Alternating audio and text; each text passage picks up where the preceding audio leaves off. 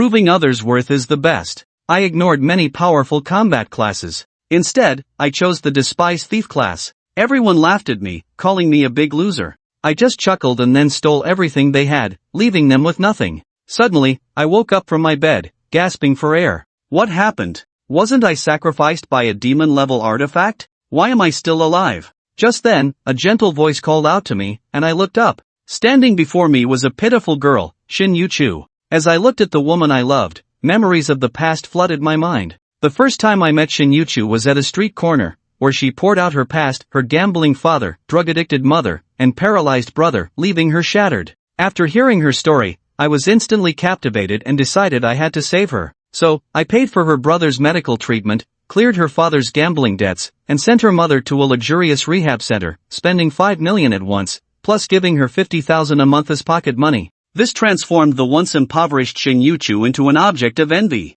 Later, when the Destiny game arrived, at her request, I spent $100 million to buy Shin Yu-Chu a saint-level secret friend. With my support, she later rose to become one of the top 10 players in the world. Just as I was about to propose to Shin Yu-Chu, I was suddenly restrained, my hands and feet bound. As I was sacrificed in a demonic ritual, she coldly said, "Lingfeng, why are you looking at me like that? You don't think everything I have now is because of your charity, do you? No, everything was earned through my own efforts. Do you know how disgusting you are in my eyes? Using my family to morally blackmail me into submission. But you don't realize that every time you offer help, you trample on my dignity. Because of your presence, I cannot be with the one I love. Now, my brother is about to recover, and I will regain my freedom. You can serve as the nourishment for my brother's recovery." Recalling my past experiences, my expression turned grotesque. "Shin Yu-Chu, I poured my heart out for you, yet you ripped my heart out. Lingfeng, what's wrong with you?" Shin Yu-Chu said, noticing my silence, her beautiful eyes flashing with a hint of anger.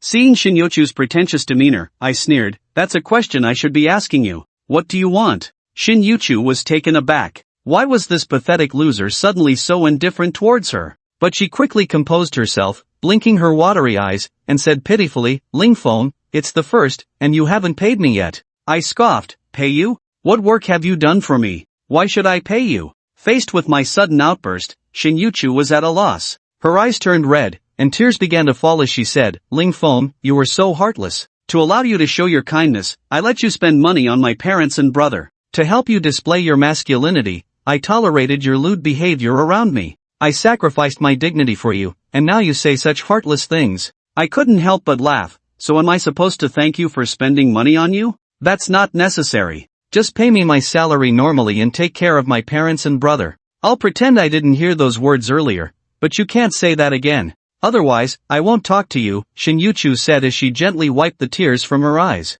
Seeing her affected demeanor made my stomach churn, nearly causing me to vomit my dinner. "You're right, you really are doing this for me. Just know that, and pay me my salary," Shin Yu-Chu said, revealing her pitiful expression again. "Do you know how others see me? Outsiders say I'm a kept mistress. They have no idea that in the realm of emotions, money is the least valuable thing. If it were just for that money, how could I?" Right, I interrupted her, tired of her act. "Since you look down on this money, I won't give it to you." Shin Yu-Chu was stunned. What was wrong with Lingfeng today? Did he want to force her into that? No way. But she could seize the opportunity to propose that condition. With that thought, a smile crept onto her lips as she said, "Lingfeng, if you really want to be with me, that's not impossible. You know about the Destiny game, right? Buy me a saint-level Jimmy potion. When I grow up, I'll marry you, and then you can have whatever you want." In the past, she had often used flirtation to lure him into agreeing to her requests, and it had always worked.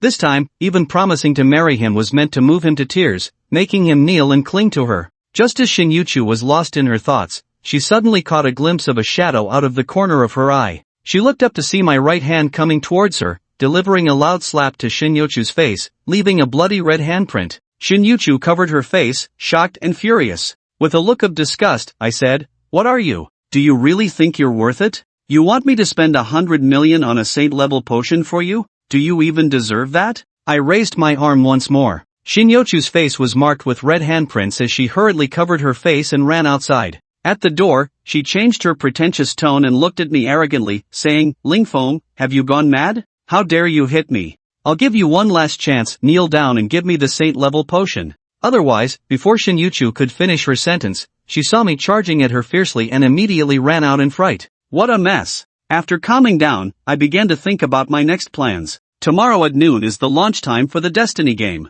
Speaking of Destiny, everyone feels it's surreal. It appeared out of nowhere, and no one knows who the developer is. However, when the game actually launched, everyone discovered that the equipment and items in the game could be exchanged for real-world currency. From then on, players worldwide realized the importance of Destiny, and all the keys were instantly sold out. There are 6 levels of keys. The common key is free, while the rare key costs 10,000. The hero level key is limited to 10 billion copies and costs 100,000. The legendary key is limited to 1 billion copies at 1 million. The ancient key is limited to 10 million copies at 10 million. The Saint level key is limited to 100,000 copies at 100 million. And the divine key is limited to 100 copies. In my past life, Shin-Yuchu transitioned to a hidden class using a Saint level potion. The hidden class had no significant advantages early on and was very difficult to level up, but once it grew, its combat power was extremely strong. What I need to do now is find funds to buy top-level potions before the game starts. I then dialed a number and said, "Hello, Manager Chen, please help me sell all the funds before noon tomorrow and transfer the money to my account."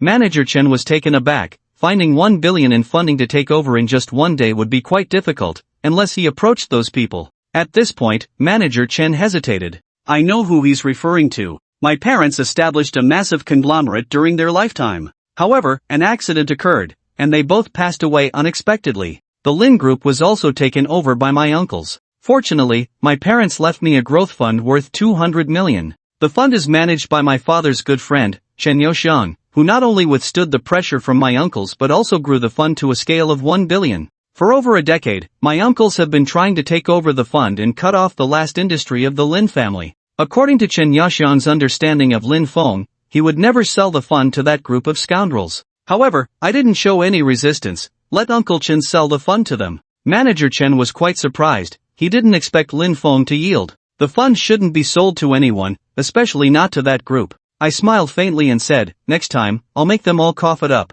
Hearing this response, Manager Chen realized I wasn't acting impulsively, so he stopped persuading me. "Alright, I'll take care of it and give you news by tomorrow morning." The reason I liquidated 1 billion wasn't for the saint or the key, but for a more secretive god and demonic key. On the first day of the game's launch in my past life, everyone was very cautious. Until someone accidentally obtained a major contribution token, using a healing potion to cure the scars on their face. After this news broke, it caused a global frenzy, and all the secret potions were sold out instantly. Among them was a Japanese man named Nichuan Shigang, who spent 1 billion just to grab the secret potion. After some accidental maneuvers, he surprisingly obtained a god-level secret potion, and later, this Japanese man became one of the top 3 players globally. The next morning at 10:30, I received 1.03 billion. Looking at the account balance, I often sighed in relief. As time ticked by, it finally reached noon at 12 o'clock. The game Destiny was launched. My Divine Stone instantly connected to the game login. Welcome to Destiny.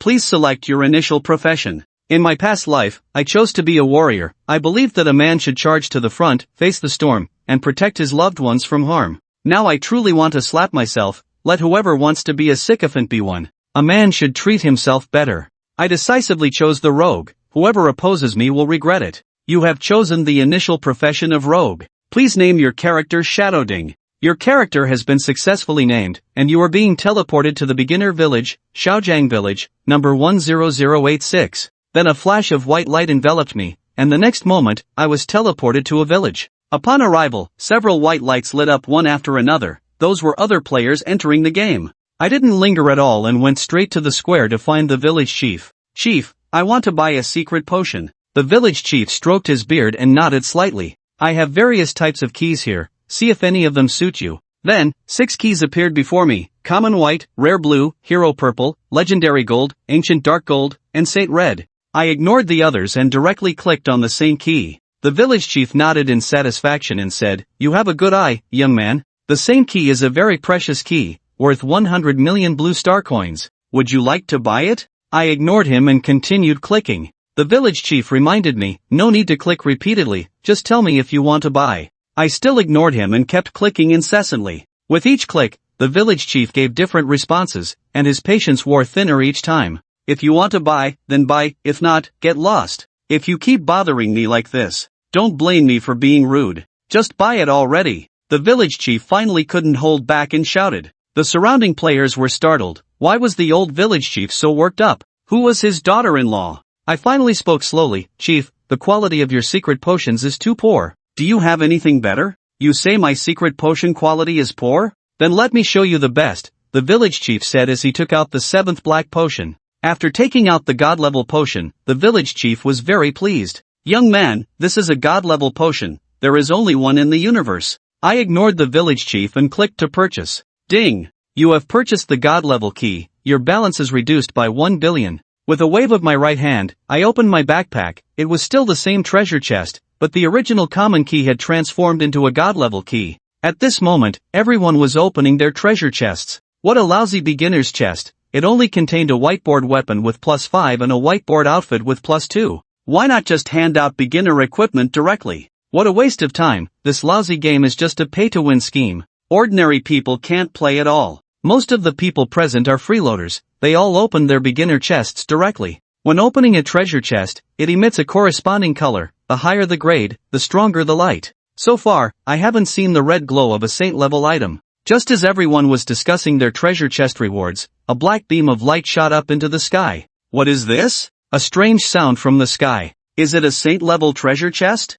Someone actually spent 1 billion in the game. Who opened the saint treasure chest? However, as everyone followed the beam of light, they found no one who had opened it. It seemed to vanish into thin air. That beam of light really startled me. Noticing something was off, I immediately activated invisibility and left the scene. Once I was in an uninhabited area, I checked my backpack. Inside lay a scroll wrapped in black light. Seeing this scroll, my eyes lit up, and I hurriedly picked it up to examine it. A god-level class change scroll. In my previous life, Shinjuchu also obtained a hidden class, but it was only saint level. Without hesitation, I unfolded the scroll, and the system provided a prompt. You can change to the class of Shadow Assassin. Class features include high backstab damage and expertise in ambush attacks. The class of Cloudwalker boasts high evasion and relies on teamwork to deal massive burst damage. The class of Celestial Thief specializes in stealth and looting. The first is a classic assassin, the second excels in direct combat with high evasion and attack speed, while the third seems less combat-oriented. After some thought, I chose the last one. Combat isn't just for the loot. If I can steal the items without fighting, then what's the point of battling? Ding has now changed to Celestial Thief, mastering the innate skill of invisibility, a god-level talent. When entering invisibility, movement speed increases by 20%. Actions like gathering, opening treasure chests, and climbing will not reveal my presence. Breaking invisibility during an attack deals an additional 10% agility damage. The skill No Thieves in the World means the success rate of stealing depends on the level difference between the two parties. Each successful theft increases the target's chance to detect me. In combat, I cannot use my third hand. After every 5 attacks, a theft is automatically triggered, due to you obtaining the only god-level class in this server. An additional reward key. Seeing these god-level skills, I can only describe my current feelings with 2 words: amazing. Just then, an NPC named Lu Bunyang walked past me. Lu Bunyang is a widow in the village who wanders around aimlessly all day.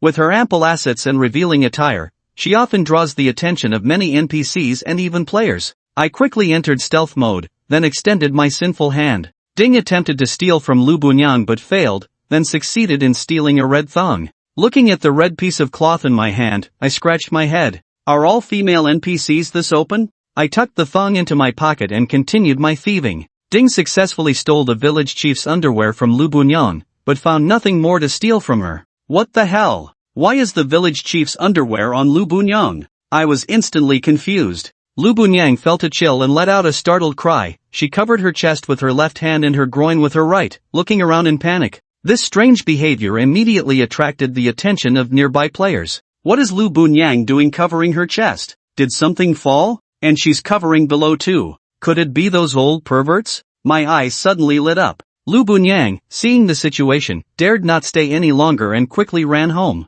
Looking at the 2 pairs of underwear in my backpack, I was stunned. Could it be that Lu Bunyang and the old village chief are having an affair? With a strong sense of gossip, I approached the village chief and lowered my voice. I just found something that seems to belong to you. My item? The village chief showed a puzzled expression, looking at me with his shifty eyes, unable to help but lean closer. I opened my backpack and stealthily pulled out a corner of the red fabric. Oops, wrong one. I quickly stuffed it back into the backpack. However, the village chief's eyes brightened, and he quickly stopped me. That piece of red fabric looks familiar, let me see it. Looks familiar. Lin Chen took out the red thong and pretended to be puzzled as he looked at the village chief. Is this yours? The village chief gulped as soon as he saw the thong. He then cleared his throat and said with a serious face, that's right, it's a red cloth I used to tie things up at home. Seeing the village chief's serious nonsense, Lin Chen was already certain that this guy had something going on with Lu Bunyang. Oh, so that's a cloth for tying things up. Then what about this?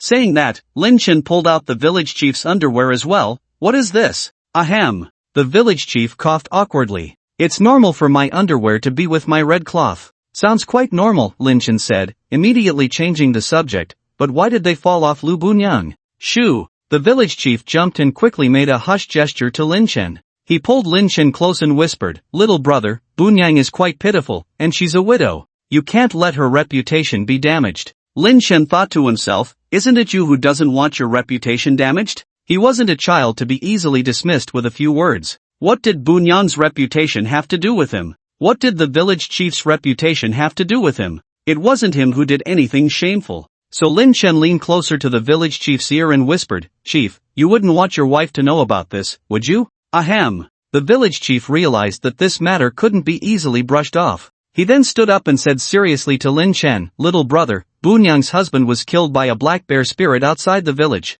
I saw her all alone and pitiful, so I took a bit more care of her. But Bunyang is very serious about her husband's death, so she has been looking for someone to kill that black bear spirit to avenge her husband. Unfortunately, the black bear spirit is too powerful, and no one dares to challenge it. Little brother, would you be willing to help avenge Bunyang's husband? Lin Chen immediately received a system notification. Ding, the village chief has issued you a quest, avenge Lu Bunyang's husband. Seeing this quest, Lin Chen was slightly taken aback. This quest was very familiar to him, it wasn't anything special. In fact, all players could take it. However, it could only be triggered when players reached level 10, and it was received from Lu Bunyang. He was at level 0, so how could he receive this level 10 quest? And from the village chief, no less? This was too strange. At that moment, he noticed a line of text below the quest and gasped, Abyss level challenge quest, valid for 1 day. Regular challenge quests are divided into normal, hard, hell, and abyss. Abyss level challenge quests have many terrifying punishment mechanisms. If you die once during the quest, you fail and lose 10 points of attributes, randomly drop your equipment, etc. A level 0 character receiving this level 10 Abyss quest, with a time limit of 1 day. This was clearly an impossible task. What was the village chief's intention? At that moment, 4 words flashed in Lin Chen's mind, kill to silence. As long as he died during the quest, all the consequences would be severed, and the red thong and village chief's underwear incident would be erased. This old guy was really ruthless. However, Lin Chen wasn't angry. On the contrary, he felt a surge of excitement. Only tasks of this difficulty were worth challenging. He then said to the village chief, Chief, don't worry, I will kill the black bear spirit immediately to comfort Bunyang's husband's spirit. Very good. The younger generation is formidable. The village chief nodded, but the corners of his mouth kept twitching, forcibly suppressing his inner joy. On the first day of the server opening, challenging the final boss of the novice village was absolutely impossible. So in his eyes, Lin Chen's mission was destined to fail. 10 deaths, no survival. After accepting the mission, Lin Chen bid farewell to the village chief. Not far away, he opened his backpack. Inside, there was a divine level key, a reward from the system when he changed jobs. Key, divine level, can open divine level and below treasure chests. Remaining uses, 3. With this key, he could open all treasure chests, including divine level ones. As long as he could find high-level treasure chests in the wild and obtain good equipment, defeating the level 10 black bear spirit was not out of the question. At that moment, Lin Chen walked to the cloth shop. He shouted at the owner, Boss, I want to buy something. Sure, the cloth shop owner said, and a shopping interface appeared in front of Lin Chen. Cloth armor, physical defense +1, magic defense +1, 100 copper coins, cloth hat, physical defense +1, 80 copper coins, cloth shoes, movement speed +1, 100 copper coins. Lin Chen only had 100 copper coins, so he directly bought the cloth shoes. The initial movement speed for players is 100, and after putting on the shoes, it became 101. Every little bit of speed mattered on this long journey. After that, Lin Chen headed east, leaving the village. Outside the village, many players were in the wild, engaging in battles with level 1 goblins. In front of Lin Chen, a warrior was attacking a goblin with a novice sword. Goblin, level 1 health, 180 physical attack, 12 skill, heavy strike, deals an additional 15 damage. The warrior's attack was only 8 points, and his health was barely 200 points. While fighting, the warrior exclaimed, "This level 1 monster is too strong. How do I fight it? The goblin's attacks hurt so much. It feels like my hand is going to break. Damn, this broken game is just forcing everyone to spend money. Free-to-play players can't even keep up. Help! Help!" By the time the warrior tried to run, it was too late. He was knocked dead by the goblin's club. Seeing that player fall, Lin Chen shook his head. His shaking was not in response to the monster's strength but rather to the player's demise. Destiny was not an ordinary game. If a player died too many times in a day, it could affect their physical health in reality. On the first day of the last server opening, many people felt unwell and were sent to the hospital after dying more than 3 times in the game. Some even stubbornly continued playing despite feeling unwell, resulting in sudden death. This phenomenon was not an isolated case, it occurred in countries around the world. Logically, this should have drawn the attention of governments everywhere. However, strangely, all governments around the world turned a blind eye to it. It was as if they had all agreed to ignore it. Lin Chen, using his stealth state, ran eastward. The further he went, the higher the monster levels became. Level 1 to 2 goblins, level 3 to 4 slimes, level 4 to 5 centaurs, level 6 to 7 harpies. If Lin Chen had been an ordinary stealth user, these high-level monsters would have discovered him long ago. But his stealth skill was divine level, with an extremely strong concealment effect. As long as he didn't physically touch the monsters, he was basically undetectable. After running for about 40 minutes, Lin Chen finally arrived at the level 10 Black Bear area. At the mouth of the canyon, he even encountered the novice village's guarding boss, the Black Bear Spirit. This was the target of Lin Chen's mission. However, it was not the right time yet. Lin Chen ignored the Black Bear Spirit and continued running forward. After passing through the canyon, Lin Chen suddenly found himself in an open area. Ahead was a place called the Wild Prairie. Here, he had already left the novice village's territory, and the monsters on the prairie were all above level 10. Lin Chen did not stop and continued to sprint. The further he walked, the hotter the temperature became. Before he knew it, he had arrived at a volcano. At this moment, the lava creatures at the base of the volcano were all marked with a, indicating their levels, which were completely invisible. When Lin Chen arrived at the mountainside, the sky had already begun to darken. Ahead, there was a cave. Inside the cave, the sound of heavy breathing echoed. From time to time, a stream of flames would burst forth from the cave. That was the dragon's breath. Indeed, there was a giant dragon inside the cave. Lin Chen approached the cave entrance, pressing himself against the wall. He did not enter directly but waited outside. Suddenly, a loud noise erupted from within the cave. Who? It was the dragon's breath. Immediately after, a searing fire serpent shot out from the cave. The fire serpent lasted for more than 10 seconds before dissipating. It was at that moment. The instant the fire serpent retreated, Lin Chen dashed into the cave. The cave was incredibly tall. At the entrance, white bones were strewn across the ground. These people had come to the cave in search of treasure. However, they had been burned to death by the dragon's breath before even seeing the giant dragon. Lin Chen ignored the skeletons and hurried deeper inside. After about 2 minutes, Lin Chen suddenly stopped. He did not continue further but instead hid in a recess. Less than half a minute later, another loud noise came from inside. Who? Following that, another searing fire serpent burst out, darting past Lin Chen's face. When Lin Chen encountered the fire serpent outside, he hadn't felt much, but this time, being so close, he felt an intense heat. Even his breath felt scalding. If he were to be touched by the fire serpent even slightly, 10 lives wouldn't be enough to burn. After that, Lin Chen continued deeper into the cave. Every 3 minutes, a fire serpent would erupt from within. Lin Chen was very familiar with this terrain and was able to find a hiding spot precisely before each fire serpent was released. After spending a full half hour, Lin Chen finally reached the end of the cave. Before him was an enormous cavern, at least the size of 2 football fields. In the very center of the cavern lay a massive western dragon. Its nose was facing the cave entrance. The flames from earlier had come from its nostrils. Red Dragon Queen, Atisha? Other than the name, nothing was visible. Looking at the Red Dragon Queen before him, Lin Chen took a deep breath.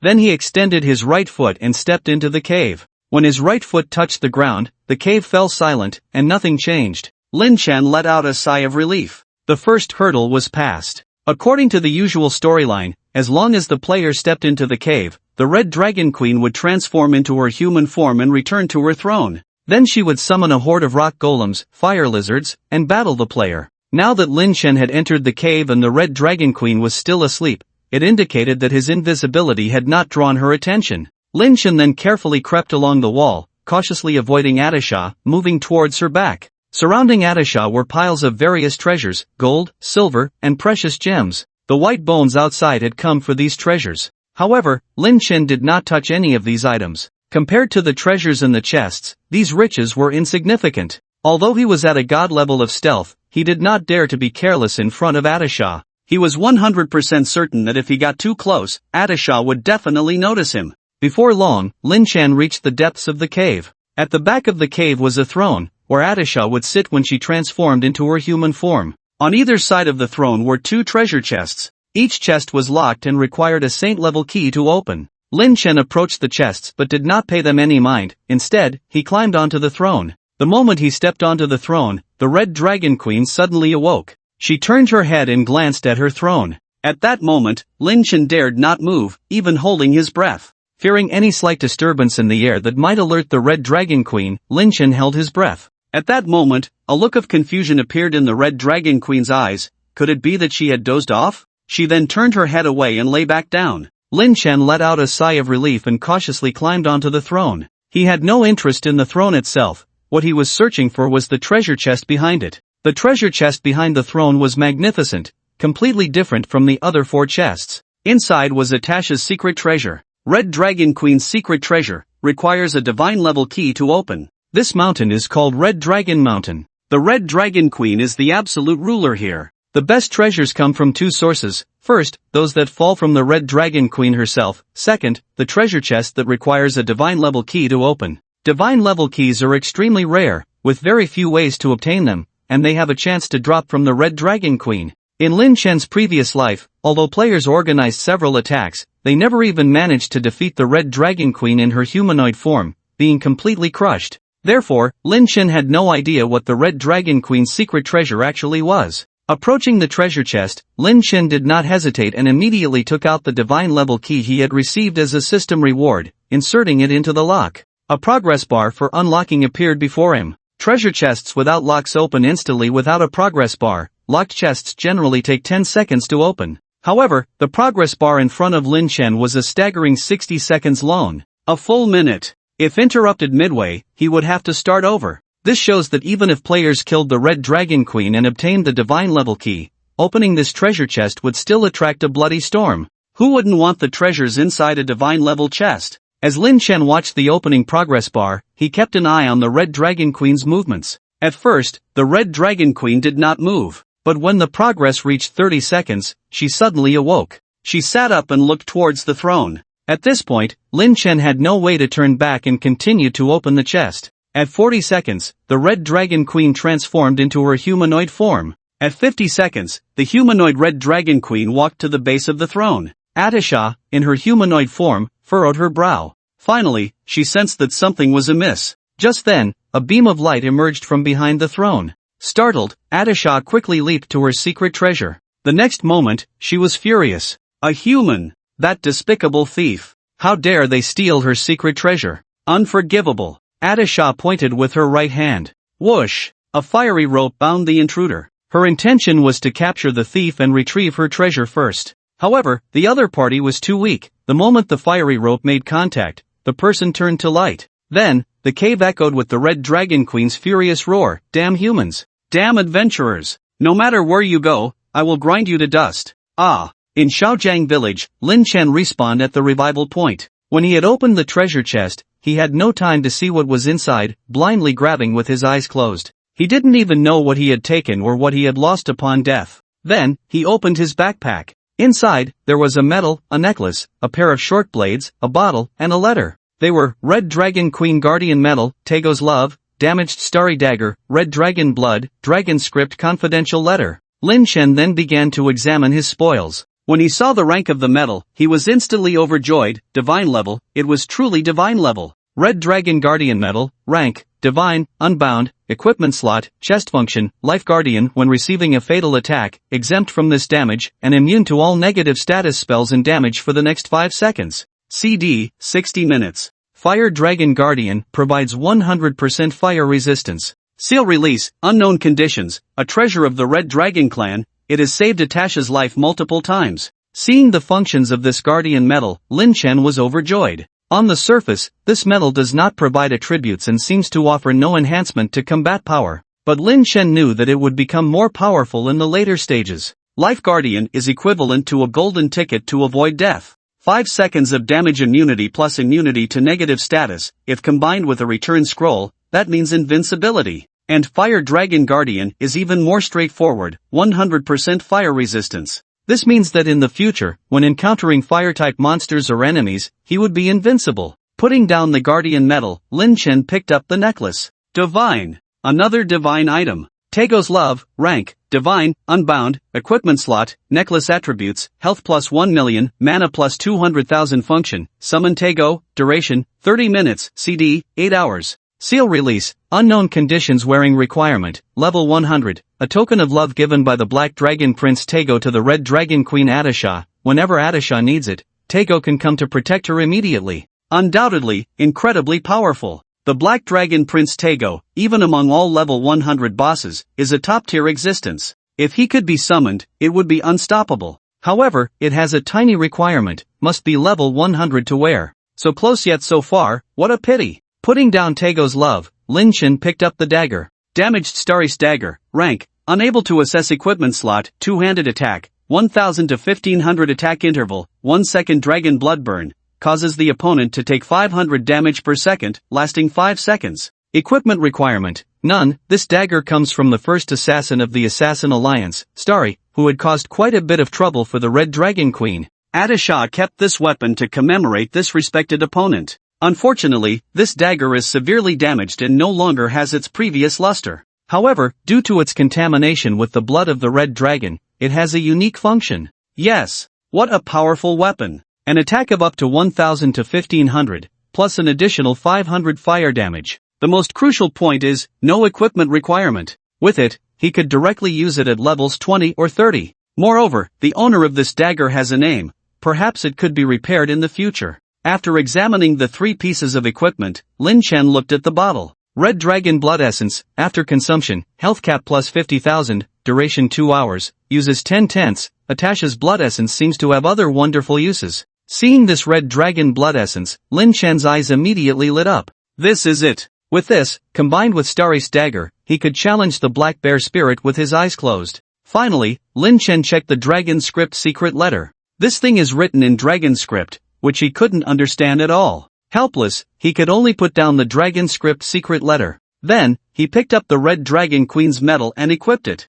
Do you want to bind this item? Once bound, it cannot be traded, dropped, or stolen for 3 days, yes. As soon as he confirmed the binding, a huge red dragon phantom suddenly appeared in the air, bringing immense power to the surroundings. The red dragon phantom flew around Lin Chen's head 3 times before diving into the guardian metal. The people around, seeing this commotion, all turned to look. However, Lin Chen was in a state of invisibility, and they could only see a void. What was that? Something red flashed by. I think I saw a red dragon. No, it wasn't the dragon itself, it was a shadow, kind of like a projection. Where did it go? I don't know, I didn't see clearly. Just then, the entire system announced, player, Wu Ying, has obtained the artifact, Guardian Metal. As this is the first artifact in this server, an additional reward of 20 free attributes is granted. What? Ha? All the players were stunned. What the heck? The server has only been open for half a day, and there's already an artifact. I'm still fighting slimes, and someone has already gotten an artifact?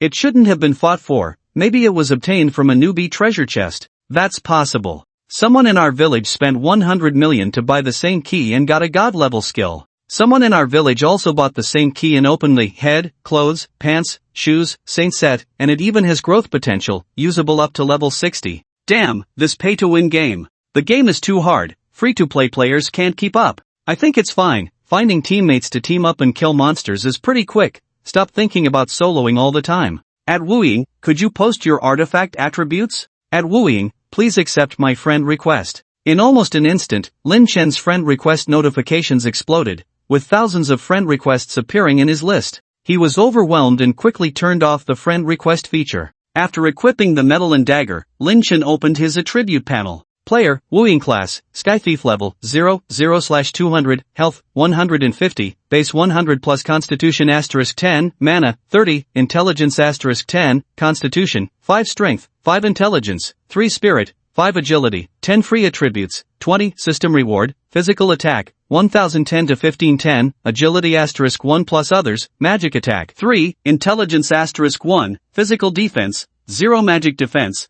0 Movement Speed, 101. 100 Agility increases movement speed by 1. When Lin Chen saw the leveling experience, the corner of his mouth slightly lifted. As expected, the leveling experience had increased. The experience required for a regular class to reach level 1 is 100, while he needed 200, which is double that of others. He had long been mentally prepared for this. In his previous life, Shin-Yuchu also had a hidden class, but her experience coefficient was 1.5 times. Now, as the only God-level class, it was normal for him to have a bit more leveling experience. This was the price of a hidden class. Then, he focused on the 20 free attributes awarded by the system. Each time he leveled up, in addition to automatically gaining +1 to all attributes, he would also receive 10 free attributes. These 20 points were equivalent to having 2 extra levels of free attributes compared to others. For an assassin, the most important attribute is agility, followed by constitution. Agility not only enhances attack strength but also affects hit rate, critical hits, evasion, and other attributes, making it the main attribute for assassins. Constitution can increase health, enhancing the assassin's survival rate. Constitution needs to be increased, but not too much. Generally, a distribution of 2 Constitution and 8 Agility or 3 Constitution and 7 Agility is more common. However, since Lin Chen had a high damage dagger, he didn't lack damage for now. Instead, health was more important to him. Therefore, he directly allocated all 20 points to Constitution, raising his health to 350. After all, when he reached level 10, the attribute points would reset, so he could allocate the points freely at this stage. After equipping his gear and adding attributes, Lin Chen glanced at the level leaderboard. 1. Qin Tian, level 4, 86% experience 2. Tian Longren, level 4, 51% experience 3. Lu Ruyan, level 4, 20% experience. These 3 individuals all started with the Saint level key. According to the development in his previous life, all 3 achieved significant accomplishments. Qin Tian established the Qin Wangfu Guild, the first guild in his past life. Tian Longren, a necromancer, was the king of solo play. Lu Ruyan founded the only all-female guild in the entire server. However, this time there was Lin Chen. Their rankings were about to change soon. After closing the leaderboard, Lin Chen left the village and headed east again. Black Bear Spirit, here I come. Slight spoiler, the Black Dragon Prince will soon make an appearance. Lin Chen checked the time, it was 7 p.m., and his online time had reached 7 hours. The game had just launched, and daily online time could not exceed 10 hours, so he had to deal with the Black Bear Spirit within 3 hours. 3 hours was more than enough. Lin Chen left the eastern part of the village and walked further away. Game time synchronized with real time, and it was also nighttime outside the village. In the real world, people might need flashlights or other lighting devices when going outdoors. However, in this Destiny world, players didn't have to worry about that. There were many illuminating plants and animals in the wild, such as fireflies, crystal grass, lanternflowers, and glowing marshes. Although the brightness wasn't as high as during the day, these things were scattered everywhere, sufficient for everyone to travel and level up. Soon, Lin Chen arrived at the canyon east of the Novice Village. To leave the Novice Village, this was a necessary path. At this moment, a giant bear lay at the mouth of the canyon. Black Bear Spirit, level 10 Lord Health, 100,000 physical attack, 600 physical defense, 200 skills? Although he couldn't see the skills, Lin Chen was very clear about the Black Bear Spirit's abilities. Besides the normal combat skills, there was a special, Lord level, skill. The so-called Lord level skills were mostly anti-crowd. Canyon Guardian, Lord skill, when the number of surrounding players exceeds 50, for each additional person, the Black Bear Spirit's health increases by 500, and attack increases by 20. Lin Chen was alone, so this skill was essentially useless. Upon seeing the Black Bear Spirit, Lin Chen took out the vial containing the blood of the red dragon and drank a drop. Ding, you have consumed red dragon blood, temporarily increasing health by 50,000, lasting for 2 hours. Lin Chen's health instantly rose from 350 to 50,350. Then, he drew Starry's dagger and approached the back of the Black Bear Spirit. Stealth Strike. Minus 1082, normal attack damage, minus 100, stealth strike damage, minus 500, dragon blood burn. Right from the start, he dealt over 1600 damage to the Black Bear Spirit. The black bear spirit let out a furious roar and turned to slap Lin Chen. -612 the next second, another -500 damage appeared above the black bear spirit's head, marking the second of the dragon blood burn. At the same time, Lin Chen's dagger struck again. -1102 normal attack damage, -500, dragon blood burn. Lin Chen was taken aback. How did the dragon blood burn appear twice in the second? He glanced at the debuff above the black bear spirit's head. Sure enough, there were 2 dragon blood burns. This meant that the dragon blood burn could stack? To confirm his hypothesis, Lin Chen continued to observe the debuff above the opponent's head during his subsequent attacks. 3 layers, 4 layers, 5 layers. But when it reached 5 layers, the first layer of dragon blood burn expired, reducing it to 4 layers. Indeed, each dragon blood burn attached to each attack did not affect one another. As long as he hit, it was 2,500 damage. On the surface, Starry's dagger damage is 1,000 to 1,500. In reality, its damage is 3,500 to 4,000. So after just over 10 seconds of battle, the black bear spirit's health dropped by nearly half. If this pace continues, the fight could end in 30 or 40 seconds. But as the final boss of the novice village, it couldn't be that easy to deal with. When the black bear spirit's health dropped to 50%, it suddenly let out a loud roar and jumped onto a rock on the mountainside. At this point, the battle entered the second phase. The black bear spirit would summon a corresponding number of monsters based on the number of players present. Moreover, each one is an elite monster. In this phase, the pressure on the players is immense. Each person faces a level 10 elite. For frontline classes like warriors and knights, it's manageable, but for fragile classes like mages, warlocks, and priests, it's a nightmare. Therefore, the best strategy is to have as many people as possible retreat to a distance when the boss approaches 50% health, minimizing the number of elite monsters summoned. However, this tactic was equally useless in front of Lin Chen. Alone, facing an elite monster was nothing to him. Sure enough, after the black bear spirit jumped onto the stone platform, a lone monster ran out from the canyon. Fire Wolf Giant, level 10 elite health, 10,000 physical attack, 400 magic attack, 500 physical defense, 100 magic defense, 200. As soon as the fire wolf appeared, it pounced on Lin Chen, unleashing a flurry of scratches and swipes. -394, physical damage, immune, fire damage, immune, fire damage. The fire wolf's real killing move is its fire damage, but in front of Lin Chen, who wore the red dragon guardian medal and had 100% fire resistance, it was merely a tickle. Once its combo ended, Lin Chen began to counterattack. -1,231, physical damage, -400, dragon blood burn. Strangely, the 500 points of damage from dragon blood burn dropped to 400. Logically, the fire giant wolf has 200 points of magic resistance, so the damage should be 300. Why did it become 400? Lin Chen pondered for a moment and figured out the reason. Although dragon blood burn is nominally fire damage, it is not affected by ordinary magic defense but only reduced by specialized fire defenses. The fire wolf inherently has 20% fire resistance, which is why the damage from dragon blood burn became 400. However, this damage reduction had little effect. The fire wolf only lasted 4 seconds before collapsing. Ding, you have killed the fire giant wolf and gained 200 experience. Roar! After the fire giant wolf died, the black bear spirit let out a roar and then leaped down from the stone platform. Boom! The ground shook for dozens of meters around. Lin Chen's head displayed a damage number of -1,200. At the same time, a stun icon appeared in his status bar. Concurrently, a faint blue glow enveloped the black bear spirit's claws. This blue light is a buff of the black bear spirit, Fury. With this buff, the black bear spirit's attack speed increases by 50%. If it were a team battle, this would definitely require priests, shamans, and other classes to cast dispel spells to remove this buff. However, Lin Chen had no teammates and could only face the black bear spirit's fury head-on. He had no defensive gear, so he took all the damage from the boss. If it were someone else, they would have died countless times by now. However, Lin Chen's health reached 50,000, so he was not afraid of this novice village's final boss. Although he was losing health quickly, the black bear spirit was losing it even faster. After another 10 seconds, the black bear spirit's health dropped to 5,000. At that moment, it let out a furious roar, and its fur exploded. The black bear spirit entered a state of rage. Although the boss has very little health, it is the stage where players are most likely to be wiped out. At this stage, the black bear spirit has 3 enhancements. 1. Attack power increased by 50%. 2. Regains 2,000 health for each kill.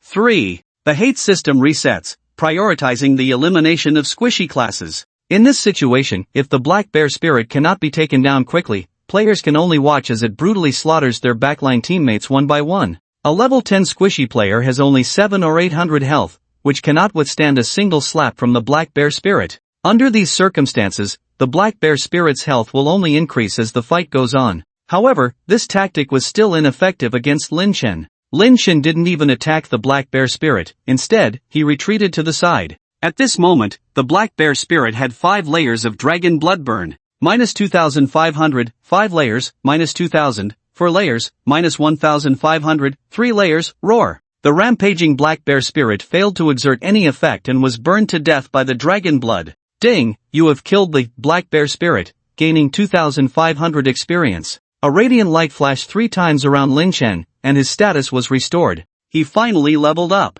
Ding, you have reached level 1. Ding, you have reached level 2. Ding, you have reached level 3. The experience required for a normal person to level up from 1 to 4 is 100, 300, 600, and 1000 respectively. However, since Lin Chen is the only divine hidden class, the experience required for leveling up is double that of others, needing 200, 600, 1200, and 2000. Having just killed the flame wolf and the black bear spirit, he gained a total of 2,700 experience, so his current level is 3 with 700/2000 experience, still needing 1,300 experience to reach level 4. For each level gained, his 5-dimensional attributes, body, strength, intelligence, spirit, agility, automatically increase by 1, providing 10 free attribute points, and he currently has 30 free attribute points unallocated. However, at this moment, Lin Chen did not pay attention to the attribute panel but focused on the ground. As the boss guarding the exit of the novice village, the black bear spirit's drops would naturally be generous.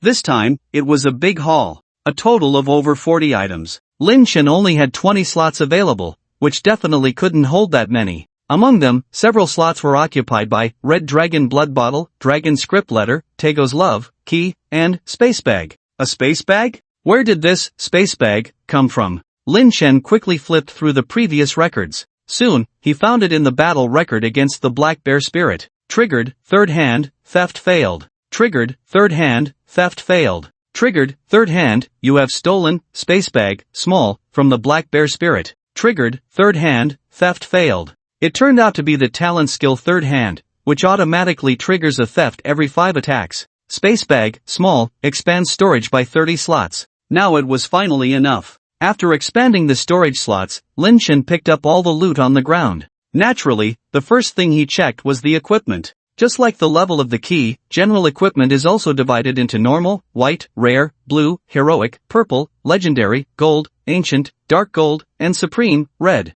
In addition, there are some special equipment types. Growth type, halo frame set type, brown frame, artifact type, colorful font. The black bear spirit dropped a total of 5 pieces of equipment. Among them, 1 legendary, 2 heroic, and 2 rare. At first glance, it seemed that the boss dropped a lot of items. But don't forget, this is a wild boss, and at least 20 to 30 people participated in the battle. This amount of equipment is simply not enough to share. Among the 5 pieces of equipment, 2 are wearable by Lin Chen. Black bear leather armor quality, hero, 0 tier, part, upper body attributes, physical defense plus 200, magic defense plus 200 skill, absorption, reduces physical/magic damage by 5% equipment requirement, leather armor class profession spirit fox boots quality, rare, 0 tier, part, shoes attributes, movement speed plus 5, agility plus 5 skill, agility, after activation, evasion increases by 10% for 10 seconds. Equipment requirement, none. Both pieces of equipment are quite good,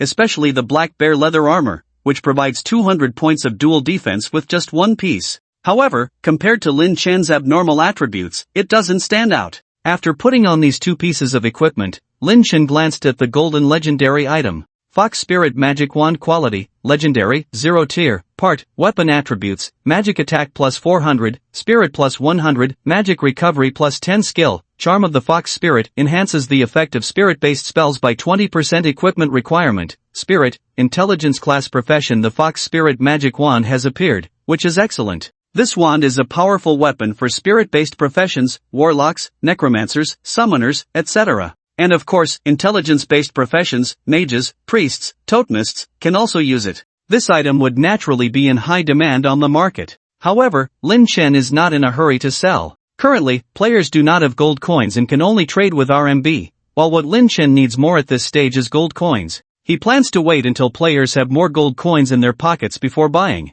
By tomorrow noon, when the post-Destiny item Help Me Remove Scars appears, the game environment will undergo a tremendous change. At that time, everything in the game will rise in value. Everyone in Blue Star will realize that the entire world will be overturned. Only then will they understand that the so-called destiny does not refer to the game, but to themselves. This game is the player's destiny. While selecting the loot, Lin Chen discovered an extremely rare item among them. Its value far exceeds the equipment he just picked up. It is Manifestation Talisman. The Manifestation Talisman is not specifically introduced in the game, but it is an extremely special item, serving as a bridge between the Destiny world and the real world. As long as players have it, they can bring certain game items into reality. There are many ways to obtain a Manifestation Talisman, from boss monsters, quest rewards, treasure chests, etc. But the probability is extremely low. Manifestation talismans are divided into different tiers: 0 tier, 1 tier, 2 tier, and so on. The higher the tier, the higher the quality of the game items that can be manifested. The one in Lin Chen's hand is a 1-tier manifestation talisman. The so-called 1 tier is equivalent to the level range of 10 to 19. Some items of this tier can be brought into the real world using this 1-tier manifestation talisman. Higher-tier talismans can manifest lower-tier items, but not vice versa. To give 2 practical examples, low-tier healing potion, a 0-tier item, is just an ordinary healing item in the game. However, once manifested in reality, it can remove scars, treat laryngitis, nasopharyngitis, and other mild ailments. Clear Vision Pill, a 1-tier item, can temporarily enhance a player's vision in the game. But in reality, it can treat the eyeball and completely cure nearsightedness. When everyone learns about the function of the manifestation talisman, its price will skyrocket. A 0-tier manifestation talisman could rise to hundreds of thousands of blue star coins. It is now the first day of the game, and players are still unaware of the function of the manifestation talisman. Looking at the talisman in his hand, Lin Chen immediately thought of the first way to make money. Before that post appears tomorrow noon, he should try to acquire as many manifestation talismans as possible. At this moment, he glanced at his red dragon blood buff, which still had over 110 minutes left. Taking advantage of this buff, he decided to level up first. After that, Lin Chen did not waste any more time and began to grind monsters in the level 10 area. Ding, you have killed a giant wolf, level 10 normal, gaining 50 experience. Ding, you have killed a rock monster, level 10 normal, gaining 50 experience. Ding, you have killed a fire wolf, level 10 elite, gaining 200 experience. Although Lin Chen's experience was double that of others, his monster farming speed was truly terrifying. Glimmers of level up light occasionally burst forth from him. Ding, you have reached level 4. Ding, you have reached level 5. In these 2 hours, his level skyrocketed, reaching level 8 in one go, placing him at the top. Qin Tian was in second place with level 6 and 5% experience. After the red dragon blood buff wore off, Lin Chen did not continue leveling up but returned to the village. He first sold some materials from his backpack to the NPC, earning 5 gold. Then he used all his money to broadcast a message to the entire server. The message was simple: buying manifestation tokens server-wide, 10,000 blue star coins each, unlimited. Please send to mailbox, Wooing, automatic settlement. After that, he went to the mailbox to set up his bank card for binding. Once he finished, he logged off. His bank card had over 35 million, and he wondered if he could spend all that money. It all depended on tonight. Lin Chen played from noon until 10 p.m., and by the time he logged off, he was naturally starving. He went to the living room and found the nanny, Suma, dozing on the sofa, with several of his favorite dishes on the dining table: braised pork bones, steamed yellow fish, and pig stomach lotus seed soup. Just as Lin Chen sat down at the table and was about to pick up his chopsticks, he heard Suma's voice behind him. Jun, you're up. Let me heat up the dishes for you, Suma said as she walked over. Suma, no need to trouble yourself, I can eat it like this. Jun, eating it cold will upset your stomach. It's fine, Lin Chen replied, taking a sip of the soup.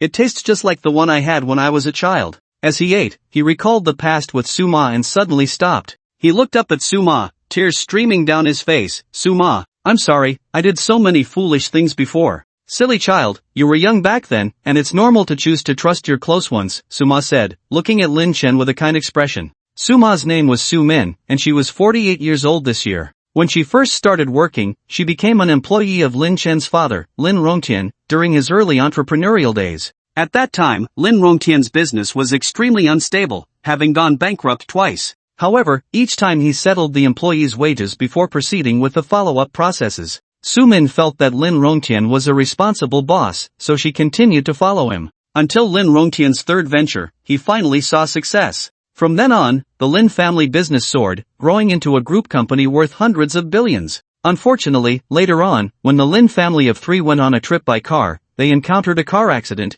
and Lin Rongtian and his wife died on the spot. Although Lin Chen miraculously survived, he was left with a deep scar on his face. After Lin Rongtian's death, all shares were automatically inherited by Lin Chen. However, Lin Chen was still young at the time, so Su Min was responsible for the operation of the group company. Later, Lin Chen's 3 uncles and 1 aunt came to his home, asking to help him manage the group. Since Lin Chen could remember, his uncles and aunt had always treated him very well. Now that both his parents were gone, he naturally relied on them. However, Su Min intervened, strongly advising against letting these people in. She had followed Lin Rongtian in his entrepreneurial journey and knew their true nature. The Huang family would bring nothing but trouble. Yet, she was always an outsider in Lin Chen's heart. How could she compare to his own uncles and aunt? In the end, the 4 members of the Huang family successfully entered the Lin group, taking over the management of the company from Lin Chen. After the Huang family came in, they did not focus on how to run the business. Instead, they hired a professional team of lawyers and financial experts to secretly study how to dismantle the Lin group step by step. In the following years, the Lin enterprise suddenly faced a massive amount of bad debts and liabilities. Then, the Huang family acquired assets at extremely low prices. In just 3 years, they legally transferred all the assets under their name. At that time, Lin Chen was only 13 years old. It was only then that he realized Su Min was the one who truly cared for him. Throughout these years, Su Min had never left Lin Chen's side. Even the nanny who took care of Lin Chen was personally chosen by her. After the collapse of the Lin enterprise, Su Min officially returned to Lin Chen's home to take care of him as he grew up. In her heart, she hoped to see Lin Chen launch a counterattack against the Huang family when he became an adult. However, Lin Chen later did something else that saddened her. He became infatuated with Xin Yuchu. Due to the long scar on his face, Lin Chen had been isolated at school, making him very eager for others' acceptance. When he met Xin Yuchu, he found that she did not reject him. Instead, she talked to him about her family matters. At that moment, Lin Chen fell deeply for her. Although Su Min repeatedly reminded Lin Chen, he felt that he had grown up and could control his own destiny, so he treated Su Min's words as mere background noise. Thus, the tragedy of his previous life unfolded. Reflecting on his past and looking at Su Min in front of him, Lin Chen suddenly hugged her tightly, sobbing uncontrollably. "Suma, I'm sorry, I'm really sorry. Silly child, you haven't wronged anyone, everyone's growth is like this." Su Min gently stroked Lin Chen's hair. She looked up at the portrait of Lin Rongtian on the wall, her eyes filled with nostalgia. "Your father was such an impressive person. He experienced 2 entrepreneurial failures in his youth before succeeding on the 3rd try. And you have just made 2 big mistakes. I hope you learn from this and don't make the same mistakes again."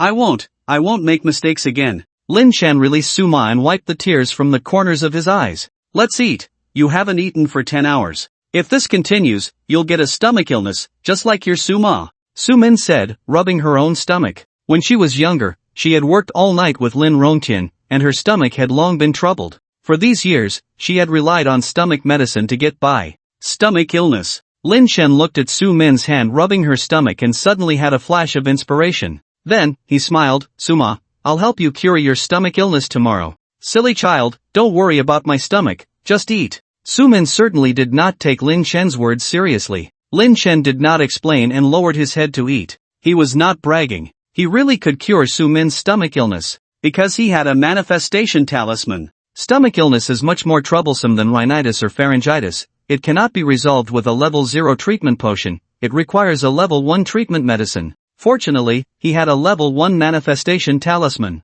When the game time refreshed tomorrow, he would take it out and help Suma cure her stomach illness. After finishing his meal, Lin Chen lay on his bed, thinking about tomorrow's events. According to the plot of his previous life, a person named Optimist would post a Douyin video before 10 a.m. The content of the Douyin was him manifesting a bottle of healing medicine from the game, excitedly introducing it while applying it to the scar on his face. In less than 3 seconds, the scar visibly healed at an astonishing speed. At first, netizens thought Optimist was just putting on a show, staging it. After all, no one would believe that someone could take items out of a game. But when someone else manifested an item in the same way, it instantly exploded on Douyin. TikTok, Weibo, WeChat, and other platforms were all sharing the news. Even the official media personally connected with the optimistic faction to confirm the matter. By noon, the optimistic faction's Douyin views had surpassed 100 million. It was at this moment that everyone finally realized how unique the Heavenly Mandate was. From that moment on, all the high-level keys in the Heavenly Mandate were snatched up,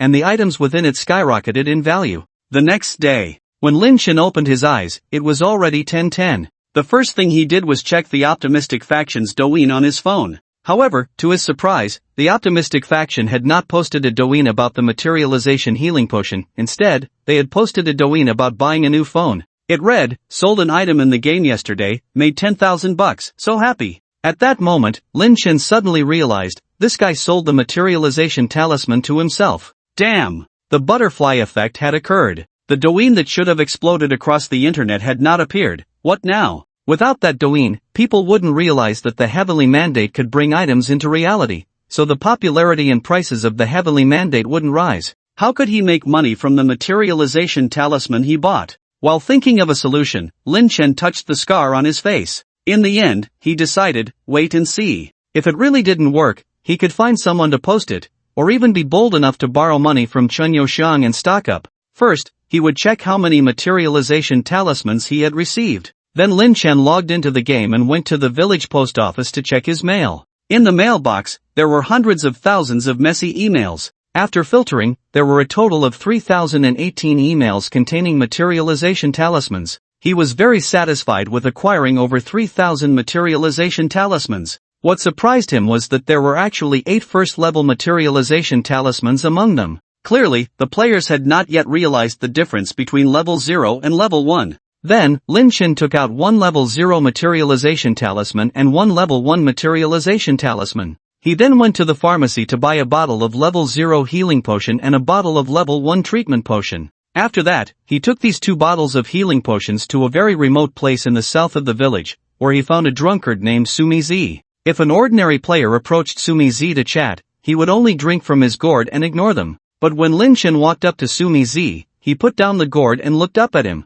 At that moment, the dazed look in Sumi Z's eyes was replaced by a very meaningful gaze. Lin Chen didn't waste time and directly started a conversation. Taoist, I have a materialization talisman but don't know how to use it. Could you give me some guidance? Young friend, you've come to the right person, Sumi Z said, patting the gourd in his hand, revealing a mysterious expression. The materialization talisman is an extremely special existence that can traverse various Sumi worlds. Just take out the item you want to bring to your world, and I will help you. A special reminder, ordinary materialization talismans cannot materialize equipment. Lin Chen placed the level 0 materialization talisman and the level 0 healing potion in his palm. Sumi Z first took a sip of his drink, then extended 2 fingers from his right hand, and a purple light appeared at his fingertips. He then gently pointed, and the materialization talisman and healing potion in Lin Chen's hand were enveloped in purple light, floating into the air. After a while, the materialization talisman suddenly unfolded and began to spin around the healing potion. Then, the materialization talisman transformed into runes that stuck to the bottle of the healing potion. Finally, the purple light dissipated, and the healing potion fell back into Lin Chen's hand. At this point, the bottle of the healing potion had additional runes from the materialization talisman, and even the description had slightly changed. Healing potion, level 0, restores 200 health points, can materialize. It had an additional can materialize label compared to the ordinary healing potion. Lin Chen said nothing more and took out the level 1 materialization talisman and the level 1 treatment potion. Taoist, could you help me materialize this as well? This time, Sumitsi did not act directly but smiled at Lin Chen and said, there's no such thing as a free meal in this world. I can help you for free once, but I can't do it every time. Otherwise, I won't be able to earn my drinking money. Lin Chen asked, how much? 30,000, Sumitsi held up 3 fingers and added, blue star coins. It was quite strange for an NPC to collect blue star coins. Lin Chen was already used to it and nodded directly, alright. In fact, the prices for materialization were standardized. Level 0 materialization required 10,000 blue star coins, level 1 materialization, 30,000, level 2 materialization, 50,000. Then Sumitsi took another sip of wine and once again used his magic to convert the level 1 healing potion into a materializable state. After that, Lin Chen bid farewell to Sumitsi and logged off directly. Back in reality, Lin Chen opened his eyes. However, when he walked out of the room, he was startled. Su-min was blocking his doorway, her face dark and sullen. For so many years, Su-min had always respected Lin Chen's privacy and had never approached his room uninvited. Today, for some unknown reason, she was directly blocking the door. Moreover, her face was filled with anger. Enormous anger. And endless disappointment. Suma, what's wrong? Lin Chen felt very uneasy. This was the first time in many years he had seen Suma so furious. Lin Chen. Su-min, seeing Lin Chen come out, finally exploded with the anger she had been suppressing. Did you sell the growth fund your father left you? Oh, so it was about this. Lin Chen immediately felt relieved. Then, he pretended to speak lightly. Suma, so you knew about this. If I hadn't called Chen Yoshang today, I wouldn't have known you were so bold. Su-min glared at Lin Chen, looking disappointed. I checked your bank account and transactions, and found out you spent all 1 billion on gaming. I thought, with the blood of the Lin family in you, you would vow to defend the Lin family's dignity, reclaim the Lin family's assets, and challenge that group of beasts from the Huang family. I never expected you would fall so low. Su-min said, tears streaming down her face. Suma, it's not like that. Lin Chen was about to explain when Su-min pulled out a bank card. Here's 100 million, which I earned while working under your father. The password is your birthday. Take it, I no longer owe the Lin family anything. Su-min threw the card at Lin Chen and turned to leave. At that moment, she was utterly hopeless. In her youth, she had focused on how to assist Lin Rongtian in running the company. Although there were 2 failures, she never thought of giving up. Later, when the Lin family business took off, Lin Rongtian and his wife died in a car accident, and the Lin family business faced a huge blow. Although Su-min was also very sad, she gritted her teeth and stabilized the Lin group. Later, the Huang family took over the Lin family business, expelling all of Lin Rongtian's old subordinates. Although Lin Chen sided with the Huang family at that time, Su-min did not give up because she believed Lin Chen would surely awaken when he grew up. Later, Lin Chen became infatuated with Xin Yuchu and spent a lot of money. She still did not give up. After all, Lin Chen was spending small amounts, and as long as he could rally against the Huang family, it would be fine. But this time, when she learned that Lin Chen had sold the last of the fund to play games, she was completely hopeless. In her heart, Lin Chen was beyond saving. All her nearly 30 years of effort had turned into flowing water. Originally, she had saved that 100 million to prepare for Lin Chen's final comeback. Now, it had no meaning at all. After throwing the bank card to Lin Chen, Su-min turned to leave. Just then, Lin Chen hugged her from behind. Su-ma, give me a few minutes, and I'll explain, okay? Su-min said in a low voice. What do you want to explain? Explain how you enjoyed the flattery of others in the game with that 1 billion? Su-ma, come in with me. Lin Chen let go of Su-min and pulled her into his room. Humph. Su-min didn't say anything and followed him in. Lin Chen coughed and then extended his right hand. Su-ma, watch closely. Suddenly, a swirl of purple mist appeared in Lin Chen's hand. After a while, several bright runes flickered in the purple mist. Gradually, the purple mist dissipated, and the bright runes shattered in response. In the next moment, a small blue-on-white porcelain bottle appeared in Lin Chen's hand. Lin Chen excitedly said, Su-ma, did you see that? I saw. Su-min's face showed no change. She remained very gloomy. You want to say you spent 1 billion to learn a magic trick, right? No, that's not the point. Just keep watching. Then, Lin Chen poured a thick potion from the blue-on-white porcelain bottle. Su-ma, look closely. As Lin Chen spoke, he brought the potion close to the long scar on his face and applied it. What is this? Su-min started to speak but suddenly stopped. The scar on Lin Jun's face, which was as wide as a finger, began to disappear at a visible speed. Ha! Su-min finally showed some emotion this time. Are you saying you bought this medicine with that 1 billion? Although it was expensive, if it could remove Lin Chen's long-standing heartache, it would still be somewhat effective. No, Su-ma. Lin Chen looked at the camera and said seriously, this item was taken from the game. What? Su-min's eyebrows couldn't help but twitch. Then, Lin Chen explained the game's manifestation rune to Su-min. Su-min had once fought alongside Lin Rongtian and had an extremely keen sense for business. As soon as she heard it, she understood its commercial value. You mean you've hoarded over 3,000 manifestation runes that can bring game items into reality? Lin Chen nodded, yes. The manifestation rune can bring many useful items from the game into reality. The healing potion is just one of them. I believe that once this matter is exposed, the price of the manifestation rune will skyrocket. Conservatively, each one could sell for at least 2 to 300,000. 2 to 300,000.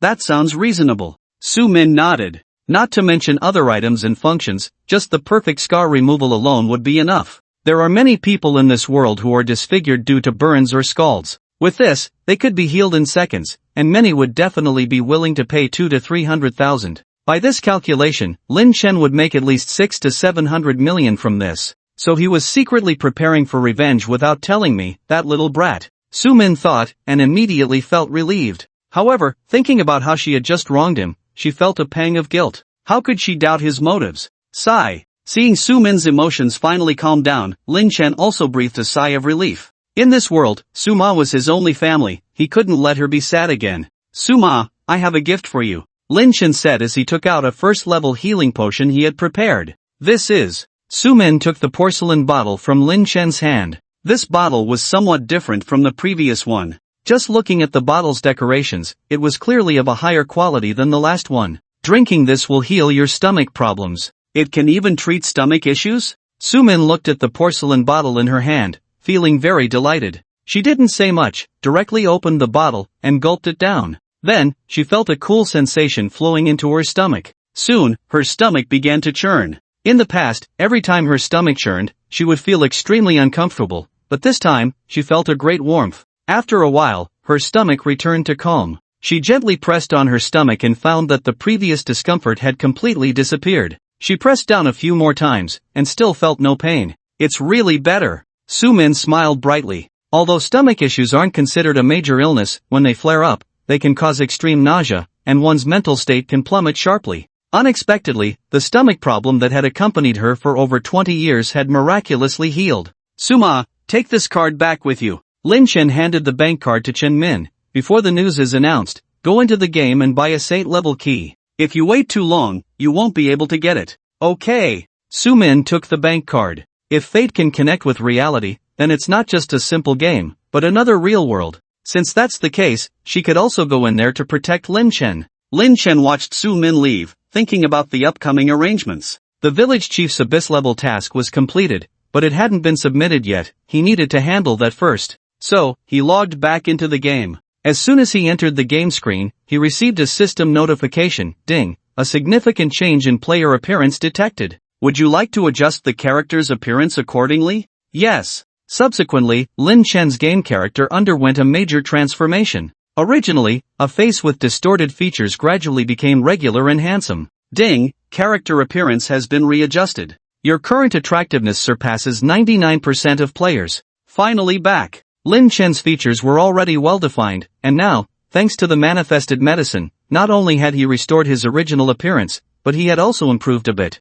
From now on, he could also rely on his looks to make a living. Then, Lin Chen opened the level leaderboard. Sure enough, his first place ranking had been overtaken. Qin Chuan, level 9, 23%. This guy must have pulled an all-nighter yesterday and completed today's game time. In his previous life, Qin Chuan reached level 9 in just 2 days at 8%. This time, he was 15% ahead of that. It seemed Lin Chen's appearance had spurred him on. Closing the leaderboard, Lin Chen approached the village chief. Upon seeing Lin Chen, the village chief teased, "Little brother, how's the task I gave you yesterday coming along? Only 2 hours left." Lin Chen had taken on the task of killing the black bear spirit on the first day of the server launch, so it was impossible for him to complete it. Even if he had a hidden profession, he couldn't grow to that combat power in just 1 day. Moreover, he couldn't find any helpers. Therefore, Lin Chen was bound to lose. At this moment, the village chief felt secretly pleased. "You little brat, do you dare to threaten me with that? You're too naive."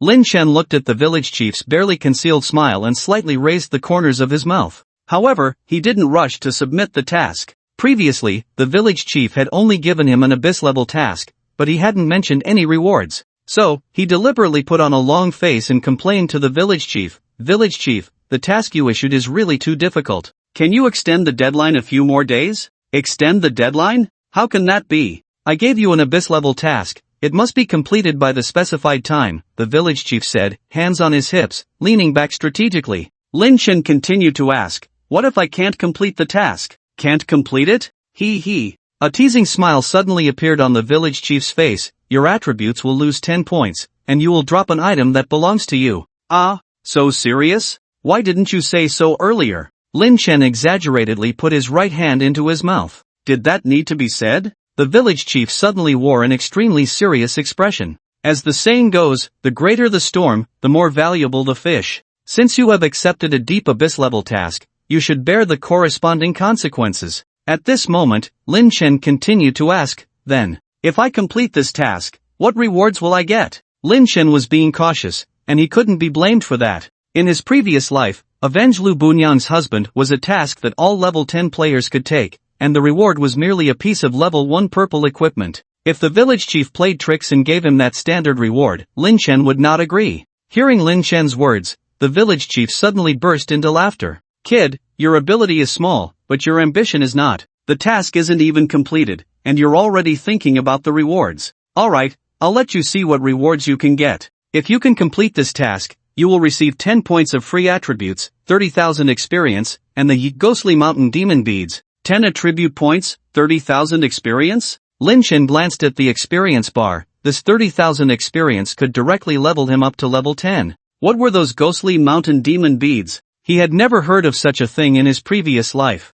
Then, he chose to check it out. As soon as he saw the color of the bead's name, he couldn't help but gasp. Halo Dark Gold, Font. This was a growth type ancient level equipment. Ghostly mountain demon beads, quality, 0 level ancient, can grow, slot, necklace attributes, health plus 1000, mana plus 500, agility plus 50 skill, transform into mountain demon king, lasts 5 minutes, cooldown 30 minutes. Seal release, the seal is released when the player reaches level 1. It actually comes with a transformation skill? In Destiny, the attributes after transformation are independent of the original attributes. In other words, if he transformed into a mountain demon and died, the original body would not be affected at all. This was simply a divine skill for combat and survival. Then, he checked the attributes of the mountain demon. Mountain Demon King, 0 level health, 20,000 mana, 10,000 physical attack, 1,200 movement speed, 180 skills, Mountain Demon Leap, jump forward 30 meters, next attack deals 100% increased damage.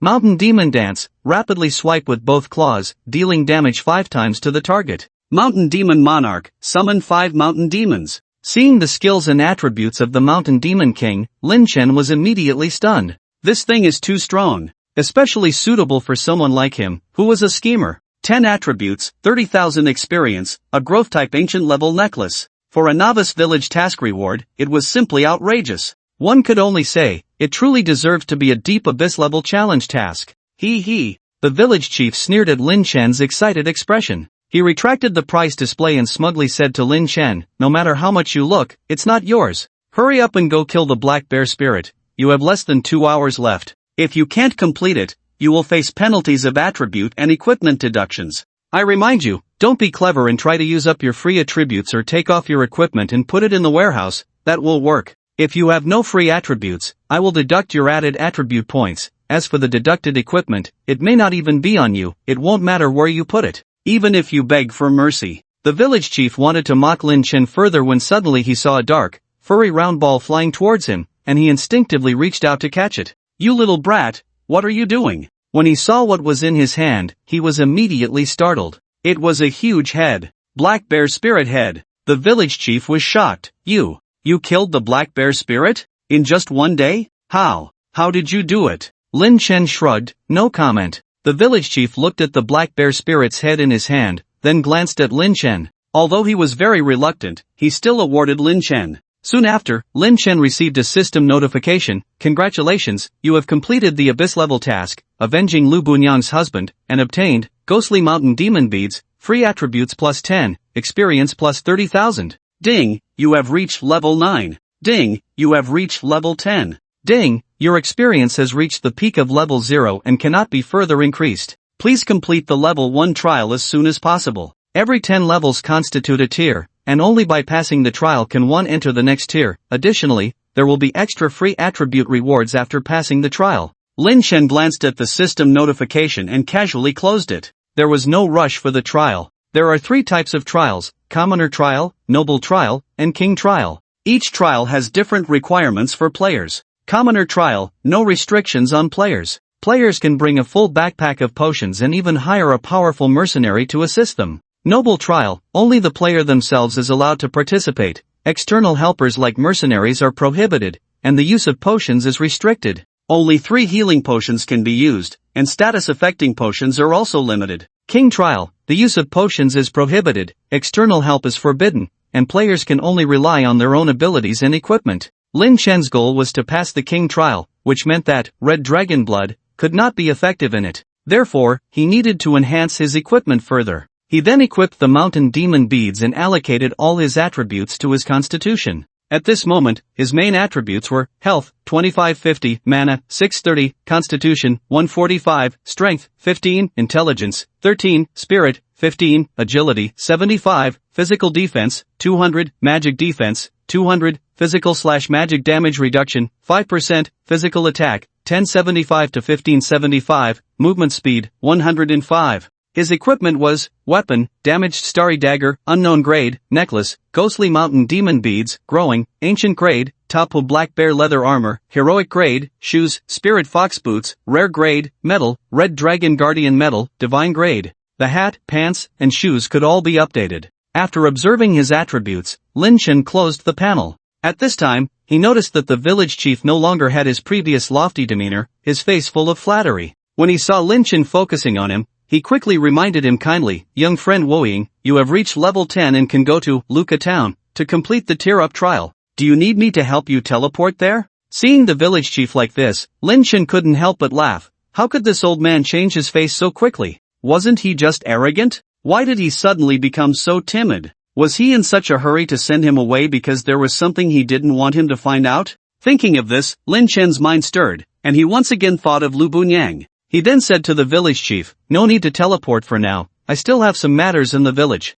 The village chief hurriedly replied, "Alright, young friend. Just let me know whenever you want to go to the town." Lin Chen smiled slightly. He left the village chief and walked to a corner to enter stealth mode. Using his divine level invisibility, Lin Chen stealthily approached the village chief and initiated, steal. Ding, you failed to steal from the village chief. Steal successful, obtained, Ant Chen's belly band. Steal successful, obtained, Ant Wu's hairpin. Steal successful, obtained, blue pill. Ding, you successfully stole from the village chief, obtained a letter, for Lu Bunyang. Ding, there is nothing left to steal from the village chief. Seeing the previous items, Lin Chen almost laughed to death. It seemed this old fellow was not only looking for Lu Bunyang but also had affairs with quite a few people. When Lin Chen finally read the letter addressed to Lu Bunyang, his expression suddenly darkened. The content of the letter was quite cheesy, filled with the village chief's sultry love words for Lu Bunyang. At the end of the letter, there was a line, "You wouldn't want to meet the same fate as your dead husband, would you?" Upon seeing this line, Lin Chen was instantly furious. That old man actually dared to threaten her. He had thought that Lu Bunyang was willingly involved with the village chief, but from this letter, it seemed she was being coerced. Moreover, the words hinted that her husband's death might be related to the village chief. Beast! Lin Chen touched the dagger at his waist, wanting to take out the village chief right then and there. Of course, he wouldn't actually act on it. The village chief was an NPC, and not only would he be protected by guards, but even if Lin Chen did kill him, he could resurrect. Unless, of course, he could manipulate the plot. Plot-wise. Lin Chen pondered for a moment. He didn't linger around the village chief and turned to find Lu Bunyang. Lu Bunyang was the most beautiful and provocatively dressed widow in the village. Every day, she would walk around the streets in a deep V outfit. If a player greeted her, she would size them up. If the player was below level 10, she would respond in a mature tone with a slightly disdainful expression, saying, "Little boy, come back when you've grown up." In the eyes of those old lechers, Lu Bunyang's words were practically an invitation. However, when a player's level reached 10, she would drop her facade and reveal her plight, asking the player to kill the black bear spirit to avenge her husband. It turned out that her revealing attire was a way to find someone capable to help her. However, when Lin Chen arrived on the street to look for Lu Bunyang, he found that she was not there. To be precise, she hadn't come out since Lin Chen stole her belongings yesterday. What was going on? Lin Chen then went to Lu Bunyang's home. Just as he was about to enter the house, he suddenly heard a scream from inside, "Help!" Lin Chen didn't dare to hesitate and rushed in. Inside, a masked man in black was lunging at Lu Bunyang with a dagger. Lin Chen immediately thrust his short sword at him. -1328 -500, Dragon Bloodburn. With just one strike, he interrupted the black-clad man's attack. Lin Chen didn't pause and continued to stab with a second strike. At that moment, the black-clad man blocked with a swift motion. With a clang, he deflected Lin Chen's short blade. Then, the black-clad man retaliated with a strike of his own.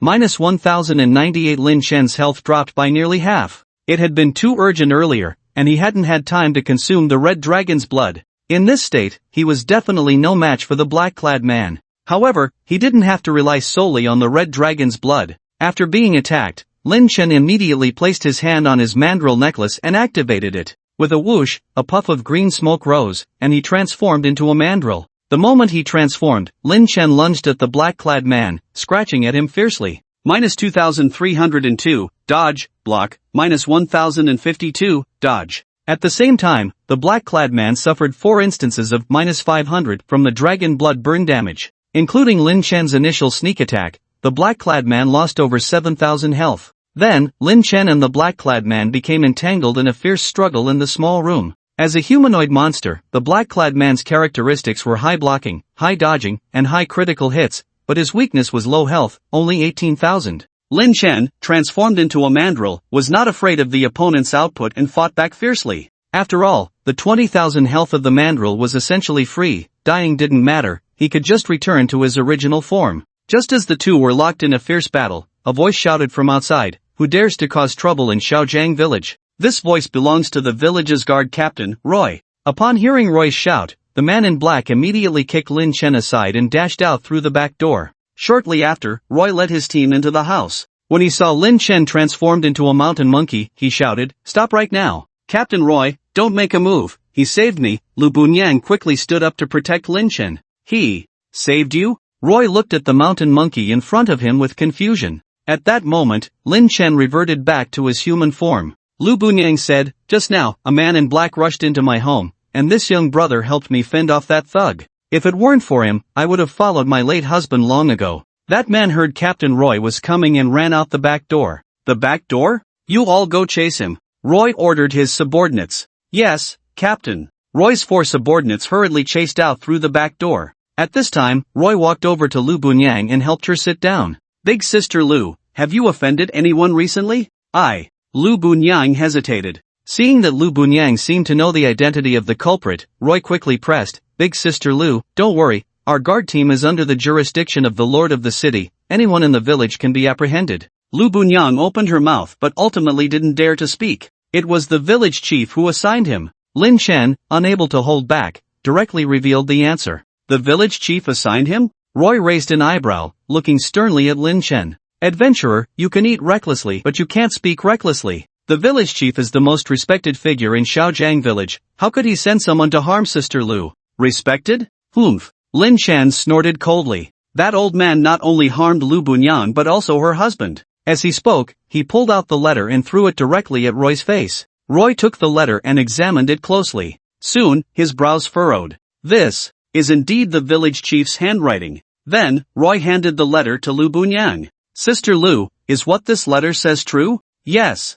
Lu Bunyang nodded. At this moment, her eyes suddenly became moist. "Since I married into Xiaojiang village, the village chief has always looked at me strangely. Once, he even touched me privately, and I scolded him back. Last month, my husband received a summons from the guard team, saying it was to eliminate the black bear spirit outside the village." "Wait a minute," Roy interrupted Lu Bunyang. "Last month, the guard team did not organize a mission to eliminate the black bear spirit. Who told you? Could it be the village chief's people?" "Yes." Lu Bunyang nodded and continued. "Later, the village chief said the mission failed, and my husband. Then, the village chief frequently came to find me under the pretext of taking care of me and forced me to do that with him." "Humph." Roy snorted coldly. He stood up, pacing back and forth, his expression very solemn. Then, he stood in front of Lu Bunyang. "Big sister Lu, after all, the village chief is the most respected person in the village. Even I cannot just take action based on your word alone. Do you have any evidence?"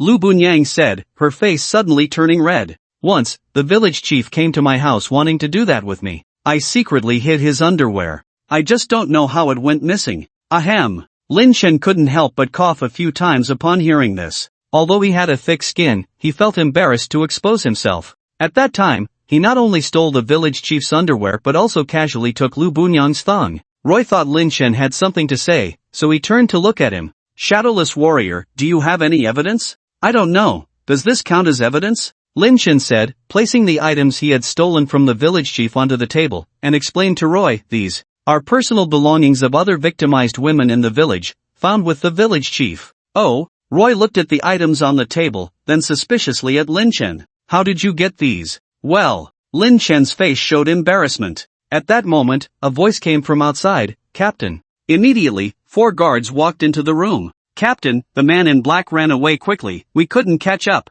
However, he dropped something just now, look. One guard stepped forward and handed over a pill. Roy took the pill, sniffed it, and his expression darkened. Beast spirit pill, so it was him. Who is it? The guards asked. Roy looked at his subordinates and waved his hand. You all wait outside for now. Yes, Captain. Once the guards left, Roy turned to Lin Chen and Lu Bunyang. You were right, the man in black was indeed sent by the village chief. Saying this, he held the pill in his palm and showed it to the two. The owner of this beast spirit pill is the village chief's personal bodyguards, De Xiong and Er Hu. What are we waiting for? Let's capture that old bastard, the village chief, Lin Chen said, pulling Roy towards the exit. Just then, the system suddenly issued an announcement. To be precise, it was an announcement made by the village chief in the Shaojiang village chat channel. Village chief, player, Wu Ying, has privately stolen village secrets, a grave crime. A bounty is now issued to all heroes of this village to hunt down Wu Ying for unlimited execution. Each time you kill him, you level up and receive 1 piece of legendary equipment. There is no limit to the number of kills. Seeing the village chief's announcement, Lin Chen almost couldn't hold back his curse. That old man is quick to react, turning the tables and playing the victim, truly a thief calling out to catch a thief. Unable to command the guards, he directly lets players do his dirty work. What a clever way to find help. With this, half the village will probably come running. Sure enough, after the village chief issued the bounty, the Shaojiang village chat channel exploded. What the hell? The village chief is hunting Wu Ying? What's going on? Wu Ying? Who is that? The name sounds somewhat familiar. If you just glanced at the level leaderboard, you wouldn't ask such a stupid question. This person is ranked first in levels, the only one in the entire server at level 10, and also the first to obtain a divine artifact. Ha? You mean this god is from our village? How come I've never seen him? He's a thief. I saw him once next to the village chief. He has a divine artifact. Can we take him on? So what if he has a divine artifact? Our village has several thousand people, and we have the village guard as backup. It should be easy to handle. Look at the bounty issued by the village chief. There's no limit on the number of kills. Kill once, level up, and get a piece of legendary equipment. Ha, a chance to get rich has come. What good is a divine artifact? The heavens won't stand for it. Let us take care of him. Hurry, find Wu Ying. He's a thief. Remember to bring dust. No need to buy dust. The village chief has it for free. And it's high-grade dust. Soon, players began searching the village. Lin Chen watched the discussions, feeling both amused and helpless. He wanted to explain that the village chief was trying to kill to silence him. However, he quickly gave up. Is explaining useful? Killing oneself to level up and get equipment, does the truth even matter? At this moment, the guard captain Roy had clearly also received the news. He frowned and looked at Lin Chen. Shadowless brave, the village chief has already issued a warrant for you. You should be more careful in your actions. Upon hearing Roy's words, Lin Chen wanted to retort even more. Is that all you have to say, just to remind me to be careful? Shouldn't you be arranging for someone to protect me at a time like this?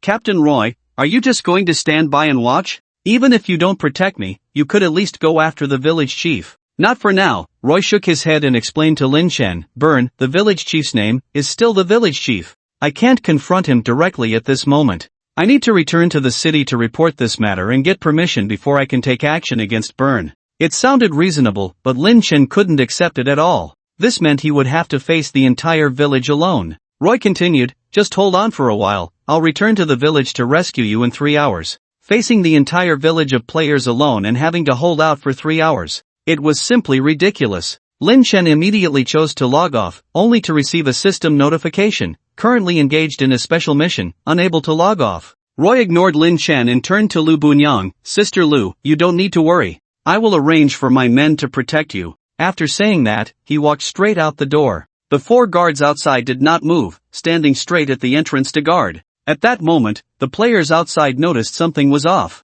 Why are there guards at this house? Isn't this Lu Bunyang's house? Let's go in and take a look. Subsequently, 7 or 8 players rushed into Lu Bunyang's home. The 4 guards showed no intention of stopping the players' intrusion, simply watching them rush inside. Lin Chen saw this and cursed under his breath. You let them in, and you're still guarding? What a bunch of useless fools. He then went invisible. After the players entered, they found that there were no other players in the house besides Lu Bunyang, so they wanted to leave. At that moment, a person named Fire-Eye Golden Spirit called out to everyone. Wasn't it said that the Shadowless is a thief? He might be hiding here in stealth. That makes sense, the crowd nodded. Sprinkle the powder, Fire-Eye Golden Spirit commanded, and several people simultaneously threw out revealing dust. They had received the dust from the village chief and used it without hesitation. 1 handful, 2 handfuls, 3 handfuls. After 5 consecutive handfuls of dust, they still couldn't reveal Lin Chen. Lin Chen, hidden in the shadows, felt a slight relief. The stealth effect was indeed strong. He hadn't been revealed despite all that dust. Just then, Fire-Eye Golden Spirit threw the 6th handful of powder. Perhaps it triggered a low probability, or perhaps the dust given by the village chief had special properties, but this time Lin Chen was actually revealed by the dust. Ha, found you. The crowd rejoiced and immediately launched an attack on Lin Chen. Damn it! Lin Chen dared not stay in the room any longer and bolted towards the backyard. It wasn't that he was afraid of these few people, he was just worried that if he delayed, he would be surrounded by even more. Chase! The group immediately pursued him. After Lin Chen left the room, he found that indeed more and more people were arriving outside. Fortunately, the effect of the dust on him was also fading. The god-level invisibility had much stronger resistance to revealing items than ordinary stealth. At this moment, Fire-Eye Golden Spirit shouted from behind, up ahead, quickly sprinkle the powder. The wanted criminal is running towards you. Although the dust on Lin Chen had become extremely faint, it was still vaguely visible while he was running. So the group in front began to take action. Those with powder immediately grabbed a handful and threw it at Lin Chen. Those without powder directly launched an attack on him. -9, -53, -27 immune. Damn, this guy has such high defense. His magic defense is even higher. My fireball, which deals 390 points of damage, was actually immune. The blood is so thick. Is he really a thief? How can he be tougher than a warrior? Of course he's a thief. Look, he's still invisible. Who cares what profession he is, kill him. Lin Chen couldn't fight back. If he attacked, it would break his stealth state. His stealth state had a 20% speed boost, and he could only rely on that to escape from his enemies. After breaking through, Lin Chen turned to glance at the IDs above those people's heads and shouted, "You all better remember this, I will take you down one by one." Before he could finish his threat, a loud commotion erupted ahead as a group of people appeared, each throwing dust around like it was free, turning the entire street into a white haze. Lin Chen quickly turned back, focusing on his escape route. After several encounters, he was 100% certain,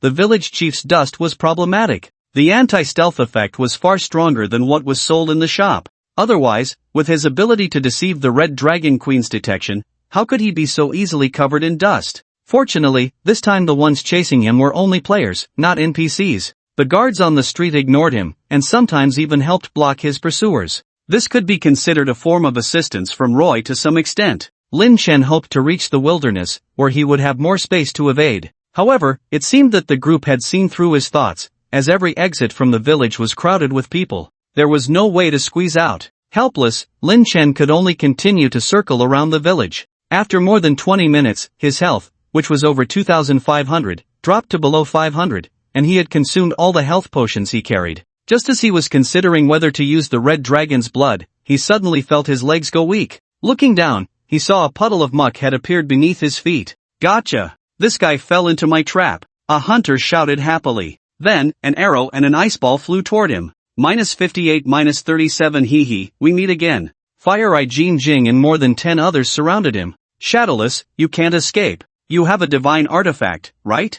I wonder if it will drop when you die, haha. Just a reminder, there are plenty of people at the resurrection point. As soon as you die, you'll be swarmed. You're currently wanted by the village chief. There's no such thing as invincibility at the resurrection point. Just obediently become our trophy. Lin Chen looked at the people around him, his eyes gradually turning cold. He had tried to log off several times, but each time he received the feedback of unable to log off. Since he couldn't escape to reality, he can only face this challenge in the game. Due to the special nature of destiny, if a player dies more than 3 times in one day, their physical body in the real world will be affected. After that, each death in the game would worsen the physical injuries. If he really got cornered and killed at the resurrection point, he would truly die in reality. Old bastard, do you really want my life? Lin Chen raised his head, looking at the people around him, and sneered, die? Hee hee. I'm waiting for my skill cooldown. What are you waiting for? Suddenly, he let out a strange cry. At the same time, his body began to change, transforming into a monster. Mountain Demon King appears. After half an hour of waiting, he finally reached the transformation cooldown for the Mountain Demon King. After transforming, Lin Chen leaped onto a low wall. This time, he didn't rush to escape but instead used his third skill, Mountain Demon King, summoning 5 mountain demons. To Lin Chen's surprise, these 5 mountain demons were actually different. Claw Demon, 3000 health, 800 physical attack, 170 movement speed. Mountain Demon King, 5000 health, 600 physical attack, 140 movement speed. Bow and Arrow Mountain Demon, 3000 health, 800 physical attack, 160 movement speed. Flame Mountain Demon, 3000 health, 800 magic attack, 150 movement speed. Mountain Demon Wizard, 3000 health, 600 magic attack, 140 movement speed. A sudden group of mountain demons startled everyone. What the hell? Why did a bunch of monkeys suddenly appear? They're not ordinary monkeys, they're mountain demons. What about wooing? That Mountain Demon King is wooing himself. How can he transform? Isn't he a thief? Forget that, kill. Let's go together. The group charged forward. Looking at the people in front of him, Lin Chen smirked, a bunch of rabble, do they really think I'm afraid of them? Then he gave the order, and 5 mountain demons charged into the crowd. Leading the charge was the Claw Mountain Demon. It had the fastest movement speed, leaping in front of a warrior in just a few bounds. That warrior was a shield-bearing tank, immediately raising his shield to block the incoming attack. The Claw Mountain Demon struck with a double attack. 2 damage numbers appeared above the warrior's head, -483, -509. With a scream, the fully healthy shield warrior couldn't withstand it and was instantly killed. What? The people nearby were shocked. A fully geared tank was actually killed in an instant? Tanks not only have high health but also high physical defense and damage reduction. How could he be killed so quickly? It was just an ordinary mountain demon, yet its combat power was terrifying. What about the Mountain Demon King next to it? Lin Chen watched the shocked expressions of these players, a slight smile on his lips.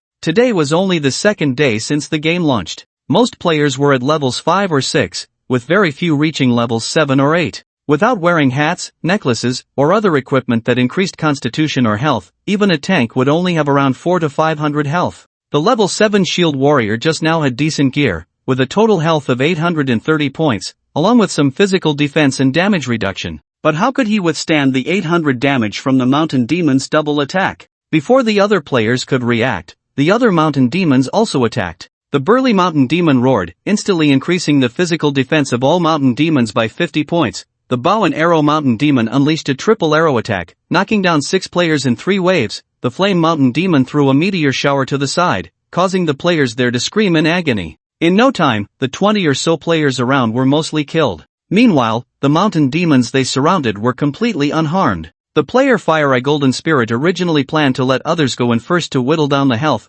then swoop in to collect the kills. Little did he know that while others went in, they hardly reduced any health. He quickly stopped his charge and prepared to gather more players in the chat channel. Everyone, come to Osmantha Street, Rice Wine Alley. Before he could finish typing, he felt a dark shadow pounce at him. Oh no! Fire Eye Golden Spirit immediately tried to dodge. But it was too late. Lin Chen had been watching this guy for a while. It was this guy who suggested spreading powder in Lu Bunyang's house, otherwise, he wouldn't have been discovered so early. Now that he found an opportunity to deal with this opponent, how could Lin Chen let it slip away? He jumped in front of Fire Eye Golden Spirit and clawed down fiercely. Mountain Demon Leap, next attack increases by 100%. -2037. Instant kill. After killing Fire Eye Golden Spirit, Lin Chen didn't stop, continuing to attack the nearby players. Those players immediately picked up their weapons and retaliated against Lin Chen. -384 -285. The good news was, the Mountain Demon King's defense was almost zero.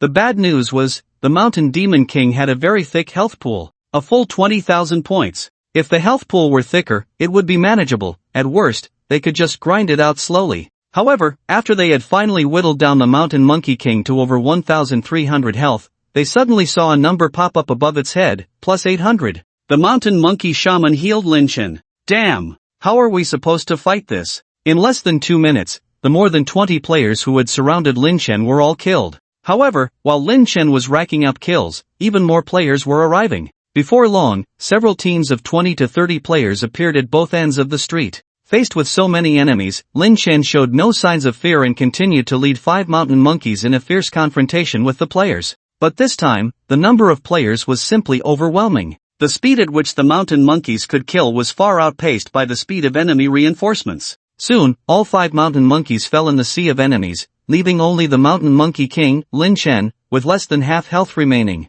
Lin Chen looked at the increasing number of people and decided not to linger any longer. He leaped onto a rooftop and dashed away. In no time, he used his speed and jumping advantage to escape the crowd's encirclement. However, his figure remained within the player's line of sight. 5 minutes later, the transformation of the mountain monkey king ended, and Lin Chen returned to his human form. He quickly entered stealth to evade the player's pursuit. This time, he managed to hide for quite a while, relying on his god-level stealth to avoid detection for 20 minutes. This 20 minutes allowed his tense nerves to relax considerably. However, this state did not last. While he was evading a powder squad, he was inadvertently caught by the infrared totem set up by a totem master. The powder squad rushed over immediately, and both sides began a chase once again. When the mountain monkey king's half-hour cooldown was up, Lin Chen charged back in, killing dozens of players. After that, he began his escape once more. At first, the players were quite disorganized, giving Lin Chen plenty of room to flee. But as the chase continued, they became more coordinated, their organization, mobility, and obedience significantly improving. Correspondingly, Lin Chen felt the pressure mounting. Finally, there came a moment when, shortly after Lin Chen transformed into the Mountain Monkey King, the players successfully cornered him. Damn it, you're as hard to catch as a monkey. Wooing, this time you can't escape. This time, you have no chance. He only has a little over 2,000 health. We can finish him off in one round of attacks. Lin Chen looked at the people in front of him, frowning tightly. He was far from ready to give up. Right now, he still had 2 trump cards left, Red Dragon Life Guardian and Red Dragon Blood. Life Guardian was a skill of a divine artifact, and he didn't want to reveal it easily. As for the Red Dragon Blood, it was limited in quantity, and he didn't want to waste it. Glancing at the time, he realized he had been fleeing for 2.5 hours. Roy would not be back for another half hour. There was no choice, he couldn't hold back any longer. Lin Chen reached into his backpack, preparing to take out the bottle containing the Red Dragon Blood. Just then, his hand seemed to be interfered with by something, causing a slight tremor. And it was this tremor that caused the Red Dragon Blood to drip onto the divine artifact necklace Taego's Love. Buzz! The Taego's Love in his backpack suddenly stirred, and the entire necklace glowed with a halo. What's going on? Lin Chen quickly glanced at Taego's Love, instantly stunned. At that moment, a barrage of attacks rained down around him. Arrows, fireballs, lightning, wind blades, puff, puff, puff. Dozens of attacks struck Lin Chen. -88, -59, -112, -10. A total of 3,000 to 4,000 health points were taken. Yay! The players outside erupted in cheers. We finally killed this guy, huh? As a thief, damn it, he actually has over 2,000 health. It's simply outrageous. His invisibility skill is so strong, our dust of visibility is almost covering the entire street. Yet this kid can still force himself to be invisible. Hee hee. Next it's the turn of the people at the resurrection point. Do you think the ones we killed together will all get the quest rewards? What the hell? What is that? Oh my god. A giant dragon. Suddenly, a massive black dragon, 100 meters tall, appeared where Lin Chen was. The surrounding houses looked like little toys next to it. Everyone stared at the dragon that had appeared out of nowhere, panicking and at a loss. How did this black dragon come here? What does it want? After the black dragon appeared, it lowered its head to look at the ants on the ground. It snorted disdainfully. Then, it opened its massive mouth towards the ground. Whoosh! A fire dragon, hundreds of meters long, erupted from its mouth. Immediately after, its head swung from left to right in a 120-degree arc. Wherever the fire dragon went, all living beings perished. The surrounding players didn't even have time to scream before turning to dust. Roar! After spewing flames, the black dragon suddenly threw its head back and let out a hearty roar. This sound echoed throughout the entire village. Everyone turned to look in this direction. In an instant, everyone saw the gigantic black dragon towering 100 meters high. What the hell? The black dragon is attacking the novice village. Lin Chen stared at the black dragon prince that was ruthlessly slaughtering players, taking a long time to regain his senses. Then, he looked at the necklace around his neck. Taego's Love, rank, divine, unbound, equipment slot, necklace attributes, health plus 1 million, mana plus 200,000 function, summons the black dragon prince Taego for 30 minutes, CD 8 hours. Seal release, blood of the red dragon wearing requirement, temporarily unbound, remaining half an hour. There were 2 differences from when he first obtained it. In the seal release section, it previously said condition unknown, now it says blood of the red dragon. In the wearing requirements section, it originally required level 100, but now it was temporarily unbound. It was only at this moment that Lin Chen understood the true purpose of the blood of the red dragon, to activate Taego's love. Thinking of that drop he had drunk earlier, Lin Chen suddenly felt an immense sense of waste. This damn system introduction is just misleading. At this time, chaos had already erupted in the village. Taego's appearance instantly drew the attention of all the novice village players. Most people wouldn't connect the black dragon with Lin Chen, but thought that some hidden quest had appeared in the village. After a brief panic, everyone began to stir again. If they could kill this black dragon, wouldn't they obtain divine level equipment? Even if they couldn't kill it, scraping off a few dragon scales would still be a huge profit. Soon, everyone rushed in, surrounding the black dragon Prince Taego. Their thinking was simple: many ants can kill an elephant. Although their levels were low, there were many of them. They could wear down the black dragon. However, when they truly faced Taego, they realized how weak they were. The vast majority of people couldn't even get close to Taego. Even if a few managed to approach and attack it, they couldn't break through its defenses. The swarm tactic was utterly useless. Thus, some clever players began to have devious thoughts. They went to find the patrolling guards nearby, hoping to have the guards deal with it. However, to their surprise, the village guards ignored them. Because Taego's attacks only affected players from start to finish, it didn't harm any guards or NPCs. After several attempts, the players fell into despair. They finally accepted reality. In the face of overwhelming power, the number of people was the most useless thing. So, everyone began to avoid Taego. Half an hour later, the dragon prince Taego suddenly transformed into a cloud of black smoke and dissipated into the air. The players in the village finally breathed a sigh of relief. At this moment, they remembered their original target, Wu Ying. But where could they find him now? Just as they were searching for Lin Chen, a notification suddenly came through the Shaojiang village channel. Captain of the guard, Roy, the Lord has issued an order. The village chief of Shaojiang village, Byrne, is guilty of embezzlement, abusing power for personal gain, and causing harm for profit. His position as village chief is hereby revoked, and he is now listed as a wanted criminal. What? The village chief is wanted? Everyone was stunned. Wasn't the village chief just issuing a task to hunt down Wu Ying? How could he himself be wanted now? What kind of situation is this? Then, everyone checked the task prompts in the village. The previously issued task to hunt Wu Ying had disappeared, replaced by the task to hunt the former village chief Byrne. Damn, this is so chaotic. First, the village chief wanted Wu Ying, then a black dragon attacked the novice village, and now they're going after the village chief. If the village chief is a bad guy, does that mean Wu Ying is a good guy? And what about the black dragon? Is it good or bad? Forget about Wu Ying, and don't think about the black dragon anymore. Let's go find the former village chief Byrne. Right, let's find Byrne. The crowd, who had just been bullied by the black dragon and were filled with anger, instantly turned around to look for the former village chief Byrne. Byrne, however, was quite well informed. He had already fled before Roy returned to the village and issued the wanted notice. Soon, players outside the village began to relay messages. To the west of the village. Byrne is in the west. Damn, he has two really strong guards with him. Big Bear and Second Tiger, those guys are terrifying, one slap each. The village chief seems quite fragile, we could. Oh no! The players rushed towards the west of the village. Unfortunately, the two guards were too powerful, making it difficult for the players to get close. They tried to ignore the guards and focus their fire on the village chief. But as soon as the number of players near the village chief increased, the two guards would go berserk, continuously unleashing AoE attacks, which these players, averaging below level 6, simply couldn't withstand. Lin Chen had just been chased for 3 hours and was already exhausted. He didn't join the others in pursuing the village chief but instead watched the chat channel. From the messages exchanged among the players, it seemed that the two guards were Lord-level bosses. When the number of surrounding players exceeded a certain threshold, it would trigger the Lord's ability. In such a situation, relying solely on numbers wouldn't solve the problem. Sure enough, as the number of player deaths increased, everyone gradually felt their bodies could no longer take it. Slowly, fewer and fewer people participated in the hunt for the former village chief. At some point, the chat channel suddenly lost the positions of Byrne and the two guards. It was as if the three had vanished into thin air. Everyone was extremely frustrated. First, they had failed to capture Lin Chen, then they were bullied by the black dragon, forced to flee, and now,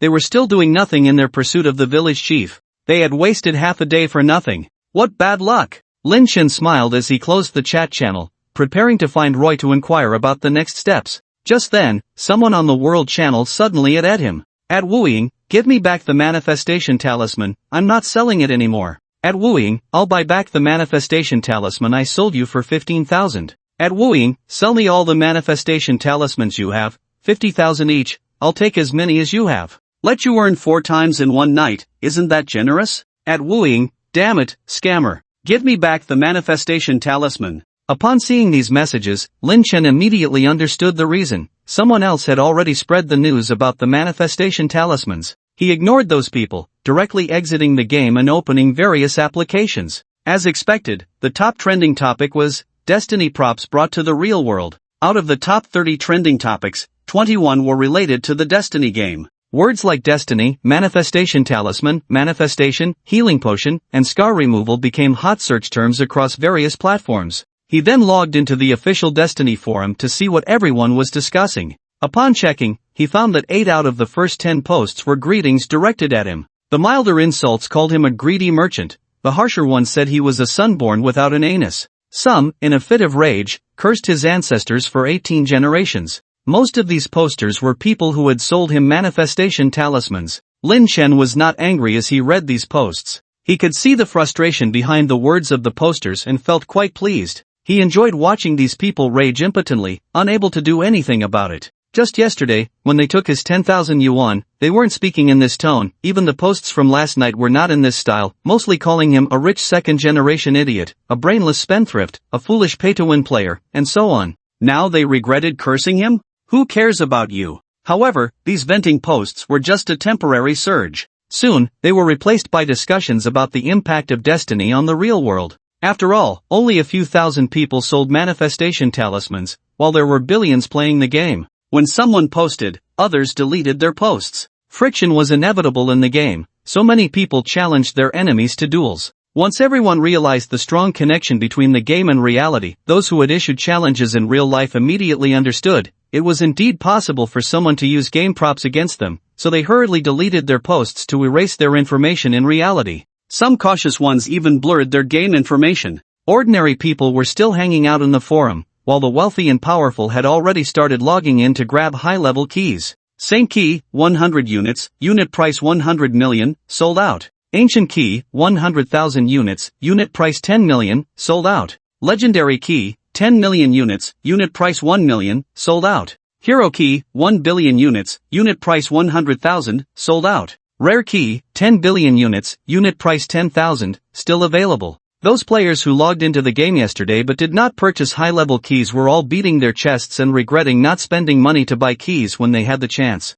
As for players who used free keys, they directly deleted their accounts to recreate them, buying a rare key to reopen a new player treasure chest. At this point, no one was still cursing Destiny as a pay-to-win game. Everyone wished there were many pay-to-win channels in Destiny to make themselves stronger. However, so far, players had only discovered 2 ways to spend money. First, buy keys. Second, find the manifestation props from Sumizi. The former offered only one opportunity, the latter required manifestation talismans. Now, who had manifestation talismans? Naturally, it was greedy merchant Woying. In no time, everyone online was looking for Lin Chen. However, this wave of people was no longer cursing him for scamming money but rather offering him money to buy the manifestation talismans he had. At first, everyone was bidding 50,000 or 80,000. But later, the bids had already reached 200,000 and 300,000. Lin Chen kept an eye on the price fluctuations. In the first few days after the server opened, the interest in the zero-level manifestation talismans was at its peak.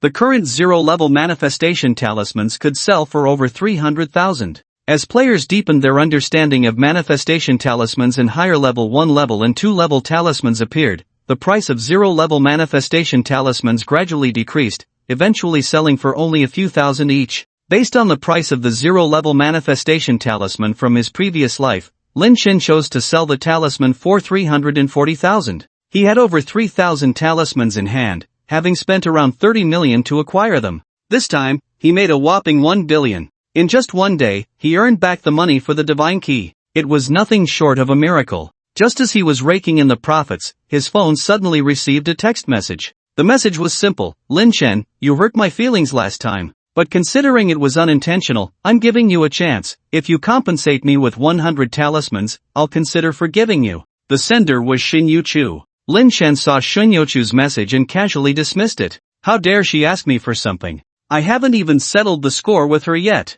Settle the score. Right. Lin Chen immediately picked up his phone and dialed a few numbers. Half an hour earlier, at a certain mall. Are you annoying or what? It's already like this and you still come to find me. Do you want me to be even more embarrassed? A handsome young man impatiently said to the girl beside him. The girl had a swollen face, looking aggrieved. She reached out to grab the handsome young man's sleeve. Baby, don't be angry, my face will be fine in a couple of days. Oomph, is that what I'm talking about? The young man shook off the girl's hand and turned to her. Who was it that confidently said they could easily handle that softy Lin Chen? Look what happened, you got beaten into a pig's head. The girl was Shin Yu-chu, who had received 2 slaps from Lin Chen. The young man was her handsome boyfriend, Yan Luohan. Baby Shin Yu-chu once again took Yan Luohan's hand, trying to appease him. That ugly monster Lin Chen is just like that, often acting crazy, you know that. I guarantee you, within 3 days he will definitely come to apologize to me. 3 days? It's already been 2 days, has that ugly monster come to find you? Yan Luohan said, suddenly showing a look of indignation. Even if he turns back to find you now, it's too late, the good divine keys have already been snatched up. Mentioning this, Yan Luohan's temper flared up again.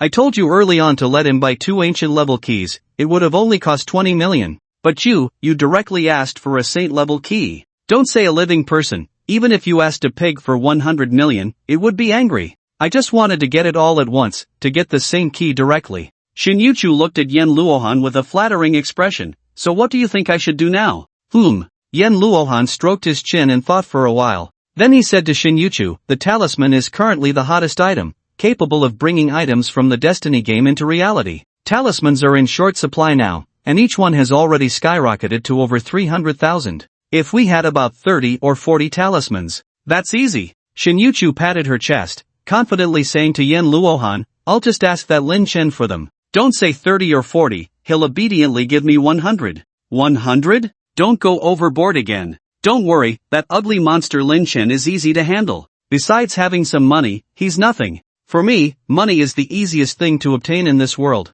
For him, the hardest thing to get is my feelings, Shin Yu-chu. As Shin Yu-chu spoke, she took out her phone and typed a message. Lin Chen, you hurt my feelings last time. But considering it was unintentional, I'm giving you a chance. If you compensate me with 100 talismans, I'll consider forgiving you. After sending it out, Shin Yu-chu raised her phone and confidently said to Yan Luohan, just wait, within 3 minutes, he will immediately call me to apologize, thank me for giving him a chance to be forgiven, and then cry while handing over those 100 manifestation talismans. I believe you, let's sit down and wait. Yan Luohan took Shin Yu-chu's hand and they sat on a bench in the mall. 3 minutes later, Shin Yu-chu's phone remained silent. Yan Luohan looked at her with a hint of confusion. Oh no! How could I forget this? Shin Yu-chu slapped her forehead and explained to Yan Luohan, manifestation talismans are so popular right now, acquiring 100 of them will definitely take some time, let's wait another half an hour. 30 minutes later. Still no news. Yan Luohan released Shin Yu-chu's hand, looking somewhat displeased. Shin Yu-chu continued, even if he buys 2 per minute, he has only bought 60 at most, let's give him a little more time.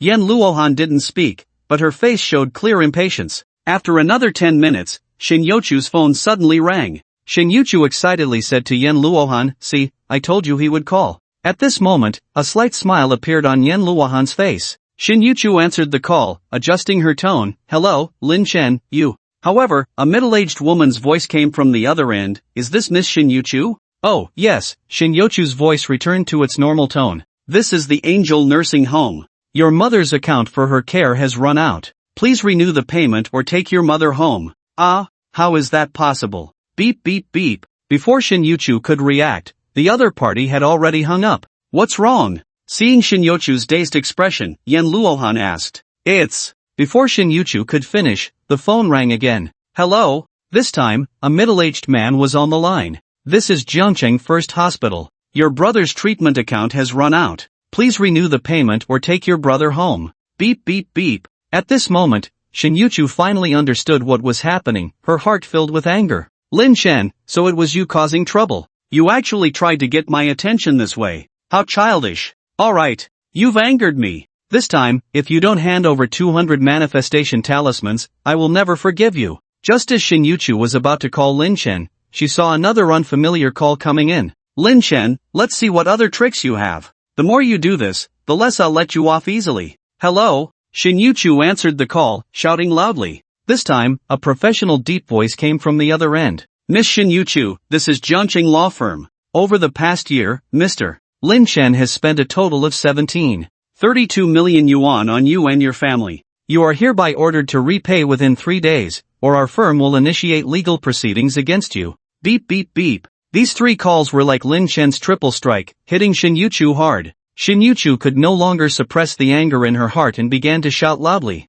Lin Chen, you are simply going too far. You willingly spent that money, how can you make me pay it back? You gained a sense of morality and accomplishment by supporting my parents, funding my brother, and spending money on me. Do you know how precious and priceless that emotional value is? Now that you've gotten your satisfaction, you start to burn the bridge after crossing it, right? Just wait. I will make you pay for this. Shin Yuchu immediately picked up her phone and dialed Lin Chen's number. The result was a prompt. The number you have dialed is currently busy. Please try again later. After dialing several times, the same prompt tone echoed back. Clearly, her number had been blocked by Lin Chen. With nowhere to vent her feelings, Shin Yuchu suddenly felt a wave of weakness and emptiness wash over her. Why? Why did that incompetent Lin Chen dare to treat me this way? Has he forgotten the promises he once made to me? After finishing the call, Lin Chen let out a cold laugh. The economic blow to Shin Yuchu was just the beginning. Didn't you always say to me, money isn't the most important thing?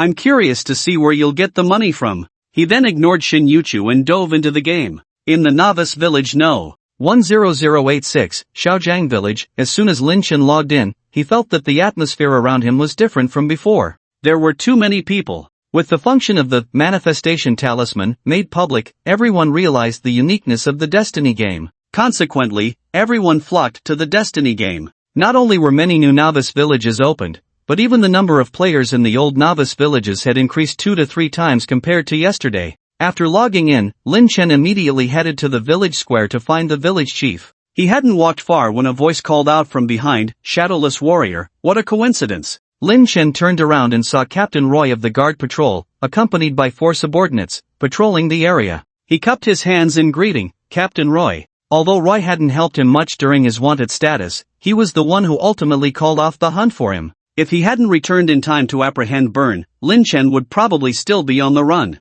Thinking of Byrne, he asked, "By the way, Captain Roy, have you caught Byrne?" Roy shook his head, "No. There are too many adventurers in the village, I can't spare the time." Hearing this, Lin Chen was almost certain that capturing Byrne would still depend on himself. What about the new village chief? Has one been chosen? Not yet. We'll consider selecting a new village chief after capturing Byrne. For now, we can only have someone temporarily take on the role. Oh, Lin Chen didn't care much. Whether the new village chief was temporary or official didn't matter to him, he only cared about whether he would receive a reward for saving Lu Bunyang and being wanted for 3 hours. Since Roy hadn't mentioned this matter after chatting for so long, it seemed he could only ask the temporary village chief. He wondered if this temporary village chief would be easy to talk to. He hoped this person wasn't cut from the same cloth as Byrne. He then bid farewell to Roy. "Captain Roy, continue your patrol, I'm off." "All right. I suggest you meet with the temporary village chief. You might be in for a surprise," Roy said, a strange smile appearing on his face.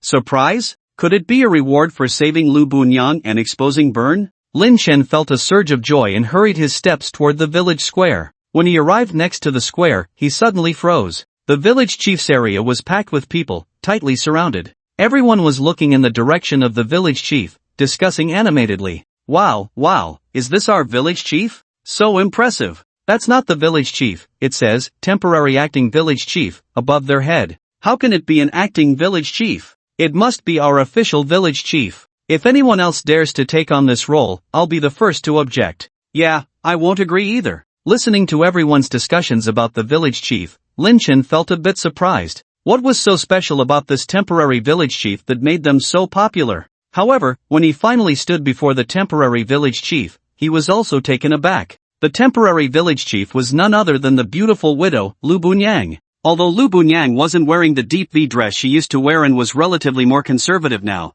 the little clothing she had on still couldn't hide her voluptuous figure and the charm of a mature woman. How could the old lechers resist? No wonder so many people were gathered around. When Lu Bunyang saw Lin Chen, she immediately revealed a gentle and composed smile. "You're here." Lin Chen smiled and said, "I really didn't expect that the temporary village chief would be you." Lu Bunyang pressed her lips together and then said, "My husband held a position in the village before he passed away. so he was qualified to run for village chief. After Bowen was wanted, Captain Roy nominated me as the temporary village chief. However, this is only temporary. Who knows, tomorrow another person might be appointed as the official village chief. Lin Chen nodded. The world of NPCs had its own set of operating rules. When he played the game before, his mind was focused on Shin-Yuchu, and he hadn't paid much attention to the relationships between NPCs, so he didn't know about Lu Bunyang's late husband's background. Wu Ying. When Lu Bunyang called out Lin Chen's name, her expression suddenly became serious. Due to your contribution in reporting Bowen, you are being rewarded. Please check. In the next moment, Lin Chen received several system messages. Ding, you successfully protected Lu Bunyang and reported Bowen, earning Mountain Demon King leather hat, Mountain Demon King leather pants, Shadow Theft assault, and 10 gold. Ha! Seeing the Mountain Demon King leather hat and pants, Lin Chen was momentarily stunned. The names are so uniform, could it be a set? He then checked the attributes of the two pieces of equipment. Indeed, it was a set, and it was a growth type set. Mountain Demon King leather hat, grade 0 th tier legend, growth available, part, hat attributes, physical defense plus 150, magic defense plus 150, constitution plus 50 skill, absorb, physical/magic damage reduction 6% seal release, automatically released when the player reaches first tier. Mountain Demon King leather pants, grade 0 th tier legend, growth available, part, pants attributes, physical defense plus 250, magic defense plus 250 skill, absorb, physical/magic immunity 6% seal release, automatically released when the player reaches first tier. Set effect, 1. Terrifying scream, emit a piercing scream at a target, reducing its movement speed by 20% and preventing it from casting magic for 3 seconds. 2. Mountain Demon King, transform into the Mountain Demon King. If wearing the ghostly Mountain Demon beads, the transformation skill is enhanced. An interesting set. Although the ghostly Mountain Demon beads around his neck did not belong to the set, they could interact with these two pieces. Moreover, they were not even of the same grade. The necklace was ancient, while these two were legendary. After reading, Lin Chen immediately equipped the two pieces. Then, he checked, Shadow Theft Assault. This was a skill book. Previously, Lin Chen had leveled up too quickly and hadn't had the chance to learn any skills. Now, he could finally learn a new skill. Shadow Theft Assault, steal 20 points of movement speed from a target and launch an assault on it, dealing agility *2 damage. Does not break stealth state before attack. Casting distance, 30 meters, duration, 10 seconds, CD, 30 seconds skill points required to learn, 2 skill points required to upgrade, 1 learning condition, Heavenly Thief, level for the so-called skill points are used to learn skills. Players earn 1 skill point for each level they gain. Unlike attribute points, skill points are very hard to come by, with almost no other means of acquisition. There are many skills in Destiny, so players must choose which skills to learn and upgrade within their limited skill points. Picking up Shadow Theft Assault, he immediately began to learn it. Ding, you learned Shadow Theft Assault, skill points -2. Then, he spent 2 skill points to upgrade it to level 3. Ding, you upgraded Shadow Theft Assault to level 2, skill points -1. Ding, you upgraded Shadow Theft Assault to level 3, skill points -1. Manually upgrading combat skills can only reach a maximum of level 3. Level 1 of Shadow Theft Assault seemed rather ordinary. However, when he saw the level 3 Shadow Raid, he was taken aback. This increase is just too much. Shadow Raid, level 3, steals 60 points of movement speed from a target and launch a raid on them, dealing agility *6 damage. Does not break stealth before the attack. Casting range, 50 meters, duration, 30 seconds, cooldown, 30 seconds. Stealing 60 points of movement speed means a difference of 120 points of movement speed when going back and forth. Both the duration and cooldown are 30 seconds. Allowing for a seamless connection. Just this 1 point could make a player invincible. Moreover, this skill does not break stealth and includes an explosive damage of 6 times agility. This is just a level 4 skill. What about the skills that come after? It's almost unimaginable. After equipping everything, Lin Chen's attributes received a significant boost. Player, Shadowless, Class, Celestial Thief level, 10, pending promotion, Health, 30-50 mana, 630 Constitution, 195 Strength, 15 Intelligence, 13 Spirit, 15 Agility, 75 Free Attributes, 0 Skill Points, 5 Physical Attack, 1075 to 1575 Physical Defense, 600, Damage Reduction 16% Magic Defense, 600, Damage Reduction 16% Fire Defense, damage reduction 100% movement speed, 105 combat skill, shadow raid, level 3, talent skills, stealth, theft, third hand. If others sought his attributes, they would be absolutely furious. A level 10 thief who hasn't promoted usually has around 800 to 900 health and 300 to 400 attack. But here he is, with over 3000 health and more than 1000 attack. Thicker than a warrior's health and stronger than a mage's attack. Not only that, he also has a staggering 600 points in both defenses. If his opponents don't equip ancient level weapons, they basically can't break through his defenses. If the entire village were to surround him again, Lin Chen wouldn't even need to rely on the Black Dragon Prince. He could take them all down by himself. Then, he glanced at the Targo's Love and Red Dragon blood bottle in his backpack. Targo's Love has returned to its usual state, requiring level 100 to equip, while the Red Dragon blood has 7 drops left. Each time he summons the Black Dragon Prince Targo, it requires 2 drops of Red Dragon blood. This means he has 3 chances to summon. These 3 chances must be used at the most dangerous moments. Ordinary monster grinding and leveling up don't need to trouble the Black Dragon Prince. Closing the backpack, Lin Chen looked up. At that moment, he noticed Lu Bunyang was looking at him, and he remembered he was still in conversation with her. So he patted the hat of his new equipment and said to her, "Bunyang, thank you for your reward." "No, I should thank you. If it weren't for you, I would have died at Burn's hands long ago," Lu Bunyang said, bowing to Lin Chen. Speaking of Burn, Lin Chen suddenly had a thought. There was no news of that old guy in the village at all. He didn't know where to find him. "By the way, do you have any news about Burn?" Lu Bunyang shook her head. "No, Captain Roy said he would personally lead a team to look for him outside tomorrow." Since there was no news, Lin Chen decided not to worry about it. Now that he had reached level 10, he had to promote today. If he waited until tomorrow, other players would also reach the promotion conditions. The first to promote would also receive extra rewards. "Bunyang, I've reached level 10, please take me to Luka town." There was no teleportation array from the novice village to the town, they could only rely on the village chief. When Lin Chen had just reached level 10, the old village chief Burn was eager to send him over immediately.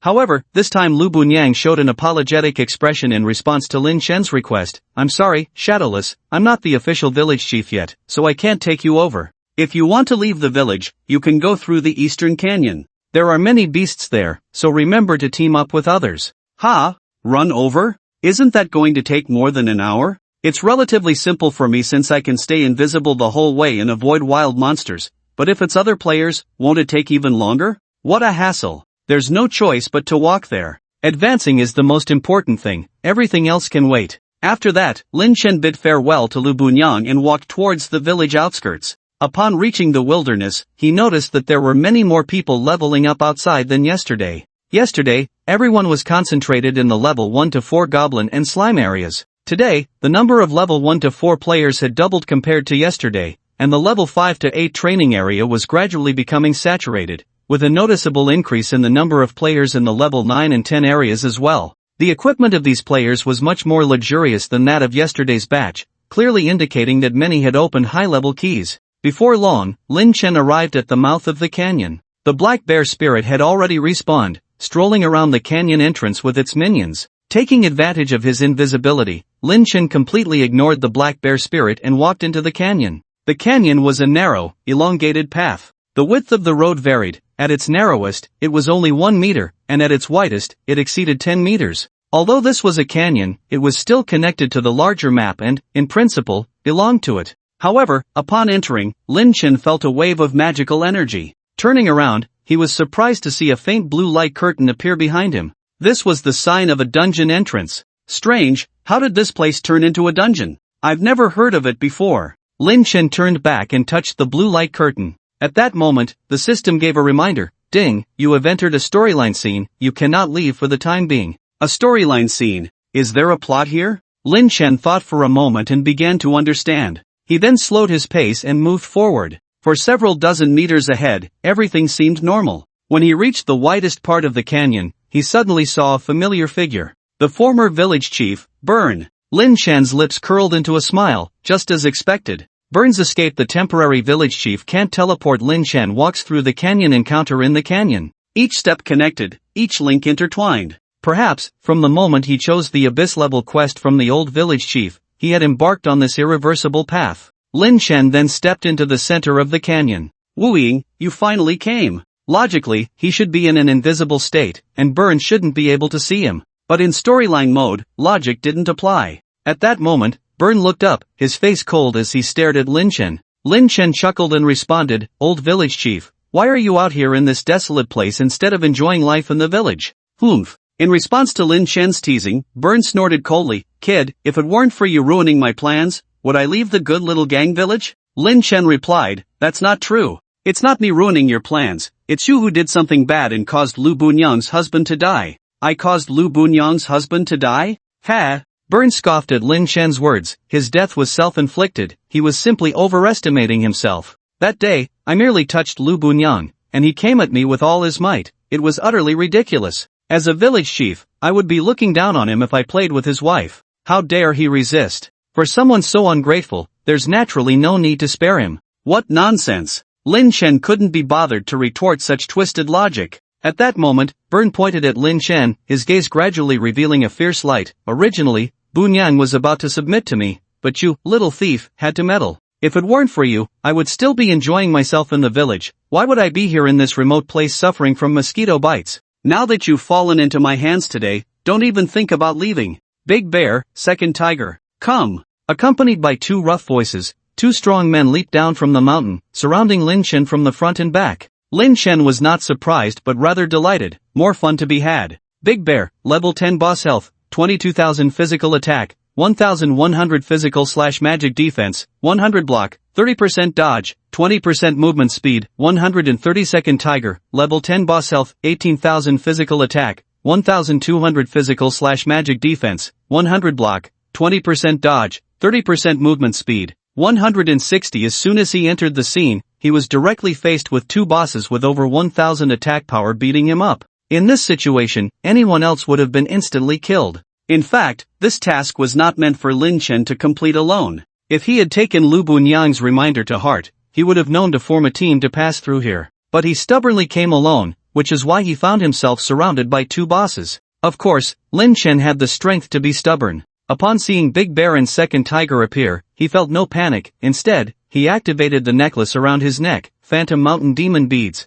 Meow! A sharp wildcat's cry rang out, and Lin Chen transformed into the Mountain Demon King. This time, thanks to the bonuses from the Mountain Demon Skin Hat and Pants set, his Mountain Demon King upgraded from level 0 to level 1. His attributes and skills received a significant boost. Mountain Demon King, level 1 health, 30,000, originally 20,000, physical attack, 1,800, originally 1,200, movement speed, 220, originally 180, Mountain Demon Leap, jump forward up to 45 meters, next attack deals 150% damage. Mountain Demon Dance, rapidly swipe with both claws, dealing 6 attacks to the target. Mountain Demon Monarch, summon 5 level 1 mountain demons. After transforming into the Mountain Demon King, Lin Chen first dodged the encirclement of the two men and then summoned 5 mountain demons. The attributes of these level 1 mountain demons were also increased by 50% compared to before. Lin Chen directed the 5 mountain demons to deal with Big Bear while he engaged Second Tiger in battle.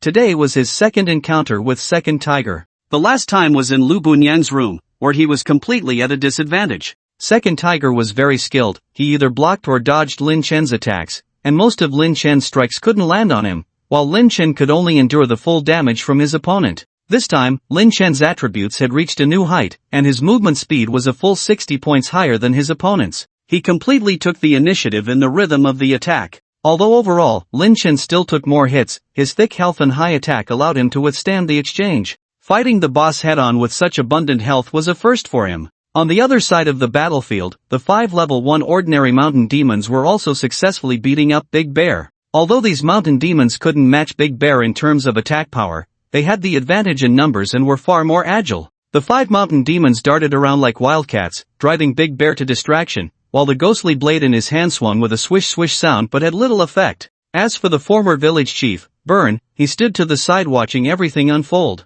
Although his two subordinates were at a disadvantage, he showed no signs of tension, maintaining a calm expression. After a few minutes of fighting, it was Second Tiger who first couldn't hold on. Although Lin Chen's accuracy was somewhat low, his attack power was simply too high. The 150% attack bonus from Mountain Demon Leap dealt over 4,000 damage. No matter how much Second Tiger tried to defend, he still took 2 hits along the way, losing a significant amount of health. Under Lin Chen's repeated ambushes, second tiger's health finally hit rock bottom. Normally, a boss at the leader level would have a second form when their health is low, either going berserk, transforming, or having mutated skills. But the two tigers showed no change and were directly clawed to death by Lin Chen. After the two tigers died, Lin Chen glanced over at the big bear, where the battle was also quite intense. So he ignored the big bear and charged straight towards Burn. After all, he was the main target. However, before he could get close to Burn, a bright light suddenly appeared on the ground. Immediately, he felt his feet bound by something, making it hard to move. Looking down, he saw a magic circle had appeared on the ground without him noticing. The magic circle was black, with runes that looked very evil, adorned with skulls, and he could even faintly see ghosts floating in the air. A dark magic circle. He didn't expect that Burn had such a trick up his sleeve. Ha ha ha. Burn suddenly laughed loudly. Kid, you actually thought you could rely on this transformation to defeat me. Have you forgotten how your transformation came about? What do you mean? Lin Chen instinctively touched the necklace around his neck. His transformation was granted by the ghostly mountain demon beads. These beads were a reward from Burn after completing an abyss-level task. Could it be that this was all part of the opponent's scheme? Thinking of this, he wanted to cancel the Mountain Demon King transformation immediately. But at that moment, he found that all his skills, including the icons for his equipment skills, had turned gray. He couldn't operate them. Watching Lin Chen struggle, Burn showed a smug expression. Don't waste your efforts. This, beast trap formation, was prepared just for you. The reason I gave you the ghostly mountain demon beads was for this moment. I just didn't expect you to grow so fast. But that's fine, it saves me time. Alright, it's all over, Burn said, pulling out 3 beast spirit pills and swallowing them. Then, he closed his eyes and quickly chanted a strange incantation. Lin Chen, transformed into the Mountain Demon King, was immediately bound by black tentacles. As the tentacles wrapped around him, he felt something pulling out of his entire body. In no time, his Mountain Demon King transformation disappeared, returning him to his original state. At some point, the big bear and the two tigers also entered the formation. Unlike Lin Chen, the humanoid forms of the big bear and the two tigers first transformed into a brown bear and a Siberian tiger, then their bodies were absorbed by the black tentacles, leaving behind a pool of pus and blood on the ground. After the mountain demon, bear, and tiger left their shells, they intertwined and merged together in the formation. Ultimately, the 3 beast souls formed a black vortex that surged towards Burn. When the black vortex enveloped Burn, the entire valley was shrouded in a fierce aura. The monsters outside the valley, sensing this fierce aura, scattered in all directions in fear. For a moment, the vast leveling area couldn't find a single wild monster. Players nearby, seeing the monsters they were fighting run away, were naturally furious. What's going on? Why are the monsters running everywhere? We had an elite monster down to 5% health, and that guy ran off like he took Viagra. Damn it. What the hell is going on every day? Can't we level up in peace? Is our village haunted? From the shadowless bounty to dealing with the black dragon, then to the bounty on the former village chief Burn, and now this kind of trick. I read online that other villages don't have so many tricks. I just want to level up quietly. Why is it so hard? Hey, there's movement over there in the valley. Just as they were about to start cursing, they felt an extremely terrifying fierce aura coming from the valley, instantly sparking their curiosity.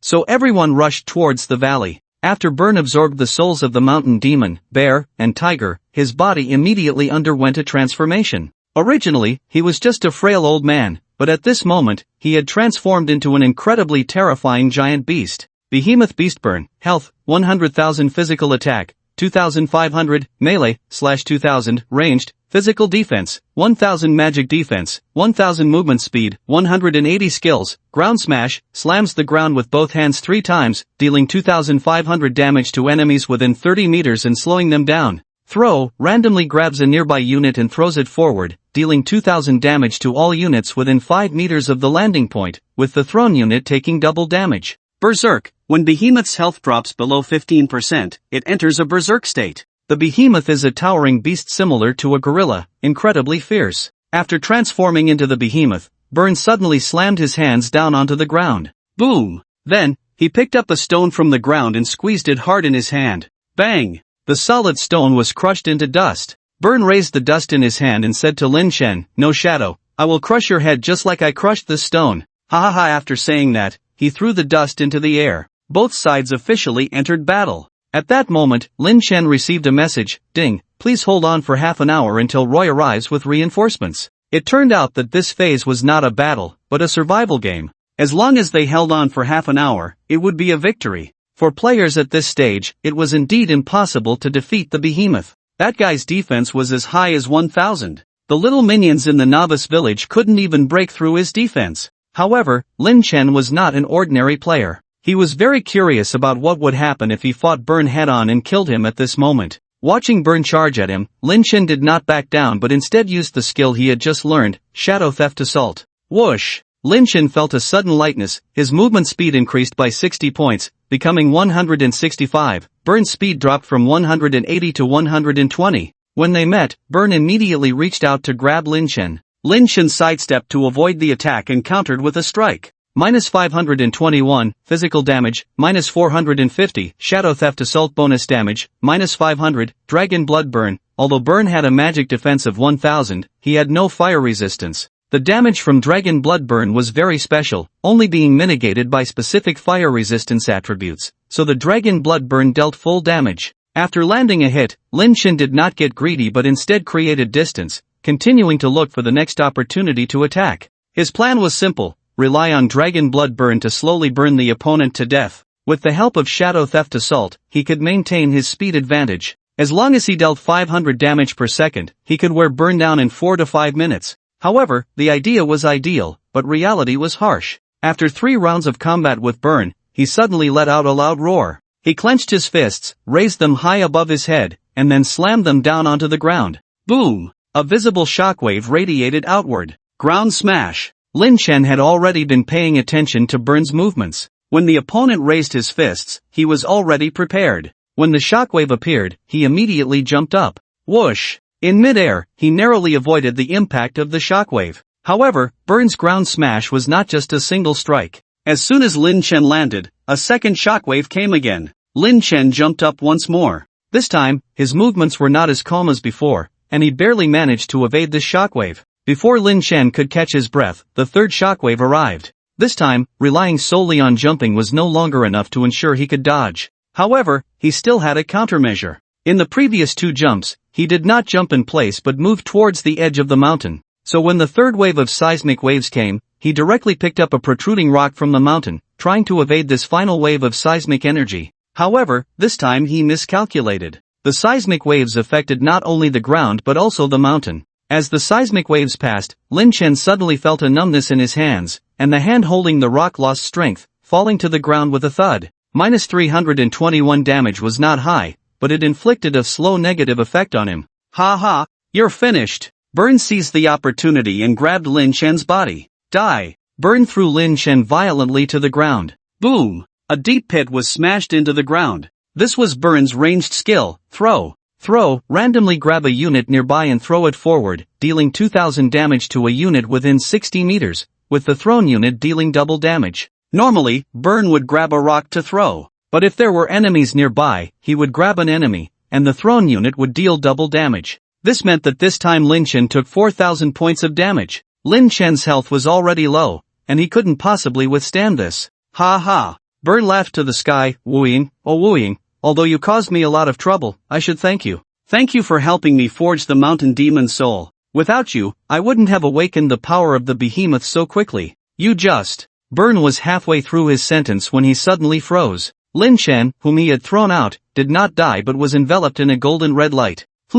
Just as Burn was trying to figure out what was happening, he suddenly felt an extremely terrifying aura around him. The aura alone made him feel chilled to the bone.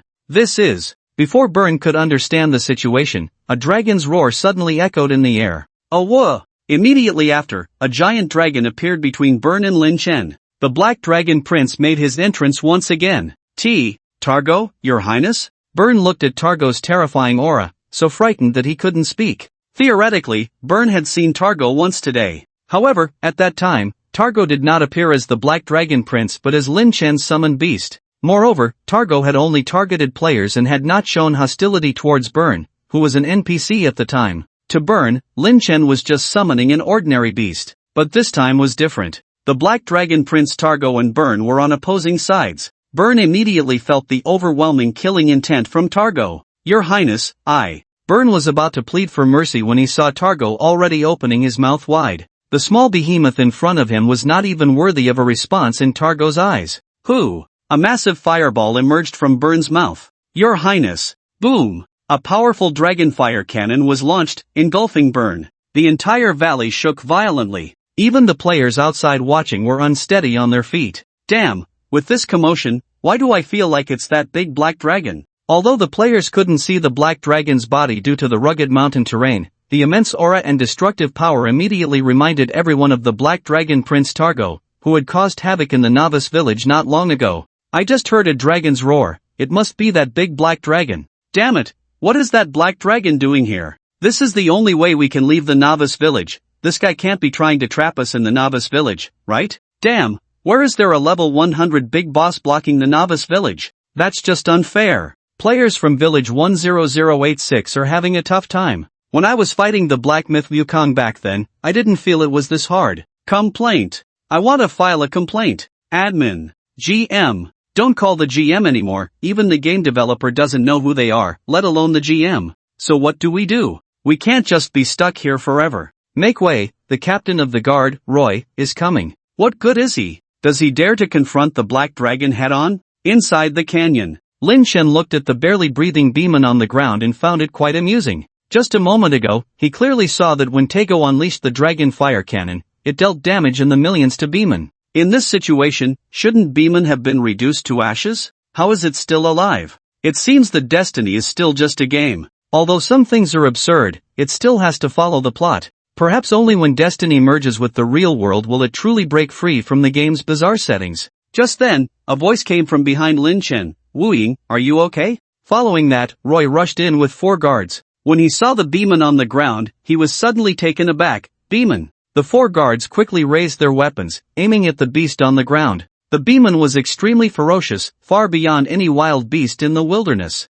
Fortunately, this Beeman was already on the verge of death, otherwise, with their abilities, it would likely take several lives to subdue it. At this moment, Roy looked at Lin Chen in confusion. Wu Ying, what is this? Lin Chen replied, this Beeman is what Bjorn transformed into. It is Bjorn? Roy was very surprised. He lowered his head and looked at the Beeman on the ground. There was no trace of Bjorn left. Then, Lin Chen recounted what had just happened. So, you're saying? Roy pondered Lin Chen's words while speculating. Bjorn had already started plotting when he assigned you the abyss-level task from the very beginning. Lin Chen smiled lightly. I think he just wanted to get rid of me back then. He didn't expect that I would accidentally complete the task. That makes sense. Roy nodded. He saw you complete the task, so he took the opportunity to give you that necklace, and then he absorbed your mountain demon soul to help him transform into Beeman. I think so too. Then, what is Bjorn's purpose in doing this? Isn't it good to be a village chief? Why turn into a monster? Don't ask me that. Lin Chen shrugged. He didn't want to think about it. So, can you show me your necklace? Sure, here you go. Lin Chen handed the ghostly mountain demon beads to Roy. After Bjorn took the mountain demon king away, this necklace had turned into an ordinary one with plus 1000 health, 500 mana. For Lin Chen, who was about to level up, it was practically useless. Roy took the necklace and examined it carefully. Then he squatted down and placed his hand on Beeman. Suddenly, the Beeman on the ground trembled. Immediately after, a cloud of black mist burst out from Beeman and entered the necklace. At the same time, Beeman began to shrink in size, transforming back into Bjorn's original form. Lin Chen, seeing this, was very surprised. This works? Roy stood up and returned the beads to Lin Chen. Here. Lin Chen took the beads, glanced at the attributes, and was immediately stunned. Beeman beads, grade, first tier ancient, can grow, attributes, health plus 4000, mana plus 1000, constitution plus 100 skills, transform into Beeman, lasts 10 minutes, CD 60 minutes. Seal release, can be released upon leveling up to second tier. Behemoth Beast, health, 100,000 physical attack, 2,500, melee, /2000, ranged, physical defense, 1,000 magic defense, 1,000 movement speed, 180 skills, earth-shattering strike, throw, berserk. Seeing the attributes of the necklace and the abilities of the Behemoth Beast, Lin Chen instantly beamed with joy. From the necklace's attributes, just the fact that it provided 5,000 health, 100 constitution equals 1,000 health, was already astonishing for a first-tier necklace. First-tier necklaces mostly provide only 1,000 to 2,000 health. Of course, what truly made it extraordinary was the ability to transform into the Behemoth Beast. The attributes of this behemoth beast were exactly the same as those of Burn when he transformed just moments ago. This old fellow surely never expected that after decades of hard work, he would end up being outdone by his own efforts. Delightful. Clearly, this necklace was the reward for defeating Burn. If he had waited for Roy and the others to come rescue him, he would have had little chance of upgrading the necklace. Alright, Burn is up to you, I'm off, Lin Chen said, having obtained the exquisite necklace and feeling quite satisfied, waving goodbye to Roy as he prepared to move on. He still hadn't completed his advancement task. Wait! Roy called out to Lin Chen, Wu-Ying, you've helped our village so much, we naturally have to thank you. Another reward? Lin Chen turned to look at Roy. Roy sized Lin Chen up and then said, I see you've reached the peak of Tier 0, so I'll help you break through to Tier 1. As he spoke, Roy took off the captain's badge from his waist. Wait! This time it was Lin Chen who stopped Roy. What level are you planning to assess my trial at? The advancement trial has 3 difficulties, Commoner Trial, Noble Trial, King Trial. He certainly didn't want to be assessed at a lower level. Advancing grants a reward of 100 free attribute points. Commoner Trial rewards 100% attributes, Noble Trial rewards 150% attributes, King Trial rewards 200% attributes. Roy smiled and said,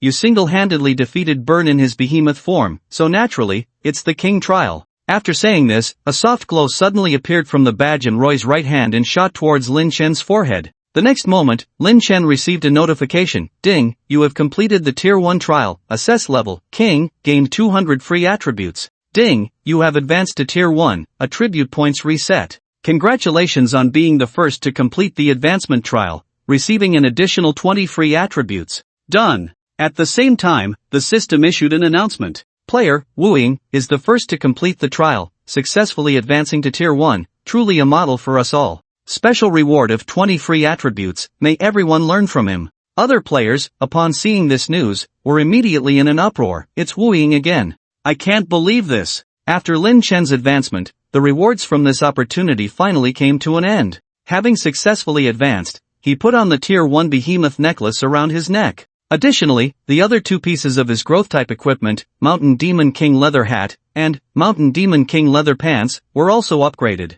Mountain Demon King Leather Hat, grade, Tier 1 Legend Attributes, Physical Defense, Magic Defense plus 300, originally 150, Constitution plus 100, originally 50, Skill, Absorb, Physical/Magic Damage Reduction 8%, originally 6%. Mountain Demon King Leather Pants, grade, Tier 1 Legend Attributes, Physical Defense, Magic Defense plus 500, originally 250, Skill, Absorb, Physical/Magic Damage Reduction 8%, originally 6%. Set effect, 1. Terrifying Scream, emit a piercing scream at a target, reducing their movement speed by 25% and preventing them from casting magic for 5 seconds. 2. Mountain Demon King, transform into a Tier 1 Mountain Demon King. From level 0 to level 1, not only did the attributes double, but even the effects of skills and set bonuses saw significant improvements. What surprised Lin Chen was that he could actually transform into the Mountain Demon King. Does that mean he now has 2 transformations, the Mountain Demon and the Baiman? This is simply too overpowered. After checking the equipment, Lin Chen opened his attribute panel. Since he had just reset his attributes, the 100 points he gained from leveling up from 0 to 10 had reverted to free attributes. Plus, he had 200 points from leveling up and an additional 50 points from several system rewards. Now, Lin Chen had a total of 350 free attribute points unallocated. Previously, due to his low health, Lin Chen had invested all his points into Constitution. Now, with the Baiman bead that added 5,000 health, he no longer felt as urgent about Constitution. Therefore, he allocated all his points to Agility. Considering the equipment bonuses, his 5-dimensional attributes were Constitution, 215 Strength, 15 Intelligence, 13 Spirit, 15 Agility, 375. His main combat attributes were Health, 6,000, Physical Attack, 1375 to 1875, Physical/Magic Defense, 900 points, with a 21% reduction. Movement speed, 108. Taking into account the impact of agility on skills and the damage from Dragon Bloodburn, Lin Chen's actual combat power was stronger than the paper data suggested. In his current state, if he had potions in his bag, he could really take on the Baiman head-on. Leveling up truly brought a qualitative improvement. At this moment, Roy had already instructed his subordinates to restrain the humanoid Burn, and he bid farewell to Lin Chen. Shadowless hero, thank you for your help, we're heading back to the village now. Goodbye, Captain Roy. Lin Chen waved at Roy. He turned around, ready to continue towards the town. After walking a few steps, he stopped. He had successfully leveled up and wasn't in a hurry to go to the town. Moreover, Byrne had already been captured, and the new village chief was about to be appointed. It would be much more comfortable to teleport directly to the new village chief once they appeared. With this thought, he turned back and used his stealth state to return to the village. After a busy day, even more so than yesterday, he was indeed a bit tired. Once he arrived at the village, he logged off directly. Although he had left, the complaints from the players in Xiaojiang village, number 10086, did not cease. Most of the complaints were related to Lin Chen. Damn it, I ran around all day for nothing. Yeah.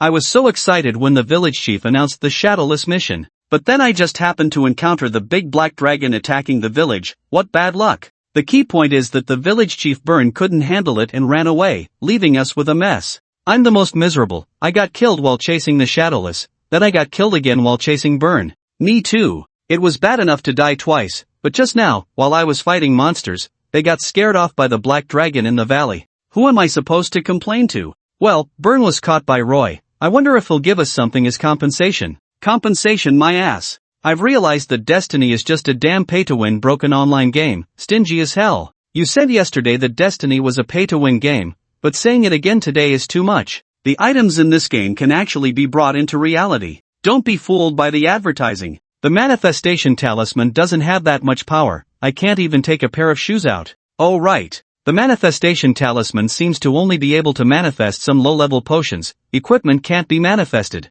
It shouldn't be that it can't be manifested, maybe high-level manifestation talismans can. Just as everyone was complaining about today's encounters, a message suddenly came from the village. Ding! Congratulations to Lu Bunyang for officially becoming the village chief. Village Chief Lu Bunyang has decided, all players leveling up in this village area will receive a 50% experience bonus and a 30% drop rate increase, lasting for 10 hours. These two system messages instantly set the players in the village abuzz. Ha! Lu Bunyang got promoted? Holy crap! An extra 50% experience bonus and a 30% drop rate increase? We're going to get rich. Ha! The heavens have opened their eyes, finally compensating us. I was wrong about you, Destiny. I shouldn't have called you stingy or said you were a pay-to-win. You're very generous, extremely generous. It's not Destiny being generous, it's our charming widow, Lu Bunyang, being generous. Lu Bunyang generous? Wrong. It's big and round. So big and so round. By the way,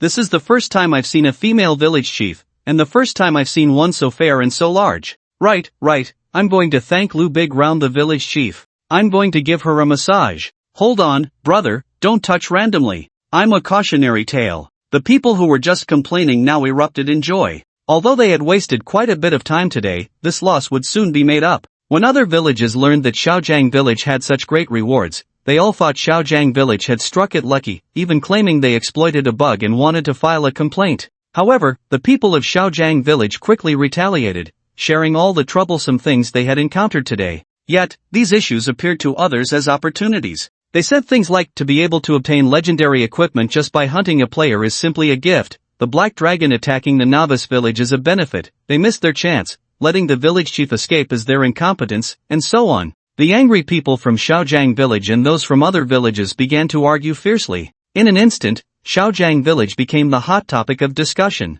However, some began to peel back the layers to find the root cause, ultimately discovering that the source was the mysterious player Wu Ying, who was the first to obtain a divine artifact, repeatedly received attribute rewards, and hoarded manifestation tokens in advance. Some even boldly speculated that the black dragon was Wu Ying's pet or assistant. Of course, very few believed such an absurd hypothesis. However, everyone was certain of one thing, the appearance of the Black Dragon Prince was definitely related to Wu Ying. Once the conversation shifted to Wu Ying, the shouting between the villages in Xiaojiang village finally subsided. Having such a divine figure in the village made anything that happened seem unremarkable. After Lin Chen logged off, he left his room. Suma, he called out as he headed to the dining room. At that moment, the nanny, Hu Xiaoling, approached. Young master, Sister Min has gone back to her room. Hu Xiaoling and Su Min were the only two nannies in Lin Chen's household. If we consider the timeline of entering the Lin family as a nanny, she had been there 3 years longer than Su Min. Hu Xiaoling joined when Lin Chen was 10, while Su Min came in at 13. However, Hu Xiaoling was actually recruited by Su Min. When Lin Chen was 10, he was misled by his uncle's family, the Huangs, and neglected Su Min, But Su Min did not give up on taking care of Lin Chen and secretly brought in her confidant, Hu Xiaoling, as a nanny. Seeing that Su Min was not around, Lin Chen did not ask further and went straight to the dining room to eat. After just a couple of bites, he noticed the taste was somewhat different, so he asked Hu Xiaoling beside him, "Aunt Ling, did you cook today?" Hu Xiaoling nodded, "Yes." After Sister Min came back, she went to her room. "She specifically instructed me to cook the meals recently." "Got it." Lin Chen said no more. He had basically guessed that Su Min had probably gone into the destiny game. It seemed she had taken his words to heart. He just didn't know which village she was in or what profession she had. What kind of holy level key had she unlocked? He would have to ask her properly next time they met. Just as Lin Chen was about to finish his meal and head back to his room to rest, the doorbell suddenly rang. Lin Chen glanced at the camera outside the door, his brow instantly furrowing. It was none other than Shin Yuchu outside. Shin Yuchu pressed the doorbell a few times, waiting for a response from inside. She paced back and forth at the entrance, her face filled with anxiety. She regretted it. She truly regretted it. The various experiences of the past year flashed through her mind. Before meeting Lin Chen, Shin Yuchu was in dire straits, drowning in debt. One time, when she broke down and cried on the street, she met Lin Chen. After that, Lin Chen not only helped her resolve her family's financial issues but also catered to her every need. At first, Shin Yuchu felt a bit grateful, but as time went on, the sentiment slowly changed. Soon, she forgot the hardships she had endured and believed that everything she had now was a given. Thus, her attention began to focus on the long, thick scar on Lin Chen's face. Every time she saw that scar, she felt nauseous. She was as beautiful as a fairy. How could this ugly monster possibly be worthy of her? So, she found a pretty boy, Yan Luohan, outside to make up for the emotional void she felt with Lin Chen. She thought she could control Lin Chen for a lifetime, squeezing him dry. Little did she know, before she could drain Lin Chen, he suddenly awakened. He not only cut off all support to her but even sent a lawyer to collect debts. A total of over 17 million. More than half of that 17 million was used to pay off her father's gambling debts, help her mother with rehabilitation, and treat her brother's illness. The rest was either squandered by her or given to Yan Luohan. When she received the lawyer's notice from Lin Chen, her first thought was not about repaying the debt but about running away with Yan Luohan. Over the past year, she had given Yan Luohan at least 2 to 3 million. If she saved a bit, it would still be enough. However, Yan Luohan completely ignored Shin Yuchu. What a joke! As a professional pretty boy, how could he possibly give back the money he had pocketed? Then Yan Luohan scolded Shin Yuchu and immediately cut ties with her, walking away. Watching the Prince Charming who had sweet-talked her and held her in his palm leave just like that, Shin Yuchu felt a sharp pain in her heart. At that moment, she thought of Lin Chen again. Lin Chen loved her so much, he would definitely forgive her. His strange behavior these past few days was just to attract her attention, to make her reconcile with him. As long as she went to apologize, she would surely win his forgiveness. So, Shin Yuchu went to Lin Chen's house, trying to knock on his door. However, no matter how she knocked or rang the doorbell, there was no response from inside. Could he really be that heartless? Just as Shin Yuchu was feeling disheartened, she saw a light in front of her. The door opened. Shin Yuchu was overjoyed and quickly looked up. A familiar figure appeared before her. Lin Chen. Shin Yuchu immediately wanted to rush forward. Humph. The person in front let out a cold snort. Shin Yuchu stopped in her tracks. She looked up at the person before her, momentarily stunned. Everything about him was familiar, except for that face. The face that should have been covered by a long, thick scar was now incredibly smooth. The features that should have been distorted by the scar were now perfectly defined. Shin Yuchu, in disbelief, said to him, You are Lin Chen? He. What do you think? Lin Chen sneered. You really are Lin Chen. Upon hearing Lin Chen's voice, Shin Yuchu was instantly overwhelmed with excitement. What happened to the scar on your face? Halfway through her sentence, she suddenly realized, I know. It's destiny, it's a manifestation spell. You used an item from the game to heal your scar. Lin Chen replied flatly, You're not too stupid. Looking at Lin Chen's handsome face, Shin Yuchu's heart suddenly stirred. What a perfect face this is. Moreover, it radiates confidence and coldness, making it utterly captivating. Compared to him, Yan Luohan is simply a sissy. How did I not notice this back then? It's just a scar, right? Why did I reject him because of that? I was so foolish. Fortunately, it's not too late to realize it now. Lin Chen opening the door for himself is giving himself a chance. I absolutely cannot miss it again. Suddenly, Shin Yuchu hugged Lin Chen's waist tightly. Her voice choked as she said, Lin Chen, I'm sorry. I shouldn't have recklessly taken your things, and I definitely shouldn't have lost my temper at you. It was my fault. I will definitely listen to you from now on. Whatever you ask me to do, I will do it. I won't throw tantrums anymore. Please forgive me, okay? As Shin Yuchu spoke, she slowly lifted her head, looking at Lin Chen with her innocent and pitiful eyes. Lin Chen reached out, gently wiping the tear stains on Shin Yuchu's face with his thumb. Your face really does look heart-wrenching. Hearing Lin Chen's words, Shin Yuchu's heart leaped with joy. As expected, he is falling for my act. Seizing the opportunity, she grabbed Lin Chen's hand, breaking into a smile through her tears. You forgive me, right? You've already forgiven me, haven't you? Lin Chen looked at Shin Yuchu, non-committal to her words. He gazed into her eyes and softly asked, Are you willing to do anything for me now? Anything. Does he want to do that with me? Shin Yuchu immediately thought of the implication behind his words. Soon, her face turned crimson. Looking at his flawless face, she no longer felt the resistance she had before. She gently bit her lip and nodded. I can do anything you ask, including that. By the end, her head had lowered. Very good. Lin Chen nodded. Then, he gently tugged at her clothes. Take off your clothes. Take off my clothes? Here? Shin Yuchu looked back in surprise. She was at the entrance of Lin Chen's villa. Although there were no outsiders nearby, it was still outside. What? You don't want to? Lin Chen let go of her, his voice turning somewhat cold. No, I want to. Shin Yuchu gritted her teeth and began to remove her clothes one by one. Soon, only her intimate lingerie remained. She then looked up at Lin Chen. Lin Chen's expression was neutral. He simply uttered two words, continue. Shin Yuchu placed her hands on her bra and then took it off. At the same time, she covered her chest with her hands. Continue. Shin Yuchu lowered her hands and, with determination, removed the last piece of her triangle underwear. Very good. Lin Chen finally showed a satisfied tone. This time, Shin Yuchu did not wait for Lin Chen's command.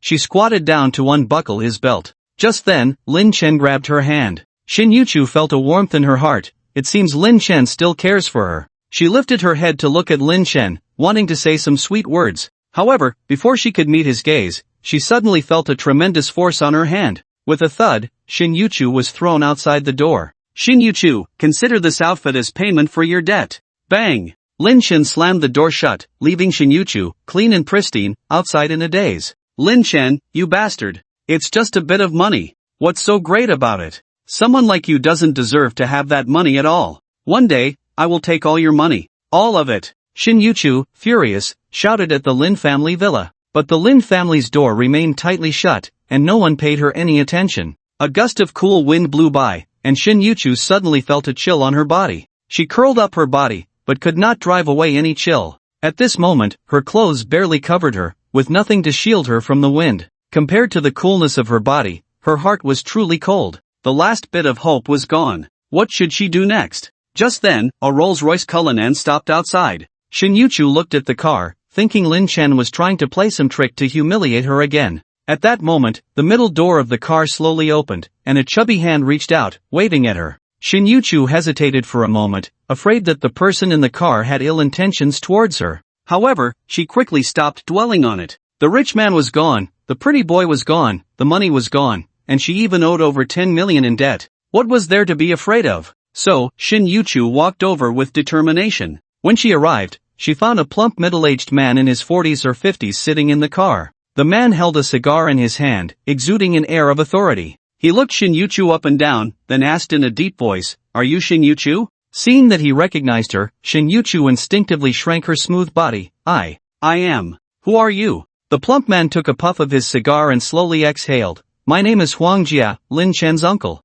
Lin Chen's uncle. Shin Yuchu's face showed terror, and she turned to flee. That damned Lin Chen, as if humiliating her wasn't enough, now he even sent his uncle to humiliate her. Just as she turned, Huang Jia's deep voice came again from behind. Miss Shin, don't you want to deal with Lin Chen? Deal with Lin Chen? Shin Yuchu turned around, looking at Huang Jia with suspicion. Get in, Lin Chen is our common enemy. Huang Jia patted the seat beside him. Shin Yuchu looked at Huang Jia, still somewhat worried. But thinking about how she had nothing now, she resolutely got into Huang Jia's car. Lin Chen returned to his room, no longer paying attention to Shin Yuchu. At this stage, Blue Star still operated under the traditional legal system. After a while, when the order of the entire world collapses and is rebuilt, he would make the other party suffer the pain of his past life. Lying on the bed, Lin Chen logged into the Destiny official forum and browsed through everyone's posts. The top 5 topics being discussed were Shadowless, Black Dragon, No. 10086 Shaojiang Village, the beautiful widow as village chief, and the betrayal of the new village chief.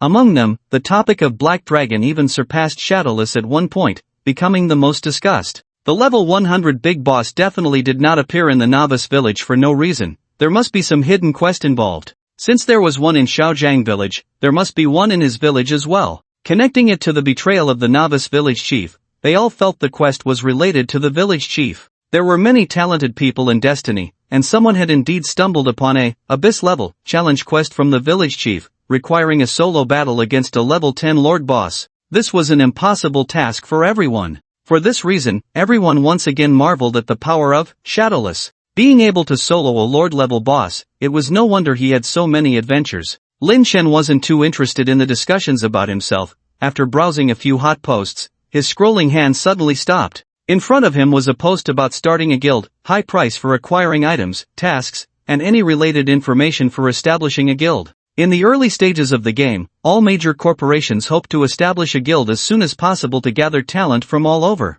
Therefore, the guild establishment order, at this stage was extremely precious. The first guild establishment order had even been auctioned for over 3 billion. The poster of this thread was, Tian Huang. Seeing this name, Lin Chen's eyes narrowed slightly, revealing a cold glint. The real name of the emperor is Huang Zhiqing, the son of Lin Chen's uncle Huang Jia, and the leader of the Huang family in the Destiny game. In his previous life, the guild he established, Huang Tian, developed rapidly, claiming to be the #1 guild in Jiangcheng. Later, their influence even spread into the real world, earning the Huang family the title of local emperor of Jiangcheng. All of this, of course, relied on the vast assets the Huang family seized from the Lin family. The guild establishment order they obtained was not purchased but dropped from a boss carrying the guild establishment order, saving the Huang family billions. The #1 guild in Jiangcheng, the local emperor of Jiangcheng. Ha! Lin Chen chuckled coldly. Want to establish a guild? Sure. Go buy it at the market auction.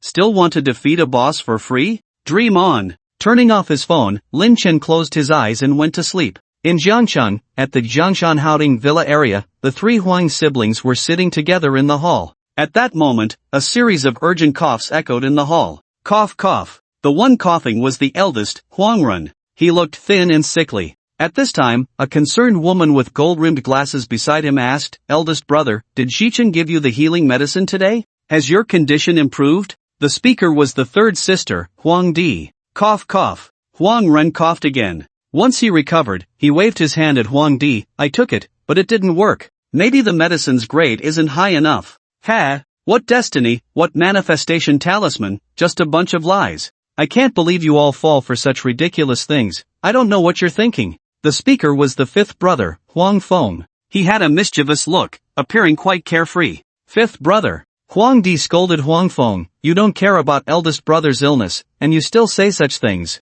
Huang Feng curled his lip, still very dismissive. "Eldest brother's illness has been with him since he was in our mother's womb. Modern medicine can't solve it, yet you believe in game items. You're really going backward in life. What are you arguing about?" A deep voice came from outside the door. Second brother. Huang Di and Huang Feng quickly stood up. Huang Ren also coughed and stood up. At this moment, Huang Jia walked in with steady steps. He then sat directly in the middle right seat. Sitting next to him was the eldest, Huang Ren. Huang Di sat in the lower right position. Huang Feng sat in the second position on the left. Strangely, the first position on the left was empty, with no one sitting there. Fifth brother Huang Feng glanced at the empty seat above him and snorted, "Second brother, can I sit in this position now? It's been empty for years." Second brother Huang Jia replied, "That's your fourth sister's seat, you can't sit there." Huang Feng pouted, "Fourth sister has been dead for how many years, and you still keep her seat?" At this moment, the third sister Huang Di said, "No matter what, Lingling contributed the most to our Huang family.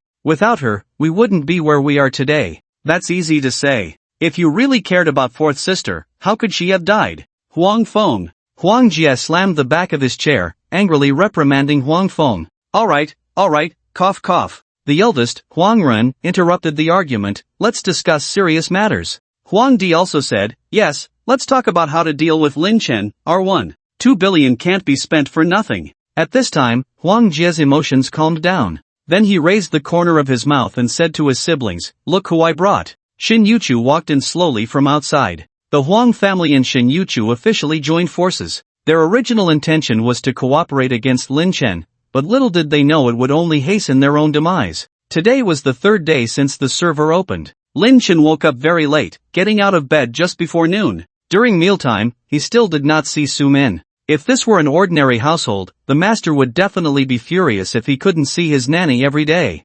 However, Lin Chen didn't mind this matter at all. After everything that had happened, he naturally understood Su Min's character. Especially after being reborn, he had long regarded Su Ma as his only family in this world. As for the Huang family, although they were his mother's siblings, there was no blood relation at all. In their eyes, there was only money. At that moment, Lin Chen heard a sobbing sound and looked up. He then noticed Hu Xiaoling was wiping her tears nearby, so he hurriedly asked, "Aunt Ling, what's wrong?" "Nothing. Nothing at all." Hu Xiaoling wiped the tears from the corners of her eyes and then said with a smile, "I saw that the scar on the young master's face has healed, looking very much like how the master looked when he was young, so I couldn't help but." Hu Xiaoling used to work for the Lin Group and greatly admired Chairman Lin Rongtian. For many years, she had taken care of Lin Chen with a grateful heart. Seeing the scar that had accompanied Lin Chen for over a decade healed, she couldn't hide her joy. At this moment, she thought of the game Lin Chen and Su Min had been playing these past few days, so she curiously asked, "Young master, is the Destiny game really that magical?"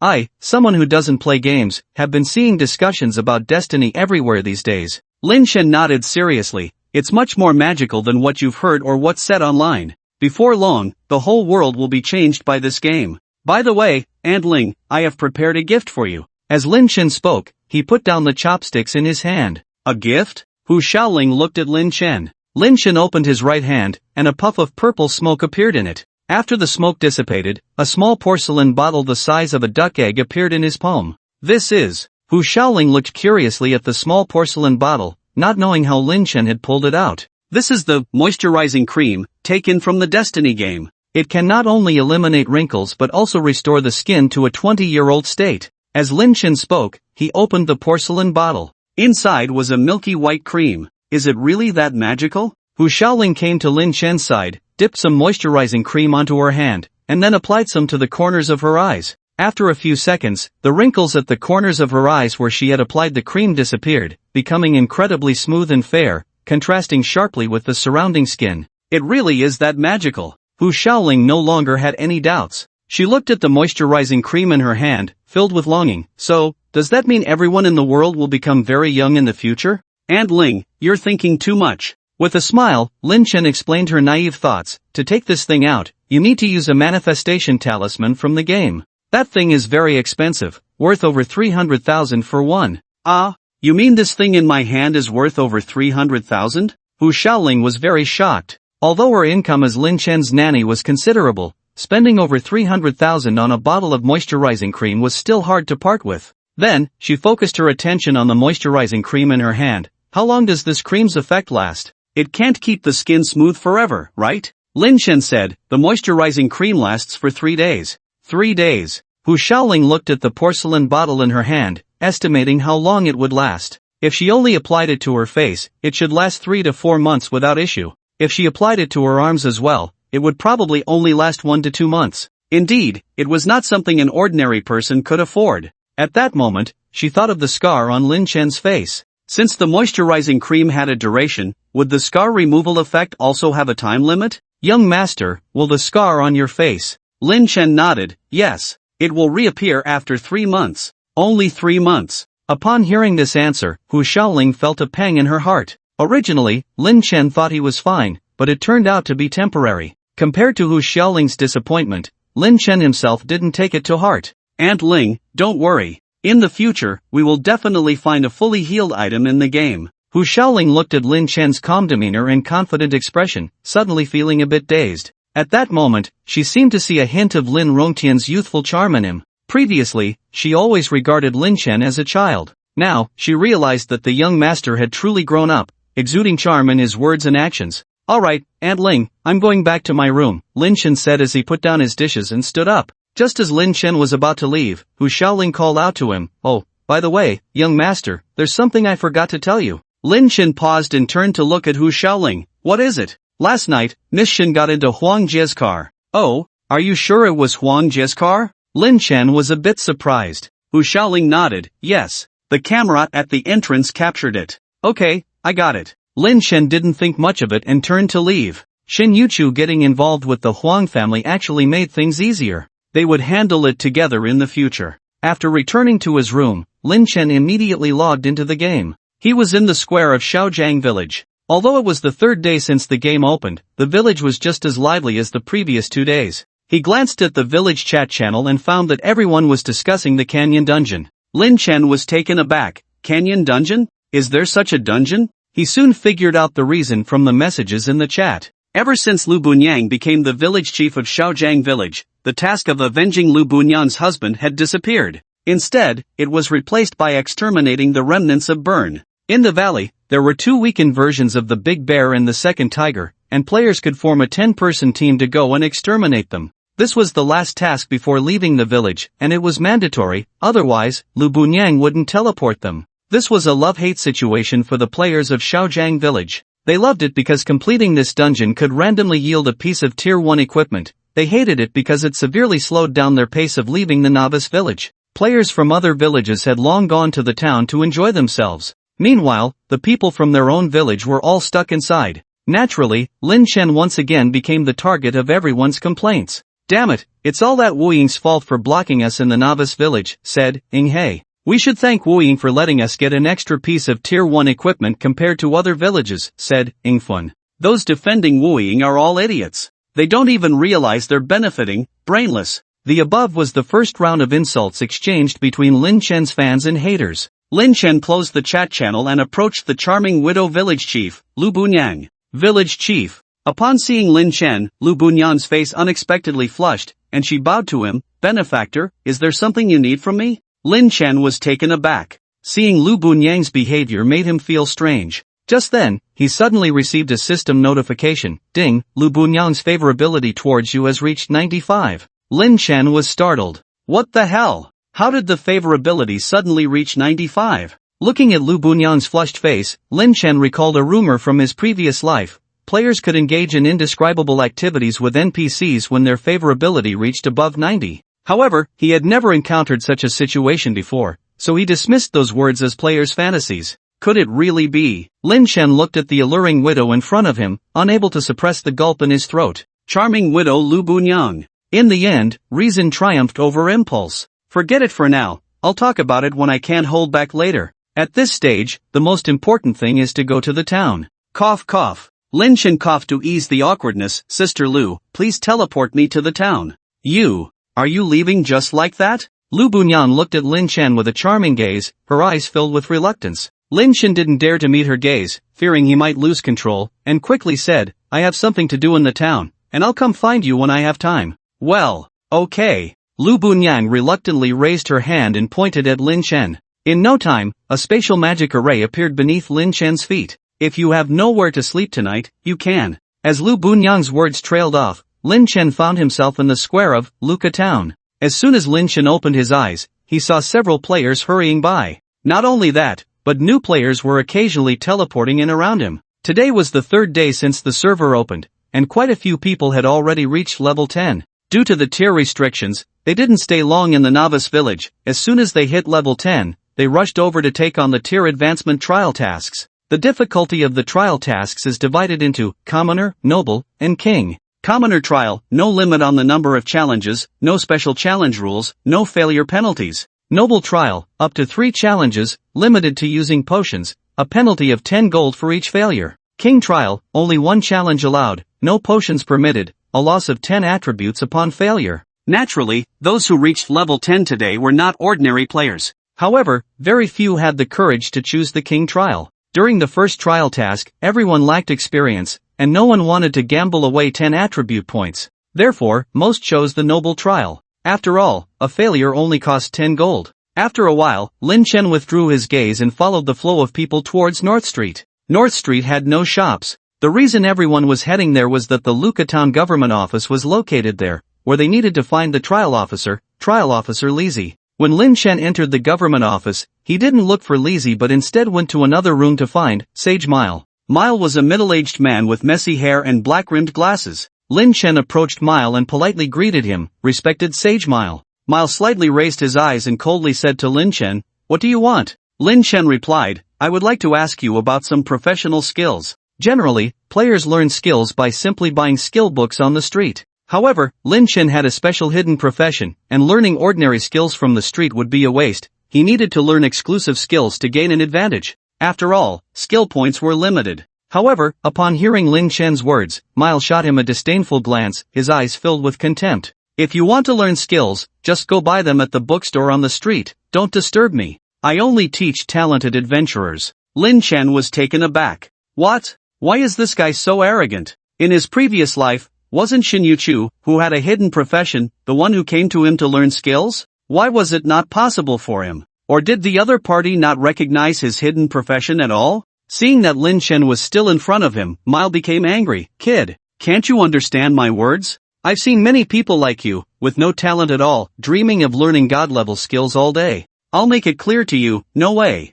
You'll always be a minor character, never stepping into the grand stage. Get out. As Miles spoke, he suddenly waved his right hand. A powerful gust of air swept Lin Chen up and blew him out the door. Thud. -5,000 Lin Chen was thrown outside, a huge wound appearing on his head. Damn it. Lin Chen was furious. That guy had such a terrible temper. If he didn't want to teach, then fine, but why create a tornado for himself? Fortunately, his health was thick, otherwise, he would have already died by now. At that moment, Lin Chen really wanted to summon the Black Dragon Prince to take care of this old man. However, he held back. The Black Dragon Prince could easily eliminate Miles, but it would be meaningless. If there was no impact on the plot, NPCs would respawn even if they died, wasting precious red dragon blood in the process. After standing up, Lin Chen turned to look at Miles inside the room. Seeing Lin Chen take one of his attacks and still stand, Miles was somewhat surprised. However, his face quickly returned to a cold, disdainful expression.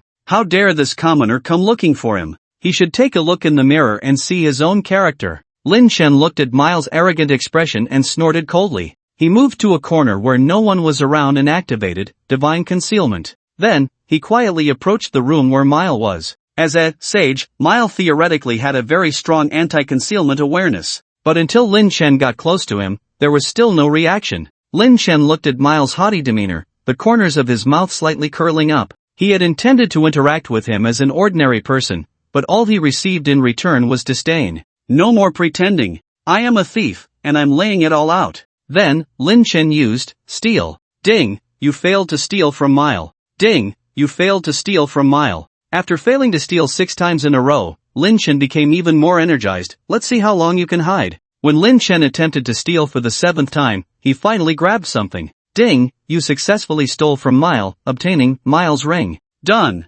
Lin Chen didn't dare to stay any longer and immediately ran outside. Just then, Miles suddenly shivered. He reached out and touched his right middle finger. The finger that should have been wearing a ring was now bare. Miles was furious. Who is it? How dare you lay hands on me? Come out. Boom. Miles shouted, unleashing a fiery ring that engulfed the surrounding area. As the only sage in town, Miles not only possessed skills from various professions, but the power of his skills was also terrifying. When he released the fiery ring, the entire house was blown away by his magic. A few unfortunate players passing by were hit by the fire ring and died on the spot. Subsequently, these players began to complain in the town's chat channel. Damn, I was just walking fine, how did I die? There's an NPC called Miles in the government office who suddenly went crazy and unleashed a huge fire ring, destroying his own house. What a lunatic. What the hell, is this destined NPC not quite right in the head? Is the government office still safe? I need to go pick up a quest. It seems fine now that NPC has gone into seclusion.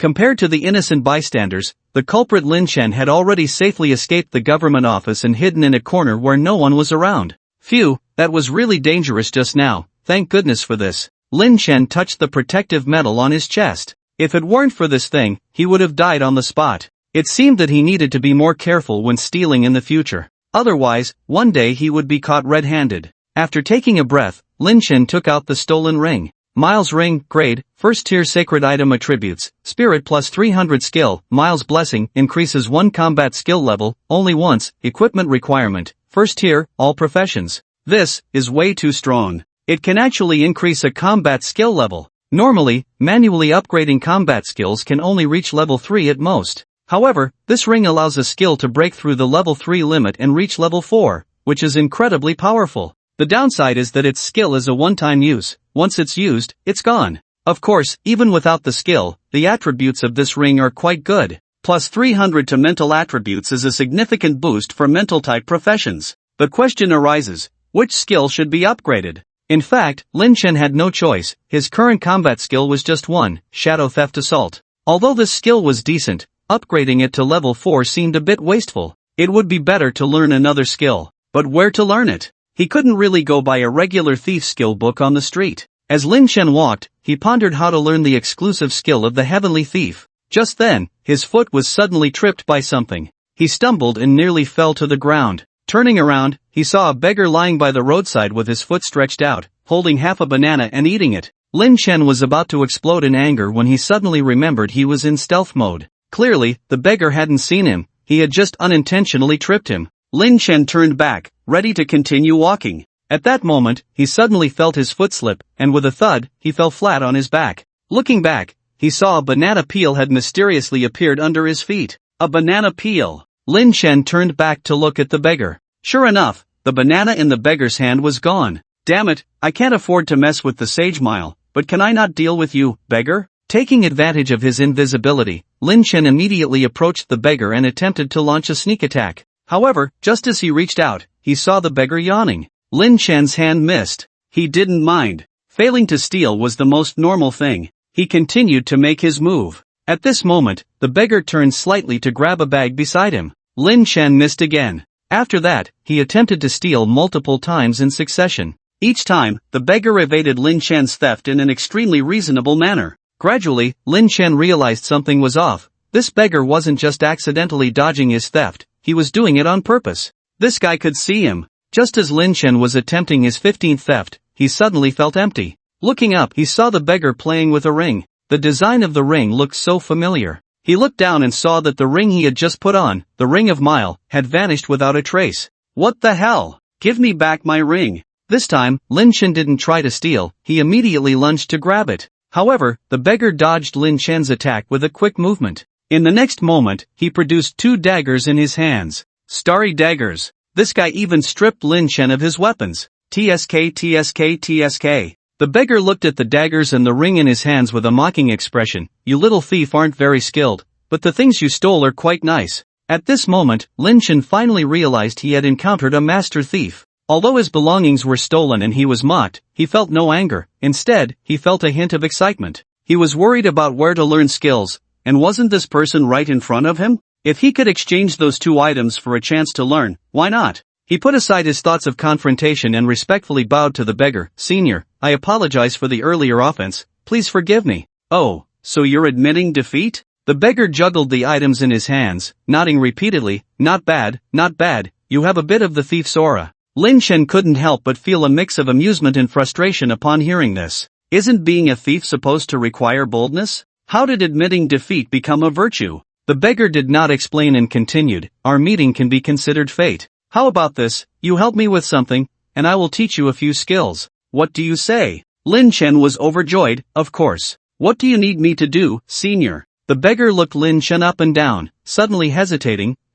You probably can't do that thing right now. How about this, I'll take a little loss and teach you a skill first, then. The beggar said, tossing something to Lin Chen. Lin Chen reached out and caught it. Looking down, he found he was holding a small cloth doll. He looked at the beggar in confusion. What is this? Just as he locked eyes with the beggar, he suddenly saw a glint in the beggar's eyes. In an instant, Lin Chen felt dazed. That feeling was fleeting. Then, he blinked a few times and returned to normal. Senior, what did you just do to me? The beggar pointed at Lin Chen. You can experience it yourself. Lin Chen immediately glanced at the system message. Ding, the nameless beggar has taught you a skill. Doll illusionary technique, skill points -2. Illusionary technique, what is this? He quickly opened the skill tab and found that a new skill had indeed appeared. Doll illusionary technique, throw out the doll, transforming it into something that can confuse the opponent and attract their attention. Although he understood the explanation, Lin Chen was still unclear about its function. Senior, this skill is. The beggar said nothing and threw something on the ground. Lin Chen looked down and was immediately startled. Damn, my artifact. On the ground was nothing other than the Red Dragon Guardian medal. That guy had stolen his medal at some point and casually tossed it on the ground. If someone else picked it up, he wouldn't even have time to cry. Lin Chen quickly bent down to pick it up. Just then, a wild cat jumped out of nowhere, grabbed the metal in its mouth, and leaped onto the wall. Damn it! Wait a minute. Just as Lin Chen was about to chase after the wild cat, the beggar called out to him, "Look, do you have anything missing?" Lin Chen quickly touched his chest. The guardian medal was still hanging perfectly on his chest. How could this be? Lin Chen looked up and saw that what the wild cat was holding was not the medal at all, but just a small cloth doll. The beggar laughed. That just now was the illusionary technique. After throwing the doll, it transforms into the most precious thing in the eyes of the opponent, confusing them. To you, it is an artifact. To that cat, it might be the most delicious little fish. So that's how it is. Confirming that nothing was lost, Lin Chen finally calmed down. Reflecting on the scene just now, after the doll transformed, his mind felt like it had lost control. At that moment, he even forgot that the guardian medal was still in its binding period, making it impossible to steal. What a twisted skill! It was no wonder he had been tricked by it. At this moment, he understood the beggar's purpose in teaching him this skill. You mean, I first use this move to attract the opponent, and then take the opportunity to steal? The beggar nodded. Exactly. With the help of the doll, not only is the chance of being discovered greatly reduced, but the success rate of stealing is also significantly increased. Lin Chen was enlightened. Then, he added a scenario. Even if I'm discovered, it doesn't matter. I can still use this move to attract the opponent's attention and help myself escape. A teachable child. The beggar nodded in satisfaction, but this move cannot be used too frequently on the same target, or the effect will be greatly diminished. Lin Chen nodded. Looking at his illusionary technique, he was overjoyed. He hadn't even completed the task and had already learned a skill. If I complete the task assigned by the other party, won't I learn stronger skills? Then, he cupped his hands to the beggar and said, "Senior, what do you want me to do? Please give your orders." When he asked this, he felt a bit anxious. He had once helped Shin Yuchu with a skill task. That difficulty was comparable to an abyss-level challenge. As a god-level hidden profession, his task difficulty should be much higher than Shin Yuchu's. The beggar coughed and then pointed to the tavern behind him. "Go to this drunken immortal tavern and help me steal 3 jars of immortal brew." Just steal some wine? Lin Chen was a bit surprised. Although the immortal brew was hard to obtain, it was nothing compared to the difficulty of an abyss-level task. He didn't expect that the task assigned to him would be like this. "Kid, don't underestimate this drunken immortal tavern." The beggar crossed his arms and began to introduce the tavern to Lin Chen. This tavern was built by Wine Immortal Tai Bai, and it is filled with traps. Especially the wine cellar. Even I can't guarantee I won't be discovered. Lin Chen looked up at the drunken immortal tavern beside him. On the surface, this tavern had 3 floors, but he knew that there were 2 more floors below. The immortal brew was hidden on the 2nd underground level, very secretive. However, this wouldn't be a problem for him. "Don't worry, just leave it to me, and I'll make sure to deliver the immortal brew to you." Lin Chen patted his chest, looking confident. "Then I'll wait for your good news." After the beggar finished speaking, he lay down on the ground. In an instant, the aura of a high-ranking person he had before completely dissipated, and he turned back into an ordinary beggar. Lin Chen then realized that his dagger and ring had somehow returned to his backpack.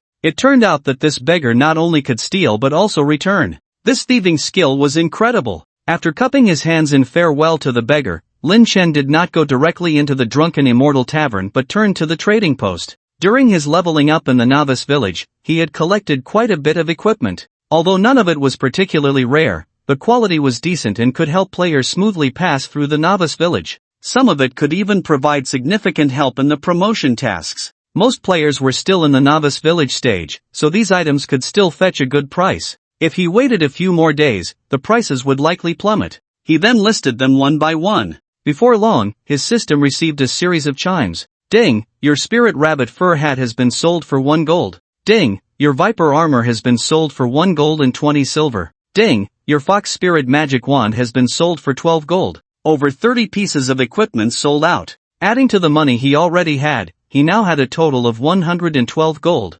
112 gold was absolutely the mark of a top-tier wealthy player at this stage. Players at this stage lacked gold coins but not blue star coins. Currently, acquiring a gold coin on the market required at least 20,000 to 30,000 blue star coins, and even then, it wasn't guaranteed. The main issue was that everyone was poor, and very few could save up gold coins. After finishing his purchases, Lin Chen walked straight towards the Drunken Immortal Tavern. The Drunken Immortal Tavern had 3 floors above ground and 2 below. The 3 floors above were naturally for customers to eat and drink. the 2 underground were for storing wine. To complete the beggar's task, he naturally needed to find an opportunity to go underground. However, after entering the Drunken Immortal Tavern, Lin Chen neither went up nor down but walked towards the kitchen. The Immortal Brew, being the most precious type of wine in the game, was normally not available for players to buy even at black market prices. His 100 gold was completely insufficient. However, Lin Chen knew a special way to obtain it. Upon arriving at the kitchen, Lin Chen quietly waited to the side.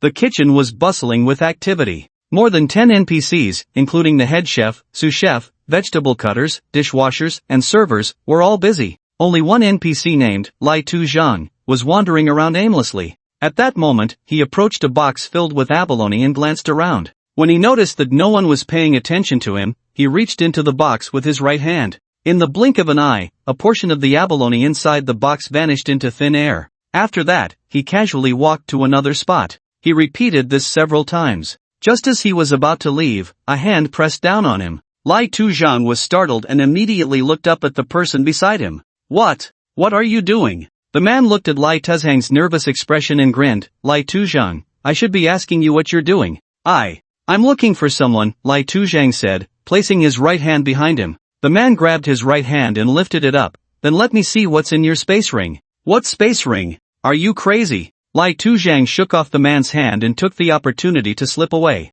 As he ran, he glanced back. Fortunately, that annoying guy didn't follow him. However, he didn't let his guard down and weaved through several alleys before entering a small room. Inside the room, there were many items piled up, some from the Drunken Immortal Tower, others from different places. In the corner, there were 5 jars of wine, which were the divine brew from the Drunken Immortal Tower. Thinking of the strange person from earlier, Lai Tu Zhang suddenly felt a bit guilty. I should find a chance to get rid of these things quickly. Just then, a voice came from behind him. Lai Tu Zhang, you have quite the nerve stealing so many things. Lin Chen had followed Lai Tu Zhang to his secret warehouse and revealed himself. His shout nearly scared Lai Tuzhang's soul out of his body. Lai Tu Zhang turned to look at Lin Chen, feigning calmness. Who are you to dare break into someone's home? Lin Chen smiled indifferently. So what if I broke into your home? Go report it to the authorities. You. Lai Tu Zhang opened his mouth but couldn't find the words. Of course, he didn't dare report it, otherwise, he wouldn't be able to explain all the items in the warehouse. What do you want? Ha! Lin Chen glanced around the warehouse. The place was filled with a variety of items, and there were indeed quite a few good things. Finally, his gaze landed on the 5 jars of wine in the corner. Give me those jars of wine, and I'll pretend I didn't see anything. Those jars of wine. Lai Tu Zhang looked back, his tone filled with reluctance. Those wines are the divine brew from the Drunken Immortal Tower. Worth a fortune, you can't. If you don't give them, just wait to explain to the officials, Lin Chen said, not wanting to waste time, and turned to leave. Don't go, sir. Lai Tu Zhang grabbed Lin Chen, actively trying to keep him there. At that moment, he put on a friendly smile. Sir, let's talk it over. Why get angry without saying a word? He then pulled Lin Chen over to the divine brew. Sir, you like this divine brew, right? It's yours. He bent down, picked up a jar of divine brew, and handed it to Lin Chen. Sir, this is my gift to you. Consider it a meeting gift. Lin Chen did not take the divine brew. Instead, he looked at Lai Tu Zhang with amusement. What? You think 1 jar of wine will send me away? Then, I'll give you another jar. Lai Tu Zhang placed the jar of divine brew on the ground and then brought over another jar. When he set it down again, he couldn't help but glance at it, looking somewhat reluctant. Lin Chen didn't beat around the bush and directly said, give me all 5 jars of wine. Ha? 5? 5 jars? Lai Tuzhang's face fell, looking as if he had just lost his father. Lin Chen snorted and pointed at the room full of items. You think 5 jars of wine for all this stolen property isn't worth it? Fine. He didn't say more and turned to leave again. Sir! Lai Tu Zhang was almost in tears, grabbing Lin Chen's arm. Here, I'll give you everything. Then, reluctantly, he turned to carry the wine. With each jar he moved, the pain on his face intensified. By the time he set down the 5th jar, tears were about to spill. The pain was truly heart-wrenching. He then lifted his head, his face full of sorrow, and said to Lin Chen, Sir, I have a 90-year-old mother above me and a 9-month-old baby below me. Could you please show a little mercy? Lin Chen looked at Lai Tu Zhang's bitter expression and couldn't help but find it amusing. This guy was clearly engaging in a no-cost business, yet he acted as if he were suffering a loss. At this stage, Lin Chen could have simply taken the 5 jars of divine brew without any responsibility. However, he didn't do that. The Lai Tu Zhang in front of him was not an ordinary person. As the plot progressed, this guy would become a famous black market merchant. Many rare items, materials, and even equipment could be bought from him. This was Lin Chen's first interaction with Lai Tuzhang, and it was crucial. If he didn't handle it well, he might miss the opportunity to do business with him in the future and would never be able to buy anything from him again. Many people had missed out on subsequent plot developments with Lai Tuzhang because they were too greedy. So when Lin Chen looked at the 5 jars of wine in front of him, he didn't take them directly but smiled and asked Lai Tuzhang, "What do you want, Lai Tuzhang?" Seeing Lin Chen's tone soften, Lai Tuzhang gained a bit of courage. "On the market, 1 jar of divine brew is worth a fortune. How about you give me a discount? 500 gold? When he mentioned the price, Lai Tuzhang secretly observed Lin Chen's expression, his tone noticeably weakening.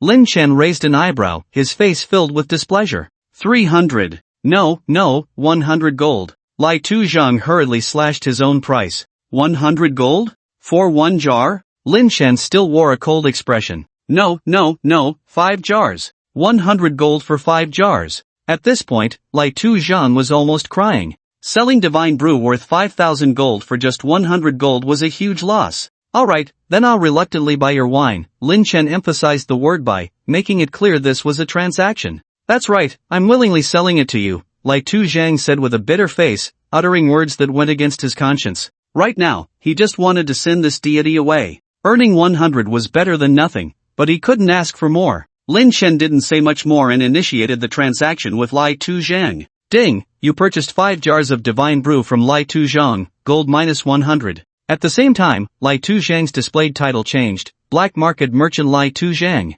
Seeing the title, Lin Chen nodded secretly, just the right amount. He got what he wanted and opened the Black Market channel. If he had left without paying, Black Market Merchant Lai Tuzhang would cease to exist, replaced by Rascal Lai Tuzhang. After completing the transaction, he stored the divine brew and left the small room. In fact, besides these jars of divine brew, Lai Tuzhang had many interesting items for sale, and as time passed, he would also offer extremely rare equipment. However, Lin Chen didn't need them yet. Of course, he also didn't have the money to buy them. After a while, Lin Chen returned to the Drunken Immortal building. At this moment, the beggar was lying on the ground asleep, ignoring Lin Chen's arrival. Lin Chen didn't wake him up but directly took a jar of wine from his backpack. The moment the divine brew was revealed, the beggar's nose twitched. He suddenly opened his eyes, looking at Lin Chen with joy. Lin Chen said little and handed the divine brew to the beggar. The beggar took the divine brew and hugged the wine jar like a treasure. Lin Chen then took out another jar from his backpack and handed it to the beggar.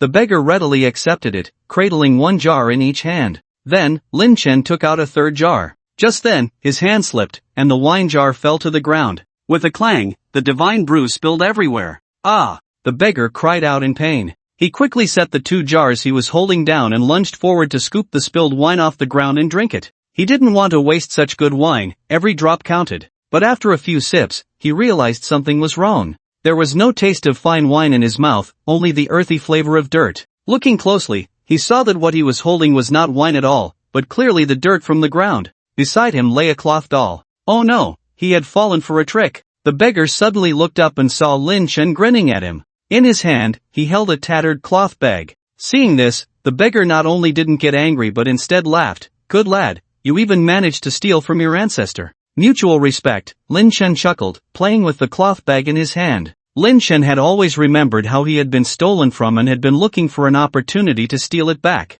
From their previous encounters, he knew that his skills were not enough for a direct theft. The only thing he could rely on was the skill, doll illusionary technique. Considering that this skill was taught by the other party, using it directly would be like showing off a big knife in front of Guangong. So he laid the groundwork, first taking out the 2 jars of wine one by one to lower the other party's psychological defenses. Until the last time, he threw off the illusionary doll, finally creating a few seconds to distract the other party. Taking advantage of that time, he decisively launched his theft. Sure enough, he succeeded in stealing it in one go. Holding the cloth bag in his hand, he looked at the other party with a smug expression. How about that? Did I execute my trick well? Kid, not bad, the beggar said, not angry about being stolen from but rather quite appreciative. When in a disadvantageous position, knowing to admit defeat to protect oneself, at the same time, being patient and trying to find an opportunity for revenge. Being able to bend and stretch, and repaying even the smallest grievance, these are all excellent qualities of a good thief.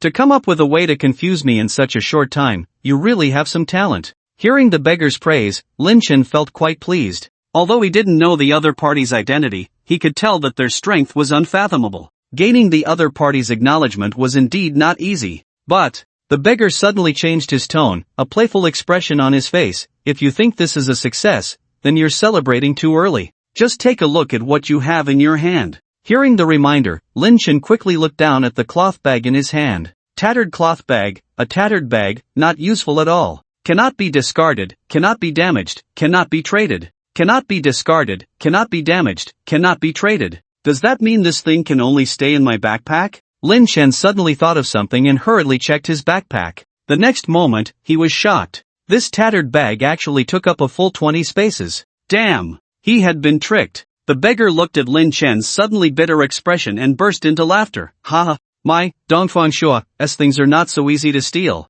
Dongfang Shua? Lin Chen was first taken aback, then his eyes lit up, and finally, he showed a look of wild joy. Dongfang Shua, the ancestor of thievery in the Dragon Kingdom, known as the God of Thieves. His most glorious achievement was stealing the peaches of immortality from the Queen Mother of the West in the Heavenly Court, doing it 3 times without being discovered. In terms of peach-stealing skills, Dongfang Shua was far superior to that reckless Monkey King. At this moment, Lin Chen had already set aside the matter of the ragbag and bowed to the other party, saying, I have met with Senior Dongfang. I apologize for my earlier rudeness, please forgive me. It's nothing, Dongfang Shua replied, waving his right hand lightly. The ragbag in Lin Chen's hand was then taken back by him. Wu Ying, although your thieving skills are quite immature at the moment, your potential is not bad. Meeting his fate, today I will teach you some techniques to help you on your path of thievery in the future. Dongfang Shua said, handing Lin Chen a book. Thank you, master. Lin Chen knelt down, performing the ceremony of apprenticeship. Dongfang Shua did not stop him and accepted Lin Chen's bow. Then, Lin Chen respectfully raised his hands to receive the book. Ding, you have obtained the Thief God's Secret Manual. Alright, I'm off to drink. Dongfang Shua waved his hand, putting away 3 jars of divine brew, and stood up to leave. After watching Dongfang Shua depart, Lin Chen opened the Thief God's Secret Manual. At this stage, he could learn 2 skills, borrow and return, 2 skill points, and create puppet, life skill, no skill points required. After observing the skills, he found that borrow and return was similar to the previously learned illusion technique skill, as both required a puppet to activate. In other words, the core of both skills was create puppet. Create puppet consumes certain materials to create a puppet. As the skill level increases, more types of puppets can be created. Level, roughly made proficiency, 0 out of 1000 can create, ordinary puppet, misty puppet ordinary puppet, coarse cloth times 3, coarse cotton times 10, essence times 1, creating 1 increases proficiency by 1, misty puppet, coarse cloth times 5,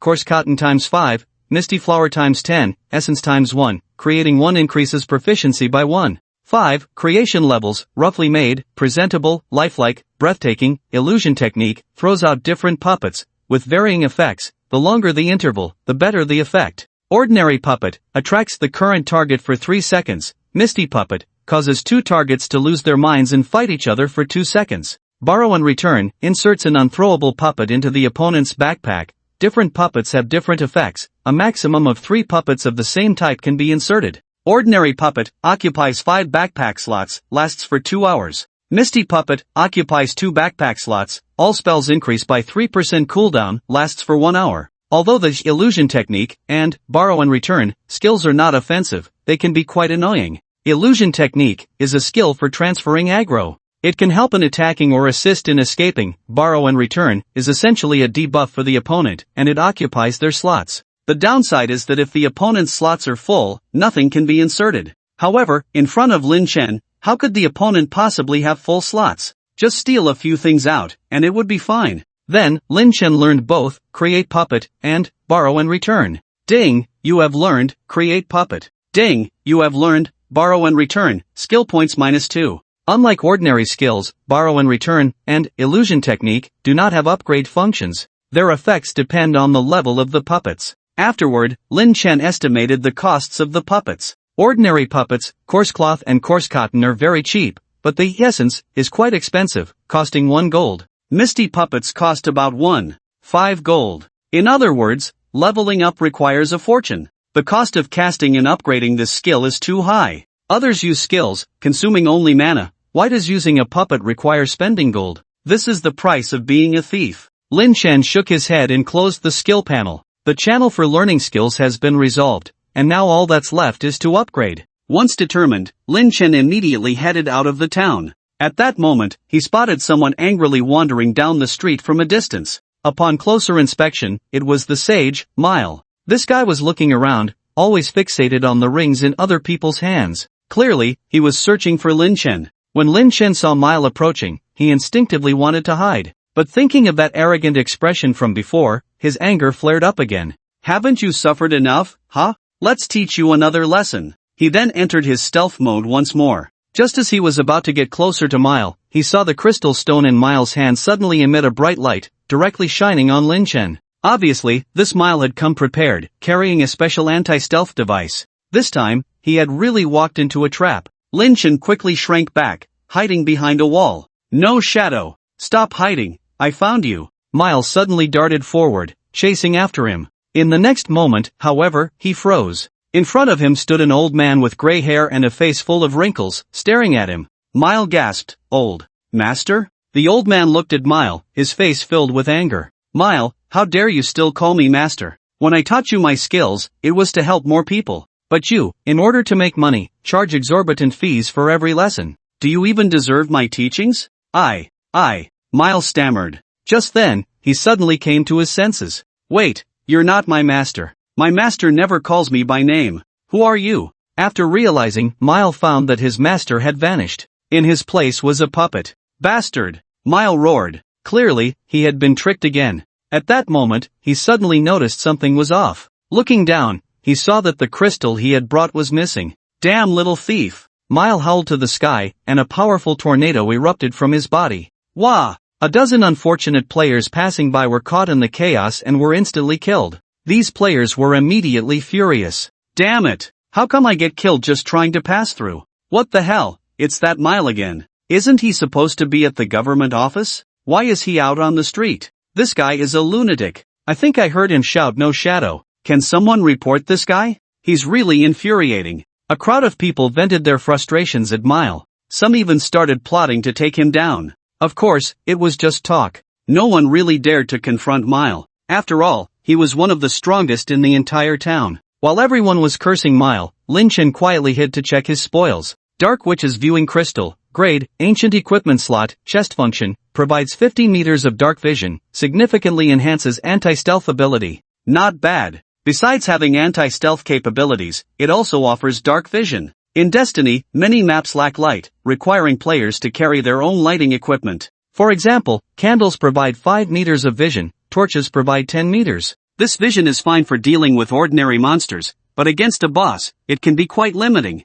because a boss's attack range is generally 10 to 30 meters. If players lack good vision, illumination skills, and equipment, they can only face the boss lurking in the dark. The viewing crystal in Lin Chen's hand offers a staggering 50 meters of dark vision, which is quite impressive. Mile certainly had a lot of good stuff. I wonder if there will be another chance to steal from him next time. After placing the crystal on his chest, Lin Chen glanced at the plush toy in his backpack. The plush toy originally had 3 durability points, but after using it once on Dongfang Shua and Mila, only the last point remained. He couldn't use this plush toy recklessly until he found the materials to make a new one. After being busy for so long, he finally resolved the skill issue. The next step was to level up. Although he was the first to advance, he had spent all of yesterday selling manifestation symbols, evading player hunts, and dealing with burn, which wasted an entire day. Today, many people had already reached level 10, and quite a few had successfully advanced. Those players only needed to gain 1 experience point to rank higher than Lin Chen.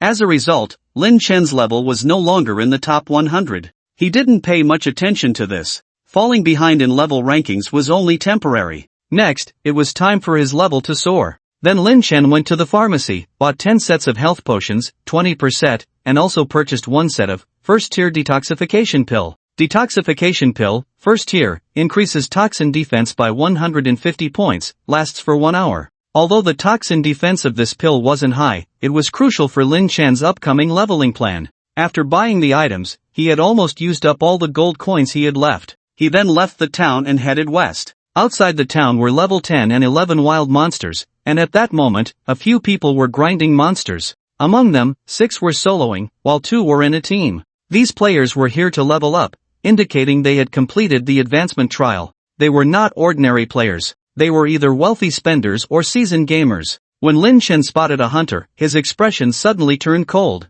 The hunter in the distance was currently accompanied by a steel brown bear pet and held a dark gold longbow in his hands. His ID read, Tian Huang Huang. This person was Lin Chen's cousin, the son of his second uncle Huang Jia, Huang Jichang, and he was someone Lin Chen needed to deal with in this game. According to the plot from his previous life, this guy would obtain a guild establishment order the day after tomorrow and then form the Huang Tian Guild. With the backing of the Huang family's hundreds of billions in funds, he would become the top guild in Jiangcheng. Even when the real world order collapsed, the Huang family would become a dominant force in reality. In this life, Lin Chen naturally wouldn't let him develop so easily. Should he go steal something from Huang Jichang now? After thinking it over, Lin Chen dismissed the idea. He knew that Huang Jichang had opened a treasure chest and obtained a saint-level skill and a super strong weapon. The saint-level skill was Enhanced Summoning Beast, which Lin Chen couldn't steal. The super strong weapon was the dark gold weapon in his hands, which was currently under a lock protection period, making it impossible to steal.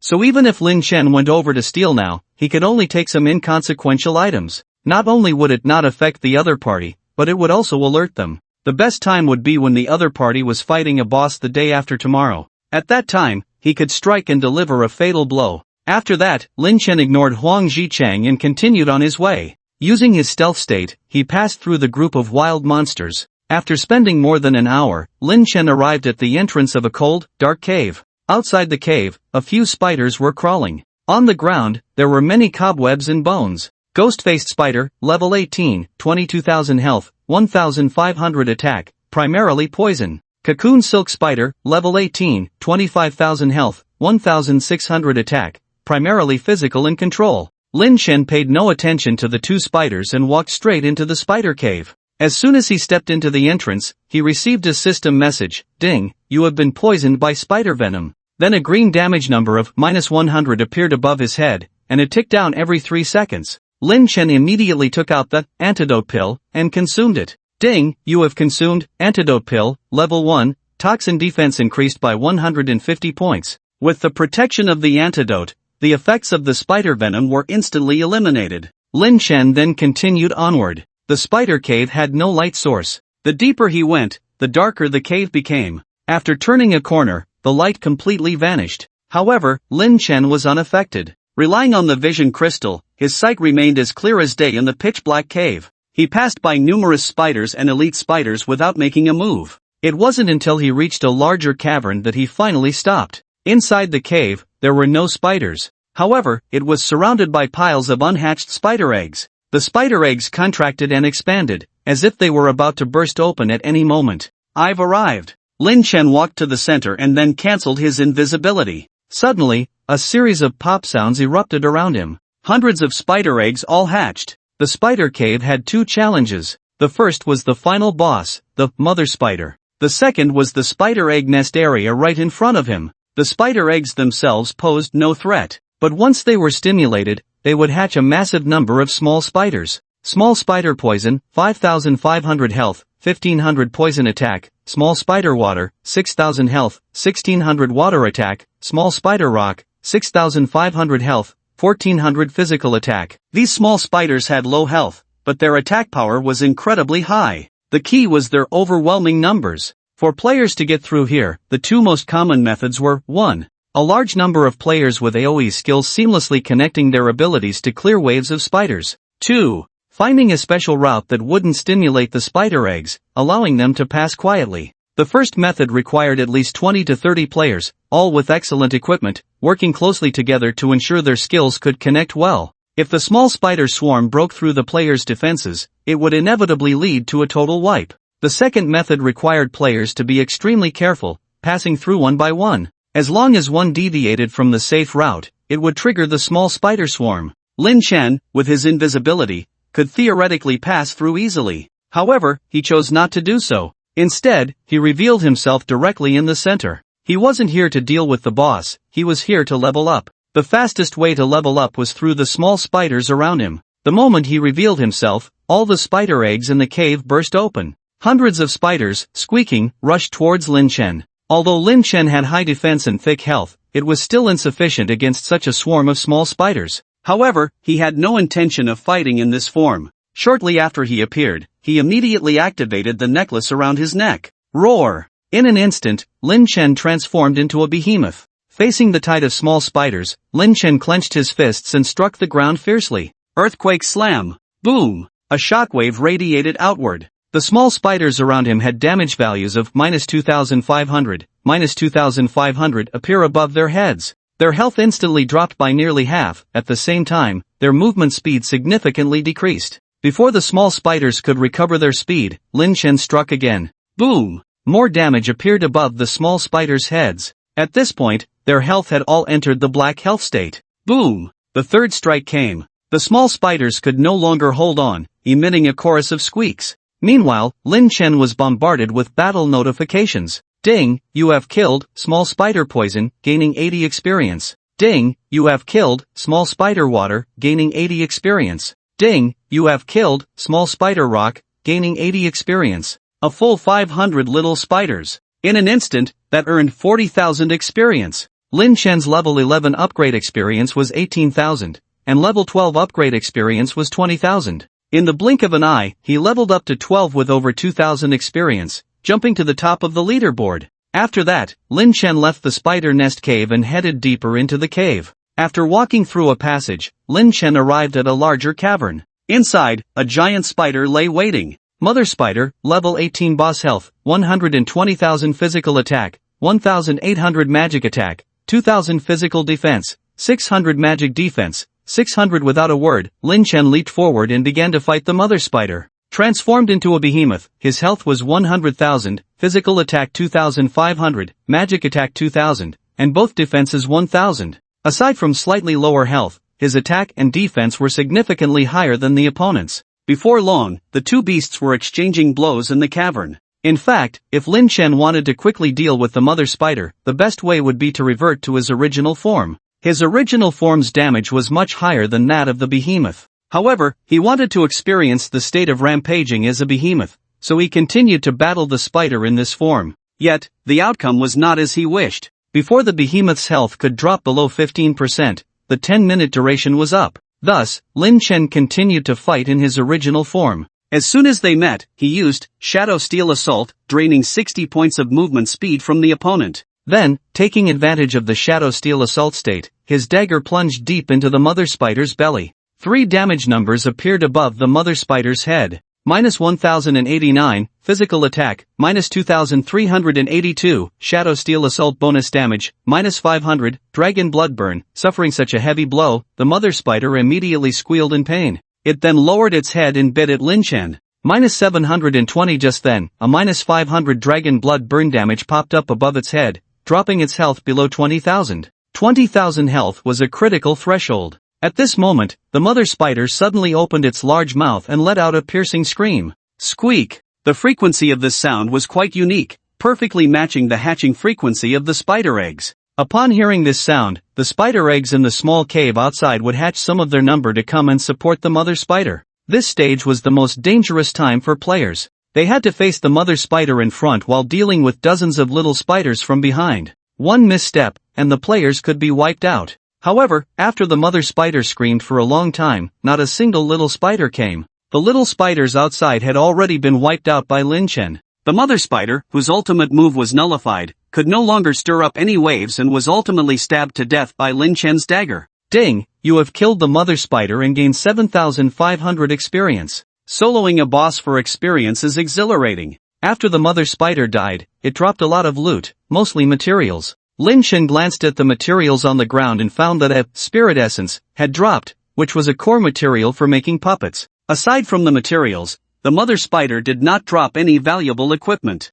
In fact, the probability of equipment dropping in the spider cave was indeed much lower than that of other bosses. This place was mainly for leveling up and farming materials. After dealing with the mother spider, Lin Chen headed out of the cave. This time, he did not avoid monsters and cleared his way through. After 1 hour, the monsters in the spider cave would respawn. By then, his behemoth transformation cooldown would be just right. After that, Lin Chen repeatedly farmed monsters in the spider cave. 1 hour per wave could yield over 70,000 experience. After farming 4 waves, Lin Chen leveled up to level 16. At this moment, his online time was almost up. To avoid being forcibly logged off, Lin Chen found a corner with no one around and logged out. The next day, Lin Chen continued to solo farm in the spider cave. For a full 10 hours, he did nothing else, mechanically grinding spiders. On that day, he leveled up to 20 in one go, placing him at the top of the leaderboard. The second-ranked player was only at level 15. After reaching level 20, Lin Chen did not rush to complete the promotion quest, because he had something more important to do: launch a counterattack against the Huang family. After logging out, Lin Chen felt a wave of soreness throughout his body. 10 hours of high-intensity monster grinding took a significant toll on his physical condition. In fact, while players were immersed in the game, their bodies were silently being transformed by destiny. However, this change was subtle, and players were not yet aware of it. Having spent the last few days playing games indoors, Lin Chen felt quite stifled. So after dinner, he headed to Swan Lake next to his community. Reflecting back, it had been a long time since he strolled by this lake. The community he lived in was called Jiangshan Mingyuan, a high-end development by a well-known developer. The phase he lived in was the first phase, while the adjacent one was the second phase, named Jiangshan Houding. Perhaps to flaunt or provoke, after stripping the Lin group of its assets, the Huang family bought several villas in Jiangshan Houding. The last time Lin Chen visited Swan Lake, he encountered members of the Huang family, who taunted him, leading to his decision to avoid the lake thereafter. Today marked his first visit in nearly 3 years. Sitting on a stone bench, watching the sunset over Swan Lake, Lin Chen felt a bit lost in thought. In a few days, this Swan Lake would undergo earth-shattering changes. Beneath this beautiful lake would lie an incredibly terrifying presence. Just as Lin Chen was deep in contemplation, a mocking voice suddenly came from behind him. "Oh, isn't this young Master Lin?" Upon hearing this voice, Lin Chen's brow furrowed. Why couldn't he even have a moment of peace to himself without encountering such annoying people? At that moment, a man and a woman linked arms and approached Lin Chen, blocking his view of the lake. Seeing the two, Lin Chen narrowed his eyes slightly. The woman was Xin Yuchu, the man was Huang Jicheng. He was not surprised by their simultaneous appearance. He had already anticipated this scene when Hu Shaoling mentioned that Xin Yuchu had been taken away by Huang Jia. Seeing Lin Chen in a daze, Huang Jicheng thought he had stunned him and immediately burst into laughter. "Lin Chen, didn't expect your woman to be in my arms, huh? Ha ha ha." He tightened his right arm around Xin Yuchu and deliberately grabbed her chest. Lin Chen's expression showed no fluctuation. He simply said indifferently, "She's just a piece of trash I don't want.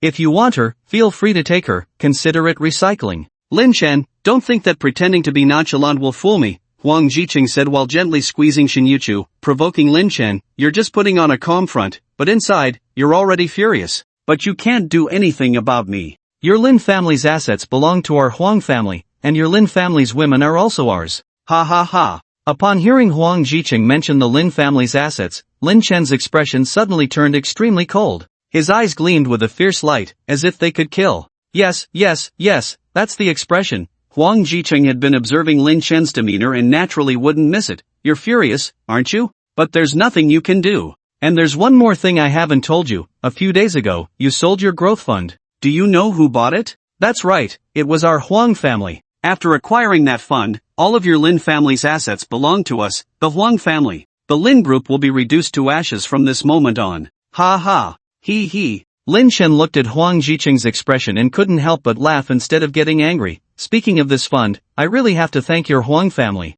"Thank us?" Huang Jicheng's smile on his face became slightly stiff. Lin Chen said, "If it weren't for you, I would really have a hard time gathering so much money in just one day." Huang Jicheng's expression changed, feeling that something was off. "What do you mean? What are you going to do with that money?" Lin Chen ignored the question and continued, "Do you really think that by occupying the Lin family's assets, you own those assets? You are merely the watchdogs helping me guard those assets, and now I'm going to take them all back. Ha ha." Lin Chen laughed heartily and left Swan Lake. Huang Jicheng watched Lin Chen's confident figure and suddenly furrowed his brows. His previously superior mindset had unknowingly changed. This day marked the 5th day since the launch of Destiny. With the emergence of manifestation talismans, players worldwide began to take this game seriously, and almost everyone came to the game to strike gold. The first batch to reap the benefits were naturally those players who had purchased high-level keys. They gained an advantage in the game with the high-level equipment, skills, and items obtained from the new player chests. Since the price of these keys was extremely high, ordinary people found it hard to reach, so this group consisted of either the rich or the noble. To expand their influence, they wouldn't just stop at individual strength, they began to establish guilds and factions to further consolidate their advantageous positions. Thus, more and more high-end players researched how to establish guilds. Establishing a guild required a guild establishment order. The channels to obtain the guild establishment order became the target of everyone's exploration. After a few days of exploration, they indeed found several methods. 1. Apply in the main city. 2. Exchange for merit points. 3. Special boss drops. The first method was the simplest and most straightforward. As long as one could produce 1 million gold, they could apply for a guild establishment order. If it were the 5th month after the game's launch, there would definitely be a lot of people who could produce 1 million gold. But now, it was only the 5th day since the launch, and gold was extremely scarce. 1 gold coin required 20 to 30,000 blue star coins to buy.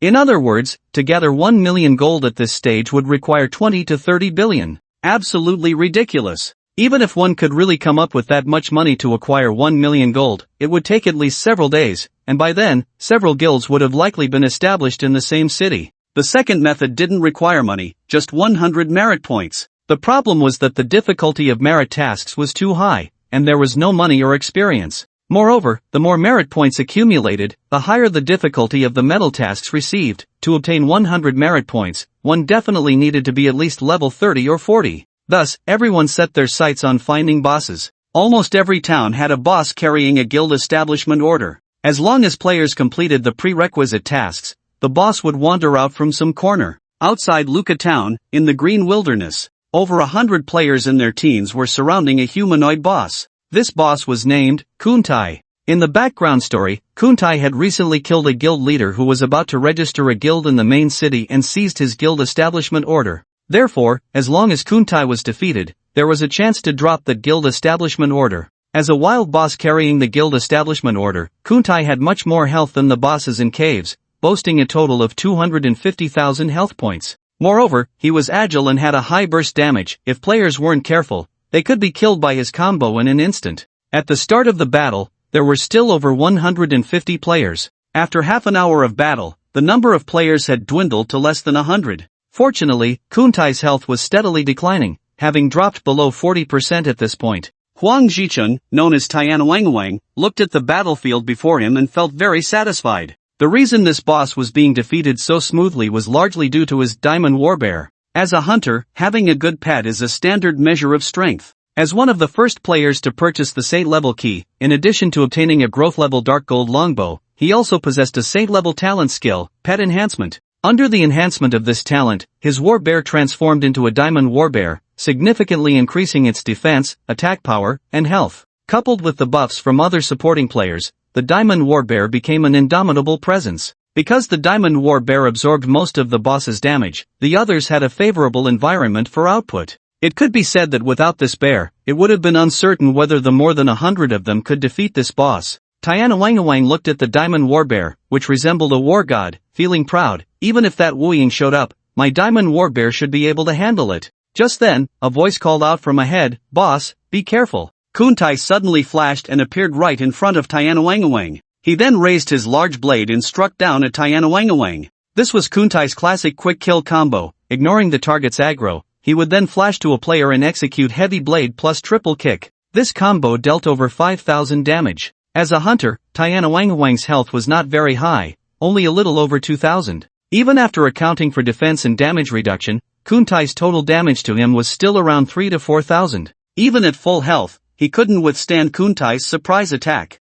Moreover, if he died, his pet, the Diamond Warbear, would also leave. So when Kuntai targeted Tianwangwang, everyone present felt extremely tense. Without the Diamond Warbear, none of the remaining players could withstand the boss's attacks. By the time Tianwangwang arrived, everyone would likely be finished. However, when Kuntai's attack landed on Tianwangwang, everyone was taken aback. The damage numbers above Tianwangwang's head were not exaggerated at all. -876, heavy blade, -311, -321, -318, triple kick. Tianwangwang took the full brunt of Kuntai's combo and only lost over 1,800 health. He still had a third of his health left. The nearby priest saw this and immediately began to heal Tianwangwang frantically. In the blink of an eye, his health was restored to full. The people around him cheered, "Boss, you're amazing. You can take that, awesome. How are you so tough, even tougher than warriors and knights?" Hearing the praises from those around him,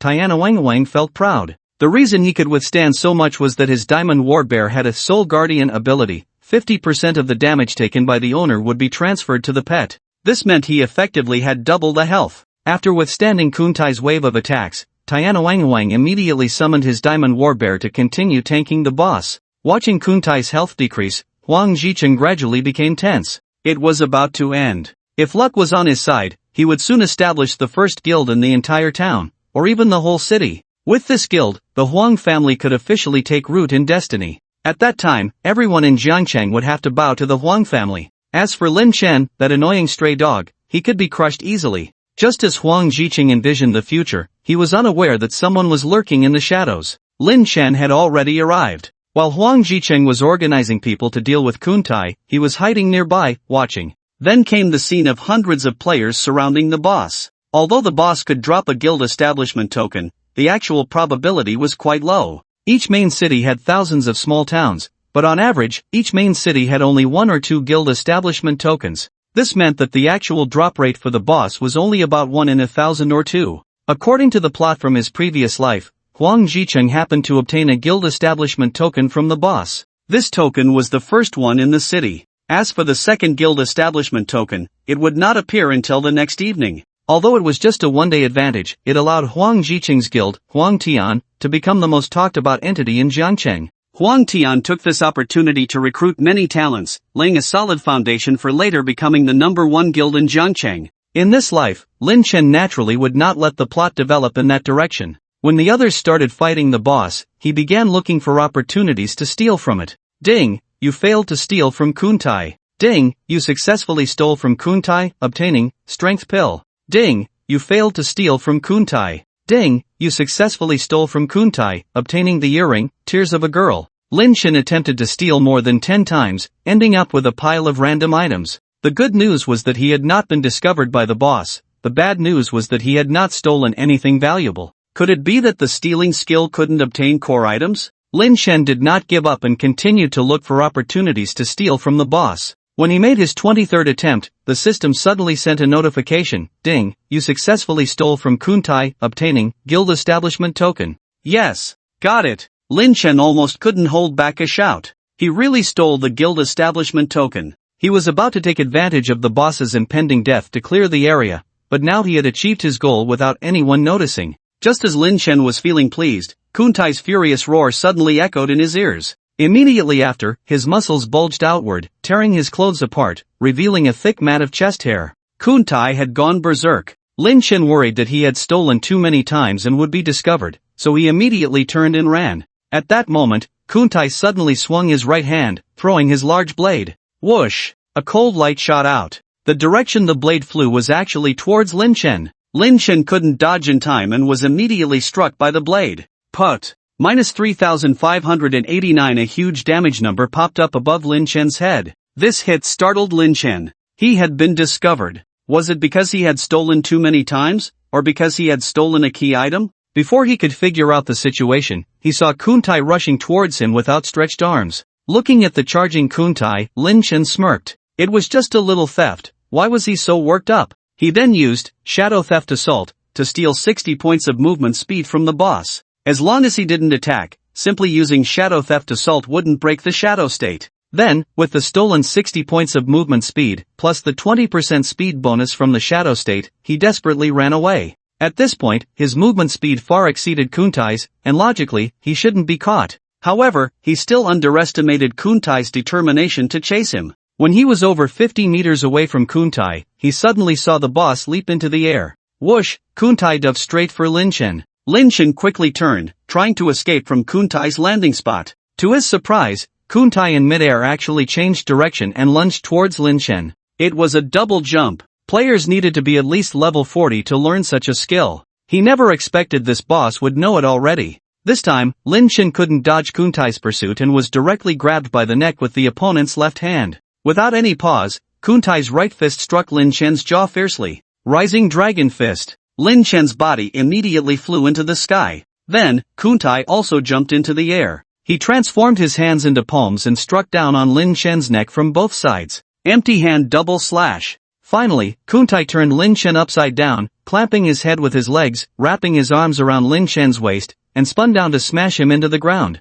Plum Blossom Great Sit. 3 moves, each one a lethal strike. This time, they were actually combined together. A full set could deal over 10,000 points of damage. At this stage, which player could withstand such a high combo? It could be said, as long as it hit, it was a one-hit kill. This also showed Kuntai's anger. Boom! A violent sound echoed from the ground. Nearby, others were affected by the shockwave, their movement speed drastically reduced. After landing, Kuntai turned to look at the detestable thief behind him. At that moment, the man was head down, straight as if he had been planted into the ground like a telephone pole. Kuntai let out a slight sigh of relief. In this situation, that fragile thief couldn't possibly still be alive. He then walked towards the man, ready to retrieve the stolen guild token. However, before he could reach him, he saw that the guy actually rolled to the side and then took off running. Kuntai was momentarily stunned, then his anger flared. The detestable thief, how could he not be dead yet? Just as he was about to chase after him, something suddenly bound his feet. Other players rushed over, using control skills to hold Kuntai back. Everything that had just happened appeared as a different scene to the other players. Since they couldn't see Lin Chen, they found Kuntai's actions baffling. All they saw was Kuntai throwing a knife, then jumping to an empty space, performing a combo against the air. What was he doing? Was this boss out of his mind from being beaten? But for the players, none of that mattered. What mattered was that the boss was about to die. So a crowd surged forward, giving Kuntai a good beating. Kuntai was quite helpless, but there was nothing he could do. At this point, that thief had already exceeded his line of sight, completely disappearing into the air. Lin Chen was running wildly 100 meters away while taking medicine. After confirming that the boss wasn't chasing him, he finally let out a sigh of relief. Damn it! That Kuntai was simply insane. It was just a little theft, why act like it was a vendetta? Luckily, he had the Red Dragon Guardian medal, otherwise, it would have been dangerous. If he had died just now, there was an 80 to 90% chance that the guild token would drop, which would have helped that Huang Jiqing kid. Thinking of his recent theft experiences, Lin Chen secretly reminded himself, in the future, be more cautious when stealing from bosses, can't be reckless. He then opened his backpack, looking at the guild token inside, feeling secretly pleased, 30 billion in hand. Just then, a cheer suddenly erupted from a distance. It's dead. The boss is finally dead. Then came Huang Jiqing's shout, get out of the way, everyone. Lin Chen glanced over there, the corner of his mouth slightly lifting. Don't look, the guild token is in my hands, you can't get it. Sure enough, soon came Huang Jiqing's elegant greeting, damn. Hearing that voice, Lin Chen immediately felt refreshed. Seeing that kid take a hit was a kind of joy in itself. However, Lin Chen always felt something was missing. It was highly probable that the boss wouldn't drop the guild token, and even if Huang Jiqing didn't get it, he wouldn't be too upset. Was there any way to enhance the other party's suffering? Lin Chen's eyes suddenly lit up, there really was. Huang Jiqing searched east and west for a long time but still couldn't find the guild establishment order he wanted. Although he felt disappointed, he didn't dwell on it too much. After all, the drop rate for the guild establishment order was incredibly low. It was said that a main city could only produce 1 or 2. With thousands of towns in Ganjing City, it was normal not to have his turn. However, a thought flickered through his mind. What if the guild establishment order was dropped but someone secretly hid it? This situation was not impossible. When the boss had just died, there were more than 10 people around. Although these people were all loyal subordinates, no one could guarantee that their loyalty could withstand the temptation of that guild establishment order. Once it hit the market, it could conservatively sell for over 1 billion. Whose loyalty could withstand the test of over 1 billion? At that moment, a druid named A Handful of Wetness approached. Jiqing, how's it going? Huang Jiqing looked up at the newcomer. It was not a stranger but his 5th uncle, Huang Feng. He shook his head, uncle, there's no guild establishment order. A Handful of Wetness patted Huang Jiqing on the shoulder and said boldly, if there isn't one, then we can just buy it at the auction. Buy it at the auction. Ha! Huang Jiqing forced a bitter smile. Although he didn't say it out loud, he secretly despised this idle 5th uncle. It's easy for you to say, but do you know how much it costs to buy it at the auction? At least over 1 billion. If we encounter a few stubborn competitors, it might even go for 2 or 3 billion. You, who only knows how to loaf around, know nothing. Just then, Huang Jiqing suddenly noticed something shiny in the distance. What is that? When he saw the shape of the object clearly, he was suddenly overjoyed. It's a token. The guild establishment order? He hurried forward to pick it up. Just then, a hand reached out beside him and grabbed the token. The guild establishment order. It was Huang Feng, A Handful of Wetness. Huang Jicheng quickly said, "Give me the token." "Why are you shouting?" "I'm just taking a look," Huang Feng said, handing the token to Huang Jicheng. But when Huang Jicheng reached out to take the token, he found that what he got was actually a stuffed doll. Huang Jicheng thought the other party was playing tricks on him and looked displeased. "Uncle, stop messing around, give me the token." "I gave it to you," Huang Feng said, puzzled. "I don't know how it happened, but the token suddenly turned into a stuffed doll." Huang Jicheng would not believe the other's nonsense and, no longer suppressing his anger, shouted, "Huang Feng, stop playing. I command you to give me the token. You little brat, how are you talking to your uncle? No respect." Huang Feng's expression immediately darkened. "I already told you, I gave you what I picked up, it's just a stuffed doll." "Huang Feng, it's one thing to be idle and lazy, but you can't mess around at a time like this. Do you know how important this guild establishment order is to our Huang family? You're the one who's idle." Huang Feng's anger flared up. "If it weren't for me back then, do you think you would have the good life you have now? Don't change the subject, quickly take out the guild establishment order." "I didn't take the guild establishment order, I picked up that stuffed doll." Fine, you think I can't deal with you? I'll tell uncle. I didn't take it, so I didn't take it, don't slander me. I'm not playing with you anymore, don't go." Huang Feng shook off his hand and left, and Huang Jicheng chased after him. Lin Chen watched their backs and smiled slightly. He really didn't expect an unexpected surprise. Just now, he had used the last durability of the stuffed doll that Dongfang had given him. Originally, he just wanted to increase Huang Jicheng's sense of loss. Watching the guild establishment token turn into a puppet was such a huge blow. He didn't expect that halfway through, Huang Feng would come along and create such a great show effect. Now, Huang Feng couldn't wash himself clean even if he jumped into the Yellow River. After that, Lin Chen ignored the Huang family members and got up to head into the town. What he needed to do next was to auction off this guild establishment token, the sooner the better. The earlier the guild was established, the stronger the clustering effect. Correspondingly, this stage's guild establishment token was the most expensive. If he waited 10 days or half a month, once the major guilds were established, it would obviously attract less attention. By then, selling the guild establishment token would not earn much money. Before long, Lin Chen arrived at the post station. There were two ways to get from the town to the main city, teleportation or taking a carriage.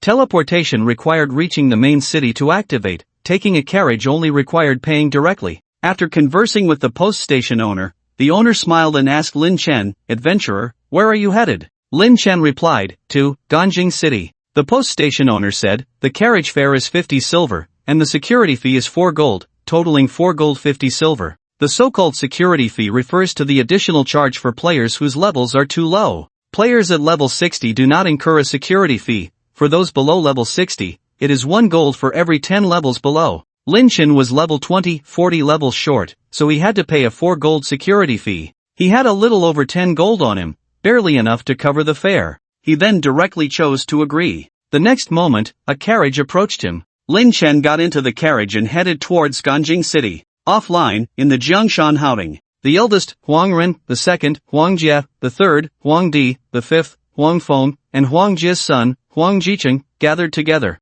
Huang Ren, Huang Jie, and Huang Di sat solemnly in the middle. Huang Jicheng and Huang Feng stood in front of them. "This is how it happened. Fifth uncle picked up the token and then gave me a puppet." Huang Jicheng recounted the events, his expression very excited. However, Huang Feng remained proud and unaffected. "I told you, what I picked up was that thing." After listening to the two statements, Huang Jie did not express his opinion but looked at Huang Ren and Huang Di beside him. "Eldest brother, third sister, what do you think?" Among the Huang brothers, Huang Ren appeared to be the eldest. However, due to his health issues leading to no children, his voice did not carry much weight at home. The actual decision-maker was the second brother, Huang Jie. If it were any other matter, Huang Jie would have made the decision directly. But since this matter involved his own son and his fifth brother, he could only let Huang Ren and Huang Di express their opinions first. Huang Ren and Huang Di exchanged glances, and finally, Huang Di nodded, indicating for her elder brother to speak first. Huang Ren cleared his throat and then said to Huang Feng, "Fifth, if you need money, just tell your elder brother." "Elder brother? Why don't you believe me either?" Huang Feng interrupted, his voice rising a bit. "Huang Jicheng is just a kid who doesn't understand me, but you don't understand me either?" "Yes, I do usually act carefree and unreliable, but I've never had any ill intentions towards the Huang family." Sigh, Huang Ren sighed. Although he didn't say it, that sigh implied he didn't believe Huang Feng's words. "Fifth, third sister believes you." The third, Huang Di, took over the conversation. "Jicheng is young and sometimes speaks too bluntly. don't hold it against him too much. But things don't just disappear for no reason, right? Think carefully, could it be that you put it in some corner of your backpack and didn't see it? Or should we look for it again? Third sister. Huang Feng's anger flared up again. In the end, you also think I hid the guild establishment token, right? This time, he ignored Huang Rin and Huang Di, and directly focused on Huang Jie. Second brother, you shouldn't hold back anymore, share your thoughts. Huang Jie was silent for a moment. He didn't respond to Huang Feng's words but instead brought up another topic. Fifth brother, although I rarely say it, there is one thing I have always kept in my heart. Without you, there would be no Huang family's current business. You are a great contributor to our Huang family. Not only did you create opportunities for everyone, but you also bore the greatest harm. All these years, you have felt guilty, believing you caused fourth sister's death, right? Huang Feng was taken aback. He didn't expect Huang Jie to mention this matter. He pressed his lips together and said, actually, fourth sister didn't have to die. No. Fifth brother, you did nothing wrong. Huang Jie interrupted Huang Feng. At this moment, his expression was very solemn. Huang Ling's death was entirely her own doing. She only sought her own pleasure, completely disregarding us siblings. We gave her a chance to transfer the Lin family's assets to us, but she wouldn't listen. In her eyes, her husband Lin Rongtian was her family, while the four of us became outsiders. She is a traitor to our Huang family. You had no problem running her over with your car, you don't need to feel guilty. If she could use her life to help our Huang family rise, that could be considered her fate. Back then, the car accident involving Lin Chen's family was not an accident at all, but a plot orchestrated by the Huang family. The one executing this plan was fifth brother Huang Feng. Originally, their plan was for Lin Rongtian's family to die out, and then they would claim the inheritance as Huang Ling's siblings. However, that accident, while it resulted in the tragic deaths of Lin Rongtian and Huang Ling, allowed Lin Chen to survive by chance. Thus, the Huang family quickly adjusted their strategy. First, they gained Lin Chen's trust, allowing several members of the Huang family to enter the Lin group. Then they spent 3 years transferring the Lin group's assets to their own through various legal means. Therefore, saying that Huang Feng is the greatest contributor to the Huang family is not an exaggeration at all. Seeing Huang Jie mention his past contributions, Huang Feng's previously tough tone softened. Second brother, since you view fourth sister this way, why do you still keep a place for her? Keep a place for her? Humph. Huang Jie snorted coldly. That empty place is a reminder to us. There is still Lin Chen from the Lin family that hasn't been dealt with. When Huang Jie said this, he concealed the most important part. The true purpose of that empty position was to unite the internal members against an external enemy. Otherwise, the Huang brothers would eventually have conflicts among themselves. Isn't this situation right now an example? Seeing Huang Feng's emotions settle down, Huang Jie shifted the topic. Over the years, although our Huang family has acquired the Lin family's assets, we have never been able to break through, and we even started to decline. Our assets have begun to shrink, and our debts are increasing. If this continues, our carefree days will soon come to an end. Fortunately, heaven has given us an opportunity with the launch of this Destiny game. Undoubtedly, Destiny is humanity's second world. In some ways, it is even more important than the real world. We need to find a breakthrough in Destiny to help our Huang family soar. Before, we were still exploring, unsure of how to achieve our goals. Now, we have determined to establish a guild that belongs to our Huang family. If we can become the first guild in Jiancheng, we will undoubtedly attract everyone's attention, and we will surely create brilliance again. So, do you understand the importance of that guild establishment order to our Huang family now? As Huang Jie said this, he fixed his gaze firmly on Huang Feng. Huang Feng replied, second brother, I really didn't take the guild establishment order, I only took that puppet. You. I believe you. Huang Jie interrupted, decisively concluding, since you didn't take it, let's consider this matter closed. Let's think of other ways to get the guild token. Huang Feng felt a surge of excitement at Huang Jie's unwavering trust in him. Second brother, thank you for your trust. Don't worry, I will definitely get another guild token. Keep it up. Huang Jie said no more. He then told Huang Feng, you can go now. I need to discuss other matters with Xi Chang. Okay. Huang Feng left. After Huang Feng departed, the hall suddenly fell silent. After a while, Huang Zhicheng could no longer contain himself and said to Huang Jie, Dad, I really saw him pick up the guild token with my own eyes. Enough. Huang Jie waved his hand to interrupt Huang Zhicheng. That matter is in the past. The most important thing now is to acquire the guild token. Huang Zhicheng urged, but at this time, the ones who can get the guild token are top guild organizations. How could they possibly sell it? Zhicheng, if what you say is true, then there will definitely be a guild token up for auction in Ganjiang City, Huang Jie said, glancing at Huang Feng's position. Huang Ji-chang suddenly realized, you mean, Uncle Wu. Ji-chang, don't speak recklessly about disrupting unity, Huang Ren interrupted Huang Ji-chang. Your Uncle Wu has the least share of the assets, it's only natural for him to want to get more. Huang Di remained silent, nodding slightly.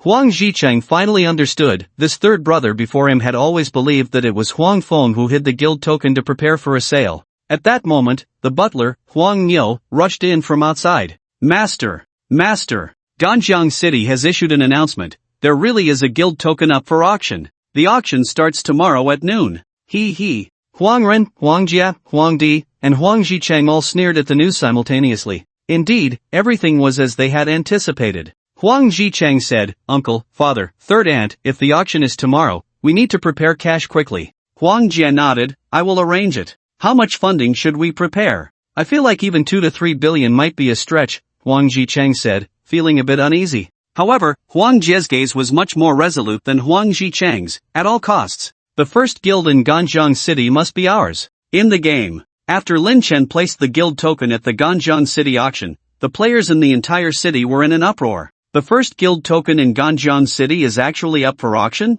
Is this a joke? Which guild is this? How could they be so generous? They have such a great opportunity to make a name for themselves and yet choose to auction it off.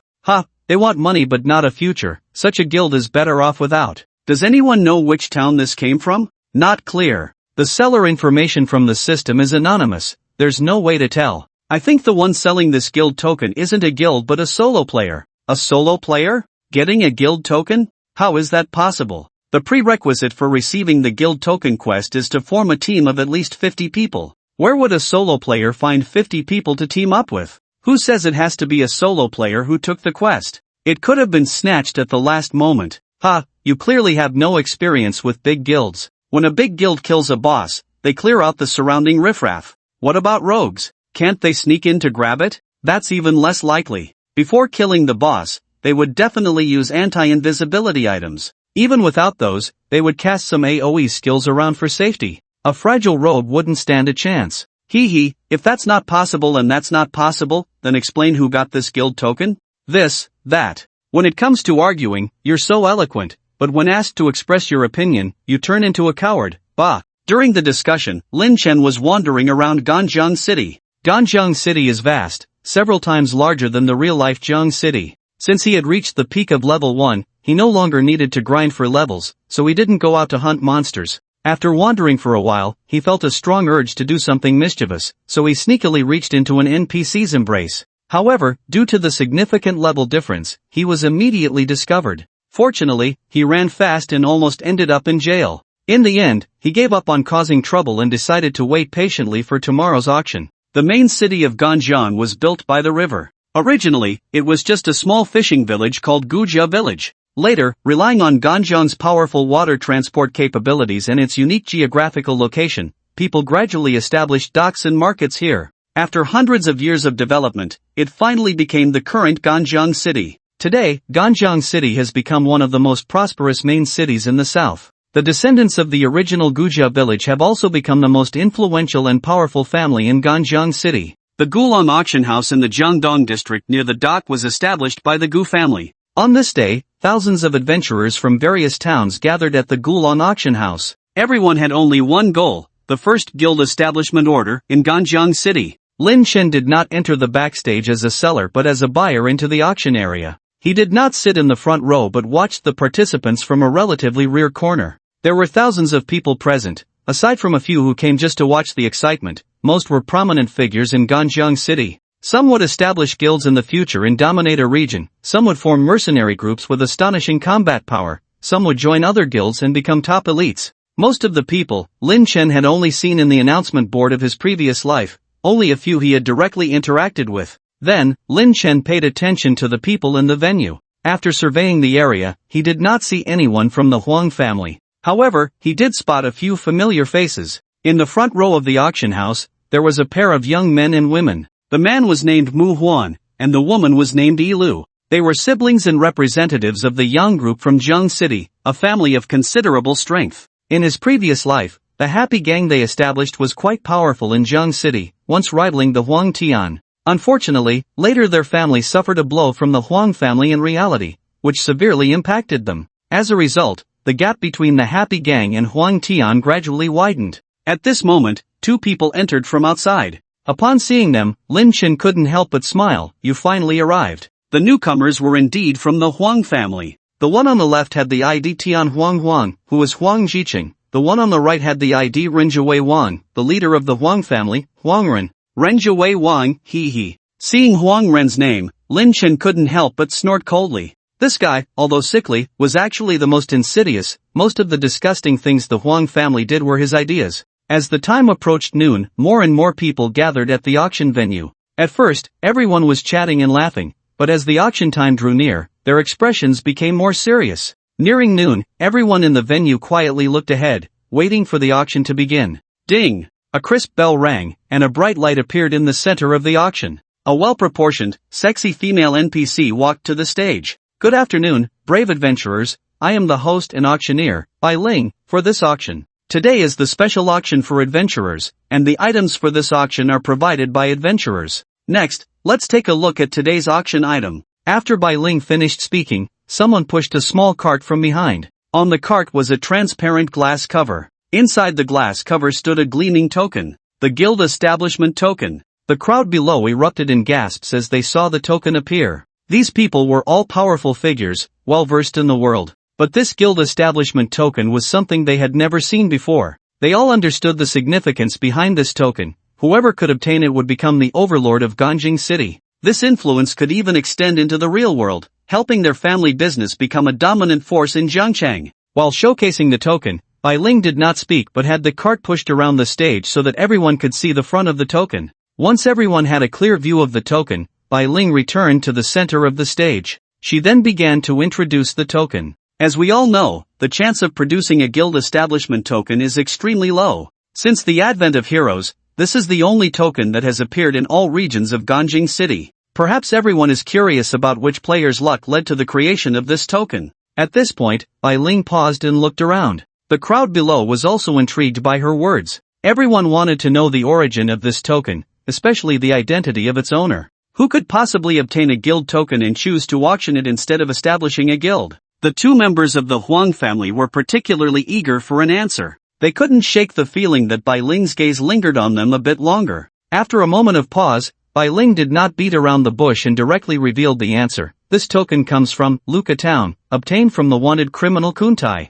Luka Town. Kuntai. Upon hearing this answer, Huang Jiqing's teeth clenched audibly. He turned to look at Huang Ren beside him. Uncle, did you hear that? Huang Ren remained silent. However, his face was ashen. Although he had already concluded yesterday that Huang Feng had taken the token, he still hoped he was wrong. After all, that was his younger brother, and he did not want to believe that he could betray the family. Now that NPC Bai Ling had confirmed the token's origin, it was 100% certain, this token was the one Huang Feng had hidden. Suppressing his anger, Huang Ren said to Huang Jiqing, let's put everything else aside for now, our task today is to secure this token. Yes. Huang Jiqing took a few deep breaths, forcing his hatred for Huang Feng aside. Lin Chen had been observing the two members of the Huang family. Seeing their frustration, he felt a sense of satisfaction. Ever since his unintentional meddling yesterday led Huang Jiqing to misunderstand that Huang Feng had taken the guild establishment token, he had been thinking about how to exploit this situation.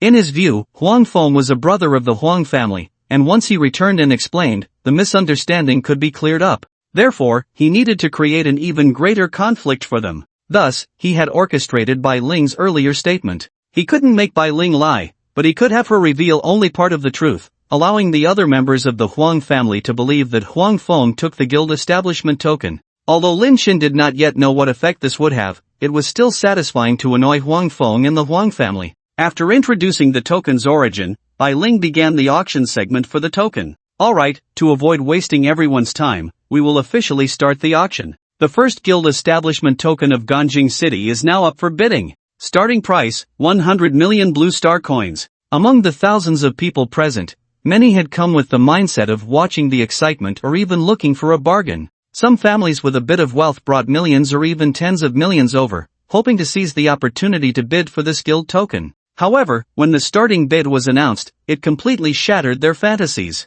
100 million blue star coins. 90% of the people present turned into onlookers. After all, in a city, there are very few who can produce cash in the 100 million range. 500 million. The one shouting was named Wang Jianxi, a CEO of a commercial plaza development company. The emergence of destiny made him feel an unprecedented sense of crisis. Players spending their time in the game instead of shopping malls would deal a devastating blow to his industry. As a CEO, he had a forward-looking vision. He chose not to resent destiny. Instead, he actively embraced it, seeking transformation before the situation escalated. Therefore, he wanted to explore the possibility of continuing his commercial development in the game. He came to this auction with a trial-and-error attitude, preparing 1 billion to see if he could secure the guild token. If he could acquire it within his budget, that would be great. 1 billion. Just as Wang Jianxi finished speaking, a voice broke his budget. The one calling out this bid was named Kong De, a big shot in the pharmaceutical industry.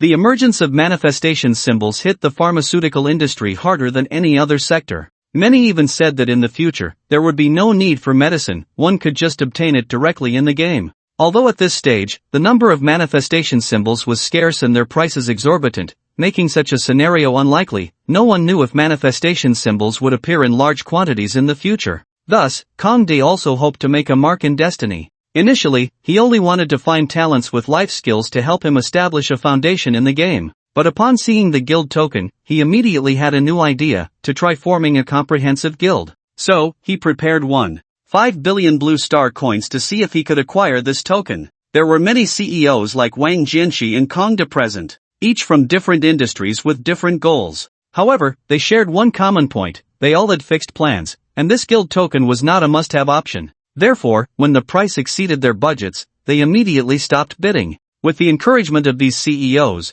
the price of the guild token soared. However, when the price exceeded 2.5 billion, the rate of increase clearly slowed down. The previous bids were in hundreds of millions, but now it turned into tens of millions. 2.75 billion. Huang Zicheng called out this price. He pretended to be calm on the surface, but inside he was very excited. This price was far below the funds prepared by the Huang family. Securing the guild token for less than 3 billion was simply a bargain. His gaze lingered on the faces of Mu Huan and Yilu, feeling quite pleased. The industries of the Yang and Huang families overlapped significantly, and the two families had been rivals for many years. To secure the guild token in front of them was indeed a very satisfying thing. At this moment, Bai Ling called out from above, 2.75 billion for the first time, 2.75 billion for the second time, 3 billion. Mu Huan raised his bidding card, calling out the price for the first time. Then, he glanced at Huang Zicheng, his eyes filled with provocation.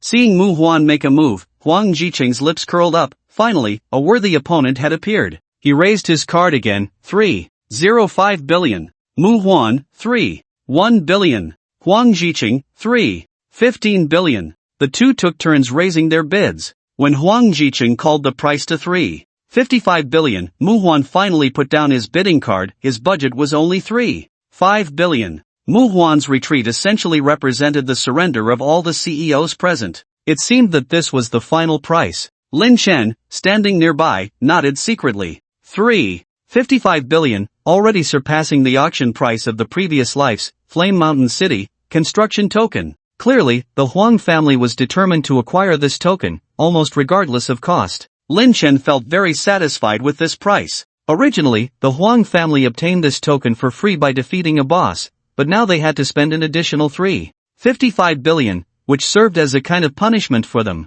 Bai Ling continued to call out the price on stage. 3.55 billion for the first time. 3.55 billion for the second time. Just when everyone thought the auction was about to end, a woman's voice suddenly rang out. 4 billion. What? 4 billion? The entire venue was shocked. Everyone turned to look at the woman holding the sign. The woman was called Guardian, and she was a knight. Upon seeing her, people began to whisper among themselves. Guardian, who is this person? I haven't heard of her. The representatives of the major families in Jiang City have all introduced themselves, but I haven't heard this name. Could she be from outside the city? That's even less likely. The teleportation arrays between the main cities haven't opened yet. It's impossible for someone to come from another main city. I suspect she's just here to cause trouble, randomly shouting prices. Impossible. The Destiny system has a capital verification function. Without sufficient assets, she wouldn't be able to shout such a high price. Strange, where did this dark horse come from? No matter where this dark horse came from, I think this price can crush the Huang family. Right, everyone else was calling in the tens of millions, and she suddenly jumps to 4 billion, it must exceed their budget. Compared to the curiosity of others, Lin Chen felt shocked. Guardian, he was very familiar with this person. In his previous life, this female knight had helped him many times. However, her behavior was quite strange. She never spoke to Lin Chen and never sought any reward, but always extended a helping hand during his most difficult times. At that time, Lin Chen tried to inquire about her identity, but she never told him. She didn't even add him as a friend. This made Lin Chen wonder if she might be an NPC. Why was she at the auction today? And she suddenly offered 4 billion. Amidst the curiosity of others and Lin Chen's confusion, Huang Jiqing was filled with immense anger. Who was this woman? Why was she so aggressive? The price had already reached 3.55 billion, and she directly shouted 4 billion. What did she want? Huang Jiqing glanced at Huang Ren beside him, questioning with his eyes. Huang Ren said in a deep voice, continue. The Huang family had prepared over 5 billion in cash through various means such as selling assets and mortgaging shares. They were determined to acquire this construction token. 4 billion was nothing, they could afford it. Hearing Huang Ren's words, Huang Jiqing raised his sign again. 1 billion. However, the guardian unhesitatingly followed up with 2 billion. 3 billion. Huang Jiqing continued to raise the bid. The two sides exchanged bids, each time increasing by 100 million. The people on site felt their blood boiling as they watched the two battle it out. Insane. Truly insane. Where is there such bidding? They were bidding in blue star coins. It felt like they were playing with joy beans. 8 billion. The guardian still called out the price in a calm tone. 5 billion. Huang Jiqing directly skipped the 9 billion bid and jumped to 5 billion. On the surface, he appeared incredibly brave. But inside, he felt increasingly hollow. This price was already close to the limit of the Huang family's funds. After 2 more rounds, he would truly be out of money. However, this time the guardian did not raise the price. She stood up, revealing a triumphant smile at Huang Jiqing. Then, she turned and left. Everyone realized her expression and suddenly understood, this forest ranger was here to drive up the price for the Huang family. From start to finish, she had no intention of purchasing the membership token at all. The Huang family had unnecessarily spent 1.5 billion on this token. Seeing the ranger's demeanor, everyone was instantly enlightened. Ha, the Huang family has been fooled. That ranger is here to mess with them. Isn't she too bold? Isn't she afraid of messing it up? Yeah, if the Huang family doesn't go along, won't she have to buy that membership token for over 4 billion? So what if she buys it? Maybe she has assets worth hundreds of billions and can easily pull out that 4 billion. If you can say that, it shows you've really never seen big money. That's over 4 billion in cash. No matter how big a company is, it can't just have over 4 billion in cash lying around on the books. Right. Assets are assets, cash is cash. These are two different things. Many people here have assets worth hundreds of billions or even thousands of billions, but it's very difficult to take out tens of billions in cash. Who is this woman to take such a big risk against the Huang family? No need to say, she must be the Huang family's archenemy. Who could it be? The Huang family has many enemies, but only one archenemy, the Lin family. The Lin family has long fallen from grace. How could they come up with so much money? It must be someone else. Then I don't know. Compared to the mockery of others, Huang Jiqing was trembling with anger. During the auction, he had been completely focused on how to outbid the opponent for the membership token and hadn't thought much about it. But after seeing the ranger's expression, he suddenly realized he had been tricked. A wave of anger surged within him, a feeling of being played with. At that moment, he turned to Huang Ren beside him and asked, Uncle, don't you find it strange? That ranger seems to know our bottom line. Huang Ren stroked his chin, carefully recalling the auction process. Now that you mention it, it does seem like the other party knows our available funds. Could it be? Huang Jiqing and Huang Ren were both startled and exchanged glances. At that moment, they both thought of one person, Huang Feng. This membership token was put up for auction by Huang Feng, and he certainly hoped the auction price would be as high as possible. So he colluded with outsiders to inform them of the Huang family's bottom line, aiming to squeeze more money from them. Beast! Huang Ren slammed the armrest, his face filled with rage. At this moment, Huang Jiqing said to Huang Ren, Uncle, we'll deal with family matters later, I'm going to get the membership token. Alright. Although Huang Ren forced himself to remain calm on the surface, a storm of anger surged within him. Fifth brother, oh fifth brother, you usually indulge in extravagance, but today you actually teamed up with outsiders to turn the gun on your own people. What a traitor! Just wait and see how I deal with you later. In contrast to the Huang family's fury, Lin Chen was grinning from ear to ear. 5 billion, far exceeded his expectations. He originally thought getting around 3 billion would be good, but unexpectedly it had risen by over a billion. Awesome! At this moment, the system sent him a message, ding. The item you auctioned at Gulong Auction House, membership token, has been sold. Final auction price, 5 billion. After deducting a 10% handling fee, you have received a total of 4.5 billion. This amount has been deposited into your linked bank card. Done. A few days ago, he made 1 billion from selling a cash token, and this time he earned 4.5 billion. In less than a week, he had 5.5 billion coming in. Destiny truly is a place that can change one's fate. After confirming the money had arrived, Lin Chen took a few deep breaths to adjust his mood. Although the auction was over, his purpose for coming here was not finished.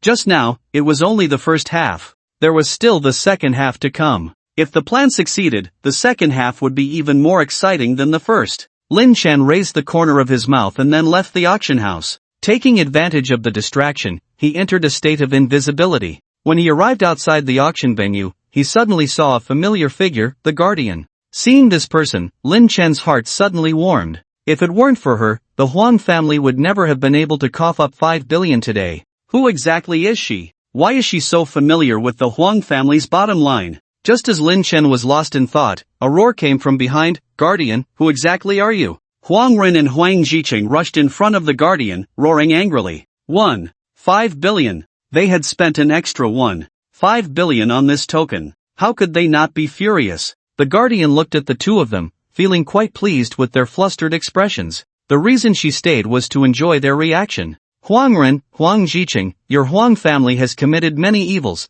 Today is just a small punishment for you. Huang Ren shouted angrily, is it Huang Feng? Are you colluding with Huang Feng to swindle our money? Huang Feng? Ha! The Guardian showed a disdainful expression. How could I possibly cooperate with such a waste? Not Huang Feng? Huang Ren and Huang Jiqing were taken aback. This was completely different from their assumptions. Facing the two who were stunned, the Guardian smiled lightly. Hee hee, are you wondering why I know your bottom line? Let me tell you, I have been closely monitoring your Huang family's assets for 10 years and have established a monitoring model. I am well aware of your asset distribution and liquidity. From yesterday to today, how many assets you have sold and how much funding you have received, my model has already reflected it. So, I easily deduced your trump card, 4 billion. Is that number correct? Hiss. Huang Ren and Huang Jiqing took a deep breath. The amount the other party estimated was only 100 million off from what they had prepared. They had thought it was Huang Feng who leaked the secret, but they didn't expect someone had been watching their family for 10 years and even created a model. I know who you are now. Huang Ren suddenly clapped his hands. You are Su Min, and supervising our Huang family's assets outside is Chun Youxiang from the Jiangcheng Youxiang Fund. You two are teaming up to swindle us today. Hee hee, you're not as dumb as you look. The Guardian puffed out her chest. That's right, I am Su Min. I came to this game to do two things, protect the young master and deal with the Huang family. It's actually Su Ma. Lin Chen, in his state of invisibility, trembled upon hearing this answer. At that moment, he couldn't help but want to slap himself. How could he be so stupid? In this world, who else would treat him so well for free, if not Su Ma? In his past life, he had been blinded by Xin Yuchu and failed to recognize her, but how could he not see it in this life? What a pig's brain! Ha ha ha! Huang Jiqing suddenly burst into laughter. Old lady, do you really think that making us spend an extra 1.5 billion today is such a remarkable feat? Let me tell you, this amount of money can't even hurt our Huang family. Now that we have the guild establishment token, we will establish the first guild in Ganjing City, Huang Tian. At that time, all the experts in the city will flock to join us. Just watch, see how we grow step by step into an existence you can never reach. While saying this, Huang Jiqing waved the guild establishment token in front of Su Min. This time, Su Min did not refute him. She knew that what he said was true. Everything she did today could only make them spend some extra money, but it couldn't stop them from forming the first guild. Despite all her efforts, she could only vent her anger. She couldn't change the situation. Huang Jiqing continued to wave the guild establishment token, smugly saying to Su Min, old hag, just watch closely. I'll go to the city lord's mansion later, using this puppet in my hand. Puppet? Huang Jiqing was dumbfounded. How did the guild establishment order in his hand turn into a puppet? Where's the guild establishment order? How did it become a puppet? Huang Jiqing was instantly drenched in sweat. He hurriedly opened his backpack to search for the guild establishment order, but it was nowhere to be found. That guild establishment order seemed to have vanished into thin air, completely without a trace. At that moment, Huang Jiqing panicked. He was truly panicked. In his life, he had never been this frantic. What he lost was not just anything, it was the guild establishment order. He had spent 5 billion to buy that guild establishment order. It determined the future of the Huang family. How could it just disappear like this? Huang Jiqing searched his backpack but found nothing, so he checked the puppet in his hand again, confirming that he wasn't mistaken. Puppet, a puppet of unknown origin, utterly useless, and takes up space. Cannot be discarded, cannot be destroyed, cannot be traded, occupies 5 backpack slots, damn. Huang Jiqing cursed. He desperately shook the puppet in his hand, trying to throw it away. But the puppet was stuck to him like it was glued. No matter how he shook it, it wouldn't come off. Jiqing, what's wrong? Huang Ren saw Huang Jiqing acting strangely with the puppet and quickly asked. This time, Huang Jiqing no longer had the calm and composed demeanor he had before. Instead, his face was filled with terror. At that moment, he looked like a child who had gotten into big trouble, completely at a loss. His eyes were vacant, and he mumbled, "It's gone, it's gone." Huang Ren, seeing the usually calm Huang Jiqing in such a state, felt puzzled and shouted, "Jiqing, what's gone?" Huang Jiqing's eyes were lifeless, still mumbling, "It's gone, it's gone." At that moment, Huang Ren thought of the terrifying possibility and quickly asked, "Are you saying the guild establishment order?" "It's gone, it's gone." It was unclear whether Huang Jiqing heard Huang Ren's words, he just kept repeating that phrase. Ha ha ha. Su Min, seeing Huang Jiqing in such a disheveled state, suddenly burst into laughter. "Huang Jiqing, you didn't lose the guild establishment order you bought for 5 billion, did you?" "Humph. Don't talk nonsense. Jiqing, let's go." Huang Ren ignored Su Min and pulled Huang Jiqing away. Su Min watched the two from the Huang family walk away and spat, "Two foxes, what tricks are they playing again?" Pfft. After all, they had just come out of the auction house. She wouldn't really believe that the other party lost their guild establishment order, thinking they were just putting on a show.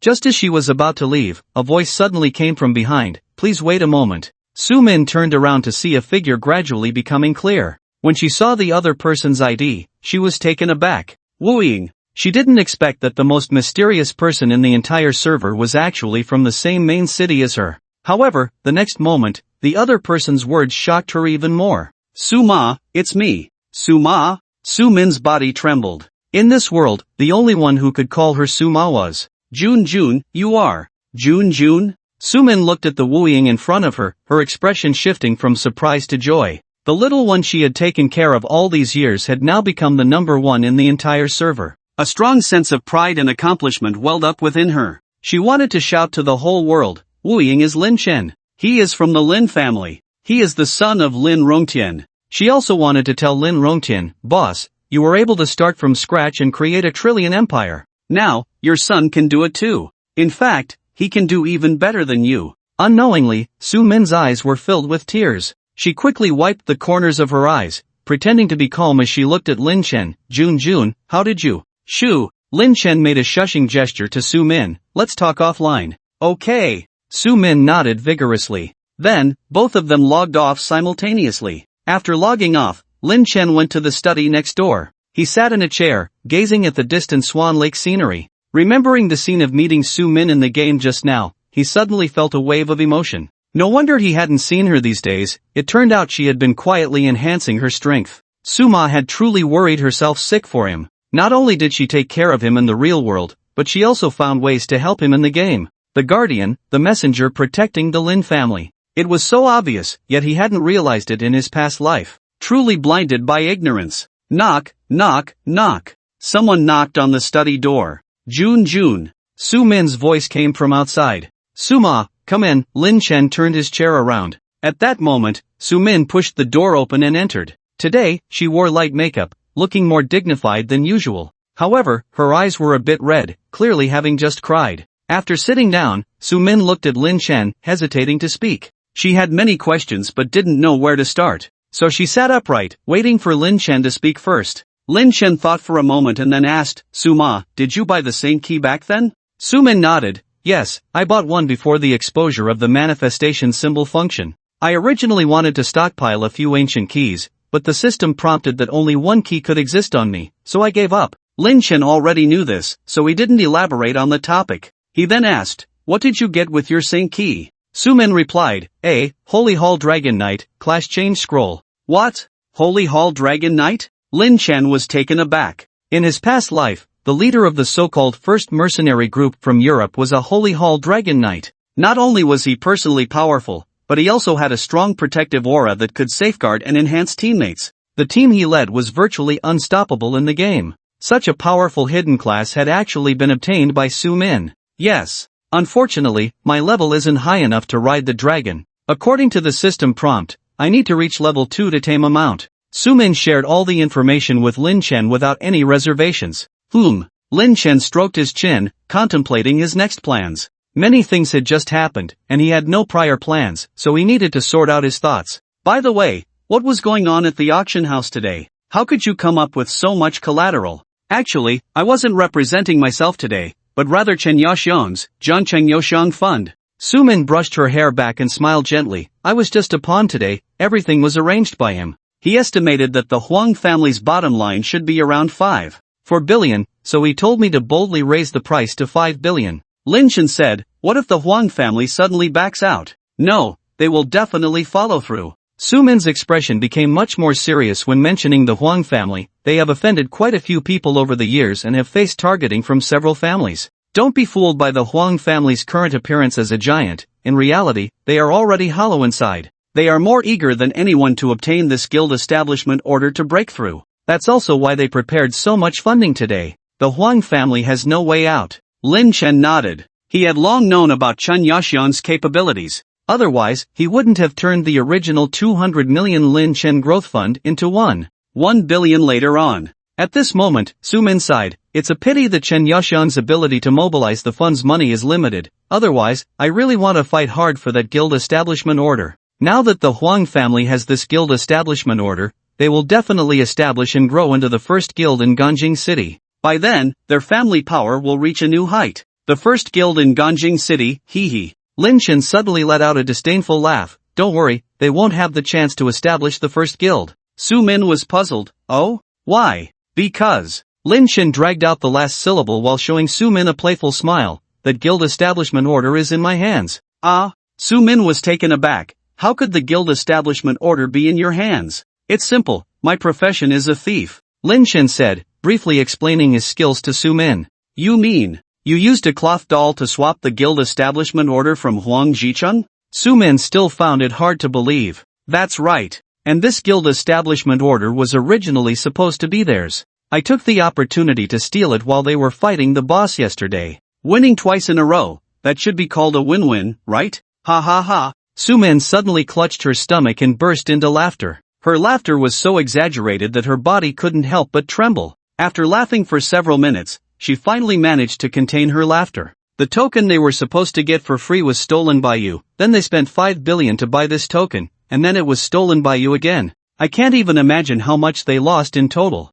Ha ha ha. Lin Chen said, they should have lost a token plus 5 billion. No, they not only lost a token and that 5 billion. Sumin's expression suddenly turned extremely cold. What they truly lost is the future of the Huang family. I'll call Chen Youxiong right now and have him unite with other families to target the Huang family. Saying this, Sumin immediately took out her phone. Wait a minute. Lin Chen called out to Sumin. He looked at her, his expression becoming extremely solemn. I want to personally acquire the Lin family's assets from the Huang family. Upon hearing Lin Chen's words, Sumin put down her phone. At that moment, her emotions had completely calmed down. Looking into Lin Chen's serious eyes, she suddenly felt an immense sense of comfort. She raised her head and looked at the sky outside the window, her eyes involuntarily becoming moist again. Boss, do you see this? This is your son. He has really grown up. Now he is comparable to you back in the day. Don't worry, he will soon take revenge for you and madam. After a while, Sumin withdrew her gaze. She looked at Lin Chen, her face serious. Jun, what do you need Suma to do? I will definitely do my best. There are 2 things I need to ask Suma for. Lin Chen said, extending 2 fingers. First, establish the guild. Second, leak to the outside that Huang Feng was involved in this matter. Around 1 in the afternoon, the Ganjing City channel suddenly issued several announcements. System, ding, the Starlight Guild has been established. System, since the Starlight Guild is the first guild in this city, the city lord has decided to reward this guild with 10 hectares of land in Jiangxi district. Starlight Guild President Guardian, the Starlight Guild has been established, and we welcome all knowledgeable individuals in the city to join our guild. The first batch of membership slots, 10,000 people. Those with special skills will be given priority. A series of messages shocked all the players in Ganjing City. Starlight Guild? Is it established by the Huang family of Jiang City? No way, didn't the Huang family say their guild was called Huangtian? Why did it change to Starlight? Are you blind? The one who just spoke is Guardian, and she is not from the Huang family at all. Who is Guardian? I've never heard of her. I know, she competed with the Huang family for the guild establishment order at noon, and in the end, she pushed the price of the guild establishment order to 5 billion. You mean this ranger bought the guild establishment order for 5 billion? No, the final price of 5 billion was offered by the Huang family. They won the guild establishment order. Then why did this ranger establish the guild first? Who knows? I have an insider tip. There's a traitor in the Huang family. A traitor? Is it possible that the traitor handed over the guild establishment order obtained by the Huang family to outsiders? That can't be. Otherwise, why hasn't the Huang family's guild been established yet? Haha, interesting. Where's the 10 hectares of land in the Jiangxi district awarded by the city lord? Can anyone from the main city comment on that land? Don't be fooled by the city lord. The Ganjiang main city is all in the Jiangdong area. The Jiangxi district is not even part of the urban area, just full of wild monsters. Plus, there are no bridges or boats on the Ganjiang River. Getting across is a problem. I thought it was some fertile land. Turns out it's just wilderness. You guys are still in the mood to chat. The big shots have already gone to the main city to join the Starlight Guild. I want to join too, but I can't afford the travel expenses. MD, it costs an extra 4 gold for protection from the town to the main city. That's just terrible. If you can't even afford this little money, dreaming of joining the first guild is just that, a dream. Lin Chen watched everyone's discussion and shook his head with a smile. Most of their conversation revolved around the first guild and how to join a guild, all dismissing the 10 hectares of land in the Jiangxi district awarded by the city lord. The previous player was right. The Ganjiang main city is indeed all in the Jiangdong area, and the Jiangxi district is just a wasteland. But the problem is, all the land in the main urban area belongs to the native NPCs, and players can't get any of it. Ordinary players can't even obtain land to build houses, let alone establish such a large guild. Therefore, if players want their own territory, they must cultivate new areas themselves. And the Jiangxi district of Ganjiang is the best place for players. Although it currently looks like a wasteland, once players develop it, it will become a new city in Jiangxi, even more prosperous than the old urban area. Obtaining a 10-hectare plot of land there is quite rare. After watching the discussions about the Starlight Guild for a while, Lin Chen turned it off. Originally, he had no plans to establish a guild. On one hand, Lin Chen's personality suited being a lone wolf. His only goal was to bring down the Huang family and reclaim the Lin family's assets. He didn't care about guilds. On the other hand, he didn't have the ability or energy to manage a guild. However, Su Min's appearance changed Lin Chen's mind. She had helped her father build a trillion-dollar empire from nothing, and her personal abilities and team cohesion were top-notch. With her capabilities, she could easily run a guild. There was also one crucial point. Su Min had no ulterior motives towards Lin Chen. If she had even a hint of malice over the years, Lin Chen would have been finished by the Huang family long ago. Therefore, having her manage the guild was the best option. However, on the matter of who should create the guild, Lin Chen and Su Min had a disagreement. Lin Chen was willing to be a hands-off manager, leaving everything to Su Min, so he wanted her to create the guild and be the guild leader. However, Su Min firmly disagreed. She said she could act as the leader in Lin Chen's place to manage the guild, but the founder must be Lin Chen. Lin Chen felt it was unnecessary. In his heart, Su Min was an elder. He didn't want her to become his subordinate. He expressed his absolute trust in her, willing to leave everything for her to handle. However, Su Min insisted that Lin Chen create the guild, or she wouldn't do it. She even brought in Chen Youxiang to persuade Lin Chen. In the end, Chen Youxiang managed to convince Lin Chen. The reason Su Min is so good to you is essentially a continuation of her loyalty to your father. You were born to be her superior. She can only be your subordinate. You cannot, nor do you have the ability to break this relationship. Otherwise, Su Min won't be able to face your deceased parents. She will also lose the motivation to support you. Upon hearing Chen Youxiang's words, Lin Chen finally grasped the key point. Such words could not be directly said by Su Min. They could only be conveyed by Chen Youxiang as a third party. In the end, Lin Chen personally established the Starlight Guild and made Su Min the guild leader. At the same time, he retained the power to appoint, dismiss, and remove the leader. Essentially, he was the owner of the guild, while leader Su Min was his subordinate. After finishing up, Lin Chen handed over the guild construction to Su Min. He concealed his identity within the guild and began to focus on his own matters. Now Lin Chen had reached level 20, the maximum level, and the most important thing was to advance to tier 2. At this moment, he casually opened his skill panel. A couple of days ago, during the leveling process in the spider cave, he learned 2 skills from the Thief's Secret Manual, Slick Feet, and Thousand-Handed Guanyin. Slick Feet, level 1, 2 skill points. Increases movement speed by 30 points and evasion by 10%, but reduces the hit chance of one's own attacks by 30%, lasting 5 seconds, with a cooldown of 20 seconds. Slick Feet, level 3, 4 skill points. Increases movement speed by 90 points and evasion by 30%, but reduces the hit chance of one's own attacks by 30%, lasting 5 seconds, with a cooldown of 10 seconds. A 90-point increase in movement speed and 30% evasion was simply a godly escape skill.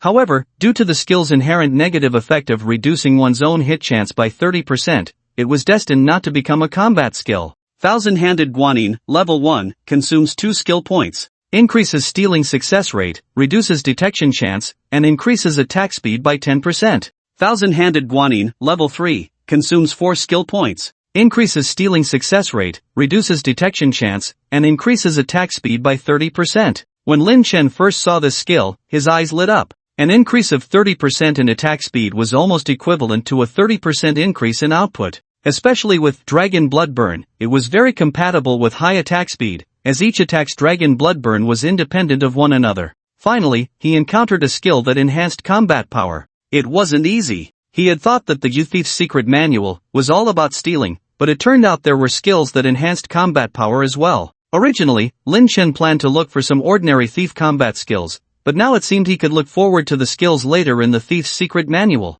Closing the skill panel, Lin Chen headed towards the trial officer. Next, he was going to undertake the Tier 2 trial, the King's Trial. Trials are a test and examination of a profession. This process is generally designed based on the characteristics of the profession. What it presents may not necessarily be combat power. For example, the priest's trial. Since priests lack combat power, it is impossible for them to directly face a boss. Therefore, the priest's trial usually tests their survival ability and their ability to protect teammates. There is a classic priest trial scenario. There is a low-health, weaker NPC teammate nearby, and the priest uses their skills to help the teammate defeat a more powerful opponent. As a thief, Lin Chen's trial scenario was naturally tailored for him. During the Tier 1 trial, he had single-handedly defeated the old village chief, Burn, and the village captain, Roy, directly helped him qualify for the King's Trial. This time, he had no shortcuts to take. He could only earnestly go through the trial. Before long, Lin Chen arrived in front of the trial officer, Kalong.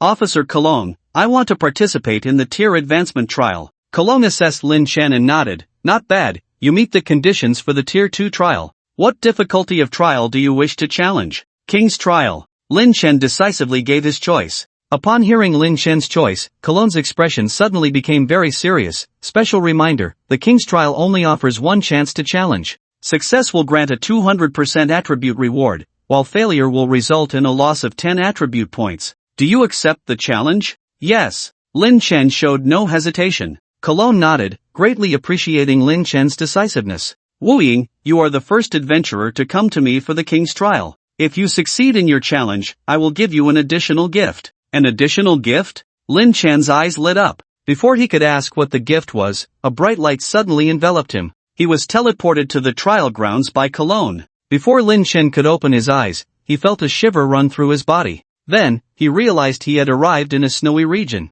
As soon as Lin Chen took a step, he heard a crunching sound beneath his feet. The snow was thick and soft, leaving a deep footprint with each step. At that moment, the system provided a reminder. King's Trial First Stage, Snow Without Trace. Safely cross this snowy area. Special reminder, the animals in the snow are extremely sensitive to footprints, so please be cautious. Lin Chen looked up and saw various snow creatures in the area. The attributes of these snow creatures were quite exaggerated. Snow Weasel, 200,000 health, 15,000 attack, 220 movement speed. Snow Leopard, 230,000 health, 18,000 attack, 210 movement speed. For players below level 2, facing such high attribute monsters, it was impossible to resolve the situation through combat. The best method was to use stealth to sneak past. However, while invisibility could prevent the creatures from seeing him, it was impossible to avoid leaving footprints in the snow. The basic system specifically reminded that these monsters were sensitive to footprints, so simply walking through was clearly not an option. What should he do then? Lin Chen observed his surroundings and noticed a small cabin behind him. It seemed the answer lay within that cabin. Lin Chen then entered a state of invisibility and quietly approached the cabin. Once near the cabin, Lin Chen did not go straight in but instead approached the window to peek inside. Inside sat a simple-looking man, Hunter Alu. At that moment, Alu was polishing a longbow at the table. Lin Chen then took a look around the cabin. The room contained various items. In one corner were various hunting tools. On the walls hung the corpses and pelts of certain prey. There were also some areas that were blind spots for Lin Chen's vision, making it impossible to see what was there. From just looking outside, he couldn't find anything useful. It seemed he had to go in to search. Now, another problem appeared before Lin Chen: how to avoid being discovered by Alu. As a hunter, Alu clearly possessed strong detection abilities against invisibility. If an ordinary thief entered, they would definitely be seen through. However, Lin Chen decided to give it a try. His invisibility had fooled the Red Dragon Queen before. As long as he didn't act recklessly and attack, he believed he would not be discovered. Of course, he also had a contingency plan. If things went wrong, he would let the Black Dragon Prince come out to clear the area. Having made up his mind, Lin Chen approached the door. Taking advantage of the moment Alu turned around, he quickly opened a crack in the door and slipped inside. The entry went smoothly, but when he closed the door, it suddenly made a click sound. Lin Chen was startled. Alu heard the noise and quickly turned to look at the door. Then, a look of confusion appeared on his face. Could it be that the wind was too strong? He ignored it and turned back to continue polishing his longbow. Lin Chen breathed a sigh of relief. Indeed, the other party could not see him in his invisible state. However, since he didn't come to check, it seemed his personality matched his appearance. Quite simple. The first step was a success. Lin Chen then began to search for useful items inside the cabin. Snow ferret fur, blue material, increases physical defense. Snow wolf fawn, purple material, increases attack, raises bleeding chance. After observing the surroundings, I found that there were various materials everywhere. However, there was nothing that could help me pass through the snowy region. Moreover, these materials were of too low a grade. Lin Chen didn't even have the desire to possess them. After searching around, Lin Chen's attention was drawn to Alu's waist. There was a white feather stuck there. Feather of the Snow Eagle King, dark gold grade accessory, can significantly lighten one's weight. This is it. Lin Chen quietly approached Alu from behind and reached out with his hand. Ding! You failed to steal from Alu. Ding! You successfully stole from Alu, obtained eagle feather arrow. At the same time, a quiver of arrows hanging from Alu disappeared. Alu was polishing his bow and arrow when he suddenly felt something was off and immediately stopped. He looked around in confusion. He felt like something was missing but couldn't recall what it was. Alu shook his head and continued polishing his bow and arrow. Lin Chen continued his sneak attack. Ding! You successfully stole from Alu, obtained iron bullet. Ding! You successfully stole from Alu, obtained feather of the Snow Eagle King. Done! Sure enough, after learning thousand-handed guanyin, the success rate of stealing is high. Moreover, having stolen so many things, Alu didn't notice at all. After obtaining the feather of the Snow Eagle King, Lin Chen had achieved his purpose for coming in. At this moment, he should go out into the snow to test the effect of this feather. However, when he noticed Alu's serious expression while polishing, he couldn't help but chuckle inwardly. Having so many things stolen and not feeling it, this silly reaction is really slow. At this time, Lin Chen's gaze fell on the longbow in Alu's hand. This thing looks pretty good. I wonder if I can steal it. What if I get caught? Anyway, with the Black Dragon Prince backing me up, what's there to fear? Then, Lin Chen reached out his hand again. Ding! You successfully stole from Alu, obtained Alu's divine bow. Alu's divine bow? A weapon with a name? This must be something great. Just as he was about to check the attributes of Alu's divine bow, he suddenly heard Alu's furious roar. Who is it? Dare to play tricks on me? Although Alu seemed silly, he wasn't stupid. His bow was missing. How could he not know? Come out, little thief! Alu shouted, and a strong aura suddenly erupted from him. Just then, the door creaked open. Alu grabbed a bow hanging on the wall and rushed out immediately. Dare to play tricks on Alu? You've got the wrong opponent. As Alu spoke, he shot an arrow forward. When that arrow appeared in the air, it suddenly transformed into thousands of arrows. Originally just a solitary arrow, it now turned into a torrential rain of arrows. This was the archer's AoE skill Arrow Rain's altered version, rain of 10,000 arrows. Whoosh whoosh whoosh, the area of thousands of square meters in front of Alu was covered in arrows. In the distance, some snow beasts were hit by the arrows, howling in pain. Above their heads, the words -50000 appeared. An AoE damage of up to 50,000. This Alu, looking so silly, actually has such terrifying strength. After being hit by Alu's arrows, the distant beasts let out a few roars.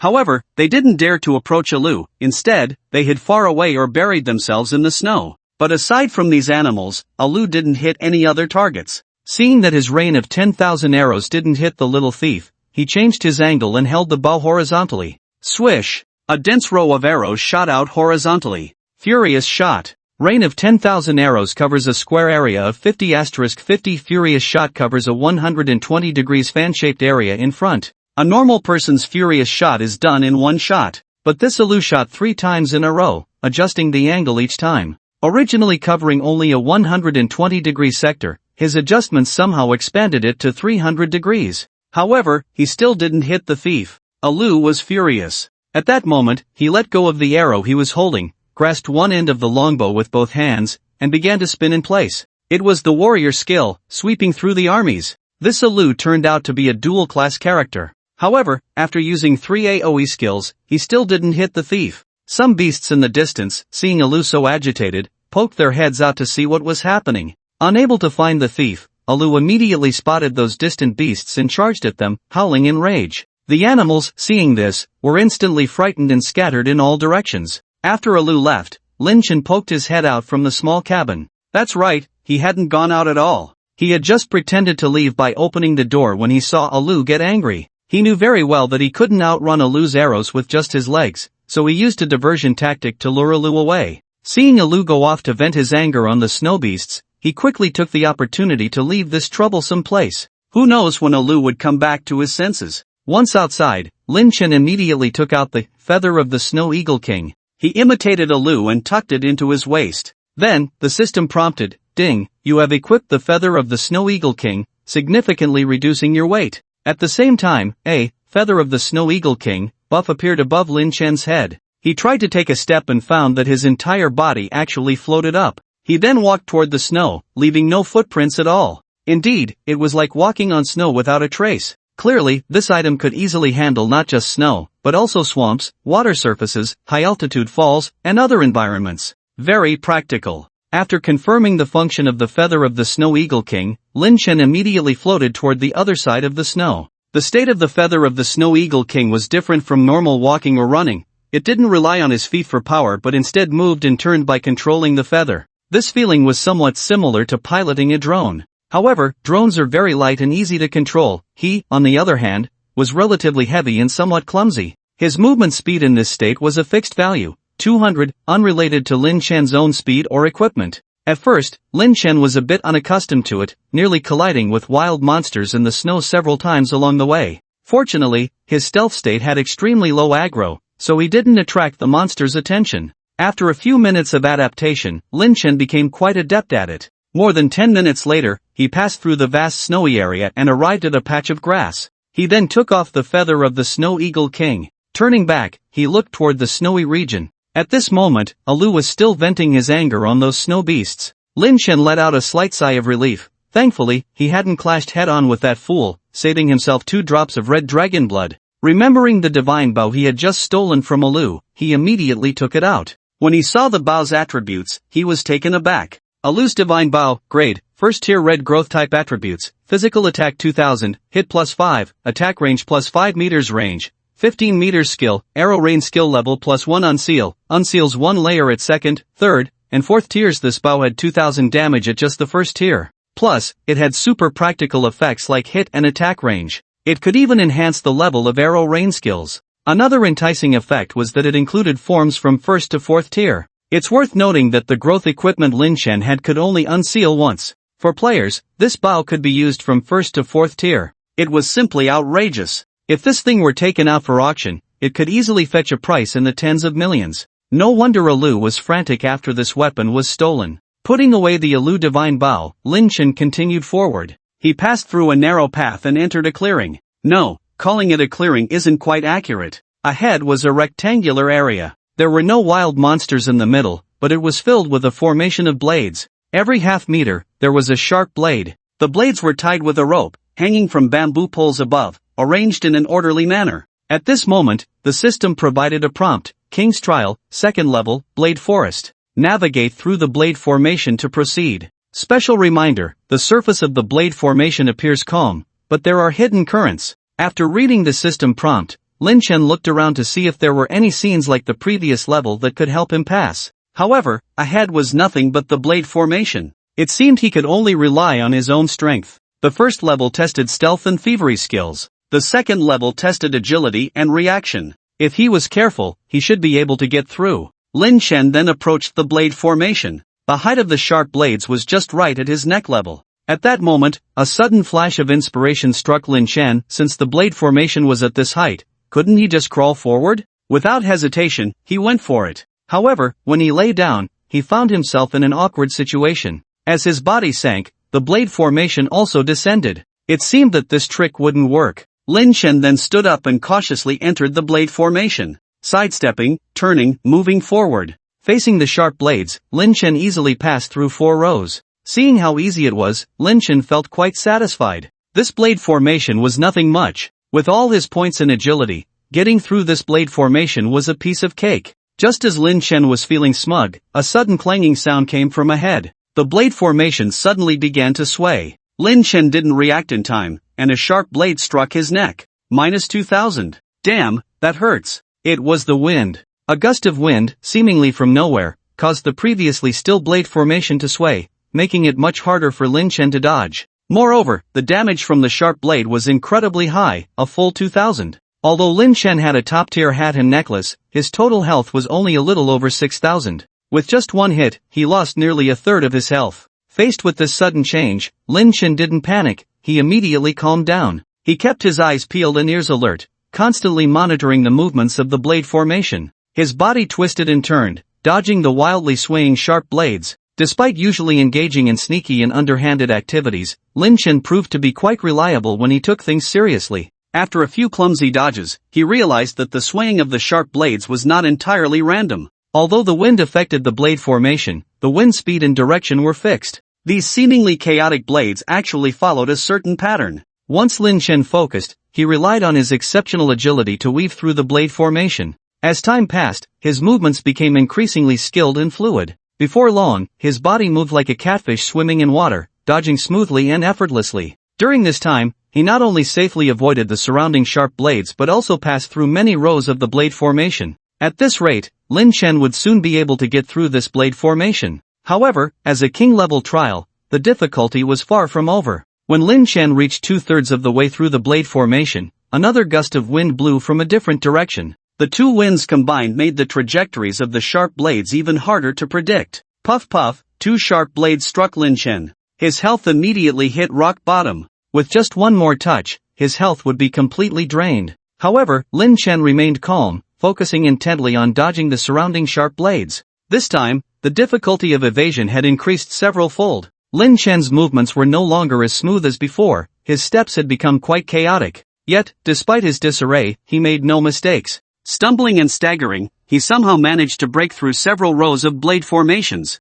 Ahead, there were only a little over 10 rows of blades left. As long as he got past them, he would clear the second level. Just then, a voice suddenly shouted from behind him, "Little thief, so you were hiding here." It was Alu. This guy had actually chased him all the way from the snowy region. Lin Chen, already flustered, cursed inwardly, "Damn it! What are you messing around for at this time, you fool? It was just a bow I stole from you. Do you really have to go to such extremes?" Complaining aside, he still tried his best to steady himself, making an effort not to be affected by Alu. However, Alu wasn't here just to scare Lin Chen. After that shout, he immediately drew his bow and shot an arrow at Lin Chen. Whoosh! An arrow with a blue glow shot towards Lin Chen like a bolt of lightning. Thunder Light Arrow. This skill had a tracking effect, making it impossible for the target to evade. In fact, Lin Chen, caught in the blade formation, couldn't dodge it either. Thud! The Thunder Light Arrow struck Lin Chen's back hard. -100,000. That damage was enough to kill Lin Chen 10 times over.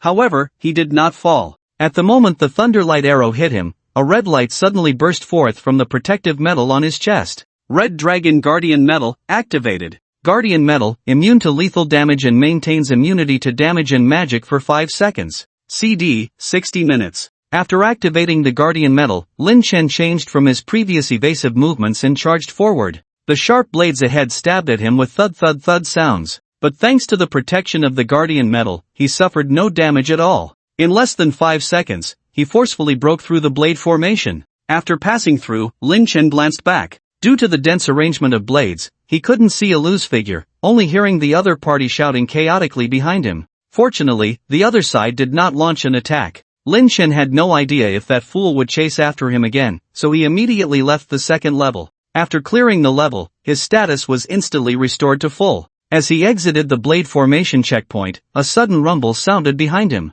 Turning around, he saw that 2 massive stone doors had blocked his way. Seeing this, Lin Chen let out a sigh of relief. He had finally shaken off Alu. He then turned to look at the final level. The scene of the last level was somewhat special. In the center was an arena. Surrounding the arena was not a railing, but lava. In the middle of the arena stood a person. It seemed this was the opponent for the third level. The first 2 levels tested skills. This level would be a real fight. At that moment, the person in the center of the arena waved at Lin Chen. "Come here." Hearing that voice, Lin Chen felt it was somewhat familiar. He then walked up to the arena. As he got closer to the person, he immediately realized why it felt familiar. This was none other than the trial officer Cologne, who had brought him in. Lin Chen said, "Officer Cologne, why are you here too? Are you personally testing me this time?" Cologne looked at Lin Chen with a look of mutual understanding. "I was originally a thief myself. Today, seeing you come to challenge the king's trial, I couldn't help but feel the itch to test you."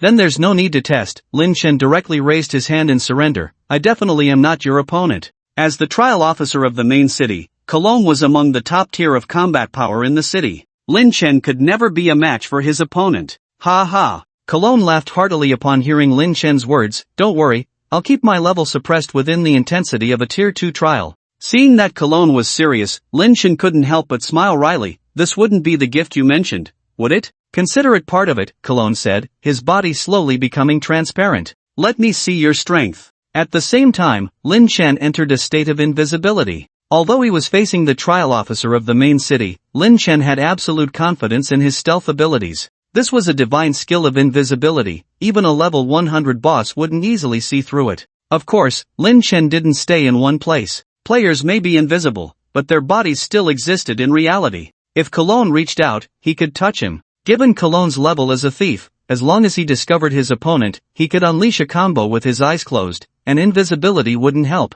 After a while, Lin Chen still hadn't been attacked. This was clearly good news. Cologne truly couldn't see him. But the bad news was, he couldn't see his opponent either. Perhaps it was because the opponent's level was too high, or maybe his invisibility was too strong. The probing crystal on Lin Chen showed no reaction at all. The two sides stalemated for about 3 minutes. Just then, a voice came from the air. "Wu Ying, I'll give you your first lesson." Through the voice, Lin Chen finally located his opponent and naturally wouldn't miss the chance. Without waiting for the other to finish speaking, he immediately darted forward. In a thief's duel, the key is to strike first. Just as Cologne was about to show off, Lin Chen's dagger had already stabbed forward. Puff! It hit! Immediately, Cologne's figure became visible. 3 damage numbers appeared above his head. -1773, physical damage, -4850, breaking invisibility strike, -500, dragon bloodburn. After leveling up, Lin Chen's breaking invisibility strike,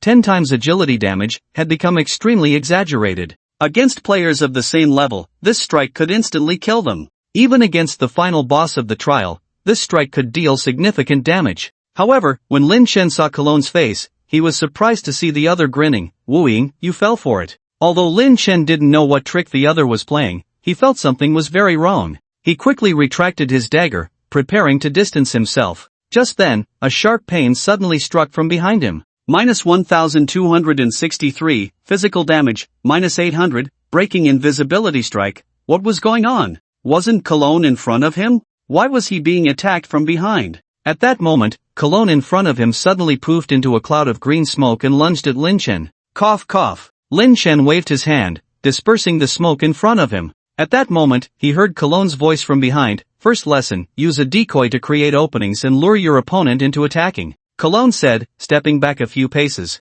He chose not to continue attacking Lin Chen but instead created some distance. Lin Chen turned to look at Cologne and found that the opponent's health was still full. All the damage he had just dealt was nullified. Alright, let's go again, Cologne said, disappearing into invisibility once more. Lin Chan also entered his stealth state. At this point, he was already cursing inwardly. Damn it, didn't you say you'd keep your strength within Tier 2? Was that last move something a Tier 2 thief could use? He had never even seen it before. Cursing aside, the match had to continue. Since the king's trial prohibited the use of potions, Lin Chen couldn't recover the health he had lost and could only maintain his current health to continue fighting. However, this time Lin Chen didn't walk far before another sharp pain struck from behind. -1302, physical damage, -800, sudden strike, damn it, here we go again. Although Lin Chen didn't know how the other party had discovered him, he didn't intend to dwell on it and immediately turned around, ready to fight. However, before he could fully turn, he suddenly received a heavy kick. Bang! -500 Lin Chen was kicked away. If the first attack was due to his recklessness, the second attack made Lin Chen somewhat angry. How did this guy see him? This is the second lesson, you need to have your own means of counter-stealth, Cologne said, pointing to the ground beneath Lin Chen's feet. Lin Chen looked down and found that there was a glow on the soles of his feet that he hadn't noticed before. This glow belonged to an external object and was not affected by Lin Chen's invisibility. No wonder Cologne was able to accurately locate him just now. What kind of stealth is this? He was completely exposed in front of the other party. Although the dust of visibility is very useful, it relies on external objects and can be easily cleared. This blood glow mark can be cast using magic, sprinkled along a path for enemies to step on, producing an effect. At the same time, its counter-stealth effect is very strong. Even in complete darkness, it has a revealing effect. After saying this, Cologne once again entered invisibility. Wu Ying, this is your last chance. If you still haven't found a way to defeat me, then this trial will regrettably come to an end.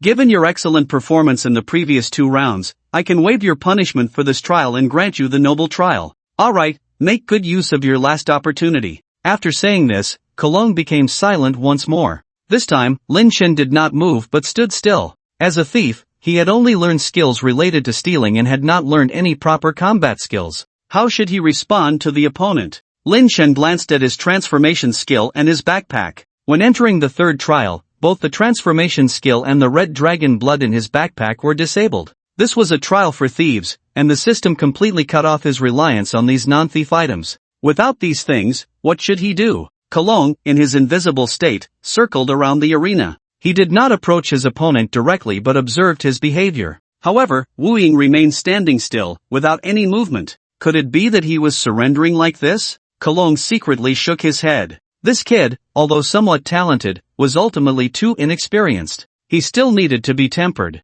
Forget it, let's end this trial. At this age, he should endure more setbacks to grow. Cologne made his decision and immediately rushed towards Lin Chen's back. Just then, he suddenly noticed something on the ground. Upon closer inspection, he was stunned. The object on the ground was actually Queen Aisha's underwear. What the hell? It's the Queen's underwear. Cologne immediately wanted to rush forward to pick up the underwear. However, he quickly became alert.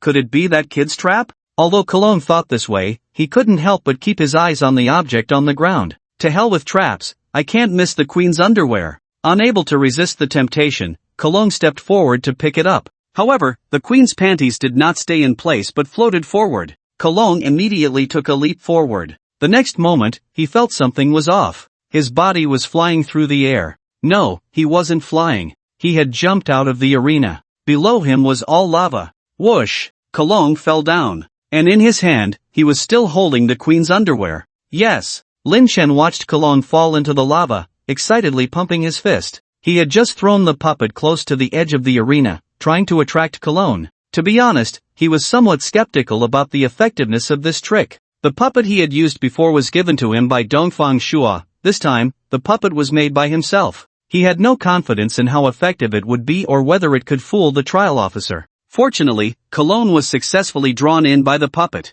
In fact, he was even lured into the lava. The clever trick worked. Then Lin Chen leaned out to see what would happen to Cologne after falling into the lava. But the next moment, he was shocked. There was no sign of Cologne's body in the lava. Instead, there was a wisp of green smoke. A familiar wisp of green smoke. Could it be? Smack! Someone patted Lin Chen on the shoulder. It startled him greatly. Immediately after, Cologne's voice came from behind. Well done. What the hell? Cologne didn't die. How did he escape? A string of questions flashed through Lin Chen's mind. Was he going to fail just like that? However, Lin Chen did not give up. He immediately drew his dagger and turned to attack. No matter what, he couldn't surrender. Even the slightest hope had to be fought for. No need to be nervous. Cologne jumped back, dodging Lin Chen's attack. A smile appeared on his face. You have passed my trial. Passed? Upon hearing Cologne's words, Lin Chen was momentarily taken aback. His right hand still held the dagger high. When he reflected on the meaning of the other's words, his tense feelings instantly vanished, replaced by overwhelming joy.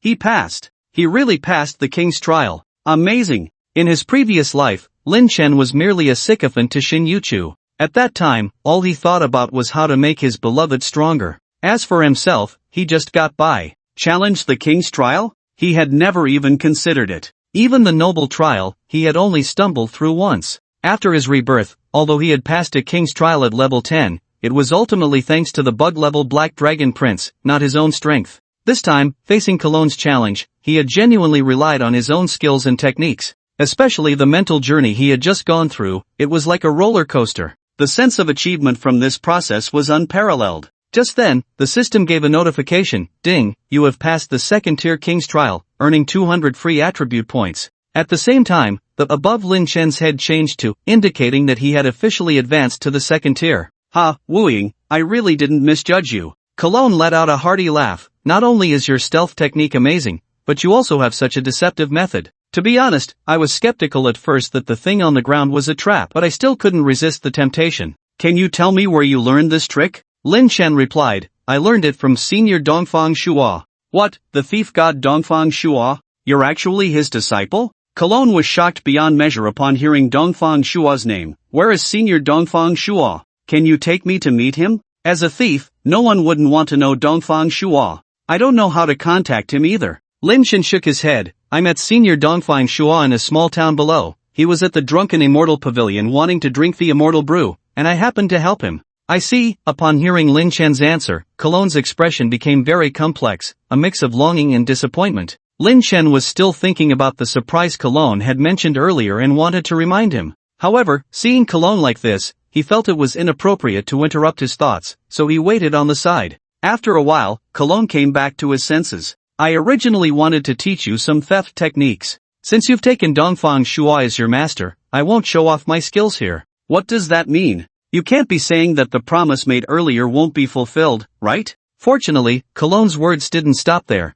and he continued, then I'll teach you a combat technique. Which one do you want to learn? Lin Chen let out a sigh of relief, as long as he wasn't backing out. Then, a dialogue box appeared in front of him. Cologne is ready to teach you a skill, please choose. Sky Kick, Blood Will Mark, Substitution Technique. Sky Kick, kicks away a nearby target, creating distance between both parties. Blood Will Mark, sprinkles undetectable blood will on the ground or on enemies. Targets stained with blood will be marked and suffer some negative effects. Substitution Technique, uses a medium to create a substitute, confusing the opponent. As the level increases, the substitute can master some abilities. Looking at these three skills, Lin Chen fell into deep thought. Clearly, the three skills were suitable for different situations. Sky Kick is a skill for displacing opponents. Just now, he used a puppet to lure Cologne into the lava. If he had this skill, he could have easily kicked him down. Blood Will Mark would allow him to target all stealthy opponents. Substitution Technique had already deceived Lin Chen at the start when he was tricked by Cologne's substitute. It was very confusing.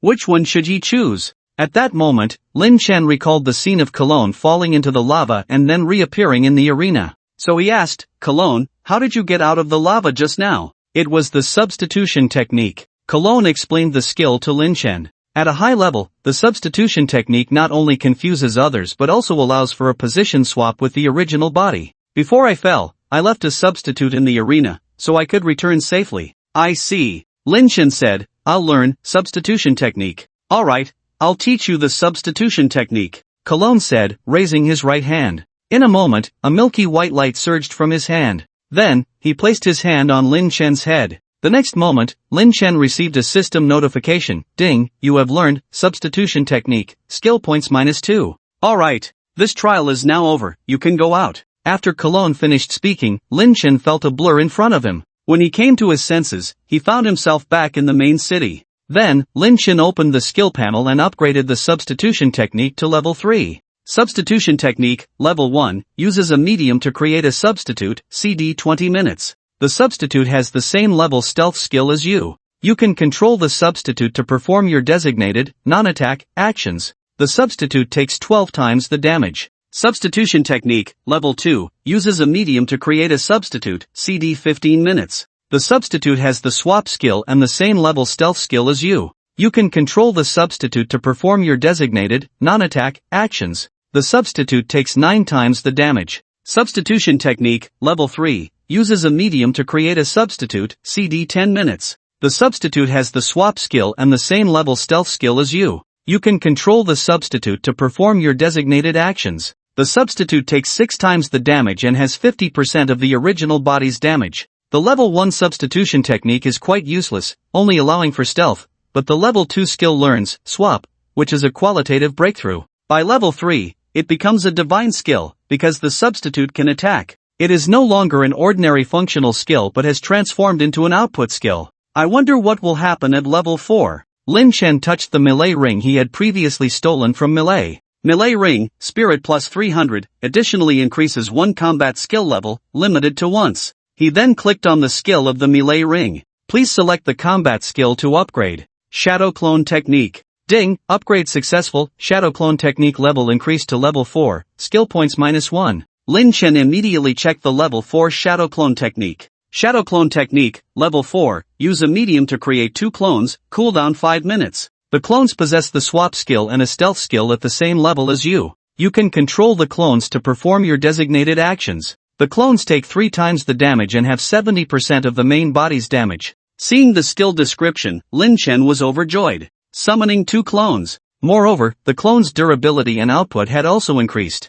With this skill, Mom no longer has to worry about my output. Having just learned the shadow clone technique, Lin Chen was eager to use it. However, he encountered a problem. Summoning clones required a medium, but what medium should he use? Soon, he was astonished to discover that this skill actually linked with his puppets. He could use a puppet to summon clones. Previously, when he was farming the mother spider in the spider cave, he had obtained 10 essence and made a total of 10 puppets. Perhaps due to his low crafting level, each puppet only had 1 durability point. In other words, each time he used the shadow clone technique, it would cost 1 gold coin. Damn, that's too expensive. Looking at the pitiful 3 gold coins in his pocket, he couldn't help but laugh at himself. After all, he was the only one with a god-level hidden class, so why was he so poor? Forget it. Let's try the skill first. However, when Lin Chen was about to use the shadow clone technique, he found that it only displayed level 3, and the level 4 effect did not appear. What was going on? Could it be? Lin Chen quickly opened his skill list, Shadow Strike, level 3, for skill points, Illusion Technique, 2 skill points, Borrow and Return, 2 skill points, Oil on the Soul, level 3, for skill points, Thousand-Handed Guanin, level 3, for skill points, Shadow Clone Technique, level 4, 5 skill points. Sure enough,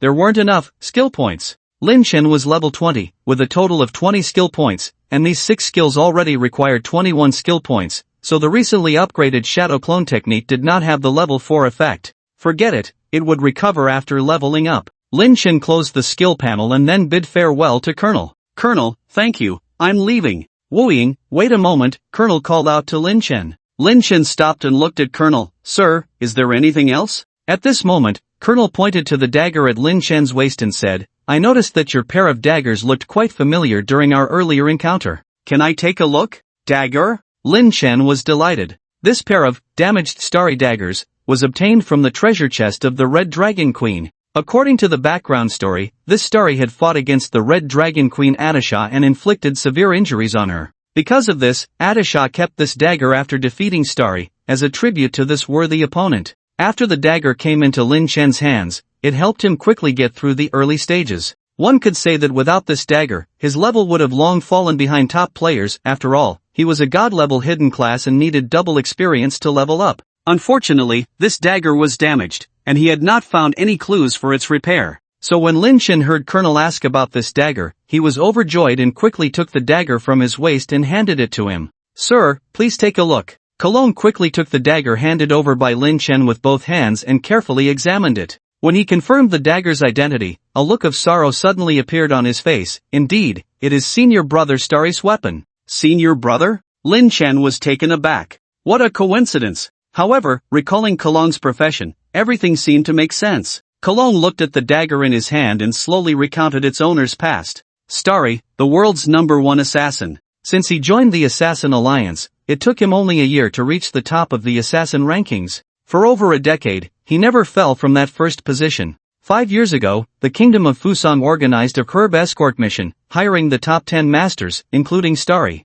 I also received an invitation from Fusang, but I had just taken office, so I declined. Everyone found it strange that they needed so many top masters to escort a batch of precious herbs. The employer didn't say, and they couldn't ask too many questions. At first, the journey was smooth, without any obstacles. But when they passed through a wasteland, they were suddenly blocked by 2 giant dragons, the Black Dragon Prince Taego and the Red Dragon Queen Atisha. It was then they realized what the Kingdom of Fusang was escorting, a dragon egg. After that, Starry faced Atisha alone while the other 9 dealt with Taego. That battle was incredibly fierce. All 10 masters perished. Only Starry Selvan Crystal silently recorded everything. Although Cologne only briefly summarized the events, Lin Chen could deeply feel the brutality of the battle and the despair of Starry and the others. Just for an escort mission, 2 giant dragons suddenly appeared. Who could withstand that? But on the other hand, Starry was too formidable, challenging the Red Dragon Queen alone? No wonder he was the #1 assassin.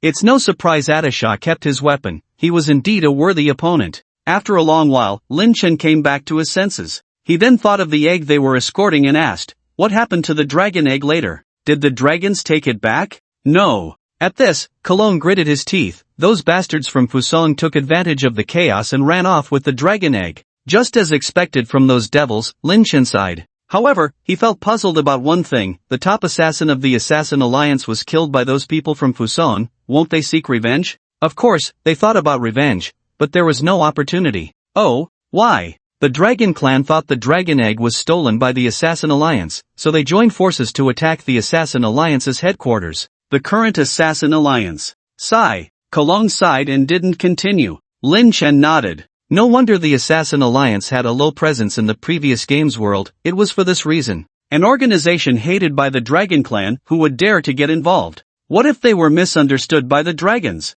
After a moment of reflection, Lin Chen steered the conversation back to the dagger. Commander Cologne, can this dagger be repaired? Cologne lowered his head, stroking the dagger. Starry's dagger was forged by the master craftsman Roar. However, Roar is now old and has long since retired from the forging world. Lin Chen felt a pang of curiosity at this news and immediately asked, then, how can we find Master Roar? I don't know, no one knows where he is. Cologne smiled and then handed the dagger to Lin Chen. You can ask the owner, Pang Dali, at the blacksmith shop in the North District. He is Roar's disciple. Perhaps he can help you repair this dagger. Thanks. Lin Chen immediately retrieved his dagger and bid farewell to Cologne, heading towards the blacksmith shop in the north of the city. Finally, he had news about the dagger's repair, and he felt quite pleased. As he was on his way, he suddenly heard a few people discussing nearby. Did you hear? The Huang family is in turmoil. The Huang family in turmoil? What's going on? Huang family's 5th son is a traitor. Not only did he steal the guild establishment order, but he also secretly formed a guild with others.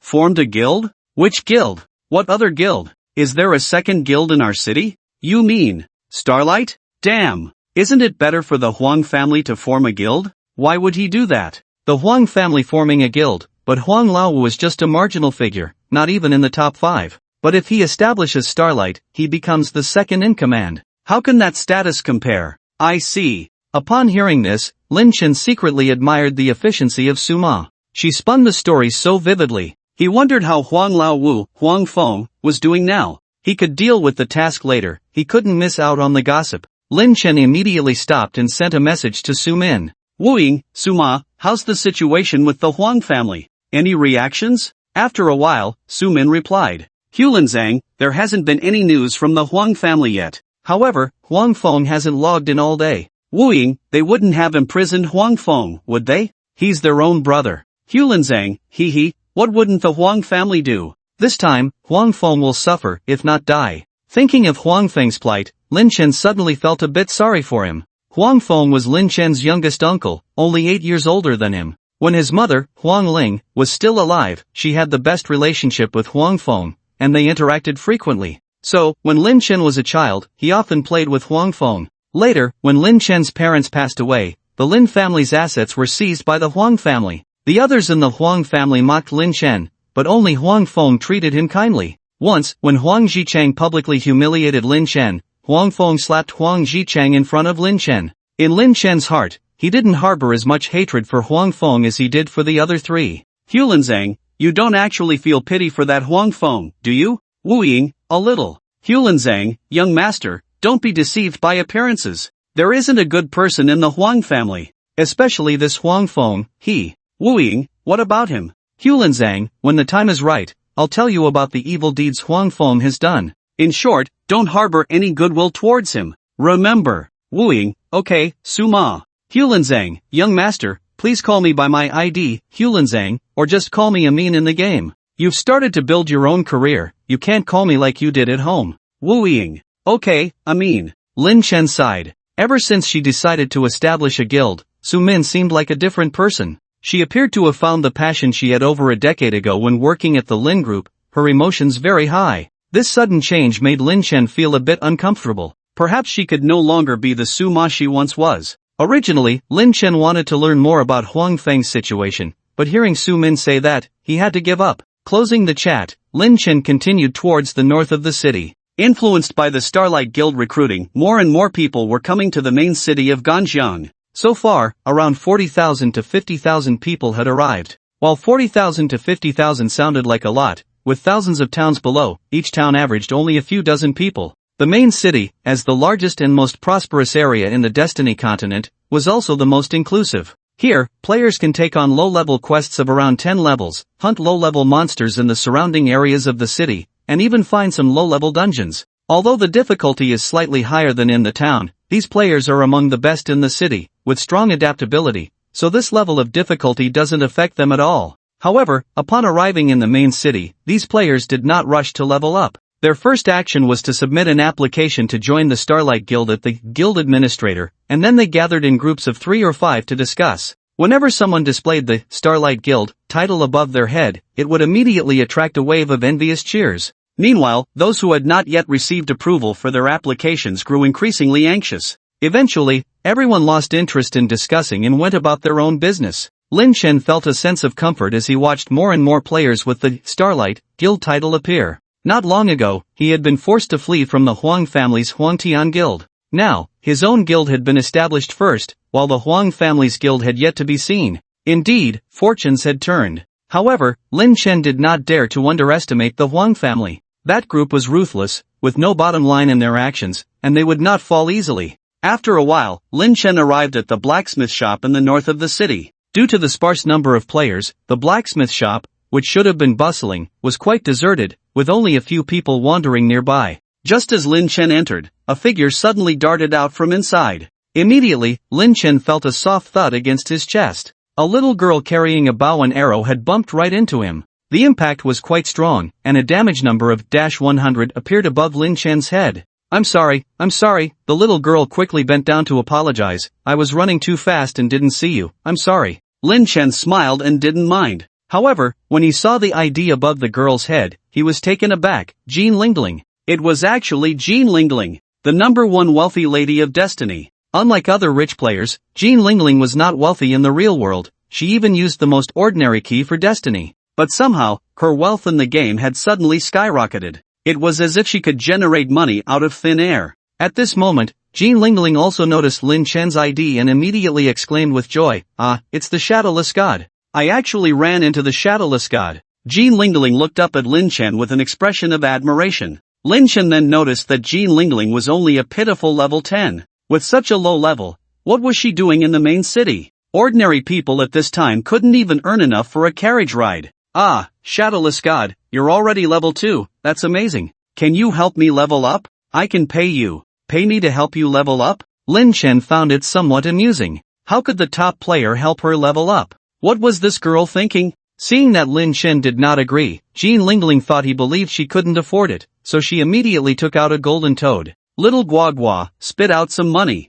Then Jean Lingling gently stroked the chin of the golden toad. Gua la! The golden toad croaked and then opened its mouth wide. Hua la la! Countless gold coins poured out from the toad's mouth. What the hell? Lin Chen was caught off guard and was immediately engulfed by the gold coins. Even his breathing progress bar appeared. The breathing progress bar only shows up in special underwater scenes. If a player does not breathe before the progress bar ends, they will suffocate. Stop, stop, stop. Lin Chen shouted loudly to halt her. Ah, why is little Guagua so generous this time? Jean Lingling quickly instructed the golden toad to stop. Then she stroked the golden toad while complaining. Usually, you won't spit out a single gold coin, but today you actually spat out a little mountain of gold. You just like to bully me. Guagua. The golden toad croaked and then turned its head away, looking very proud. At that moment, Lin Chen finally poked his head out from the little mountain of gold, breathing in fresh air again. He had almost become the first player in the entire server to be suffocated by gold coins.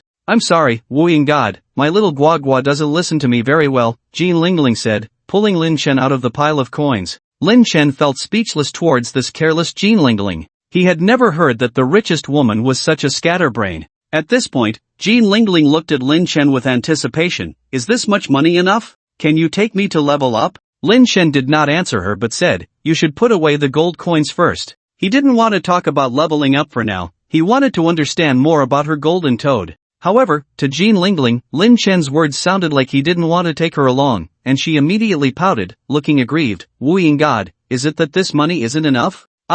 Put away the gold coins. Lin Chen interrupted her sternly. Okay. Jean Lingling perked up and obediently gathered the gold coins on the ground. Then, she stood in front of Lin Chen with her head down like a student who had made a mistake, waiting to be scolded. Looking at Jean Lingling like this, Lin Chen felt both amused and exasperated. He then changed to a softer tone and said to her, let's talk in the tea house next door. Okay. Hearing that Lin Chen wanted to chat with her alone, the previously aggrieved Jean Lingling immediately bounced up like a frolicking little donkey. Lin Chen found it hard to connect this childlike Jean Lingling with the richest woman from his past life. After a while, Lin Chen and Jean Lingling arrived at a private room in the tea house next door. This time, Lin Chen didn't beat around the bush and directly asked Jean Lingling, what's the deal with your golden toad? As an ordinary key player, Jean Lingling couldn't have obtained something good from the newbie treasure chest. She must have had some other adventure. You mean little Guagua, Jean Lingling said, taking out the golden toad and casually placing it on the tea table. The golden toad immediately started hopping on the table. It was then that Lin Chen noticed this golden toad had only 3 legs. It was the 3-legged golden toad. When I was doing quests in the newbie village, I met an old man with a white beard. That old man was all ragged and looked very weak, so I gave him some buns to eat. After he finished the buns, he asked me to catch 100 caterpillars for him. Actually, I hate caterpillars the most. But that old man looked so pitiful, so I went to help him catch them. It took me 2 whole days to catch all the caterpillars. After the old man collected my caterpillars, he turned into a puff of white mist and disappeared. When I wanted to leave, I found little Guagua lying at my feet. This little Guagua has the old man's aura on it, so I thought it might have fallen from him, and I decided to take it in. Hearing Jean Lingling's words, Lin Chen's mouth twitched slightly. If he guessed correctly, the old man Jean Lingling encountered should be the mage Lu Hai. The golden toad was originally a powerful evil spirit, later subdued by Lu Hai. The reason it only had 3 legs was that it had lost one during a battle with Lu Hai. After being subdued, the golden toad no longer harmed people but instead spat out treasures to repay the common folk. After that, the golden toad traveled with Lu Hai, helping many people. From then on, the 3-legged golden toad became a sacred object for attracting wealth, holding a status comparable to that of the god of wealth. This golden spirit actually managed to obtain such a treasure in the novice village. This luck is simply outrageous. The golden spirit also represents a possibility for ordinary players. Even without a top-tier key, one can achieve a qualitative leap through fortuitous encounters. At this moment, Lin Chen recalled the scene where gold coins were buried, and thus asked, does this 3-legged toad have any requirements for spitting out gold coins? Can it just spit out as it pleases? Actually, little Guagua doesn't really listen to me most of the time. The golden spirit scratched its head, revealing an awkward expression. It only spits out gold coins when I truly need money, usually just 1 or 2 at most. To be honest, I was also shocked when it spat out so many coins at you just now. Lin Chen frowned. This 3-legged toad couldn't possibly be so random. There must be certain characteristics or conditions, but the golden spirit just hadn't grasped them yet. Could it be that it was showing me favor because of my high level and good equipment? At this moment, Lin Chen noticed the golden spirit's level and asked, why is your level so low? Haven't you been grinding monsters in the wild? No, I often fight monsters and do quests. But for some reason, the experience I gain from fighting monsters always mysteriously disappears. I end up defeating 2/3 fewer monsters than others. 2/3 less experience? Does that mean she needs 3 times the experience of an ordinary person to level up? No wonder her leveling is so slow. The question arises, where did the golden spirit's experience go? At this moment, Lin Chen's gaze fell on the three-legged toad. Clearly, this little guy was the culprit, having devoured 2/3 of the golden spirit's experience. As a god-level hidden class, Lin Chen only received double experience. This little girl actually needed triple experience. It shows just how powerful this toad's function is.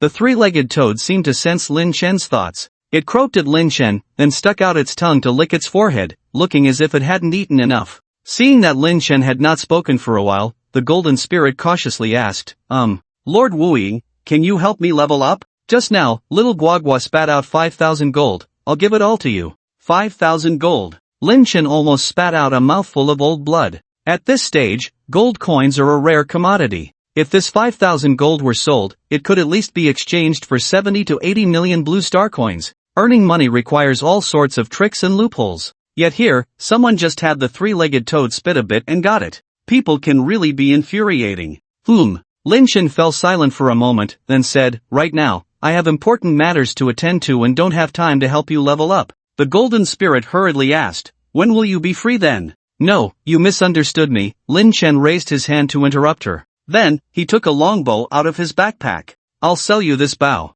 With it, you can speed up your leveling. He then displayed the attributes of the longbow to her. The bow. The golden spirit lowered her head to check the attributes of the longbow in Lin Chen's hand. Aru Divine Bow, level 1 red growth type, physical attack plus 2000, hit plus 5, range plus 5, arrow range skill plus 1 level. Seals can be lifted at levels 2, 3, and 4. In the next second, she immediately jumped up. 2000 attack power? That's 10 times my weapon. What does growth mean? Does it mean it will increase when I reach level 2? So powerful, is this the strength of a red weapon? The golden spirit looked at the longbow in Lin Chen's hand, overjoyed. But the next moment, her mood fell. She looked at Lin Chen, feeling quite embarrassed, and said, Lord Wu, this weapon must be very expensive, right? Is my 5,000 gold enough? Seeing the golden spirit's cautious expression, Lin Chen suddenly felt playful. He stared into the golden spirit's eyes, revealing a rather mischievous look. What do you want?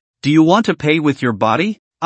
This, that. Hearing Lin Chen's words, Jean Lingling's face turned bright red. On the first day the game launched, she had noticed Wu Ying. After that, she opened the level leaderboard every day to check Wu Ying's ranking. When she saw Wu Ying ranked first, she was even happier than Lin Chen himself. One day, when Wu Ying's level was surpassed by someone else, she secretly cheered for Lin Chen. Later, when Wu Ying regained the first place, she was excited for quite a while. Over these days, she had already made Wu Ying her target to chase. She had to become a presence on the leaderboard like the great Wu Ying. And now, the great Wu Ying actually said he wanted to do that with her. Is that really possible? It would be fine if it were someone else, but if it were the great Wu Ying. Thinking of this, Jean Lingling's ears turned even redder. Ha ha. Seeing that Jean Lingling didn't respond, Lin Chen thought his joke had scared her, so he laughed to ease the awkwardness. Just 5,000 gold coins. Anyway, I need the money right now. Lin Chen wasn't joking. He really needed money. His skills illusion technique, borrow and return,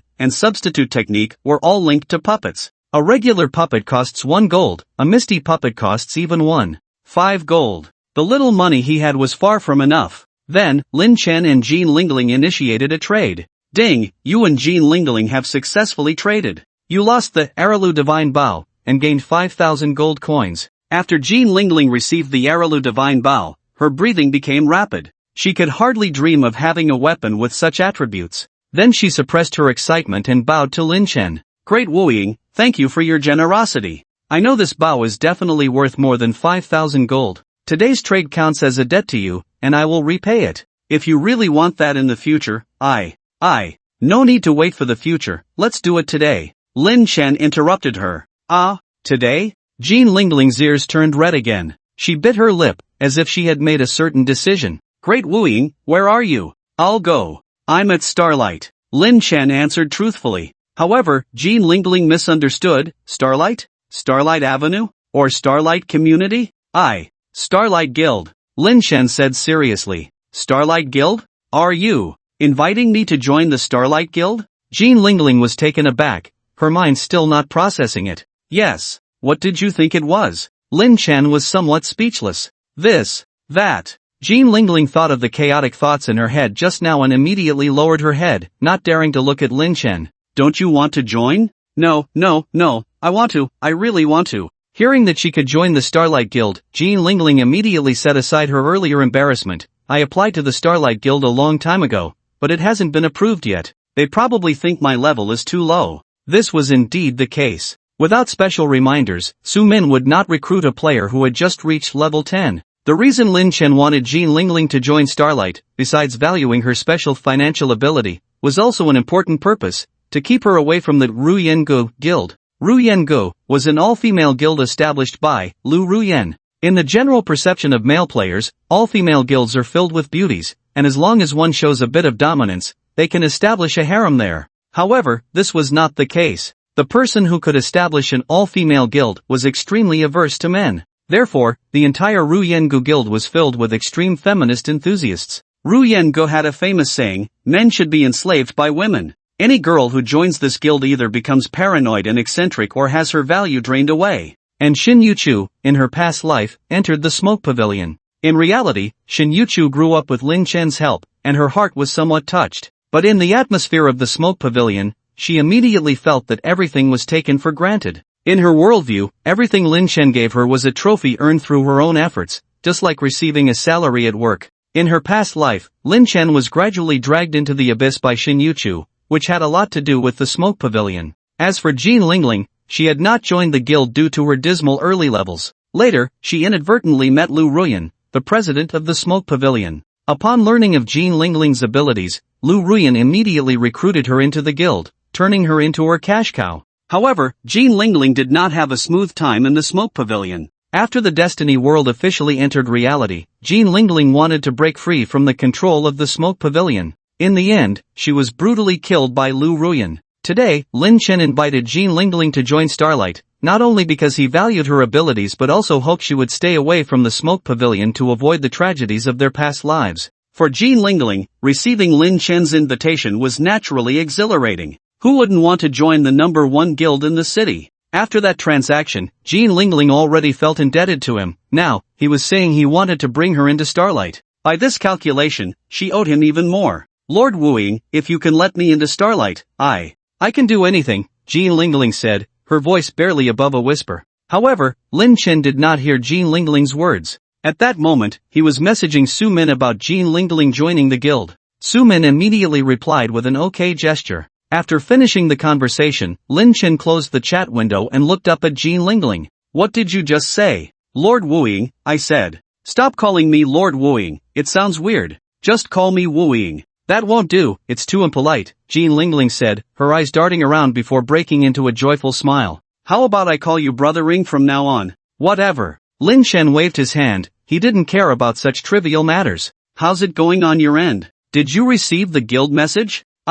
I passed. Jean Lingling suddenly jumped up when she saw the system message. Brothering, I made it. I really joined the #1 guild in Ganjing City, huh? Jean Lingling was overjoyed and playfully tapped the head of the three-legged golden toad. Gugwa! The three-legged golden toad croaked at Jean Lingling. It was clear it was cursing at her. After bidding farewell to Jean Lingling, Lin Chen headed to the blacksmith shop next door. In the hall, various weapons and armor hung on the walls, and behind the counter stood a female NPC named Xiaolu. When Lin Chen entered, Xiaolu greeted him, "Welcome. How can I assist you?" As soon as Xiaolu finished speaking, 4 option prompts appeared in front of Lin Chen: buy, forge, repair, retrieve. Lin Chen did not make a choice immediately but said to Xiaolu, "I was sent by Trial Officer Kalong to find Master Pang. So it's Officer Kalong who sent you. Please wait a moment, I'll go call the boss." Xiaolu bowed to Lin Chen and then turned to go to the back. Behind the blacksmith shop was the forging room, which ordinary players could not enter. Only those who had received special tasks or learned forging skills could go in.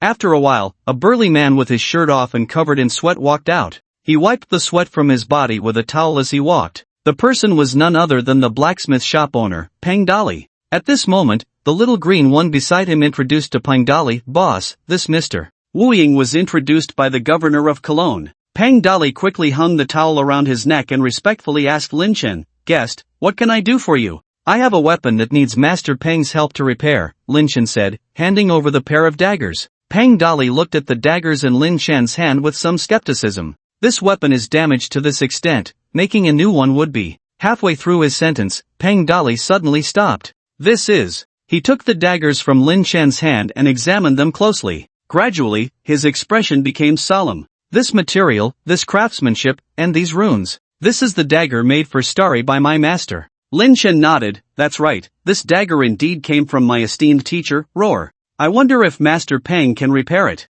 Peng Dali did not immediately respond to Lin Chen but carefully scrutinized it for a while. His expression shifted from serious to puzzled, then grew increasingly profound. Finally, Peng Dali sighed deeply. He raised his head, holding the dagger up to Lin Chen and said, I'm sorry, I don't have the ability to fix it. Hearing Peng Dali's words, Lin Chen felt a bit disheartened. The glimmer of hope that had just risen seemed to extinguish again. Master Peng, wasn't this dagger forged by your master? Why? Peng Dali waved his hand, interrupting Lin Chen. If it were just forged by my master, I would have the ability to repair it completely. However, this dagger has been soaked in dragon's blood, and the formations and spells inside have become completely different from the original. This complex situation, I still don't have the ability to handle. I'm afraid only my master knows how to repair it. Lin Chen hurriedly asked, do you know where your master has gone? Peng Dali shook his head, I don't know. After he entrusted the shop to me, he went out to wander. The last time I heard from him was over a year ago.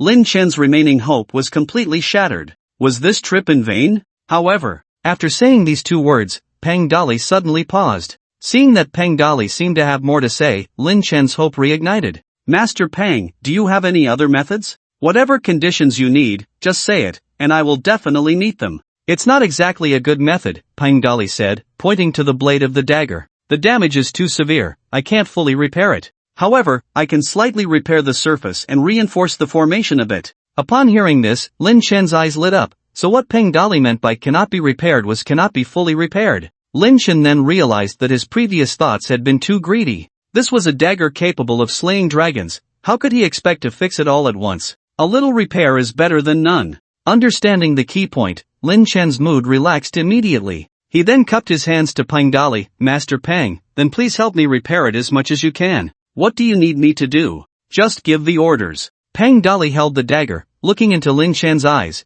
Then you must be prepared, even for a simple repair of this dagger, the cost is not small. Lin Chen asked, how much do you need? It's not just a matter of money. Peng Dali weighed the dagger in his hand and said to Lin Chen, some materials are very precious and rare. I don't have any stock in my shop. That's fine, whatever materials you need, I will go find them. In total, I need 1 portion of Blood Sparrow Cinnabar, 2 pieces of Tianshan Cold Iron, 1 root of Earth Dragon King's Bone, and a forging fee of 2,000 gold. Peng Dali said, handing the dagger back to Lin Chen, come back when you are ready. Alright, I'll go now. Lin Chen took the dagger. He then cupped his hands in farewell to Peng Dali and left the blacksmith shop. To be honest, the repair cost was quite shocking. 2,000 gold could allow Peng Dali to forge a level 2 dark gold weapon. Not to mention, there were those 3 materials. Blood Sparrow Vermilion is a pigment made from the blood of a level 50 blood sparrow, an excellent material for drawing formations. Currently, Lin Chen couldn't defeat the Blood Sparrow and couldn't obtain it.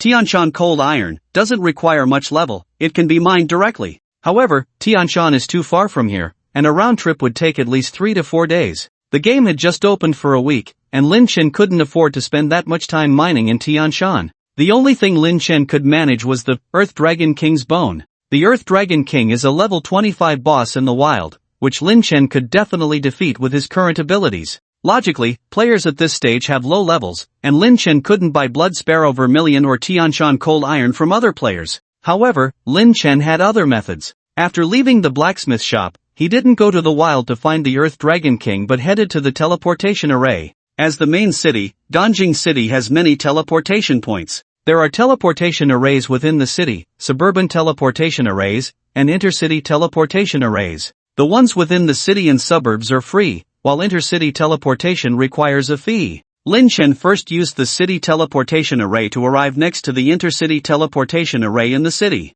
The intercity teleportation array is the largest in the city, allowing players to teleport directly here from other main cities or towns. Surrounding the teleportation array is a large square. Currently, the square is quite empty, but it won't be long before it becomes an important place for players to set up stalls and gather. Then, Lin Chen touched the teleportation array. Soon, the system displayed several options. Please select your destination, other main cities, not yet opened, city teleportation, Osmanthus Street, Wangdan Street. Suburban teleportation, East Gate, West Port, South Gate, North Gate, District Towns, Luka Town. Ding, your level is below 60, and you need to pay a toll. This teleportation costs 1 gold, with a toll of 8 gold, totaling 9 gold. Do you wish to teleport? Yes. In the next moment, Lin Chen returned to Luka Town. Luka Town was bustling with people. Although the town's area was only 1% of Ganjing City, the number of people in the town was greater than that in Ganjing City. The town is very friendly to players between levels 10 to 40, with various quests, dungeons, monsters, and so on. Moreover, the difficulty varies, suitable for players of all tiers. For ordinary players, most would only go to the main city after reaching level 3 or even level 4. After arriving in Luka Town, the teleportation array immediately flashed with blue light, drawing the attention of many around. He didn't want to attract too much attention, so he quickly entered stealth mode. However, just that flash caught everyone's attention. Hey, why did the teleportation array light up? Did they open the teleportation array? Let me see. No, it can't be used. Did you see it wrong? I also saw a blue flash. Could it be that someone teleported in from outside? Teleported in from outside. It can only be from the main city. If it were from the village, they would appear directly in the square. Are you saying that only by going to the main city can the teleportation array be opened? I think I just saw Wooying. Wooying? Which Wooying? Of course, the one who's first in the level rankings, the only level 2 in the whole server, and has the artifact. Ah, what is he doing in our town?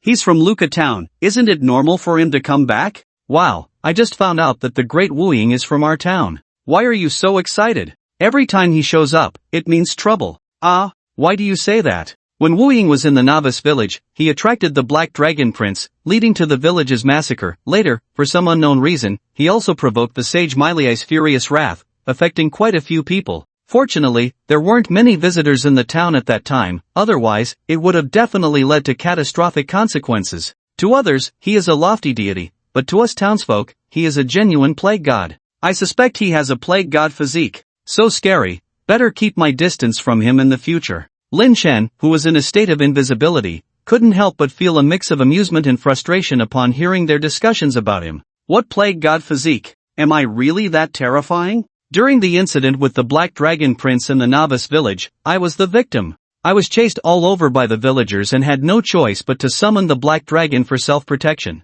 Besides, the Black Dragon didn't massacre the village, it was just guarding me. As for Miley's outbursts, those were people he killed, I didn't even lift a finger. If you're looking for someone to blame, you should go after Miley. While Lin Chen was grumbling, he walked outside. At the same time, he secretly rejoiced that he hadn't revealed himself just now. Otherwise, everyone would be avoiding him like a plague. However, Lin Chen had barely walked a short distance when a sharp voice suddenly called out, "Wooying the little thief, how dare you come here?" Hearing that voice, Lin Chen immediately felt a chill run down his spine. He looked up and indeed saw Miley rushing over. Damn! Doesn't this guy have a job to go to? Why is he lurking around the teleportation array? Grumbling aside, Lin Chen dared not confront him head-on. If he really fought an NPC, the guards would 100% side with Miley, and he wouldn't have anywhere to run. He quickly activated Oily Feet, increases movement speed by 90, evasion by 30%, and reduces hit rate by 30. Lasts 5 seconds, cooldown 10 seconds, and took off running.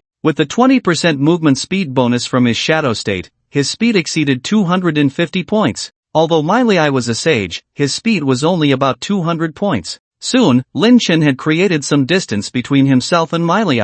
Miley, furious, shouted, "Wooing the little thief, don't you dare run. Thunder come." As he spoke, he began to form seals. In an instant, dark thunderclouds began to gather above Lin Chen's head. Given Lin Chen's current speed, it was nearly impossible to escape the thunderclouds' range. So, he casually cast Shadow Theft on a nearby passerby, stealing 60 points of movement speed. Next attack increases damage. Lasts 30 seconds, cooldown 30 seconds. At this moment, his speed reached an astonishing 330 points. Just as the thunderclouds finished forming, he narrowly escaped their range. Although the thunderstorm didn't cover Lin Chen, it enveloped hundreds of players in the square. Since the players were in a safe zone, they didn't panic at the sight of the dark clouds. Instead, they felt curious. Strange, why did it suddenly get dark? What a huge dark cloud, who cast this spell? Can players learn spells that cover such a large area? I just heard an NPC shouting behind us, seems like he was calling for wooing. NPC? Which NPC? Holy crap, it's Miley. He summoned this thundercloud. Who provoked this guy again? Oh my god, run! Boom! Before those players could escape, the thundercloud unleashed countless terrifying bolts of lightning. -8,732 -9,176. A series of damage numbers in the range of 8 to 9,000 appeared above the players' heads. How could these players, only around level 10, withstand that? They were all instantly killed. A total of over 800. Damn! Everyone was furious. Over 800 people simultaneously erupted in anger. Is this Miley out of his mind? I was just setting up a stall in the safe zone. How did I suddenly get electrocuted? The safe zone isn't safe at all. What the hell? Can this guy really be a sage? Isn't there anyone managing the NPCs? Is there still a law? Is there still justice? Damn! Once I level up,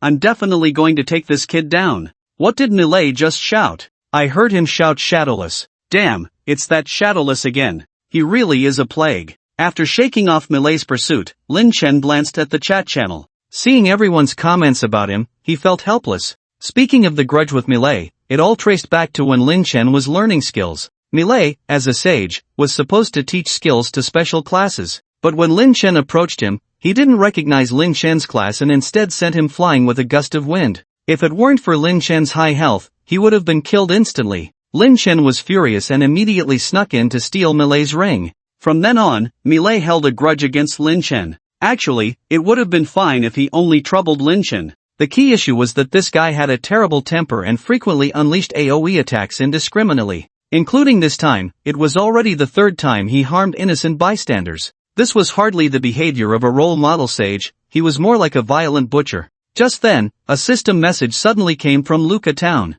In light of Sage Millet's repeated aggressive behavior in public, causing harm to many adventurers, Mayor Kegging has issued a directive, suspend Millet's duties and discuss whether to retain his title of sage. Upon seeing this message, everyone exclaimed, wow, Shadowless really is a plague, even NPCs are affected. The townsfolk cheered upon hearing the news. Good riddance. Finally dealt with that Millet. The mayor is awesome. I said it, NPCs can't do whatever they want, someone is managing them. Mayor Kegging is mighty. That Shadowless is too impressive, even getting the mayor to help him. The mayor isn't helping him, it's just the common people's grievances. Maybe the mayor is also afraid of this plague and wants to get rid of him quickly. Ha ha, Lin Chen was also surprised to see the system prompt. He never expected that NPCs could be dismissed. This was even more painful than killing the guy. Even if an NPC died, they could still respawn, but once dismissed, it was uncertain if they could be reinstated. Perhaps even the title of sage would be lost. So, one shouldn't be too impulsive,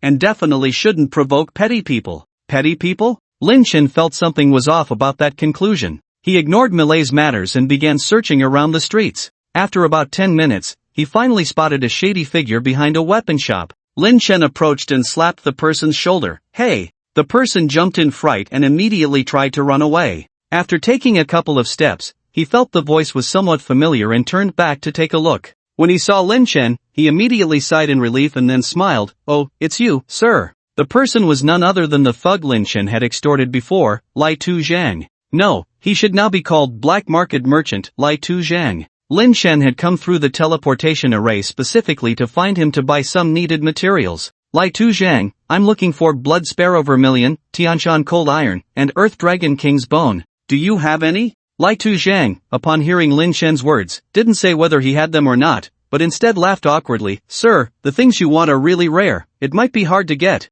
Last time, he had been sold a divine brew worth 5,000 gold for 100 gold by Lin Chen, and this time he was afraid of being extorted again, so he was being vague. Lin Chen knew this guy's nature, so he said directly, don't worry, I'll pay the market price. It's not just about the money. Lai Tu Zhang smiled broadly when Lin Chen said he would buy at market price. It's just that these items are too precious, and I don't have them on me. Lin Chen said, then I'll go with you to the warehouse. No, there's no need to trouble you. Lai Tu Zhang quickly refused Lin Chen. The last time Lin Chen tracked him to his secret warehouse, he ended up being threatened with reporting, which led to him selling 5 jars of divine brew for only 100 gold. This time, he dared not take the other party there, so he hurriedly said, I'll go get it myself. You wait for me at the Drunken Immortal Tower. I'll be back in the time it takes to burn a stick of incense. Lin Chen said nothing more and nodded in agreement. Alright, see you at the drunken immortal tower. A stick of incense refers to 30 minutes. Waiting so long to buy something is simply unbelievable in an ordinary shop. But that's how it is when dealing with black market merchants. Black market merchants are similar to real-world smuggler traders. They operate in illegal trades and cannot have the same smooth processes as regular shops. After bidding farewell to Lai Tuzheng, Lin Chen began to stroll down the street. Most players in the town were quite busy. Some wanted to make a name for themselves in the game, some hoped to improve their real-life economic situation through the game, some were here to pursue careers with their companies or families. These people had a very tight rhythm in the game and didn't want to waste any time. There were very few like Lin Chen, who strolled with his hands behind his back. When he arrived at the entrance of the drunken immortal tower, he instinctively glanced to the side. On the street corner, there was still a beggar. However, this beggar showed no reaction upon seeing him. Clearly, Dongfang Shua had already left. He didn't know when he would encounter him again. Just as Lin Chen was feeling sentimental, he suddenly sensed a pair of icy eyes. Looking up, he saw Millet glaring at him from a distance. Upon seeing Millet, Lin Chen instinctively wanted to run. But when he remembered the news of Millet being punished just moments ago, he immediately calmed down. He then straightened his chest and glared back. He even cancelled his stealth state to face the other party in his true form. Millet, seeing that Lin Chen didn't run and even dared to provoke him, had an even colder expression. He walked slowly towards Lin Chen with a stern face. Due to Millet's overwhelming presence, people around began to take notice. When everyone realized this NPC was Millet, they were immediately frightened. Holy crap, it's Millet! Why is this guy wandering around the streets? Wasn't he locked up by the mayor? The mayor just removed his position, he wasn't imprisoned. Damn, look, it's Wu Ying. Wu Ying is here too. This Millet isn't going to go crazy and unleash AoE attacks again, is he? Oh my god, run! With a loud crash, the originally bustling streets suddenly became deserted. As for the players in the drunken immortal tower, they hid inside, trembling, praying that Millet's attacks wouldn't hit them. Of course, the players didn't run too far.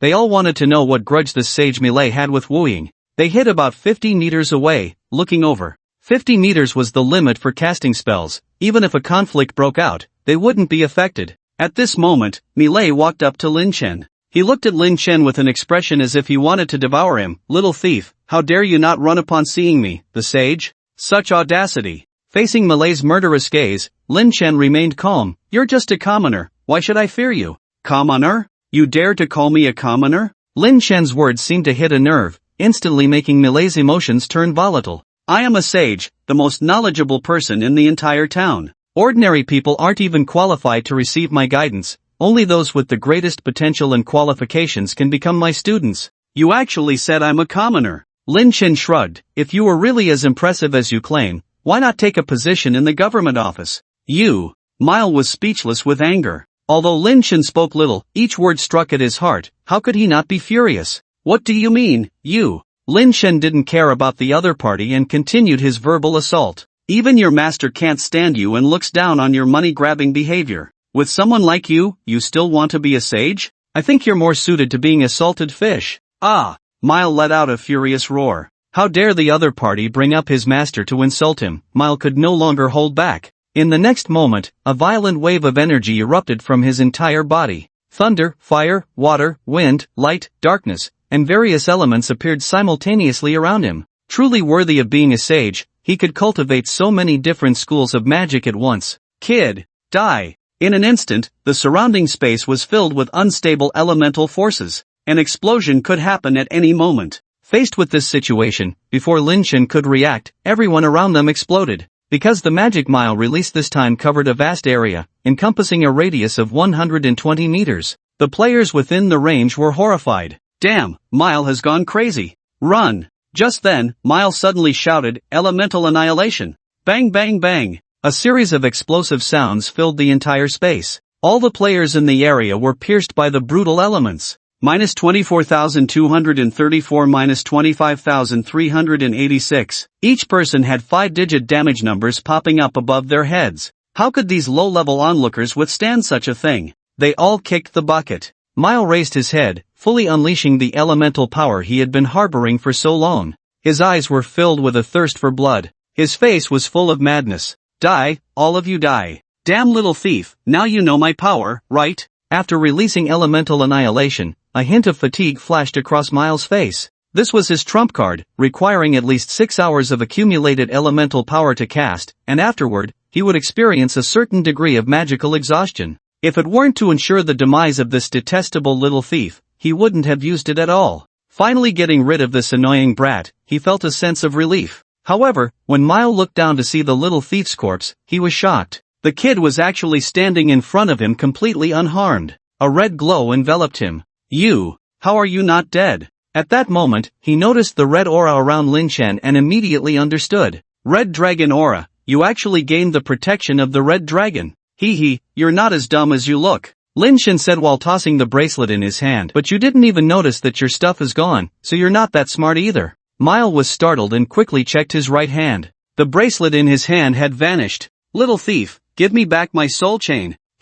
I stole it fair and square, why should I return it? Lin Chen said, turning and darting into the nearby drunken immortal tower. The effect of Red Dragon's protection on him was about to end, and he couldn't afford to confront the other party head-on anymore. However, as soon as he entered, the players inside the drunken immortal tower were terrified. These players had just dodged Miles' attack inside and were secretly relieved, only to see Lin Chen turn around and come in. Seeing this scene, everyone began to curse. Damn it, don't come in. Crap, I finally found a safe place, don't cause trouble. The drunken immortal tower won't be destroyed by Mile, right? It's over, it's all over. Mile is coming in. Just as the players in the drunken immortal pavilion let out desperate cries, a sudden reversal occurred outside. Before Mile could approach the drunken immortal pavilion, 2 squads of guards rushed in from both sides of the street, shouting at Mile, how dare you defy the mayor's orders and act on your own? You better surrender. Mile glanced at the drunken immortal pavilion in front of him, then at the guards coming from both sides, gritting his teeth in anger. He then shouted at the pavilion, Wu-Ying, just you wait.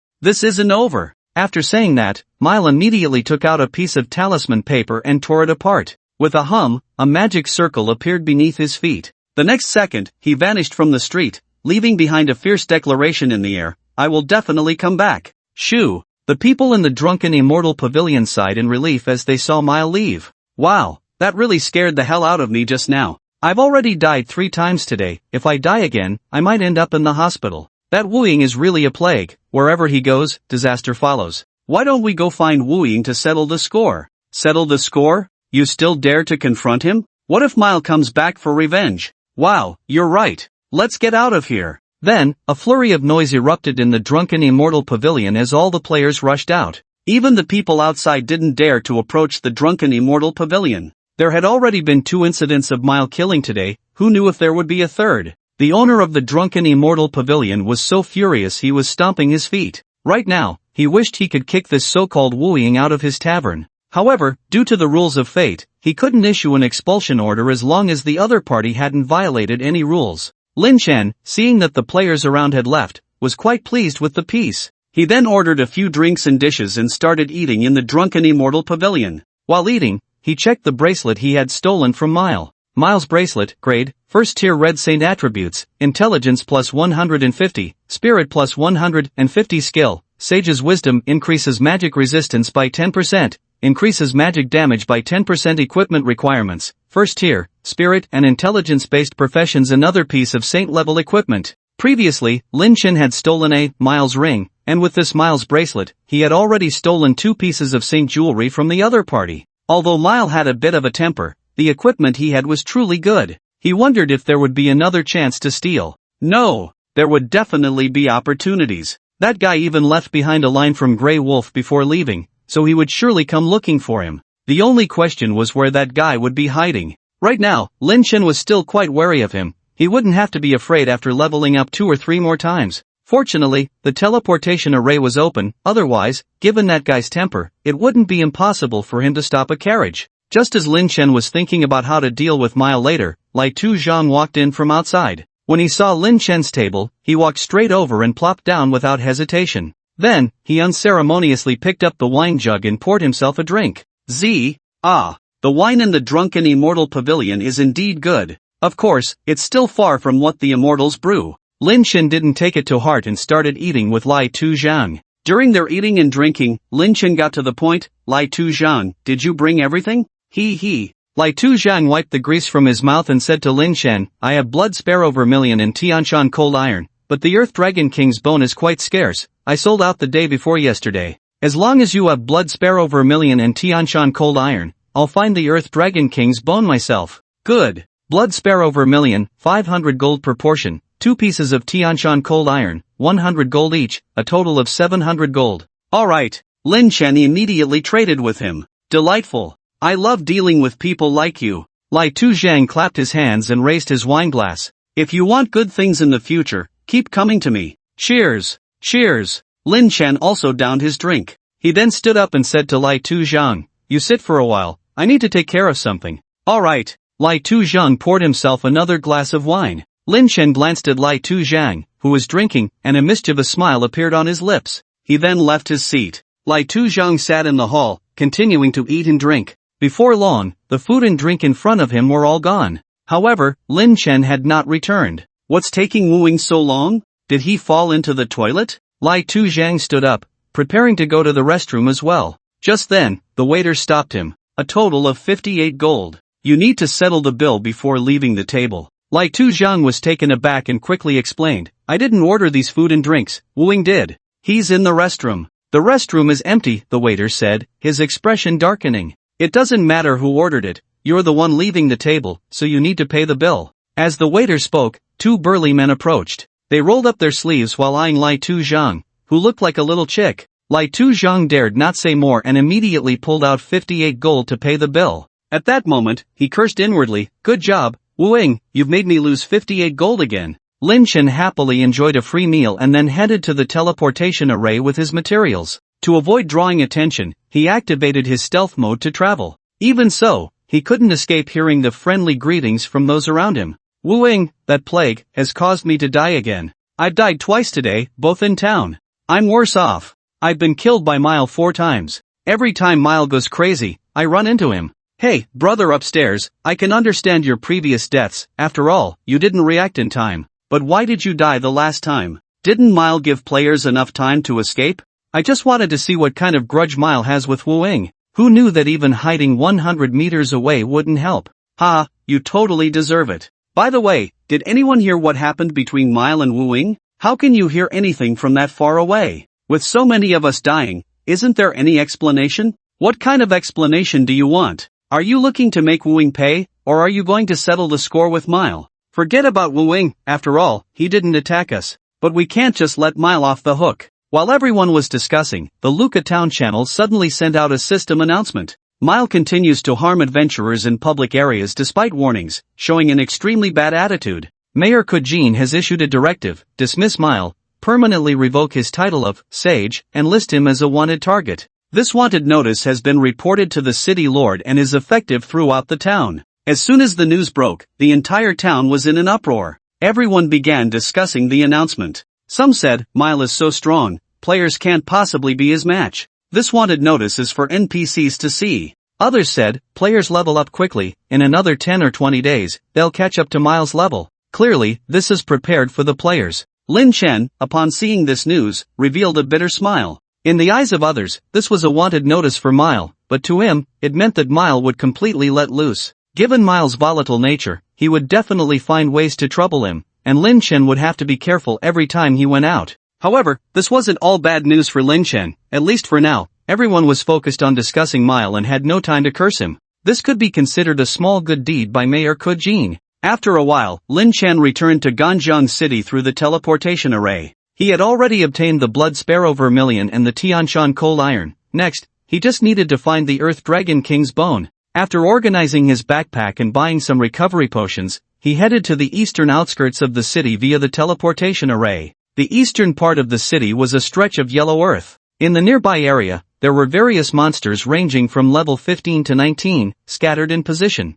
Many players were already hunting monsters here. Some were grinding for levels, some had taken on quests from the city to collect quest items, and others were gathering resources from the wild. At this stage, everyone was still unfamiliar with the quests, each busy with their own tasks. However, after some time, once someone organized the NPC quests in the city, players would be able to take on multiple quests at once, making leveling and questing more efficient. Lin Chen advanced while in a state of invisibility. The further he went, the fewer players there were, and the environment became increasingly desolate. Soon, he entered a hilly area of yellow earth. There were no leveling players here anymore, as this was a zone for Tier 2 monsters. Earth Wolf, level 20 health, 18,000 physical attack, 2,100. Since Lin Chen had advanced to Tier 2, he hadn't yet engaged in serious combat. Seeing this level 20 Earth Wolf made his hands itch. He immediately crept up behind the Earth Wolf and unleashed his skill, Shadow Theft Assault. Shadow Theft Assault not only reduced the opponent's movement speed by 60 points but also increased the damage of the next attack.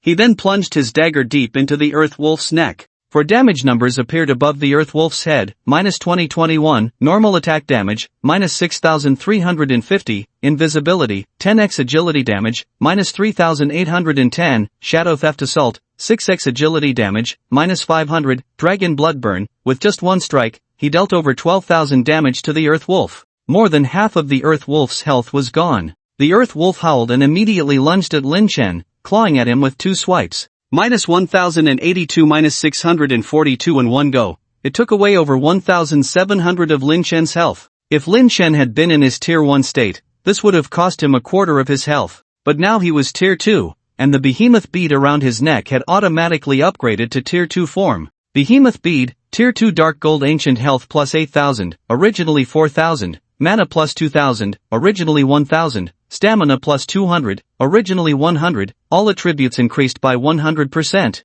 Additionally, the attributes of transforming into a behemoth were also enhanced. With the bonuses from other equipment, Lin Chen's health now exceeded 11,000. It was precisely because of this necklace that Lin Chen had the confidence to invest fully in agility. Then, Lin Chen counterattacked the Earth Wolf. Having learned the Thousand-Hand Guanyin skill, his attack speed increased by 30%. Originally, his attack interval was 1 second, now it was 0.77 seconds. Originally attacking once per second, a 30% increase meant attacking 1.3 times per second, averaging an attack interval of 0.77 seconds. After breaking invisibility, Lin Chen attacked just 3 times before killing the Earth Wolf. Ding, you have killed the Earth Wolf and gained 150 experience. The entire battle lasted only 3 seconds. This kind of killing efficiency was simply outrageous. However, the recent battle also highlighted a problem. Lin Chen's defense was too low. This was just an ordinary Earth Wolf, and it could easily deal over 1,000 damage to him.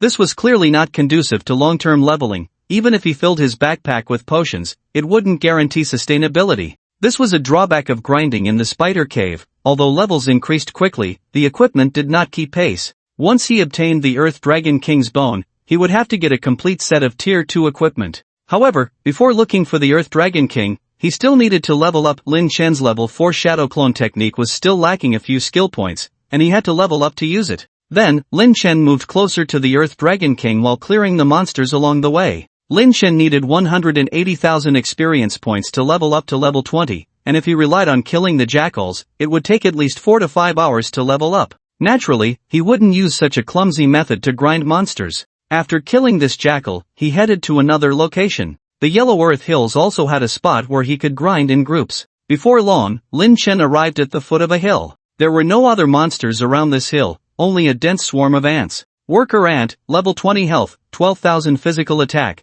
2,000 movement speed, 180 experience, 90. These worker ants had low health, but their attack power was not any lower than that of the jackals. The key was that they came in swarms, making them extremely difficult to deal with. Arriving in the midst of the ants, Lin Chen activated the behemoth beads. In an instant, he transformed into a second-tier behemoth. Roar! Lin Chen, now a behemoth, let out a furious roar. Behemoth, health, 150,000 physical attack, 3,750 melee/3,000 ranged physical defense/magic defense, 1,500 ground smash, slams the ground 3 times, dealing 3,750 damage to all enemies within a 45-meter radius each time, cooldown 180 seconds. Throw, grabs a unit and throws it forward, dealing 3,000 damage to all units within 5 meters of the landing spot, double damage to the thrown unit, cooldown 5 seconds. The surrounding ants immediately noticed the behemoth and all rushed over. Lin Chen struck the ground 3 times with his fists.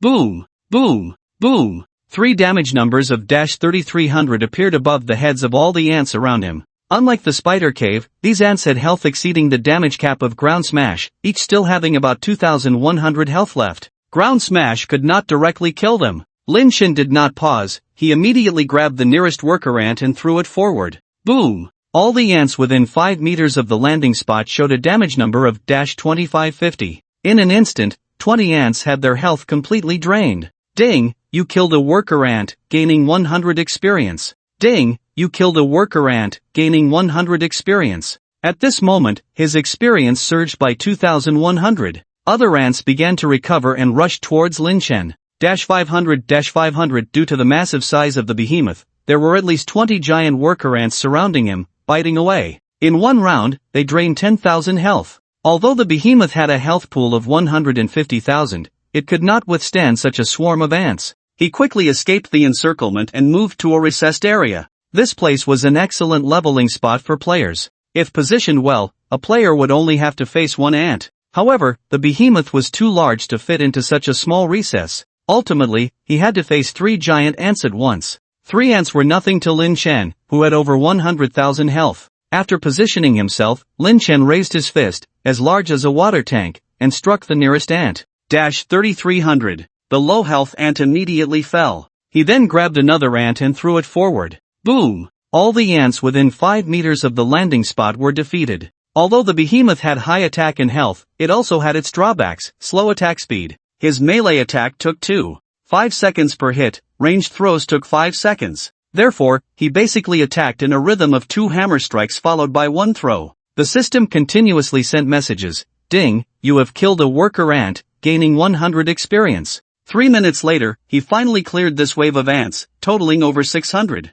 This time, he gained over 60,000 experience. Lin Chen then attracted 2 more waves of ants and systematically wiped them out. When he finished off the last few ants of the third wave, the 10-minute transformation time was up and Lin Chen returned to his human form. He then retreated to the back and personally exterminated the remaining injured ants. After clearing all 3 waves of ants, Lin Chen finally received an upgrade notification. Ding, you have reached level 21. Ding, your level 4, stand-in technique, has been activated. Done. Lin Chen then opened his backpack, took out an ordinary puppet, and tossed it forward. With a poof, a cloud of blue smoke erupted. When the smoke cleared, 2 identical figures appeared before him. To him, those 2 were called shadowless stand-ins. But to others, they were also called shadowless. From the outside, no one could tell who the real body was and who the stand-in was. Lin Chen then checked the stand-ins and found that they had several control modes: attack mode, survival mode, balanced mode, manual mode. Attack mode, aimed at maximum output; survival mode, focused on survival, only fleeing or dodging, no attacks; balanced mode, attacks while performing a certain degree of movement and dodging; manual mode, the user controls the stand-in's actions.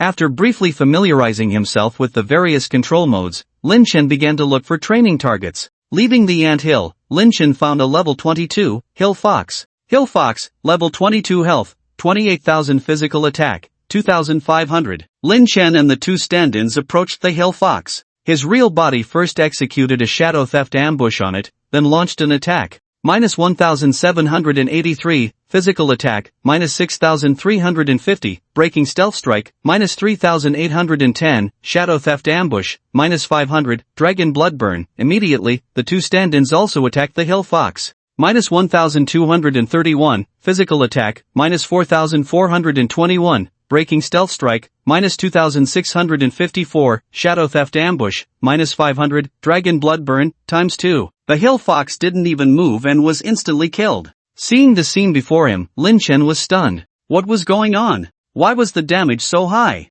He then began to review the damage records, comparing them one by one. The stand-ins, physical attack, and breaking stealth strike, damage were easy to understand. The stand-ins had the shadow skill, so they could deal breaking stealth strike damage. Since the damage was 70% of the real bodies, it was slightly lower. However, why did the stand-ins have shadow theft ambush? The stand-ins clearly didn't have the shadow theft ambush skill. After thinking it over, Lin Chen came up with a possibility. Because the real body had used shadow theft ambush on the Hill Fox, it caused a debuff on the target, so the stand-ins' attacks were also effective. There was another question: why was the dragon bloodburn full damage, without the 70% discount? Lin Chen couldn't figure out the reason for this and could only attribute it to the special nature of dragon bloodburn. After that, Lin Chen experimented a few more times and found that the damage from shadow theft ambush must be dealt within 1 second of the real body's attack for the additional damage to apply. Meanwhile, dragon bloodburn consistently performed without any discounts.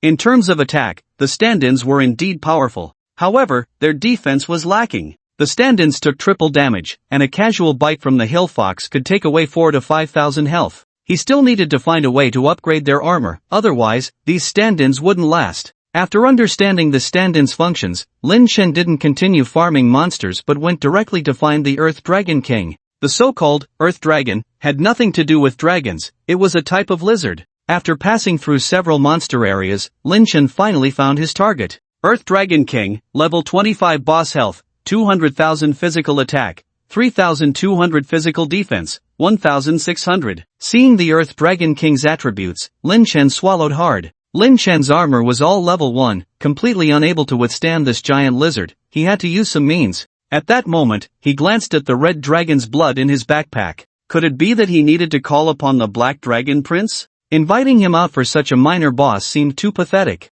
Just then, Lin Chen pulled out a small blue pill from his backpack. While grinding in the spider cave, he had obtained a transformation pill from the mother spider. Transformation pill converts all physical attacks into physical defense, lasting for 3 minutes. Clearly, this transformation pill was a favorite among frontline tank players. However, it was rare and not a standard potion. Lin Chen had spent a full 2 days grinding the mother spider without obtaining it from drops. Instead, he had triggered the skill third hand during battle and stolen one. Approaching the Earth Dragon King, Lin Chen consumed the transformation pill. Ding, you have consumed the transformation pill. Your physical attack is reduced to 0, and your physical defense is greatly increased. At this moment, Lin Chen's physical defense reached over 2,900. Then, he touched the front of the Earth Dragon King and suddenly thrust his dagger forward. Bang! His dagger was directly deflected. It didn't even scratch the Earth Dragon King's skin. At the same time, a prompt appeared above the Earth Dragon King's head, immune.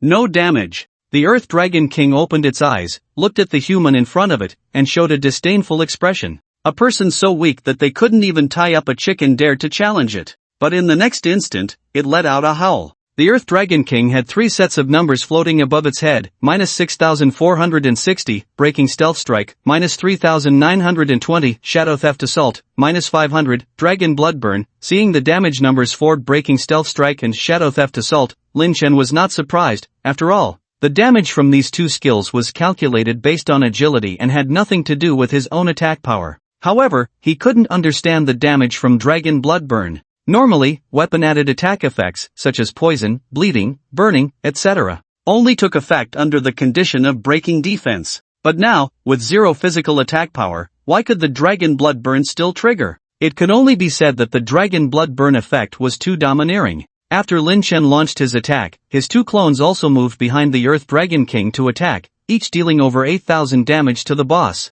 The Earth Dragon King was furious and opened its mouth wide to bite at Lin Chen. Minus 289 with only level 1 equipment, Lin Chen faced a level 25 boss and received only a little over 200 damage. The transformation pill was indeed powerful. Before the Earth Dragon King's mouth could retract, Lin Chen and his clones launched a second round of attacks. Main body, immune, minus 500, Dragon Bloodburn, clone, minus 372, physical attack, minus 500, Dragon Bloodburn. Without the Breaking Stealth Strike and Shadow Theft Assault, the damage sharply decreased. Fortunately, there was still the Dragon Bloodburn. Since the Dragon Bloodburn lasted for 5 seconds and did not affect each other, it dealt 2,500 damage. Even if only counting the main body and the real body's Dragon Bloodburn damage, each attack dealt 7,500. With an attack interval of 0.77 seconds, the damage per second calculated to 9750. Adding the clone's normal attack damage, the actual damage per second exceeded 10,000. Initially, the Earth Dragon King's health was relatively stable, but as the layers of Dragon Bloodburn stacked up, its health began to drop rapidly. In less than 10 seconds, the Earth Dragon King's health was already below half. As a level 25 boss in the wild, the Earth Dragon King certainly didn't rely solely on normal attacks. When its health dropped below half, it suddenly let out a furious roar. Then it swung its tail and spun around. Dragon Tail Whirlwind Slash. Puff, puff, puff. Lin Chen and his 2 avatars were all hit. Minus 1,042, the main body. Minus 10,944, the stand-in. The stand-in does not have the high defense of the main body and takes 3 times the damage. This strike immediately left the stand-in with empty health. Not only that, when the Earth Dragon King finished casting its skill, it did not face Lin Chen's main body but instead bit down on one of the stand-ins. If the Earth Dragon King managed to attack, this stand-in would definitely be finished. Lin Chen quickly activated the stand-in skill, swap. With a whoosh, Lin Chen and the stand-in exchanged positions. -323 Lin Chen took this hit. The other two stand-ins seized the opportunity to continue their frenzied attacks. However, before those two stand-ins could attack for 3 seconds, the Earth Dragon King spun around again. Dragon Tail Whirlwind Slash. The two stand-ins could not withstand it and instantly turned into smoke. After dealing with the stand-ins, the Earth Dragon King turned to face Lin Chen's main body. Then it opened its large mouth and bit down on Lin Chen's body, slamming him hard into the ground. Boom! Boom! Boom! It struck 3 times. This was another terrifying skill of the Earth Dragon King, Dragon King's 3 kneels. Each bite dealt 5,000 damage to the bitten unit and caused 3,000 damage and a slow effect to units within a 3-meter radius of the impact point. This was a terrifying killing move that combined single target burst damage with small AoE. Once unleashed, someone was bound to die. However, Lin Chen had high defense and thick health, so each strike only dealt a little over 1,700 damage. After the skill ended, he still had 1/3 of his health left. After getting up, Lin Chen took out a Dear Fetus pill and swallowed it. Dear Fetus pill instantly restores 10,000 health. This Dear Fetus pill was a rare item at this stage, worth 3 gold each. Lin Chen was reluctant to rely on this to fight the boss. Then he took out a puppet and summoned 2 new stand-ins. This time, he did not let the stand-ins attack directly but waited from a distance for a while. After a few seconds, when the Earth Dragon King used the Dragon Tail Whirlwind Slash again, Lin Chen quickly gave the stand-ins the command to attack the Earth Dragon King with all their might. The lower the Earth Dragon King's health, the higher the frequency of the Dragon Tail Whirlwind Slash. A few seconds later, it unleashed the Whirlwind Slash once more. The 2 stand-ins controlled the health again. And this time, it was the last time it would use its skill. Before it could launch its next attack, a series of -500 appeared above its head. Finally, the Earth Dragon King could not hold on any longer and collapsed with a crash. Ding! You have killed the Earth Dragon King and gained 12,000 experience. At the same time, a pile of items dropped to the ground. Gold coins, 2 pieces materials, over 20 types equipment, 3 pieces of second tier purple, 1 piece of second tier gold special drop, Earth Dragon King's bone. Done! Lin Chen immediately picked up the Earth Dragon King's bone, the 3 pieces of equipment, and the gold coins from the ground. As for the materials on the ground, he only picked up those of purple quality or higher, discarding the rest. Then, he checked the equipment dropped by the boss. The higher the tier of the equipment, the harder it was to obtain high-quality items. Although Red Sacred and Dark Gold ancient-level equipment often dropped at tier 0, it became extremely difficult to see a piece of gold equipment at higher tiers. This time, the Earth Dragon King dropped 2 purple and 1 gold, which was quite generous. The 2 pieces of purple equipment were for magic users, which Lin Chen did not bother with. Fortunately, he could actually use that piece of gold equipment. Earth Dragon Golden Boots, tier, second tier gold legend attributes, movement speed plus 30, agility plus 200 skill. Earth Dragon Golden Body, summons a golden light to protect oneself, increasing defense by 50,000 points, recovering 5% health per second, during which the user cannot move, lasting for 5 seconds. 30 movement speed, 200 agility, plus a self-protection skill, very nice. After putting on the Earth Dragon Golden Boots, Lin Chen looked at the Stary's dagger in his hand. He was about to repair it. He wondered what improvements it would have. Lin Chen crushed the return scroll and returned to Ganjiang City. He didn't want to waste a moment and headed straight to the blacksmith shop in the north of the city. Upon seeing Peng Dali, he immediately handed over the items without any small talk. Master Peng, I've brought everything you asked for. Good, the materials are ready. Come back in half an hour to pick them up. Peng Dali took Lin Chen's dagger and materials and went directly to the forge. Half an hour, which is 1 hour. It would still take that long to get the weapon. Lin Chen was really a bit impatient. However, standing here wasn't a good idea, so he decided to go out for a stroll. Where to go? Just then, he suddenly spotted a familiar figure. Jean Lingling was striding forward, looking quite indignant. Behind her followed the 3-legged golden toad. Jean Lingling stopped and angrily said to the 3-legged golden toad, "Don't follow me, you glutton." Gugwa. The 3-legged golden toad croaked, seemingly trying to appease Jean Lingling. Then it jumped onto Jean Lingling's shoe, looking up at her. Jean Lingling was so annoyed that she ignored it and continued walking. Lin Chen found the scene amusing. He cancelled his invisibility and greeted Jean Lingling. Lingling! Upon seeing Lin Chen, Jean Lingling's previously gloomy expression vanished, and she immediately bounced in front of him. Brother Ing. As she jumped, she accidentally flung the 3-legged golden toad off her foot. The toad croaked as it flipped in the air and landed steadily. Lin Chen pointed at the toad on the ground and asked, "What happened? Why are you angry with the toad?" Hearing Lin Chen mention the toad, Jean Lingling puffed up her cheeks again. "That stupid toad ate the bao you gave me, brother Ing." "Oh, what?" Lin Chen thought he had misheard and confirmed. "You mean it ate the Aru divine bao?" "Yes, what do you think, should I hit this stupid toad?" As she spoke, her anger flared up again, and she stepped forward to kick the three-legged golden toad. The toad jumped high this time, directly landing on Lin Chen's shoulder, avoiding Jean Lingling's kick. Then it hid behind Lin Chen and croaked at Jean Lingling twice. "Gugwa! Gugwa! Stupid toad, don't think I won't hit you just because you're hiding behind brother Ing. Come out!" Jean Lingling rolled up her sleeves and was about to go after the toad again. "Wait a minute," Lin Chen called out to Jean Lingling. "Tell me what happened." Jean Lingling said, "I just went to the bookstore to buy the book, Call of the Wild, to learn a new skill. I had just bought the book when the toad swallowed it. I was about to ask it what was going on when it swallowed the bao you gave me. Brother Ing, what do you think, should I hit it? Swallowing books, swallowing bows. Could it be that, like when it swallowed Jean Lingling's experience, it was for its own growth?" Lin Chen glanced at the three-legged golden toad. For some reason, he felt that its actions seemed to have another purpose. Just then, the three-legged golden toad suddenly croaked rapidly twice. Then it opened its mouth wide and spat out a long bao, exactly the Aru divine bao. "Oh!" Jean Lingling took the Aru long bao, her face showing surprise. "Gugwa, what is this?" The next moment, she let out a surprised exclamation. "Ah!" Lin Chen hurriedly asked, "What happened?" "Brother Ing, look." Jean Lingling handed the Aru divine bao to Lin Chen. After looking it over, Lin Chen also showed surprise. "It can be like this? Aru divine bao, grade, first tier red growth type golden toad's blessing attributes, physical attack plus 2000, hit rate plus 5, range plus 5 skills, rain of arrows skill level plus 1, wild call skill level plus 1 seal release. Each layer of seal is released at second, third, and fourth tiers. Compared to before, it now has an additional golden toad's blessing label and the wild call skill level plus 1. Wow, this is possible. Lin Chen's eyes widened immediately. His surprise was not about the weapon, but about the ability of the golden toad. He had thought it could only spit out money. He never expected it could also synthesize skill books and equipment together.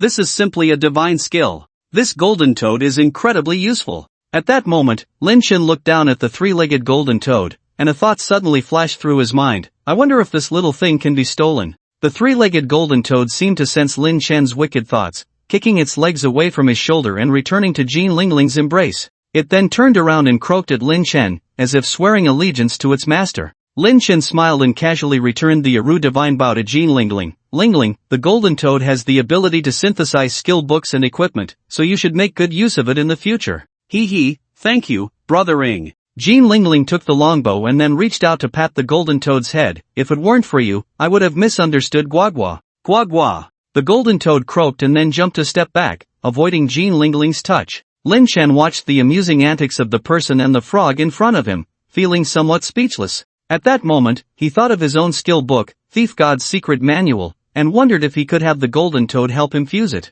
But then he thought, what if the golden toad swallowed his Thief God's Secret Manual and didn't spit it out? That would be terrible. He quickly dismissed that idea. He would wait until this scatterbrained Jean Lingling figured out the golden toad's functions. At this time, Jean Lingling had already reconciled with the three-legged golden toad and looked up at Lin Chen. "Brother Ing, shall we go level up later?" "No." Lin Chen was about to refuse when he suddenly paused. He was going to a special area later, and it would be best to bring a helper. Although Jean Lingling's level was low, she had the Aru Divine Bao and could cast 4th level Wild Call, making her a quite strong teammate. So, he smiled at Jean Lingling and said, "Alright, we'll level up together. But I have something to do now, so I'll contact you later." Yay! Jean Lingling jumped up happily when she saw Lin Chen agree to take her leveling. Then, the two said their goodbyes. Jean Lingling went to the bookstore to buy another Wild Call skill book. Lin Chen strolled around the streets of the city and then returned to the blacksmith shop in the north of the city.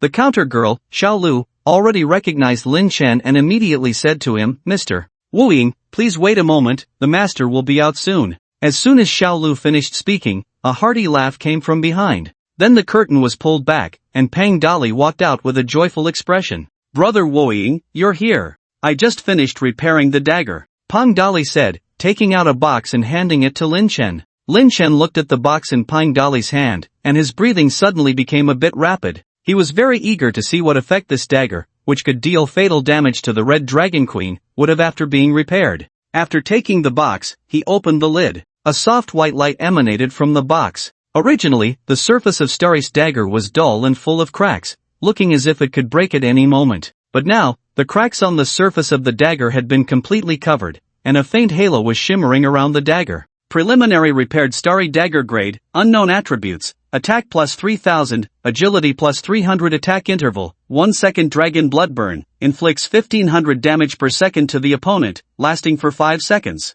Hidden breath, greatly reduces the hate generated by this dagger. Equipment requirement, level 2. Seeing the attributes of the dagger, Lin Chen could only describe it as perverse. 3000 physical attack, 300 agility, and 1500 damage per second from dragon blood burn. A single strike could deal over 10,000 damage. Additionally, it introduced a hate reduction feature. If Lin Chen were to solo, this skill would be of little use. But in a team, this effect would be incredibly powerful. As a rogue, the greatest fear is being targeted by the opponent. With the skill Hidden Breath, it becomes easier to create an output environment for himself. This is hardly a level 2 equipment, even level 3 or 4 weapons cannot compare. Then, Lin Chen cupped his hands towards Peng Dali. Thank you, Master Peng. You're welcome. Peng Dali waved his hand and said, I can only do a superficial repair and slightly reinforce the formation. In fact, the energy contained within this dagger is too strong, it has yet to unleash its original power. If you ever encounter my master, you can ask him to take action. I believe he can restore this dagger to its former glory. Lin Chen cupped his hands again. Thank you for the reminder. He then bid farewell to Peng Dali. Outside the shop, looking at the dagger in his hand, Lin Chen suddenly felt a surge of power within him. He felt terrifyingly strong now. His attack power was sufficient. The only thing he needed was defense. At that moment, Jean Lingling sent a message to Lin Chen. Brother Ing, I've finished my preparations. Can we set off? Wait a moment. Lin Chen turned off Jean Lingling's message and sent one to Su Min. Min, have you prepared the items for me? Guardian, ready. Where are you? Shadowless, North City Teleportation Array. Guardian, on my way. Before long, Su Min arrived in front of Lin Chen. She first traded an item to Lin Chen, then said, Young master, do you want me to go with you? No need, I've already found teammates. Lin Chen paused, then said, the guild just established today. There are many matters that require you, as the president, to handle. The overall situation is more important.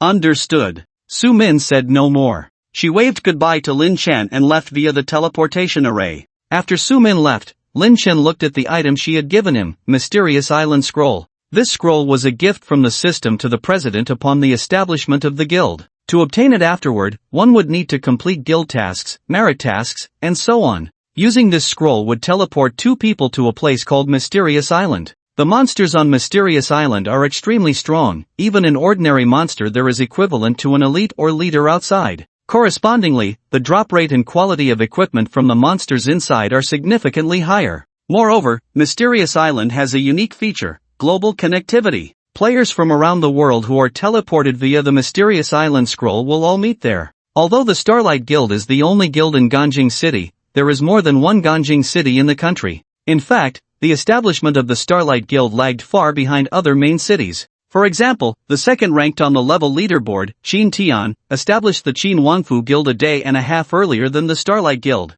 Even the all-female guild Ruyengu was established half a day before the Starlight Guild. While the delay was partly due to the Ganjing City Auction Guild, it also indicates that other guilds are not to be underestimated. This is just within the country. There are also foreign guilds that will participate. So this time entering the secret realm is not as simple as grinding monsters and hunting treasures. They might also face more complex competitors. Lin Chen organized his backpack and filled it with supplies. Then, he notified Jean Lingling to come over. While waiting for Jean Lingling, Lin Chen opened the leaderboard. In the domestic level leaderboard, there were already 10 players at the second tier. He then glanced at the foreign leaderboard and found 18 players at the second tier. Moreover, there were even 2 players abroad whose levels were higher than his. Clearly, these people had already established a foothold in the pirate secret realm. Quite impressive, they adapted so quickly to such a difficult secret realm. Truly the top players in the world. Brother Ing, I'm here. Jean Lingling bounced over to Lin Chen.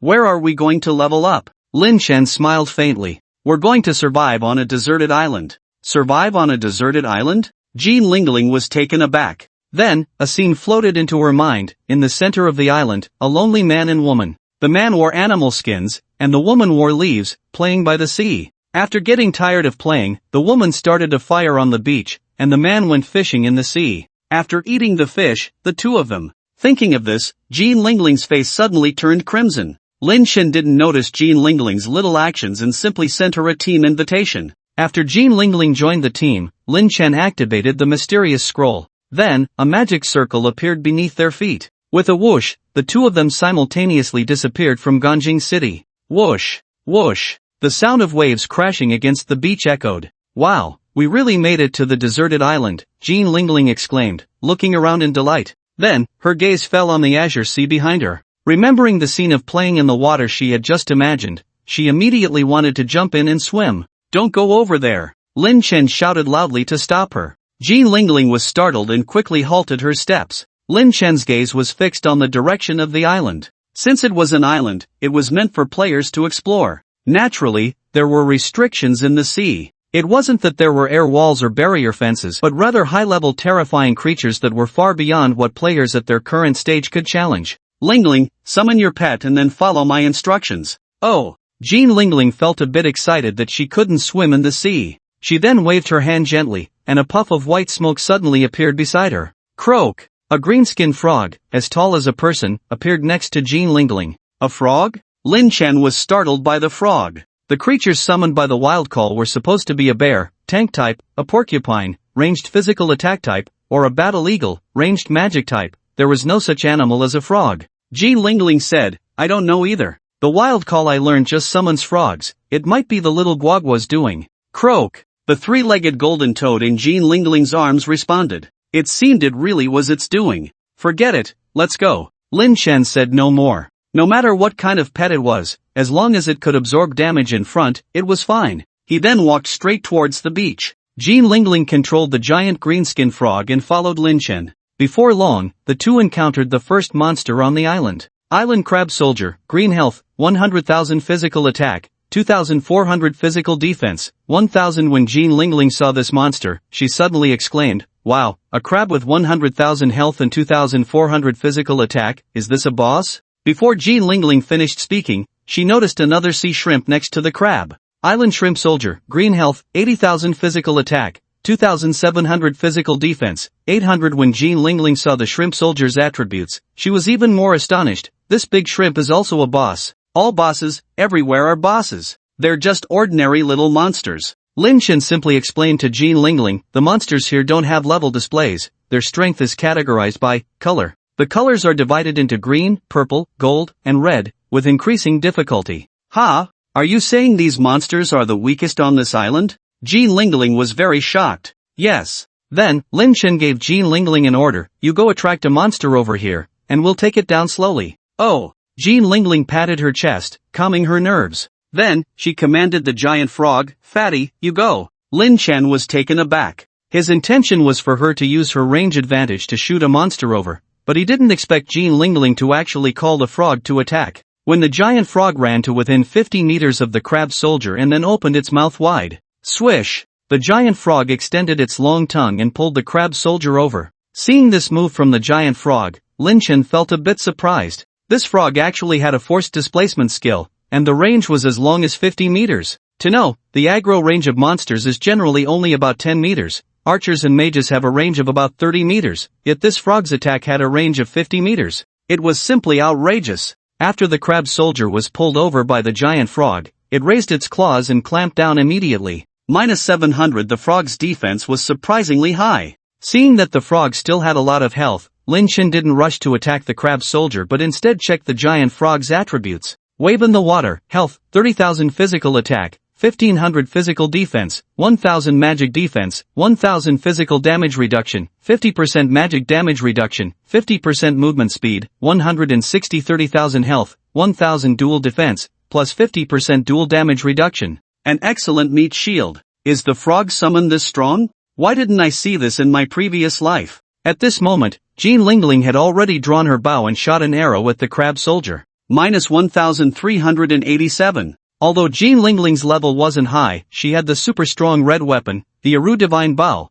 with an output of over 2,400. If she were dealing with a first-tier monster outside, she could easily handle it. But she was facing a monster from the island's secret realm. This crab soldier not only had a defense of 1,000 but also had 100,000 health. If she wanted to kill it with arrows like this, even the wave in the water wouldn't hold up. At such a moment, she still had to rely on Lin Chen. Lin Chen first took out a puppet and tossed it forward. Puff! 2 Lin Chen clones appeared out of thin air. Before he could launch an attack, Jean Lingling suddenly exclaimed in surprise, "Wow! Why are there 3 shadow brothers? Can those 2 attack too?" Fortunately, as her teammate, she could recognize the real body and the clones, so she wasn't too confused. Lin Chen didn't speak and immediately used Shadow Steel Assault. Then, he and the 2 clones moved behind the crab soldier and attacked simultaneously. Main body, -3,127, -11,910, -7,146, -1,500 clones,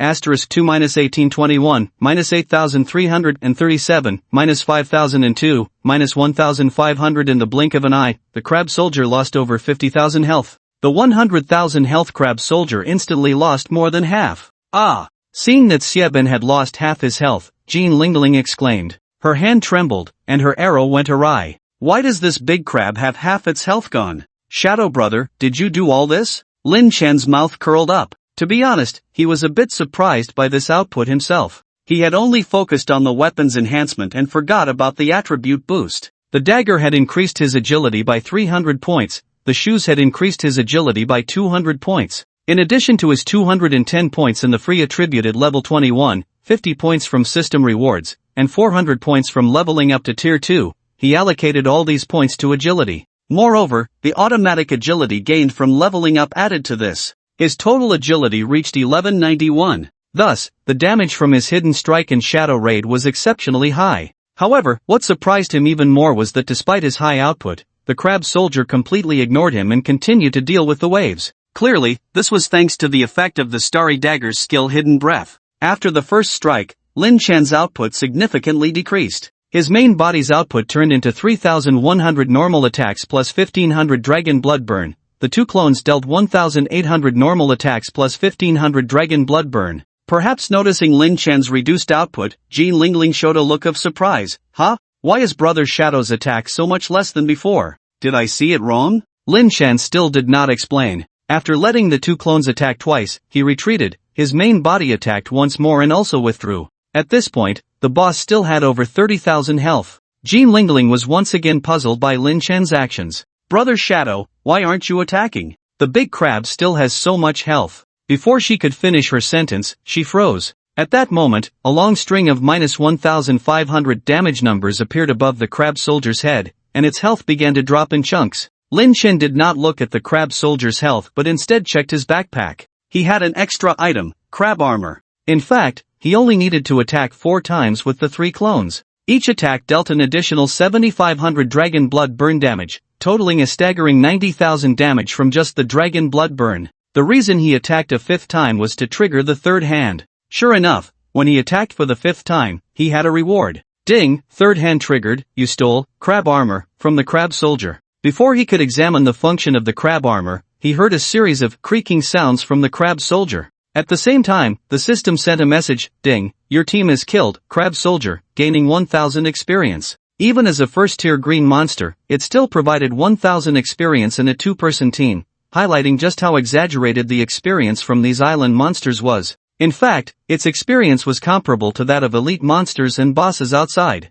After the crab soldier died, it dropped a light blue orb and a yellow pill. At this point, Jean Lingling was utterly shocked. The battle lasted only about 5 seconds. A monster with 100,000 health just fell like that. If she hadn't seen it with her own eyes, she wouldn't have believed it. She looked at Lin Chen's figure, her eyes filled with admiration. Brother Shadow, you're so manly. Lin Chen ignored Jean Lingling and bent down to pick up the 2 items on the ground. Ding, you obtained Spirit Essence. Ding, you obtained Crab Paste. Spirit Essence, a special item exclusive to the secret realm, function unknown. Crab Paste temporarily increases constitution by 200, lasting for 1 hour. Effects of the same type of item do not stack. Then, he checked the crab armor he had just stolen. Crab armor, rarity, first tier green rare attribute, physical defense plus 500, magic defense plus 100. Although it was only a first tier green item, having 500 points of physical defense was quite good. Of course, its drawbacks were also evident, low magic defense and no additional effects.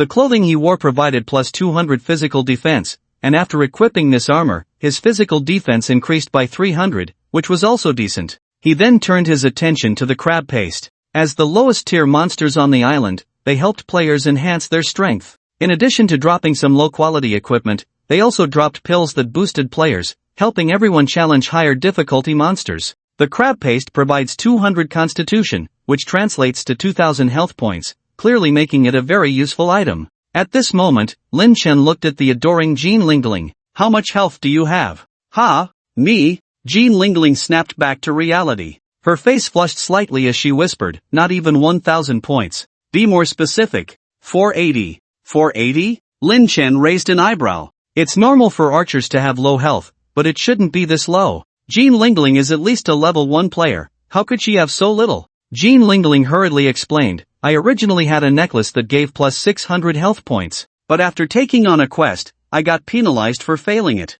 Failed a quest and lost equipment? Lin Chen suddenly understood the reason. You didn't take on a abyss level quest, did you? That's right. How did you know, brothering? Jean Lingling said, pulling out a 3-legged golden toad. I was just walking along when it suddenly jumped at an old man's feet, and I ended up taking that quest. Who knew that quest would be so difficult, and failing it would cost me equipment? Not only did I lose equipment, but I also lost 10 points in attributes. Humph. Mentioning this, Jean Lingling angrily slapped the 3-legged golden toad. The toad, having anticipated this, quickly burrowed into Jean Lingling's arms to avoid disaster. Hearing about Jean Lingling's experience, Lin Chen felt quite envious. He wasn't envious of the attributes and equipment she lost, but rather of the toad's abilities. So far, the toad had demonstrated 3 abilities, spitting out gold coins, synthesizing book equipment, and guiding hidden quests. Such a great thing, yet it was with this silly girl. Truly, fools have their own blessings. He then handed the crab paste dropped by the crab soldier to Jean Lingling. You should eat this. Huh, what's this? Jean Lingling took the crab paste. When she saw its function, she exclaimed, temporarily increase 200 constitution? That's an extra 2000 health? Amazing! She then prepared to use the crab paste. Just then, she paused. Jean Lingling handed the crab paste back to Lin Chen. Brothering, you eat it. You need it more for charging into battle, anyway. I'll just be shooting arrows from the back, so I don't need it. Stop talking nonsense. Eat it. Lin Chen, tired of explaining to this silly girl, gave a direct order. This is a secret realm, with plenty of ranged monsters. Even melee monsters might have ranged skills. No one can guarantee they won't be attacked. Oh. Jean Lingling stopped arguing and directly swallowed the crab paste. Let's go, keep your distance. Okay. Fat Toad, let's go. The 2 humans and 1 frog then made their way to the island. To ensure Jean Lingling's safety, Lin Chen basically didn't let her attack, only allowing the toad to lure monsters and take damage. During the battles, Lin Chen did his utmost to protect the substitute from being attacked. He could take damage without issue and just needed to use some health potions to recover. But if the substitute died, it would be a waste of the puppet. He only had 3 ordinary puppets and 2 mint puppets. He wanted to save these puppets for special situations and didn't want to waste them on summoning substitutes. Along the way, Lin Chen easily dealt with the blue shrimp soldiers and crab soldiers. These monsters had a very low drop rate for equipment, but Lin Chen managed to steal a few items with his third hand. Unfortunately, aside from the previous crab armor, he didn't encounter anything else he could replace. Instead, he found a hat that Jean Lingling could use. Shrimp skin hat, physical defense plus 100, magic defense plus 200, constitution plus 100. This also increased Jean Lingling's health limit by 1000 points. Half an hour later, the 2 officially left the beach and stepped onto the island's land. At this point, Lin Chen's backpack already contained 11 spirit essence crystals. Jean Lingling also noticed the spirit essence dropped by the monster, so she asked, Brothering, what is the use of that spirit essence? Lin Chen replied, this is a material exclusive to the secret realm, very important. Then, what exactly is it used for? Jean Lingling was full of questions. Lin Chen's previous words were essentially meaningless. She completely didn't understand. Lin Chen didn't continue to explain but started looking around. Just then, his eyes suddenly lit up. Found it. What did you find? Jean Lingling followed Lin Chen's gaze and saw a small altar ahead. The altar was very low, less than half of Jean Lingling's height. There was a stone statue on the altar, but it was unclear what it was. Is that a temple? What use is it? This time, Lin Chen didn't avoid Jean Lingling's question and immediately explained to her, that's a land temple. You can set up a temporary resurrection point there using spirit essence. In Secret Realm Adventures, no one could guarantee they wouldn't die. If a resurrection point wasn't set, dying would mean going back to the city, making it difficult to re-enter later. At this moment, the two arrived in front of the land temple. Lin Chen took out 5 spirit essences and handed them to Jean Lingling. You can offer incense to the land god. Offer incense? But I don't have any incense. Jean Lingling took the spirit essences, looking confused as she approached the front of the land temple. At that moment, the system prompted, how many spirit essences do you want to offer? Jean Lingling glanced at Lin Chen. Lin Chen said, all of them. Jean Lingling selected 5 pieces. After making her selection, the 5 spirit essences floated out of her hand, gathering in the air, and then transformed into a stick of incense about the thickness of a thumb and half a meter long. Jean Lingling then inserted the incense into the incense burner. Immediately, the system provided a reminder, you have worshipped the land of the island, the land will bless you. Ding, your resurrection point has been set, lasting no more than 10 hours, online duration. Alright. Jean Lingling saw the system reminder and breathed a sigh of relief. With a resurrection point lasting 10 hours, I can die freely during that time. Not quite, Lin Chen corrected her, dying once will deduct 2 hours from the duration. Ha, so that means I can only die a maximum of 5 times? That's right. The premise is that your body can handle it. That's too few. Hee, not at all. Lin Chen smiled and lit a stick of incense, also setting a temporary resurrection point here. The two of them had 11 spirit essences, which was quite abundant and luxurious. In other teams, they didn't have such good treatment. Not to mention, other teams killed monsters at a much slower pace. Just in terms of the number of participants, they couldn't compare to other groups. Other teams typically had at least 8 people. Groups of 10 or 12 were also very common. Even if they spent 2 hours focused on killing monsters, they might not guarantee that everyone would get a spirit essence. Therefore, for them, offering incense at the land temple was a very cautious act. They would only be willing to offer incense in advance when dealing with purple or even golden monsters. Somewhere on the island, 12 people resurrected one after another at the land temple. Damn, the golden monster is too strong. We need to upgrade our equipment, said a knight named Park Changbyum. Let's not challenge the golden monster, let's deal with the purple or blue monsters instead, suggested Choi Ryubi.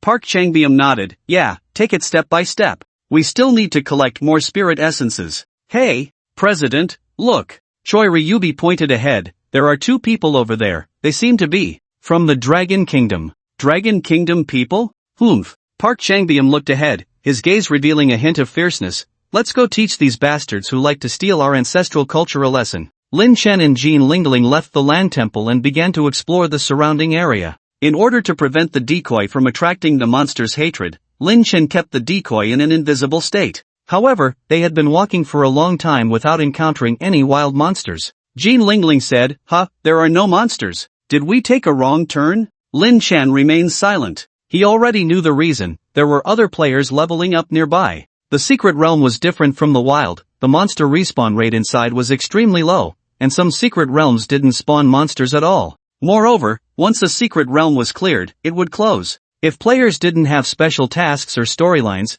they wouldn't be able to enter again. So, if others arrived here early, it was entirely possible for them to clear out the monsters in this area. Originally, Lin Chen wanted to farm some basic equipment, to increase defense and health for himself, especially for the decoy. Now it seemed that a gradual approach was no longer feasible. Thus, Lin Chen decided to abandon farming monsters on the outskirts and directly take Jean Lingling to find the purple monsters. Just as he was about to discuss the next plan with Jean Lingling, a group of people suddenly surrounded them. Stop! People from the Dragon Kingdom. Park Changbyum stepped forward, looking down at Lin Chen with arrogance. When his gaze fell on Jean Lingling, he suddenly froze. Her clear eyes, flawless face, and petite figure instantly captivated him. What a cute, natural girl. The women from South Bang country all had high-tech faces, their real appearances were all crooked and unattractive. Even in the Destiny game, they didn't look much better. Park Changbyum had never seen such a pure and natural girl. In just a moment, he was struck in the heart. President? Choi Ryubi, who was originally ready to start a massacre, saw Park Changbyum suddenly go silent and quickly shook him awake. Cough. Park Changbyum coughed and then raised his proud head again. He then turned his nostrils toward Lin Chen and said, Kid, you see so many of us from the Great Bang country and still don't bow and greet us? What a boldness. Lin Chen raised an eyebrow. He had heard that people from South Bang country had a good opinion of themselves, but he didn't expect them to be this arrogant. Choi Ryubi said, President, why waste words with him? Let's just eliminate him. Saying this, he raised his right hand, ready to give the attack order. Not so fast. Park Changbyeom raised his hand to stop Choi Ryubi's action. He then pointed at Lin Chen with a look of disdain and said, "Looking at you, you should be a thief," which really fits the nature of people from the Dragon Kingdom. You Dragon Kingdom people just love to steal things from our great Bang country. You not only steal our famous figures like Confucius and Li Bai, you also steal our traditional festivals like the Dragon Boat Festival and Spring Festival. You even took our most delicious kimchi and claimed it as your pickled vegetables. Despicable Dragon Kingdom people, you can't do anything but be thieves. Lin Chen was taken aback by Park Changbyeom's tirade. What kind of outrageous statements were these? It was simply a reversal of the truth. These South Bang people not only liked to steal but also enjoyed accusing others of theft. Stealing from their own family and thinking the things were truly theirs? No wonder people from South Bang country had such strong self-esteem. It turned out they were supported by such lies. Any South Bang person with a bit of awareness would probably be too embarrassed to face the wall. In the past, Lin Chen might have felt angry upon hearing such statements, but now, he only found it amusing. Stop, stop, stop. Lin Chen waved his hand to interrupt the other party. Do you want to hear what you just said? Putting other things aside for now, I just want to ask, how do you have the face to say that Li Bai, who lived 1,300 years ago, belongs to you when your history is less than 600 years? You're talking nonsense. Park Changbyeom was instantly furious upon hearing Lin Chen's words. Our great Bang country has a history of 6,000 years. Longer than your Dragon Kingdom's 5,000 years. Alright, you say your history is long, right? Lin Chen smiled slightly as he spoke, so, can you produce documents from 600 years ago? Park Changbyeom's eyes widened in disbelief. Of course we can. Our History and Culture Museum has ancient books. Lin Chen chuckled, then what characters are written in your ancient books? It says. Park Changbyeom paused. The characters of Manhwa were only invented in 1446, before that, they had been using Longwas Chinese characters. In fact, most historical texts after 1446 also used Longwas characters. The so-called Manhwa script is merely a collection of phonetics and cannot accurately convey meaning. It requires Longwas characters to detail their history. Not only in the past, but even now, their legal documents are also in Longwas characters. If they only used Manhwa script, the expressions would be ambiguous and could not serve as serious legal documents. Park Changbyeom was left speechless by Lin Chen's words, stammering for a long time without being able to respond. Oh, your history books aren't written in Longwas characters, are they? Since you Bangwa used our writing before, it shows that you are a vassal state of our Longwa. As for your food and culture, they all originated from Longwa. You're talking nonsense. Park Changbyeom, unable to counter Lin Chen, became furious. Despicable Longwa people, what good is just talking? Today, I'll let you see the power of our great Bangman kingdom. Everyone, attack. Leave that woman, and eliminate this man. Before they could act, Lin Chen had already entered a state of invisibility. Don't worry about it. Use AoE, take him out immediately. He's just a fragile thief, he can't withstand our damage. In no time, 5 or 6 AoE, area of effect, attacks flew toward where Lin Chen had just been. AoE skills ignore invisibility. As long as someone is in the area, they can take damage. However, after these attacks were launched, no one appeared in the middle, either they missed or didn't kill him. Park Changbyeom shouted, quick, use dust and flares to reveal this guy's invisibility, so he has nowhere to hide.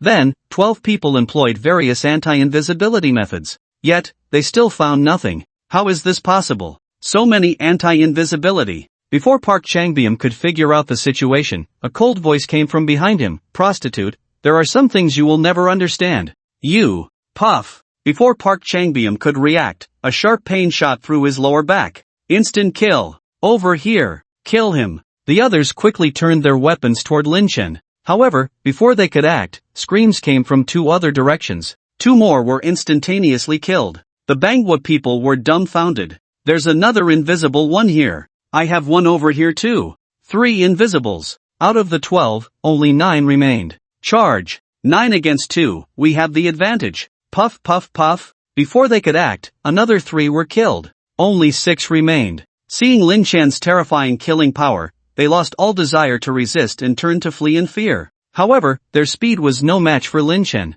Puff puff puff. Another 3 strikes, resulting in 3 more. The last 3 hurriedly split up to escape. At that moment, a shield warrior suddenly felt his body go soft. A sticky substance wrapped around him. With a whoosh, he was pulled back by a long tongue. It was Langley Gubo. On the other side, the warlock, after casting a slow spell on the invisible one beside him, prepared to flee. Before he could run far, he was hit by a freezing arrow that slowed him down. Soon, these three also met their fate of being instantaneously killed. In less than a minute, all 12 were wiped out. Brother Ring, you're amazing. Jean Lingling happily ran to Lin Chen's side. In the recent battle, she hardly made a move, only controlling one person with a wave and using a freezing arrow to slow down another. It could be said that Lin Chen single-handedly wiped out 12 people. However, when she approached, she discovered that Lin Chen's health was actually less than one-third. Ah! Brother Ring has lost so much health. So dangerous. It was only at this moment that Jean Lingling felt a bit of fear.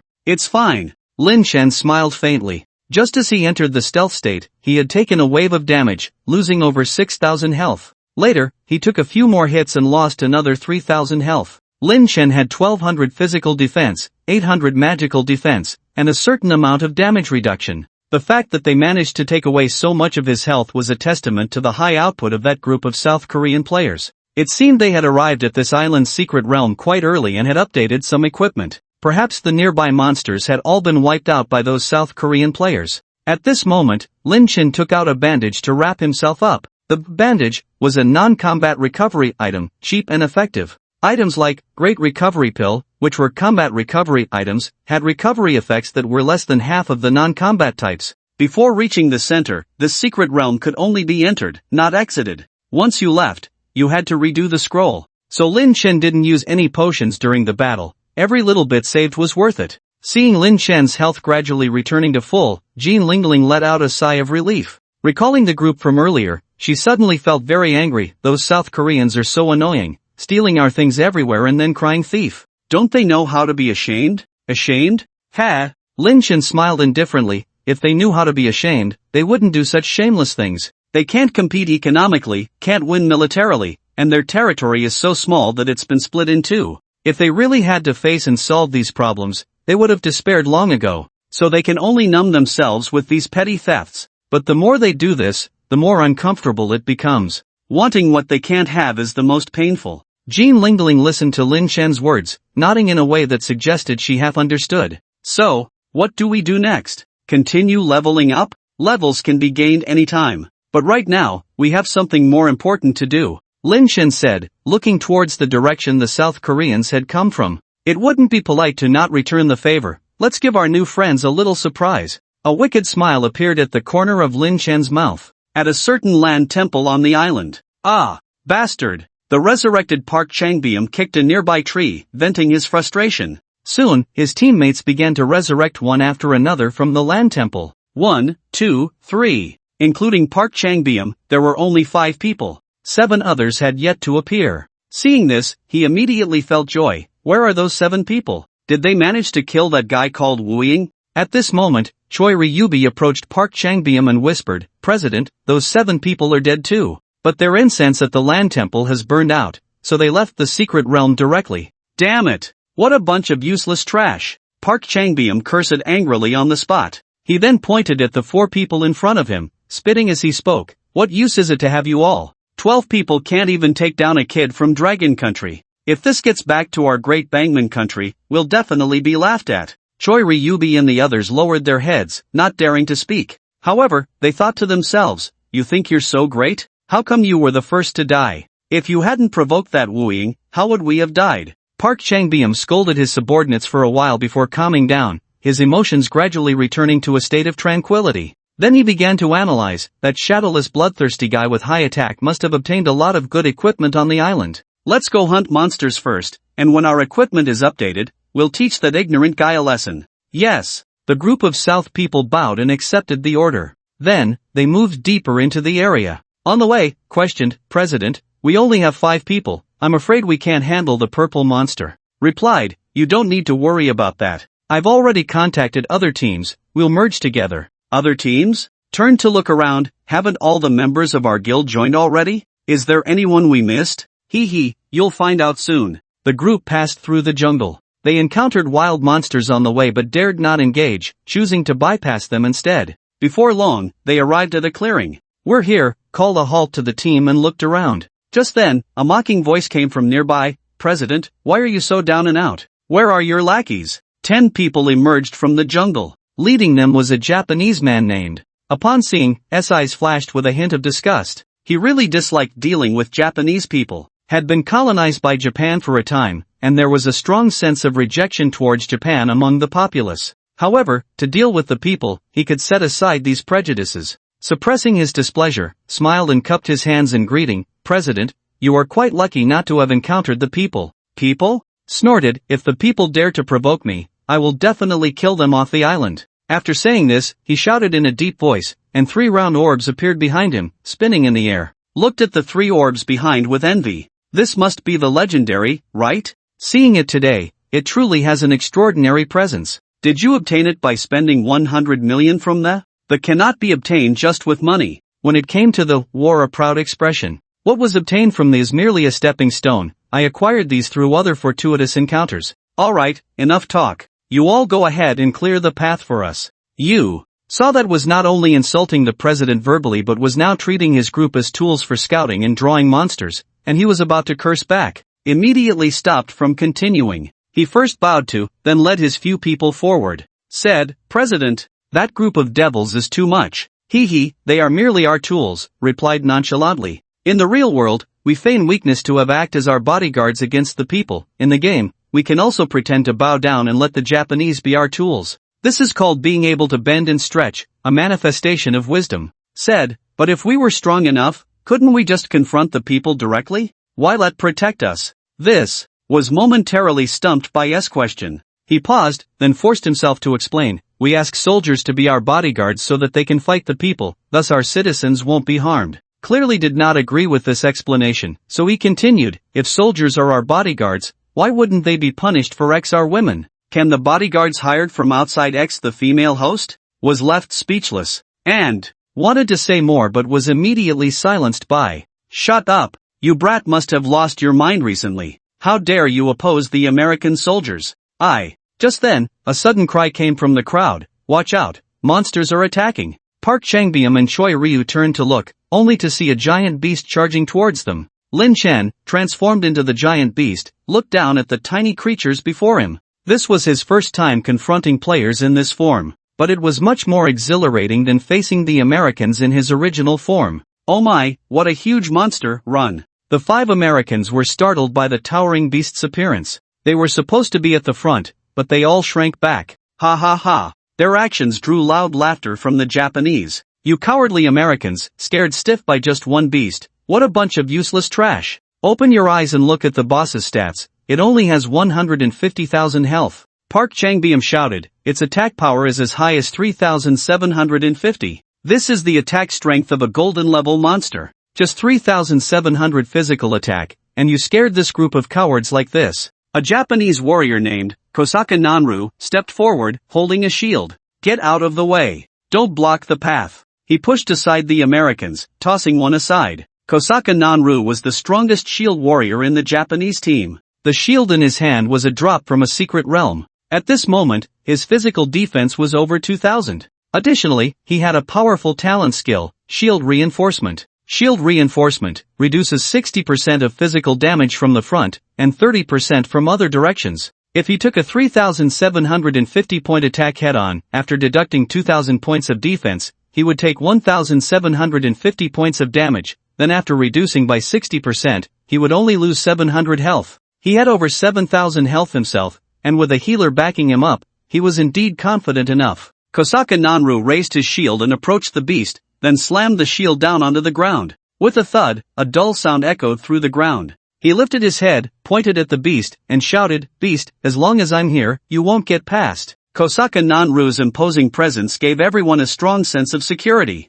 Kosaka-kun, well done. The other Japanese cheered from behind. The people behind did not rush to attack but prepared to let Kosaka Nanru confront the beast for a while, allowing him to stabilize its aggro. Kosaka Nanru gripped his shield tightly in his left hand and held a hammer in his right, getting into a battle-ready stance. At that moment, the giant beast raised its massive fist and slammed it down towards his head. Kosaka Nanru raised his shield to block. -798. As expected, it was nothing serious. No big deal. Kosaka Nanru turned his head and gave a thumbs up to the people behind him. Then, he turned back to look at the giant beast. Just then, his expression suddenly froze. The beast did not continue its attack, instead, it lowered its head to look at him. A mocking smile appeared on its face. Seeing this expression, Kosaka Nanru's heart skipped a beat. He couldn't understand why a beast would have such a complex expression. Just then, the giant beast reached out its hand and attacked Kosaka Nanru again. Kosaka Nanru had no time to think and continued to hold his shield to defend.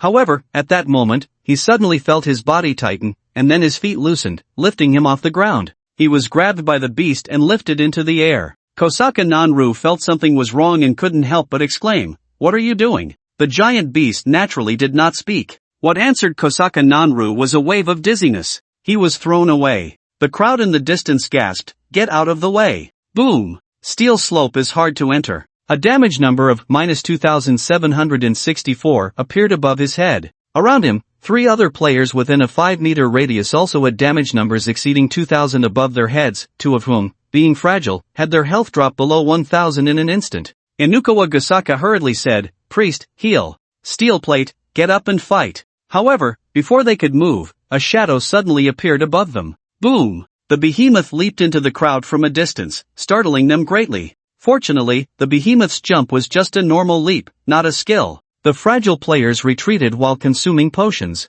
However, before they could run far, they saw the behemoth clench its fists and raise its arms high. At that moment, a smile appeared at the corner of the behemoth's mouth. Then, it slammed its fists down. Regretful slam. Don! Don! Don! 3 consecutive slams sent powerful shockwaves across a 45-meter radius. Damage numbers of 2000 and 3000 popped up above everyone's heads. Although these players were elites from Japan, not everyone had such strong defenses and high health. All 5 South Korean players were wiped out. Out of 10 Japanese players, 8 died, leaving only 2 alive. One of the survivors was Gusaka Steel Slope. With extremely strong defense and high health, he managed to endure the throw and the regretful slam. He even dodged the last shockwave by jumping in place. The other survivor was the guild leader Inukawa Gusaka. Inukawa Gusaka was a hidden class, divine sorcerer. He didn't possess the same defense and physique as Gusaka Steel Slope, but he had 3 Magatama. Each time he took damage from the shockwave, one of his Magatama shattered.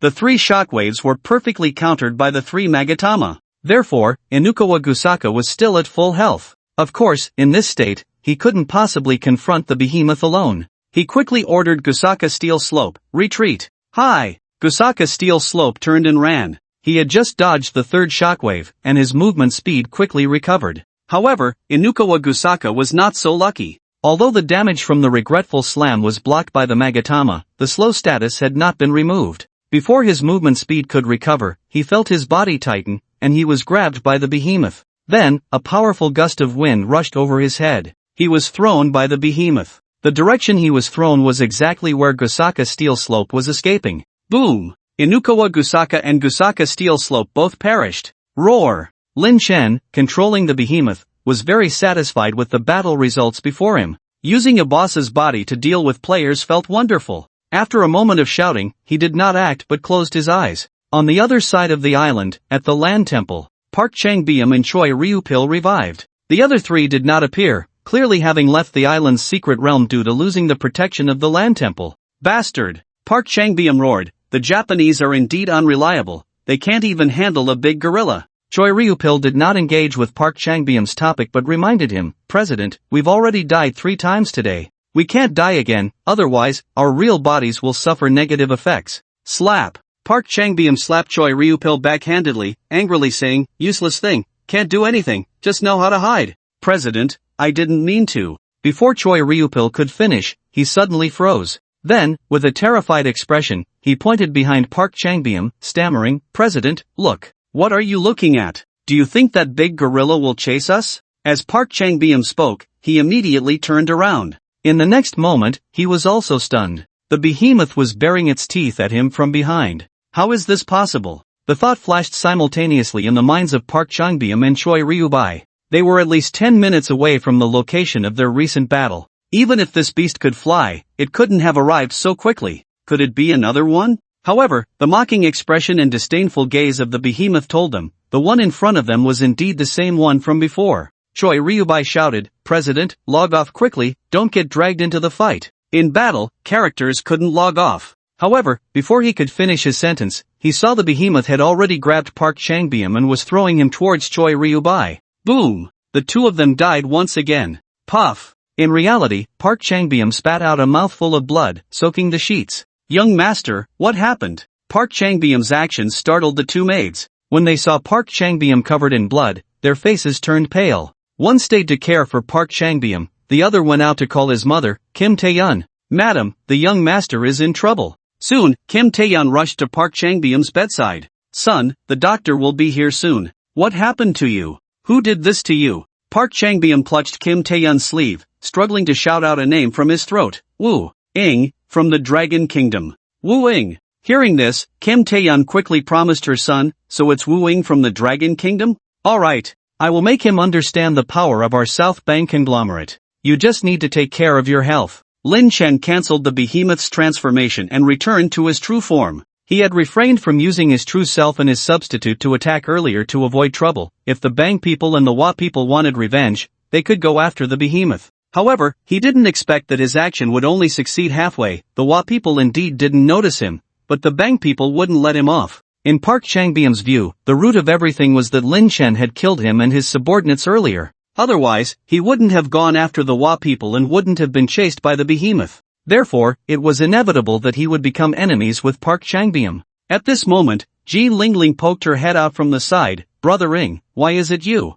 What happened to that big gorilla? That big gorilla was me, Lin Chen said, pointing to the necklace around his neck. This necklace allows me to transform into the behemoth. There's such a magical necklace? It's way better than my fat guagua, Ji Lingling said, her eyes fixed on the necklace around Lin Chen's neck, filled with envy. Suddenly, she remembered something and curiously asked Lin Chen, how did you get here? Weren't you chasing those Bang people? My substitute has a skill called swap, which allows me to switch places with my substitute, Lin Chen explained, briefly recounting what had just happened. After hearing this, Ji Lingling looked shocked. You faced experts from both the Wa and Bang countries at the same time and defeated them all? She looked at Lin Chen, her eyes filled with increasing admiration. Brother Ing is amazing. You really avenged us. I've wanted to give those little Japanese a good beating for a long time. Saying this, she tightly clenched her small pink fist and waved it in the air. Lin Chen smiled lightly. Meeting the Wa people was purely accidental. What surprised him even more was that the divine level key to the steel slope had clearly been snatched by him, yet it could still change jobs to divine sorcerer. Those three Nagatama were indeed powerful, capable of completely resisting the impact of the earthquake. And this was just the beginning. Once his level, equipment, and skills increased, the terrifying power of the three Nagatama would be revealed. By then, it wouldn't be so simple to deal with. However, Lin Chen didn't take the opponent too seriously. The other party can grow, and so can I. Although it's said that the God Thief is not particularly skilled in combat, the channels through which I can obtain equipment far exceed those of the opponent. Even if my primary job skills are not advantageous, I can always equip myself with divine artifacts and fight again. At that time, won't I be able to kill gods and Buddhas alike? A mere little divine sorcerer, completely unbothered. After chatting with Ji Lingling for a while, Lin Chen's substitute rushed over from the battlefield. The replacement skill of the substitute surprised Lin Chen a bit. He had thought this skill would have a distance limitation. Unexpectedly, it could be used from such a far distance. I wonder if it can cross maps. At this moment, Lin Chen noticed that the substitute that had just used, replacement, no longer had the replacement skill.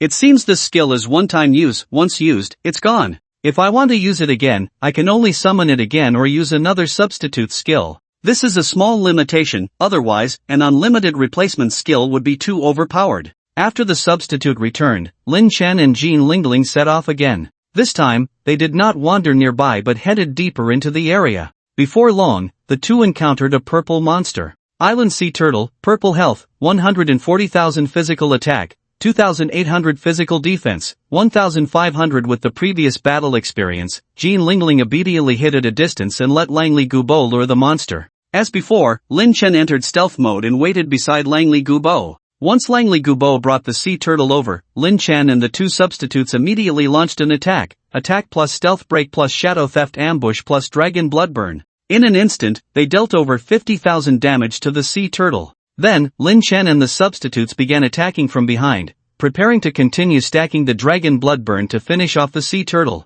However, after Lin Chen and the substitutes had attacked 4 times, the sea turtle suddenly withdrew its head into its shell and began spinning in place. Woo! Puff, puff, puff, puff. Langley Gubo, Lin Chen, and his two substitutes were all hit by the sea turtle's move. Langley Gubo and Lin Chen's main body were not too affected, but Lin Chen's two substitutes were instantly puffed and killed. Damn it! Lin Chen couldn't help but curse. His substitutes required puppet summoning, but he only had 4 puppets left. Now he couldn't return to town to buy materials and remake them. Using one means losing one. To vent his anger, he unleashed a furious attack on the turtle. After more than 10 seconds, the sea turtle collapsed with a loud crash. Ding! You have killed the island sea turtle and gained 1,500 experience. In addition to this, Lin Chen also received a system notification during the battle. Ding! Trigger the third hand, you have stolen Lucky Star, small, from the island sea turtle. Lucky Star? Lucky Star, small, activating it temporarily increases luck by 50 points, lasting for 60 minutes.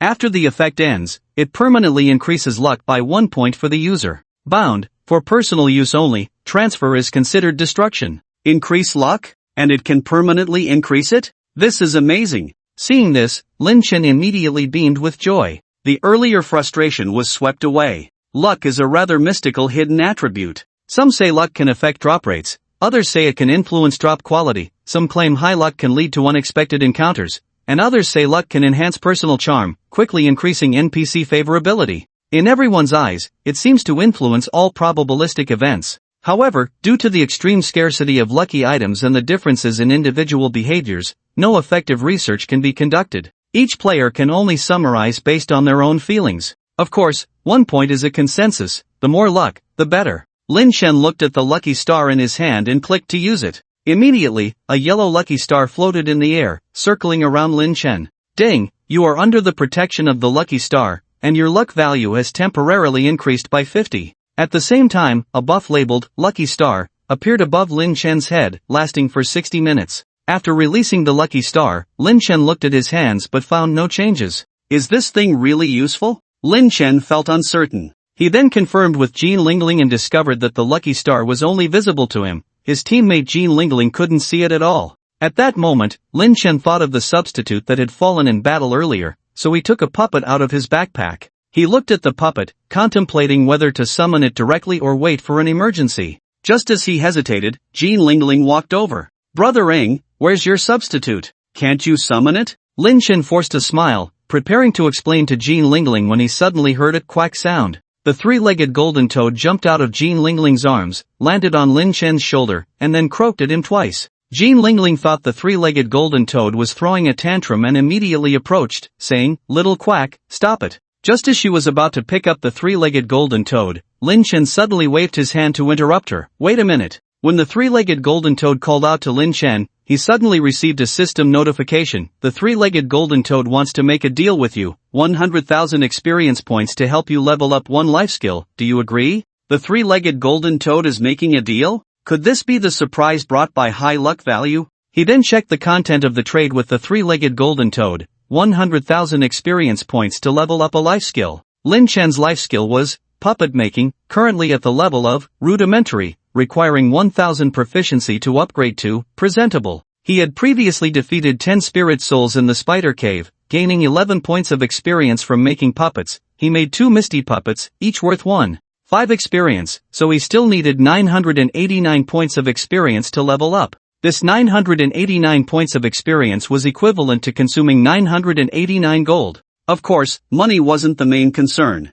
The important thing was that spirit essence was hard to obtain. Leveling up skills would take some time. And now, the three-legged golden toad was saying it could directly upgrade, asking for only 100,000 experience. This was simply too cost-effective. Lin Chen quickly clicked, agree. Quack. The three-legged golden toad responded to Lin Chen's agreement with a call. Then it opened its mouth wide, its tongue extending outward. In no time, a deep green pill appeared on its tongue. Lin Chen immediately took it. Golden Toad Life Skill Pill, increases life skill by 1 level. Seeing the description of the pill, Lin Chen had a sudden idea. The higher the level of life skills, the harder they were to upgrade. If he saved this pill for the final level, wouldn't that be even more cost-effective? Just then, the system issued a red font reminder. The pill is about to expire. Please consume it within 30 seconds. 29:28. Lin Chen was startled. It turned out this thing couldn't be saved. He had really overthought it. so he immediately swallowed the life skill pill.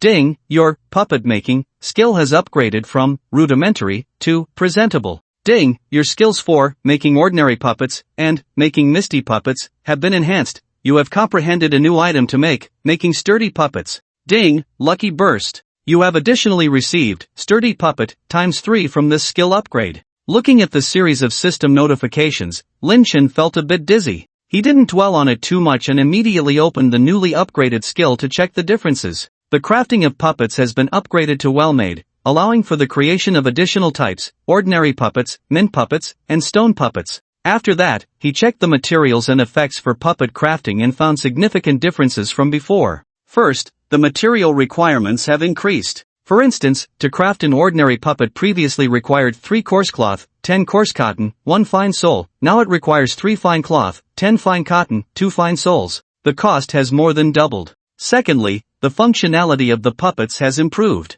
For example, using the ordinary puppet with a fantasy technique, previously it could attract 1 target for 3 seconds, now it can attract 3 targets for 4 seconds. Although the materials are more expensive, you get what you pay for, and the practicality has greatly increased. After reviewing the changes in skills, Lin Chen looked over the recent system messages again. At this moment, he noticed a special prompt in the system, Lucky Burst. This was something he had never encountered before, even in his past life. Could this be a result of his high luck value? He then opened his backpack and found indeed there were 3 stone puppets, each with 2 durability points. Thinking of his substitution technique, he suddenly had a brilliant idea. Would summoning a substitute with this stone puppet have special effects? Without hesitation, he threw the stone puppet in front of him. With a poof, 2 substitutes appeared again. On the surface, the substitutes looked no different, still identical to Lin Chen's original self. However, he could see an additional buff on the substitutes' heads. Stone. Stone increases health by 30%, reduces physical damage taken by 30%. Wow! It really works? Lin Chen then looked at himself and then at the substitutes. Himself, 11,000 plus health. Substitutes, 14,000 plus health. His original self had less health than the substitutes. Oh no, I'd become the substitute. Lin Chen then focused on another effect, reducing physical damage taken by 30%. The substitutes originally took 3 times the damage, but with the 30% physical damage reduction, the damage taken was reduced to 1 times. With this buff, the substitutes should no longer shatter at the slightest touch. This made leveling up much more secure. At this moment, Lin Chen remembered the item that Langley Gubo wanted to trade, 100,000 experience. His heart sank. If he directly deducted 100,000 experience, he would drop back to level 20. In that case, the level 4 substitution technique would revert to level 3. He quickly opened his control panel. The good news was that his level was still 21. The bad news was that his experience had turned into negative 73,212. Lin Chen immediately breathed a sigh of relief. Thankfully, he hadn't been demoted. At this time, Jean Lingling picked up an item from the ground and handed it to Lin Chen. Brothering, the big turtle dropped a piece of equipment. How generous. Lin Chen came back to his senses and looked at the item Jean Lingling handed over. A spirit essence and a level 1 purple sea turtle shield. Previously, the monsters they had been grinding rarely dropped equipment. Most of it was stolen by Lin Chen. This time, the sea turtle actually dropped a shield, which was quite good. Then, Lin Chen took the spirit essence and pushed the sea turtle shield back to her. You keep the shield. After we leave the island, you can sell it. Since arriving on the island, the little girl hadn't picked up anything. The only item she had obtained was the shrimp shell hat on her head. Hearing that she could actually receive loot this time, she immediately smiled happily. Hee hee, thank you, brothering. Jean Lingling took back the shield. After examining the shield carefully, she realized she had no idea of its value, so she asked Lin Chen, how much should this shield sell for in gold coins? Lin Chen was about to speak when he heard Jean Lingling's exclamation. Ah, stinky toad. It turned out that the 3-legged golden toad had taken advantage of Jean Lingling's moment of inattention and had stretched out its tongue to roll the shield into its belly. Stinky toad, you ate my stuff again. Spit it out. Jean Lingling grabbed the golden toad and shook it vigorously. However, no matter how much she shook the 3-legged golden toad, it kept its mouth tightly closed. Lin Chen, standing nearby, felt curious. He wondered what special performance the 3-legged golden toad would display this time. After a while, the 3-legged golden toad suddenly let out a loud burp. The shield had been digested. Seeing this, Lin Chen was somewhat surprised. It turned out this creature really would eat things for no reason. No wonder Jean Lingling often got angry with it. Gugwa, gugwa. After digesting the shield, the three-legged golden toad croaked happily twice. Jean Lingling, realizing she couldn't win against it, angrily tossed the toad to the ground. Stinky toad, glutton, I'm not talking to you. The toad landed with a gugwa on the ground. Then it kicked off with its hind legs and jumped back onto Jean Lingling's shoulder. Gugwa, gugwa. The three-legged golden toad not only felt no shame for its recent behavior but was rather proud of it. Humph. Jean Lingling turned her head, too angry to pay it any attention. Lin Chen shook his head with a smile. They truly were a pair of rivals. He then continued to explore the island with Jean Lingling. Before long, they encountered a purple monster, island lizard. Having had the previous experience, Lin Chen dared not let his substitute be greedy. After attacking 4 times, he immediately ordered the substitute to retreat. Sure enough, after the island lizard's health decreased, it began to unleash some AoE skills. The purple monster was not only stronger than the blue monster in attributes but also more aggressive in its skill usage. Of course, this did not cause Lin Chen any trouble. It only slowed down the monster killing speed by more than 10 seconds. During the battle, Lin Chen suddenly received several strange messages. Ding, triggered, third hand, you have stolen, lucky star, small, from the island lizard. Ding, lucky burst. The quality of the equipment you obtained this time has been upgraded. Ding, you have obtained, lucky star, medium. Wow. Lin Chen rubbed his eyes. The loot actually upgraded? It turned out that having high luck had this function too? Truly a sight to behold. After the battle, he checked the medium lucky star. Lucky star, medium, temporarily increases luck by 50 points, lasting 60 minutes. After the effect ends, permanently increases personal luck by 2 points. The temporary effect of the lucky star does not stack, but the permanent effect can stack infinitely. If this continues, can't the lucky star be farmed indefinitely? After finishing the island, wouldn't he be able to max out his luck? Thinking of this, Lin Chen couldn't help but feel excited. He then continued to farm the island monsters with Jean Lingling. Whether it was due to probability or because he had the lucky star in his backpack, he did not steal any other lucky stars afterward. However, lucky bursts were frequently seen. Some were upgrades of obtained items, some were double battle experience, some were increased drop quantities. The existence of the lucky star not only brought Lin Chen extra gains but also immense joy in battle. With each fight, he had boundless imagination. An hour later, Lin Chen received a system reminder. Ding, the duration of lucky star, small, has ended. The golden little star that had been circling around him suddenly transformed into specks of golden dust. Those golden dust particles formed a ribbon of dust, flying around Lin Chen 3 times before all diving into his body. Ding, your luck has permanently increased by 1 point. Yes, a permanent increase of 1 point. Experiencing the joy of high luck, Lin Chen nearly jumped out of excitement. Unfortunately, luck is a hidden attribute, and he cannot see his specific luck value. Then, he activated the medium-sized lucky star. Immediately, a larger star began to fly around him again. Ding, you are under the protection of the lucky star, your luck value temporarily increases by 50, lasting for 60 minutes. The temporary increase in luck value did not change, but after it ended, it would permanently increase his luck by 2 points. After that, Lin Chen continued to level up with Jean Lingling. The target for hunting remained the purple monsters. Before long, Lin Chen stole another small lucky star. This time, Lin Chen was sure, only one lucky star could exist in the backpack. Unfortunately, the lucky star could only be used by himself, otherwise, he could have given one to Jean Lingling. After that, the two continued to grind the purple monsters. Jean Lingling's equipment gradually updated. Besides the longbow in her hand, all other equipment had been replaced with first-tier purple gear. After this big lucky star ended, her level reached 18. Her health increased to over 6,000. Her physical and magical defenses reached over 1,200. With a 12% damage reduction, her attack reached over 3,000. Moreover, with her level increase, her summoned beast's health also nearly doubled. Before coming here, Jean Lingling was a ragged archer. Now, she had become a top-tier hunter. As for Lin Chen, his experience also saw a significant boost. Not only did he repay the over 80,000 experience he owed, but his level also rose to 22. However, his equipment had hardly improved. First-tier equipment offered limited enhancement for him. What he needed to update was second-tier equipment. And second-tier equipment would only appear from golden monsters and above. Previously, he had been avoiding confronting golden monsters, worried that Jean Lingling wouldn't be able to hold her ground. Now that Jean Lingling's attributes were nearly sufficient, it was time to challenge golden monsters. Lin Chen checked the time. His gaming session for the day was almost over. So he said to Jean Lingling, let's call it a day. Tomorrow we will challenge the golden monsters. Okay, brother Ing. Where should we log off? Back at the land temple? No need, I brought a tent. As Lin Chen spoke, he found a flat area to set up the tent. In this game, players could only log off at special locations, not just anywhere. Usually, players could log off directly in villages, towns, or cities, but in the wild, they needed to find places like gathering stones or land temples. However, players could also create log-off points using special items, such as campfires or tents.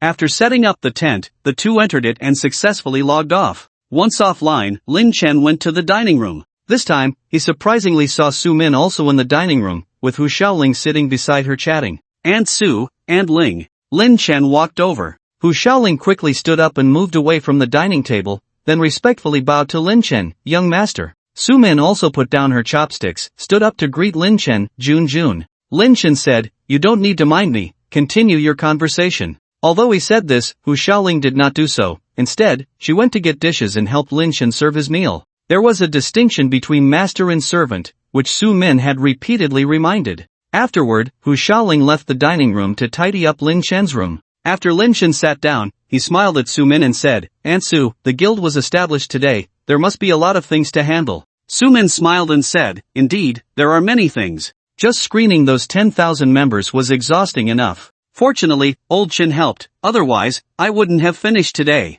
Old Chen? Lin Chen was taken aback, quickly realizing who she was referring to, and then showed an expression of surprise. Uncle Chen Youxiang is also playing the game? Chen Youxiang was a well-known financial elite in the country, managing the independently operated Youxiang Fund, and was usually too busy to have time for games. Yes. He was originally not interested in games at all, but after seeing you earn 5 billion in just a few days, he immediately became envious. When it came to Chen Youxiang playing games, Su Min showed a rare cheerful smile. As soon as I learned he joined the game, I pulled him into the guild to help out. Then I made him the vice president to share some of the burden. At that moment, Lin Chen recalled the incident on the day the game launched when he had Chen Youxiang by the same key, so he asked Su Min, "What is Uncle Chen's profession?" "His profession is quite peculiar. It seems to be called liquidator, wandering around with an abacus." I didn't have time to ask what exactly it does, I was too busy. Liquidator. Lin Chen tried to remember this profession, but his mind was blank. Such a strange profession, he had no idea what it was about.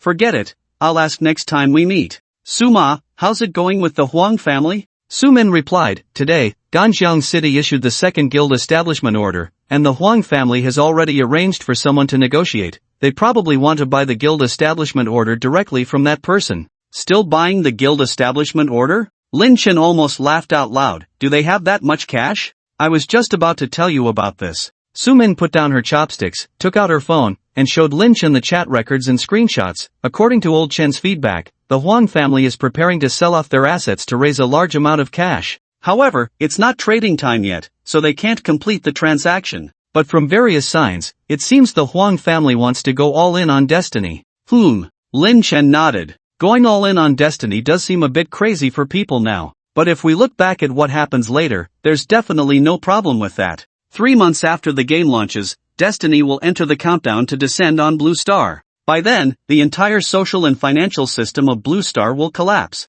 Those who are reluctant to spend money in Destiny will watch their Blue Star coins turn to nothing. Therefore, converting Blue Star coins into assets and resources in Destiny is absolutely the right choice. I have to say, although the Huang family are all madmen and gamblers, this time they really bet right. After Su Min finished explaining, she asked Lin Chen, "What should we do next? Should we continue to sabotage their transaction?" Su Min had a plan in mind but didn't say it. She didn't want her thoughts to influence Lin Chen's decision. Lin Chen pondered for a moment. In a few days, the guild establishment order would explode in availability, and the price would plummet. So, preventing the Huang family from buying the guild establishment order was not a wise choice. After sorting out his thoughts, Lin Chen said to Su Min, "We don't need to sabotage, just let them buy the guild establishment order. We just need to absorb it at a low price when they sell off their assets." Lin Chen had 2 reasons for acquiring the Huang family's assets. First, those assets originally belonged to the Lin family. Regaining control of the Lin family's business was his long-held wish for over a decade. Even if it was just a shell, he wanted to acquire it to give his deceased parents an explanation. Second, the financial market would be very stable in the next 3 months. At that time, just before the invasion of Destiny, he would sell these assets at a high price, achieving 1 or 2 times the profit. Then, he would use the money to purchase assets in the game. Su-min said, "Okay, I'll spread negative news about the Huang family overnight to significantly reduce their asset valuation. This way, tomorrow we can reclaim more of the Lin family's assets with minimal funds. If all goes well, this 6.5 billion can help us acquire the core assets." Su-min didn't know what would happen next, but as long as it was Lin Chen's order, she would execute it well. Lin Chen didn't understand finance, she would use her professional knowledge to maximize its benefits. Lin Chen said, "Aunt Su, leave the financial matters to Uncle Chen. You focus on building the guild first. After some time, we will target the Huang family's guild in the game, forcing them to liquidate more assets to cope. At that point, we can fully acquire the Lin family's assets." Su-min's eyes lit up upon hearing Lin Chen's plan. She was more comprehensive in her understanding of real-world matters than Lin Chen. However, Lin Chen was more thoughtful about the game, targeting the Huang family in the game. No wonder he is the boss's son, he truly has a talent. Su-min then left the restaurant to call Chen Yoxiang. After finishing his meal, Lin Chen returned to his room. Lying on his bed, he scrolled through messages on his phone. As he was scrolling, he suddenly saw 2 messages related to him. The first was a bounty kill order. Killing Wu Ying once in the game would reward 5 million blue star coins. If he was killed 3 times or more in one day, each time would earn 10 million. The second was a bounty for Wu Ying's information. Anyone providing Wu Ying's name, ID number, address, and other information would receive 100 million blue star coins. Seeing these 2 bounties, Lin Chen frowned. Who could it be? Could it be those Japanese or Korean people? Regardless of who it was, this served as a reminder for Lin Chen. It was time to enhance his security measures. Although the public security in Blue Star wouldn't change much in the next 3 months, a tremendous change would occur after that. Preparing in advance wouldn't be a bad thing. The next day at 9 a.m., Lin Chen logged into the game. As soon as he came online, he saw Jean Lingling sitting on the ground, hugging her knees. Her chin rested on her knees, and her back leaned against the plump belly of Langley Gubo. She looked extremely lonely. Lin Chen called out, "Lingling, brother Ing, you're here." Jean Lingling immediately bounced over happily upon seeing Lin Chen. "Did you wait long?" "Not too long, just over 10 minutes. Let's go, we have a lot to do today." Lin Chen wasted no time and directly summoned 2 substitutes using the stone doll while also activating the small lucky star. After that, the 2 headed towards the center of the island. With Jean Lingling's significantly improved equipment, she no longer had to hide far away like yesterday but officially joined the battlefield. Her output was, of course, optional in front of Lin Chen. However, she had 2 skills that could assist him. One was the freezing arrow, and the other was the shock shot. The freezing arrow could slow down the monster's attack speed and movement speed, reducing their attack frequency. The shock shot could provide a short stun, interrupting the monster's attacks and casting actions at critical moments, thereby lowering the probability of Lin Chen and the substitutes being attacked. After killing a few purple monsters, they finally saw the first golden monster. Island Sword Dragon, Golden Health, 200,000 physical attack,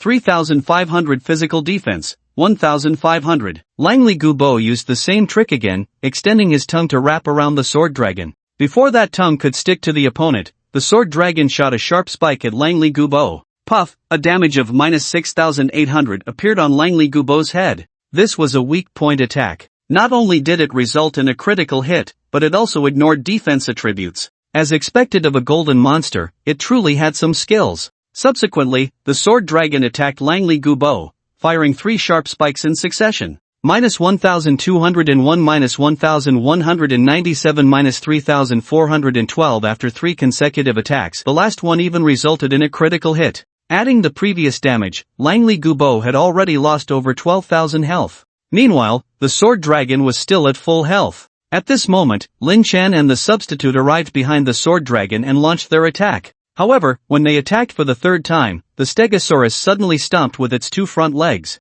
Boom! Stegosaurus stomp. A damage number of -3,017 appeared above Lin Chen's head, while the heads of the 2 substitutes summoned by the stony puppet each displayed a damage of over 6,000. The frequency and threshold of the golden monster's skill release were much higher than that of the purple one. Lin Chen ignored it and continued to attack. He wanted to quickly stack Dragon Bloodburn while his avatar could still withstand the hits. When he reached the 5th round of attacks, Lin Chen suddenly received a system notification. Ding, triggered 3rd hand, you steal. Before he could read the system content clearly, he saw the Stegosaurus perform another stomp. The 2 substitutes instantly turned to black blood. To conserve puppets, Lin Chen hurriedly ordered the two substitutes to retreat from the battlefield. Just as he was about to continue his output, he saw the Stegosaurus turn its head and aim its head at him. This sudden turn startled Lin Chen greatly. Since arriving on the island, he had never drawn the monster's aggro thanks to the Dagger of Starry, which had the effect of hidden killing intent. This was the first time he had attracted the monster's hatred.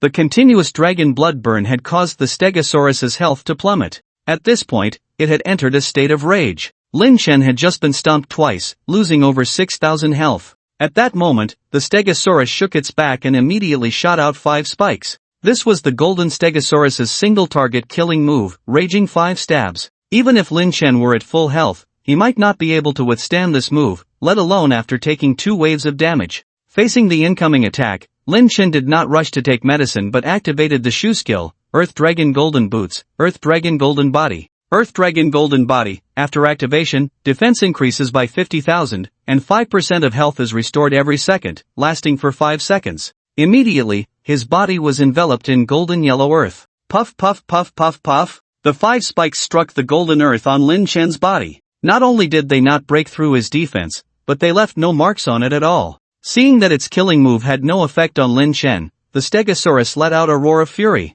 It then shook its body, sending countless spikes flying in all directions. Lin Chen, in his golden body state, took no damage. However, his substitutes were not so lucky. They hadn't run far before being turned into sieves, instantly dissipating into blue smoke. Seeing his substitutes fall like that, Lin Chen couldn't help but feel a bit heartbroken. If he had known they wouldn't escape, he might as well have let them deal a few more hits. After Lin Chen exited the golden body state, the Stegosaurus's moves had just run out. He immediately swung the broken blade in his hand and attacked the Stegosaurus frantically. In no time, the Stegosaurus's health hit 0. Ding, you have killed the island Stegosaurus, gaining 5,000 experience. Lucky burst, you gain double experience from this battle. 1 monster, 10,000 experience, nice. Then, he glanced at the drops on the ground, 2 spirit essence, 2 essences, over 10 materials, and a piece of equipment. Seeing these materials, Lin Chen's eyes lit up. There were even essences. This meant that collecting materials here could directly produce puppets.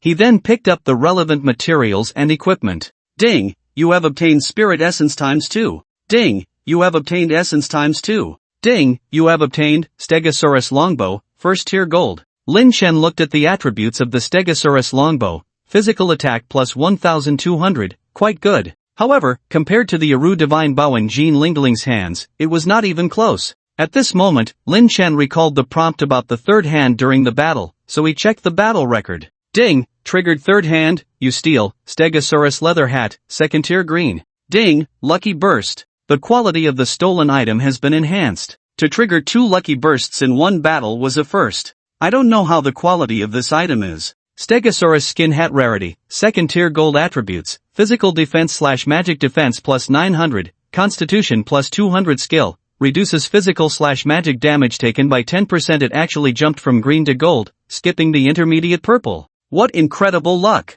Truly a burst of fortune. After equipping the Stegosaurus skin hat, Lin Chen's dual defenses increased by 600, his constitution by 100, and damage reduction increased by 2%. Defense set, hat, top, pants. Now the hat has been updated, leaving 2 pieces. If those 2 pieces are also updated, he won't encounter the dangerous situation from before. With the Stegosaurus skin hat updated, both Lin Chen's main body and substitute defenses have significantly improved, making encounters with gold monsters easier than with the Stegosaurus. Of course, there were still instances where the substitute was accidentally taken out by monsters, wasting another puppet. An hour later, the two killed 64 purple monsters and 28 gold monsters. Lin Chen's level rose to 23, finally gathering the 3-piece set of 2 tier gold armor. Stegosaurus skin hat, Tyrannosaurus skin top, Triceratops skin pants. Stegosaurus skin hat, physical / magic defense plus 900, damage reduction 10%, constitution plus 200. Tyrannosaurus skin top, physical / magic defense plus 1200, damage reduction 10%, strength plus 200. Triceratops skin pants, physical / magic defense plus 900, damage reduction 10%, agility plus 200. Total dual defense 3000, damage reduction 30%. Simply outrageous. Then, Lin Chen opened his backpack, looking at the materials he had obtained along the way. First, let's make a puppet. Along the way, Lin Chen had collected 12 spirit souls. He then took out the relevant materials and began crafting the puppet. Due to limited materials, he didn't make a regular puppet but prepared to make a mist puppet and a sturdy puppet. After preparing the materials, Lin Chen clicked confirm. Then, a 60-second progress bar appeared in front of him. Ding, you have crafted a sturdy puppet, proficiency increased by 1. 5. The levels of puppet crafting are divided into rudimentary, decent, lifelike, and breathtaking. Currently, Lin Chen's skill level is decent, requiring 5,000 proficiency to upgrade to lifelike. Assuming all materials are complete and he crafts sturdy puppets without eating or drinking, it would take a full 55 hours. It's really tough. Somewhere on a mysterious island, Shueshanganbu and Shueshanganbu are exploring the island. Both of them have the guild title of Heaven and Earth above their heads. Student Ganbu, according to the clues, they should be in this area. Shueshanganbu, be careful, we are already deep in here, and we might encounter gold monsters at any time. The problem is there are no monsters here. Could they have cleared them all? How is that possible? There are only 2 of them, how could they clear gold monsters? That was yesterday, maybe they teamed up today. I wonder who they teamed up with. Oh crap! Shueshanganbu suddenly pulled Student Ganbu, dragging him behind a tree. What's wrong? Student Ganbu looked confused. Shueshanganbu pointed behind the tree. The 2 secretly peeked out to look at the other side of the tree. In a nearby clearing, Wuing sat on the ground, fiddling with something in his hands. Jean Lingling sat on the other side, playing with a golden toad. Shueshanganbu and Student Ganbu were extremely excited. They exchanged glances, both seeing joy in each other's eyes. They found it! They finally found it! The 2 dared not speak anymore and communicated through their friends list. Student Ganbu, what should we do? Should we go together? Shueshanganbu, just the 2 of us might not be enough. Wuing has always dominated the level rankings, he must have some skills. We can't just watch him leave like this. Killing him once is worth 5 million. Don't worry, I'm notifying the personnel. Hurry up! If he goes invisible, we won't be able to find him. Don't worry, we just need to keep an eye on that girl. Lin Chen spent over 10 minutes making 12 puppets. He was about to get up and continue grinding monsters with Jean Lingling when he noticed his friend messages were going wild. He currently had only 2 friends, Jean Lingling and the Guardian. Jean Lingling was having a great time playing with the golden toad, and the messages were clearly from the Guardian. Upon opening it, the sender was indeed Suma, and there was more than one message. Guardian, young master, be careful in the secret realm. Old Chen sent word that the 4-star group from Bang Country has issued a bounty on you. Currently, at least 5 guilds in Long Country have taken the job, and there may be even more. Additionally, someone discovered that merit points can be exchanged for Pirate Secret Realm scrolls, so more and more people will come to the Pirate Secret Realm looking for you. You should come back and lay low. Seeing Su Min's message, Lin Chen suddenly understood. It turned out that the 4-star group from Bang Country was the one hunting him down on the forum. This 4-star group was not an ordinary company. Lin Chen's father, Lin Rongtian, founded the Lin Group, a company worth hundreds of billions, which was considered a giant enterprise in Jiang City. However, in front of the 4-star group, it was like a small witch facing a big witch. The 4-star group was the top enterprise in Bang Country, involved in numerous industries such as electronics, finance, and machinery, with a market value of trillions. No wonder they could issue a bounty of 5 million for a life. So, it was also them who spent 100 million to collect his home address. Immediately, Lin Chen sneered. 4-star of Bang Country, heh. In the real world, he indeed couldn't fight against the 4-star group. But in the game, it was a different story. He had just updated his equipment. Then, Lin Chen replied to the Guardian with 3 words, got it. He didn't explain his next course of action to the other party, because it wasn't necessary. She would soon learn the outcome through other means. Just then, Jean Lingling suddenly exclaimed, brothering, look. Lin Chen looked up and saw dozens of people approaching from 100 meters away. Not just in front, but people were coming from all directions. He was already surrounded. Seeing this, Lin Chen's lips curled up. Oh, they came really fast. He then stood up, looking calmly at the newcomers. At that moment, a person named Han Lu Invincible stepped forward. He held his head high, striding with an imposing manner as he looked at Lin Chen. When he was about 40 to 50 meters away from Lin Chen, he stopped. Wu Ying, do you know why I'm looking for you? Lin Chen couldn't be bothered to play riddles with this kind of person and rolled his eyes at him. I'm not your dad, why should I know?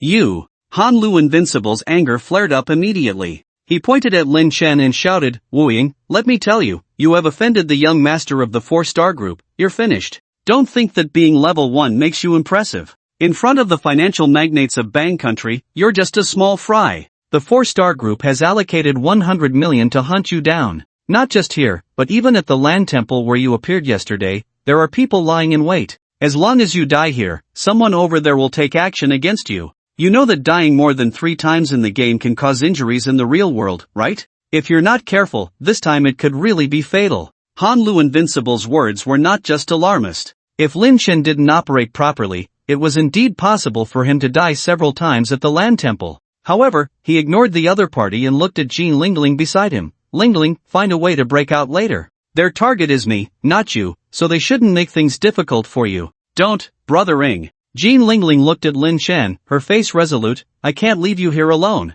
I want to fight alongside you. Hearing Jean Lingling's words, Lin Chen felt a warmth in his heart. What a silly girl, completely unaware of the danger. Lingling, be obedient. Lin Chen's tone turned harsh. Previously, whenever Jean Lingling acted foolishly, she would listen when Lin Chen scolded her like this. However, this time, Jean Lingling did not heed Lin Chen's words. Instead of leaving, she drew her longbow. Ah, silly girl. Lin Chen sighed and stopped trying to persuade her. Originally, he had planned to play around with the players in front of him. He had just upgraded to Tier 2 equipment, with a defense of 3000, and these little Karami couldn't even scratch him. But now, he had to change his plan. At a time like this, still talking about love. Then go die with your little lover. Charge! Han Lu Wudi commanded, and everyone around sprang into action. Those with ranged attacks launched their assaults from 20 to 30 meters away. Those without ranged attacks immediately raised their weapons and charged forward. Some rogues activated their stealth, preparing to ambush Lin Chen from behind.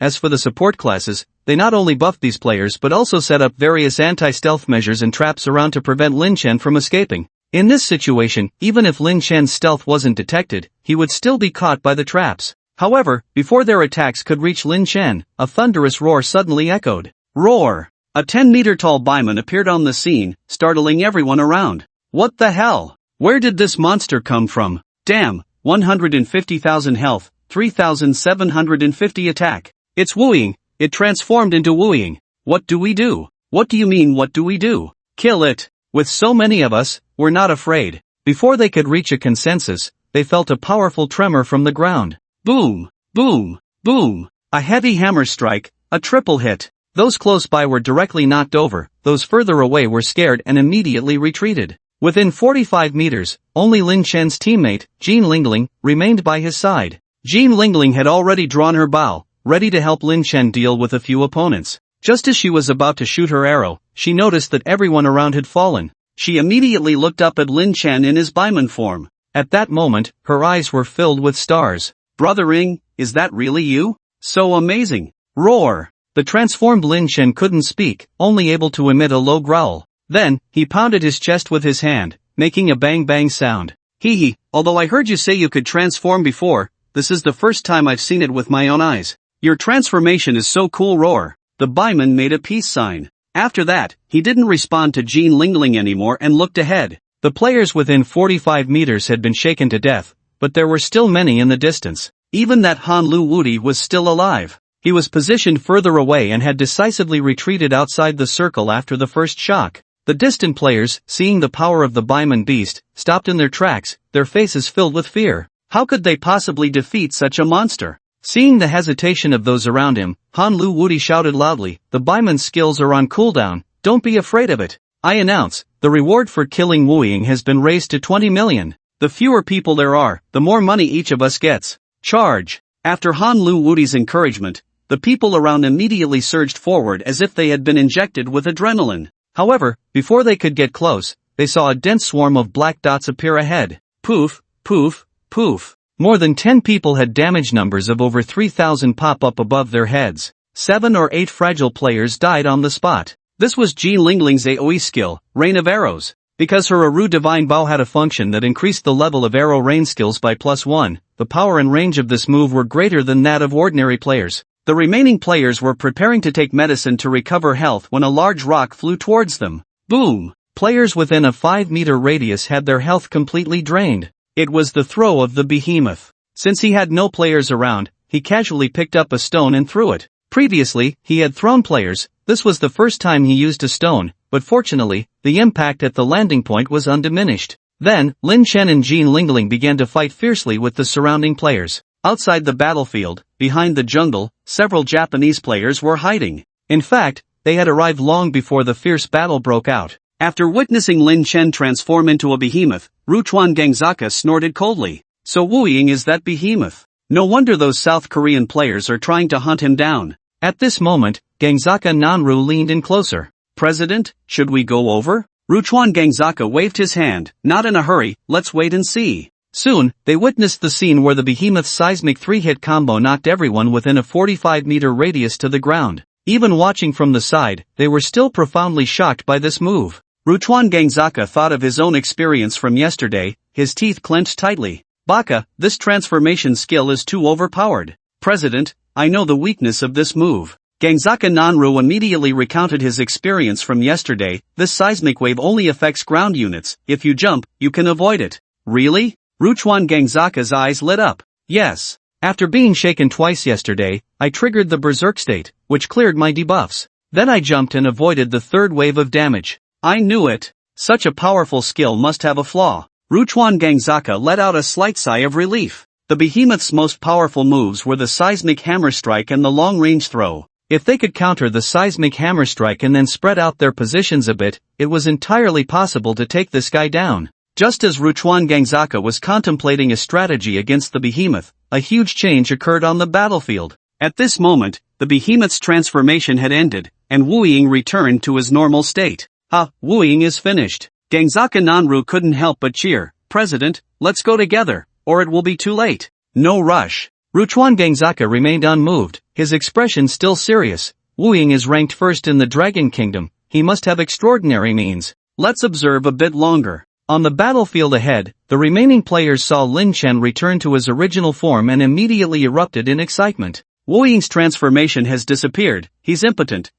He's just a thief. Without AoE, let's all go. Don't use fire spells, his fire resistance is particularly high. Watch for stealth, be careful of traps around, don't let him escape. 20 million is mine. Then, everyone charged forward with a roar. Although many had died before, there were still 47 left. 47 v 2, the advantage is ours. However, when they rushed up, they suddenly froze. This Wu Ying actually split into 3. Han Lu Wudi shouted from behind, pay attention to their health, the one with low health is the real body, and the two with high health are fakes. Upon receiving Han Lu Wudi's reminder, those players immediately turned their focus towards Lin Chen's real body. Arrows, bullets, fireballs, ice arrows, lightning strikes, and other ranged attacks, as well as swords, hammers, and daggers, struck Wu Ying one after another. However, to their surprise, characters like immunity and -1 appeared above Wu Ying's head. Only a few damage numbers, in the double or triple digits, landed on the substitute. With so many people combined, they hadn't even taken down 30 health from Wu Ying's main body. How is this possible? This Wu Ying is just a thief. Why is his defense so high? Lin Chen looked at the astonished expressions of the people in front of him and slightly raised the corner of his mouth. Have you had enough fun? It's my turn now. Wu Ying, you won't get past me. Before Lin Chen could move, he was blocked by a shield warrior named Iron Man with Tenderness. Shield warriors are considered the nemesis of thieves. Their extremely high health and defense make thieves very troubled. Especially in direct combat, the shield in their hands provides considerable damage reduction, making them almost a perfect counter to thieves. Iron Man with Tenderness could charge to the front in such a situation, so his equipment and skills were naturally impressive. Lin Chen looked at Iron Man with Tenderness and smiled gently. He recognized this person. In his previous life, Iron Man with Tenderness was a top-tier tank in the national server, ranked no lower than the top 10. It was said that he was originally a solo player who later joined the Rohan Hall guild and quickly became its first meat shield. The most famous incident was when Rohan Hall, along with 9 major guilds, besieged the Red Dragon Queen. Iron Man with Tenderness, as the main tank, withstood the first and second forms of the Red Dragon Queen. Although they ultimately failed, his performance in that battle earned him national and even global acclaim among tanks. At that time, Lin Chen was also a tank and held great admiration for Iron Man with Tenderness. He never expected that this time, the other party would also participate in the siege against him. Lin Chen glanced at the name above the other party's head and noticed there was no guild title. It seemed that the other party had not yet encountered the leader of Rohan Hall. At this moment, Lin Chen had a thought. He didn't rush to attack but instead started chatting with the other party, Iron Man with Tenderness. How about we make a bet? A bet? Iron Man with Tenderness was taken aback. He didn't expect that Wu Ying, surrounded by dozens of people, would still have the mood to bet with him. Truly the first person, his demeanor was indeed extraordinary. Then he said in a deep voice, "What do you want to bet on?" Lin Chen raised his dagger and said to Iron Man with tenderness, "Let's bet on whether I can kill you in one hit." "Impossible." Iron Man with tenderness denied the other party's words without a second thought. His health was over 10,000,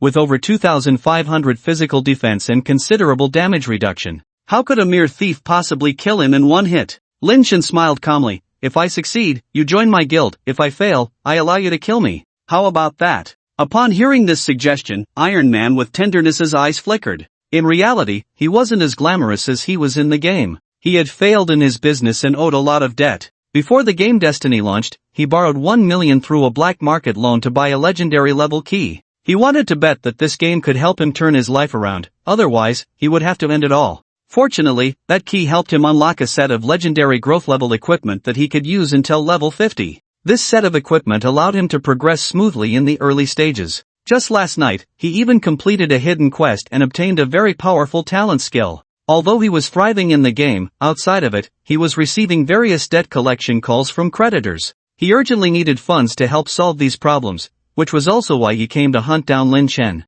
Now, the Wu Ying in front of him said he couldn't kill him in one hit and allowed him to kill him instead. This was a perfect opportunity. He certainly wouldn't miss it. So, Iron Man with tenderness said to Lin Chen, "Alright, I'll take that bet." Saying this, he hung his one-handed hammer at his waist and then held his shield with both hands. Shield in both hands, * abandoning attack, increases physical defense by 50% and magic defense by 20%. Then, Iron Man's soft heart let out a low growl. A faint blue wave of energy enveloped him. This was a rare skill he had learned, overall defense. In this state, his shield's defensive area was no longer just in front but 360 degrees without blind spots. Even if the opponent circled behind, it wouldn't matter. Lin Chen smiled faintly and then entered stealth. Battle stealth. Iron Man's soft heart narrowed his eyes. Ordinary stealth skills could only be activated outside of combat. To enter stealth during battle was definitely a high-level skill. It seemed the opponent wanted to use a breaking stealth strike to quickly eliminate him.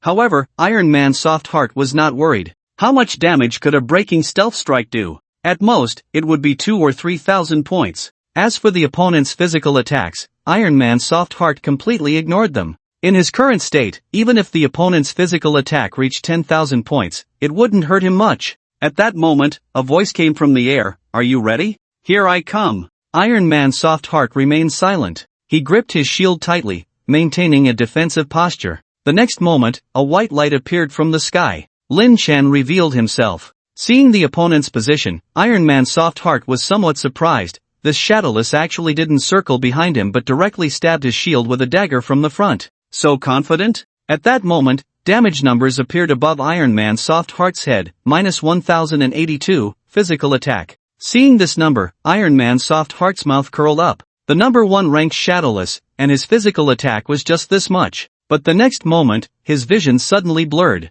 The scene in his eyes turned black and white. His entire perspective shifted to lying on the ground, looking up. What's going on? How could just over 1,000 damage kill me? But the next moment, he saw another set of numbers above his character, -13,630, breaking stealth strike. 13,630. How is this possible? Isn't a breaking stealth strike just 1 to 2 times agility damage? How could it have such a high burst? Iron Man's soft heart couldn't believe what he was seeing. But this was the truth. Helpless, Iron Man's soft heart could only release his soul and return to the land temple he had activated. The next moment, his friend message began to pop up. Opening it, it was a friend request from Shadowless. After Lin Chen instantly killed Iron Man's soft heart, he didn't waste any words with the enemy. He immediately took his clone and charged into the enemy crowd. His attack method was very strange. No matter what enemy he faced, he only delivered one strike. After attacking, he didn't care whether the opponent was alive or not, and immediately switched to the next target. At first, everyone thought Shadowless was just showing off. But soon, they noticed damage numbers of -1,500 appearing above their heads, and they panicked. The players present generally had health between 4,000 and 6,000. They couldn't withstand a normal attack from Lin Chen, let alone the damage from Dragon Blood Burn. Those with low health and slow reactions were directly burned to death by the Dragon Blood. Those with quick reactions immediately took out potions to save themselves. However, taking potions also had a cooldown, and they couldn't consume them infinitely. Those with health below 6,000 found that 2 potions weren't enough, and they couldn't withstand the damage. Only those with health above 6,000 could barely survive. However, they could only last 1 or 2 seconds at most, because soon, these low health players would be finished off by a distant arrow. It was Jean Lingling. Under Lin Chen's guidance, she was specifically responsible for mopping up. Those players saw that this female archer dared to join the fray and immediately became furious. I can't beat Shadowless, but I can't beat you either? Thus, many gave up attacking Lin Chen and turned to attack Jean Lingling. When everyone turned their attention to Jean Lingling, the nature of the situation changed. Originally, they had come to kill Wu Ying and earn a reward. But now, the reward was no longer important. Venting their anger was the priority. If they couldn't kill Wu Ying, then surely they could deal with this little girl. Subsequently, the remaining 30 or so people in the arena all targeted Jean Lingling for their attacks. To ensure they could kill her, they decided to concentrate their fire, not giving her any time to heal. More than 18 players with ranged attack capabilities shouted in unison, 1, 2, 3, attack. In an instant, 18 attacks appeared in the air. The bullets from the mechanics, the arrows from the archers, the fireballs and ice balls from the mages, the shadow arrows from the warlocks. In their eyes, archers were all fragile, with only 3 to 4,000 health at this stage. With so many people attacking at once, even if each person only dealt 3 to 400 damage, it would be enough to take her down. However, when their attacks landed on Jean Lingling, they were dumbfounded. -38, magical damage, -107, physical attack, -1, magical attack, -5, physical attack. Everyone was stunned by the damage they saw. What was going on? They couldn't even hurt Wu Ying, but why couldn't they even touch this fragile archer? Wasn't she just level 1? How could her equipment be so strong? Lin Chen watched the dumbfounded expressions of those people and found it amusing. Before the battle, he had stuffed a few puppets into Jean Lingling's pocket using the skill, borrow and return. After days of exploration, Lin Chen had discovered that this skill could not only stuff puppets into enemies' backpacks but also into teammates' backpacks. Stuffing into an enemy's backpack provided them with debuffs. Stuffing into a teammate's backpack turned into buffs. Misty Puppet, enemy backpack, casting CD increased by 5%, magic output decreased by 5%, occupies 5 slots, lasts for 2 hours. Ally backpack, casting CD decreased by 5%, magic defense increased by 5%, occupies 2 slots, lasts for 1 hour. Stony Puppet, enemy backpack, maximum health decreased by 5%, physical defense decreased by 5%, occupies 5 slots, lasts for 2 hours. Teammate backpack, maximum health increased by 5%, physical defense increased by 5%, occupies 2 slots, lasts for 1 hour. The same type of puppet can stack up to 3 times. To ensure Jean Lingling's safety, Lin Chen stuffed 3 Misty Puppets and 3 Stony Puppets into her backpack in one go. Jean Lingling's health, physical defense, and magic defense were all increased by 15%. Especially the 15% increase in physical/magic defense raised Jean Lingling's physical defense to a new height, even with her level 1 golden gear. After taking this round of attacks, she lost less than 500 health. She was too lazy to use potions and directly activated her berserk shooting mode. Seeing that they couldn't even defeat this little girl, the others immediately lost all confidence. Before long, they were killed, losing their helmets and armor, fleeing in panic. A total of more than 150 people participated in this battle. In the end, fewer than 20 survived. The battlefield, which had just been filled with chaos, was suddenly left with only Lin Chen and Jean Lingling. At this moment, Jean Lingling was still holding her bow, fully drawn. Today was her first time participating in PK in the Destiny world, and she encountered such a large-scale situation of many against few, which was indeed a bit overwhelming for her. Although the battle had ended, her nerves were still tense, and she hesitated to put down her weapon. At this time, Lin Chen reminded Jean Lingling, "Lingling, it's over, put away your bow." Oh. Only then did Jean Lingling put her longbow away and hang it on her back. After relaxing her nerves, she began to reflect on the battle that had just taken place. Gradually, an excited expression appeared on her face. Ha, that's amazing. Jean Lingling jumped in front of Lin Chen, suddenly leaping up and hugging him tightly around the neck. "Brother Ing, we won. We really defeated over 100 people. At first, I thought we were doomed, but I didn't expect this group to be beaten so badly. I'm also a master now, ha."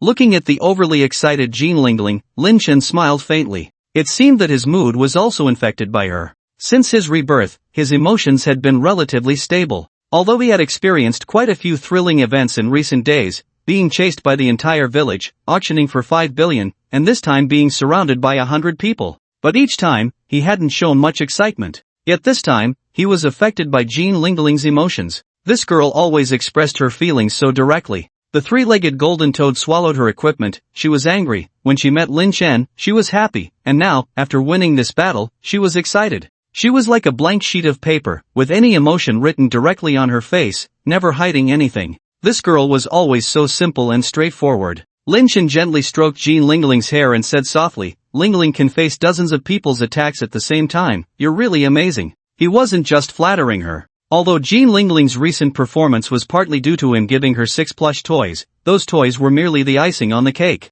If Jean Lingling herself didn't have enough health or defense, those toys wouldn't have made much of a difference.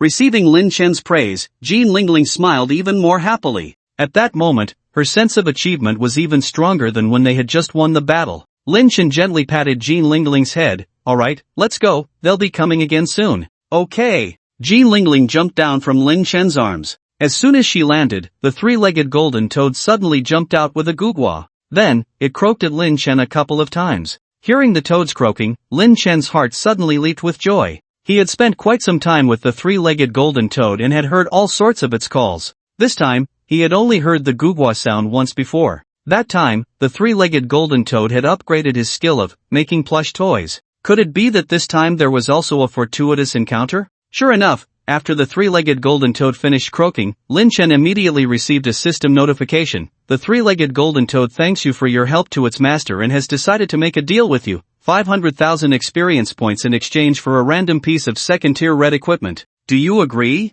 "Agree." Of course, he agreed. Lin Chen didn't hesitate for a second. The higher the tier, the harder it was to obtain high-quality equipment. He had already defeated 30 or 40 golden monsters, and the highest he had obtained was a second-tier golden equipment, several of which were acquired through lucky bursts. To obtain second-tier red equipment was simply unimaginable. And this time, the three-legged golden toad was actually giving him a piece of second-tier red equipment directly, with Lin Chen only needing to pay 500,000 experience points. How could he refuse? Ding! You have successfully traded with the three-legged golden toad and obtained Ring of Shumi, second-tier red, experience minus 500,000. Ring of Shumi? Seeing this name, Lin Chen immediately thought of the Shumi child, responsible for manifestation. Could this be related to manifestation? Lin Chen opened Ring of Shumi to check its attributes. Instantly, he was stunned. Ring of Shumi, tier, second-tier red attributes, 5 dimensions, body, strength, intelligence, spirit, agility, plus 300 skill, manifest one piece of equipment not exceeding second tier into the real world. This skill can only be used once. Lin Chen rubbed his eyes and confirmed once again what he saw. Indeed, it is the manifestation ring brought into reality. Amazing! Lin Chen was so excited that he almost shouted out loud. This Ring of Shumi is different from the manifestation talisman. The manifestation talisman can only bring ordinary items into reality and cannot manifest equipment. To manifest equipment into the real world, a special equipment manifestation talisman is required. At this stage, equipment manifestation talismans are extremely rare, and it can even be said that there were almost none in the first 3 months. But now, Lin Chen can directly manifest a tier 2 piece of equipment. Before going online today, he saw someone on the forum spending 100 million to collect the identity of Shadowless in reality. At that moment, he thought about taking security measures for himself and preparing to manifest some life-saving items. Now, with this Ring of Shumi in hand, isn't that a solution? Next, Lin Chen had to consider which piece of equipment to manifest. He then focused on the 3-piece defensive set, Stegosaurus leather hat, physical and magic defense plus 900, damage reduction 10%, constitution plus 200 Tyrannosaurus leather armor, physical and magic defense plus 1200, damage reduction 10%, strength plus 200 Triceratops leather pants, physical and magic defense plus 900, damage reduction 10%, agility plus 200. From a defensive perspective, the Stegosaurus leather hat is the best. With 900 dual defense and 200 constitution, it ensures his life safety is not threatened. From an offensive and defensive standpoint, the Tyrannosaurus leather armor is better. Not only does it provide 1200 dual defense, but it also has 200 points of strength, ensuring he can withstand attacks while being able to fight back. The Triceratops leather pants are also good, providing defense while adding 200 agility, making him more nimble and easier to escape. However, Lin Chen ultimately did not choose any of these 3 pieces of equipment but instead focused on a necklace. Baiman prayer beads, health plus 8,000, mana plus 2,000, constitution plus 200. Skill, transform into Baiman. Although it does not provide defense, it offers sufficient constitution and health. The key is, this necklace can transform into Baiman. If he could unleash a crushing blow triple hit in the real world. That scene is too beautiful, Lin Chen didn't even dare to imagine it. Just as he was immersed in thoughts about the Ring of Shumi, he heard Jean Lingling's voice beside him. Brother Shadow, Brother Shadow. Oh! Lin Chen came back to his senses, looked up at Jean Lingling, and said, I was just thinking about something. What's up? Jean Lingling said, I just saw someone coming over, it seems they are hiding behind the bushes. Lin Chen looked around. Sure enough, there was some movement behind the bushes. Lin Chen smirked, these people really are persistent. They probably saw that they couldn't confront him head-on, so they wanted to ambush him while he was grinding monsters. He then withdrew his gaze and said to Jean Lingling, ignore them, let's go. Okay. Jean Lingling didn't ask where they were going and happily followed Lin Chen. Lin Chen didn't level up nearby but led Jean Lingling towards the center of the island. The deeper they went, the denser the monsters became, and the higher the ratio of golden monsters. At first, the two could maneuver around the monsters, but after more than 20 minutes, they were blocked by a golden lizard. From the looks of it, it seemed that they could only continue forward by defeating this golden lizard. Those following Lin Chen became excited upon seeing this. They were all waiting for Wu Ying and the golden monster to engage in battle, and then they would ambush from behind. At this moment, Jean Lingling asked Lin Chen, Brother Shadow, what should we do?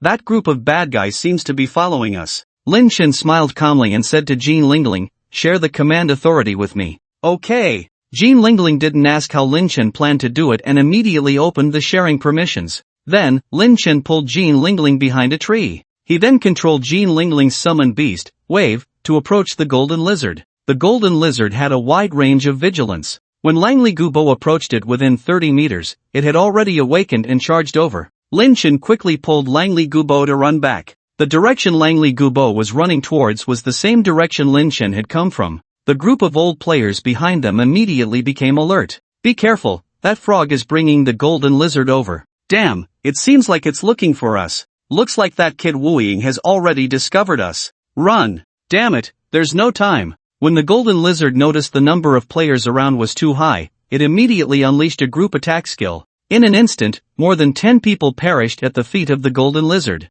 By the time the remaining people managed to escape from the golden lizard, they found that their target had long since vanished. Lin Chen led Jean Lingling through the area guarded by the golden lizard and continued forward. Jean Lingling glanced back and, seeing no one pursuing them, made a face at the back, silly, finally shaken off, huh? Then she looked up at Lin Chen, Brothering, where are we going now? Lin Chen replied, let's head to the center of the island first. At this moment, Jean Lingling looked at her level bar and pouted, I've already reached level 20, the max level, I can't gain experience anymore. I really want to go back to the city to do trial tasks. There will be opportunities, Lin Chen said, not wanting to explain too much to Jean Lingling, so he could only comfort her like this. After that, the two tried to avoid monsters on the way. If they could go around, they would, if not, they would lead them away, and only as a last resort would they engage in battle. After about 40 minutes of walking, Jean Lingling suddenly pointed excitedly ahead and shouted, ah, there's a village over there. A few hundred meters away,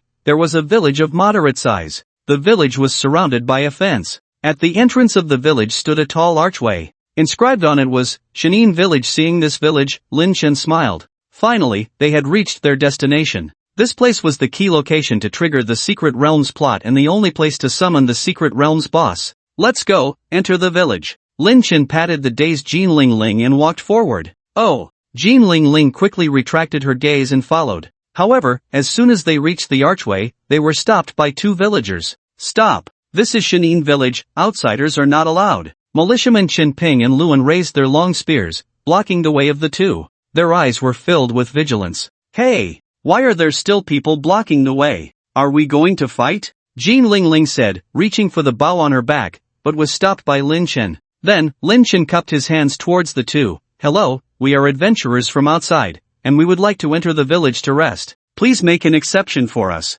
Adventurers from outside? The two militiamen scrutinized the two. Their expressions did not relax, instead, they became even more vigilant. Chen Ping said, Shenin Island is isolated from the world. How did you get in? Lin Chen did not hide anything and replied honestly, we obtained the mysterious island scroll in the outside world, and after using it, we arrived here. Mysterious island scroll? Chen Ping and Luan exchanged glances, their eyes revealing an unusual light. Then, Qinping nodded to Luan. Luan immediately turned and went into the village, leaving Qinping to block the way alone. After Luan left, Qinping looked up at Lin Chen and Jin Lingling. Please wait a moment. This time, his tone was slightly more relaxed, not as hostile as before. Thank you. Lin Chen cupped his hands to Luan and then waited with Jin Lingling at the side. Jin Lingling felt very curious about what was happening in front of them. She stared with her big eyes, darting around, occasionally peeking into the village, wanting to know what was so magical about this hidden village. Lin Chen sat on a large stone at the village entrance,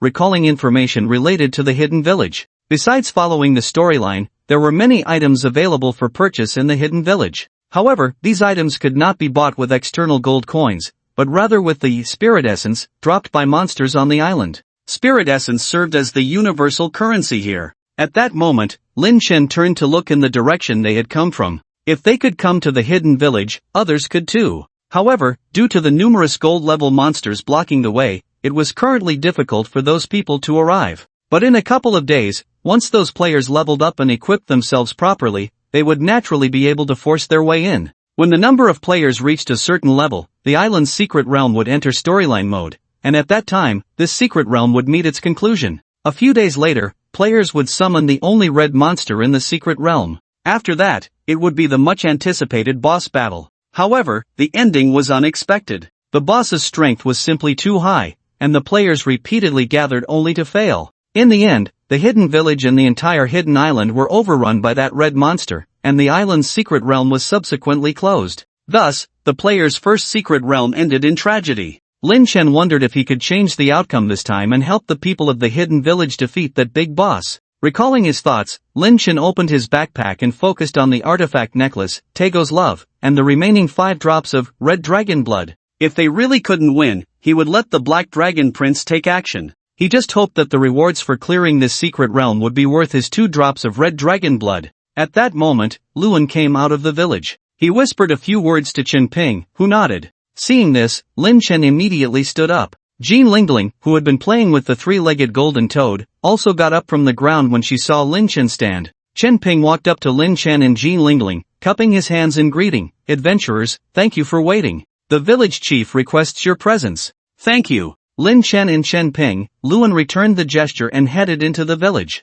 Jin Lingling made a funny face at the two and followed Lin Chen inside. Once they entered, Qinping and Luan stood guard at the village entrance again. After entering the village, Jin Lingling began to observe the situation inside. The architectural style of the village was very ancient, belonging to the pre-Qin and Han period. The buildings in the village were arranged in an orderly manner, looking very clean and tidy. At that moment, Jin Lingling tugged at Lin Chen's sleeve, pointing into the distance. Brothering, look over there. Lin Chen looked up. Ahead was a tall tower, appearing quite imposing. The sacred tower, Jin Lingling said excitedly, let's go take a look. Okay, Lin Chen nodded in agreement. Originally, they were supposed to go there to meet the village chief. As the two entered the village, the villagers turned to look at them. At first, everyone was a bit curious. However, as they got closer to the tower, the villagers' wariness grew stronger. Fortunately, they did not obstruct them, merely watching their movements. After walking for about 20 minutes, Lin Chen and Jin Lingling arrived at the base of the tower.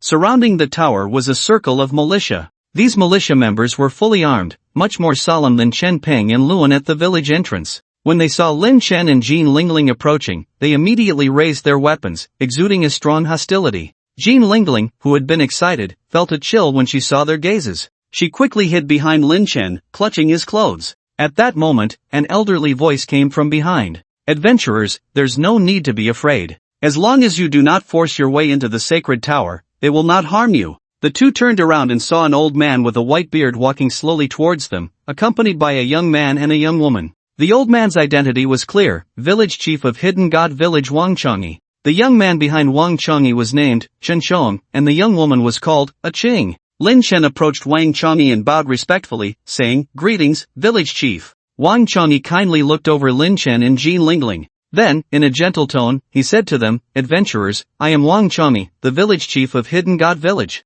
Our village is isolated from the world, and very few outsiders come in. Most of the young people in the village are seeing strangers for the first time, so they can't help but be a bit wary. Please don't take offense." Lin Chen replied, "There's no need to be so polite, village chief." Wang Changyi got straight to the point. I just heard Luan say that you two entered the island through an external scroll. Is that true? Lin Chen nodded. That's right. Not only us, but many adventurers have come in this way. I believe that in a few days, they will all come to the village. Upon hearing Lin Chen's words, Wang Changyi suddenly sighed. He looked up at the tall tower ahead and murmured, could it be that this day has finally come? Faced with Wang Changyi's sudden sentiment, Lin Chen remained silent, while Jean Lingling, standing beside him, was very curious. Village chief, what do you mean by, has come? I don't quite understand. Wang Changyi did not answer Jean Lingling but continued to gaze at the tower. After a long while, he finally lowered his head and began to tell the story of Hidden God Village. 500 years ago, in a certain place in the Dragon Heaven continent, a ferocious beast descended from the sky, unknown from where. It wreaked havoc in the village, causing great harm to the people, and those within 100 miles suffered greatly.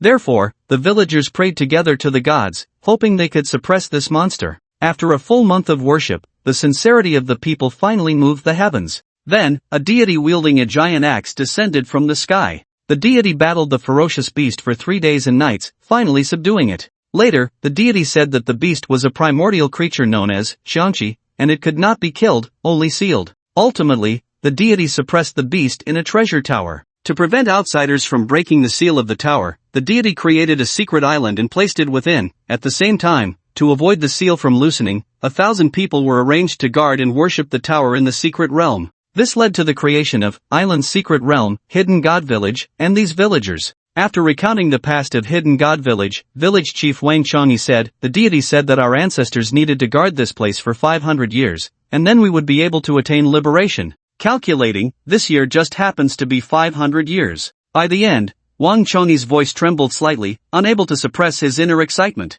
Generations had spent 500 years on this isolated island. Just thinking about it was oppressive, yet they had truly lived through it. After the village chief finished recounting the past, Lin Chen asked, Village Chief Wang, is there anything we can do to help you? Wang Changyi replied, the villagers of Hidden God Village, besides worshipping the divine tower every month, also need to offer spirit essence. If you have any spirit essence, you can give it to us. Of course, we won't take it for free. We will trade some of our village's specialties with you. If you find any spirit essence, you can look for a Qing. After Wang Changyi finished speaking, he turned and left with his hands behind his back. Hey, village chief, why are you leaving? Jean Lingling hurriedly stepped forward. Can you tell me how to get back? I still have to complete my promotion task. Lingling. Lin Chen pulled Jean Lingling back. Then he pointed to a Qing beside them. Aren't you trying to return to the city? Ask a Qing. Jean Lingling turned her head and discovered a new title above a Qing's head, Collector a Qing. She hurriedly approached a Qing to talk.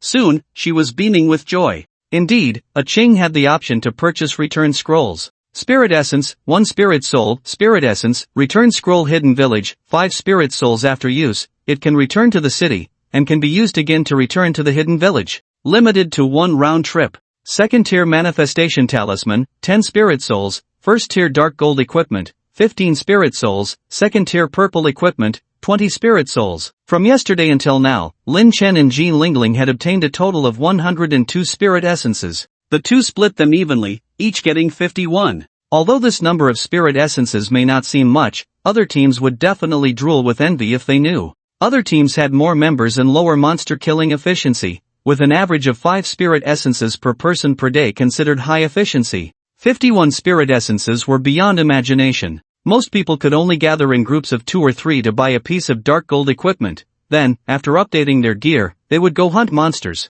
Of course, the premise was that they could enter the hidden village. After talking with a Qing, Jean Lingling immediately bought a return scroll. Then she bid farewell to Lin Chen. Brothering, I'm going back to the city to do the promotion task. See you later. Wait a moment. Lin Chen called out to her. Jean Lingling was going to challenge the king, and based on her current equipment and skills, it shouldn't be a problem. However, Lin Chen still wanted to give her some extra support. So, he stuffed the remaining puppets into her backpack. Be careful when you challenge the king's trial, don't be too hasty. He, got it. Jean Lingling came to Lin Chen's side, stood on her tiptoes, and kissed his cheek. Thank you, brothering. I'm off, goodbye. Then she crushed the return scroll and disappeared from the hidden village. Lin Chen touched his cheek where Jean Lingling had kissed him, smiling and shaking his head. He then raised his right hand and rotated the Ring of Shumi in his hand. Ding, please select the equipment you want to manifest. Baiman prayer beads. Manifesting Baiman prayer beads for you, please wait a moment. At this moment, the ring of Shumi projected a purple light screen. Soon, the Baiman prayer beads detached from Lin Chen's neck and floated into the purple light screen. Gradually, mysterious characters began to appear on the Baiman prayer beads. Lin Chen had seen these characters when manifesting 0th and first-tier items, but they were more complex here. After a while, the light from the ring of Shumi faded, and the Baiman prayer beads had gained some complex characters and graphics. The manifest skill of the ring of Shumi disappeared. The Baiman prayer beads gained it can be manifested entry. At this moment, Lin Chen was eager to test the effects of the Baiman prayer beads, so he directly logged off from the hidden village. Once offline, Lin Chen immediately manifested the Baiman prayer beads. After a puff of purple smoke, a string of ancient prayer beads appeared in Lin Chen's hand. The manifestation of equipment is somewhat different from that of items. Item manifestation takes an item from the game into reality, causing the item in the game to disappear, which is considered a transfer. However, manifesting equipment into reality does not affect its use in the game, which can be considered a form of sharing. Then, Lin Chen put the Baiman prayer beads around his neck. With a thought, the Baiman prayer beads flickered and then disappeared into the air. Regular equipment can be hidden and does not affect what one wears in the real world. It only manifests during combat. After putting on the Baiman prayer beads, Lin Chen suddenly felt a surge of vitality, feeling incredibly refreshed, which was due to the plus 200 constitution effect of the Baiman prayer beads. At the same time, he felt the blood and energy surging within his body, the blood flowing powerfully through his veins, mainly influenced by the plus 8,000 health points. Lin Chen raised his hands and examined them carefully. Suddenly, a crazy thought popped into his mind. What would happen if he stabbed himself? Without hesitation, he decided to act on it. Lin Chen immediately left the room and headed to the kitchen. Just as he was about to go downstairs, he unexpectedly ran into Su Min, who was coming up with an excited expression on her face. Lin Chen asked, "Suma, what's got you so happy?" Su Min, seeing Lin Chen, quickly rushed upstairs and hugged him excitedly. Jun, your fund has been redeemed. I've also bought back the core industries of the Lin family. Those industries were built on the foundation and market I personally developed back in the day. Hearing Su Min's words, Lin Chen recalled what she had said yesterday about the Huang family. Yesterday, the second guild establishment order was issued in Ganjing City, and the Huang family, eager to establish their guild quickly, planned to sell off assets the next day to raise funds. Today, as the market opened, the Huang family immediately listed their assets for sale. But soon they discovered that there was no one willing to take over. It was then they realized that a large amount of negative news about the Huang family had emerged overnight. This included, but was not limited to, internal debts, legal issues, and problems with their own cases. Other investors, fearing that these negative reports would affect them, were too scared to take on these assets. In the end, Su Min called the Huang family, offering to acquire assets originally worth over 20 billion for just 5 billion. The Huang family finally understood that this was all a scheme by Su Min and Lin Chen. Although they were furious, they had no choice. They could not delay any longer. If they postponed the guild establishment order, someone else would snatch it away. Reluctantly, they had to sign the agreement, selling those assets worth over 20 billion for a mere 5 billion to Lin Chen. Those guys from the Huang family are really useless. After calming down, Su Min began to curse those bastards from the Huang family. More than a decade ago, the Lin Group's assets reached hundreds of billions. But under these guys' management, not only did they fail to expand, but they also lost a significant amount of business and market share, causing the entire Lin family's assets to shrink by more than half. I suspect that if we let them mess around for a few more years, the entire group will turn into negative assets. Although these assets belonged to Lin Chen, Su Min felt a deeper emotional connection to them. When she saw the businesses she had personally created and developed being squandered by these people, she naturally felt immense pain. Young master, I also want to consult you about something. I'll leave the guild matters in the game to old Chen, and I'll personally support these Lin family assets to restore the Lin group to its former glory.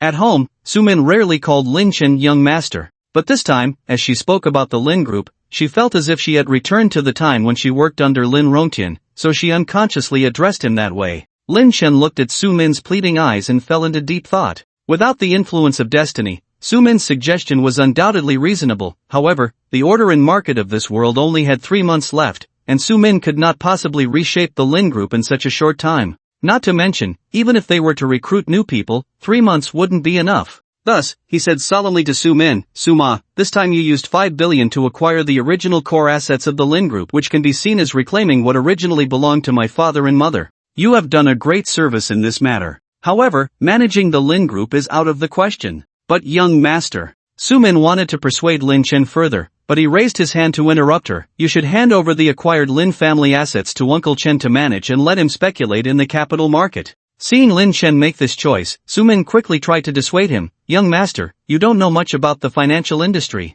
Even if you drive up the price of the Lin assets, it will only be temporary. Ultimately, it will fall back to its intrinsic value. We should proceed steadily, manage the business well, and then. Don't say any more. Lin Chen's face darkened as he interrupted the other person again. This matter is settled. You continue to manage the guild, and let Uncle Chen handle that batch of assets. I want to see that batch of assets sold at the highest price within 2 months. Sumin opened her mouth, wanting to persuade Lin Chen further. However, she did not speak. Finally, she sighed and helplessly replied to Lin Chen. Yes. At that moment, Sumin no longer had the excitement from before. Her face was filled with disappointment. She had thought that Lin Chen's intention in reclaiming the Lin family's assets was to restore the family's former glory, to comfort the spirits of his parents. Unexpectedly, he merely saw it as a means to amass wealth. Seeing Sumin like this made Lin Chen's heart ache. He knew she misunderstood his motives, but he couldn't explain the reason. If he were to clarify, it would involve the secret of his rebirth.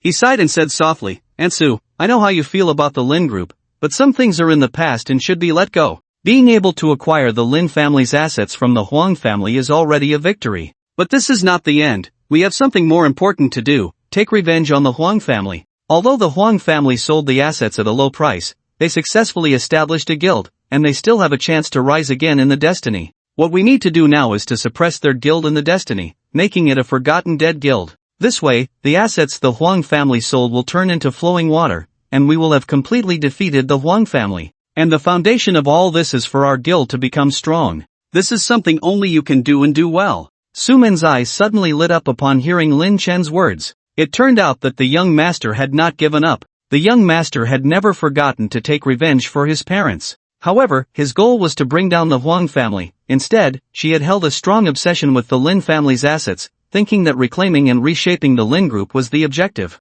The young master had never been involved in the Lin group's business, so he had no emotional burden regarding it. This was not necessarily a bad thing. He had his own life. Why should he follow the same path as his father? Moreover, most of the Huang family's assets had been forced into the Destiny game world, and now was the perfect time to crush them completely. Thinking of this, Sumin's eyes regained their previous brilliance. Seeing that Sumin did not speak, Lin Chen thought she was still stuck in her own thoughts, so he said, Ansu, you must believe me, the strength of the Destiny Guild is more important than the growth of the group in reality. Young master, I'm sorry. Sumin suddenly bowed to Lin Chen. I shouldn't have argued with you just now, nor should I have questioned your decisions. Rest assured, I will do my utmost to manage the guild well and become a powerful tool for you to defeat the Huang family. Seeing Sumin come to her senses, Lin Chen felt relieved. To say he had no feelings for the Lin group would be a lie. If he didn't know about the financial market collapse 3 months later, he would definitely agree to Sumin managing the Lin family group.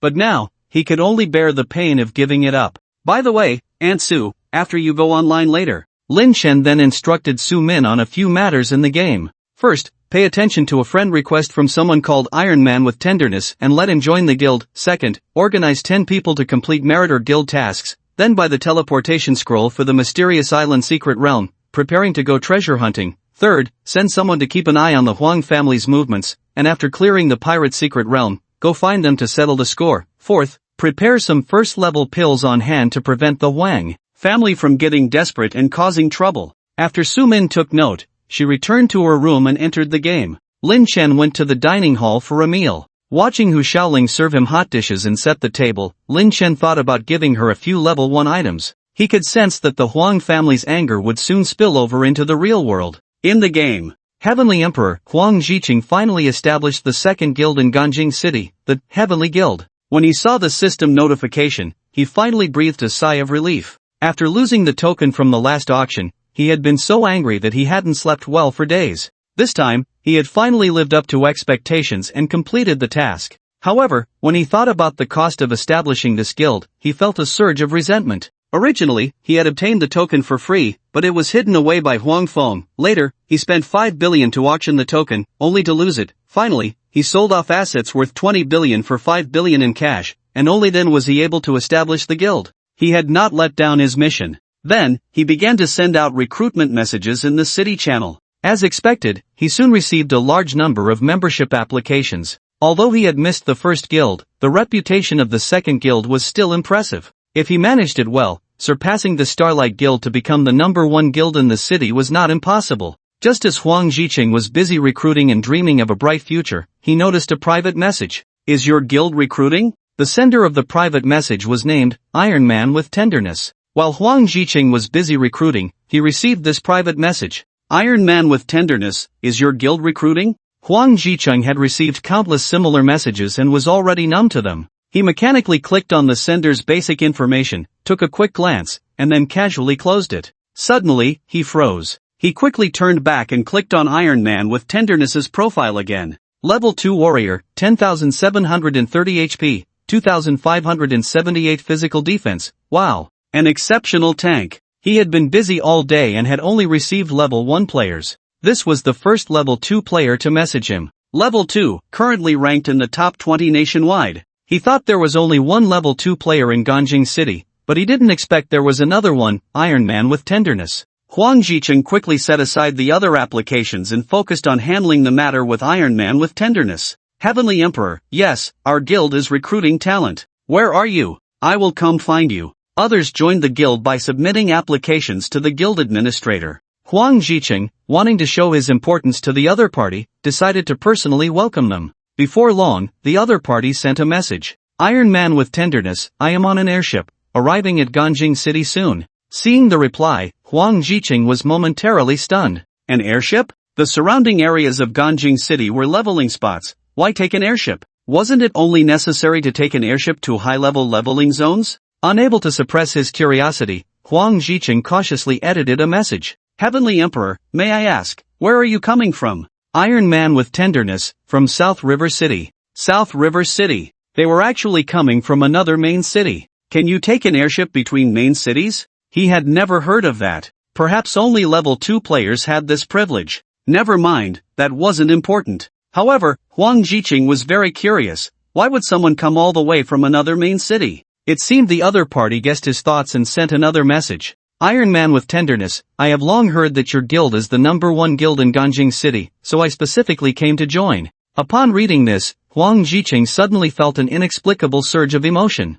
Despite experiencing numerous setbacks and even losing 200 to 300 billion inexplicably, he had ultimately built a reputation for the Heavenly Guild. Otherwise, how could a top-tier level 2 warrior travel thousands of miles from another main city to come to Ganjing City to seek refuge with me? In the face of the hardships over the past few days, although Huang Jiqing appeared to be holding up, the psychological pressure was greater than anyone else's. Now, he had finally gained the recognition of others. Moreover, it was the acknowledgement of a top-level level 2 player. How could he not be moved? He had borne such great pressure, putting most of the Huang family's assets on the line here, and now he was finally reaping the rewards. Heaven does not disappoint those who are earnest. At this moment, Huang Jiqing had no thoughts of recruiting other players and quickly summoned dozens of elites. The Huang family had been managing the Lin family group for over 10 years. Although their performance had been declining, they had still cultivated a group of loyal followers. After gathering these people, he led them to the airship square in the city to welcome the arrival of Iron Man with Tenderness.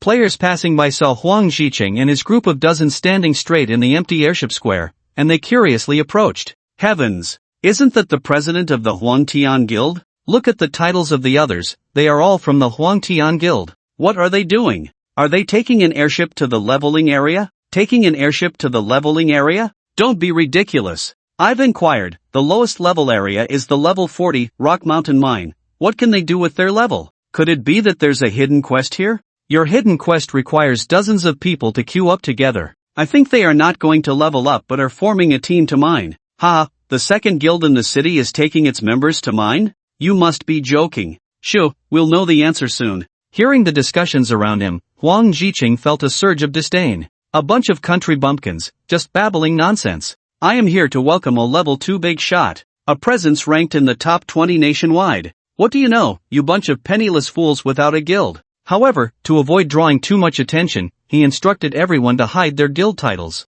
Before long, an airship flew in and slowly descended from the sky. When everyone saw the arrival of the airship, they gasped in surprise. Wow, there's actually an airship coming. So Huang Tian and the others came here to pick someone up. Pick up whom? An NPC? Maybe they are here to welcome some powerful player. It's possible, Huang Tian has invested so much money in the game, it's normal to invite a powerful player from outside the city. Amidst the discussions, a valiant warrior carrying a shield stepped down from the airship. Just from his appearance, it was clear that the quality of his equipment was very high. When everyone noticed the warrior's level, they gasped in astonishment. Level 2. It's actually a level 2 warrior. And a tank at that. The most feared thing in guild raids is the front line not holding up. Having this top warrior will definitely make things much easier. Iron Man with tenderness. I haven't heard of this ID before. He must be from outside the city. No wonder Huang Tian and the others came here early to welcome him. He truly deserves such treatment. Seeing Iron Man with tenderness arrive, Huang Jiqing immediately put on a beaming smile and stepped forward. Brother Iron Man, you finally arrived, welcome. He then took Iron Man with tenderness's hands and shook them enthusiastically. Iron Man with tenderness smiled in response, you're too kind. As the president of the first guild in Ganjiang City, I'm truly honored to be personally welcomed here. Hearing Iron Man with tenderness's words, those around couldn't help but burst into laughter. The president of the first guild in Ganjiang City? Just him? He bought 2 guild establishment orders, but that doesn't make him the first guild in Ganjiang City. Ha ha. Huang Jiqing felt a surge of anger at the teasing from those around him. However, in front of Iron Man with tenderness, he couldn't show it. He continued to maintain a smile on his face and said to Iron Man's tenderness, Brother Iron Man, with you, our guild will not only be the number 1 guild in Ganjiang City, but will also become the number 1 guild in the Dragon Kingdom in the future. After saying this, Huang Jiqing secretly felt pleased with his own expression. He had avoided the topic of whether Huang Tian was currently the number 1 guild in Ganjiang City while also flattering the other party. Perfect. To avoid any negative impact from outsiders, he immediately said to his subordinates, everyone,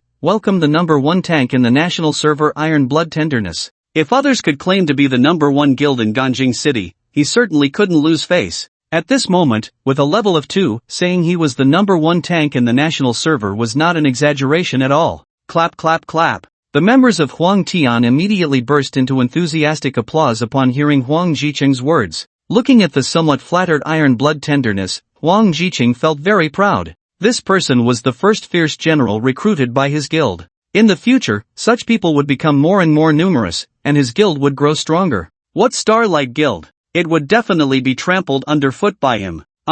As soon as Iron Blood Tenderness opened his mouth, the members of Huang Tian stopped applauding. Everyone looked at Iron Blood Tenderness, eager to hear his remarks. Iron Blood Tenderness paused for a moment and then asked Huang Jiqing, you are from the Starlight Guild, right? Ha! Huang Jiqing was stunned. The members of Huang Tian were also stunned. The surrounding players were all taken aback, but soon, the people outside burst into laughter. Ha ha! The crowd couldn't help but laugh uncontrollably at Iron Blood Tenderness's words. Ha, so you were looking for the Starlight Guild, you crack me up. They already said they were looking for the number 1 guild in Ganjiang City. It was Huang Tian who shamelessly stuck their face up there. The guild token of the Starlight Guild was also from Huang Tian, so it's not wrong for them to call themselves the president of the number 1 guild in Ganjiang City. Ha, this is getting interesting. Compared to the uproarious laughter of the crowd, Huang Jiqing's face turned ashen. Just as he was preparing to persuade the other party, he heard a voice coming from afar. Mr.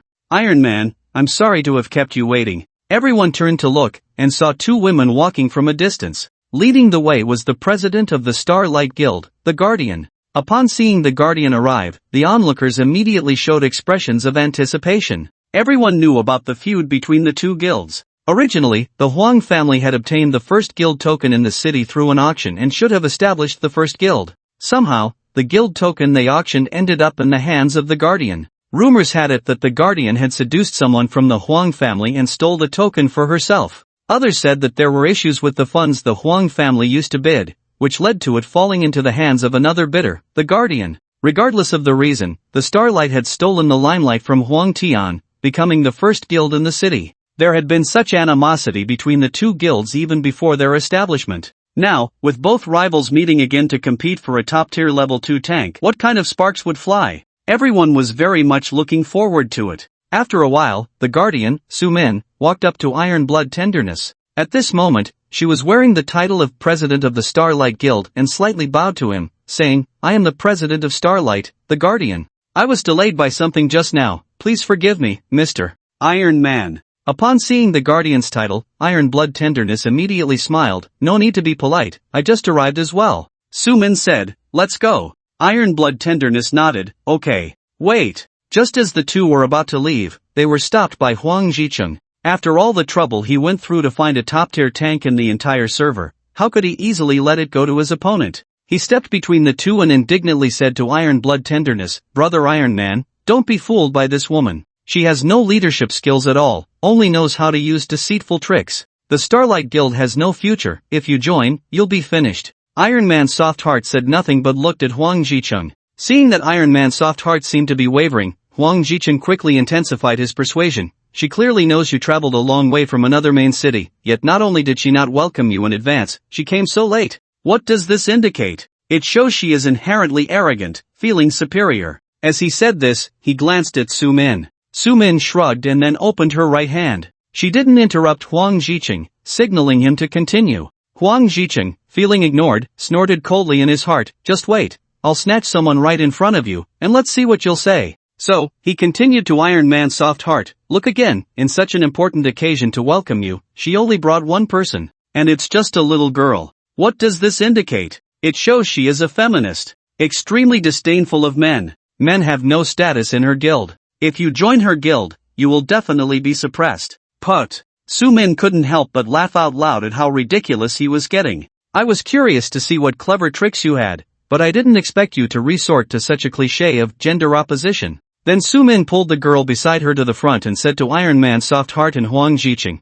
the reason I was late is that I wanted to wait for her to finish before coming over. Mr. Iron Man, do you still recognize her? You are. Iron Man's soft heart looked at the little girl beside Su Min, his eyes showing a hint of confusion. Hee, doesn't Big Brother Iron Man remember me? We fought just 2 hours ago. The little girl looked up at Iron Man's soft heart and made a gesture of drawing a bow. Oh, it's you. Iron Man's soft heart finally recognized the person in front of him, the girl who had been following Wu Ying, Jean Lingling. Seeing that the two were getting more and more into their conversation, Huang Jicheng immediately interrupted, trying to win over experts with feminine charm? What a despicable tactic. How could the Huang family choose a useless person like you as president? Su Min didn't let him off the hook and coldly laughed. Haven't you realized the real reason I brought Lingling here? The real reason. Huang Jicheng's gaze fell on Jean Lingling, scrutinizing her carefully. When he noticed the rank above Jean Lingling's head, he was suddenly taken aback. Second rank. This little girl actually reached the second rank.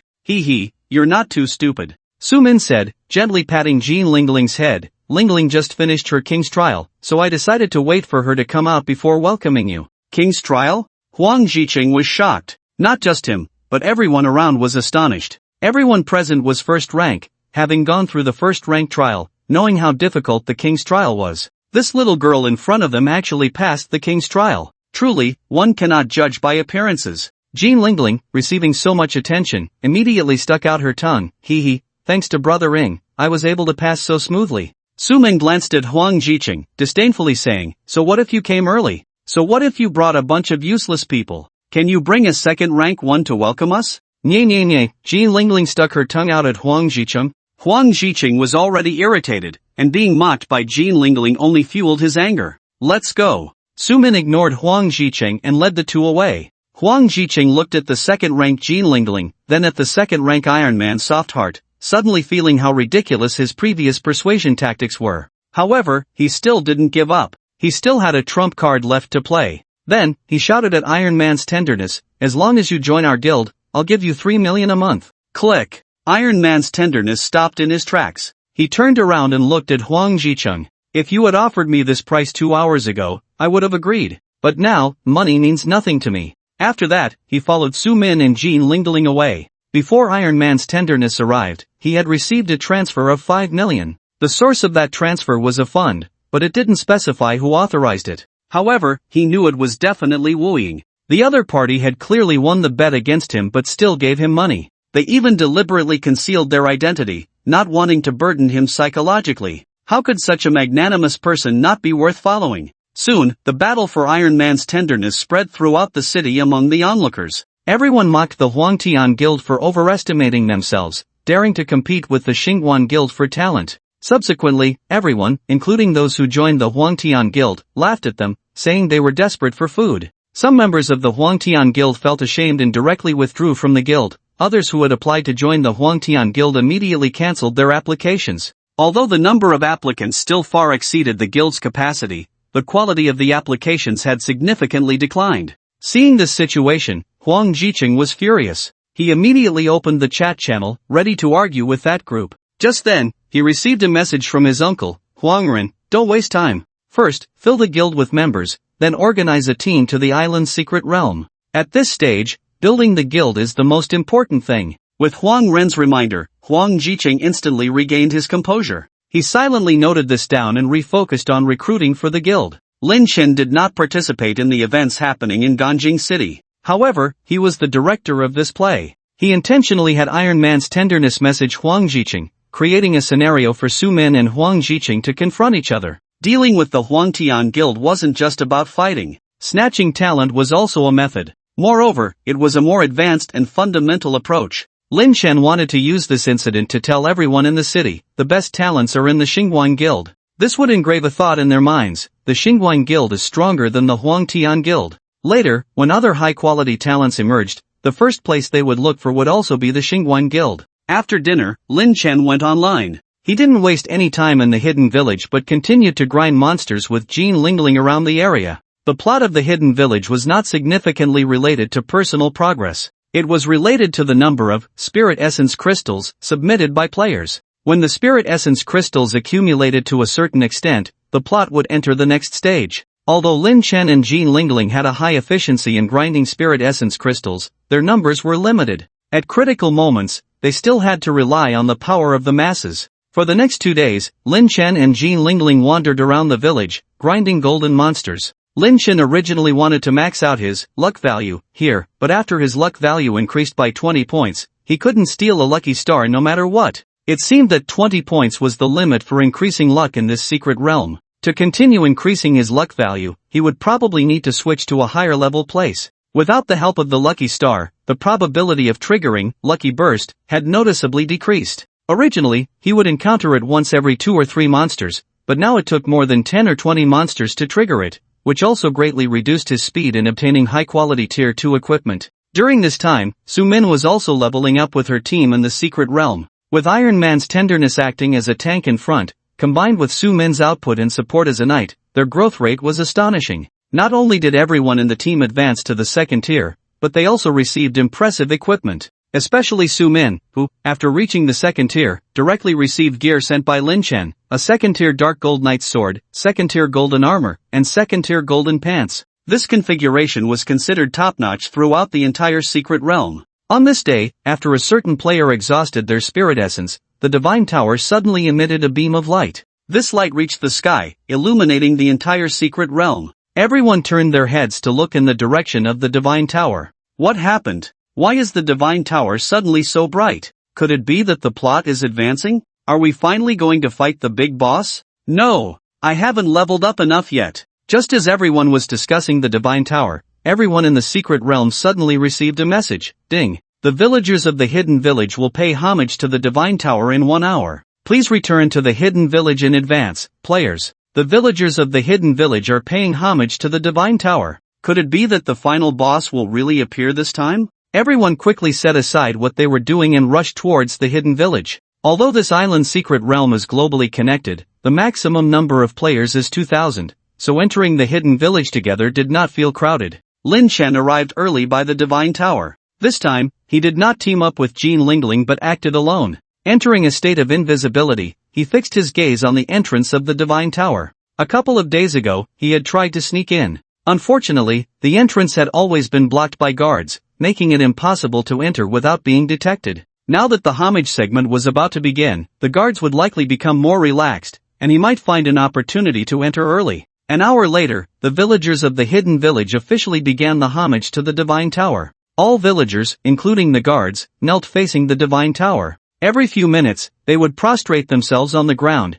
chanting a unified strange scripture. Lin Chen saw that the guards blocking the entrance of the Divine Tower had left and was about to rush forward. However, before he could move, he noticed several blurry figures approaching the Divine Tower. It turned out he was not the only one with this idea. Those who were invisible could not see each other, but Lin Chen could see them clearly. This was because he had stolen a viewing crystal from Milai, dark vision plus 50 meters, greatly enhancing anti-invisibility effects. Seeing someone rush forward, Lin Chen was not anxious, instead, he watched from the side. Initially, the actions of those invisible individuals went smoothly, without being detected by the surrounding villagers. But when they got within 5 meters of the entrance of the Divine Tower, the guards suddenly woke up. They immediately stood up and launched an attack on the invisible individuals. Swish, swish, swish. Those stealthy players were instantly killed by the guards. After their deaths, their bodies became visible. At the same time, the system issued a reminder, players, smash your glass, and clear tomb offering picture.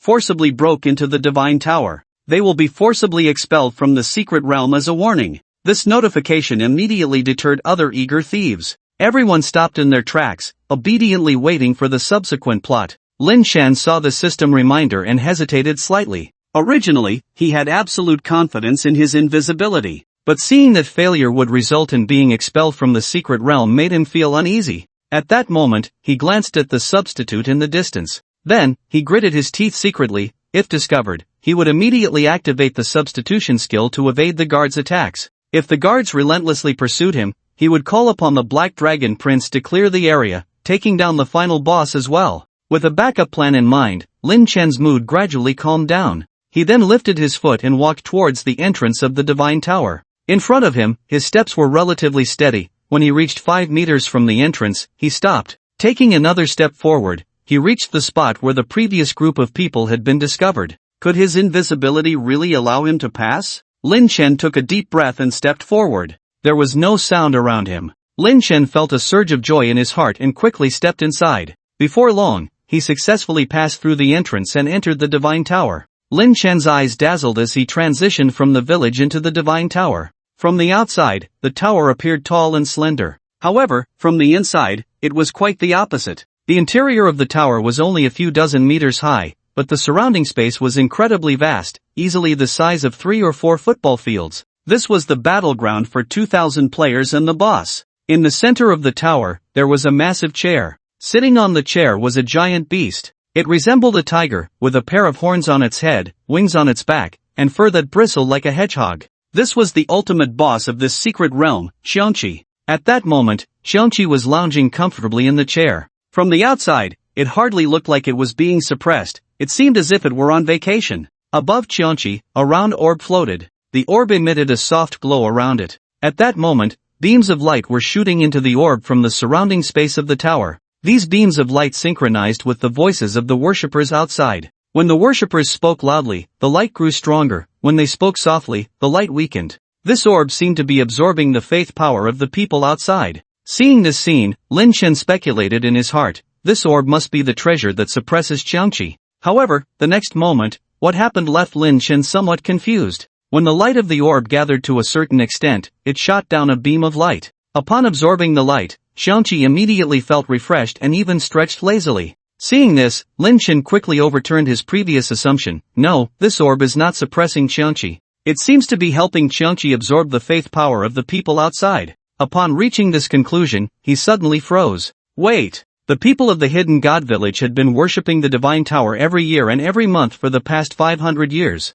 According to the divine instructions, their actions were meant to maintain the barrier and prevent Xiangqi from breaking the seal. But now it seemed that their worship was actually helping Xiangqi. What on earth had gone wrong? At this moment, Lin Chen's gaze fell on the orb in the air. In his previous life, when players faced Xiangqi, they had not seen this orb in the sky. Where had the orb gone at that time? Just then, the worship process outside was nearing its end. The orb had no more fine lines to absorb. Subsequently, it began to slowly descend. Below the orb, Xiangqi was now opening its massive mouth. At that moment, Lin Chen finally understood the answer to the earlier question. Xiangqi was going to swallow the orb. No wonder it hadn't been seen in the previous life. As he saw the orb getting closer to Xiangqi, a wild thought suddenly sprang to Lin Chen's mind. Steal the orb. Without hesitation, Lin Chen dashed forward. Just as the orb was about to enter Xiangqi's mouth, he grabbed it in his hand. Ding! A notification sounded from Lin Chen's system. However, he had no time to pay attention to it. After obtaining the orb, he dared not pause for a moment. He immediately activated Shadow Steel to absorb 60 points of Xiangqi's movement speed, then activated Greased Feet to increase his movement speed by 90 points, and then sprinted towards the tower's exit. Qianqi, realizing that the orb had not entered its belly, erupted in a furious roar. Its eyes flashed, and it immediately spotted the little thief with its orb. Immediately, it opened its large mouth and emitted a powerful sound wave. Chirp! Puff! Minus 50,452. A terrifying number appeared above Lin Chen's head. Even someone as strong as Lin Chen couldn't withstand such damage. Under normal circumstances, he would have been killed in an instant, the sphere dropping to the ground. However, he had the guardian metal on him. At the moment he endured the attack from Qianqi, a burst of red light erupted from his body. Not only did it immunize him from that damage, but it also kept Lin Chen in a state of immunity to damage and negative skills for 5 seconds. Moreover, since he received the killing blow while at full health, after the damage was negated, he still remained at full health. Lin Chen dared not waste any time and hurriedly ran outside. Seeing that its attack had no effect, Qianqi immediately flew over with both claws extended. With various skill enhancements, Lin Chen's movement speed exceeded 340 at that moment. Yet even so, he still couldn't match Qianqi's flying speed. The distance between them gradually closed. Before long, Lin Chen re-entered Qianqi's attack range. Qianqi opened its mouth again and emitted another sound wave. At this moment, Lin Chen had already reached the entrance of the Divine Tower. He successfully left the Divine Tower and stepped outside just before the opponent's attack reached him. Once outside, Lin Chen let out a long sigh of relief. Finally safe. The Divine Tower was the treasure that suppressed Qianqi. That creature couldn't possibly break free, right? At that moment, Lin Chen felt an unusual silence around him, so he looked up ahead. The villagers and townsfolk all stared wide-eyed at him. No, they weren't looking at him, they were looking at the Divine Tower behind him. What was going on? Did they sense something unusual too? Just then, a sharp, angry cry came from within the Divine Tower. It turned out everyone was frightened by Qianqi's voice. Understanding the reason, Lin Chen couldn't help but laugh. What are you afraid of? Do you really think that beast will come out? Just then, a violent crashing sound suddenly came from behind him. Lin Chen was startled and quickly turned to look. The tower's structure had actually developed several cracks. The scene before him shocked him greatly. Damn, could that beast really break through the Divine Tower? In the next moment, he found out the answer. The Divine Tower was hit violently again. This time, it couldn't withstand the powerful force and immediately broke open a large hole. The unparalleled ferocious beast Qianqi had broken through the seal of the Divine Tower. Once Qianqi emerged, it immediately spotted Lin Chen. It dove down, intending to tear this little thief to pieces. However, when its claws reached the target, it found that the figure had transformed into a puff of green smoke. It was a decoy. Qianqi immediately looked up, wanting to find that little thief. But it found nothing. Just as it was about to search further away, it heard shouts from around. The boss is out, kill it.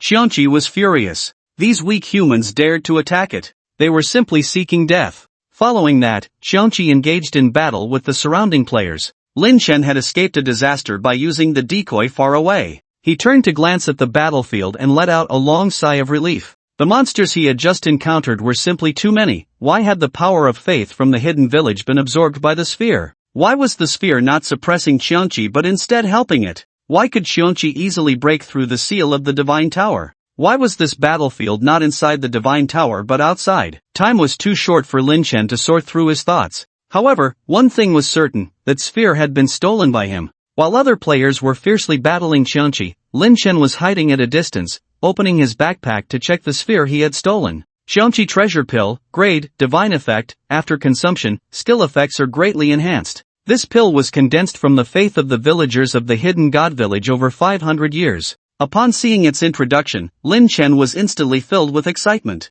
Wow, a divine-level pill. Although its function was simply stated in one sentence, skill effects greatly enhanced. The lack of qualifiers only indicated its power. It did not specify a particular skill, meaning all skills were affected. It did not emphasize skill damage, indicating that function would also be enhanced. Lin Chen did not hesitate any longer and immediately swallowed the Qianqi Treasure Pill. He first felt a warm current enter his abdomen, and then that warmth spread throughout his meridians. It felt as if he was floating in a warm ocean, basking in comfortable sunlight, utterly at ease. At that moment, the system chimed, "Ding, you have consumed the Qianqi Treasure Pill, skill effects have been enhanced." Lin Chen eagerly opened the skill panel to compare the effects. Shadow Theft Assault Original Effect, steals 60 points of opponent's speed, next attack deals an additional agility times 6 damage. Casting distance 50 meters, duration 30 seconds, cooldown 30 seconds. Current effect, Steal 90 points of opponent's speed. Next attack deals an additional agility times 9 damage.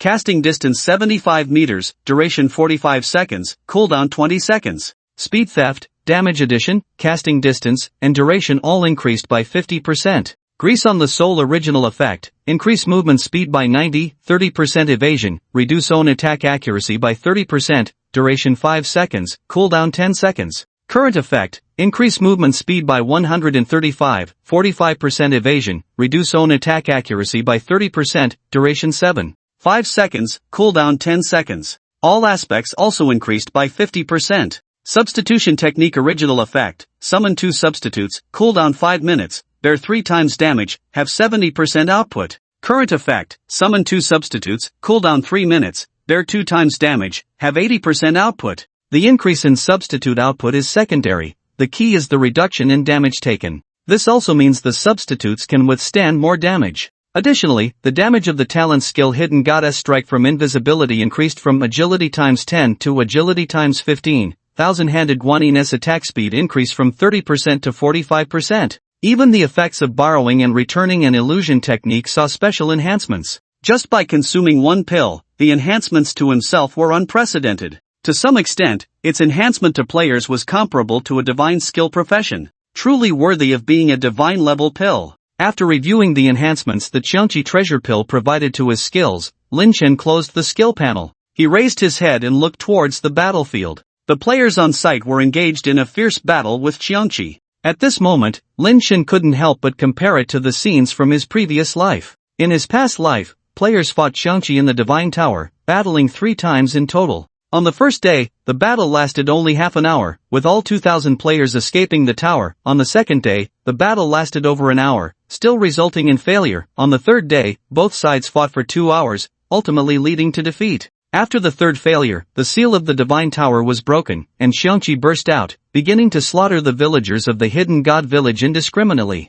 Meanwhile, the entire secret realm became extremely unstable, forcing players to leave the realm. From then on, the island's secret realm was closed, and the player's first secret realm ended in tragedy. And this time, Xiangqi still appeared to be flying up and down, unleashing skills with a loud roar, but its power was far less than in the previous life. The damage dealt was only around 5,000. Although this damage number was still considerable, it was bearable for players who had trained in the secret realm for 2 or 3 days. Clearly, the loss of the Xiangqi treasure pill had a significant impact on Xiangqi. Seeing this scene, Lin Chen suddenly realized, the players from the last life had gotten the boss fight process wrong. This boss couldn't be fought head-on at all. Instead, they needed to find a way to interrupt Xiangqi from eating that precious pill. Even if they couldn't steal the pill, breaking it would work. This way, Xiangqi's skill power would significantly decrease, giving the players a chance to win. Watching the players deal with the weakened version of Xiangqi made Lin Chen, who had just upgraded his skills, feel an itch to join in.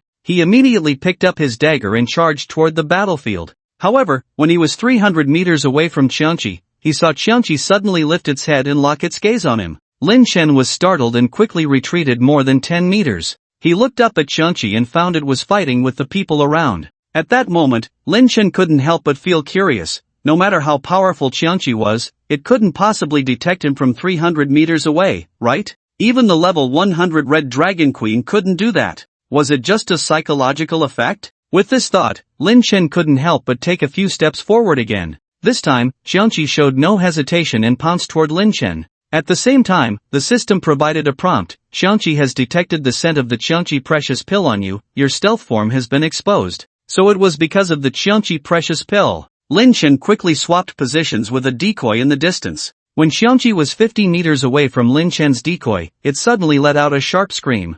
Minus 59,912. The decoy was instantly killed. Seeing this damage number, Lin Chen couldn't help but complain, damn, targeting me, huh? Hitting other players only deals 5,000 damage, but hitting me deals 50,000. Did I dig up your ancestral grave or something? Complaints aside, Lin Chen didn't dare to get closer to the boss and could only observe from a distance. In this situation, it was impossible for him to personally fight the boss. He could only think about whether he could grab some loot after the boss was defeated. Suddenly, a light bulb went off in his head, and he thought of a strategy. Immediately, a mischievous smile appeared on his face. On the battlefield ahead, 2,000 players were working together to deal with this ancient ferocious beast. Those who could fight in this secret realm were not ordinary people, but top experts from various countries and regions around the world. Whether it was equipment, combat awareness, or teamwork, they were all top-notch. So in the initial phase of the battle, everything went very smoothly, and the death toll was not high. After more than 40 minutes,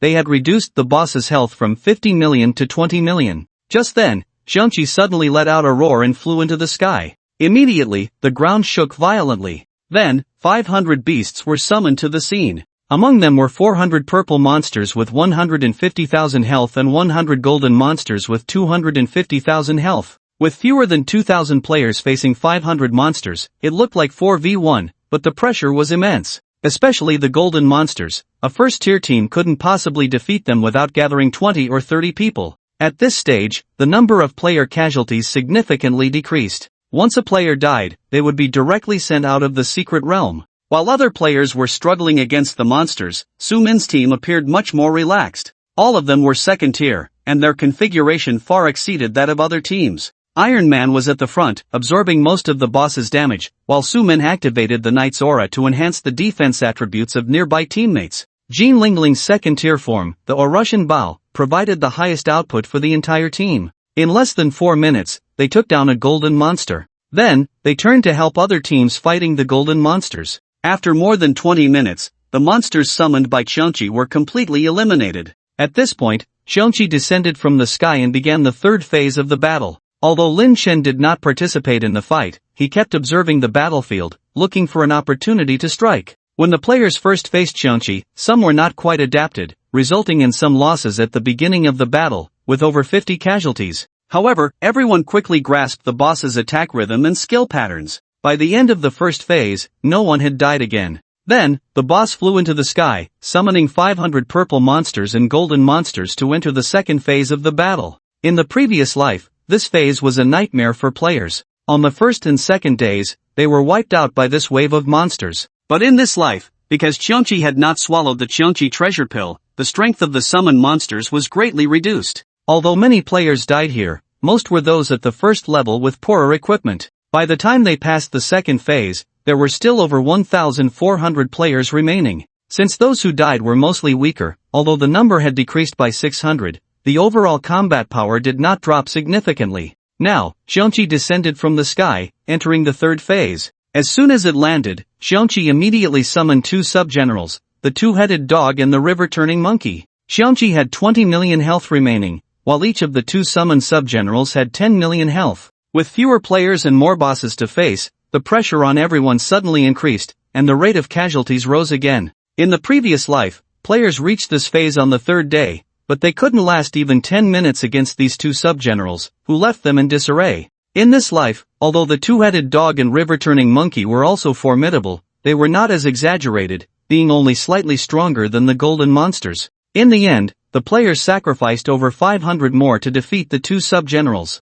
At this point, there were just over 800 players left. After the two-headed dog and river-turning monkey died, Xiangqi swallowed their bodies, further enhancing its combat power. The remaining 800 players faced the boss's final form, not daring to be careless. Every team and every individual did their best to maximize their output while ensuring their survival. With everyone working together, Xiangqi's health steadily decreased. 5 million, 4 million, 3 million, 2 million, 1 million. At first, everyone's positioning and attacks were still quite normal. But when the boss's health fell below 1 million, everyone seemed to have an unspoken agreement and moved closer to the boss. Teams from different countries began to distance themselves from each other, maintaining vigilance in their glances. Everyone wanted to be in the center when the boss fell, hoping to grab good equipment. Nanbang country, Park Changbyeom, damn it, those bastards are squeezing into the middle too. These thieves have stolen our tactics. Everyone, prepare to switch to combat mode. Once the boss dies, throw AoE into the center, the fewer competitors, the better.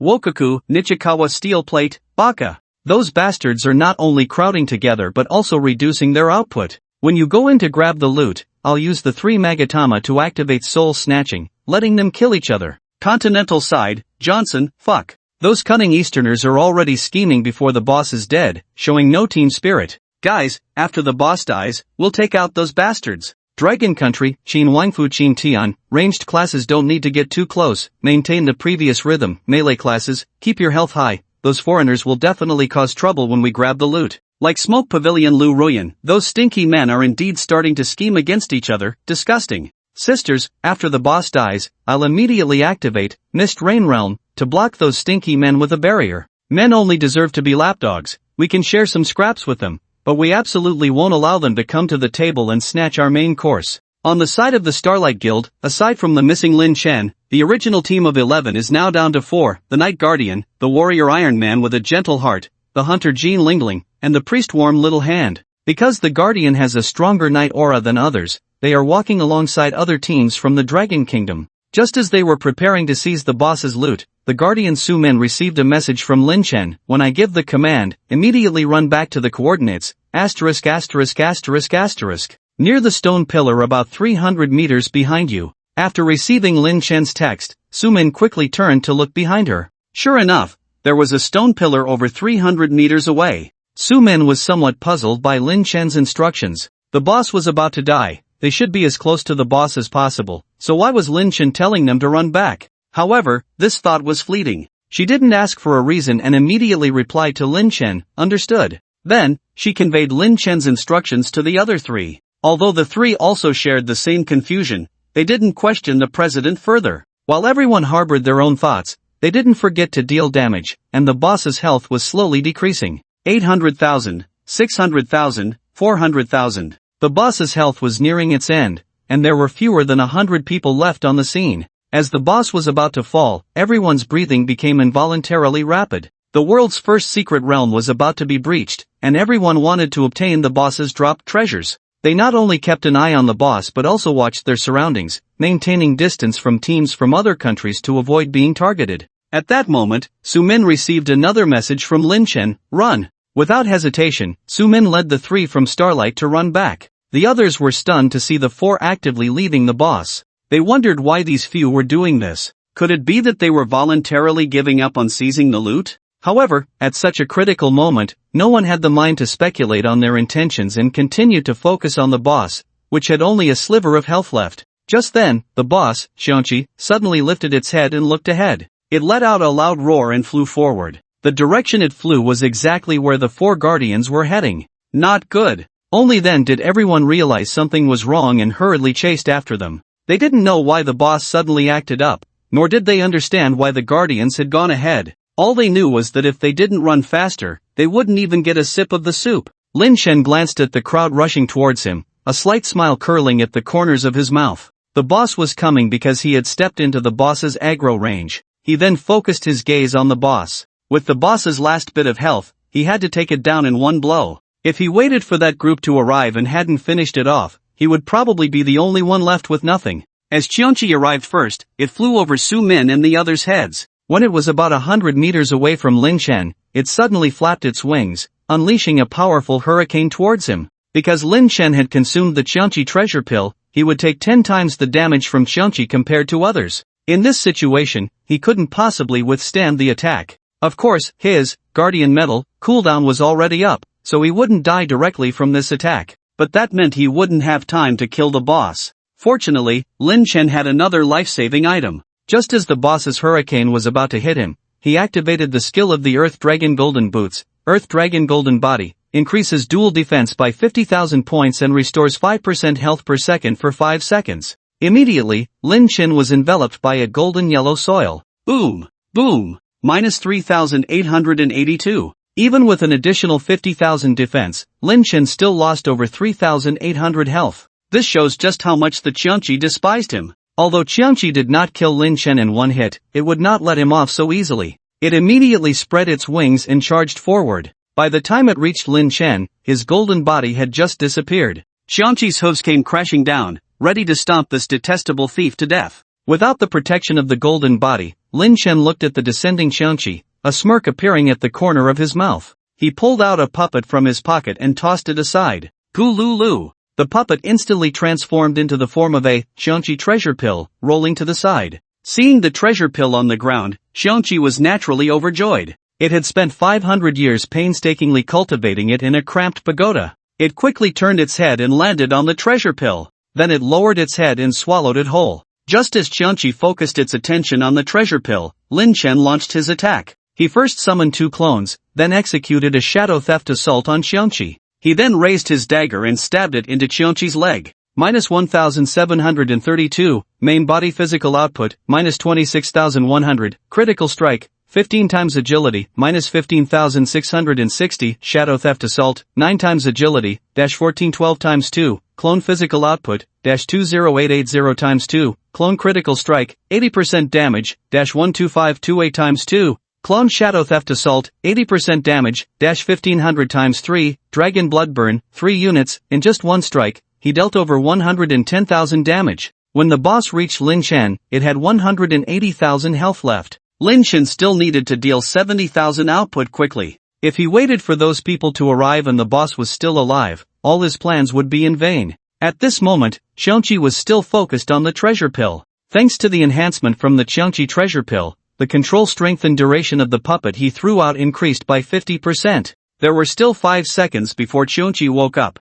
After executing the critical strike, Lin Chen, along with the 2 clones, frantically attacked the boss. Was it possible to deal 70,000 health in 5 seconds? Of course. With the attack speed bonus of the 1,000-handed Guanyin increased to 45%, he and the clones could attack 7 times in those 5 seconds. Even disregarding physical damage, just calculating the dragon blood burn would yield 1,500 times 3 times, 5 plus 5 plus 5 plus 4 plus 3 plus 2 plus 1 seconds, totaling 110,000 damage. In reality, the boss couldn't hold out that long. By the time Lin Chen landed the 5th hit, Xiongqi could no longer withstand it. Immediately, Xiongqi let out a mournful cry and collapsed to the ground. Its body spewed forth a massive amount of equipment and items. A full 300 to 400 pieces. At this moment, Su Min and the others had arrived at the scene. Meanwhile, dozens of others were sprinting desperately from behind. Lin Chen hurriedly said, "Quick, only pick up equipment and materials of dark gold quality or above, ignore the rest." Understood. The 4 quickly dispersed to different areas to collect equipment. The crowd behind them saw that they had already started grabbing equipment and were instantly furious. Damn it! The Dragon Kingdom people are too despicable, you're just a bunch of thieves. What the hell? We dealt the highest damage, why do you get to pick up the equipment first? Fuck! Shameless Dragon Kingdom people, I command you to put the items down. Stupid men, don't touch our loot. Naturally, Lin Chen and his group ignored them and focused on collecting equipment. As the world's first secret realm, with 2,000 top players jointly facing the boss, Xiongqi's drops were certainly generous. Just the Red Holy Lord equipment alone yielded 7 pieces. There were even 28 pieces of dark gold ancient equipment. Moreover, all these items are of levels 2, 3, and 4. There are also some high-level materials and special items. The 5 of them picked up a total of over 60 items. Fortunately, they had just arrived at the boss and had consumed most of their potions. Otherwise, they wouldn't have enough space to carry everything.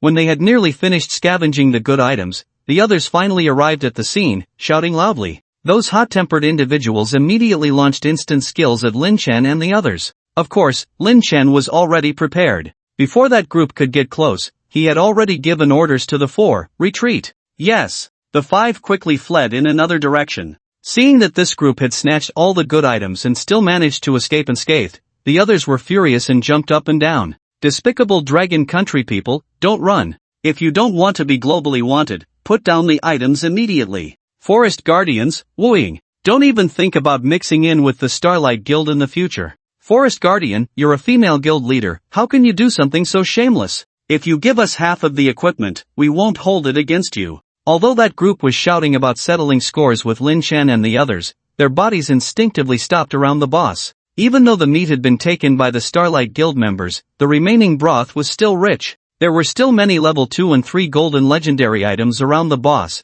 which were extremely rare even when left outside. They could only pick up items while cursing. After this battle, the Starlight Guild had completely made a name for itself in front of global guilds, drawing a wave of hatred. On the other side of the hidden village, after the 5 escaped the God Tower area, they stopped by a street. The priest, warm little hand, patted her chest, feeling a bit scared. That scared me to death, I almost didn't get away. He. Jean Lingling wasn't nervous at all, instead, she laughed while holding her stomach. The way that group was so frantic just now was really funny. Iron Man Roaching was more composed. He looked at Lin Chen and curiously asked, "Wooing, how did you lure the boss over?" The reason they were able to snatch the boss's loot was not only due to Lin Chen's terrifying output but also because Xiongqi had abandoned the dozens of people around him and directly rushed to Lin Chen, who was 200 to 300 meters away. This was very strange. Lin Chen smiled and briefly explained, I have something important on me that increases its aggro. He didn't want to go into details and quickly changed the subject.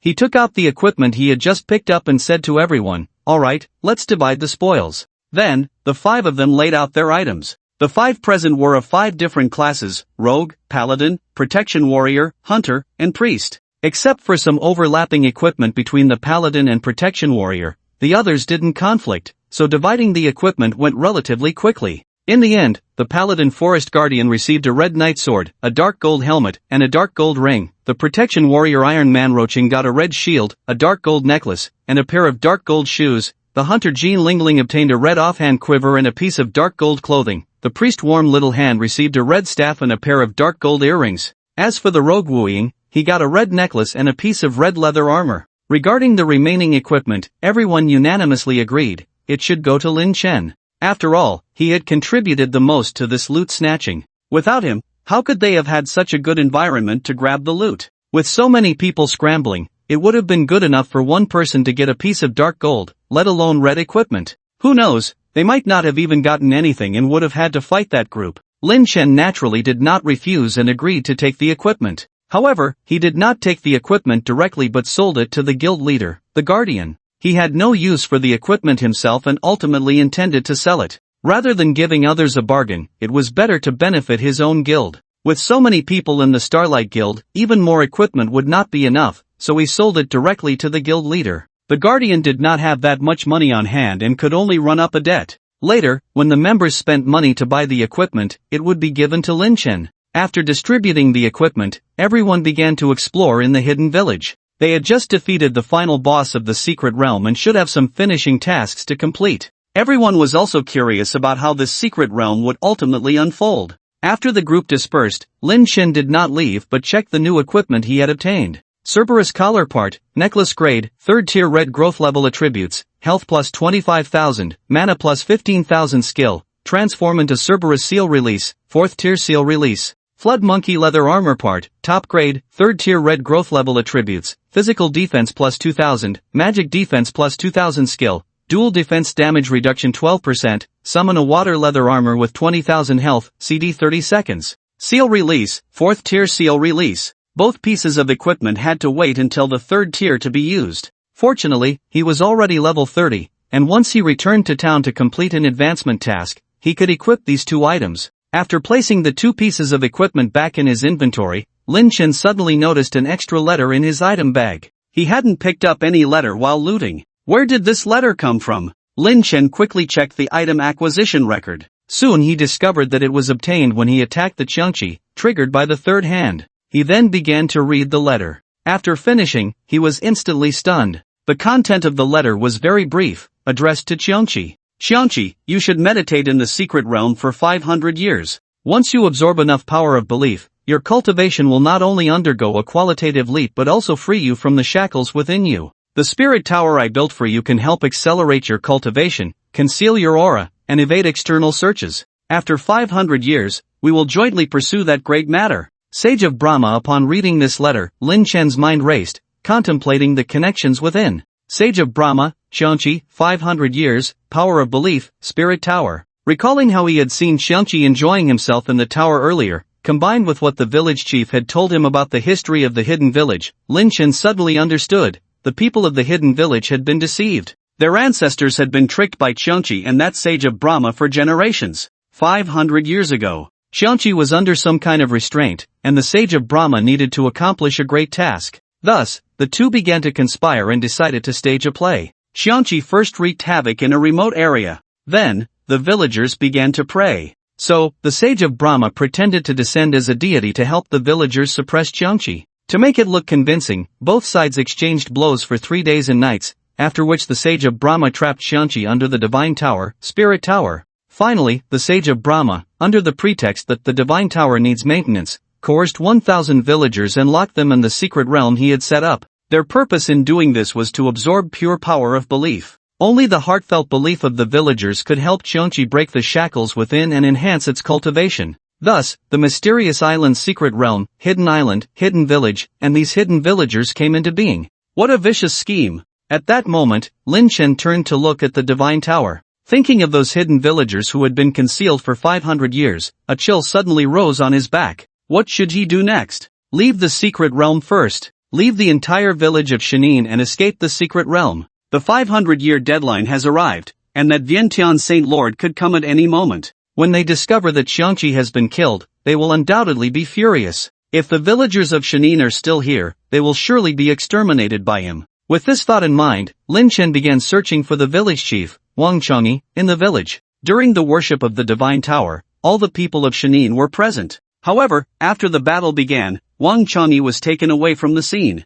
Not seeing the village chief on the streets, Lin Chen headed straight for the chief's house. Sure enough, he found Wang Changyi along with Chen Chong and a Qing in the small courtyard of the chief. At that moment, the three were worried, occasionally looking up towards the direction of the divine tower. When they saw Lin Chen enter, their faces immediately lit up with excitement. Wang Changyi approached directly, concern etched on his face as he asked, "Shadowless hero, how is the battle? Have you subdued that ferocious beast?" Chen Chong and a Qing remained silent but looked at Lin Chen with hopeful eyes. Lin Chen nodded, everything went smoothly. "We have killed the ferocious beast Xiangqi." "Great!" the three exclaimed in unison. "We finally killed it. 500 years, a full 500 years. Our ancestors have been waiting for this day." At this moment, Chen Chong said to Wang Changyi, "Chief, quickly gather everyone. We need to leave this cursed place as soon as possible." Upon hearing Chen Chang's words, Wang Changyi, who had just been full of excitement, hesitated. "We have been out of touch with the outside world for 500 years. Can we really go back?" Chen Chong replied, "Chief, the environment is something people adapt to. If we can survive in a place filled with beasts, we will definitely be fine outside." But Wang Changyi still seemed hesitant. At this point, Lin Chen couldn't help but speak up, "Chief, you should listen to him. If we don't leave soon, it might be too late." "Oh, why is that?" The three turned their attention to Lin Chen. Lin Chen, wanting to take them away as soon as possible, didn't beat around the bush and immediately took out the letter. However, when the three saw the contents of the letter, their faces turned pale. 500 years. We actually. Upon learning the truth, Wang Changyi felt as if struck by lightning, shocked beyond measure. A full 500 years. More than 10 generations of people. All these years, they had been worshipping that divine tower every month. Only now did they realize that they were not helping the divine tower suppress the ferocious beasts, but rather providing the ferocious beasts with faith power. What their ancestors had done for generations was actually helping that primordial ferocious beast. It was like a patriotic and dedicated person from Longwa working diligently all their life,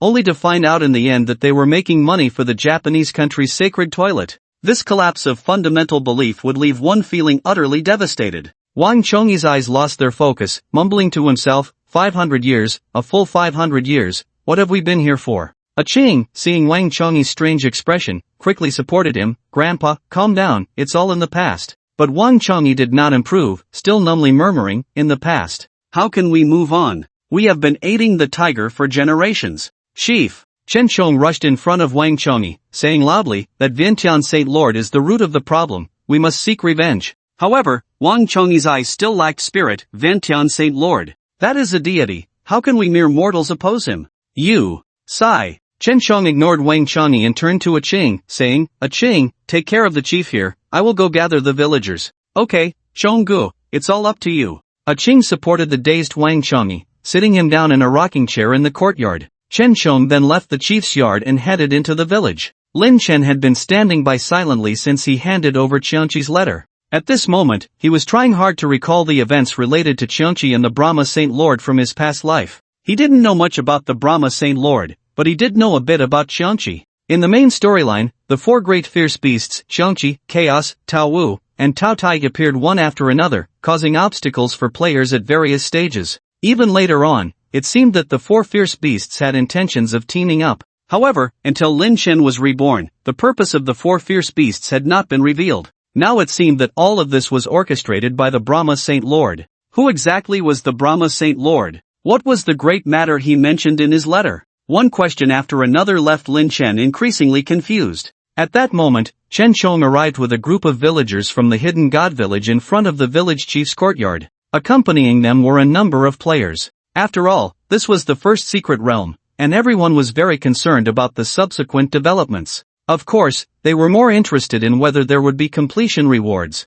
If it were a dungeon, the rewards would automatically be settled upon completion, but this was a secret realm, and the process was clearly different. However, when they saw Lin Chen standing in the courtyard, their anger surged, fearing that he would mess up their rewards again. Thus, everyone glared at Lin Chen with fury. Facing this crowd that looked ready to devour him, Lin Chen not only felt no embarrassment but instead whistled with his hands behind his back. After gathering everyone, Chen Shong began his speech. With the help of the adventurers, our hidden god village has finally defeated the fierce beast Xiangqi, successfully completing our mission of the past 500 years. The village chief was too excited about this matter, so he entrusted me to announce it to everyone. As Chen Shong began to speak, he focused his attention on the others. He simply stated that the hidden god village had triumphed over Xiangqi. Then he instructed everyone to pack their belongings and prepare to leave the secret realm. Throughout, he did not mention anything related to the Brahma Saint Lord or the contents of the letter. At first, Lin Chen found it a bit strange, but soon, he understood. Such a faith-shattering matter could not be directly announced in public. The lost and disheartened appearance of the old village chief, Wang Changyi, was a cautionary tale. The priority now was to get everyone out of the secret realm first. Once they adapted to life outside, he could find the right moment to reveal the truth, allowing for the next steps to be arranged. It must be said that although Chen Shong was young, he was quite composed and a natural leader. After the meeting, the villagers of Hidden God Village went home to pack their belongings. Then, facing the players, Chen Shong bowed deeply. Warriors, thank you for defeating Xiangqi, allowing us to leave this isolated island secret realm. Everyone present can come to me to receive rewards. I will give different tokens of gratitude based on everyone's contributions. Upon hearing Chen Chang's words, everyone's eyes lit up. Indeed, the wait was not in vain. So everyone rushed to Chen Chang's side to claim their rewards. Yes, I got a tier 2 dark gold weapon. Huh? Red. I actually got a red ring. Damn it, why did I only get a tier 2 gold helmet? Did you guys steal my reward? Chen Shong was quite generous. Every one of the dozens of people present received equipment rewards of gold or above. After claiming their rewards, these people were forcibly sent away from the secret realm, ending this adventure. In the end, only Lin Chen remained as a player. Lin Chen did not go to Chen Shong to ask for a reward. He had already obtained a divine-grade treasure pill and had snatched most of the high-level drops from the boss, so this piece of equipment was of little significance to him. What he truly cared about was whether he could continue the subsequent storyline. After the player left, the village chief Wang Chongyi's spirit finally recovered a bit. He then, with the support of Chen Shong and a Qing, headed towards the Divine Tower, and Lin Chen followed along. By the time they arrived, the villagers of Shenin village had gathered there. Each person carried several packages of various sizes on their backs and in their hands. Then, Chen Shong, along with a group of militia, performed a spell in front of a Bagua ray at the Divine Tower. Before long, the Bagua ray emitted a bright light. The villagers of Shenin all cheered at this sight. Finally, they could leave. Subsequently, everyone lined up and left the secret realm one after another.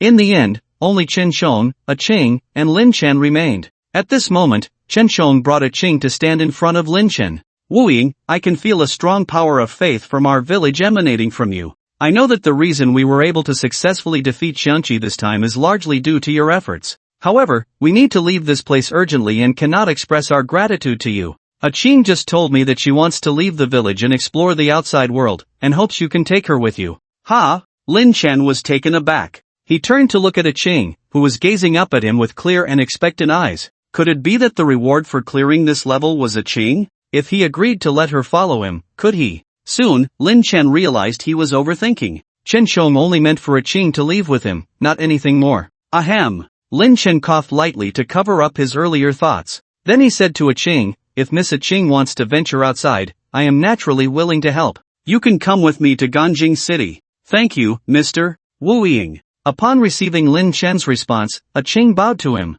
Perhaps due to her long life in Shenin village, a Qing's appearance and demeanor were quite unique, exuding a classical and gentle beauty. Lin Chen then looked at Chen Shong. Where do you plan to settle down? Do you need me to help you find a place to stay? Chen Shong cupped his hands towards Lin Chen. No need to trouble yourself. We will return directly to our hometown. If you pass by Qinian Mountain in the future, we can meet again. Alright. Wishing you smooth sailing. Then, Chen Shong stepped into the Bagua teleportation array. Half a day ago, the bustling Shenin village was now left with only Lin Chen and a Qing. After surveying the secret realm, Lin Chen picked up the return scroll. Just as he was about to activate it, the system gave a reminder, you are about to leave the island's secret realm with a Qing. After this departure, you will no longer be able to enter. Do you wish to teleport? Yes. Whoosh! The return scroll emitted a beam of light, enveloping Lin Chen and Ching. In the blink of an eye, the two returned to Ganjing City. After spending 3 or 4 days in the small, stuffy secret realm, seeing the bustling and spacious city streets again, Lin Chen let out a slight sigh of relief. The main city was indeed comfortable. The secret realm was unbearably stuffy. Who would want to go to such a place if it weren't for leveling up and adventuring? He really couldn't imagine how the people of Shenin village had endured for 500 years. At this moment, Lin Chen glanced at Ching beside him. Ching was now looking around with her beautiful eyes wide open. The tall buildings, the interconnected streets, the dazzling shops, the laughing passers-by. Ching, who had grown up in the secret realm, had never seen such a vibrant world outside. Everything in front of her felt novel. However, she simply observed quietly. Although her eyes revealed excitement, her demeanor did not show any exaggerated expressions. Her personality was completely opposite to Jean Lingling's. If Jean Lingling encountered such a situation, she would definitely be amazed while dragging Lin Chen around to experience new things. However, Ching always maintained some distance from the outside world. Soon, Lin Chen took Ching to wander around Ganjiang City. When the two arrived at a snack stall, Ching stopped in her tracks. The enticing aroma wafting from the stall was irresistible to her. The food in the secret realm was quite wild. There was nothing as delicious as this. Seeing this, Lin Chen immediately pulled her to the stall and ordered a large bucket of skewers. Here, take this. Ching looked at the food Lin Chen handed over and swallowed hard. She didn't reach out to take it directly but instead pulled out 3 spirit essence crystals from her pocket. She looked up at Lin Chen, a hint of shyness in her eyes. Is this enough to pay? Lin Chen smiled and pushed the spirit essence crystals back to her. Ching, the outside world doesn't use this, it uses coins. He then took out 75 silver coins and handed them to the vendor to settle the bill. Ching watched Lin Chen pay and then curiously asked, where do those coins come from? Lin Chen was about to say he would give her money. Just then, a message from his friend popped up. It was Su Min, whom he had just parted with. Guardian, young master, are you out yet? Upon seeing Su Min, Lin Chen suddenly had a flash of inspiration. Right. He could just hand Ching over to Su Min. The guild had many people and could help Ching grow quickly. Meanwhile, he could take the opportunity to do his advancement task. Thinking of this, he replied to Su Min, come to the snack street in the city. I need you to take care of someone. Guardian, okay, I'll be there right away. Su Min didn't ask further and rushed over. 10 minutes later, Su Min and Jean Lingling arrived at the snack street. When they saw Ching next to Lin Chen, both showed surprised expressions. Ching? They never expected that an NPC from the secret realm would be with Lin Chen. Ching raised her hand to greet them. Hello. Jean Lingling jumped in front of Ching, enthusiastically asking, Sister Ching, how come you're here too? What about the people from your village? Ching replied, I came with Wu Ying alone, the others have returned to their hometown. At this moment, Lin Chen briefly explained the situation to the two and then said to Ching, just follow the Guardian, you can learn a lot about this world. As he said this, Lin Chen felt a bit uncertain. After all, she had said she would follow him in the secret realm, and now he was handing her over to someone else. He wondered if she would agree. To his surprise, Ching had no objections and directly turned to Su Min, bowing, then I'll trouble you, sister. Su Min smiled, no need to be polite. At that moment, Ching took out a string of pearls from her pocket. Each pearl was perfectly round and about the size of a pigeon's egg. Then, Ching handed the pearl necklace to Su Min with both hands. I don't know if this is worth anything here, just consider it a gift for our meeting. Su Min was slightly taken aback upon seeing the necklace. Although the pearls had no attributes, they functioned as currency just like gold coins. Pearl necklace, a total of 20 pearls, each pearl can be exchanged for 100 gold coins. This necklace is worth 2,000 gold. Su Min glanced at Lin Chen, asking what to do. Lin Chen nodded, signaling her to accept it directly. An NPC giving a gift? Why refuse? At worst, he could find an opportunity to give her money later. After handing Ching over to Su Min, Lin Chen said to Ching, you go with them, I need to do my advancement task. Okay, goodbye. The three women waved goodbye to Lin Chen. After organizing his backpack, Lin Chen went to find the trial officer, Kalong, on the deserted island of the secret realm. Accompanied by a wave of spatial fluctuation, a scholar in white floated in the air. Looking around, he found that the hidden village was now deserted. He frowned immediately. This Qiangqi is really irritable, can't he wait even a moment? He then flew towards the divine tower. When he looked down from the sky at the dilapidated scene around the divine tower, he felt a sense of foreboding. At that moment, his gaze fell upon the corpse of Qiangqi on the ground. He raised an eyebrow, a flicker of anger crossing his face. Who dares to damage my treasure tower and harm my beast? Rumble. Accompanied by the fluctuation of the scholar's emotions, a thunderous sound erupted around him. The scholar in white snorted coldly and then landed beside Xiangqi's corpse. He pointed with his right hand, and a beam of golden light shot into Xiangqi's body. In no time, Xiangqi's corpse moved slightly. As one of the four great fierce beasts, Xiangqi was not so easily killed. With the scholar's help, it quickly awakened. Holy Monarch! The first thing Xiangqi did upon waking was to bow to the scholar in white, the Brahma Holy Monarch. The Brahma Holy Monarch maintained a stern expression, looking down at the kneeling Xiangqi, and coldly asked, "What exactly happened?" Xiangqi dared not conceal anything and recounted what had just transpired. After hearing Xiangqi's ordeal, the Brahma Holy Monarch's expression darkened. "Are you saying that the precious pill you took 500 years to cultivate was stolen?" His face did not change much, but his voice revealed an icy chill. As the Brahma Holy Monarch's emotions fluctuated, the surrounding weather changed dramatically, with strong winds rising, creating an intense sense of oppression.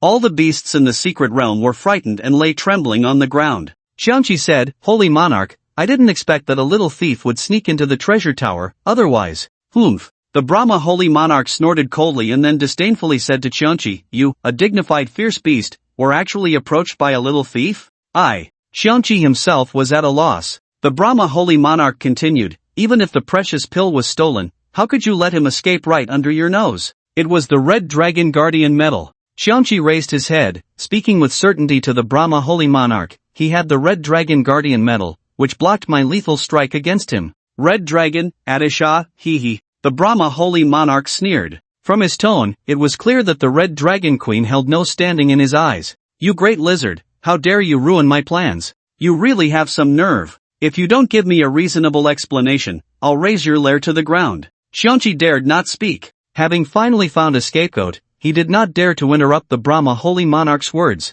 After a while, the Brahma Holy Monarch's emotions calmed down significantly. He lowered his head, looking at the kneeling Xiangqi. "What is the name of the person who stole from you?" "His name is Wuying, an adventurer," Xiangqi said, his voice suddenly rising a few notches. "Holy Monarch, I will go outside to find that little thief Wuying. I want to put his blood, flesh, and soul into the furnace and reforge it into a pill. This matter is not urgent." The Brahma Holy Monarch rejected Xiangqi's proposal. "That person's strange movement technique and peculiar thieving skills remind me of an annoying fellow." At this point, the corners of the Brahma Holy Monarch's mouth twitched, as if unpleasant memories surged forth. After regaining his thoughts, he continued, "What is most important for us now is not to delay that plan. Rest assured, I have already found a way to remove the restrictions within you over these 500 years. I will assist you in removing the restrictions. As for the subsequent matters, we will make other arrangements." Xiangqi quickly expressed his gratitude. "Thank you, Holy Monarch." After an hour of fermentation, the events that occurred in the island's secret realm had spread widely.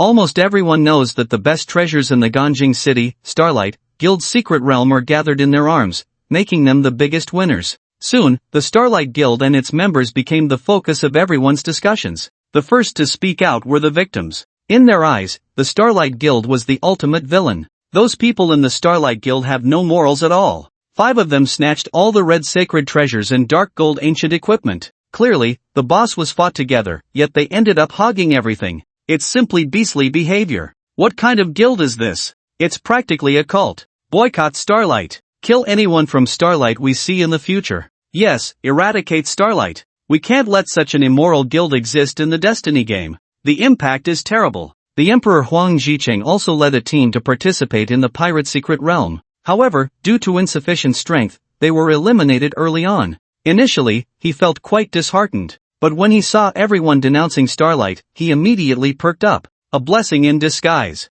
If he could take the opportunity to bring down Starlight, the losses from the secret realm would be nothing. He quickly posted in the chat channel, joining everyone in denouncing the Starlight Guild. The Huangtian Guild fully supports everyone in besieging the Starlight Guild. We are willing to accept all righteous warriors who want to deal with the Starlight Guild, and together we will drive them out of Destiny. However, as soon as Huang Zhicheng sent his message, he was met with a wave of backlash. Although the actions of the Starlight Guild harmed many people's interests, let's not forget that only about 2,000 people participated in the secret realm, and half of them were foreigners. Therefore, the vast majority of people were not victims of this incident, and of course, they wouldn't view the matter from the victim's perspective. To those cursing Starlight upstairs, have you been brainwashed? Don't you snatch equipment when fighting the boss? Yeah, isn't it normal to gang up on the boss and grab equipment? How did it become unforgivable in your eyes? I've been watching for a while and still find it baffling. The Starlight Guild managed to grab equipment from so many people, that's their skill.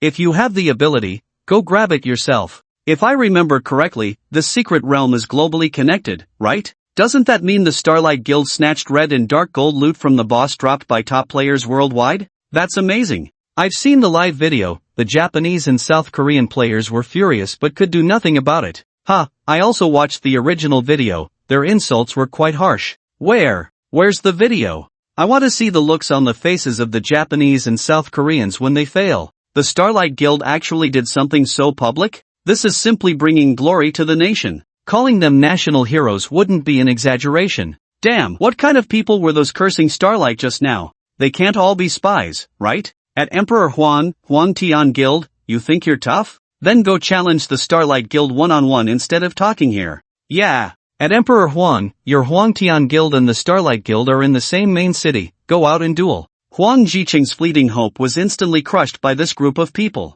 He then realized a problem. Other guilds in different main cities could freely insult the Starlight Guild without any consequences, but he and the Starlight Guild belonged to the same main city and had to face each other directly. A one-on-one challenge against the Starlight Guild? How could that be possible? The quality of his guild's members was already inferior to Starlight's. This time, the Starlight Guild had obtained so much good equipment from the secret realm. His own people were even less capable of competing. Faced with countless people at him, he could only turn a blind eye. In the end, he simply disabled the permission for strangers to at him. Just as Huang Jiqing's mindset was about to explode due to the other players, Ganjing City suddenly issued an announcement. Ding! The ships to the western area of Ganjing have begun operations. The players in Ganjing City cheered with excitement upon seeing the news. Wow! It's operational! We can go to the western area of Ganjing now. I've been looking forward to this day. I want to claim land.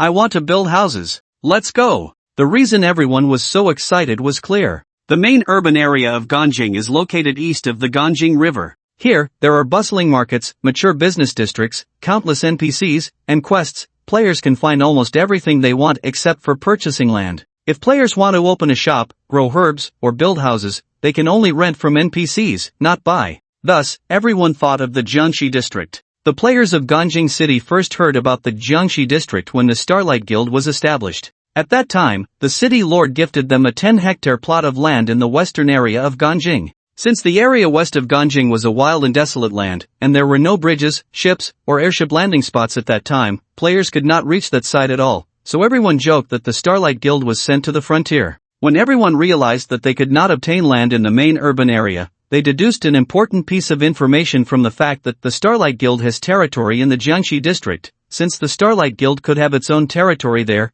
couldn't other guilds or even other players do the same? Previously, there was no way to verify this idea. This time, seeing the news of Ganjing's navigation, they were naturally thrilled. Therefore, for everyone, the Jiangxi district was not just an additional leveling location but also a hope and ambition for land ownership. Subsequently, everyone rushed to the port to take a boat across to explore. When Lin Chen saw the related news, he was still undergoing the Tier 3 King trial. Seeing everyone chatting excitedly in the chat channel, he merely smiled faintly. It was fine for the guild to obtain land. The guild leader just needed to take on a guild challenge quest, then lead a team to kill the boss to obtain the relevant quest items, and they could come back and spend money to buy land. But for players wanting land, it was not that simple. Especially for core area land, it couldn't just be bought with money. One had to complete a high difficulty merit quest. Tier 2 players could forget about it. Only Tier 3 and above players had a chance. So Lin Chen turned off the chat channel and focused on completing the subsequent processes of the trial.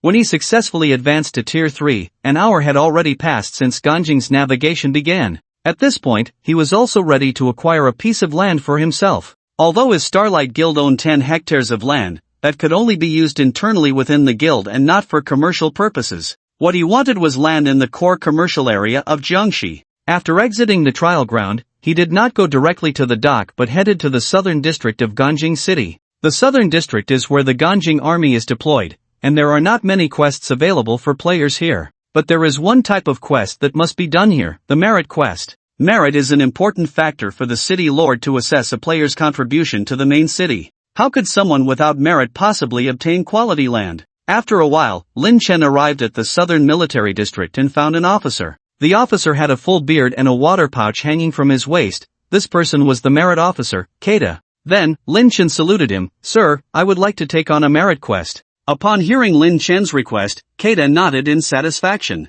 "It's great that you know how to bring glory to the country at such a young age." He then shook the scroll in his hand and displayed it to Lin Chen. "These are the tasks recently issued by the military. Take a look and see which one you can complete." Then, more than a dozen merit quests appeared before Lin Chen. The merit tasks are divided into D, C, B, A, with increasing difficulty. D level is the easiest, involving tasks like gathering and mining. Since it doesn't involve combat, all players can participate. Of course, the merit gained is relatively low, earning only 1 point each time. C level has a significant increase in difficulty, requiring the collection of rare materials or the killing of monsters. The merit for this level is generally around 5 points. B level requires dealing with boss-level monsters, usually around 10 points of merit. A level may require forming a team to complete, generally around 20 points of merit. However, Lin Chen did not take on these tasks. He gently pressed Kodar's hand and said seriously, "Sir, I'm not interested in these tasks. Is there anything more challenging? More challenging?" Kodar looked Lin Chen up and down, his expression suddenly darkening. "Young man, having ambition is a good thing, but don't aim too high. You have to take things one step at a time, don't think about reaching the sky in one leap. Let me tell you, I do have more difficult merit tasks here. However, you must prove to me that you have sufficient strength. At least until now, I still can't see." Kodar's voice suddenly stopped mid-sentence. His eyes were fixed on Lin Chen, and he couldn't help but swallow. It turned out that Lin Chen had somehow produced a jar of wine. Kodar leaned in closer, sniffing the air. "Is this divine brew?" Lin Chen smiled and said, "Sir, your sense of smell is excellent." "That's right, this is the divine brew from the drunken immortal tower." As he spoke, he handed the jar of wine over. Cough, cough. Kodar cleared his throat and adjusted his emotions. He looked around to confirm that no one was paying attention to him before eagerly taking the jar. He then hurriedly opened the seal and dipped his hand into the wine, bringing it to his mouth. Mmm. Kodar closed his eyes, smacking his lips, savoring the taste of the exquisite wine. "This is the flavor. Exactly the same as what I had at the Lord's mansion 2 years ago." Seeing Kodar's intoxicated expression, Lin Chen couldn't help but smile. After all, this was a jar of divine brew worth 1,000 gold. Almost all NPCs who enjoy good wine have no immunity to it. Giving it as a gift can bypass many complicated processes. Then, he smiled at Kodar and said, "Sir, regarding my task." At this moment, Kodar slowly opened his eyes. He first stored the jar of wine in his space ring, then said to Lin Chen with a serious expression, "You have proven your extraordinary strength by producing such a precious divine brew. Very well, I will assign you an important task from the military. Recently, we discovered an enemy spy, Mao-chun, lurking within our ranks. Unfortunately, by the time we found him, he had already escaped. Since he knows some of our military secrets, he absolutely cannot be left alive. If you bring me his head, I will reward you greatly." Once Kodar finished speaking, Lin Chen finally received a system notification. "Kodar has issued you an S-level merit task, kill Mao-chun. Do you accept?" "Yes." As an S-level merit task, the most challenging part of Kill Mao-chun is not the killing, but the finding. If the player does not locate Mao-chun within 3 hours, he will completely escape. However, the information about this task is very limited, making it nearly impossible for players to find Mao-chun in the vast Ganjing city. So while it appears to be a solo task, it actually requires mobilizing many people to search for him. Of course, this does not pose a challenge for Lin Chen. After accepting the task, he did not wander the streets asking for information about Mao-chun but instead headed directly to the largest brothel in the city, Qingfeng Garden. Visiting a brothel is not just the exclusive domain of male NPCs, players can do it too. In fact, players are the main consumers. Because Destiny is so realistic, if players enjoy such activities in the game, their real bodies will also receive feedback. In reality,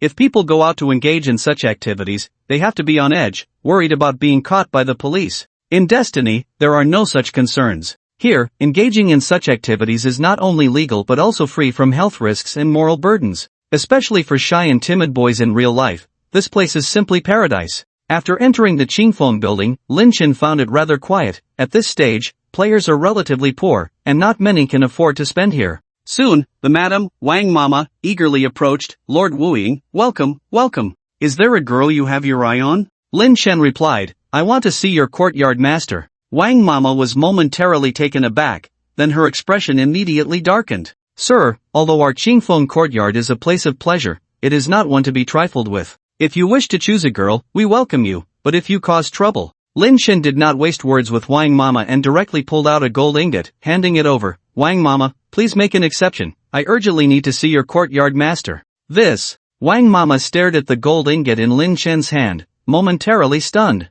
After hesitating for just a second, she swiftly tucked the ingot into her sleeve. Soon, a smile returned to her face. Lord Wu Ying, your timing is perfect. Our courtyard master has been feeling quite down lately and was just looking to chat with someone. Please, follow me. Wang Mama then led Lin Chen to the back courtyard of Qingfeng Courtyard. They passed through the courtyard's pond, rockery, and small pavilion, arriving at a small building at the very back. Upon reaching the small building, Wang Mama stopped. She turned to Lin Chen and slightly bowed. Lord Wu Ying, please wait a moment, I will go notify the courtyard master. All right. Lin Chen stood still, waiting. Wang Mama entered the small building, and less than a minute later, she came out again. She nodded to Lin Chen. After Lin Chen entered, Wang Mama closed the door and stepped back. Inside, a woman dressed in a light blue ancient-style dress was sitting at a table, reading. She was in the bloom of youth, with a graceful demeanor. Her light blue dress swayed gently, as if a breeze had passed by. Sitting at the desk, she held a scroll, her expression focused and serene. Her slightly lowered eyes concealed a depth of wisdom akin to the stars and the sea. Her long black hair cascaded casually over her shoulders, adding to her beauty. Her appearance was fresh and elegant, well-read, and every smile and frown exuded a strong scholarly aura. It was as if time stood still around her, leaving only that enchanting figure. Qing Furong, the refined version. This woman was none other than the courtyard master of Qingfeng Courtyard, Qing Furong. Although Lin Chen had seen Qing Furong in his previous life, he couldn't help but marvel at her beauty once again upon this meeting. What a beautiful woman! The aura she possessed was far beyond that of girls in ancient costumes doing cosplay in reality. While Lin Chen was lost in thought, Qing Furong set down her book. She then stood up and bowed to Lin Chen. Mr. Wu Ying. Seeing Qing Furong's gesture of bowing surprised Lin Chen. This Qing Furong was known for her cold demeanor. Why was she taking the initiative to greet him today? Qing Furong continued, I have heard that Mr. Wu Ying led many brave warriors to subdue the fierce beast Xiangqi in the mysterious realm, which is truly admirable. Although I have been secluded in my chamber, I have also heard of your heroic deeds. I originally wanted to find an opportunity to visit you, but I didn't expect you to come here first. It is indeed a great honor. Only then did Lin Chen understand the reason, and he smiled, nodding at Qing Furong. Courtyard Master Qing, you are too polite. He was not surprised that the other party knew about his trip to the secret realm to deal with Xiangqi. Qingfeng Reign was not just a simple brothel, it was also the largest NPC intelligence agency in the Destiny continent. Every main city had a Qingfeng Garden, and the information from such places was more reliable than anywhere else. In addition, there were spies from Qingfeng Garden in various industries, allowing it to update intelligence in a timely manner. The reason Lin Chen came to find Qing Furong this time was to have her intelligence system help him locate Mao Chun. However, he was still somewhat surprised. Even if he had killed Xiangqi, he shouldn't have received such treatment. Many had killed ferocious beasts, yet he had never seen her show kindness to anyone.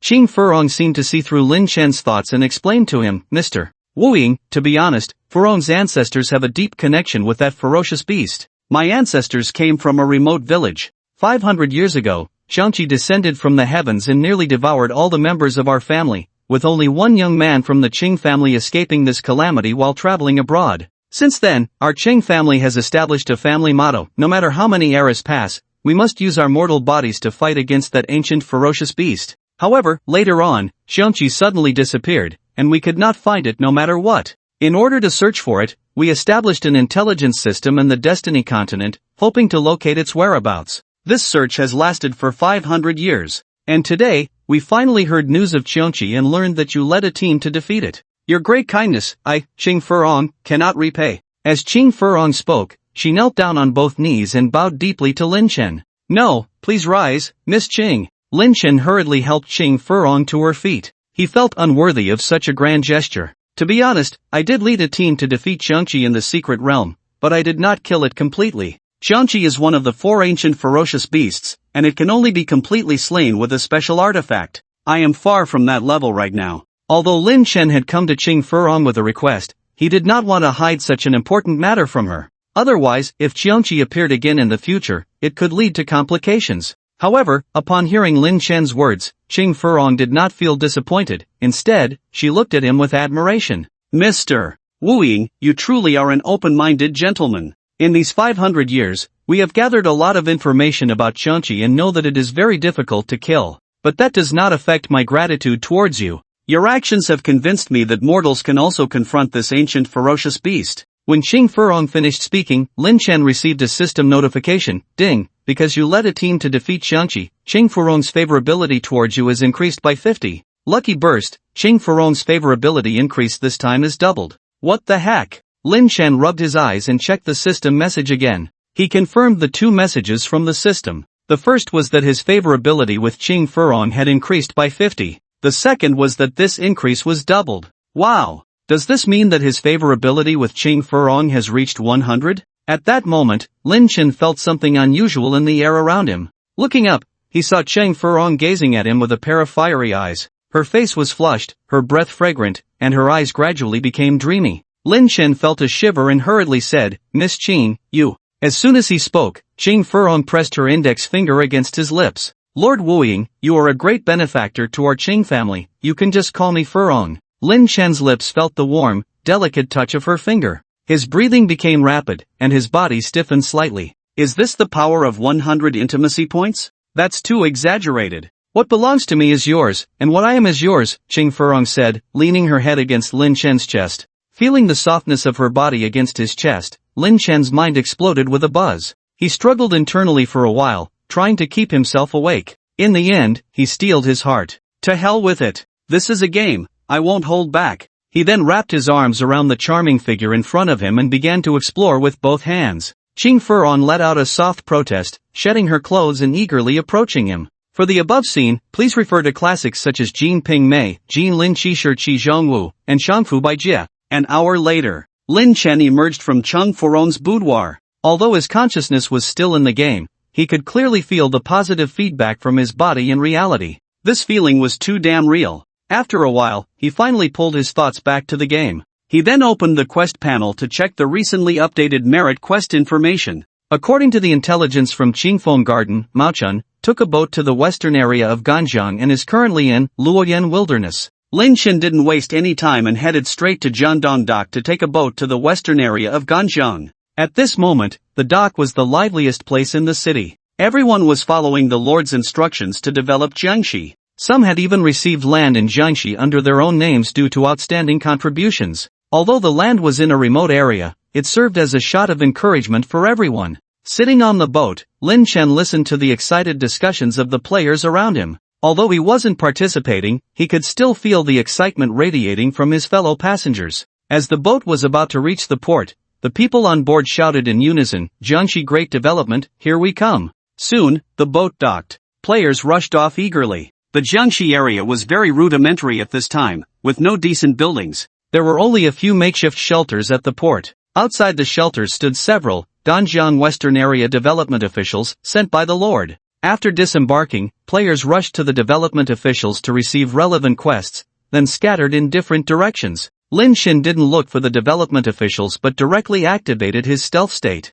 Immediately, he used Shadow Theft Assault on a random passerby, increasing his speed by 90, then he activated Grease on the Feet, adding another 135 speed. With the 20% speed boost from Stealth, his total speed reached over 450. Compared to the average player's speed of around 130, he was moving like the wind. Grease on the Feet lasted for 7.5 seconds, with a 10-second cooldown and a 2.5-second vacuum period, while Shadow Theft Assault lasted 45 seconds, with a 20-second cooldown, allowing him to maintain it continuously. Unfortunately, the players who had their speed stolen became inexplicably slow. Fortunately, this situation didn't last long. When Lin Chen entered the monster area, he switched his target for Shadow Theft Assault to the monsters, inadvertently helping the players battling them. After running for about 10 minutes, Lin Chen finally arrived at his destination, Luoyan Wilderness. Upon entering the wilderness, Lin Chen checked the quest prompt and confirmed that Mao Chun was still in this area,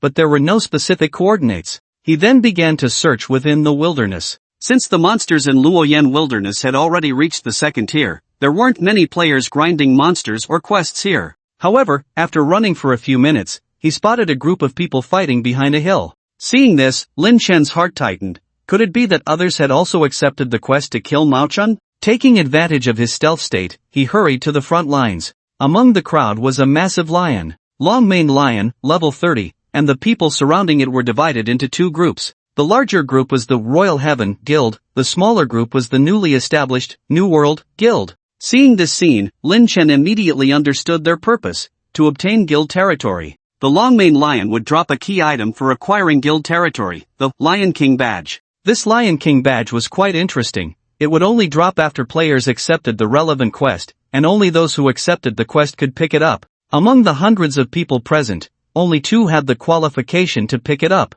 The president of the Royal Heaven Guild, Tian Huang; the president of the New World Guild, Hao Chang. When Lin Chen saw Huang Zhichang, he immediately felt an itch in his hands, wanting to take out his anger on this guy. But soon, he suppressed that thought. Killing Huang Zhichang wouldn't mean much. He could quickly respawn from the nearby resurrection stone. Moreover, Lin Chen still needed to find Mao Chun and didn't have time to waste with the other party. Was there a way to make Huang Zhichang fail without spending time? Lin Chen thought for a moment, and his eyes suddenly lit up. Then, he quietly approached Huang Zhichang and used his stealing skill. Ding, you stole Niu Huang Pill from player Tian Huang's backpack. Ding, you stole Quiver from player Tian Huang's backpack. Huang Zhichang was busy shooting arrows at the boss in the distance, and his arrows and magic points were rapidly depleting. At that moment, he noticed that the arrows in his quiver were about to run out, so he immediately opened his backpack to prepare a new bag of arrows. Just then, he found his backpack was completely empty.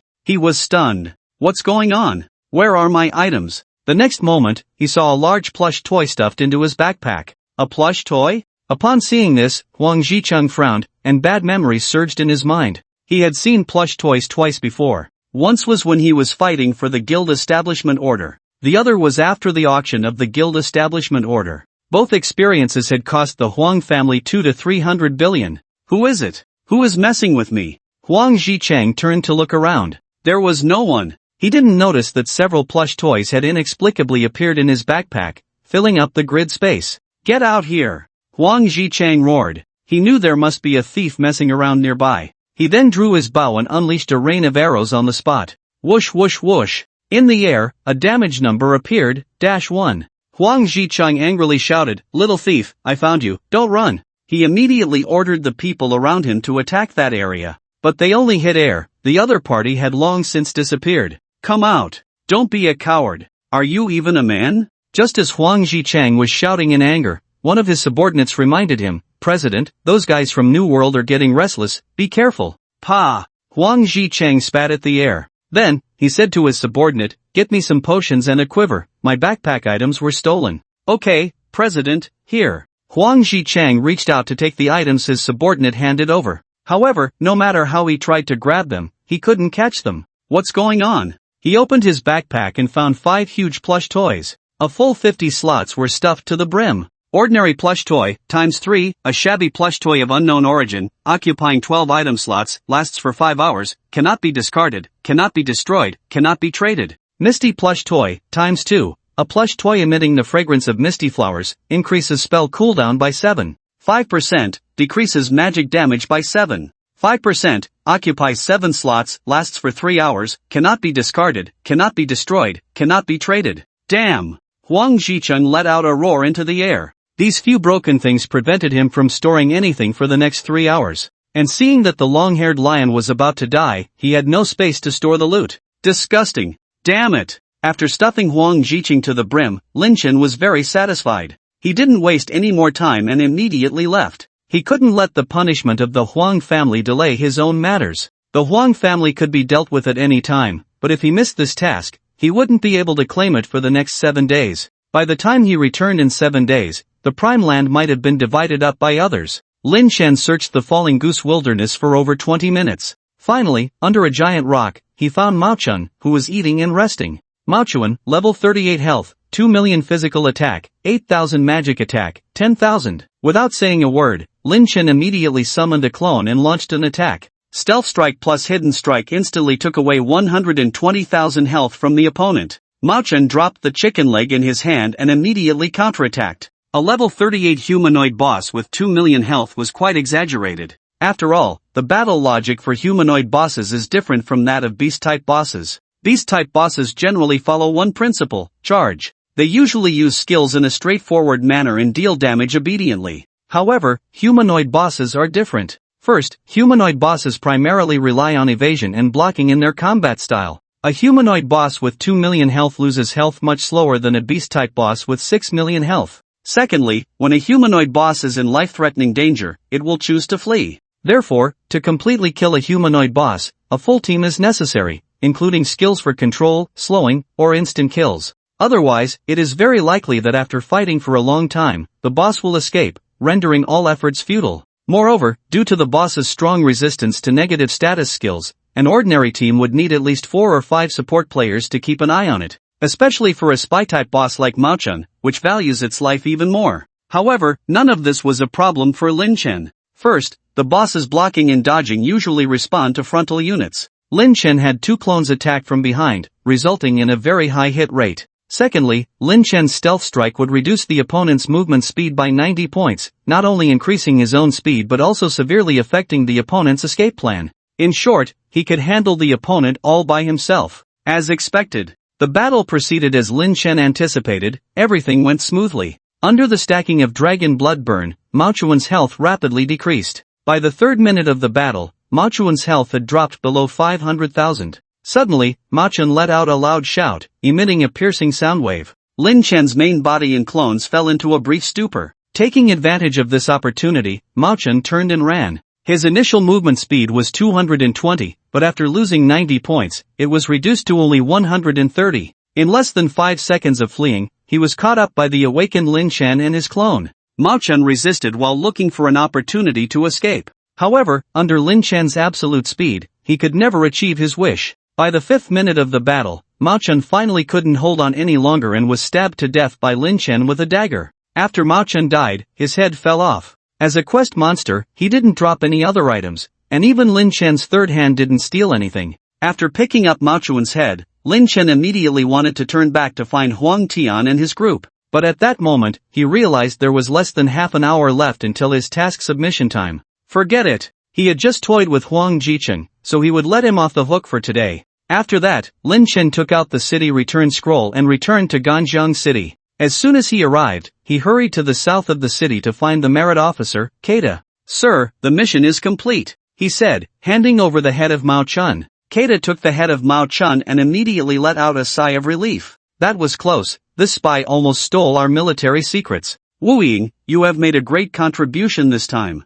I will report your achievements to the general, so please wait a moment." Lin Chen nodded. "All right, thank you, Officer Keita." Keita then bid farewell to Lin Chen and turned to head back to the military camp. Lin Chen stood outside, waiting for news. With nothing to do, he opened the main city chat channel. At first glance, he saw the New World Guild mocking the Royal Heaven Guild. It turned out that due to Huang Jicheng's backpack being full, he couldn't pick up the Lion King badge, which was ultimately picked up by the president of New World, Hao Chang, who risked his life to grab it. Although Hao Chang was killed on the spot by the Royal Heaven members, he managed to take away the Lion King badge. Thus, New World became the second guild in Ganjiang City to own territory. A newly established guild snatched such a crucial item from the so-called second strongest guild in the city, Royal Heaven, and naturally, they would boast about it. Consequently, a verbal battle erupted between the two guilds in the chat channel. Just as Lin Chen was enjoying the spectacle, Keita walked out with a smile. He held a document in his hand. Jiangxi District Core Shop Purchase Permit. "Wu Ying, you have made a significant contribution this time," Keita called out from a distance. Then, he walked over with a beaming smile. "Thanks to your timely action in eliminating the spy Mao Chun, our military secrets were not leaked. The Lord of the city has decided to not only commend you for your merits but also allow you to purchase a shop in the Jiangxi district." Saying this, he handed the permit to Lin Chen. "Thank you, Officer Keita," Lin Chen said as he took it. Immediately, he received a system reward notification. "Ding, congratulations on completing the city's first S-level merit task, merit plus 100, and additionally obtaining the Jiangxi District Core Shop Purchase Permit." Done. Lin Chen immediately opened the permit. A future planning map of the Jiangxi District Core area appeared before him, showing various types of shops. In other streets, players could decide what business to run after purchasing a shop. If they wanted, they could even sell soup dumplings in a blacksmith shop. But shops in the core area couldn't operate like that. The types of shops had already been determined here, and players could only choose from a limited number of stores: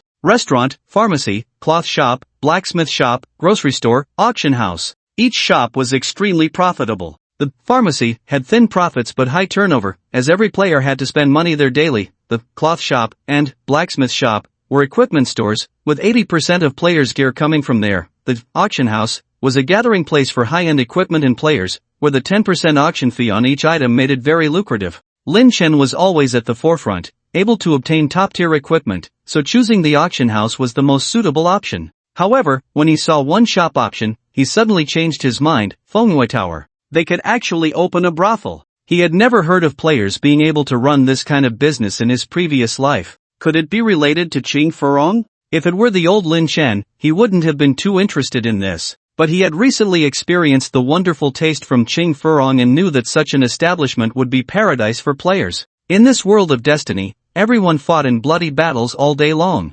Being able to unwind in such a place upon returning to the city was simply marvelous. As for hiring girls and training them, Lin Chen didn't need to worry about that at all. The owner of Qingfeng Tower, Qing Furong, was present, and he could easily act as a hands-off manager. With this in mind, Lin Chen immediately made a decision to open a brothel. He would become the only brothel owner among the players. He then chose the largest shop in the Jiangxi West District, selecting Fengyue Tower. Ding, you have selected, No. 1, Zhongshan Road, Jiangxi West District, and are building Fengyue Tower. Currently, the development progress of the core area in Jiangxi West District is 5%. Please prepare 1 million gold coins within 3 days after the development in this area is completed for land purchase and construction. Done. Next, he just had to wait for the core area of Jiangxi to be developed. What he needed to do was to quickly raise the 1 million gold coins. After bidding farewell to Keita, Lin Chen went to Qingfeng Garden to discuss the construction of Fengyue Tower with Qing Furong.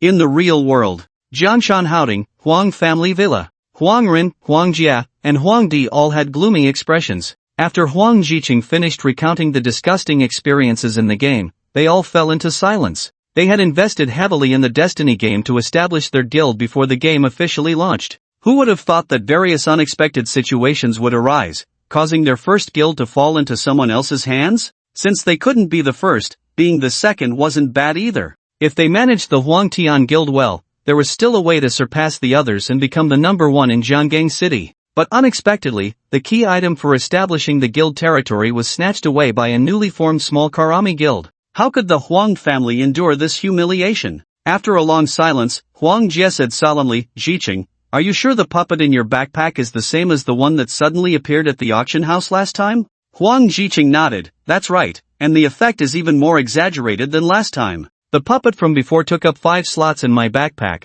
while this same puppet takes up 12 slots. Moreover, this time there's a new type of puppet that has a negative effect when placed in my backpack. That guy's defense is really high. My rain of arrows only dealt a damage of 1 to him, not even breaking his defense. Thief, stealing, stuffing puppets, high defense, Huang Jie muttered to himself for a while, then asked those around him, who do you think in Jianggang City could do this? Wu Ying, Huang Ren and Huang Di blurted out without hesitation. Huang Jie continued, assuming Wu Ying really stole Jiqing's guild establishment order silently, why would he give the guild establishment order to the ranger Su Min? What could their relationship be? Upon hearing this, a name simultaneously escaped the lips of the Huang family members, Lin Chen. Wu Ying is Lin Chen. Huang Jie nodded, if Wu Ying is that kid from the Lin family, then everything makes sense. Lin Chen. Huang Jiqing immediately gritted his teeth, I didn't expect it to be you again causing me trouble. I will tear you to pieces. As he spoke, Huang Jiqing turned and walked out. Xiqing, wait a minute. Huang Jia called out to his son. Huang Jiqing stopped, turning back to look at his father. Dad, we can't delay any longer. If we keep dragging this out, not only will the Huangtian and Destiny be finished, but we will also be done for in reality. We don't have much assets left. Precisely because of this, we must be more cautious. Huang Jie's voice was very grim. If Lin Chen is indeed Wu Ying, we cannot act recklessly. Otherwise, we will only end up perishing together with him. Huang Jiqing anxiously said, Dad, are we just going to watch Lin Chen suppress our guild? Ha, how could that be? A cold smile suddenly appeared on Huang Jie's face. We have a more suitable weapon in hand, there's no need to act ourselves. The rice of the Huang family isn't so easy to eat. It's time to do something for the Huang family. Just then, a commotion suddenly erupted outside. Immediately, the butler rushed in. Huang Jia raised an eyebrow. What's the matter? The butler said anxiously, second master, fifth master has run away. What? The traitor Huang Feng has escaped? The faces of the Huang family changed. After Lin Chen finished his game, he first went to the bathroom to take a shower and change his clothes, then he put on slippers and headed to the first floor. As soon as he arrived downstairs, he heard a burst of laughter. Ha, old Chen, you've completely turned into a gaming fanatic, said Su Min. Not really a gaming fanatic, I'm still figuring out how to make money, just that it's shifted from the real world to the Destiny world. Luckily, I adapted quickly. If I had come in later, I might have been left behind by the tide of the times. That was Chen Yaxian's voice. At this moment, Lin Chen came downstairs and greeted the two sitting on the sofa in the living room, Aunt Su, Uncle Chen. Seeing Lin Chen come down, the two quickly stood up. Young master, Xiao Jun, you're offline. What are you two chatting about that's so cheerful? Lin Chen walked into the living room, sat in the main seat, and casually grabbed a piece of pastry from the table and stuffed it into his mouth. Su Min smiled, talking about things in the game with old Chen. He's different now, he's become a Destiny civil servant. Destiny civil servant? Lin Chen was slightly taken aback. Do players have this position? Don't listen to Xiaomin's nonsense, Chen Youxiang explained to Lin Chen with a smile. My profession in Destiny is actuary. Once, while doing a quest, I helped the city lord deal with a batch of old debts, and as a reward, the city lord gave me the title of Ganjing City First-Class Accountant. First-Class Accountant? That really is a civil servant. Lin Chen was first stunned, then curiously asked Chen Youxiang, does this title have any special functions? Yes, managing shops within the jurisdiction of Ganjing City can increase revenue by 30%. Increase revenue by 30%. Lin Chen was taken aback. Such a magical effect exists. If used to open a shop, wouldn't that be a huge profit? At this moment, Chen Youxiang withdrew the smile from his face and said seriously to Lin Chen, Xiaojun, I came here this time to discuss something important with you.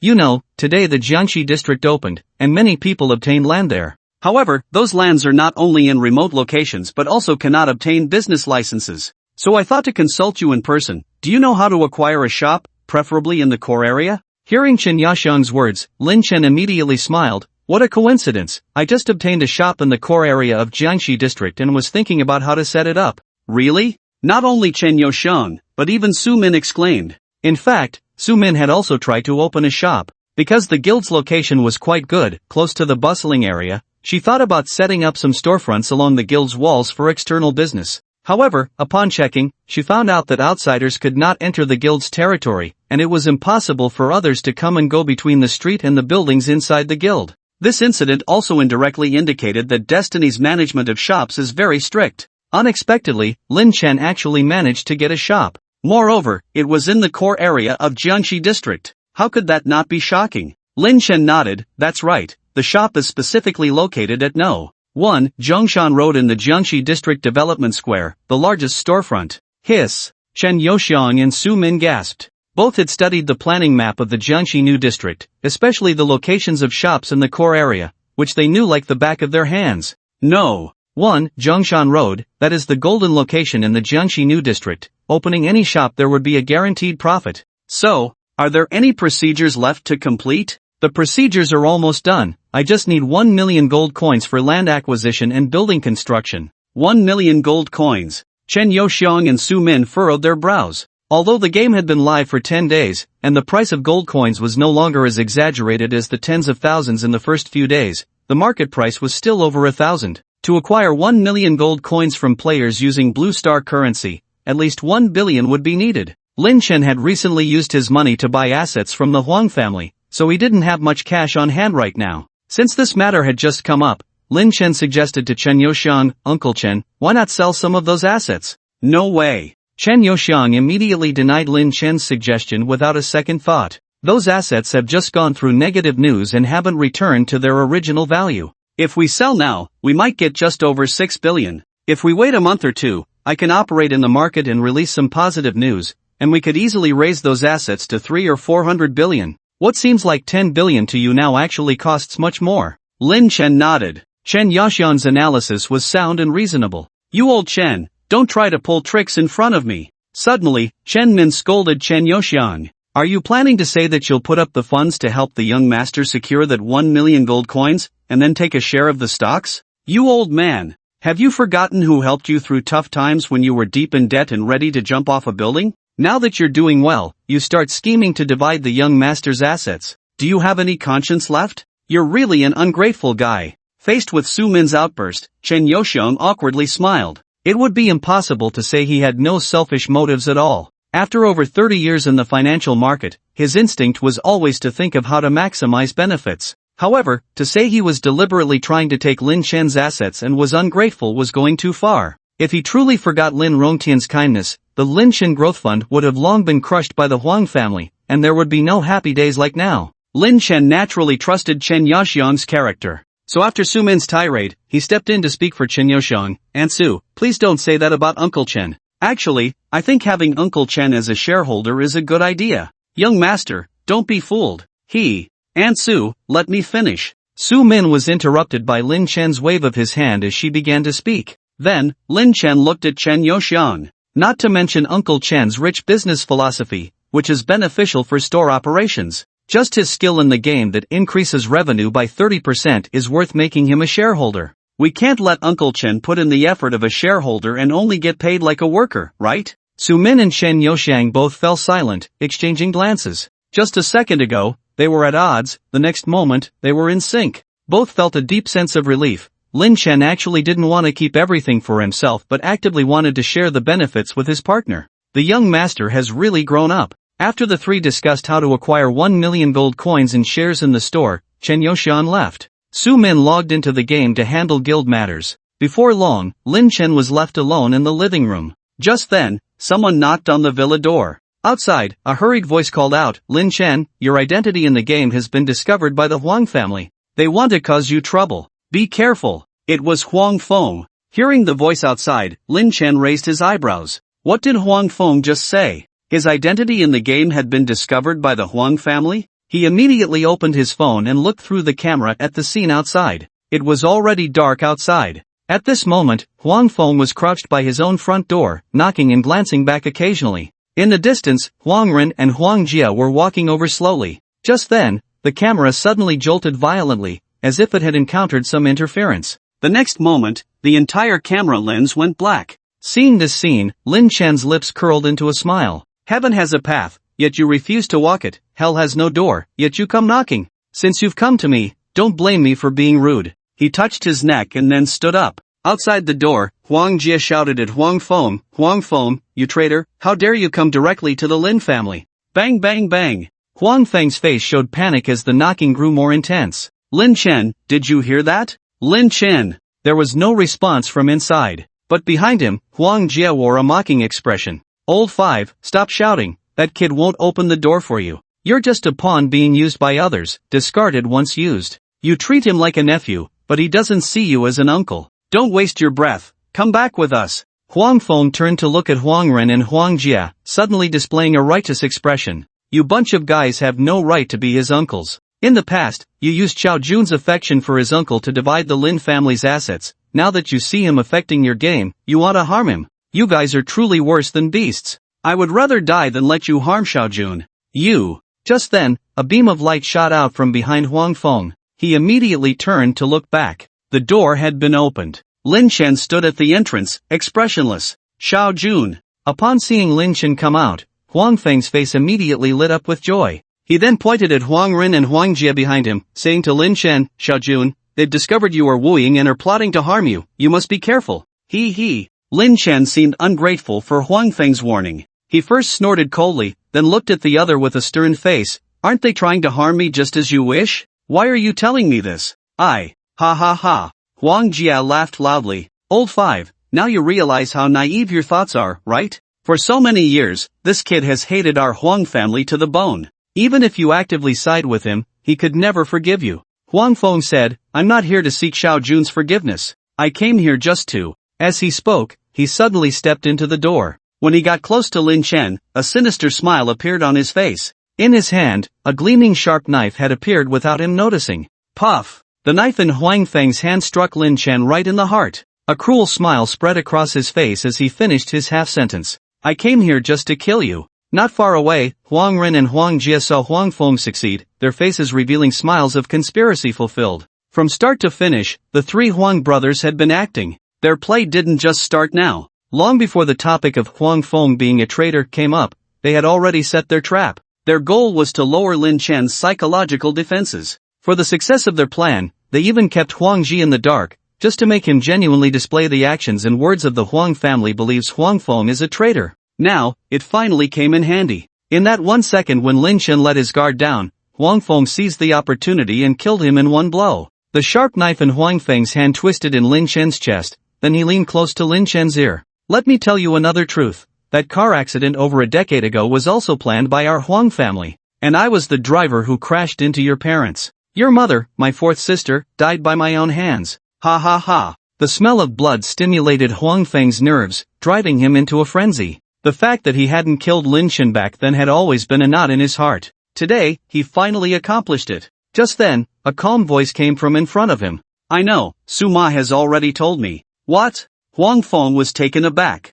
He quickly raised his head to look at Lin Chen. At that moment, Lin Chen still maintained his initial calmness, showing no signs of having his heart pierced. Suddenly, an absurd thought flashed through Huang Feng's mind. Could it be that Lin Chen's heart is on the right side? He immediately drew his dagger, preparing to stab Lin Chen's right chest. However, this time his hand did not fall, it was caught by Lin Chen. Lin Chen looked at Huang Feng, his face still calm. Even though you can't kill me, it still hurts. At that moment, Huang Ren suddenly shouted from a distance, Old 5, it's a destiny item. This kid must have manifested a potion that adds health and constitution from destiny and took it in advance. Huang Jie shouted, no, it's a necklace. Look at his neck. Huang Feng's gaze fell on Lin Chen's neck. It was then he noticed a strange necklace had appeared around Lin Chen's neck. The material seemed to be equipment from destiny. This Lin Chen could actually manifest equipment. Correct answer. Lin Chen smiled slightly at the shocked expressions of the Huang brothers, revealing his white teeth. Around his neck was the Baiman prayer beads. This necklace was his confidence in facing the Huang brothers.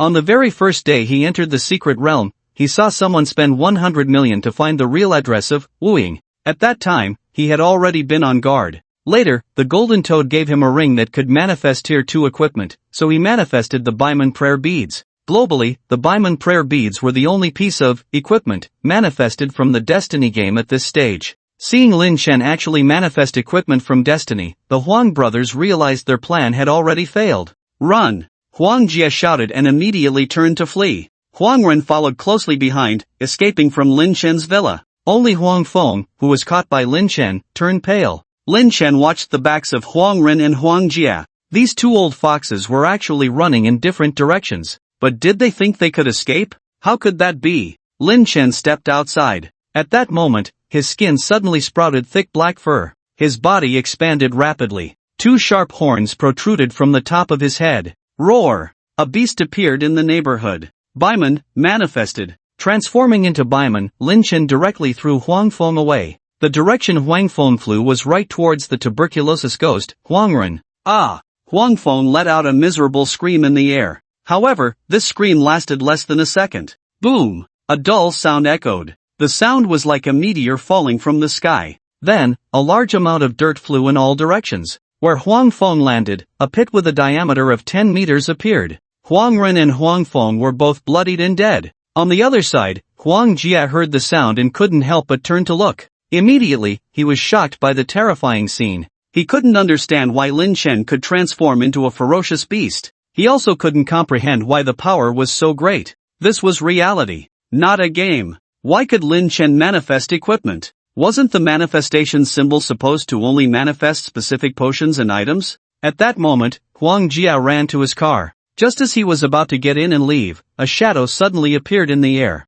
Boom! Huang Jia's Cullinan was directly crushed by the behemoth. The only means of escape was destroyed, instantly extinguishing Huang Jia's thoughts of fleeing. He looked up at the behemoth, towering 1 or 2 stories high, his face filled with terror. Lin, Xiaojun, you can't kill me. I'm your uncle, your real uncle. I used to hold you when you were little, you even urinated on me back then. Do you remember? Boom! Lin Chen stepped down beside Huang Jia. Huang Jia was shaken, his legs giving way, collapsing to the ground. He lowered his head, staring at this thing claiming to be his uncle, his eyes blazing with fury. Lin Chen had never dared to forget the actions of the Huang family. When his father, Lin Rongtian, first started a business, the Huang family saw him becoming a boss and all rushed in to help. As a result, these parasites could only eat and not work, leading to Lin Rongtian's first entrepreneurial failure. After resting for a while, Lin Rongtian prepared for a second venture. Initially, he wanted to borrow some money from the Huang family to start.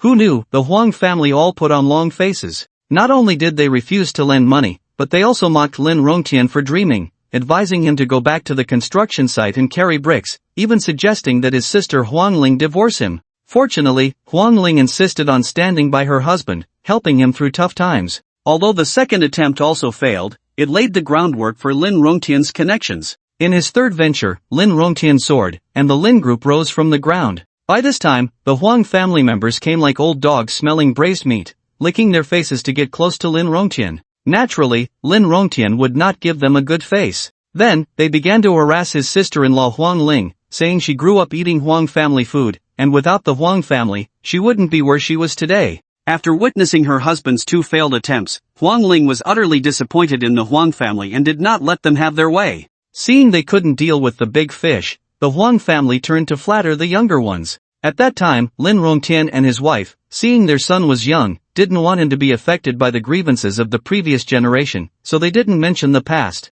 Thus, in Lin Chen's heart, his uncle and aunt treated him very well. They often visited him and bought him snacks. Soon, there were scenes of Huang Feng frequently visiting Lin Chen's school. However, this vulgar tactic of the Huang family was quickly discovered by Lin Rongtian, who angrily denounced their malicious intentions. Who would have thought the Huang family would be so bold as to cause a car accident while Lin Rongtian's family of 3 was driving, resulting in the deaths of Lin Rongtian and his wife? If it weren't for Lin Chen's strong fate, he would have long gone to the underworld with his parents. Reflecting on the past, Lin Chen's anger surged again. He grabbed the crushed Cullinan beside him and smashed it down onto Huang Jie's head. Boom! Huang Jie was instantly turned into a pulp. Roar! After killing the 3 Huang brothers, Lin Chen felt much relief from the resentment in his heart. He raised his head and looked into the distance. The Huang family still had Huang Di and Huang Jicheng. Additionally, there were other members of the Huang family of the same generation as Lin Chen. All of them had to be eliminated one by one.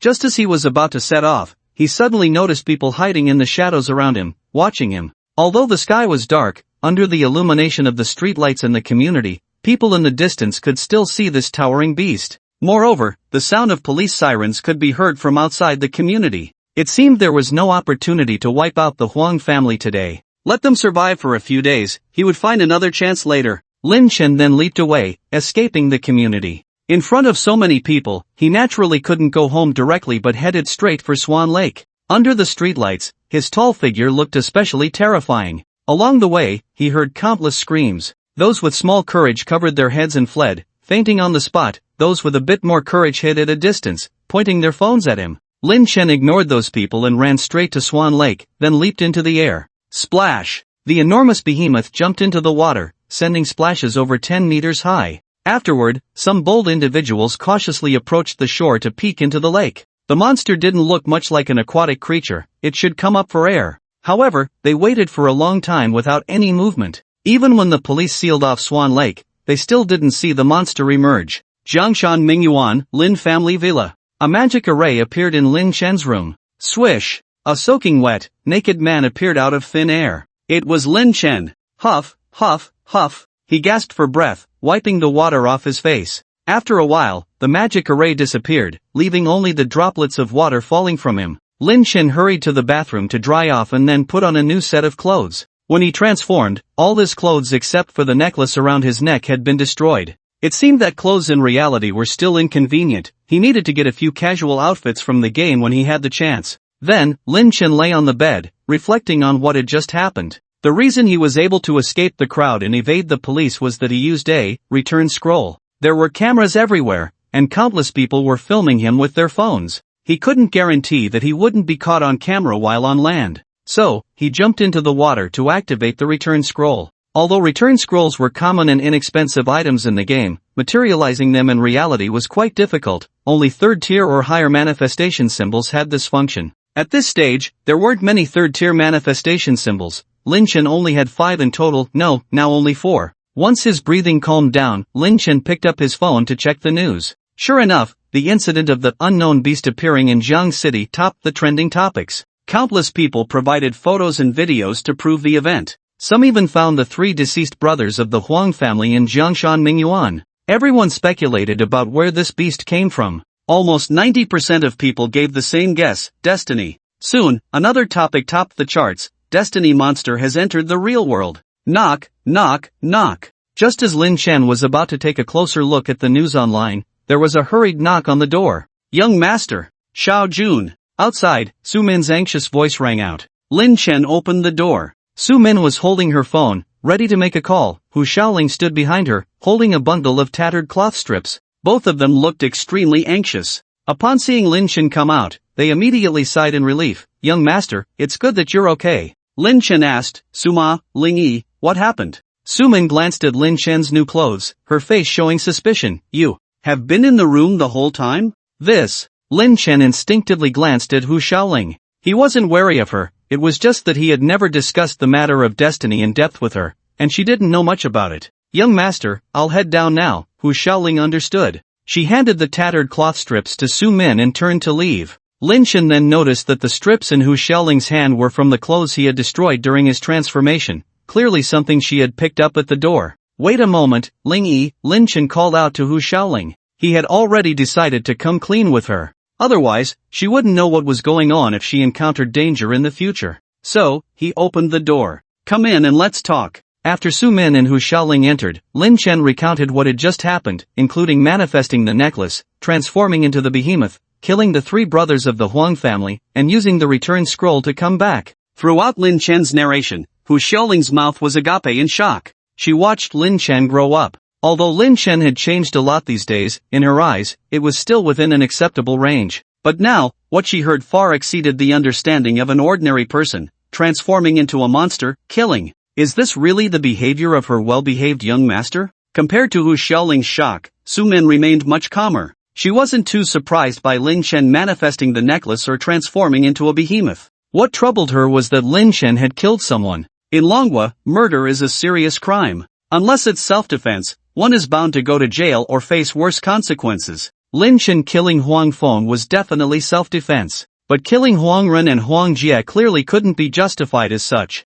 Those two posed no threat to Lin Chen anymore. Him running over to kill them obviously didn't fit the current legal definition of self-defense. Unless, no one knew about Lin Chen transforming into a behemoth. After all, it was the behemoth that killed. What does that have to do with Lin Chen? Gathering her thoughts, Su Min recalled a key point Lin Chen had just mentioned. Xiao Jun, are you saying the cameras outside inexplicably lost signal? Lin Chen nodded, yes. I think the Huang brothers must have brought some jamming device to deal with me. There are indeed specialized devices in cutting-edge military products that target cameras. For example, releasing high-energy rays around can easily burn out the lenses of nearby cameras. The Huang family has really shot themselves in the foot this time, Su Min sighed in relief, her expression easing. Then, she smiled at Lin Chen and said, Xiao Jun, just pretend you know nothing about today's events, I'll handle it. As for the behemoth transformation function of the necklace, you shouldn't use it for a while. Lin Chen nodded, okay. To be honest, it would be a lie to say he wasn't scared.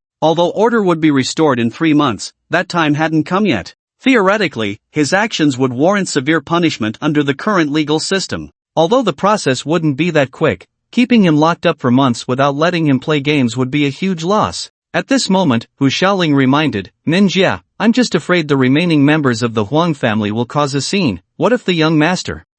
Let them come, I'll hire a lawyer to deal with it, Su Min replied nonchalantly, a look of disdain on her face. But based on what I know about them, the current Huang family is probably scared out of their wits and has fled overnight. Su Min was not wrong. At this moment, the Huang family was in chaos, filled with terror. 3 siblings from the Huang family had suddenly died, leaving only the third sister, Huang Di. Although Huang Jicheng was relatively decent among the younger generation, he had grown up under the protection of the previous generation. Now that his uncle and father were dead, he suddenly lost his backbone and had no idea what to do. As for Huang Jicheng's cousins, they were all a bunch of spoiled brats, only capable of crying in the house. Thinking of Huang Feng, who had fled, Huang Jicheng slammed the table. It's all Huang Feng's fault. If it weren't for his betrayal and siding with Lin Chen, Dad and Uncle wouldn't have died. He didn't know the plans of Huang Ren, Huang Jie, and Huang Feng, so he naturally believed this. Huang Di remained silent. Although she was unclear about the plans of the eldest, second, and fifth siblings, she didn't quite believe in Huang Feng's betrayal, feeling that something was off. But now that such a huge situation had occurred, she had to admit that Huang Feng was indeed the great traitor.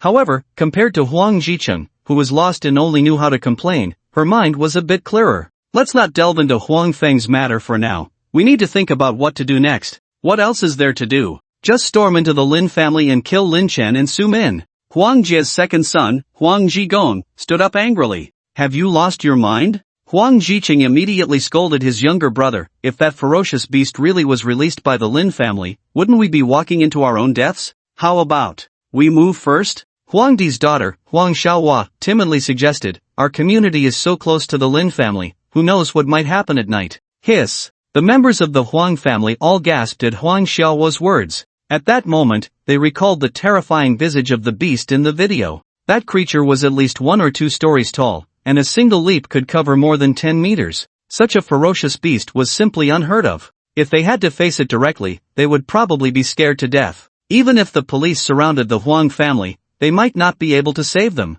Right. Let's change places first, then call the police to catch Lin Chen. Huang Xiaohua's suggestion received unanimous approval. After that, more than 10 members of the Huang family packed up overnight and fled from Jiangshan Haoding. In the neighboring community, Jiangshan Mingyuan, Lin Chen lay in bed and opened Douyin. The first video that popped up was a short clip about the beast of Jiangcheng. Lin Chen scrolled through a few clips, wanting to see if anyone connected this incident to him. Good news, no one mentioned Lin Chen. Bad news, someone mentioned Wu Ying. Damn, why does this beast look so much like a behemoth? Wu Ying used this transformation in the secret realm. I saw the video online. What? This behemoth is Wu Ying? Is that true? That's a bit far-fetched. There are many behemoths in the game. How can we say it must be Wu Ying's transformation? Seeing these discussions, Lin Chen felt very complicated. However, it was too late to do anything. Even if he had to choose again, he would still choose to transform and kill the 3 Huang brothers. In the end, he stopped looking at Douyin, turned off his phone, and went to sleep.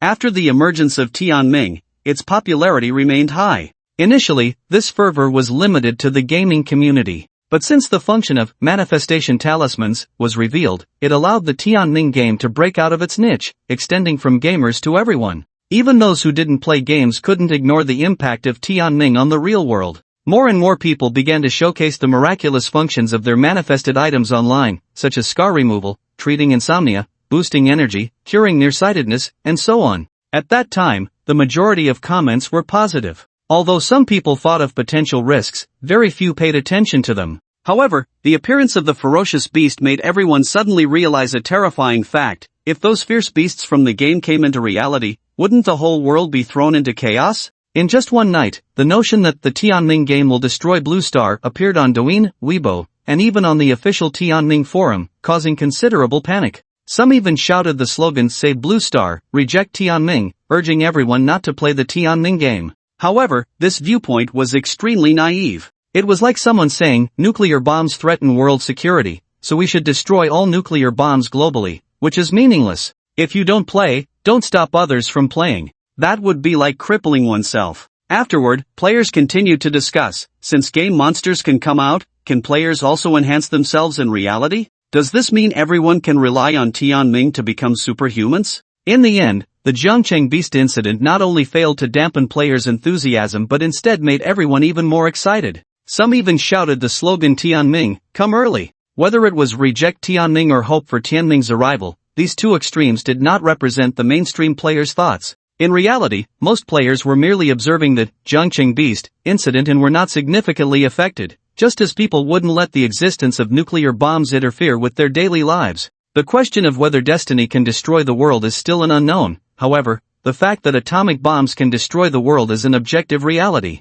Even so, everyone in reality is still living well, eating and drinking as usual. Tomorrow's matters will be discussed tomorrow. The next day, Lin Chen logged into the game. As soon as he entered, he saw in the chat channel that everyone was discussing the matter of the Beast of Jiangcheng. After all, most players in the main city of Ganjiang are from Jiangcheng, so their enthusiasm for discussion is much stronger than in other main cities. Some even asking if that behemoth was him. Naturally, Lin Chen ignored these. After turning off the boring messages, Lin Chen focused on matters related to shop construction. After discussing with Chen Youxian yesterday, he decided to let the other party take a 20% stake and be responsible for gathering 1 million gold coins within 4 days. Originally, Lin Chen wanted Su Min to also take some shares, but she refused. Su-min said she needed to focus on managing the guild well and had no time to get involved in shop matters. The guild was just starting, and the president needed to invest a lot of energy. She truly had no time to spare here. Lin Chen did not press the issue.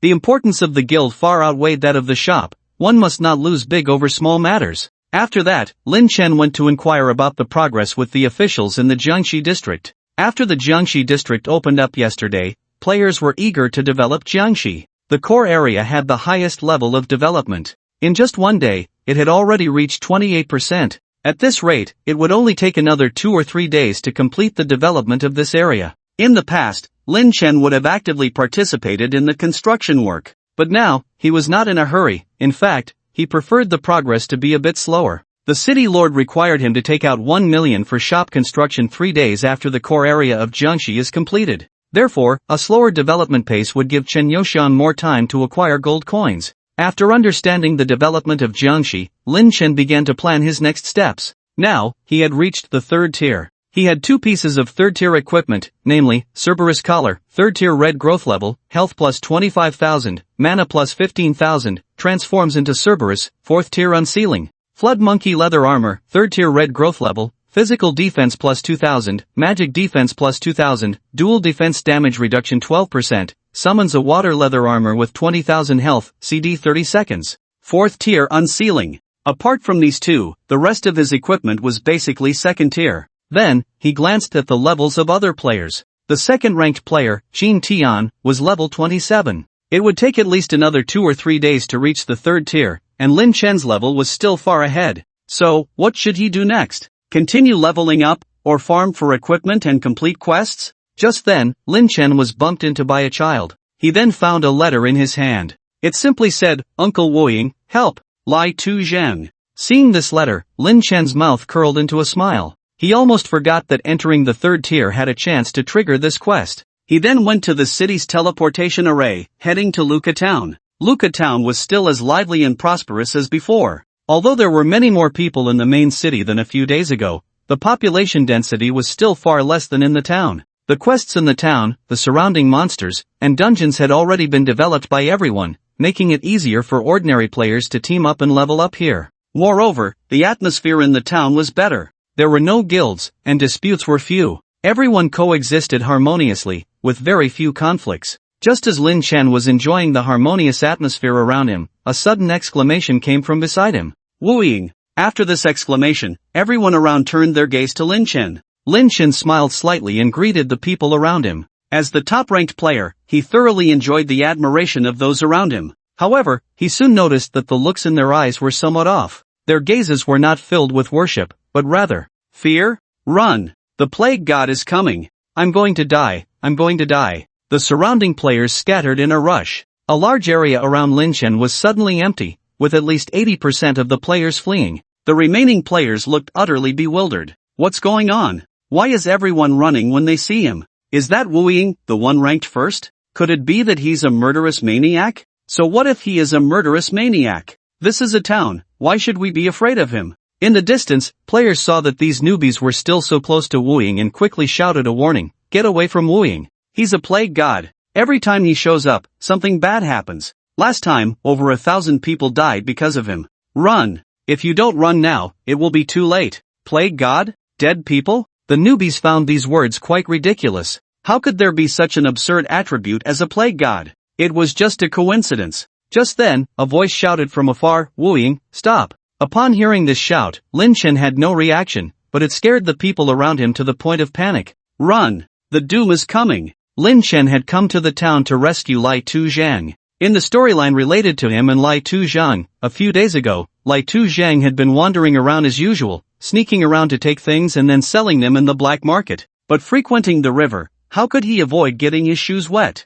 Once, while selling something to a customer, he was caught by the guards who were fishing for lawbreakers. Everything in his warehouse was confiscated. Since Lai Tu Zhang's items were all stolen from various shops in the town, he was suddenly targeted by all the shop owners. With this capture, he feared he would never have a chance to get out again. So, Lai Tu Zhang found an opportunity to send a message to Lin Chen, asking him to come and save him. To ensure Lin Chen knew about this, he not only sent a message but also revealed that his accomplice was Lin Chen. As a result, Lin Chen ended up on the wanted list of the NPCs in Luka Town, and he would be pursued as soon as he showed his face. Wooing, stop! A squad of 5 guards rushed forward. The nearby players, seeing the usually protective guards coming after Lin Chen so aggressively, were terrified and hid far away. Last time, when Millet saw Lin Chen, he immediately went on a rampage, causing hundreds and thousands of players to die. This time, with an entire squad of guards charging in, who could guarantee they wouldn't get caught up in it? Soon, panic spread among the players on the street. Meanwhile, Lin Chen, the person in question, remained remarkably calm as he watched the guards rush toward him. Now, he had 2 choices. 1. Get caught by the guards and then sent to jail. Once inside, he would have to pay a hefty fine, bribe the jailer, and finally leave with Lai Tu-Zhang. 2. Evade the guards and then break into the jail. The advantage of this was that he wouldn't have to pay any money, but the downside was that it would lower Luca Town's friendliness from neutral to hostile. In the future, every time he came to the town, he would be hunted down. Lin Chen certainly didn't come to the town to deliver money. Upon seeing the guards rushing over, he immediately entered a state of invisibility. The guards instantly lost their target and began looking around. Where's Wooing? Where did he go? Quick, use the reveal. He's a thief. Use flares, dust, everything. At that moment, one of the hunters in the guard squad shot a flare into the sky. 2 other guards pulled out a pouch of dust and scattered it in the air. But, they found nothing. Wooing seemed to have vanished, and no one knew his whereabouts.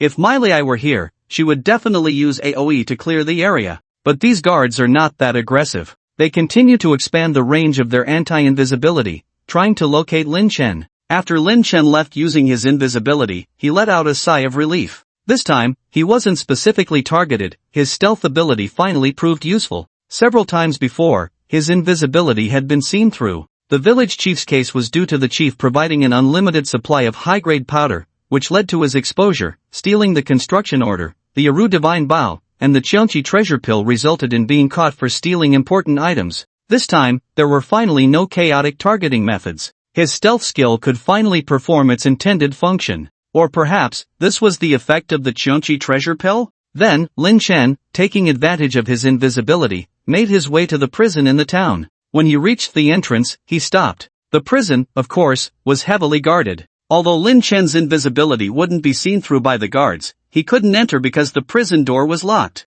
He was merely invisible and couldn't walk through walls. Moreover, the jailer was inside the prison, making it impossible for him to steal anything. He could only wait and see if there was an opportunity to get in. Before long, 2 guards approached, escorting a bald man. When the 2 reached the prison entrance, they shouted inside, "Capture the lecherous Tian Guang." The jailer inside immediately opened the door. "Please. Thank you for your hard work, gentlemen." Lin Chen naturally wouldn't miss this opportunity and slipped inside using his invisibility. Once inside the prison, Lin Chen began to search. The prison cells were arranged in 3 rows, marked with labels like A, B, C, etc. Soon, Lin Chen spotted Lai Tu-Zhang in the innermost cell of row A. At that moment, Lai Tu-Zhang was sitting inside, bruised and battered, looking listless. He had offended all the shop owners in the city, so how could he have a good time? He had been bullied by the jailers in here for days. Lin Chen approached Lai Tu-Zhang's cell and gently called out, "Lai Tu-Zhang! Lai Tu-Zhang!" Hearing the voice, Lai Tu-Zhang suddenly looked up, his face immediately lighting up with joy. He forcibly suppressed his excitement and quietly walked to the bars of the cell door, whispering, "Is that you, Lord Wooing?" He couldn't see Lin Chen but knew of his invisibility skills. The first time he met Lin Chen, he had been followed by him while invisible. Lin Chen replied, "It's me. I'll rescue you soon, just stick close to me." "Okay. The key to the cell is with Jailer A," Lai Tu-Zhang said, his face full of excitement. Lin Chen's gaze fell on Jailer A. Inside the prison, there were 3 patrolling jailers. Each jailer had a set of keys hanging from their waist. At the entrance and exit of the prison, 3 jailers were guarding, and the key to the main gate was with them. This meant Lin Chen needed at least 2 keys to get out. If it were just him, he could easily manage it relying on his invisibility. But now he had to take Lai Tu-Zhang with him, which made things more complicated. After all, Lai Tu-Zhang didn't have invisibility skills. He couldn't just run away right under their noses. What to do? Start a fight? Lin Chen thought for a moment and decided to try a clever approach first. If that didn't work, he would resort to force. He then approached Jailer A. Taking advantage of the distance between him and the other jailers, he immediately launched a sneak attack. "Ding, you have stolen the cell key from Jailer A." "Done." Lin Chen observed the jailer's reaction and found that he was completely unaware. Then, Lin Chen opened Lai Tuzhang's cell door and instructed him, "Don't come out yet. Wait for my signal before you act." "Okay." Lai Tuzhang complied with Lin Chen's instructions, remaining in the cell. Lin Chen left Lai Tuzhang and walked toward the prison exit. At the exit, 3 jailers were on guard. 2 guards were on duty, and a warden was sitting in a chair. Lin Chen used his old tricks again and managed to steal the keys from the warden without being discovered. He really didn't expect things to go so smoothly this time. Then, Lin Chen waved to Lai Tuzhang, signaling him to come over. Lai Tuzhang didn't move. Lin Chen slapped his forehead. He forgot that Lai Tuzhang couldn't see him. He then approached the cell where Lai Tuzhang was and gently said, "Come out." However, Lai Tuzhang didn't move. Instead, he looked at Lin Chen in surprise and said, "But if I go out like this, I'll be discovered immediately." Lin Chen replied, "Don't worry, I'll handle it." Lai Tuzhang didn't ask further and casually opened the cell door. As soon as he stepped out, he froze. A guard happened to look at Lai Tuzhang. Seeing the guard, Lai Tuzhang was almost scared to tears. "Are you saving me or putting me in danger?" Originally, he was just suffering a bit in prison. Now, escaping was a serious crime that could get him shot on the spot. The guard, upon seeing Lai Tuzhang come out, immediately rushed over. Just then, he noticed a stuffed toy rolling on the ground. The guard was momentarily stunned upon seeing the toy. Then he suddenly showed a panicked expression, crouching down and holding his ears. "Wife, I was wrong. I shouldn't have kept a little one." Lai Tuzhang was somewhat confused by the guard's sudden outburst. It was just a ragged toy. How did it become a wife? "Hurry up!" Lin Chen's voice urged from the air. "Oh!" Lai Tuzhang quickly moved outside. Before long, he passed through the cell area and arrived at the main gate area. To leave, he had to get past the warden and the 2 guards at the gate. Just as Lai Tuzhang was thinking about how to deal with this, he saw another stuffed toy appear out of nowhere on the ground. The warden and the guard stood up straight upon seeing the toy and immediately saluted it. "Greetings, sir." "Long." "Sir?" Lai Tuzhang looked at the warden and the guards with suspicion, then glanced at the toy on the ground. He couldn't tell if it was an illusion, but he faintly sensed an air of authority emanating from that toy. After a while, the prison lock clicked, and the prison gate opened. "Don't just stand there. Hurry up." "Yes, sir." Lai Tuzhang gritted his teeth and dashed out right in front of the warden and the guards. It was as if the warden and the guards didn't see him at all, continuing to stand stiffly in place. Lai Tuzhang escaped from the prison in a daze. Lin Chen brought Lai Tuzhang to a deserted courtyard, revealing his form. Lai Tuzhang immediately knelt on the ground and bowed. "Lord Wuying, thank you for saving my life."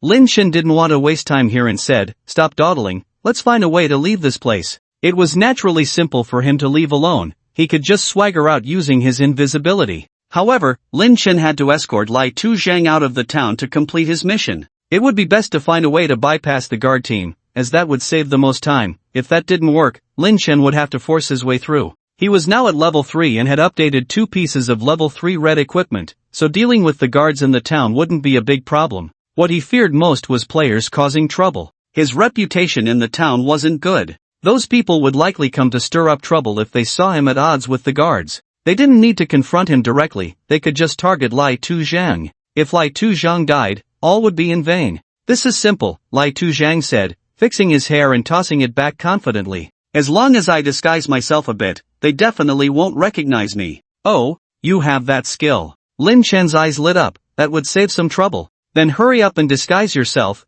Let's leave this place of chaos as soon as possible."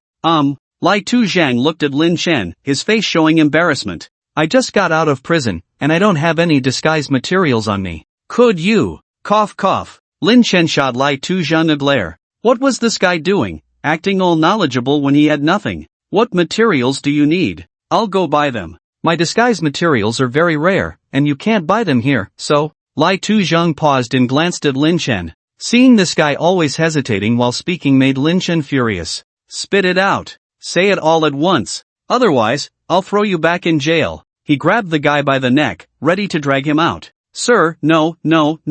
Lai Tuzhang dared not stall any longer and quickly said to Lin Chen, "I have a spare space ring hidden in a secret place in the warehouse. You just need to help me get it." "Where exactly is it?" "The ring is in a hidden compartment in the corner of the warehouse." Lai Tuzhang detailed the exact location of the ring to Lin Chen. "Alright, you stay hidden here, and wait for me to come back." After giving Lai Tuzhang his instructions, Lin Chen activated his invisibility and left. Just as he stepped outside, he heard a series of alert whistles. Then, someone shouted from a distance. "Someone has escaped from prison. Lai Tuzhang has run away." He won't get far, search quickly. Watch out for his accomplice, Wu Ying, they might be together. The streets were now filled with double the guards, intensifying their patrols. Although they appeared fierce on the surface, they were completely unaware of Lin Chen, who was in an invisible state. The last time, Lin Chen was only about 5 meters away from them, and they didn't notice him at all. Considering the previous scene of stealing keys in the prison, Lin Chen was almost certain that the Zhangqi Baodan had definitely enhanced his stealth effect.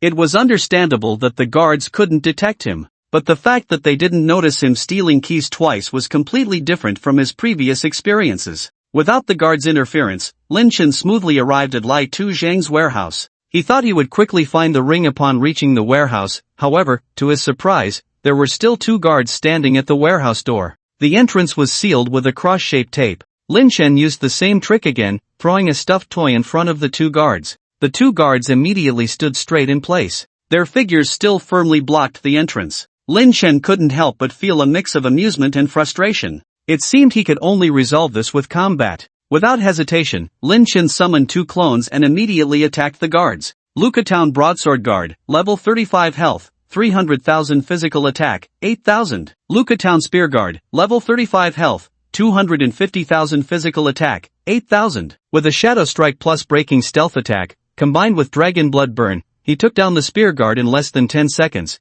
Then, he spent another 10 seconds to deal with the Broadsword Guard. Ding, you have killed the Lukatown Spear Guard. Your friendliness with Lukatown -5. Ding, you have killed the Lukatown Broadsword Guard. Your friendliness with Lukatown -5. Ding, other guards are on their way to the scene. Lin Chen ignored these messages. Since he decided to rescue Lai Tu Zhang from prison, it was destined that he would become enemies with Lukatown. After dealing with the 2 guards, he immediately forced open the warehouse door sealed with tape and entered. This was Lin Chen's second time in this warehouse. The last time, it was packed full of various items. This time, all the valuable things had been taken away, leaving a mess behind. Following Lai Tu Zhang's instructions, Lin Chen went to a corner of the warehouse and removed a brick. Immediately, a small box was revealed inside. Lin Chen reached in to take it out and then opened the box to confirm. Sure enough, there was a ring inside. Done. Lin Chen wanted to check what was inside the ring but received a system prompt. Ding, this ring has already been bound by someone else,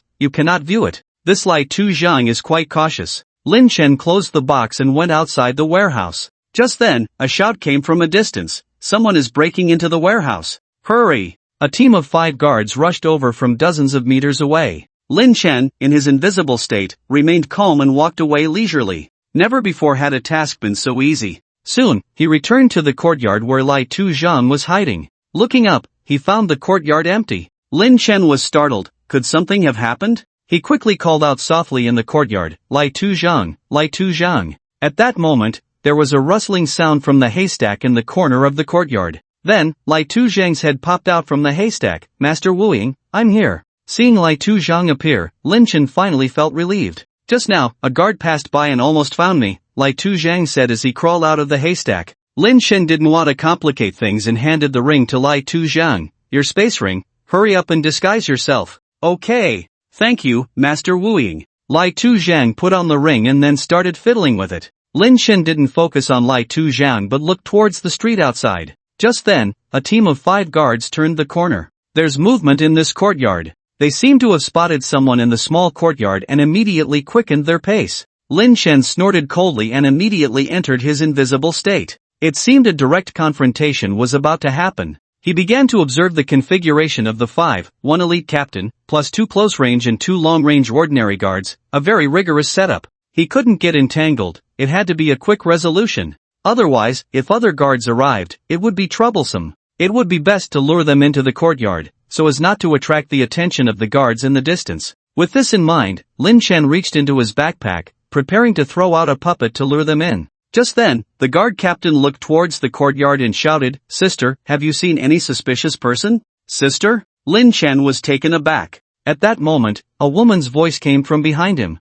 No, officer, I haven't seen anyone. Lin Chen turned around and found that a peasant woman in her 40s had appeared behind him, Widow Su. At this moment, Widow Su was holding a wooden stick, ready to hit the haystack. Where was Lai Tu Zhang? Could it be that this person in front of him was? The guard captain surveyed the small courtyard and then waved to the people behind him. Let's go. After the guard team left, the woman softly called out, Master Wu Ying, are you still there? I'm here. Lin Chen revealed himself. He carefully examined the rural woman, her clothing, skin, and gaze. There was no trace of Lai Tuzhang at all. Disguised as Widow Su, Lai Tuzhang looked quite pleased. Master, my disguise skills are not bad, right? Lin Chen nodded, genuinely impressed. No flaws at all. Lai Tuzhang chuckled and then handed Lin Chen a bag. Master Wu Ying, you should use this too. Let's go out together. Lin Chen reached out to take it. Ding, you have obtained Disguise Makeup Bag. Disguise Makeup Bag can transform into the appearance of any person, lasting 1 hour. Usable times, 1. I can rely on invisibility. I don't need this thing, Lin Chen said, casually tossing the disguise bag into his backpack. It seemed he looked down on using it. In reality, he was reluctant to use it. Such things would definitely have great uses in the future. Using it now would be too wasteful. Let's go. You go ahead, and I'll follow you. As Lin Chen spoke, he entered his invisible state again. Lai Tuzhang said nothing more and stepped out of the small courtyard. Not long after they set off, they encountered a squad of guards. Lai Tuzhang was very confident in his disguise skills, wearing a calm and composed expression, even nodding and smiling at the captain of the guards. The captain's gaze swept over Lai Tuzhang without pausing, continuing his patrol. The two of them swaggered through the streets of the town, brushing past many other guard squads. After more than 10 minutes, they safely arrived outside Luka town. Lai Tuzhang stopped and looked back. Master Wu Ying. Lin Chen revealed himself. At this moment, Lai Tuzhang cupped his hands in salute to Lin Chen. Master, thank you for saving me today.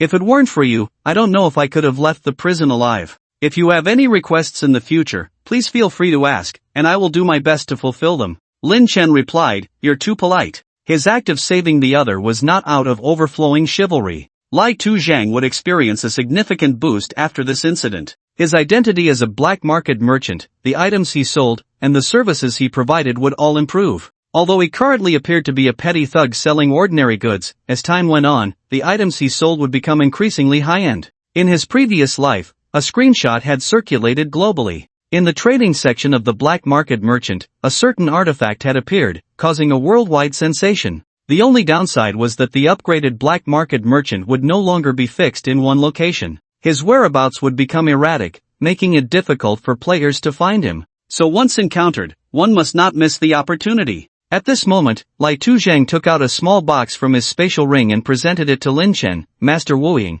I cannot repay your great kindness. This treasure box can produce functional items that may assist you in your adventures. Please accept it. Lin Chen reached out to take it. Ding, you have received Lai Tuzhang's gratitude. Afterward, Lai Tuzhang bid farewell to Lin Chen and left. Lin Chen watched Lai Tuzhang's departing figure, reflecting on the completed task, feeling somewhat dazed. In reality, rescuing Lai Tuzhang was quite difficult. Prison break was the first major challenge. Under normal circumstances, players needed to deal with 5 guards and 1 warden. From entering to exiting, the time could not exceed 15 minutes, otherwise, they would be trapped inside the prison by a large force, leading to failure. However, with the help of stealth, thievery, and the puppet fantasy technique, Lin Chen completed the task in less than 3 minutes without engaging in any combat. Retrieving the ring was the second challenge. The timer started as soon as the player began fighting the 2 guards at the entrance. Within 3 minutes, a guard squad would arrive. If the player's output was insufficient, they could easily be surrounded by guards while trying to retrieve the ring. But Lin Chen, relying on his own and the 2 substitutes' high burst damage, took down the 2 guards in under 30 seconds.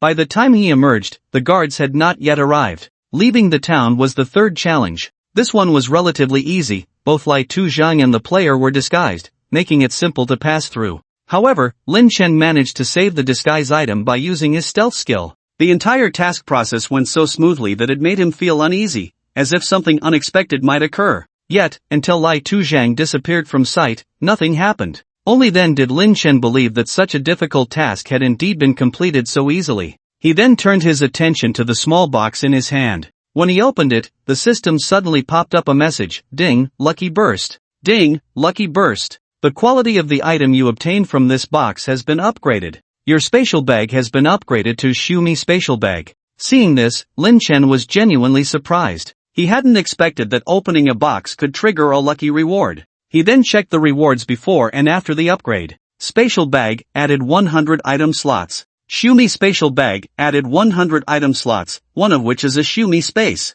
The Xiumi space. Does this not mean that the items placed there can be retrieved into reality? Lin Chen first used a return scroll to go back to Ganjing City, and then clicked on the Shumi space bag. Do you want to use the Shumi space bag to expand your backpack? Yes. Ding, expansion complete. The backpack, which originally had only 50 slots, instantly became 150. Lin Chen noticed that the first slot was different from the others. The background color of this slot was purple, exactly the same as the color of the manifested item. Clicking on that slot brought up a brief usage instruction. Shumi space slot, items in this slot can connect with the real world, CD, at least 1 hour. Note, if it is an equipment type item, it cannot be used by others. The higher the level of the inserted item, the longer the CD. Lin Chen glanced at his equipment. He had previously manifested the behemoth necklace into the real world, increasing his health by 800 and his constitution by 200. Yesterday, he was stabbed in the heart by Huang Feng, and it didn't affect him at all. Based on Lin Chen's feeling at the time,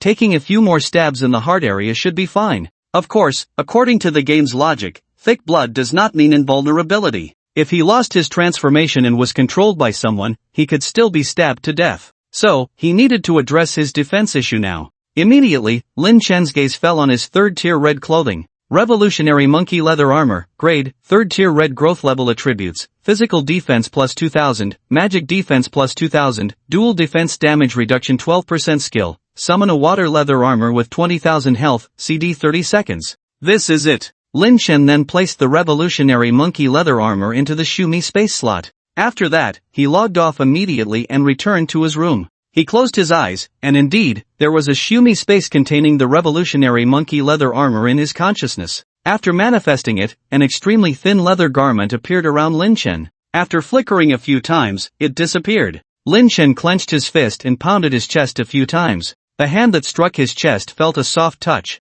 It was as if he was hitting not his body, but cotton. As for his body, he felt nothing at all. How was the protection of this leather armor for other parts of the body? Lin Chen immediately left the room and went to the kitchen. At that moment, Hu Shaoling was chopping vegetables in the kitchen. Sensing Lin Chen's arrival, she turned around and slightly bowed to him. "Young master." Lin Chen saw the kitchen knife in Hu Shaoling's hand, and his eyes immediately lit up. "Aunt Ling, cut me." "Ha!" Lin Chen's words startled Hu Shaoling greatly. She instinctively put the kitchen knife behind her and said to Lin Chen, "Young master, are you running a fever? Do you want me to call a doctor for you?" Lin Chen ignored her and continued, "Cut me." Hu Shaoling was unwilling to agree. She quickly placed the kitchen knife on the cutting board and grabbed Lin Chen's hand. "Young master, wake up. Don't be confused. You. Hey." Lin Chen couldn't explain himself to Hu Shaoling and rushed forward to grab the kitchen knife. Hu Shaoling hugged Lin Chen with both hands, shouting desperately, "Young master, calm down.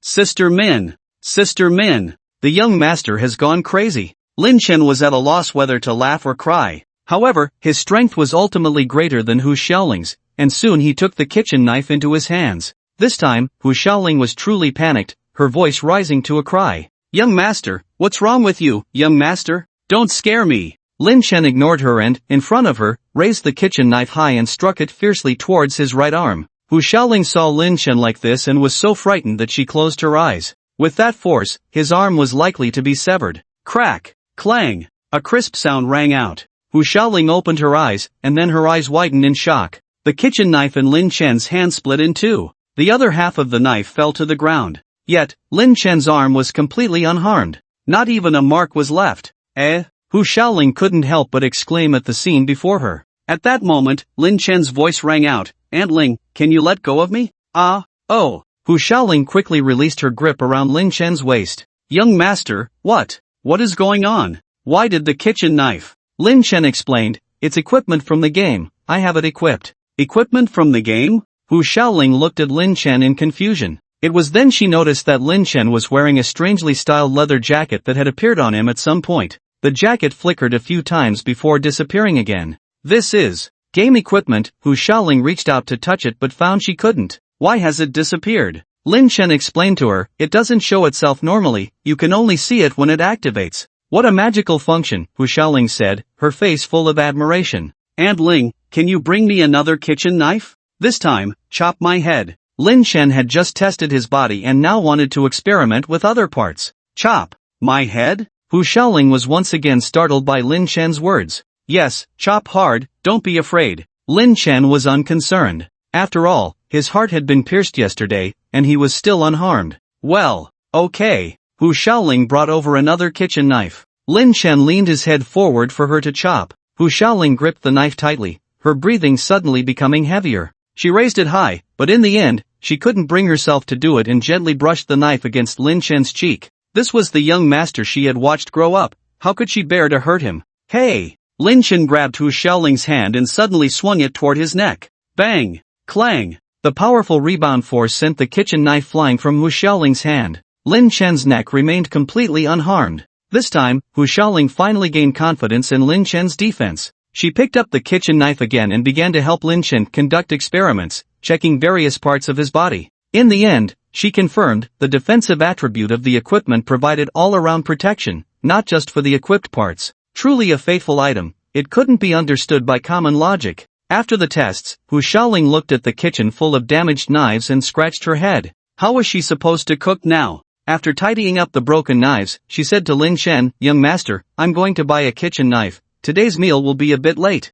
Okay. After Hu Shaoling left, Lin Chen did not continue playing the game but instead left the villa to head to Swan Lake next to the community. He wanted to know the situation around Swan Lake after yesterday's behemoth incident. As soon as he exited the community, he noticed many more police officers around. Seeing these officers made Lin Chen feel a bit nervous, unsure if this behemoth incident would implicate him. After all, 3 people had died. Just as he was about to head to the edge of Swan Lake to check the situation, he was stopped by a police officer. "Hello, Swan Lake is closed off. You cannot enter for now." Lin Chen looked at the officer and pretended to be curious, asking, "Officer, I heard there are monsters in Swan Lake, is that true?" The officer had no expression on his face, only politely responding to Lin Chen, "We are still investigating this matter. We will announce the results as soon as we have them." Okay. Lin Chen stood on tiptoe, gazing in the direction of Swan Lake. There were many devices around Swan Lake, and the lake's surface was filled with police boats. It seemed the police were using modern equipment to detect the monsters in Swan Lake. Seeing the scene inside, Lin Chen smiled. He had already come out, so naturally, there wouldn't be anything in Swan Lake. Just as he was about to leave, a sudden commotion erupted nearby. "What are you doing? I live around here, why can't I go in? I come here to exercise every day. What right do you have to stop us? What's wrong with the police? Can the police bully the common people? You are the people's police, you should serve the people. How can you stand against us? This is the people's Swan Lake, and the people naturally have the right to enter. Get out of the way, let us in." Lin Chen looked up and saw a group of elderly men and women, blocked by the police from reaching Swan Lake, expressing extreme indignation. No matter how the police explained, they insisted on shouting to go to the lakeside to exercise. Faced with these elderly folks, the on-duty officers felt utterly helpless. They couldn't be fierce, nor could they scold, they could only explain while physically blocking their way. However, those elderly men and women simply wouldn't listen to the police's explanations, they just wanted to stroll and exercise by the lake. "Uncles and aunties, please don't push through." Team leader Wang Tianming saw the scene and rushed over. "We are conducting a comprehensive maintenance of Swan Lake, and it will be open immediately after we finish, so please rest assured." To avoid panic, he certainly wouldn't mention it was because of searching for a ferocious beast, so he used maintenance of the swans as a cover. However, those elderly folks were quite sharp and immediately saw through Wang Tianming's words. "What maintenance of Swan Lake? I see you are here to look for that so-called ferocious beast. Where would there be a ferocious beast? I've lived here for over 10 years and have never seen one. I thought only children would believe such ridiculous things. I didn't expect you police to be so naive. Young man, I've walked more roads than you've eaten meals. We don't need you to teach us how to do things. It's truly sad that the country and society are managed by people like you. You have no right to stop us. Let me tell you, my heart isn't good, so don't touch me recklessly. I have osteoporosis, so be careful. I'm feeling dizzy, so keep your distance." The elderly folks leaned dizzily towards Wang Tianming.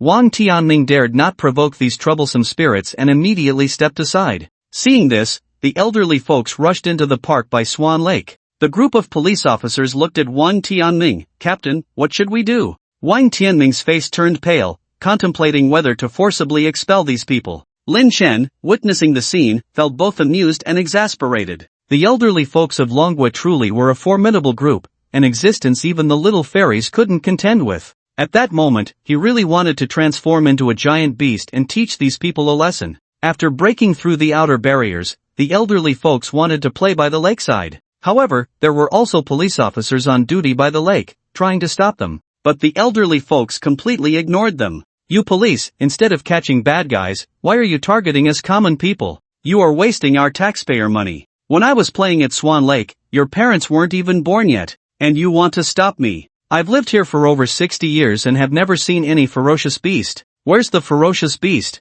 Let it come out. The police officers faced these unruly elderly folks and truly had no way to handle them. They all turned their gaze to Wang Tianming, hoping for his instructions. Wang Tianming maintained a serious expression, looking at those elderly folks. He really wanted to forcibly expel them, but he was afraid of the negative impact. He believed that as soon as his people touched these elderly folks, dozens of ailments would suddenly manifest on them. Just then, a series of enormous bubbles suddenly erupted on the surface of the lake. The originally calm lake began to churn violently. What was happening? Wang Tianming felt a sense of foreboding and immediately looked up at the surface of Swan Lake. At that moment, a colossal creature suddenly shot out from the lake. An incredibly long neck emerged from the water. Splash! It was a Brachiosaurus. Seeing this scene, Wang Tianming, the police, and Lin Chen, who was watching from the side, were all taken aback. Especially Lin Chen, who was more shocked than everyone else combined. Those people had come with the intention of finding a monster, so while they were shocked,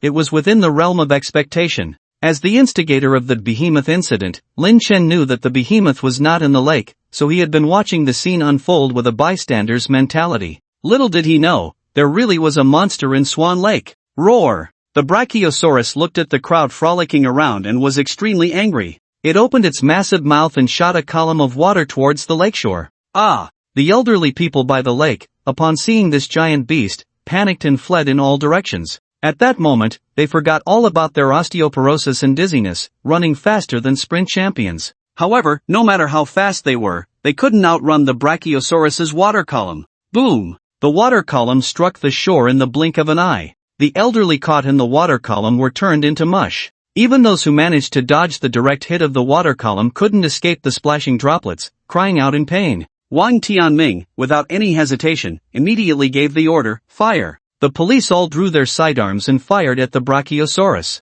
However, the Brachiosaurus's skin was incredibly thick, and the bullets from the handguns couldn't penetrate it, only leaving white marks on its surface. Although the bullets couldn't break the Brachiosaurus's skin, it still felt intense pain. The Brachiosaurus opened its mouth again, aiming at Wang Tianming. Sizzle! The water column rushed towards Wang Tianming in an instant. It was over. This was Wang Tianming's first battle against a giant beast, and he had no experience at all. In front of him, there was no cover, and he could only watch helplessly as the water column came crashing down on him. Just then, he suddenly saw a figure flash in front of him, blocking his way. In his previous life, the monster in Swan Lake had only appeared 3 months after the game launched. But for some reason, today a Brachiosaurus had appeared. Although the reason was unclear, it was evidently related to Lin Chen. When the Brachiosaurus attacked for the first time, Lin Chen hadn't reacted in time, but when it launched its second attack, he didn't just stand by and let it happen, he used his own body to block the attack. To enhance his protection, he activated the skill of the river monkey's hide armor, water skin armor.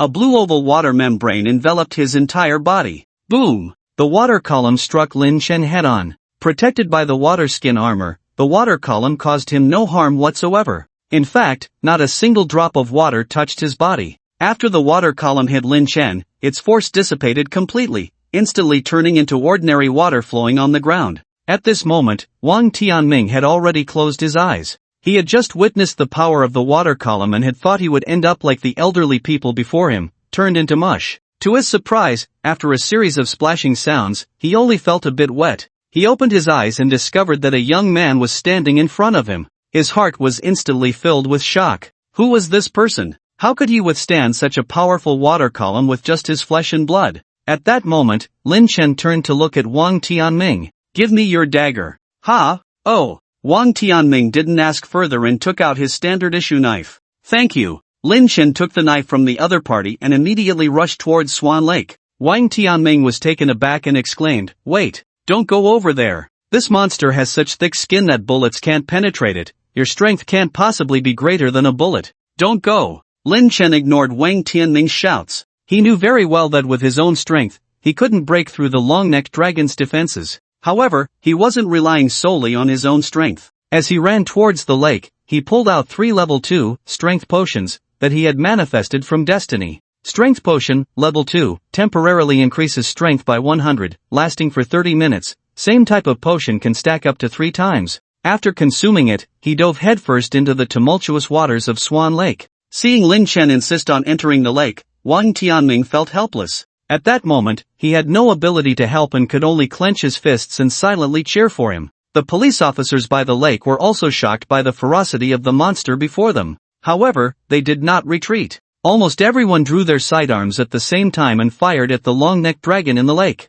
Although the dragon's skin was thick, it still felt pain from the modern firearms. Suddenly, its body expanded, summoning a ring of water shields to protect itself. The bullets that passed through the water shields lost their force by the time they hit the long-necked dragon. Thus, the dragon became more at ease, shooting water jets at its surroundings. Wang Tianming did not shoot but instead focused his gaze on Lin Chen. The long-necked dragon's large movements created powerful waves in the surrounding waters, making it impossible for an ordinary person to swim against the current. Yet, that young man swam upstream, his hands and feet moving like propellers, quickly propelling him forward. After about 10 minutes, the young man had swum to the side of the long-necked dragon. Besides Wang Tianming, many others also noticed Lin Chen's presence. They all unconsciously stopped shooting. On one hand, their handguns had limited effectiveness against the long-necked dragon. On the other hand, they feared hitting the young man with their bullets in such a chaotic environment. Various questions floated in everyone's minds. Who is this person? How could he swim through such powerful waves?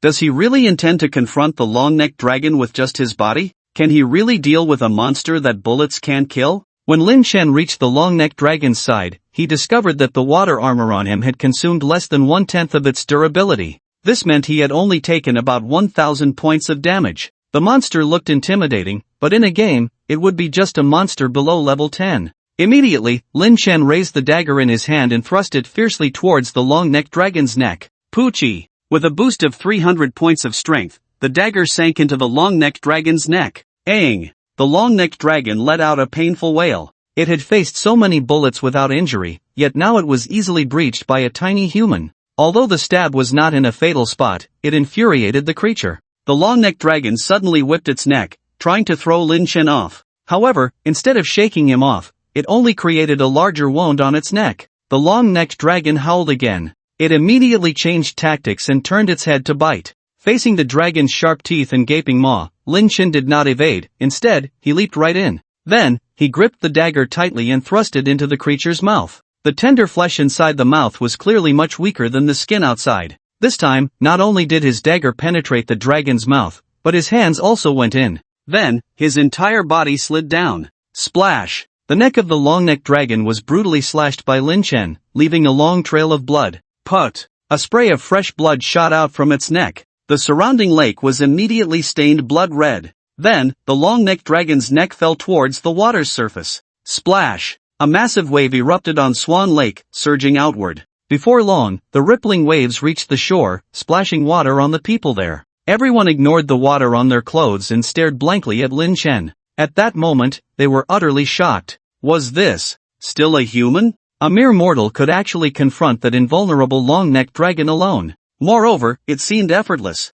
It appeared that the only obstacle he faced was swimming in the water. They all wanted to jump in and greet this hero, but they didn't dare. Yesterday, a baiman had gone into the water. Today, a long-necked dragon had appeared. No one knew what other monsters lurked in Swan Lake, so they could only watch this young warrior as he swam back to shore. Soon, Lin Chen returned to the bank. Looking up, he found Wang Tianming and a group of police officers staring at him. Their eyes were filled with shock and admiration. Lin Chen calmly approached Wang Tianming, returned the dagger, and then walked away. "Sir, please wait a moment," Wang Tianming called out to Lin Chen. Lin Chen stopped but did not turn around, he simply waited in place. Wang Tianming jogged up to him. He looked at Lin Chen and sincerely asked, "How did you do that?" Lin Chen patted the armor visible on his body and calmly replied with 2 words, "Heaven's mandate." Under the watchful eyes of the police, Lin Chen left the scene. Although the appearance of the long-necked dragon was shocking, it was actually a good thing for him. After killing the 3 Huang brothers, he couldn't help but worry that people would connect the baiman with the shadows. But now, with the long-necked dragon's appearance, it meant that the baiman was not an isolated incident but rather a systemic issue. Although this would cause more panic among the people, it was not a bad thing. The invasion of monsters from Heaven's mandate into reality was inevitable. Now, it was just a matter of getting everyone prepared in advance. After leaving Swan Lake, Lin Chen looked at his drenched self. After the battle, the effects of the flood monkey skin armor and the external water skin armor had faded, returning him to his original attire. Back on the street, he noticed that everyone around had turned to look towards Swan Lake. The roar of the long-necked dragon, the sharp sounds of police guns, and the tumultuous waves of the lake had already caught everyone's attention. Unlike the bimon that had appeared at night last time, this long-necked dragon had come out in broad daylight. Although it was far away, people could still see the massive figure on the lake's surface. What the hell? What kind of monster is that? Its neck is so long, it looks like a long-necked dragon.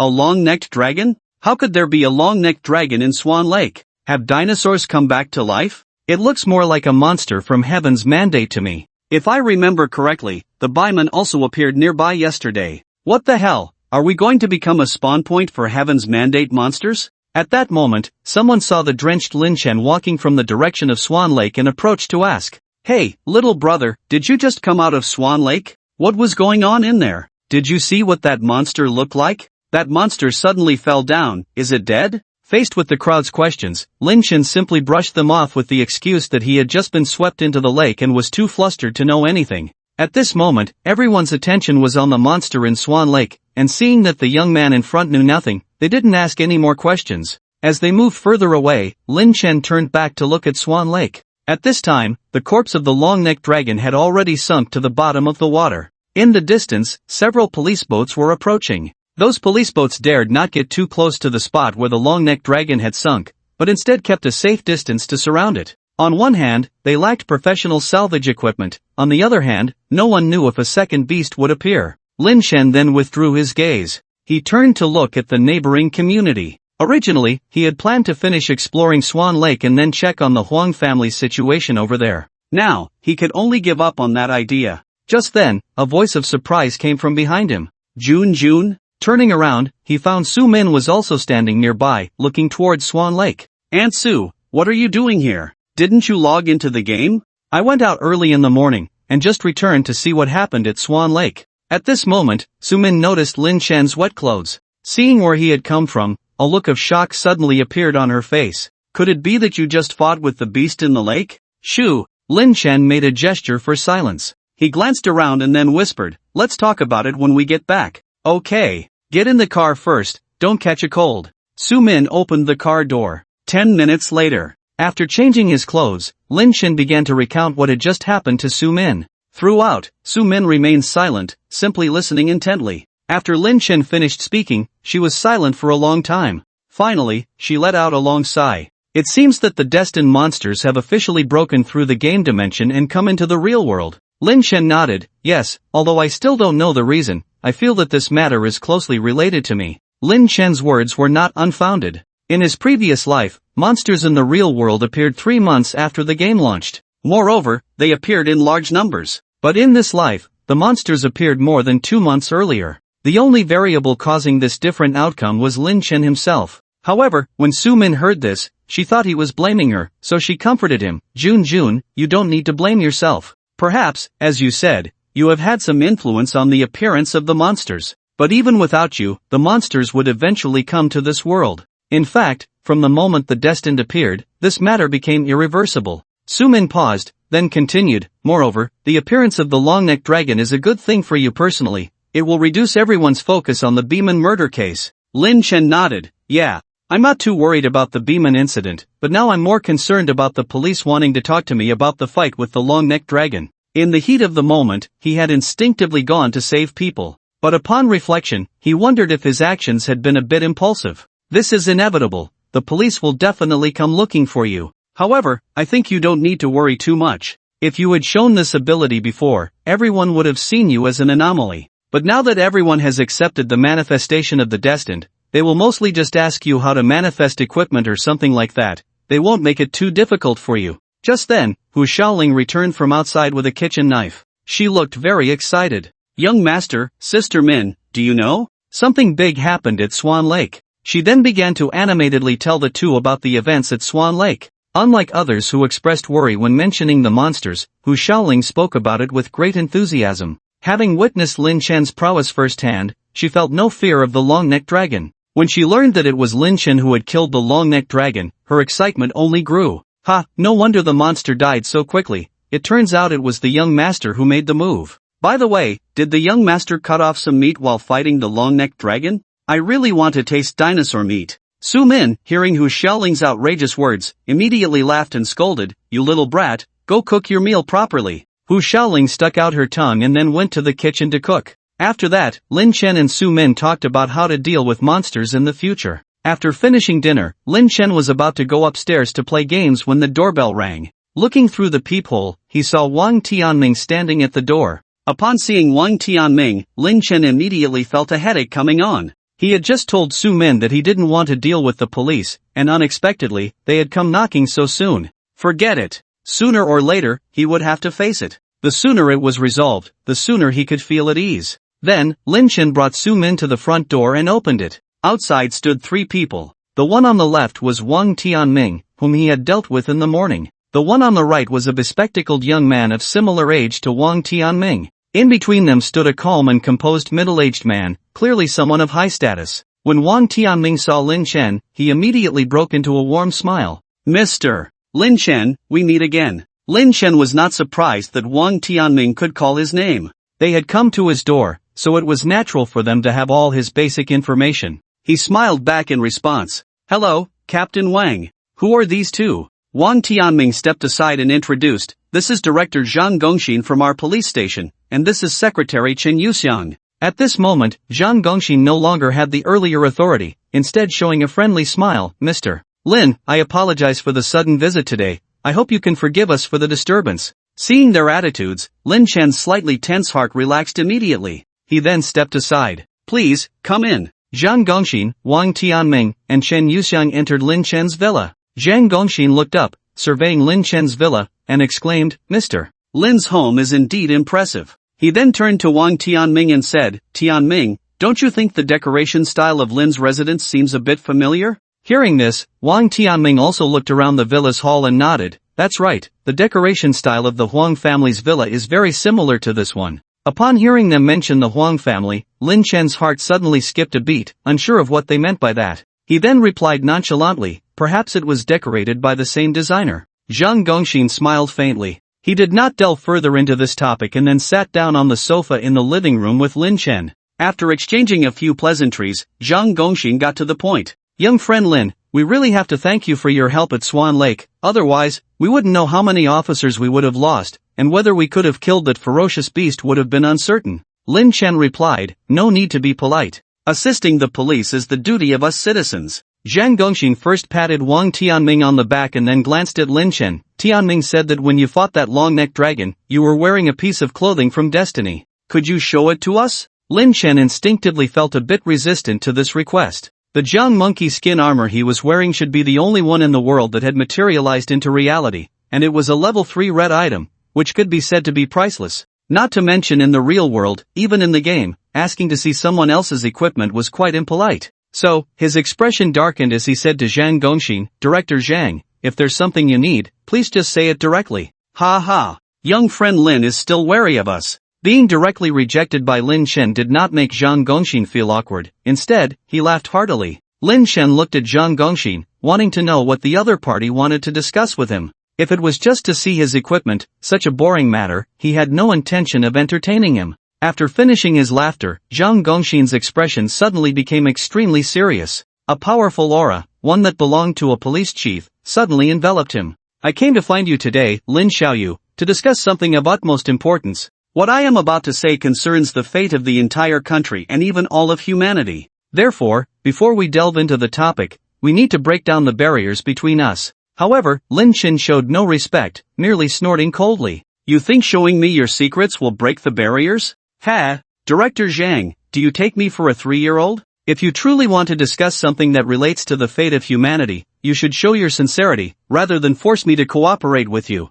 Watch your tone." Secretary Chen Yuxiang, seeing this young man dare to confront his chief, immediately scolded, "Let me tell you, we were originally discussing this at the police station. If it weren't for Zhang Xiao Chen." Zhang Gongxin interrupted Chen Yuxiang's words in a deep voice. Then, he looked at Lin Chen and revealed a satisfied smile. "Good. We indeed did not misjudge you.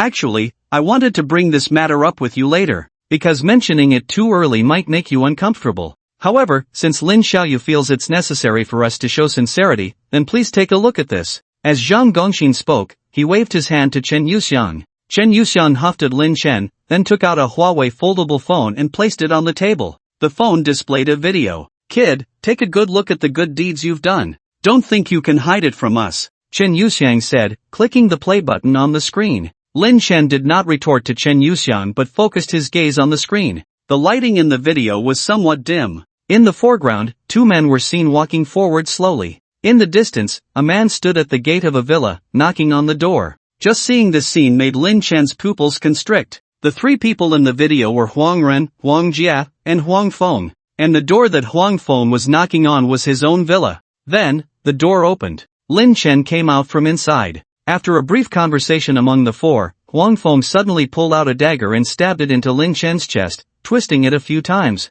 Next, Lin Chen was seen grabbing Huang Feng's hand and taking it outside, transforming into a behemoth. The behemoth first threw Huang Feng, smashing him and Huang Ren to death. Then, the behemoth jumped high, its figure getting closer to the camera. After that, the behemoth's foot stepped into the camera's view. Finally, the screen went black, and the video ended. Clearly, the recording device was in Huang Jie's Cullinan car. When the Huang brothers came out to deal with Lin Chen, they brought a device to interfere with the cameras. But the camera in his car was not affected, so it recorded the entire scene. Lin Chen watched the scene of him committing murder and felt somewhat strange. At that moment, he felt as if he was being stripped bare in public, both embarrassed and furious. Ahem. Zhang Gongxin coughed lightly. Chen Yuxiang shot Lin Chen a glare and then closed the foldable phone. Zhang Gongxin looked at Lin Chen, whose expression was fluctuating, and then gently said, Lin Xiaoyu, do you think our current posture in discussing matters with you shows enough sincerity? At this moment, Lin Chen naturally understood what Zhang Gongxin meant by sincerity.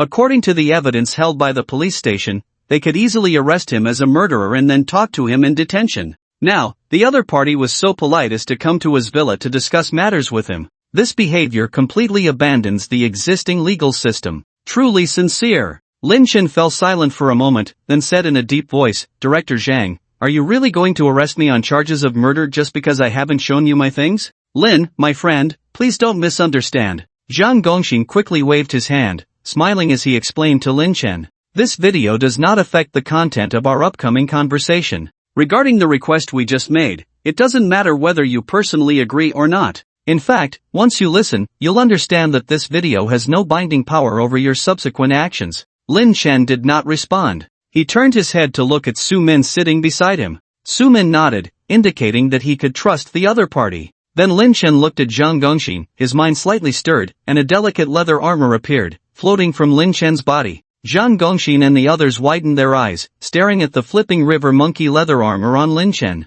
Lin Chen's entire demeanor underwent a dramatic transformation. Previously, he was just an ordinary 20-year-old youth. Now, he had seemingly turned into a warrior who commanded respect without raising his voice. This is the flipping river monkey leather armor, a tier 3 red leather armor in the Destiny world, with 2000 defense and 12% damage reduction. Furthermore, as Lin Chen spoke, he activated the skill of the flipping river monkey leather armor, water skin armor. Subsequently, a layer of blue water membrane appeared around Lin Chen's body. This is its skill, water skin armor, which can absorb 20,000 points of damage. Zhang Gongxin couldn't help but reach out to touch Lin Chen's body. His finger first brushed against the outer water membrane. The tip of his finger encountered slight resistance. But soon, his finger passed through the water membrane and touched Lin Chen's body. Just then, Wang Tianming suddenly shouted, Brother Lin, I apologize. Ha! Accompanied by his words, his right hand suddenly struck towards Lin Chen.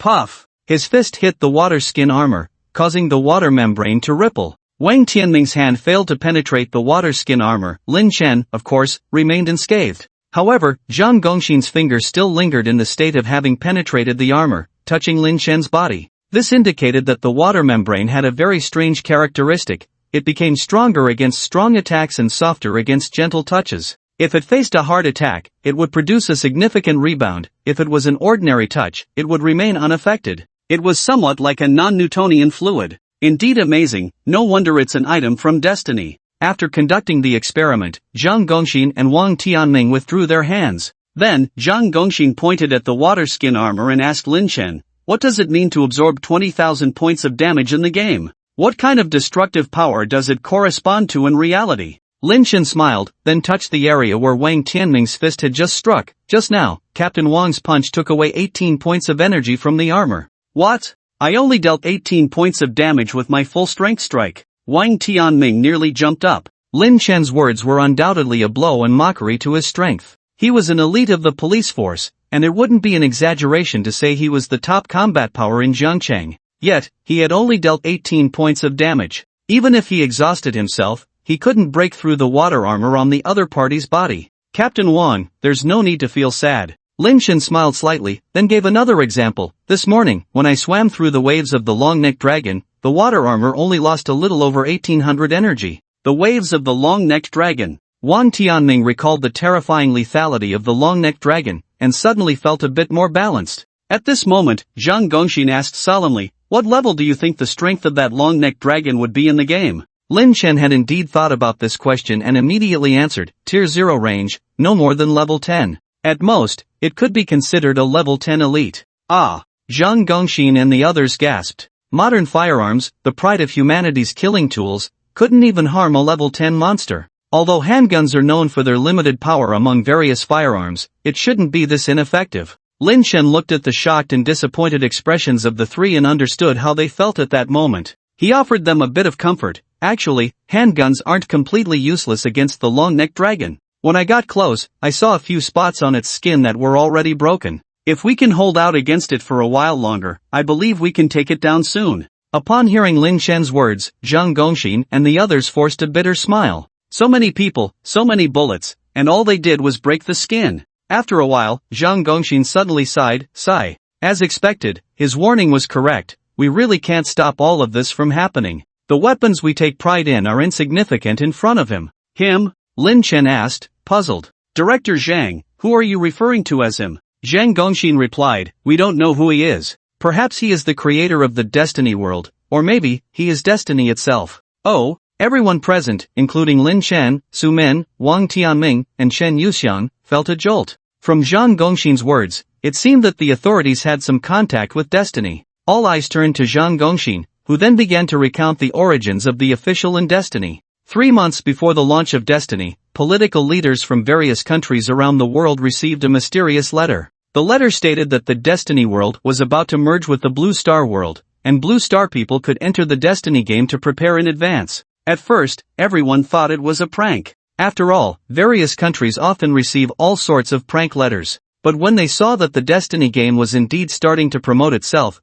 they realized something was wrong. So, hackers from various countries attempted to hack into Destiny's official website to investigate who the developers were. The result was nothing. At that point, the political leaders suddenly felt panic. In the past, everyone had means to deal with enemies. Now, they didn't even know where the enemy was or who it was, let alone how to deal with it. So some countries began to think of alternative responses. If they didn't allow their citizens to log into Destiny, would that solve the problem? But soon, they received a second letter. The letter stated that the merging of the Destiny world and the real world was inevitable, and it had nothing to do with whether Blue Star people entered it or not. Moreover, the Destiny world was not an external world, it evolved based on Blue Star's own myths and legends. In other words, the Destiny world is a brand new world that evolved from the Blue Star world in another dimension. If that day comes and the strength of Blue Star people has not improved, all of humanity on Blue Star will face a catastrophic disaster. After receiving the second letter, everyone had to formally confront the arrival of the Destiny world and discuss at the United Nations whether to inform players from various countries about the information they received.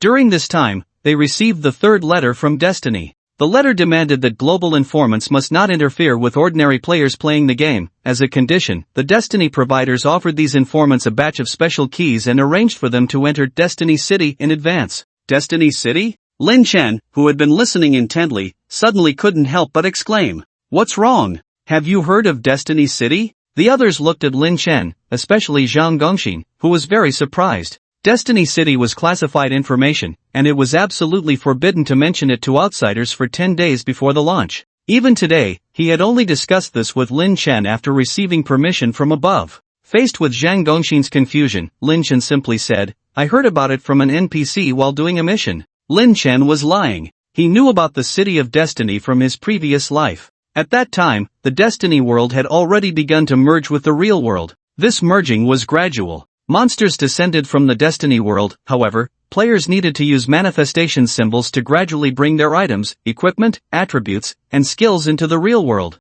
During this process, many players died at the hands of monsters because they couldn't adapt. Many prayed, hoping that the government and military would come to their aid. In the end, they did not. Later, rumors began to circulate from unknown sources, claiming that the City of Destiny was the ultimate place in the Destiny world, and that entering it would grant one the protection of destiny. Thus, many people began searching for the legendary City of Destiny. Zhang Gongxin did not delve deeper into Lin Chen's words. His expression grew increasingly serious. According to the information provided by the City of Destiny, it is predicted that in 2 to 3 months, the Destiny world will merge with the real world, at which point the global financial system and government framework will completely collapse. The common people around the world will enter a terrifying world. Initially, we thought we could use modern weapons to deal with those monsters. Now it seems that such thoughts were too naive. A monster that is not even level 1 has left us almost helpless. If level 2, 3, or even level 9 or 10 monsters appear in the future,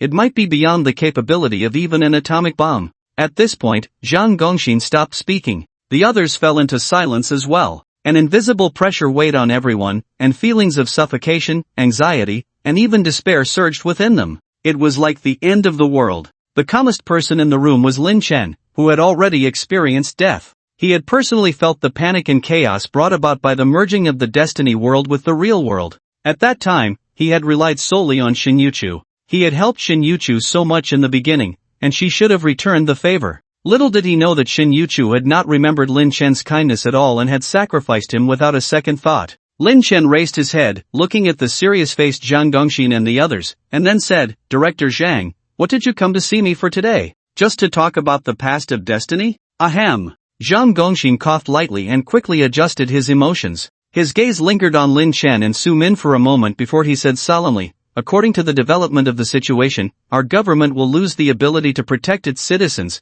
and everyone will have to rely on their own strength to protect themselves. At that time, the entire country and nation will be in grave danger, and it is highly likely that it will perish. My dragon country has a history of 5,000 years, I cannot just watch everything turn to nothing." After discussions, we unanimously concluded, after the merging of the Destiny world, the guilds will replace the current government functions and manage the players in the main city. To this end, the organization has decided to grant the top 3 guilds in each main city extraordinary powers, allowing them to act beyond the existing legal framework when encountering matters related to Destiny. Upon hearing this, Lin Chen suddenly understood. No wonder Zhang Gongxin had said at the beginning, "That video has no binding force on you." It turned out the government had already made its decision. According to the existing legal framework, Lin Chen's killing of Huang Feng could be considered self-defense, but killing Huang Ren and Huang Jia would definitely be intentional murder. However, now, because Lin Chen had ties with the Huang family in the Destiny world, he would not be held responsible for their deaths.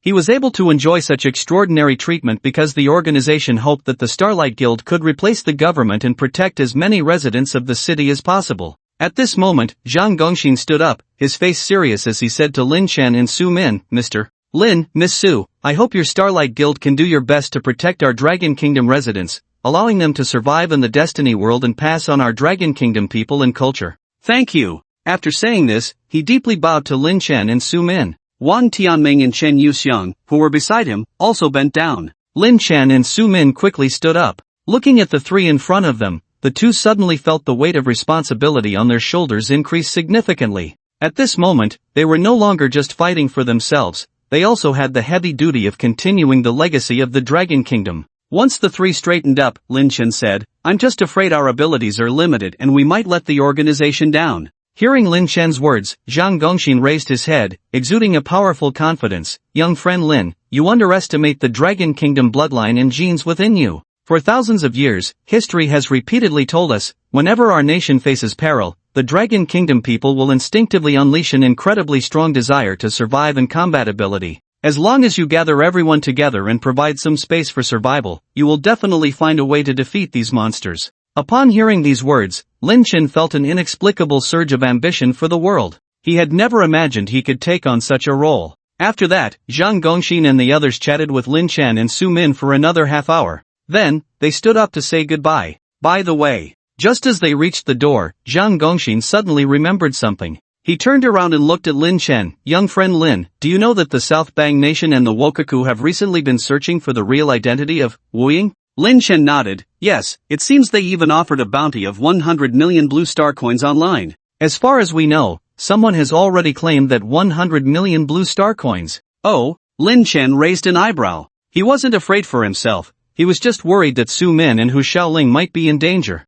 It seemed he needed to provide them with some life-saving tools. Ideally, equipment from Destiny. If you encounter any emergencies, please contact us in time. Thank you, we will be careful. Farewell. Zhang Gongxin and the others waved to Lin Chen and Su Min, then turned to leave. Watching the three depart, Su Min asked Lin Chen, do you know who leaked your identity? Hee, who else could it be? Lin Chen sneered, then looked towards the direction of the Huang family in the neighboring community. He had just discussed the Huang family with Zhang Gongxin. The Huang family had moved out of the community last night. The next day, they reported to the police, specifically stating that Lin Chen had killed the three members of the Huang family. However, since they failed to provide evidence, the police only took a cursory report. At this moment, the Huang family posed no threat to him. Instead, the distant South Bang Nation and Wokaku were a greater threat. South Bang Nation, Wokaku. Since you want to find me, I will take the initiative to pay you a visit. Let's see if you can handle my moves.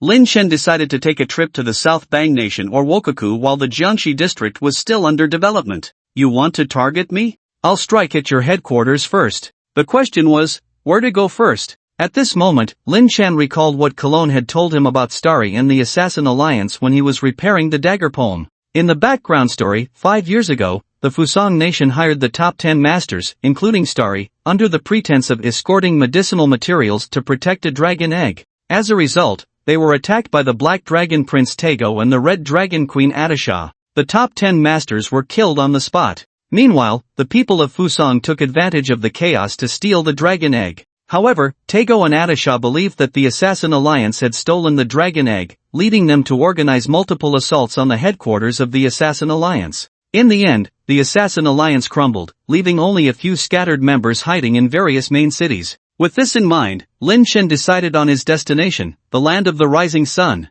This group of scoundrels, both in-game and out, had no regard for human decency. It was time to teach them a lesson. After that, Lin Chen entered the game. Of course, it was possible to go abroad in the game, and there were many channels to do so. The first and most direct method, to cross the border directly. The downside of this method was that the monsters along the way were high level, and the journey was very long. The city of Ganshang, where Lin Chen was located, was quite far from the border of the land of the rising sun. He would have to pass through 8 main cities, and taking an airship would take at least 16 hours. Even upon reaching the border city, he would still need to swim across the sea to the land of the rising sun, which would take at least another 5 hours. In the sea, there were countless high-level monsters. Even if Lin Chen relied on his stealth state to avoid attracting the monsters' attention, it would still take over 20 hours on the road. It was not worth it. The second method was relatively simpler, to use the overseas teleportation array to teleport directly. However, using this teleportation array required players to provide a pass token and a 50,000 gold deposit. Wealthy players could still manage to pay the 50,000 gold deposit if they tried hard enough, but the pass token was not so easily obtained. Therefore, currently, very few players from other countries crossed the border to go to other nations. After logging in, Lin Chen immediately went to the center of Ganshang City to find Diplomat Rona. Director Rona, I want to go to the land of the rising sun and would like to apply for a pass token. Rona glanced at Lin Chen and then said flatly, you can apply for the pass token, but you need to undergo a special test. Are you sure you want to proceed with the application? Lin Chen replied, yes, Director. Very well. A hint of appreciation appeared on Rona's otherwise expressionless face. You should go to the Southern Military District and find Keita to receive the Sss-Class merit task. Complete it and then come back to me. At that moment, Lin Chen received a task notification. Ding, you have accepted the pass token task. First phase, complete the Sss-Class merit task. The Sss-Class merit task was merely one part of the pass token task. The difficulty of obtaining this pass token was evident. However, Lin Chen did not move away but smiled at Rona and said, Director, I have already completed the Sss-Class merit task. Oh, is that so? Rona was slightly taken aback. She then retrieved the data for the Sss-Class merit task. As expected, the person before her, Wu Ying, was the only adventurer in the city to have completed the Sss-Class merit task. Moreover, Keita had even given him a special comment: courageous and resourceful, capable of great responsibility. Courage referred to Lin Chen's ability to find Mao Chun through the information from Qingfeng Garden. Resourceful referred to Lin Chen single-handedly killing the traitor Mao Chun. Very good, Rona nodded, a smile appearing on her face. To receive such high praise from Keita shows that you indeed have some skills. She then said to Lin Chen, since you want to go to the land of the rising sun, you should make some connections with the people there first. Recently, a ninja from the land of the rising sun, Cheetah Jusan, has been active around Lijia Fairy Town in my jurisdiction. You should go and capture him. Lin Chen received a task notification, ding, pass token, task second phase, go to Lijia Fairy Town, to capture the ninja from the land of the rising sun, Cheetah Jusan. Alright. After accepting the task, Lin Chen bid farewell to Rona. The ninja from the land of the rising sun was extremely skilled in stealth, disguise, and various strange ninjutsu. Even knowing that Cheetah Jusan was in Lijia Fairy Town, it would be difficult for Lin Chen to determine which one was him. Therefore, the first challenge of this task was to find out who among the crowd was Cheetah Jusan. If Lin Chen had to search and identify him, it would likely take a lot of time and effort. However, he did not need to do it himself. After leaving the city center, Lin Chen did not head directly to Lijia Fairy Town, but instead went to Qingfeng Garden. After all, he controlled the most precise NPC information system in the world, so there was no need for him to explore personally. Upon seeing Lin Chen, the Madame Wang Mama immediately greeted him with a smile. However, this time there was less insincerity in her eyes and more reverence. The man before her was the partner of the garden's owner, and she dared not be negligent. After bringing Lin Chen to Cheng Furong's boudoir, Wang Mama closed the door and stepped out. As before, Cheng Furong was sitting in the room reading documents. Compared to their first meeting, she now had less of a youthful innocence and more of a mature charm. Cheng Furong version of a married woman. Upon seeing Lin Chen arrive, Cheng Furong's face lit up with joy. Lord Wu Ying. She immediately put down the documents in her hands and eagerly approached him. She quickly came to Lin Chen's side, pressed her body against him, and playfully complained, "Why didn't you let Wang Mama inform me in advance? I could have gone out to welcome you." "Furong, I was just eager to see you," Lin Chen chuckled, his right hand wandering. The above text omits 10,000 words. An hour later, Lin Chen arrived at the entrance of Qingfeng Garden and stretched lazily. At this moment, his task list had been updated with detailed information about Qianxia Jushin. Qianxia Jushin, Japanese ninja, level 40, has appeared under various aliases such as Zhang Shan, Li Si, Wang Wu in various cities and towns, executing assassination, poisoning, and information delivery orders from the country of Fusang. Over the past few years, he has been captured multiple times, but due to his superb escape skills, he has repeatedly managed to escape. He is currently active in the Lijia Fairy Town area under the alias Li Chuan, with the mission objective temporarily unknown. Seeing such detailed information about Qianxia Jushin, Lin Chen secretly admired Qingfeng Garden. It certainly saved him a lot of trouble. If he had to investigate himself, just asking the NPCs in Lijia Fairy Town would probably take him 3 to 5 hours. But now, he had obtained the information in just 1 hour. Though it was a bit taxing. After stretching, Lin Chen headed to the teleportation array and went to Lijia Fairy Town. Lin Chen arrived at Lijia Fairy Town through the main city's teleportation array. As soon as he teleported into the town, he instinctively wanted to hide. Mainly because he had already become notorious in Luka Town, with the infamous title of Plague God spreading throughout the town, making all players wary of him. However, when he made eye contact with other players and noticed that no one was paying attention to him, he remembered that he was not in Luka Town. The other players were not panicking or avoiding him. Everyone was quietly busy with their own activities. However, this situation only lasted a few seconds. Soon, his wooing ID caught someone's attention. As the number 1 player in the national server and the only level 3 player in the world, he naturally had many admirers. If he were in the main city, they would have seen each other often, and the reactions would have been more subdued. But this was just a small town, and everyone had only heard of him but never seen him. So when they saw Wu Ying's figure, they all gasped in surprise. "Wow! It's Wu Ying! Wu Ying has come to our little town." "Wu Ying? The one ranked first? Where is he?" "Yeah, right at the teleportation array. Wow, look at the necklace around his neck and the clothes he's wearing, all glowing red. These must be level 3 treasures dropped from the secret realm. Level 3 red equipment. So envious. I haven't even encountered red equipment at level 0. Great God, let's take a picture together." In an instant, a crowd surged forward. Some shyly stood at a distance to take photos, others enthusiastically came over to pose. Looking at the enthusiastic players in Ligia Fairy Town and recalling the wary players in Luca Town, Lin Chen suddenly found it a bit amusing. I come from Luca Town, regarded by others as a plague god, occasionally passing through Ligia Fairy Town, I am treated like a star. Indeed, beauty is born from distance. After spending a few minutes interacting with the surrounding players, Lin Chen bid them farewell and entered a state of invisibility. Although Lin Chen had left, the players continued to discuss him, speculating about his purpose for coming to the town. Then, following the information provided by Qing Furon, Lin Chen headed to the residence of Qian Daojio Shan, who was using the alias Li Chuan. Qian Daojio Shan's place was quite remote, located in the southeast corner of Ligia Fairy Town. To the south was a forest, to the east was a river several hundred meters wide. Ligia Fairy Town was originally formed around this river crossing. Qian Daojio Shan chose to live here, clearly for the convenience of escape.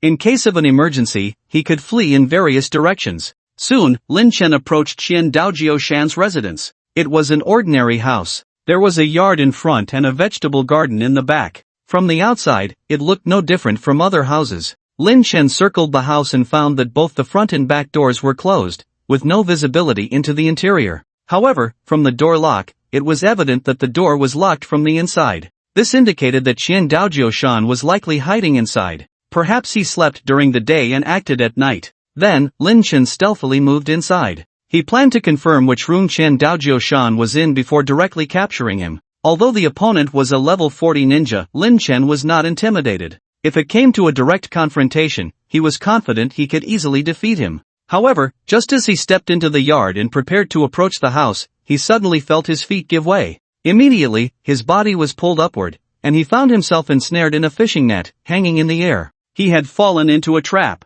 This guy was indeed cautious, setting a trap right at his doorstep. At the same time, a corner of the window in the house opened, and Li Chuan cautiously checked outside. After confirming that there was no one around, he opened the door and stepped outside. "Humph! Little thief, how dare you plot against your grandpa Li Chuan? Show your true form," Li Chuan said, taking out a special dust for revealing and sprinkling it over the net. Soon, Lin Chen exited his invisibility state, revealing his true self. Li Chuan then pulled out a small knife, pointing it at Lin Chen, wooing. "You are not from Ligia Fairy Town. Who are you? Who sent you?" Trapped in the net, Lin Chen showed no signs of panic. Instead, he grinned. "Qian Daojio Shan, I'm giving you a chance. Let me down now and surrender, and you might save your life. If you wait for me to act, your fate will be uncertain." Seeking death. Qian Daojio Shan, realizing that the opponent had seen through his disguise, understood that the visitor was indeed up to no good. However, seeing this guy still being so defiant despite being caught, he became furious. Gripping the dagger in his hand, he was about to finish Lin Chen off. Just then, Qian Daojio Shan suddenly felt a chill at his lower back. At the same time, several damage numbers appeared above his head. -4,890, -29,700, -17,820, -2,500. Turning around, he saw that the detestable Wu Ying had somehow appeared behind him to launch a sneak attack. How could Wu Ying, who was clearly trapped in the net, have another version behind him? Such a question might cause others to ponder for a while. But for the ninja Qian Daojio Shan, it was instantly clear. Shadow clone technique. You actually know the ninja arts of Fusong. Had ha. Lin Chen sneered, what I have is much stronger than your shadow clones. When dealing with ninjas, he naturally wouldn't be so straightforward. So the one who had just scouted ahead was his clone. His true self had been hiding nearby, waiting for the right moment. Qian Daojio Shan said, you people from Long Country are indeed insidious and cunning. Lin Chen responded with a cold smile, using a substitute technique makes me insidious and cunning, while you use ninjutsu and call it superior skill, right? You really know how to twist the truth. You, a guy from Fusong, come to my dragon country to engage in such petty affairs, and you dare to call me insidious and cunning, truly turning the heavens upside down. While Lin Chen was bickering with Qiantao Jushan, he was also entangled in combat with him. The Qiantao Jushan, transformed into Li Chuan, did not use any ninjutsu, relying solely on ordinary assassin techniques. Although he appeared to be level 40, in reality, he was not even a level 35 elite. Before long, the opponent's health was nearly depleted. Although Lin Chen's battle was going smoothly, he did not let his guard down. The fact that the opponent had not used any ninjutsu indicated that this Li Chuan was merely the first form of Qiantao Jushan. It was certain that he would soon revert to his true form and enter the fight. Sure enough, when Li Chuan's health dropped below 1/5, he suddenly burst into laughter. Ah, Wu Ying, you really have some skills. But if you think this is enough to defeat me,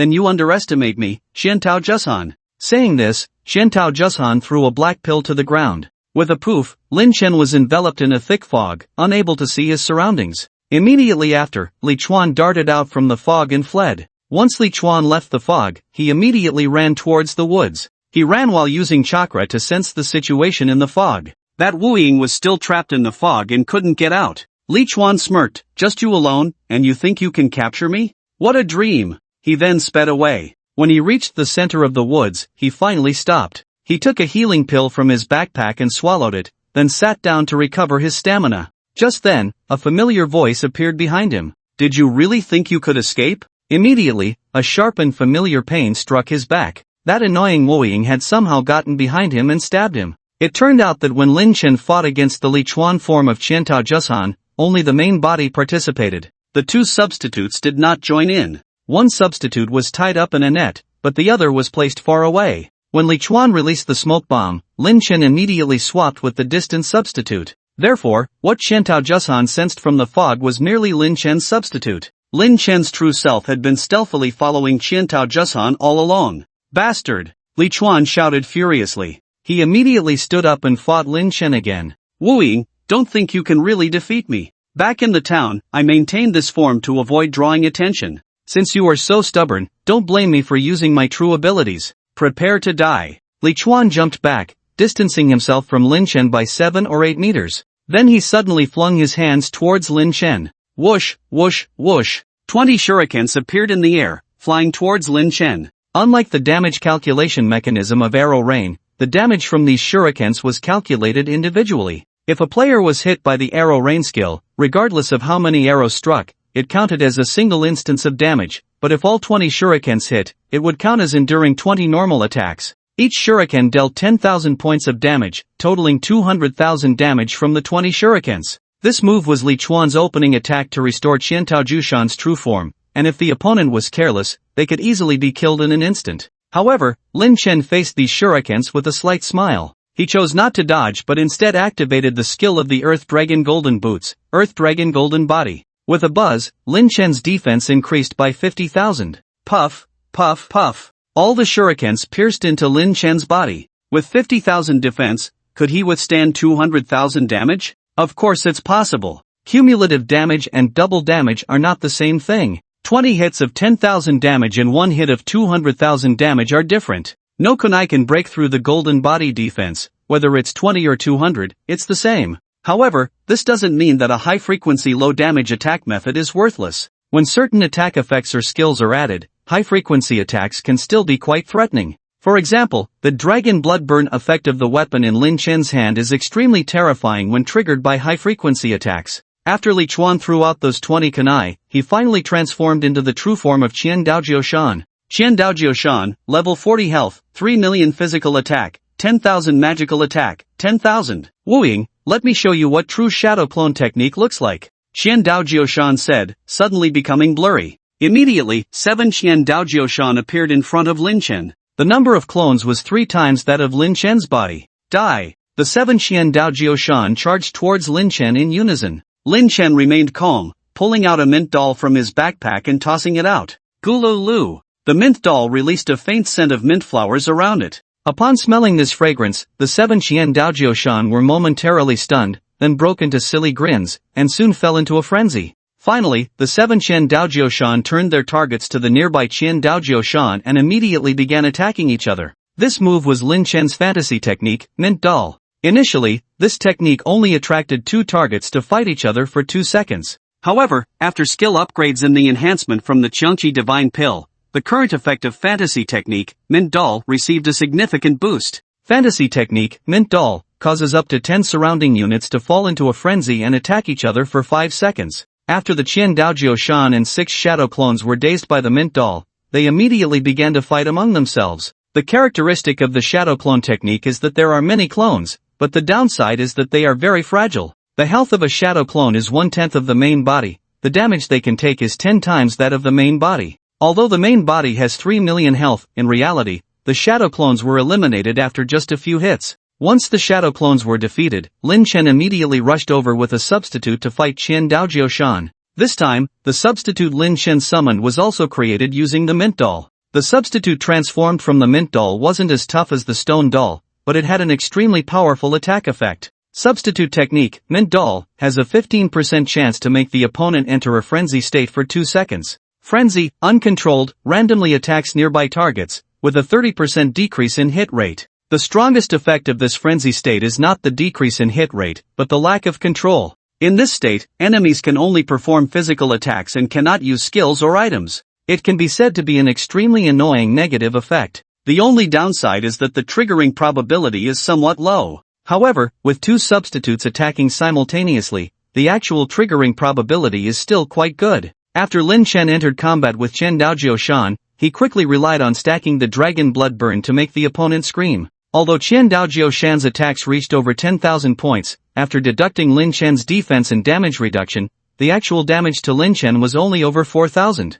Lin Chen had a total health of over 30,000, and with high mobility, he easily dodged while taking potions. During this time, Chen Daojio Shan attempted the shadow clone technique several times, all of which were perfectly countered by Lin Chen's mint doll. When his health dropped below 30%, Chen Daojio Shan suddenly jumped into the air. He then took a deep breath, his belly swelling up. Immediately, he bent his upper body forward, and his mouth protruded a massive fireball. Fireball technique. This fireball technique has great damage and a wide area, making it an extremely powerful burst skill. However, Lin Chen stood still, not moving a single step as the flames rushed towards him. Immediately, a text prompt appeared above his head. Immunity. What a joke. He had the Red Dragon, Guardian Medal, on him, which could 100% resist fire damage. However, his stand-in did not have the effect of the Guardian Medal and was directly burned away. After Qianshima Jushan finished casting the fireball technique, he fell from the sky. At this moment, the weapons in his hands were also engulfed in flames.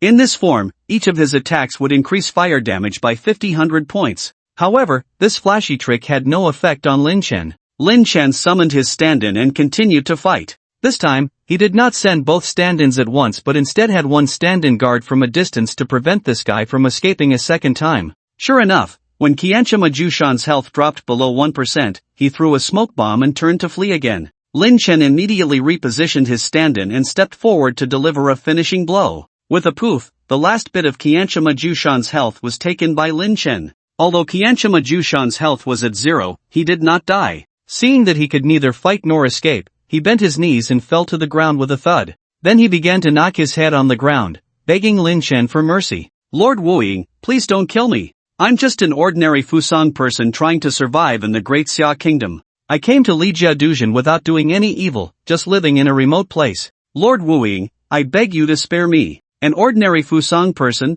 coming to Lijia Duzhen without doing evil? Ha! Lin Chen looked at the lying Fusang ninja in front of him and sneered, then tell me, what have you done in the past few years? I haven't done anything. Although Qianshima Jushan felt guilty, he still held his ground. Humph, still lying here. Lin Chen snorted coldly. Then, according to the information given by Qing Furong, he recited one by one. 5 years ago, you entered Nanhuching under the name Zhang Shan and poisoned a civil servant who advocated a hardline stance against Fusang. 4 years ago, you lurked in Wuhu City, Niu Family Village, under the name Li Si. Just because the old woman next door brought you eggs and discovered the Fusang clothes in your house, you killed her entire family of 5. 3 years ago. With each point Lin Chen made, he gritted his teeth a little more. And with each point Qianshima Jushan heard, his eyes grew more malicious. When Lin Chen finished recounting his third crime, Qianshima Jushan suddenly lunged forward and hugged Lin Chen's waist. Wuing, since you know so much,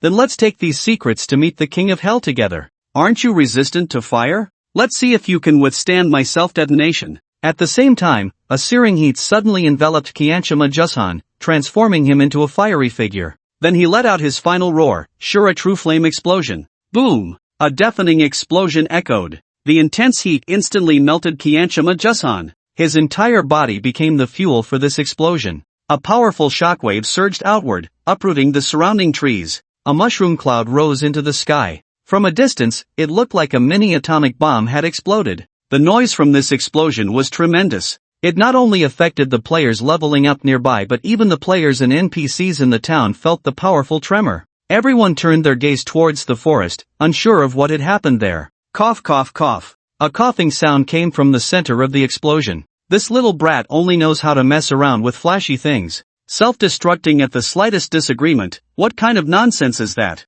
What if the nearby kids get scared? Even if the kids aren't scared, it's not good to frighten the flowers and plants. Lin Chen pinched his nose, waving away the dust in front of him. The guardian medal on him didn't provide a certain value of fire defense, but instead completely negated fire damage. No matter how strong the fire damage from Qianshijio Mountain's self-destruction was, it couldn't harm Lin Chen in the slightest. Of course, even if Qianshijio Mountain used other factions' ultimate moves to take them both out, it wouldn't matter. The guardian medal still had 5 seconds of invincibility that hadn't activated. Once the chaos from the self-destruction settled, Lin Chen looked down at the ground. At this point, Qianshijio Mountain's body had long turned to dust. Lin Chen had no interest in Qianshijio Mountain's corpse. He only wanted to see what he dropped. It was unclear whether it was due to his self-destruction or because he simply didn't have many drops. There were only 2 items on the ground, a letter and a pill. Lin Chen bent down to pick them up. Ding, you have obtained Qianshijio Mountain Cipher, quest item, clone essence pill. The Qianshijio Mountain Cipher goes without saying, it was a quest item for submission.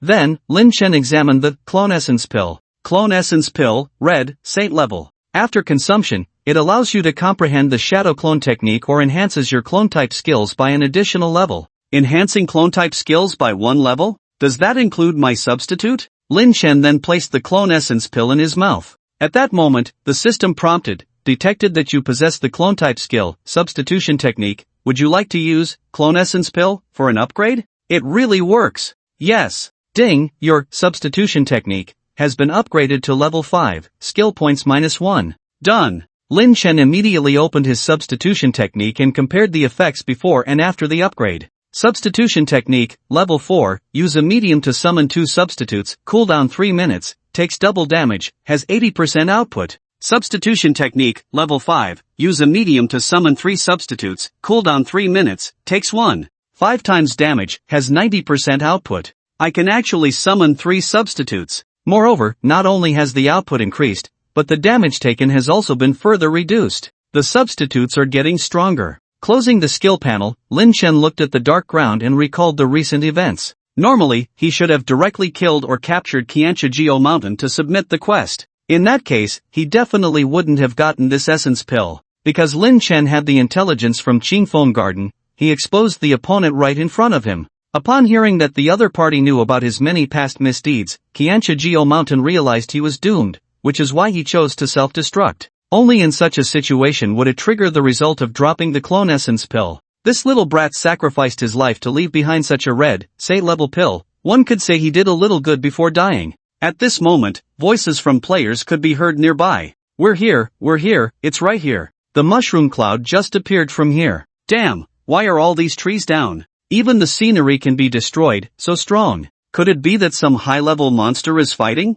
Shug, don't make noise, let's see the situation first. Seeing this, Lin Chen immediately activated the return scroll. When the players arrived at the scene, all they saw was the fading teleportation light and a patch of darkness on the ground. Lin Chen returned to the central area of Ganjing City and found Diplomat Rona. After receiving the Qianshijio Mountain Cipher, Rona nodded in satisfaction. Wu Ying, you have indeed completed the task I entrusted to you perfectly. Your ability to kill Qianshijio Mountain also shows your attitude towards the people of Fusang, so we can confidently let you pass. It turns out that this task not only tests Lin Chen's abilities but also his attitude. Or rather, it can be seen as a declaration of loyalty. At this moment, Luana took out a token and handed it to Lin Chen. This is the Yi Pass token. With it, you officially possess a passport for cross-border travel. It can not only help you pass through but also grant you teleportation access throughout the city. I hope you make good use of it. Lin Chen reached out and took the pass token. Just then, the system issued a reminder. Ding, lucky burst.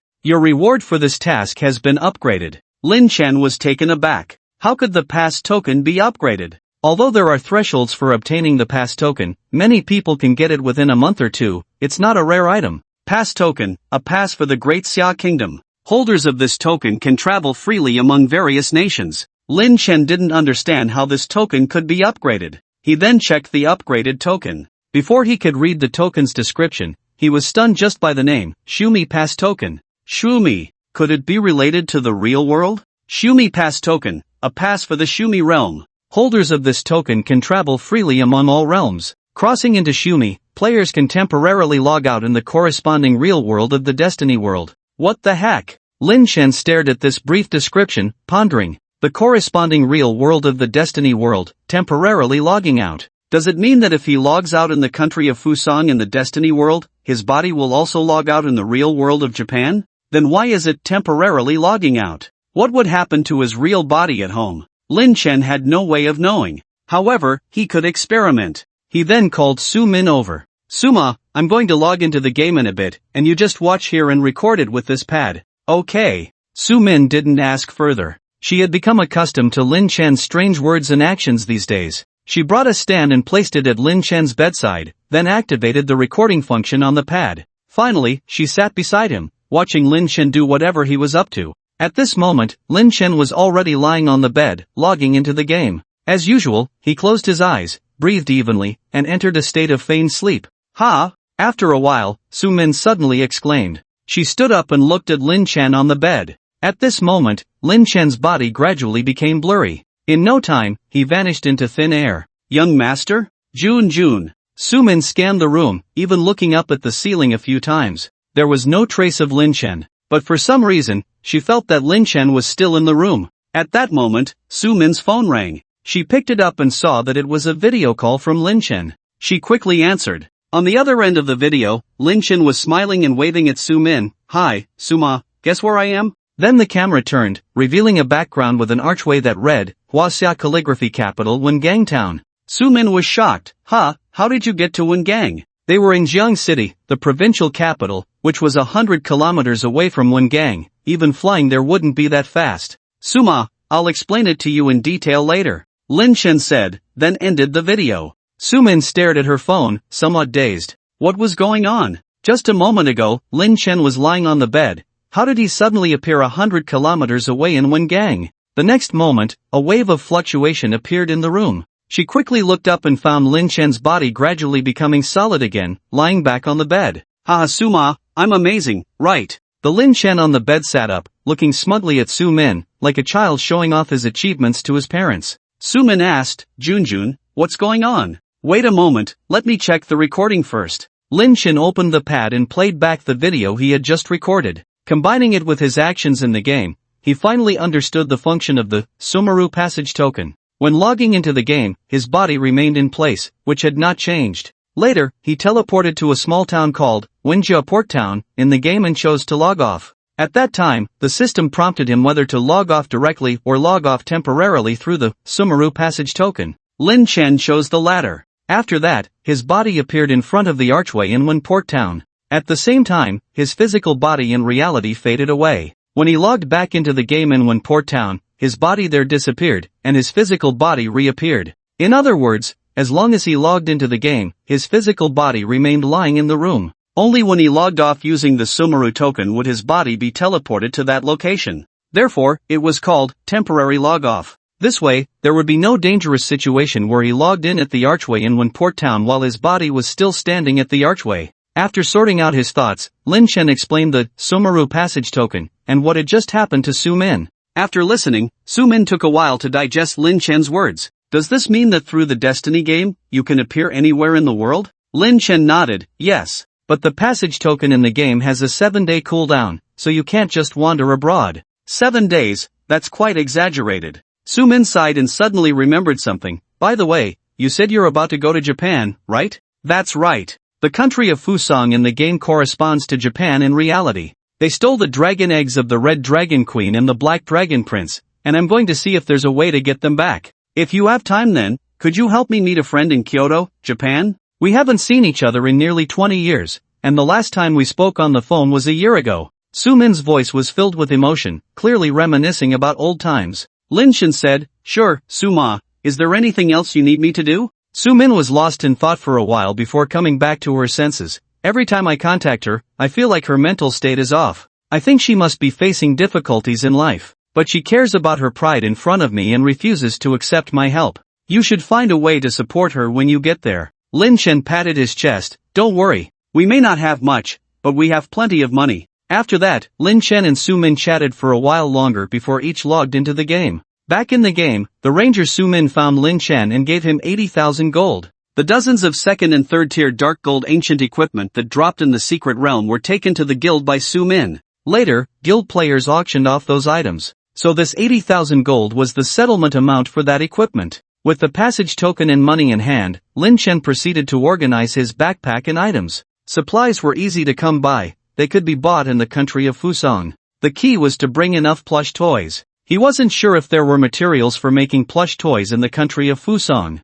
Fortunately, Lin Chen now had 150 slots, which was much more spacious than before. In the end, he brought a full 80 plush toys before setting off. Before long, Lin Chen arrived at the teleportation array. Since he possessed the passage token, the teleportation arrays between the main cities were completely unlocked. He then teleported to the main city closest to the country of Fusang, Peony City. After showing the passage token to the Lord of Peony City, Leilong, and paying a 50,000 deposit, the Lord gave Lin Chen a few instructions. Wu Ying, your destination is the country of Fusang. The people of this country are skilled in deceit and have long coveted our great Xiao's treasures. When dealing with them, be sure not to be deceived by their surface. Lin Chen said, thank you, City Lord, for the reminder. I understand. Lei Long replied, good, according to custom, let me inform you about some matters regarding traveling to foreign countries. First, respect local laws and regulations, and honor local customs and activities. Second, once you step out of the country, you are no longer yourself but represent the image of the Great Xia Kingdom.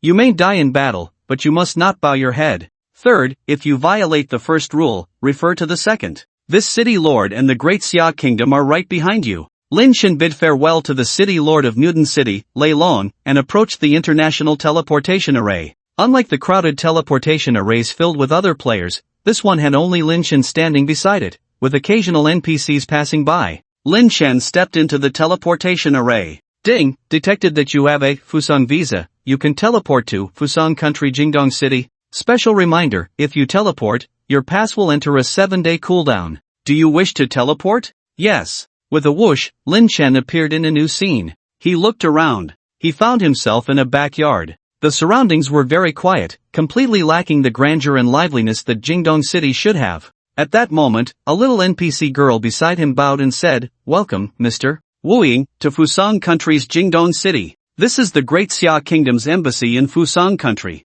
If you need anything, please go to the front hall for simultaneous translation services. It turned out this was not an ordinary teleportation array, but the embassy of the Great Xia Kingdom. Thank you, Lin Chen nodded to the NPC girl and walked forward. In the front hall, a refined-looking NPC named Yun Yun was sitting behind the counter. Upon seeing Lin Chen approach, Yun Yun looked up and gently said, Mr. Wu Ying, welcome to Fusang Jingdong City. Lin Chen pointed to the backyard and asked, I just heard someone say I could get simultaneous translation here, is that right? Yun Yun smiled and replied, yes. If you don't speak Fusang language, I have Fusang language potion here. After consuming it, you will be able to listen, speak, read, and write in Fusang language. Learning Fusang language by taking a potion? That was quite unusual. If only such a thing existed in reality, there would be no need for foreign language classes. Lin Chen had always disliked foreign language classes when he was in school. He really didn't understand why Long Country was so powerful yet still forced everyone to learn a foreign language.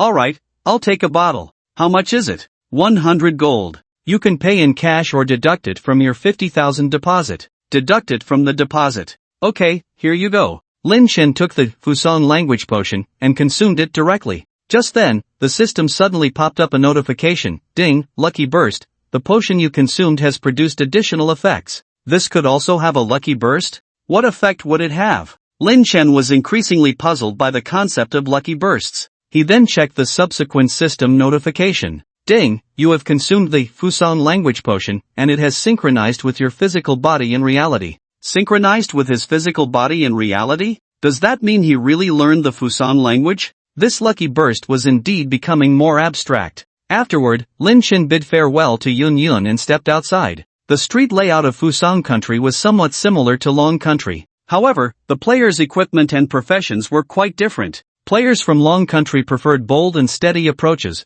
with a high proportion of strength-based professions like warriors and knights. In contrast, most players in this Fusang Country focused on agile professions, especially those related to ninjas, which accounted for nearly half. Looking at it this way, Lin Chen's thief outfit was not too eye-catching in the crowd. After observing for a while at the entrance, he began to stroll through Jingdong City along with the crowd. His purpose for coming this time was to find a dragon egg, so he first inquired about the location of the dragon egg. Then, he focused his attention on the surrounding players and NPCs. He had never learned the language of the Japanese before, only hearing lines like Yamete, Aiku in movies. But now, he understood everything everyone around him was saying. In fact, he could express himself fluently. He then began to ask various NPCs if anyone knew anything about the dragon egg. However, none of these NPCs gave him a straightforward answer. Not only did they not reveal any information, but they also looked at Lin Chen with wary eyes. Some of the more irritable NPCs even directly hurled insults at him, saying they would call the police to arrest him. It seemed that trying to inquire about something among these Japanese NPCs was indeed more difficult than he had imagined. Lin Chen felt quite frustrated after being shut out right upon his arrival. Asking NPCs was fruitless, and asking players would probably be even harder. It would be best to find a local Chinese person that would provide a breakthrough. Chinese. Lin Chen suddenly remembered that Su Min had mentioned earlier that she had a friend here. However, she didn't know if that friend played the Destiny game, only that she had her phone number in the real world. He decided to go offline to contact her. Then, Lin Chen chose to log off. At that moment, the system prompted, "Ding, do you choose to log off from the original server or use the Sumeru Pass to log off?" Lin Chen paused for a moment and chose to log off using the Sumeru Pass. After that, he felt a wave of dizziness. When he opened his eyes, he found himself in a restroom. Pushing the door open, he stepped outside. Only then did he realize he was in a large shopping mall. All the signs and banners in the mall were written in Japanese.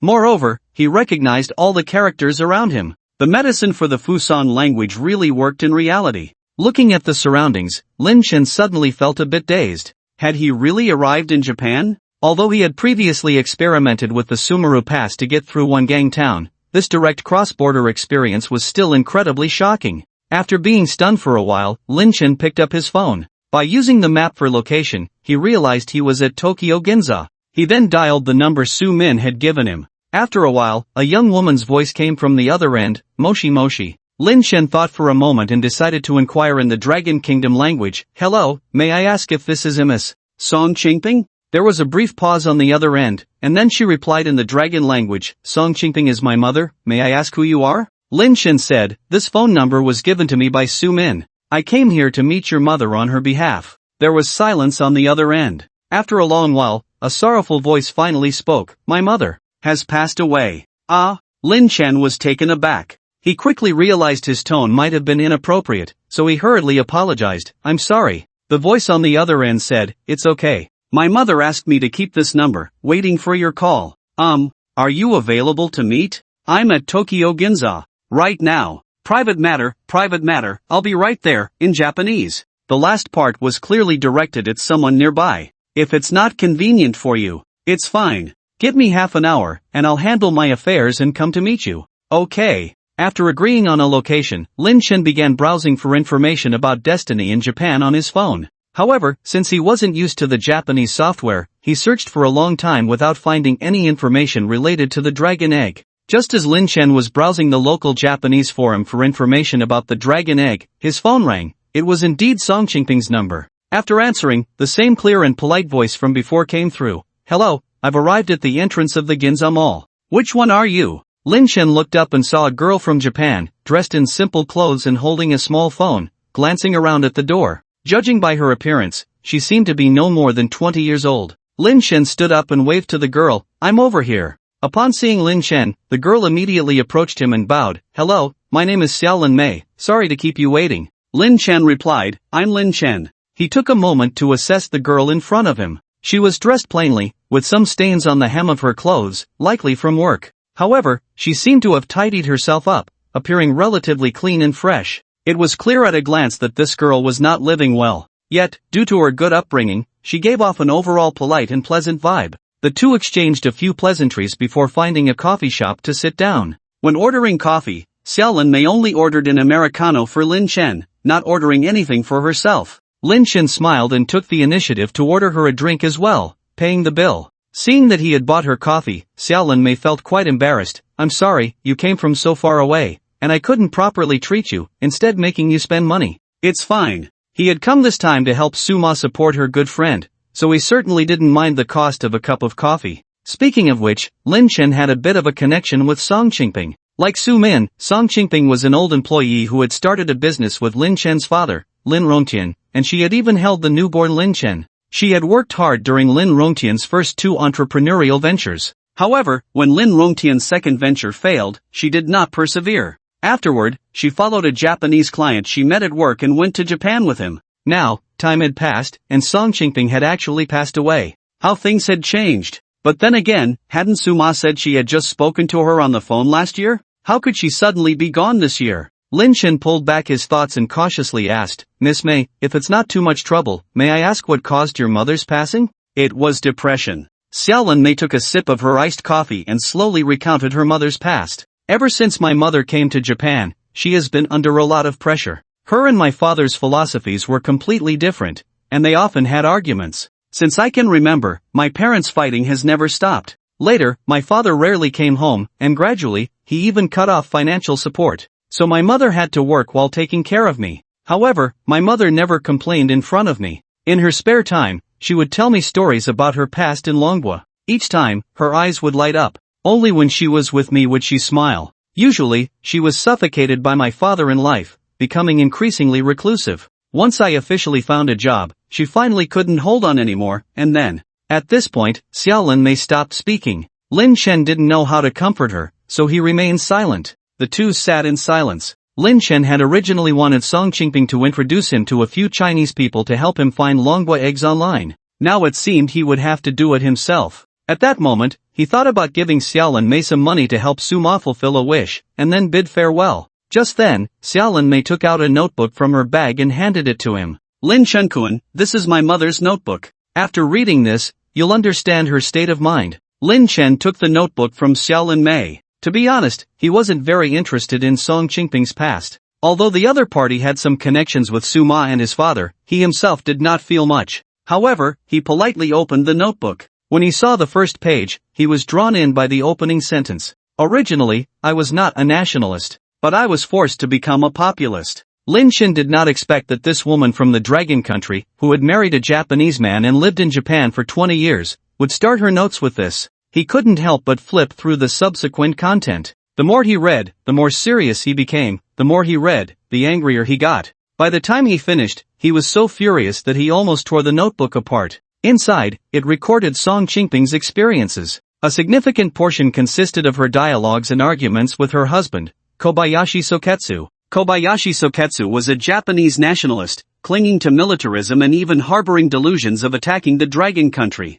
His views on that historical period were extremely distorted. Any normal person from the Dragon Country would find it unbearable. Below is an excerpt from one of Song Qingping's diaries, September 18, Year X. I watched the news commemorating the National Humiliation Day in my country on my phone. Soketsu rudely turned off my phone and smashed it to pieces. Once again, he was furious in front of me. He said that the Dragon Country was engaging in hate education, which was shameless behavior. I said that your country also holds commemorative events in Hiroshima and Nagasaki. He said it was different because their ancestors suffered from the mushroom bomb, which is worth commemorating. I said that the Dragon Country lost millions in the massacre by your country and tens of millions in the war, which is even more worthy of remembrance. He then said that the history of the Dragon Country is fake, that Japan never committed a massacre, and that when Japan came to the Dragon Country, it was to rescue the oppressed people. Those dead Dragon Country citizens were helping Japanese soldiers resist the Dragon Country military. They were killed by the Dragon Country military. He has said such outrageous things before, and it's not just about this matter. In short, they deny all the wrongdoings of Japan. They only acknowledge that they suffered from the mushroom bomb. They believe they are the victims. The Dragon Country, the United States, and even countries around the world owe Japan. He not only believes this himself but also tries to brainwash me into accepting his twisted logic. Ridiculous. The family of a murderer does not repent to the victims' families but instead claims to be the victims. Absurd. How absurd. The content above is just the tip of the iceberg. More exaggerated, more outrageous, and more disgusting content is abundant in this notebook. Originally, Lin Chen was not a nationalist either. But after reading it, the surging national sentiment deep within him instantly overflowed. He wanted to transform into a beast and carry out a massacre. Lin Chen suddenly downed the iced coffee in front of him, which helped calm his emotions. He looked up at Kobayashi Mei, who was quietly drinking coffee, and asked, Mei, what do you think? This seemingly casual question was actually inquiring about her stance. Kobayashi Mei understood the implication behind Lin Chen's question. I always carry my mother's notes with me and read them often. She did not directly answer Lin Chen's question but carefully took back the notebook from his hands and placed it back in her backpack. Moreover, I have long severed ties with my father. Lin Chen looked at the mixed-race girl in front of him, who was a year or two younger than him, and fell into silence. It was not easy for this girl, who had grown up in such a divided family, to maintain such calm thinking and elegant speech. It was evident that her mother had provided her with excellent education from a young age. Perhaps she was the spiritual support that kept Song Qingping going. After a moment of silence, Lin Chen changed the subject. What do you think of your father? Upon hearing Lin Chen's question, Kobayashi Mei's expression suddenly turned extremely cold. If the law allows, I want to kill him myself. She suddenly squeezed the coffee cup in her hand, causing the iced coffee inside to splash out. Lin Chen looked at the coffee flowing on the table. Suddenly, he smiled, casting aside the displeasure he felt while reading the diary. He then stood up and said to Shaolin Mei, your clothes are dirty, let's go buy some new ones. Shaolin Mei hesitated a bit, but, the clothes here are very expensive, I can just go back and change. No need to be polite with me, let's go. Lin Chen took Shaolin Mei's hand and pulled her outside. Shaolin Mei's face turned slightly red. She tried to pull away but found that her hand was held tightly by him. Then she looked up and secretly admired Lin Chen's handsome, flawless profile. Finally, she gave up struggling and followed Lin Chen to the clothing store. Lin Chen didn't notice Shaolin Mei's expression or actions. He was looking at the signs in the mall while searching for a store. Eventually, he took Shaolin Mei to a shop. As soon as they reached the entrance, Shaolin Mei gasped. It turned out they were standing in front of an LV store. The prices inside were often tens of thousands or even hundreds of thousands of blue star coins, far beyond what she could afford. She immediately stopped and looked at Lin Chen. Lin Chen-kun, did we go to the wrong place? Let's take a look first. If LV doesn't have anything suitable, we'll go to Gucci across the street. Lin Chen ignored her and pulled her hand, walking directly into the store. Shaolin Mei followed Lin Chen in, feeling a bit confused. By the time she came out after browsing, she was already wearing clothes worth millions of blue star coins and carrying a bag worth over 300,000. Is this what her mother meant by the son of a bankrupt boss? Are all the bankrupt people in Long Country this rich? While Shaolin Mei was secretly amazed, Lin Chen pulled her into a luxurious Chinese restaurant. This restaurant was owned by a Long Country boss, and the chefs were all authentic Long Country people, specializing in traditional Long Country dishes. When the dishes were served, Shaolin Mei praised them endlessly, occasionally mentioning the meals her mother used to make for her as a child. During the meal, Lin Chen asked Shaolin Mei about the matter of destiny. Do you know about the dragon egg in the Yamato country from the destiny? To his surprise, Shaolin Mei answered him very straightforwardly, dragon egg? I know about it. Lin Chen immediately perked up. Oh? Please tell me more. Shaolin Mei put down her chopsticks and said to Lin Chen, after reaching a certain level of intimacy with the NPCs in the Jingdong temple, you can learn from them that there is a dragon egg being worshipped in the temple. Hearing this news, Lin Chen became even more excited. The Jingdong temple worships a dragon egg? Is it in the main hall? Shaolin Mei shook her head. They say it's in the main hall, but I haven't seen it every time I went in. It might be hidden. Hidden? Lin Chen pondered. The reason he dared to come here alone to search for the dragon egg was because of his trump card, the Black Dragon Prince.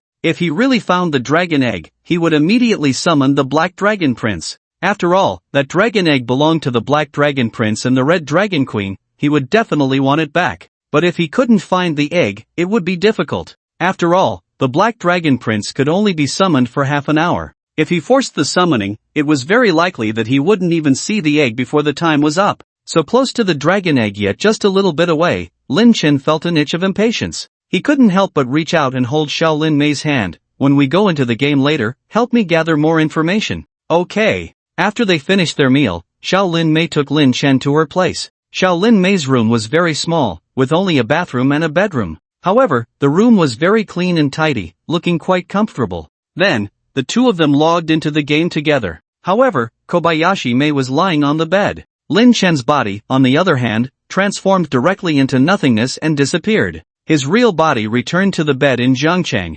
After entering the game, Lin Chen and Kobayashi Mei added each other as friends. Kobayashi Mei's in-game name was Qingping Mei, clearly a tribute to her deceased mother. After that, Lin Chen headed to the Jingdong Temple. The Jingdong Temple was an extremely spacious and magnificent hall, the most sacred place in Jingdong. After wandering around for a while, Lin Chen wanted to enter but was stopped by the guard. Sorry, the temple does not accept outsiders. Lin Chen was unwilling to accept this and immediately entered stealth mode to sneak in. This time, he managed to get into the outer area. However, when he tried to step through the temple's main gate, he was reflected out by a mirror on the doorframe. Then, a group of monks with question marks over their heads rushed over, trying to capture Lin Chen. Startled, Lin Chen quickly threw out a plush toy to distract the monks, allowing him to escape by the skin of his teeth. It seemed that recklessly entering was not an option. He needed to obtain proper entry procedures. Just then, a few monks came out of the temple and walked outside. Lin Chen's eyes lit up, and he quickly devised a plan.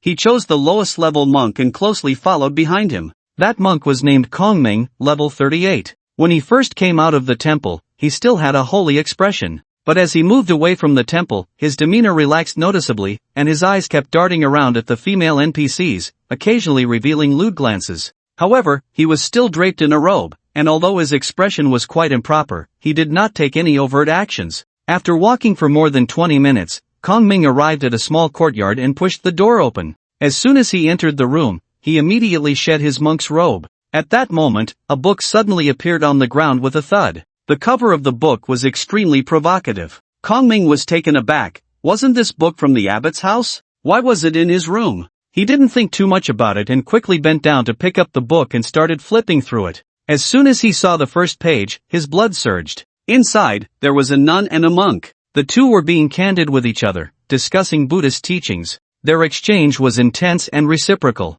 As Kongming was studying, he suddenly felt a rush of blood, and his nose started to bleed. Suddenly, he felt a chill behind him and waved his hand to wipe it away. Blood actually sprayed out from his lower back. Lin Chen had been following Kongming all the way. After entering the room, he immediately threw out a plush toy to attract the others' attention. Then, he used the plush toy to summon a doppelganger. At this point, his doppelganger technique was already level 5, allowing him to summon 3 doppelgangers. The doppelgangers had 90% of the main body's damage and could withstand 1.5 times the damage. It could be said that each doppelganger's output was not much different from the main body. No, in some ways, the doppelgangers were stronger than the main body. The doppelgangers summoned by the plush toy had a function that the main body did not possess. When attacking, there was a 15% chance to put the target into a frenzy state for 2 seconds. Frenzy uncontrollably attacks nearby units, with a 30% chance to miss. Although the trigger chance for a single doppelganger was not high, with 3 doppelgangers attacking simultaneously,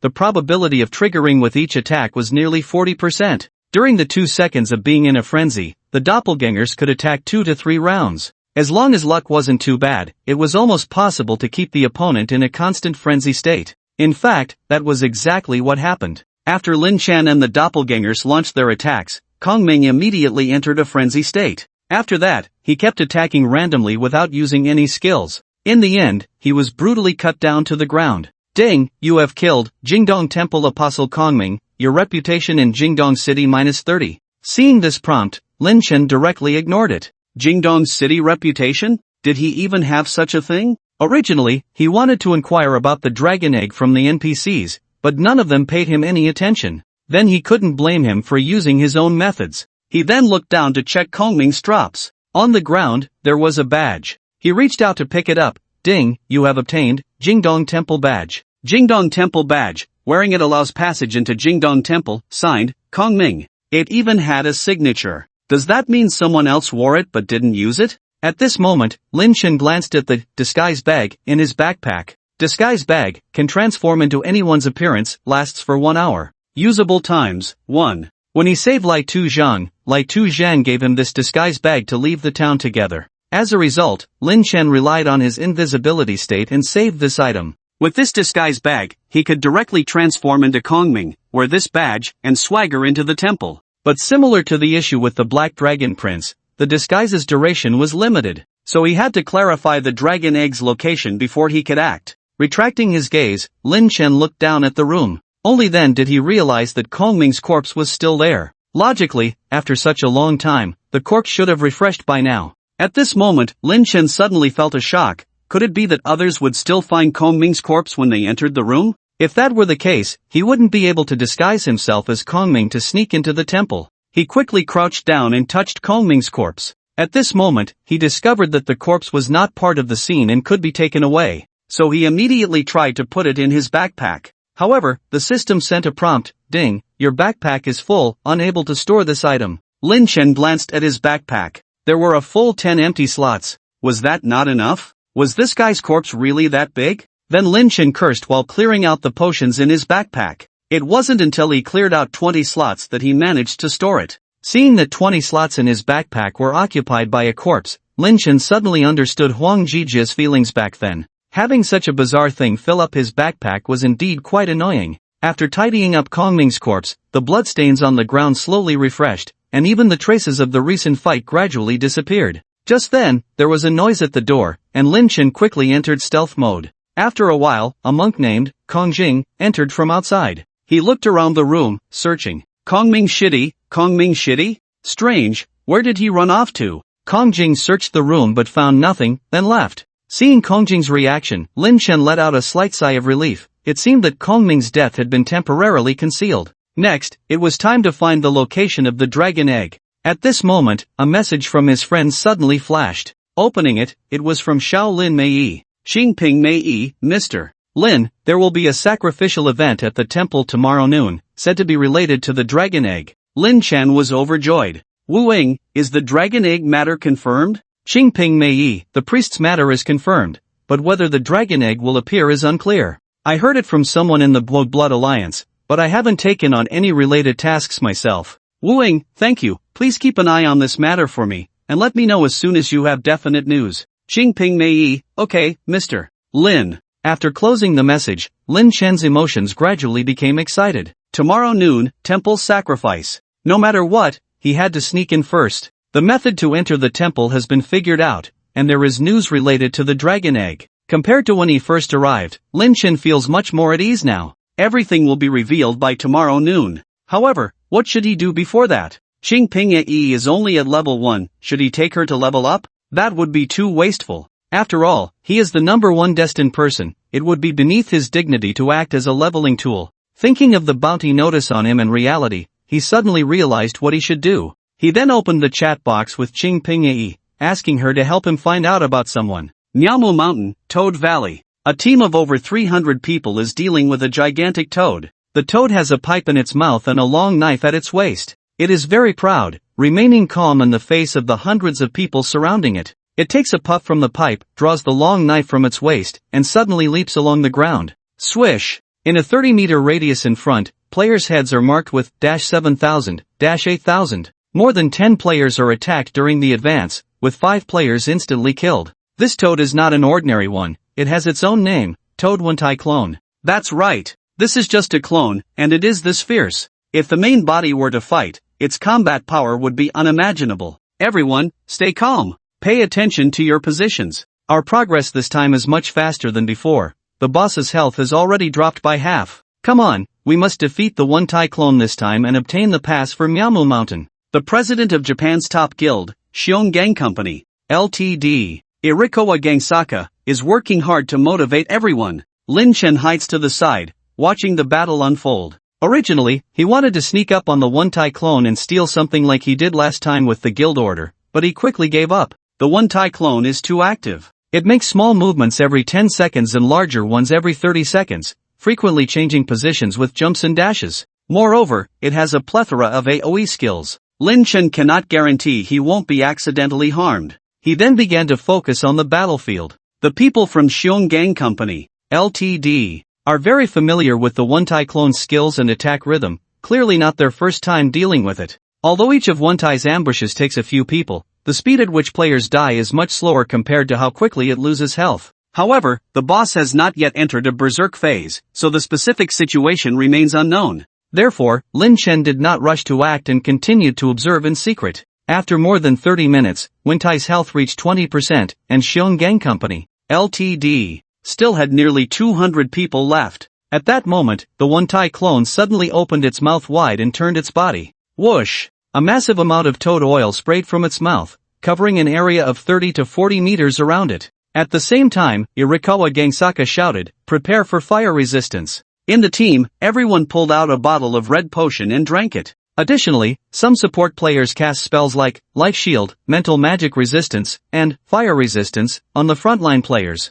Immediately after, the ranged players desperately ran out, while the melee players maintained a defensive stance. After spraying the toad oil, the Wuntai clone took a breath. Then it puffed out its cheeks and suddenly spat out a fire snake. Fire escape toad oil flame bullet, whoosh. When this fire snake touched the toad oil on the ground, the surrounding area turned into a sea of fire. Players in the sea of fire each suffer 3 instances of fire damage, 12,000, 10,000, 8,000. Although these people had consumed fire resistance potions and received some magic resistance, fire resistance, and shields from auxiliary players, they still could not withstand the flames directly. In the brief moments between the flames, they hurriedly pulled out blood bottles and drank them. Thanks to their preparations, this time they only lost over 30 people. The number of survivors on site exceeded 150. Inukawa Gusaka's confidence soared, and he shouted, "Brothers, we successfully passed the opening of the boss's final phase. This time we will definitely win." Soon, players in the distance regrouped and engaged in battle with the boss's final phase.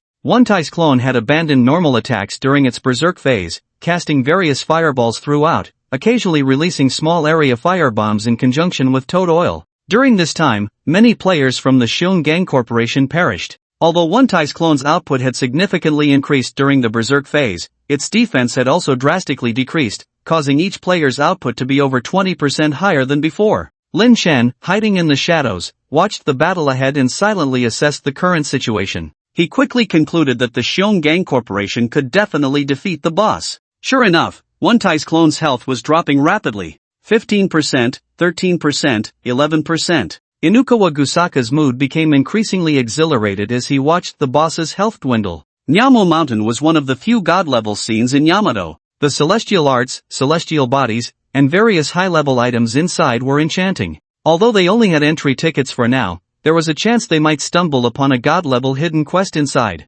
Thinking of the possibilities within Nyamo Mountain, Inukawa Gusaka couldn't help but smile. At this moment, One Tai's clone had only 5% health left, and there were still over 60 people in the team. Victory was imminent. Just then, a tall figure suddenly appeared behind Inukawa Gusaka. He turned around and was taken aback. A gigantic monster was lurking behind the team. Moreover, this monster looked very familiar. Wasn't this the two-headed dog summoned by the opponent when they fought Jonchi in the secret realm? No, it wasn't a two-headed dog, it was a three-headed dog. It looked even more terrifying than the two-headed dog from the secret realm. Woo woo woo. At that moment, the three-headed dog let out a whimper. After a while, it suddenly opened its 3 mouths wide. Immediately, 2 clouds appeared above the heads of the players from Shion Gang Corporation. One was a rain cloud. Splash splash. Acid rain was falling in the area. The acid rain didn't deal much damage, only 5,000. However, this acid rain could corrode armor and shields, significantly reducing players' magic and physical defenses.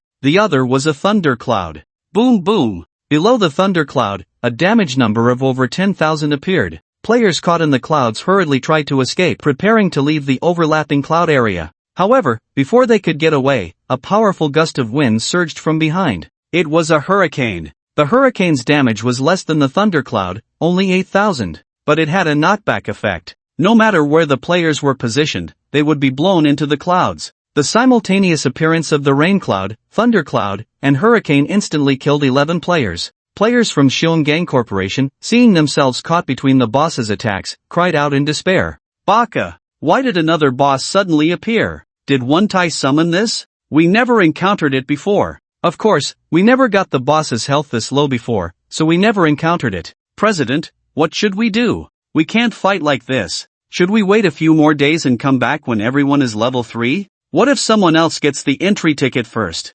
President, what should we do? Inukawa Gusaka did not respond to everyone. He was assessing the current situation. He first glanced at the 3-headed dog behind him.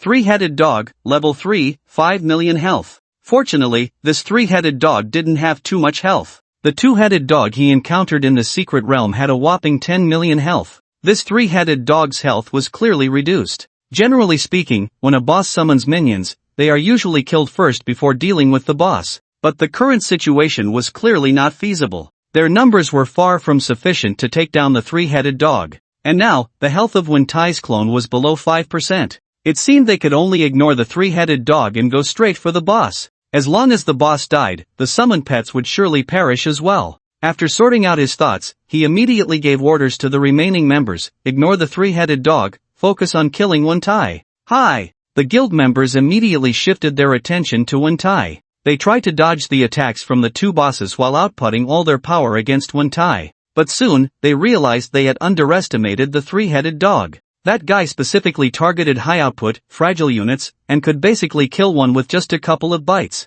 In less than half a minute, most of the damage dealers were dead. Only the support in tank remained, watching the boss with wide eyes. When Ikuchuan Gangban saw the boss's health drop below 2% and couldn't kill the opponent, he immediately shouted in frustration. However, he didn't shout for long before the three-headed dog bit him to death. After wiping out the members of Xiong Gang Company, the three-headed dog Lin Chen officially faced Wen Tai's clone. At this point, Wen Tai's clone had less than 2% health, with only over 400,000 left. Lin Chen couldn't be bothered to revert to his original form and directly engaged in a fierce battle with Wen Tai. The ordinary attack of the three-headed dog form dealt 10,000 points of damage, and using skills could deal even more. Although Wen Tai's output in the final phase was very high, his defense was very low and couldn't withstand several attacks from the three-headed dog. Ultimately, after Lin Chen lost over 700,000 health, he bit Wen Tai's clone to death. After Wen Tai's clone died, it dropped over 100 items. Lin Chen immediately spotted a shimmering talisman on the ground.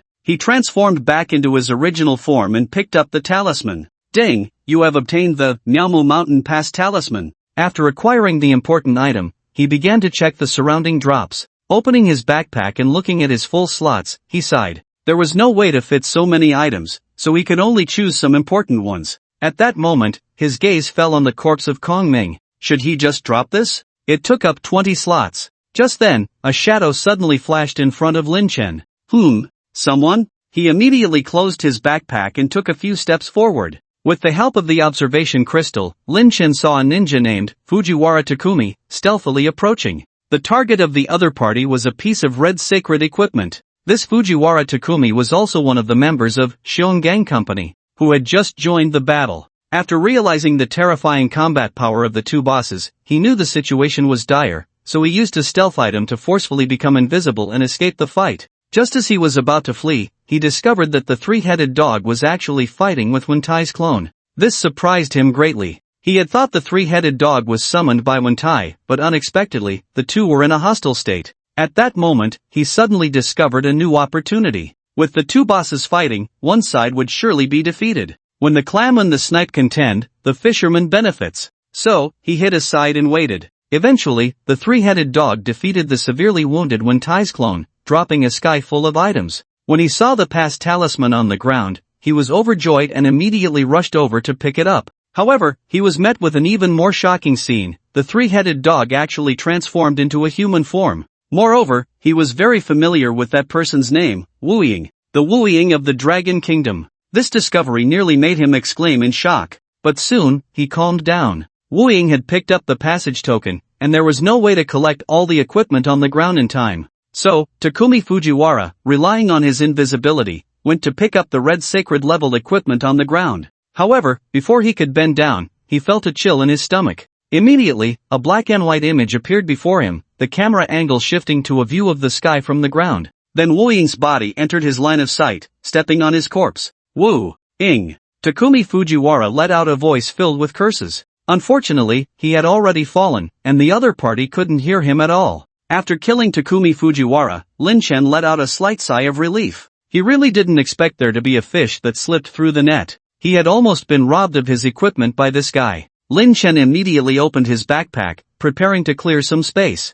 His gaze fell on the body of Kong Ming inside the backpack. Should he discard it? After thinking for a moment, he decided not to. If Kong Ming's body were discovered by Inukawa Gangsaka and the others, it might ruin his plans for tomorrow. Lin Chen then wasted no more time, casually tossing aside some healing potions and picking up the equipment on the ground. 2 pieces of red sacred level equipment and 4 pieces of dark gold ancient level equipment. Lin Chen briefly checked the 2 red pieces of equipment. Wen Tai's Claw, grade, 2nd tier red sacred level weapon attributes, physical attack plus 2500, strength plus 300, agility plus 300 effect, divine wood entwining skill plus 1, would escape power effect increased by 50% seal release, 3rd, 4th tier release. Little G's headband, grade, 2nd tier red sacred level hat attributes, physical defense plus 800, magic defense plus 1000, constitution plus 200 effect, all system defense plus 10%, would system defense additionally increased by 20% seal release, 3rd, 4th tier release. They were all for wood type ninjas. Lin Chen could use them, but his equipment only had attribute bonuses, without skill bonuses. Although the quantity of these drops was far inferior to that of Secret Realm bosses, it was still decent. Moreover, it also came with a Nyamu Mountain Passage token. Lin Chen then entered invisibility to check the surrounding environment. The area was surrounded by stone walls, and there was no so-called entrance to Nyamu Mountain. Without any task guidance, Lin Chen could only explore along the mountain wall. Every few meters, he would feel around to see if there were any hidden paths. After spending more than half an hour, he finally felt something unusual on a certain mountain wall. It wasn't hard stone, but a magical erase restriction. Found it! Immediately, the passage token in Lin Chen's backpack floated into the air and then directly entered the stone wall ahead. Lin Chen then stepped inside, entering the mountain wall. Inside the mountain wall was a pitch-black passage. He couldn't see his surroundings or what was beneath his feet, only the passage token half a meter ahead, floating in the air like a firefly. Following the passage token for about 10 minutes, Lin Chen suddenly felt a strong light approaching. He immediately closed his eyes. At that moment, he heard the sound of flowing water. When he opened his eyes, he found a small waterfall not far ahead, and below the waterfall was a pond. However, the water in that pond looked very viscous, unlike ordinary water. He then looked around and discovered many frogs inside. There were huge frogs as tall as 3 or 4 stories like one-tai, half-person-high big frogs, and ordinary-sized small frogs. The frogs showed no special reaction to Lin Chen's arrival, continuing to play among themselves. At this moment, Lin Chen received a system message, "Ding, you have entered Miaomo Mountain." Just as he was about to explore Miaomo Mountain, a friend message suddenly popped up. It was from Mei Kobayashi. "Mr. Lin, something bad has happened. The people from Xiong Steel Corporation have issued a kill order against you to all the guilds in Hua country. You must be careful." Lin Chen smiled lightly and replied, "I understand." At that moment, he remembered the equipment he had just seen, so he asked Kobayashi Mei, "What is your profession?" Kobayashi Mei said, "I am a wood-type ninja." What a coincidence, a wood-type ninja. Lin Chen then sent her the attributes of the 2 Red Saint-level wood-type equipment. "Can you use these too?" Kobayashi Mei received the message but did not reply for a long time. Clearly, these 2 pieces of equipment had a tremendous impact on her. Red Saint? 2 of them? Is this the reason why Rukawa Steel is hunting you? I suppose so. Closing the chat window with Kobayashi Mei, Lin Chen focused his attention on Miaomu Mountain. Although he had entered in a daze, he had not completed any related prerequisite tasks beforehand, leaving him utterly confused about what to do inside. So, he could only wander around aimlessly. After a while, he encountered a toad named Xiaowan and greeted it, "Hello." To his surprise, the toad merely glanced at him and then jumped aside, letting out a loud fart. Lin Chen was taken aback. Do the toads here have bad stomachs? He then tried talking to another toad, but it ignored him as well. After wandering for half a day and asking many toads, he still couldn't extract any information. Eventually, he came to a giant toad. This toad was holding a pipe in its mouth and had a long knife strapped to its waist. It was the main body of the Toad One-Tai clone he had fought at the entrance, the Toad One-Tai. This Toad One-Tai was much taller than the clones outside, making Lin Chen feel like a little ant at its feet. He looked up and waved at Toad One-Tai, "Hello, Mr. One-Tai." Toad One-Tai took a puff from its pipe, lowered its head to look at Lin Chen, and showed a look of disdain. It opened its mouth wide and blew a cloud of thick smoke at Lin Chen. "Get lost." It then raised its head again, ignoring Lin Chen. Cough, cough. Damn it. Lin Chen waved away the thick smoke in front of him, feeling his anger rise. This big toad was too arrogant. He immediately thought about stealing from it. But soon, he suppressed that thought. He would finish exploring Miaomu Mountain first. If all these toads were like this, he wouldn't hold back. Lin Chen continued to wander. Before long, he encountered 2 other giant toads, Toad Jian and Toad Guang. Just as Lin Chen was about to greet them, Toad Jian blew a puff of air at him. With a whoosh, Lin Chen was blown into the air. Immediately after, Toad Guang also blew at Lin Chen, sending him flying toward Toad Jian. Then, Toad Jian blew him again. In this way, the 2 giant toads tossed Lin Chen around like a balloon. Lin Chen felt dizzy from spinning in the air. Although he didn't lose health, his anger was growing stronger. Finally, Toad Jian and Toad Guang both blew at Lin Chen at the same time. Lin Chen was sent flying into the sky and then crashed heavily to the ground. Minus 20,000. At the same time, a debilitation debuff appeared above Lin Chen's head, reducing his movement speed and attack speed by 50% for 60 seconds. Damn! Lin Chen stood up, almost unable to resist summoning the Black Dragon Prince. But thinking of the important matter tomorrow, he forced himself to hold back. Toad Jian, hey, this kid isn't dead yet. Toad Guang, huh, Toad Jian, you lost. Toad Jian, clearly, you lost. Toad Guan, of course, you lost. Otherwise, how could he still be alive? Toad Jian, nonsense, it was clearly you who didn't control your strength well, which allowed him to survive. Lin Chen saw that these two guys treated his life and death as toys and bets, and his anger surged even more. He dragged his crippled debuff away from the two big frogs. Suppressing his rage, Lin Chen continued to explore the remaining parts of Miaomu Mountain. Along the way, he did not speak to any other frogs. Finally, he arrived at the only temple in the middle of Miaomu Mountain. Inside the temple sat an old frog with yellow skin. This frog was somewhat different from the ones outside. Although Frog Wentai, Frog Jian, and Frog Guan were quite large, they were small fry compared to this old frog. The old frog wore a string of prayer beads around its neck, with a single character carved into it, oil. Under its cushion, another character was inscribed, Immortal. Its name was, Great Frog Immortal Frog Pill. It seemed that it was the boss here. Lin Chen took a deep breath to calm his emotions. Then, he stepped forward and bowed, saying, I am the adventurer Woying from the outside world, paying my respects to the Great Frog Immortal. Lin Chen was unsure if the other party believed in Buddhism or Taoism, so he simply pressed his palms together and bowed.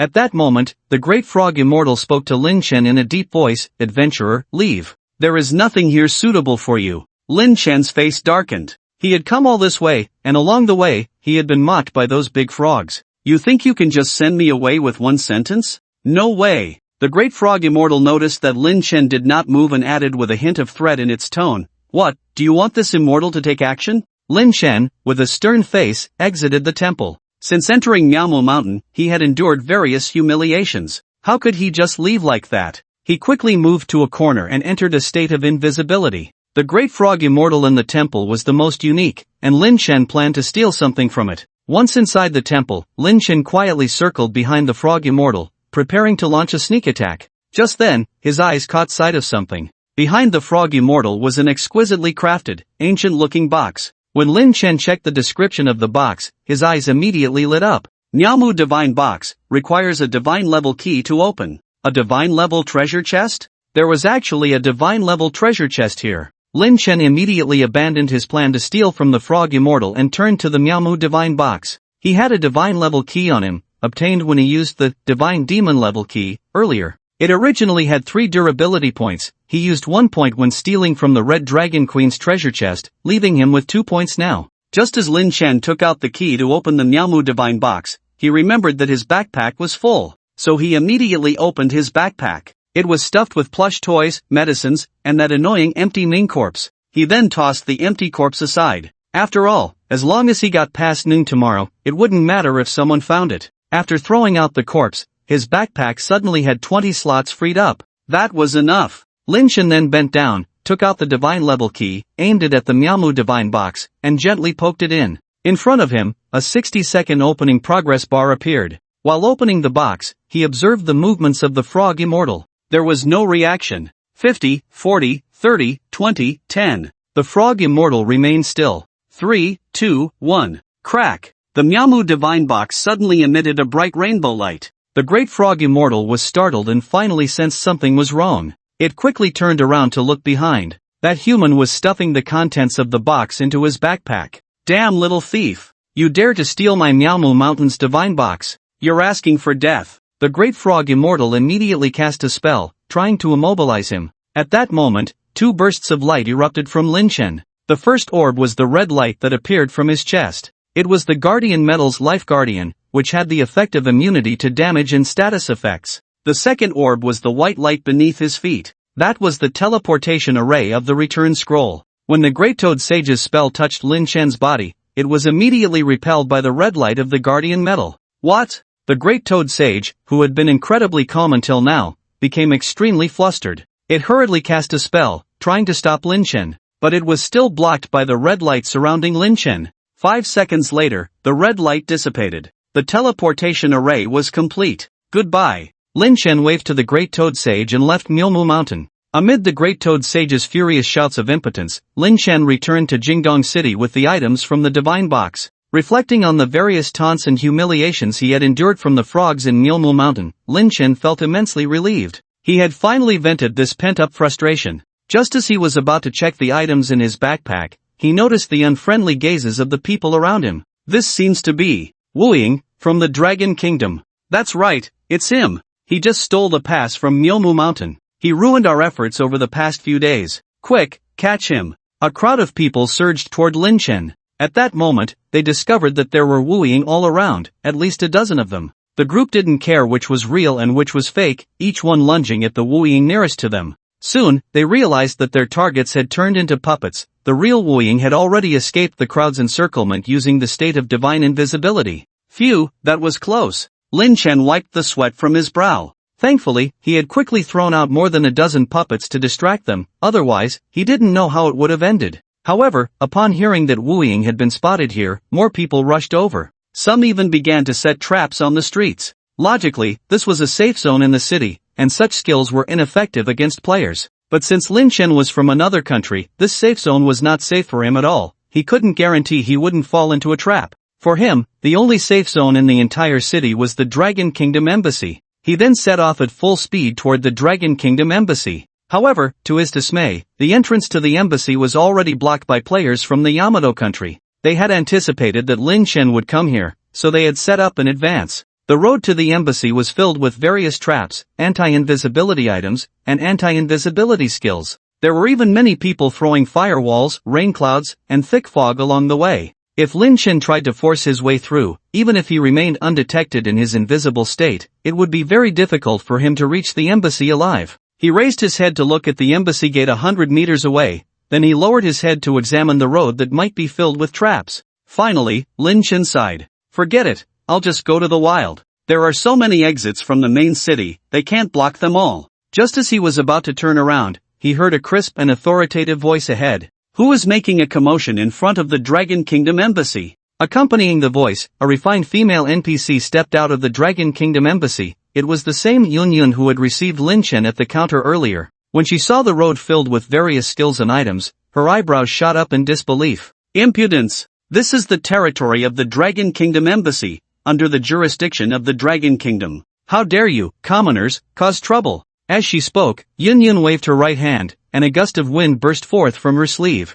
With a whoosh, the Yamato players nearby and all the various restrictions on the ground were blown away over 100 meters. The Yamato players, seeing that more than half of their painstakingly set traps had been destroyed, immediately began to curse. Baka! How unreasonable the envoy from the Dragon Kingdom is. This is the territory of our great Yamato nation. How can she ride on our heads and act wild? Compared to those cursing Yamato players, Lin Chen was overjoyed at this moment. Yun Yun beauty, I love you to death. Taking advantage of the fact that the Yamato players had not yet reacted, he immediately rushed towards the Dragon Kingdom Embassy. However, there were too many traps on the ground. Although Yun Yun had destroyed the traps at the embassy entrance, the traps on the periphery still existed. Lin Chen had barely taken a few steps when he triggered one of them. Puff! His figure became blurry. However, the trap only slightly slowed Lin Chen down, but it could not stop his forward momentum. The Yamato players saw Lin Chen's figure and all shouted, "No shadow! It's no shadow! Quick, stop him!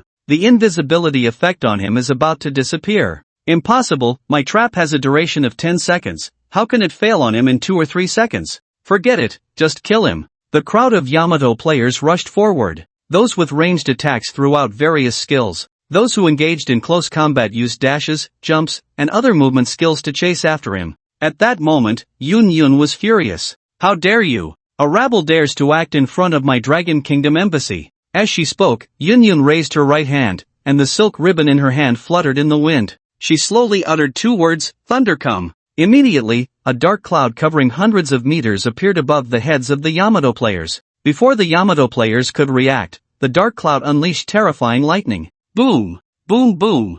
Boom boom boom! Ah! The players screamed in agony. All the Yamato players within the range of the dark cloud perished. Originally, Lin Chen was also within the range of the thunder cloud, but the lightning bypassed him, causing him no harm whatsoever. Lin Chen glanced at the Yamato players behind him, turned to charcoal, and then looked up at Yun Yun, bowing to her. Thank you, Miss Yun Yun. Yun Yun looked at Lin Chen. At this moment, her face no longer held the previous sharpness, and her gaze was filled with softness. No shadow, welcome home. Welcome home. Upon hearing this phrase, Lin Chen almost burst into tears. Every time he returned home before, he would hear Su Min and Hu Shaoling say the same. But never had it moved him like this. For someone drifting overseas, the words home were so warm and reassuring. Accompanied by Yun Yun, Lin Chen entered the Dragon Kingdom embassy. Along the way, Yun Yun smiled and asked Lin Chen, "What exactly did you do outside to make them so furious?" Facing the NPCs of the Dragon Kingdom embassy, Lin Chen naturally had no need to hide, so he said, "It's nothing much, I just took advantage of them while they were fighting the Frog Wentai clone and ambushed them."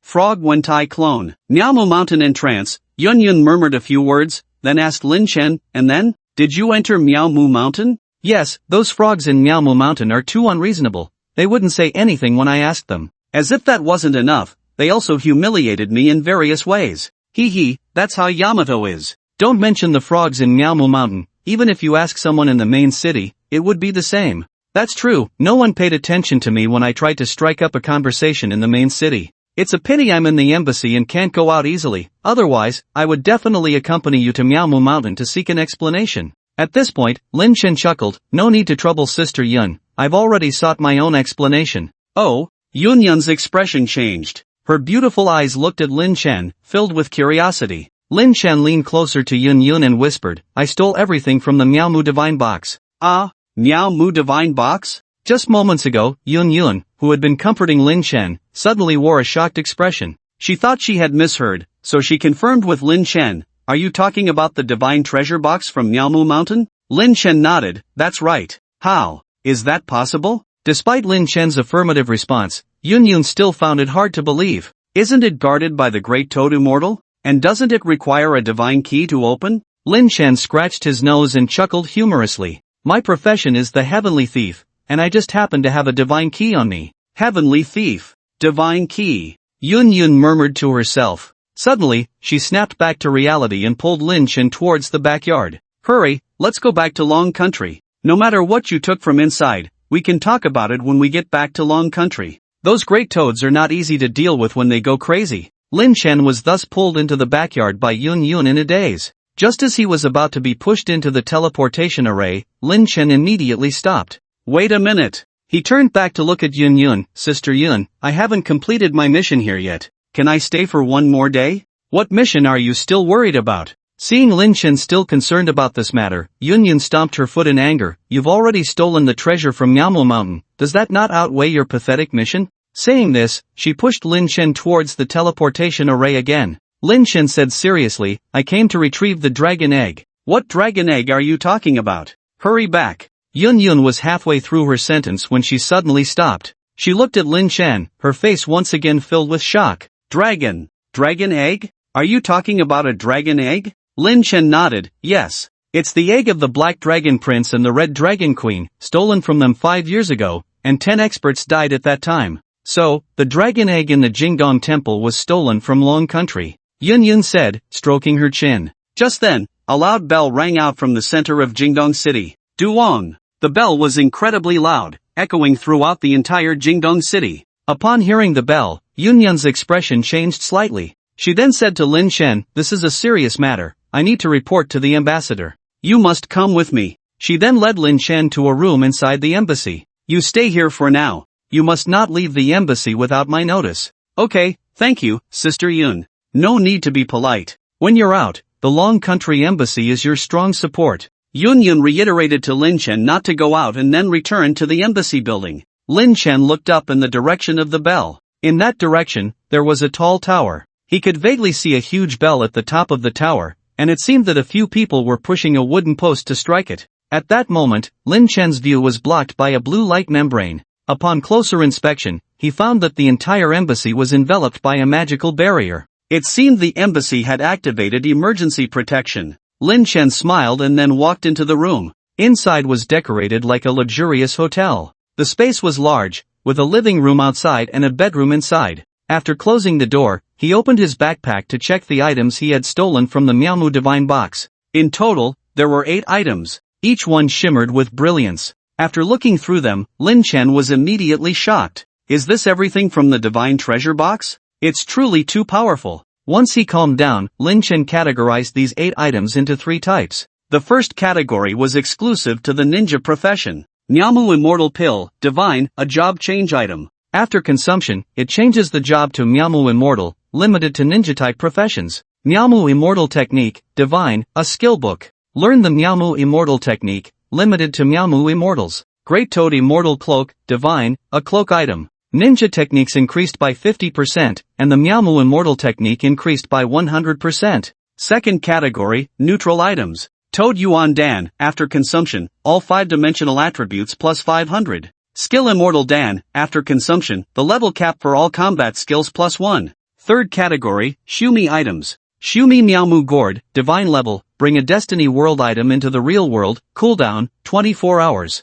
Shumi Attribute Dan, share 100 points of attributes from a Destiny character to the real body, digest 1 per day, total 100. Shumi Skill Dan, share 1 skill from a Destiny character to the real body, digest 1 per day, total 100. After reading about these items in the Meowmoo Divine box, Lin Chen wiped his drool. This is truly powerful. The Meowmoo Immortal Dan, Meowmoo Immortal Technique, and Great Toad Immortal Cloak, these 3 divine level items can directly create a divine level ninja. While others are still struggling to learn ordinary skills, he can directly enter immortal mode. This is definitely a crushing advantage. Unfortunately, only ninja can learn it, Lin Chen himself cannot. What a blatant discrimination. Just like the NPCs in Jingdong City and the toads of Meowmoo Mountain. This is the so-called regional protection mechanism. Fortunately, Lin Chen can use the items later. Toad Yuan Dan, 5-dimensional attributes plus 500, totaling 2,500 points. Skill Immortal Dan, all skills plus 1. This significantly boosts Lin Chen's combat power,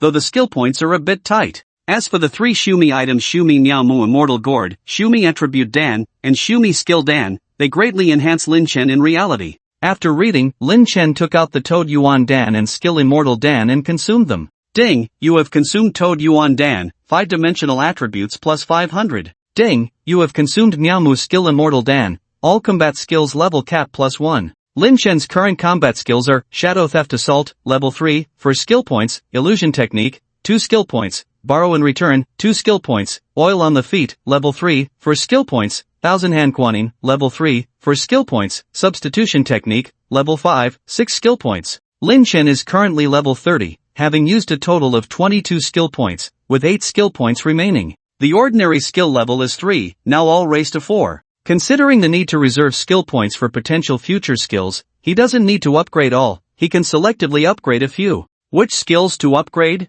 First, Illusion Technique and Borrow and Return do not need upgrading, so that's a pass. Additionally, Oil on the Feet, as an escape skill, is sufficient at level 3, so there's no rush to upgrade it. While Thousand Hand Guanin can increase attack frequency, it only enhances the main body and not the substitute, so it can also be set aside for now. Finally, only Shadow Theft Assault and Substitution Technique remain. Lin Chen decided to upgrade the Substitution Technique first. He wants to see what changes occur at level 6. Special note, the Meowmoo Immortal 3-piece set was originally intended for the protagonist. But upon reconsideration, it feels strange for the protagonist to return and use Japanese techniques to bully the Dragon Kingdom people. So the setting was changed, only ninjas can use it, excluding the protagonist. As for the protagonist, he will immediately learn extremely overpowered skills upon returning to the home server. Ding, your substitution technique has been upgraded to level 6, skill points -1. Immediately, Lin Chen compared the effects before and after the upgrade. Substitution technique, level 5, use a medium to summon 3 substitutes, cooldown 3 minutes, bear 1. 5 times damage, with 90% output. The substitutes possess God Hidden and Replacement skills. Substitution technique, level 6, summon 3 substitutes using a medium, cooldown 3 minutes, bear 1x damage, and possess 100% output. The substitutes have invisibility, replacement, and all passive skills. Not only do they have the same defense and output as the main body, but they also master the main body's passive skills. Doesn't this mean that Thousand-Handed Guanin in the third hand can be triggered? One word to describe it, awesome. Then, Lin Chen looked at the remaining skill points, wondering whether to upgrade other skills. Forget it, better to save them for now. Finally, Lin Chen checked the 3 Sumeru items, Sumeru Wonderful Wood Gourd, Sumeru Attribute Pill, and Sumeru Skill Pill. Wonderful Wood Gourd can materialize an item into reality. As a divine level item, the things materialized by the Wonderful Wood Gourd have no restrictions, including equipment. What equipment should he materialize?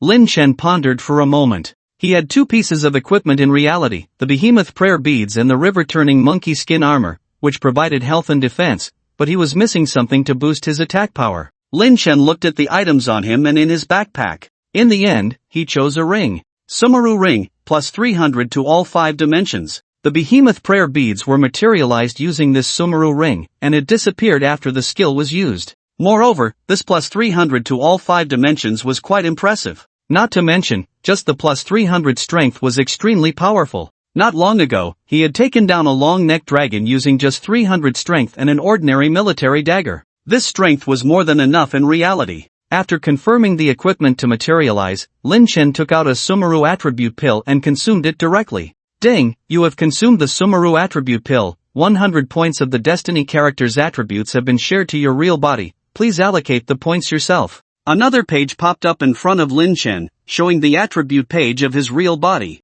He then allocated all 100 points to agility. Finally, he took out a Sumeru skill pill. After much deliberation, Lin Chen decided to materialize the talent skill invisibility. He now had transformation, health, and attributes, but he was missing a skill like invisibility that allowed for both offense and defense. After consuming the Sumeru skill pill, Lin Chen prepared to log off and experience the changes in his real self. Just then, he noticed his friend list was buzzing with messages. Upon opening it, he found that Shaolin Mei had sent him many messages. The earliest one was sent when he had just returned to the main city. Mr. Lin, the people from Jingdong City are looking for you, be careful. The people from Jingdong City are in a riot, are they after you? I heard you entered the embassy, that's great. You'll be safe inside. Oh no! The bell of Jingdong has rung. It has alarmed the city lord. Perhaps the city lord will pressure the embassy to hand you over. Mr. Lin, you should go back to your country and hide for a while. It's best to wait until the storm passes before coming back.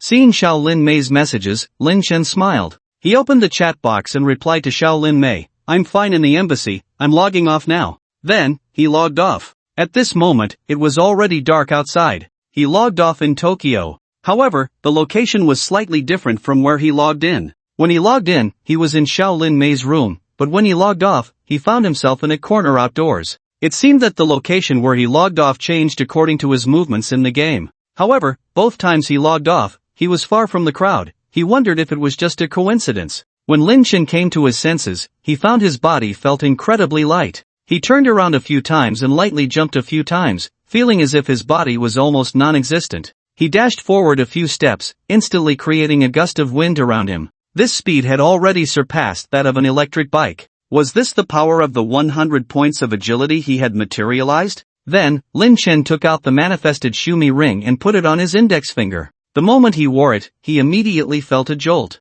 Following that, he sensed a powerful force surging through his entire body. The attribute points of an ordinary person are around 10. But now, each of his attributes had 300 points, with agility reaching an astonishing 400 points. 30 times that of an ordinary person. What does that even mean? In terms of pure strength, an ordinary person's maximum strike is about 100 kilograms. Yet now, with just a casual hit, he could exert 2 to 3 tons of force. Lin Chen looked down and saw a brick on the ground. He bent down to pick it up. Then, he gently squeezed it with his right hand. Crack! The brick instantly turned to powder. It didn't feel satisfying enough. Lin Chen turned his head, aimed at the nearby wall, and lightly threw a punch. Crack! His fist easily penetrated the stone wall. Ah! A startled cry came from the other side of the wall. It seemed that his punch had frightened a passerby. Lin Chen retracted his fist. Looking at his own destructive power, he felt a surge of excitement. If he didn't find a few enemies to beat up, he wouldn't be able to sleep at night. Just then, Lin Chen's phone rang. It was Shaolin Mei calling. Shaolin Mei, Lin Jun, aren't you in your room? Lin Chen, oh, I went outside. You. Just as Shaolin Mei was about to say something, there was a knock on the door on the other end of the line. Excuse me, someone is knocking outside, please wait. After a while, Shaolin Mei's voice came through, filled with panic. Who are you? Ah. Upon hearing this, Lin Chen was immediately alarmed. Mei, wait for me, I'm coming right now. He quickly hung up the phone and rushed towards Shaolin Mei's place. At Shaolin Mei's residence, 4 burly men in black burst into her room. Ignoring her struggles, they forced her to sit on the ground. Then, a balding middle-aged man in his 40s walked in. As he surveyed the room, a look of disdain appeared on his face. Mei, your father is the president of Shaolin Chemical. How can you live in such a shabby house? Even our family dog lives in better conditions. The man was none other than Shaolin Mei's father, Shaolin Songjie. Father? I have no father. Shaolin Mei glared at Shaolin Songjie. Remembering how her mother had been driven to depression by this man, ultimately leading to her suicide. Her face was filled with rage. I have severed our father-daughter relationship. No matter how rich or powerful you are, it has nothing to do with me. Please get out of my room. Severed the father-daughter relationship? You don't get to decide that. Shaolin Songjie squatted down, gripping Shaolin Mei's chin. He stared at her delicate face, his eyes gradually softening. Mei, you really resemble your mother. If she hadn't been so stubborn, we would have been very loving. But, it's not too late now. Since your mother is gone, you can take her place. At this point, Shaolin Songjie suddenly wore a lewd expression. The four men in black immediately bowed to him and then stepped outside, closing the door. Ah, beast! Let me go! You can't do this! I am your daughter! Shaolin Mei struggled desperately. Finally remembered you are my daughter? Ha ha! Shaolin Songjie lewdly lunged at her, tearing her clothes. Don't let the twisted logic your mother brought you brainwash you. The traditions of Long Country are all feudal superstitions. You are from the Wokoku. Wokoku daughters should offer their best to their fathers. In Wokoku, this is a matter of course. Don't resist, just enjoy the love your father gives you. Just then, the door was suddenly slammed open with a loud bang. What the hell? You bastards, how dare you disturb my enjoyment? Shaolin Songjie angrily turned his head, ready to scold his underlings. Before he could finish, he was suddenly stunned. The four underlings outside the door were all lying on the ground, groaning. At the doorway stood a handsome young man. The young man had a blank expression and walked in slowly. Who are you? Shaolin Songjie said, retreating to the side. The young man ignored him and walked directly to Shaolin Mei, bending down to tidy her clothes. Then, he spoke in dragon language. Are you okay? Lin Kuan. Shaolin Mei hugged him tightly, her body trembling uncontrollably. Lin Chen gently patted Shaolin Mei's back, comforting her. Seeing that the young man was completely ignoring him, Shaolin Songjie's face immediately showed a sinister expression, and he was filled with rage. You brat, a dragon person dares to ruin my good deed. This is Japan, not Dragon Country. Here, I have the final say. At that moment, Shaolin Songjie pulled a dagger from his pocket. Die! Shaolin Songjie gripped the dagger tightly in his right hand and suddenly thrust it towards the young man's waist. He had no concerns about the consequences, he simply wanted to kill him. Killing someone? So what? He was the president of Shaolin Chemical. Killing a dragon person in this noisy place was nothing at all. He had 100 ways to distance himself from the matter. However, just as the dagger was only a few centimeters away from the young man, he suddenly felt a resistance in his hand. Looking down, he saw the tip of the dagger being blocked by a finger. And that finger hadn't even broken the skin. Shaolin Songjie was shocked. How is this possible? How could he block the tip of the dagger with just a finger? Is he even human? At that moment, the young man turned his head to look at him, revealing 2 rows of white teeth. A dagger is used like this. As soon as he finished speaking, Shaolin Songjie suddenly felt his right hand empty. Looking down, he saw that the dagger had somehow ended up in the young man's hand. The next moment, a cold glint flashed. Shaolin Songjie felt a chill in his right thumb. Gulp! A section of his thumb fell to the ground. Ah! He felt excruciating pain in his hand. Shaolin Songjie clutched his hand, rolling on the ground as blood gushed from it. At this moment, Lin Chen helped Shaolin Mei up and said softly, let's go. Shaolin Mei stood up. She ignored Shaolin Songjie, who was rolling on the ground, picked up her belongings, and linked arms with Lin Chen as they left the rental apartment. Once outside, Lin Chen turned to glance at the pained and wailing Shaolin Songjie, a smirk appearing on his lips. Of course, he wouldn't let the matter go. However, he wouldn't take action himself. Shaolin Songjie's life would be left to Shaolin Mei. This was his test for her. Once outside, Shaolin Mei's emotions gradually calmed down. She linked arms with Lin Chen and looked up at him. Lin Kuan, I have a request. Lin Chen replied, say it. Shaolin Mei looked at him earnestly. Can you take me to Dragon Country? I don't want to stay in Japan for even a moment.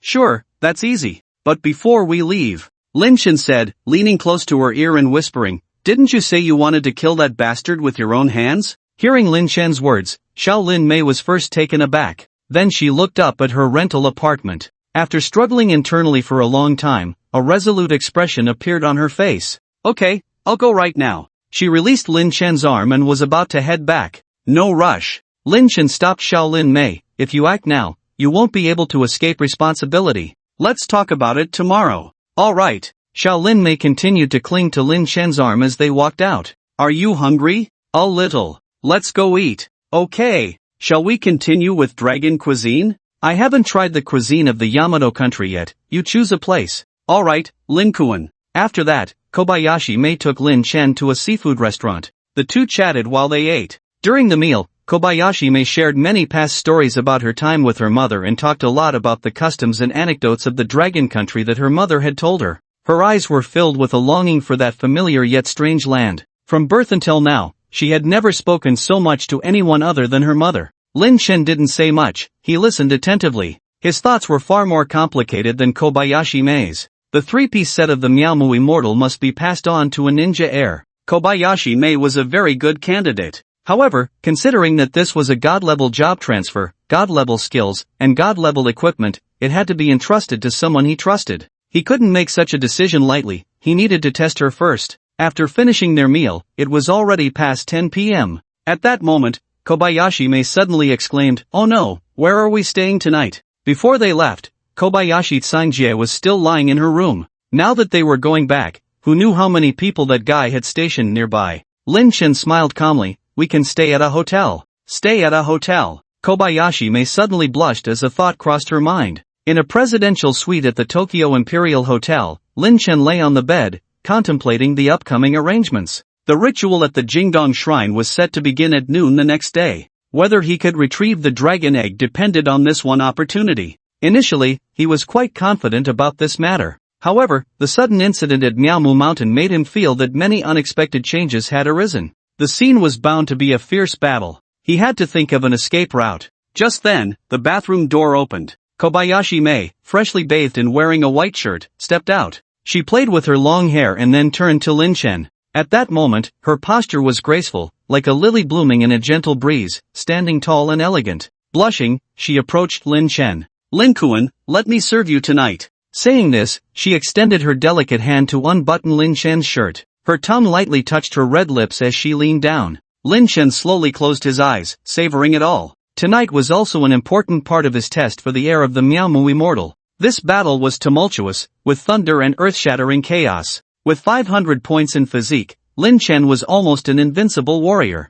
His strikes were fierce, leaving his opponent drenched in sweat and gasping for breath. Lin Chen was not a novice, he knew this was a war of attrition. He didn't rush to defeat his opponent but instead accumulated victories step by step. First, he took the lead, then, double happiness arrived, next came the auspicious beginnings, peace across the seas, vast knowledge, estrangement from kin, clarity in all matters, and a commanding presence, until finally, everything returned to one. Although Lin Chen was still in high spirits, Kobayashi Mei simply couldn't withstand it. Under her pleas for mercy, the battle finally reached a conclusion. Lin Chen, a great victory. The next day, they slept until 10 o'clock before finally opening their eyes. After sharing some tender moments, they had breakfast and then logged into the game. As soon as Lin Chen went online, he received a system notification. "Ding, Yun Yun is waiting for you in the lobby." Lin Chen immediately left the small room and headed to the lobby. As soon as he stepped outside, he heard a commotion. The noise came from outside, and he could faintly hear voices from the Yamato country. "Protest. Serious protest. Hand over Woying. Let him fight us fairly. Protest." Hearing this uproar, Lin Chen couldn't help but smile. These Yamato people really had too much time on their hands. Don't they need to level up? He ignored the sounds from outside and walked closer to the embassy hall. At that moment, Yun Yun was propping her hand up, boredly looking out the door. Through the entrance, a large number of Japanese players could be clearly seen surrounding the area. Although they weren't as close as they had been yesterday, the exit was already blocked. Lin Chen withdrew his gaze and looked at Yun Yun, "Sister Yun." Yun Yun immediately put her hand down, turned to Lin Chen, and smiled, "Wuying, you're here." Lin Chen pointed outside. "What about that group of people? Should we just let them keep making noise?" "Just a bunch of flies, no need to pay them any mind," Yun Yun said, standing up from the front desk and waving to Lin Chen. "Come here, I need to discuss some things with you." "Okay." Lin Chen followed Yun Yun into a small room next door. Once the door was closed, the sounds from outside instantly disappeared. When Lin Chen reached Yun Yun's side, he noticed her expression had become very serious. This time, Yun Yun didn't waste any words and got straight to the point. "Wuying, are you sure you want to go get the dragon egg?" Lin Chen nodded. "That's right, the purpose of my visit this time is this matter." Yun Yun said, "You need to think carefully, this time your opponents are not only the monks in the Jingdong temple but also the power of the city lord and even the involvement of Miaomu Mountain. Your chances of success are almost zero. Even if you really get the dragon egg, it's impossible to leave the temple unscathed. Sister Yun, don't worry, I'm not acting recklessly, I have my own countermeasures. Lin Chen then shared his plan with Yun Yun. After listening, Yun Yun furrowed her brows. In the end, her expression relaxed a little. In that case, there is indeed a possibility of success. Seeing Yun Yun's continuous concern for him since yesterday, Lin Chen suddenly felt a bit guilty towards the embassy, especially considering the harassment from the Japanese players these past 2 days. Sister Yun, will my actions cause trouble for the embassy? If those frogs from Miaomu Mountain. As an official, the city lord would definitely not make things difficult for the embassy staff. But Miaomu Mountain was another story. If those frogs went crazy and posed a threat to the embassy, Lin Chen would become the scapegoat. You don't need to worry about that. Yun Yun waved her hand to interrupt Lin Chen. Yesterday, I reported this matter to the ambassador, and he has already summoned 2 experts from the Great Xia Kingdom overnight. If those frogs from Miaomu Mountain dare to act recklessly at the embassy, we'll just skin that big frog immortal. 2 experts? Lin Chen's eyes immediately lit up upon hearing this. No wonder Yun Yun had been so calm while looking at the ruckus outside. It turned out they had invited powerful allies. If he could have those experts accompany him to the temple, wouldn't that be? But Yun Yun seemed to have guessed Lin Chen's thoughts and immediately cut off his wild ideas. Our embassy represents the Great Xia Kingdom and cannot directly participate in your matters. We can only provide some auxiliary and follow-up assistance. Got it. Not feeling embarrassed after being seen through, Lin Chen then discussed the relevant procedures for this trip with Yun Yun. With so many people blocking the entrance, it would definitely not be wise for Lin Chen to recklessly go out without the embassy's help. Outside the embassy, there were still many Japanese players gathered. Unlike the intense atmosphere when they had chased Lin Chen yesterday, this time they were relatively calm. Aside from occasionally shouting slogans, most were whispering to each other. Do you think that Wu Ying has already returned to Longhua? I think so too, he probably left last night. Then what's the point of us being here, wasting time? Aren't you afraid of the president's punishment? Let's wait a bit longer. Once the temple's ritual is over, our task will be complete. If you ask me, the president is being too cautious. Even if that Wu Ying goes to the temple, what can he do alone? Can he really stir up any trouble? Don't underestimate Wu Ying. Didn't he just snatch the pass for Miaomu Mountain from us yesterday? As the Dragon Kingdom says, this is called, learn from your mistakes, be cautious to sail for 1,000 years. The embassy gate is opening. Amidst the discussions, the embassy gate slowly opened. Immediately, a loud shout came from within the embassy. The ambassador of the Dragon Kingdom is on a mission. All non-essential personnel, step aside. Following that, a luxurious carriage drawn by 4 fine horses slowly set out. The Japanese people focused all their attention on the embassy's vehicle. The temple ceremony is about to begin. Is it a coincidence that the embassy's carriage is coming out at this time? How could it be a coincidence? It didn't leave early or late, but just at this moment, there must be something fishy. What should we do? Follow the embassy vehicle or continue to surround the embassy? Surround? No way, Wu Ying is definitely in that carriage. Look, the carriage is heading towards the temple. Damn, hurry and chase. Most of the people blocking the embassy's entrance quickly dispersed, surrounding the carriage tightly. They didn't dare to actually block the road, just encircled it in the center. If Wu Ying came out, they would immediately take him down. At that moment, the crowd suddenly gasped, look, who is in the carriage? Just then, the curtain of the carriage was lifted. A person poked their head out and glanced outside. At that moment, the Japanese exclaimed, Wu Ying, it's Wu Ying. He's in the carriage. I saw him too. This kid is really bold, daring to leave the embassy. He must be planning to cause trouble at the temple using the embassy's carriage. We can't let him succeed. Quick, follow him, and when he comes out, take him down. Initially, only a portion of the people chased after the embassy's carriage. After confirming that Wu Ying was indeed inside, everyone followed suit. Sure enough, the embassy's carriage headed straight for the temple. The closer the carriage got to the temple, the more excited the Japanese players became. Finally, they could personally take down that guy from the Dragon Kingdom. They followed the embassy's carriage, waiting for Wu Ying to come out. However, what puzzled them was that the embassy's carriage merely circled around the temple without any intention of stopping, then left directly. Why did the carriage leave? Could it be that Wu Ying has already gotten off? Just then, the curtain of the embassy carriage was lifted again, and Wu Ying poked his head out once more. This time, the Japanese players were a bit confused. Should they continue to chase the embassy's carriage? Chase? Their target wasn't the temple. What was the point of catching up? Not chase? But the order from the leader was to stop Wu Ying. At that moment, a monk walked by. Please make way, I need to enter the temple to assist with the ceremony. The Japanese players turned to see a monk named Kongming, with his hands clasped, blocked by the crowd. They quickly made way for Kongming to enter the temple. Kongming passed by the players and reached the temple entrance. He looked up at the mirror on the doorframe and cautiously took a step forward. Everything was safe and sound. Then, he walked in with ease. Once inside, Kongming turned to glance at the players behind him, a hint of pride flashing across his face. Naturally, this Kongming was Lin Chen. The Wu-Ying in the embassy carriage was never him but his stand-in. Using the stand-in in the carriage, he successfully escaped the encirclement of the crowd and arrived at a secluded corner near the temple. He then took out the disguise bag to transform himself into Kongming's appearance, donned the temple badge, and swaggered in just like that. After entering the temple, Lin Chen found that there weren't many people in the main hall, more were heading towards the back of the hall. So he also passed through the main hall and arrived at the backyard.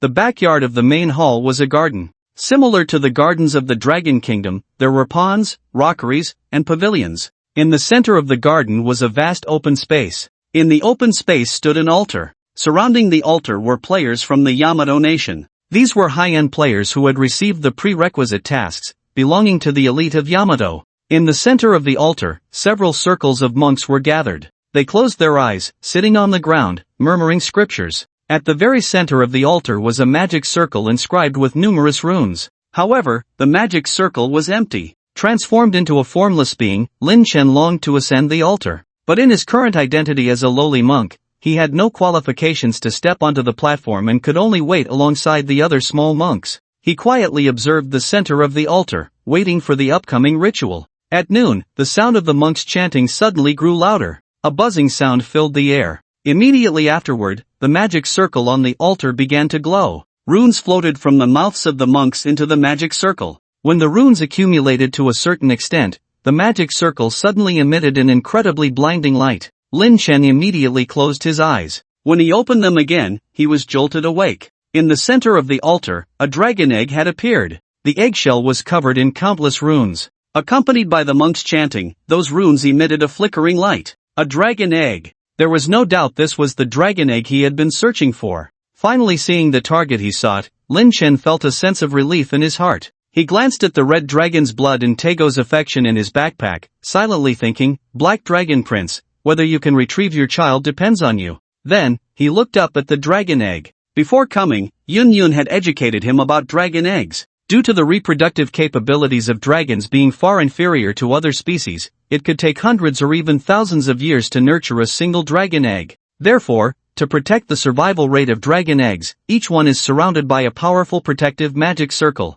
Generally, under the incubation of the mother dragon, it takes about 3 years to eliminate the magic circle on the eggshell and successfully hatch it. However, this dragon egg had been stolen by the Yamato people shortly after it was laid, meaning the magic circle on it had to be removed artificially. Human efforts could never match those of the mother dragon, so the hatching process would be much longer. Since this dragon egg was stolen from outside by the Yamato, they naturally worried about it being stolen again, so they had placed restrictions around the dragon egg. If the restrictions were forcibly broken, the dragon egg would be destroyed. Only on the day of the ritual would they temporarily lift these restrictions to allow the dragon egg to absorb the magic power of the sacrificers. The so-called ritual essentially involved allowing more people to offer their magic power to assist in hatching the dragon egg. In the past, only NPCs participated. This time, however, due to the gathering of adventurers, the effect of this offering would be better than any previous year. At this moment, the players all stood up in unison. They raised their hands high, palms facing upward.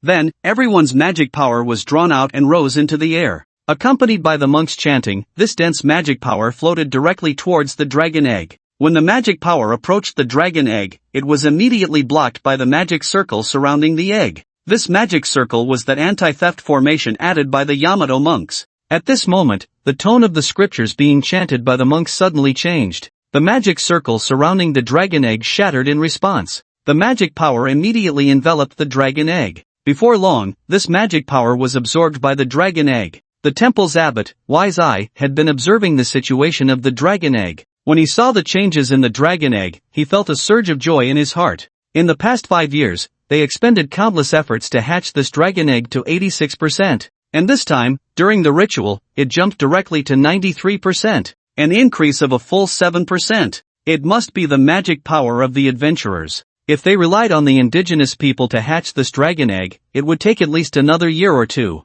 At this rate, just waiting another month, this dragon egg will be able to hatch. By then, the Yamato nation will have another god-level combat force. I believe it won't be long before it becomes the guardian deity of Yamato, just like its parents. Just like this black dragon in front of me, it should grow to be this strong. Black dragon? The wise monk suddenly gasped. A gigantic black dragon appeared in the sky, enveloping the entire temple. Roar! Accompanied by a roar, the black dragon prince, Tego, made his appearance. The appearance of the black dragon prince shocked everyone present. The Yamato players gasped in astonishment. A black dragon? Why is there a black dragon? What is it here for? Is it here for the dragon egg? No matter the reason, it definitely comes with ill intent. Kill it! The Yamato players all drew their weapons, aiming at the black dragon prince. However, their meager output couldn't even leave a mark on the dragon scales, let alone harm Tego. Unlike the players, the wise monk immediately thought of the dragon egg and quickly reminded the monks around the egg, protect the egg. The monks hurriedly changed their chants, preparing to reactivate the magic array around the dragon egg. As long as the magic array was activated, the black dragon wouldn't be able to easily touch the egg, otherwise, it would be directly destroyed. However, before they could activate the array, a figure suddenly rushed over, obstructing the formation of the array. The wise monk shouted, quickly kill that bastard. The surrounding monks quickly altered their spells, preparing to eliminate this human. But at that moment, a massive flame descended from the sky, engulfing the entire altar. To protect themselves, the monks immediately changed their chants to fire avoidance spells, helping themselves withstand the fierce attack of the Black Dragon Prince. Since Lin Chen entered the altar, his invisibility effect had disappeared. At this moment, he had no time to hesitate and immediately ran to the dragon egg to pick it up. Just then, the system provided a prompt, "Ding, you are stealing the dragon egg." At the same time, a long progress bar appeared before him, 180 seconds. Damn! Why is it so difficult to take an egg? He could only hope that Tego could help him block for these 3 minutes.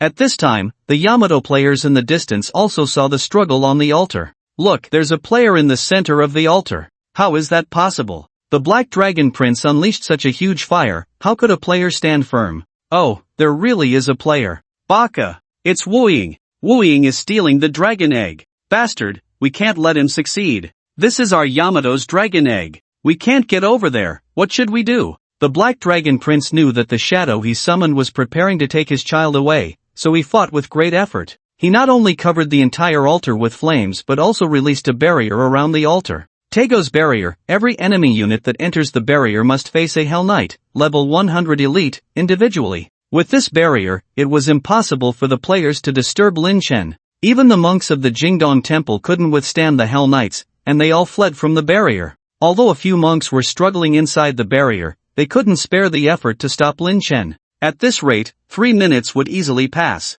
Just as the Black Dragon Prince controlled the situation, a bell suddenly rang from the clock tower of the main city of Jingdong. Clang! Just this sound immediately drew the attention of the Black Dragon Prince. Soon after, 2 figures appeared in the distance, rushing over quickly. Within a few breaths, the 2 figures arrived near the temple. One was a gigantic toad, the other was an 8-headed serpent. The players from the Wa country cheered upon seeing them arrive. It's Toad One Tai and Yamata no Orochi. Haha, does this black dragon really think it's invincible? Doesn't it see where this is? How could our capital city not have divine beasts guarding it? Quick, skin that black dragon. Forget about the black dragon for now, let's take down that shadowless one first. Watching Toad One Tai and Yamata no Orochi arrive, the Black Dragon Prince Tego did not retreat. Instead, he became even more excited. In terms of one-on-one combat strength, neither Toad One Tai nor Yamata no Orochi was his match. Even combined, they couldn't guarantee a victory over Tego. But being able to win was one thing, whether they could win was another.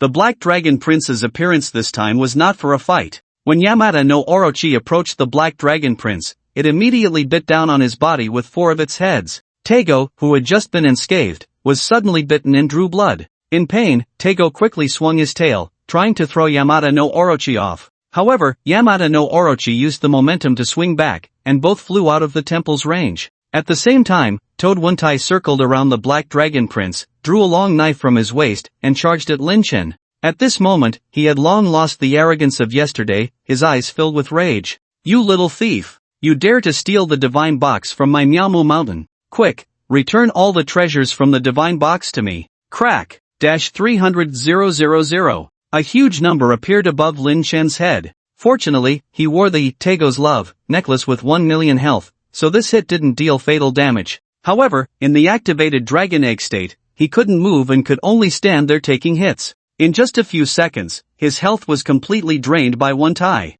Immediately after, the effect of the guardian metal was triggered. Kid, you can't escape. Once this guardian effect disappears, I will definitely tear you to pieces. Lin Shen ignored Toad Wentai and focused on the progress bar in front of him. There was still over a minute left, but he only had 5 seconds left. Was he going to fail? Thinking about it, it seemed he had indeed been too greedy. He had already stolen the divine box. Why did he still want the dragon egg? If he died now, the thing stolen from the divine box should drop, right? Should he just head back now? Only 4 seconds left. At this moment, Lin Shen looked at the bottle of red dragon blood in his backpack. This was the blood of the red dragon queen, the mother of this dragon egg. He didn't know if it would be useful. Forget it, let's take a chance. Lin Shen took out the bottle and dripped all 3 remaining drops of red dragon blood onto the egg. Only 3 seconds left. Swish! The red dragon blood was instantly absorbed by the dragon egg. At the same time, the dragon egg began to glow.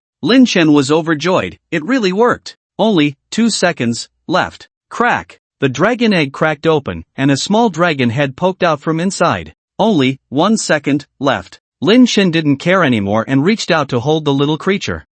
Time's up. Even if you use a return scroll now, it's too late. Die. 0 seconds, Toad Wentai's long knife fell. At that moment, Lin Shen's body swayed slightly. Crack! Toad Wentai's long knife struck Lin Shen's body. Poof! A puff of green smoke appeared. Lin Shen vanished. What happened? Toad Wentai looked up and found that the little creature in the dragon egg was also gone. Where did he go? Where did the little dragon go? Where did the treasure of Miaomu Mountain go? Swish! Lin Shen appeared in the embassy, holding a little dragon. This time, Lin Shen's substitute had made a great contribution. At the beginning of the mission, the substitute had poked its head out of the ambassador's carriage, successfully drawing away the surrounding players. At the end, the substitute had successfully replaced Lin Shen, allowing the real body to return safely to the embassy. It was precisely because of the substitute's existence that Lin Shen dared to take the risk to seize the dragon egg, and it was also because of this skill that Yun Yun fully supported Lin Shen to go to the Jingdong Temple. Wu Ying, you did it!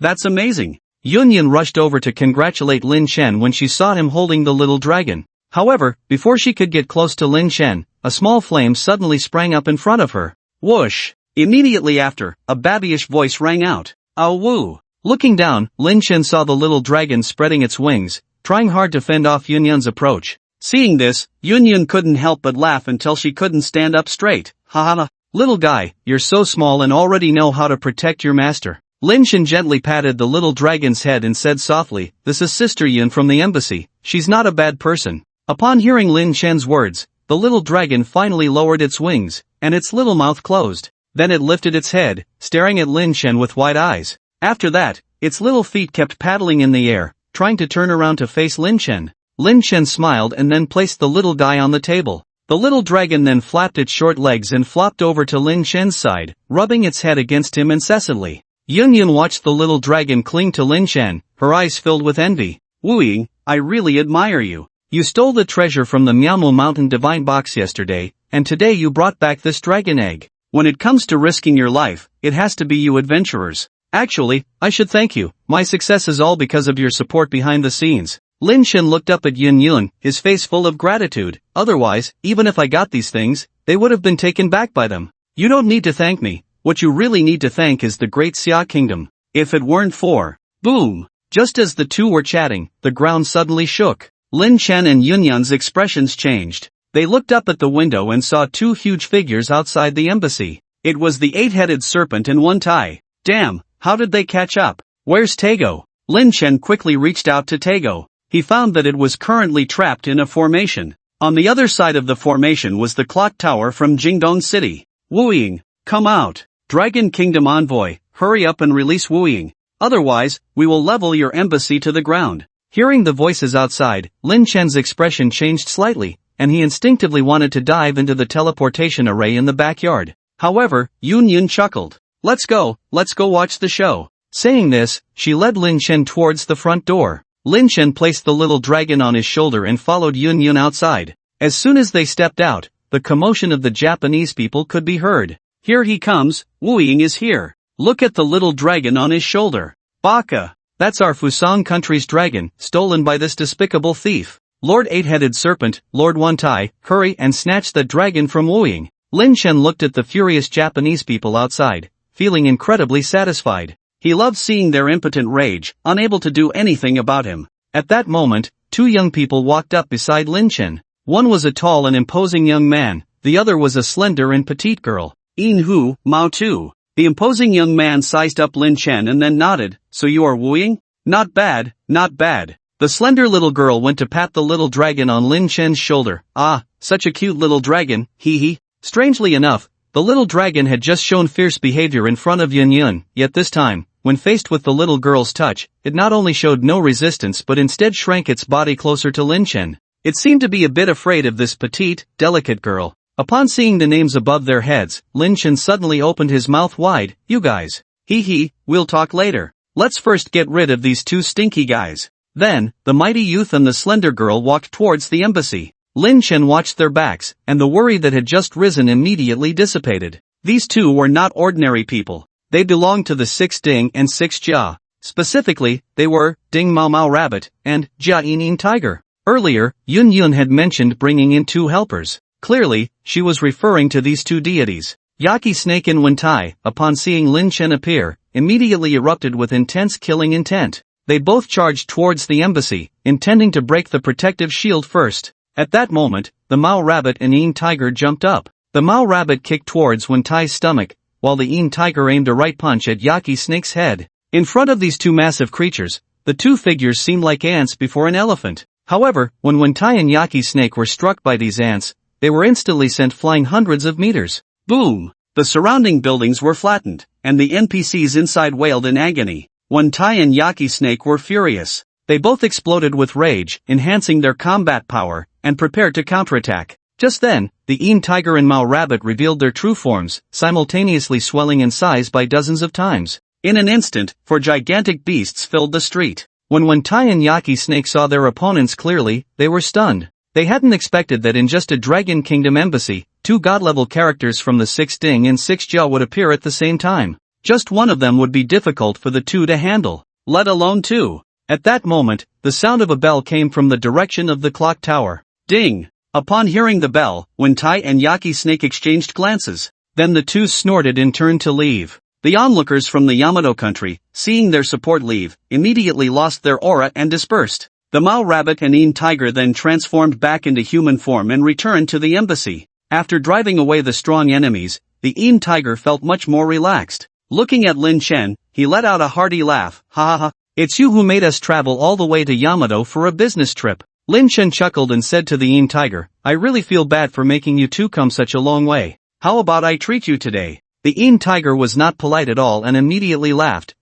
Just don't come crying poor later. If stealing the Miamu Mountain Pass only broke the defenses of the people from Gang Corporation, then stealing the Dragon Egg made all the players from Yamato feel violated. The Dragon Egg from the Grand Royal City of Jingdong was stolen right under the noses of so many people, and they all felt immense shame and anger. Mentioning Wu Ying made these people grit their teeth in fury, cursing him vehemently, wishing they could swallow him alive. Whether in the game, in reality, or online, there was an outpouring of insults directed at Wu Ying. Wu Ying, you bastard, give us back the little dragon. That is our treasure from Yamato, you have no right to take it. That dragon egg has been hatching in our Jingdong shrine for 5 years, and you just stole it like that. Don't you have a conscience? People from the Dragon Kingdom have no conscience. They are all thieves and robbers. I solemnly warn you, if you don't return the little dragon to us, we will attack the Dragon Kingdom. The players from the Dragon Kingdom were quite bewildered when they first saw the news. Why is everyone from the Yamato country cursing at Wu Ying? Could it be a player with the same name from Yamato?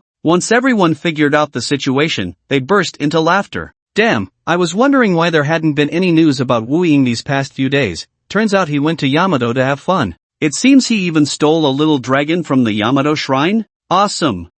This is the correct way to use a thief. One person stole the little dragon's home. That's really satisfying. We can't just watch the Yamato people bully Wu Ying. Let's go help. Right, only we can curse Wu Ying. The Yamato people have no right to say anything. Let's go. Soon, players from the Dragon Kingdom organized themselves to confront the Yamato players on the forum. Someone took on the Assassin Alliance's related quests and educated everyone about the background story, making them even more justified. You are the thieves. That dragon egg was stolen from Dragonbone 5 years ago. What? You want to attack the Dragon Kingdom? Well, you better not back out. Don't shout online. If you have guts, bring your army here in real life.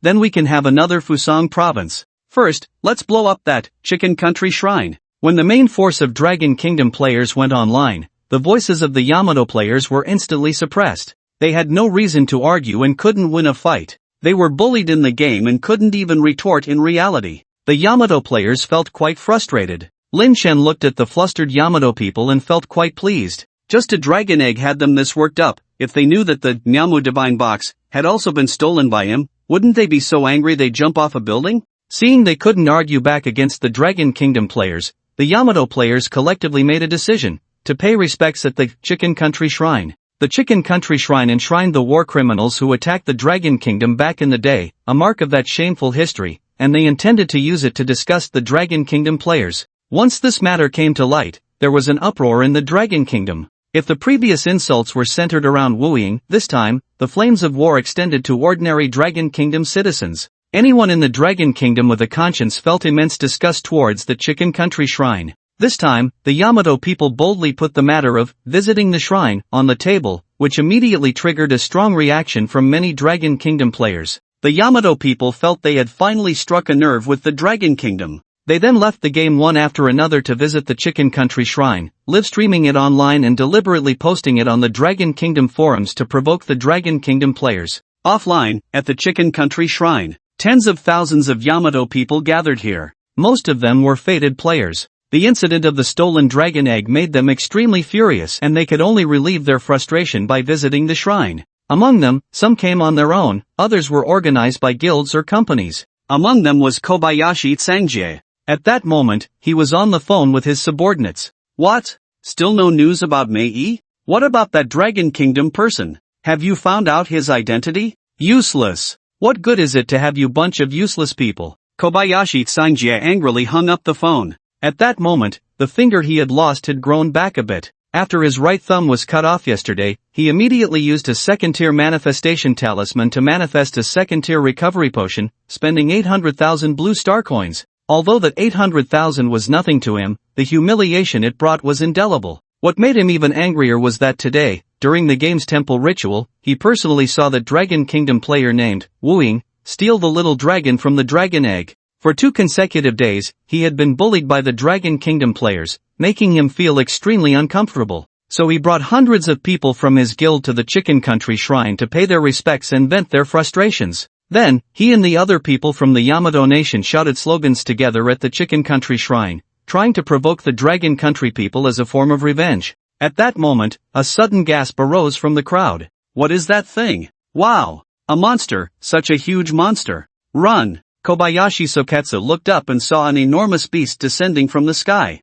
Boom! The beast landed right next to Kobayashi Soketsu. The massive tremor beneath his feet made his legs feel numb. Faced with such a ferocious creature, his legs trembled even more. Soon, he felt a warmth in his pants. He had wet himself. The beast picked up Kobayashi Soketsu with its hand, its eyes fixed on his. Kobayashi Soketsu had thought he was already dead and had closed his eyes. But when he realized the giant beast wasn't attacking him, he opened his eyes. Man and beast locked eyes. At that moment, a strange light flickered in the beast's eyes. Kobayashi Soketsu stared at that gaze, momentarily stunned. Somehow, he felt those eyes were incredibly familiar. Suddenly, a person came to his mind, and he exclaimed, Mei. You are Mei. Roar. The beast let out a furious roar at Kobayashi Soketsu. Then, it grabbed him and hurled him forward with great force. Boom! Kobayashi Soketsu and the surrounding Yamato people were instantly crushed. Ah! The surrounding Yamato people screamed and fled in all directions. But there were simply too many people around, they couldn't run fast enough.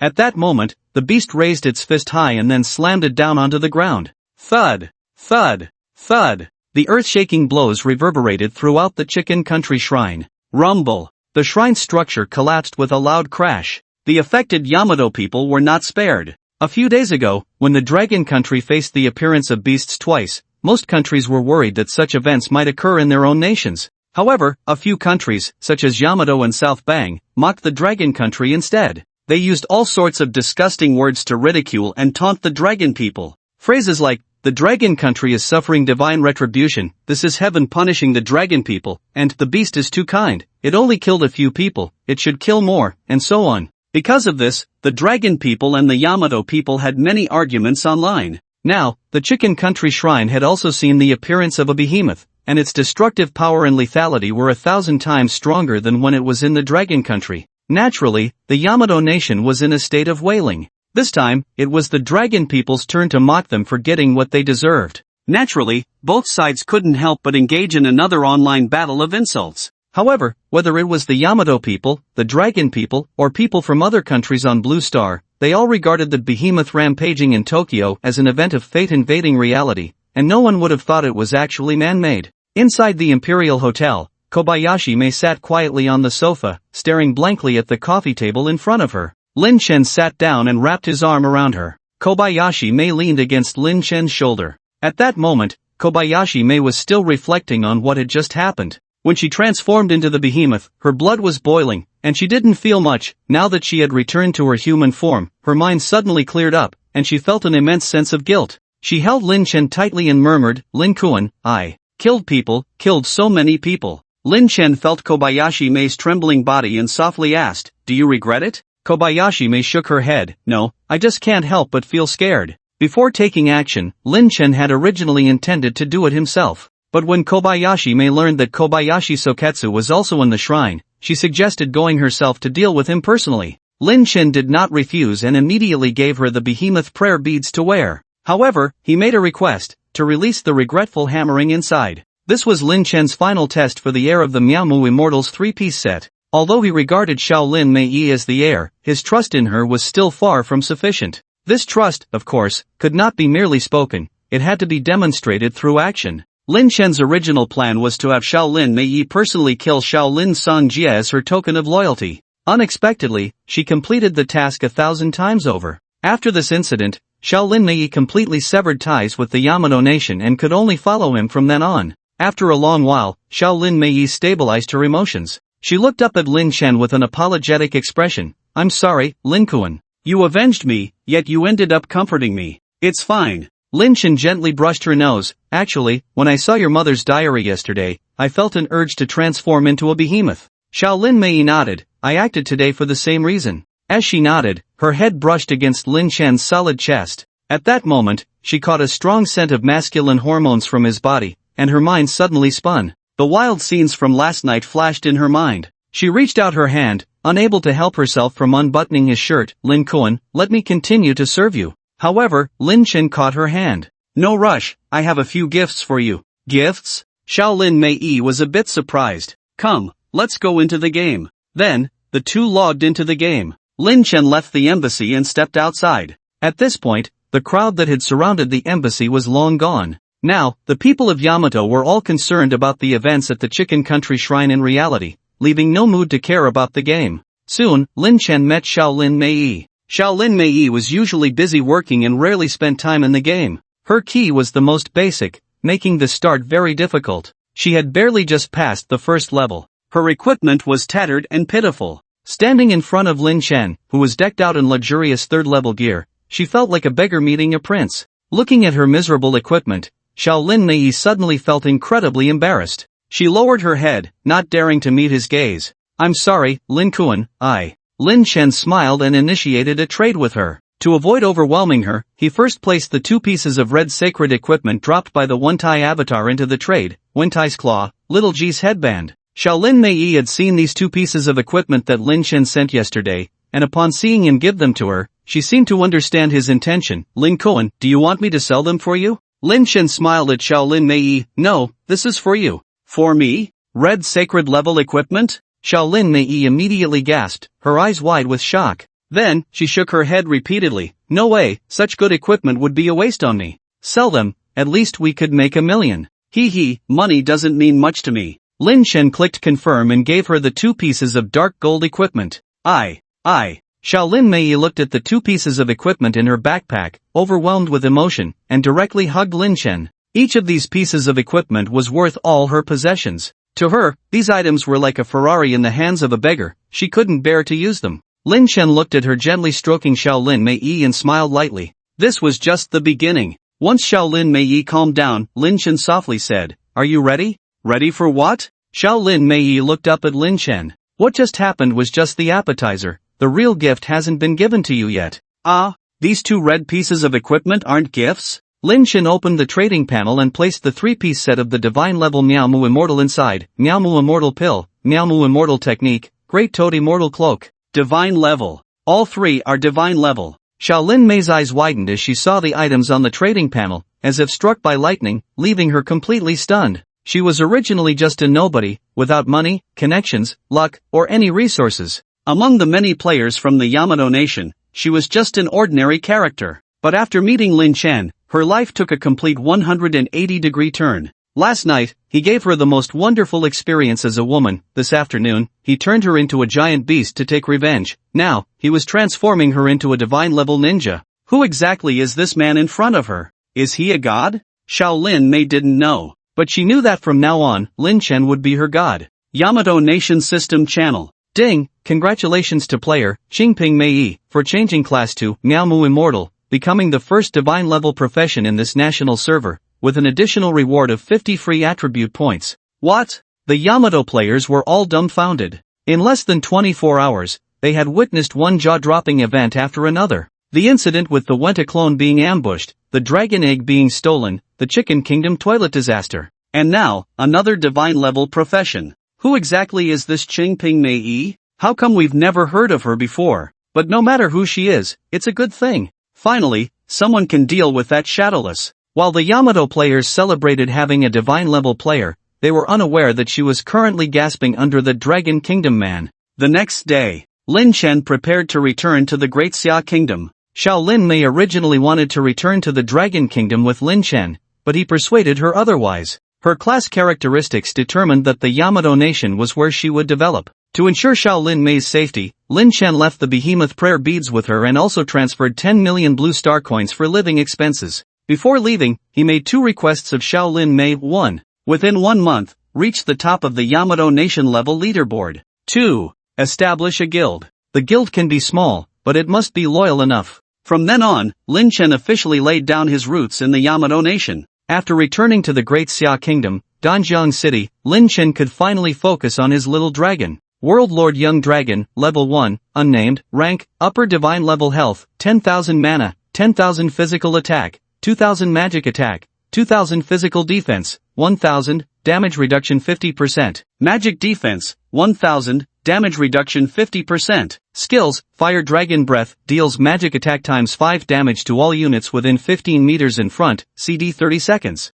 Divine Dragon Tail Sweep, repels enemies within a 120-degree, 5-meter range in front by 15 meters, dealing physical damage times 3, CD 10 seconds. If others saw the attributes of the World Lord Young Dragon, they would definitely be envious to tears. These attributes were equivalent to a level 2 player equipped with top-tier gear. Yet the World Lord Young Dragon possessed them at level 1. Is this the incredible power of a divine-level pet? At this moment, Lin Chen looked at the unnamed prompt for the World Lord Young Dragon and pondered for a moment. Remembering how it had been away from its parents since it was small, Lin Chen immediately decided to name it Shaoli. Then Lin Chen lifted it up and said to it, "From now on, you will be called Shaoli." After receiving its name, Shaoli suddenly let out a joyful cry. Gag, gag. Then it opened its little mouth and, with a puff, blew a fire snake onto Lin Chen's cheek. As a divine beast, it naturally couldn't harm its master. What it did was leave its scent on its master, a declaration of sovereignty. Then, it began to chirp joyfully, gag gag. Shaoli's call immediately drew the attention of those around. When they saw Lin Chen and the little dragon, who belonged to the dragon clan, they gasped in surprise. Holy crap, it's Wu Ying. Ha, the great hero is back from the Yamato country. That dragon in your hand must be the one stolen from Yamato, right? Stolen? This little dragon was originally a dragon egg stolen from our Great Xia by an NPC from Fusang. What a cute little dragon. I wonder what it feels like to touch. Holy crap, this little dragon is fierce. Ha, you should be grateful you're in a safe zone, otherwise, you'd be dead by now. Lin Chen didn't immediately turn invisible and leave. Instead, he chatted with everyone for a while with a smile. This trip to Yamato had strengthened his understanding of the concept of Dragon Nation as one family. If it weren't for the strong support of the Great Xia Embassy, it would have been uncertain whether he could bring anything back. So when he first arrived, Lin Chen patiently engaged in conversation with everyone. However, as more and more people gathered, he found it increasingly difficult to manage and could only excuse himself to leave. Afterward, Lin Chen took Xiaoli to a level 3 training area. Since reaching level 3, he hadn't properly leveled up yet. Lacking AoE skills, he didn't push through the wild areas like ordinary players but specifically targeted elite and boss monsters. The effects of 3 clones and the mysterious puppet kept the elite and boss monsters in a madness state, causing them to flail about randomly, making the battles incredibly smooth. Not only did Lin Chen's experience soar, but Xiaoli's level also shot up like a rocket. Ding, Xiaoli has leveled up to level 2. Ding, Xiaoli has leveled up to level 5 and has learned the skill, Roar. Roar increases physical attack by 30% for itself and its master. Ding, Xiaoli has leveled up to level 10, and its understanding of Dragon Tail Sweep has deepened. Dragon Tail Sweep repels enemies within a 180-degree, originally 120-degree, range, 10 meters, originally 5 meters, in front, by 20 meters, originally 15 meters, dealing physical attack times 3 damage. At this point, the young dragon Xiaoli's health had reached 1 million,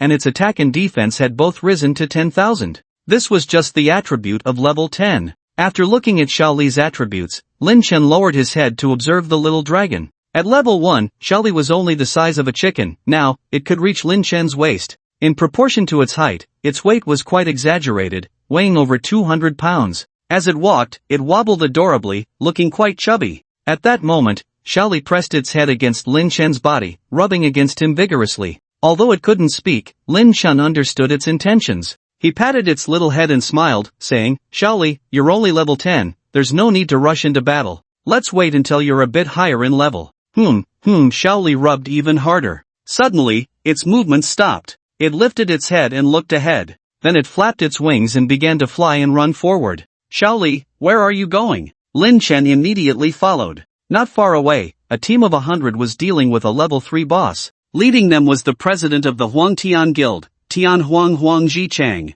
He had been very low-key these days, deliberately avoiding the Starlight Guild during his outings, focusing on leveling up and hunting for treasures. He certainly hadn't forgotten the deep-seated grudge against Lin Chen. Although Huang Ren and Huang Jia had died at the hands of the behemoth, he believed this matter was closely related to Lin Chen. In his heart, he had already marked this debt against Lin Chen. After this incident, Huang Jichang not only wasn't defeated but had grown significantly overnight. Now, he had become the pillar of the Huang family. What supports his advance is the hatred towards Lin Chen. Lin Chen discovered that Huang Jichang was actually leading a team to fight the boss, and he couldn't help but laugh. The last time he encountered Huang Jichang, the latter was busy competing with other guilds for the loot from a guild territory. At that time, Lin Chen was in a hurry to complete an S-rank merit task, so he didn't spend much time on him, only stuffing a bunch of plush toys into Huang Jichang's backpack. This time they met again, he wouldn't be polite. Just as he was about to transform into a 3-headed dog to cause some trouble, he saw Xiaoli let out a roar.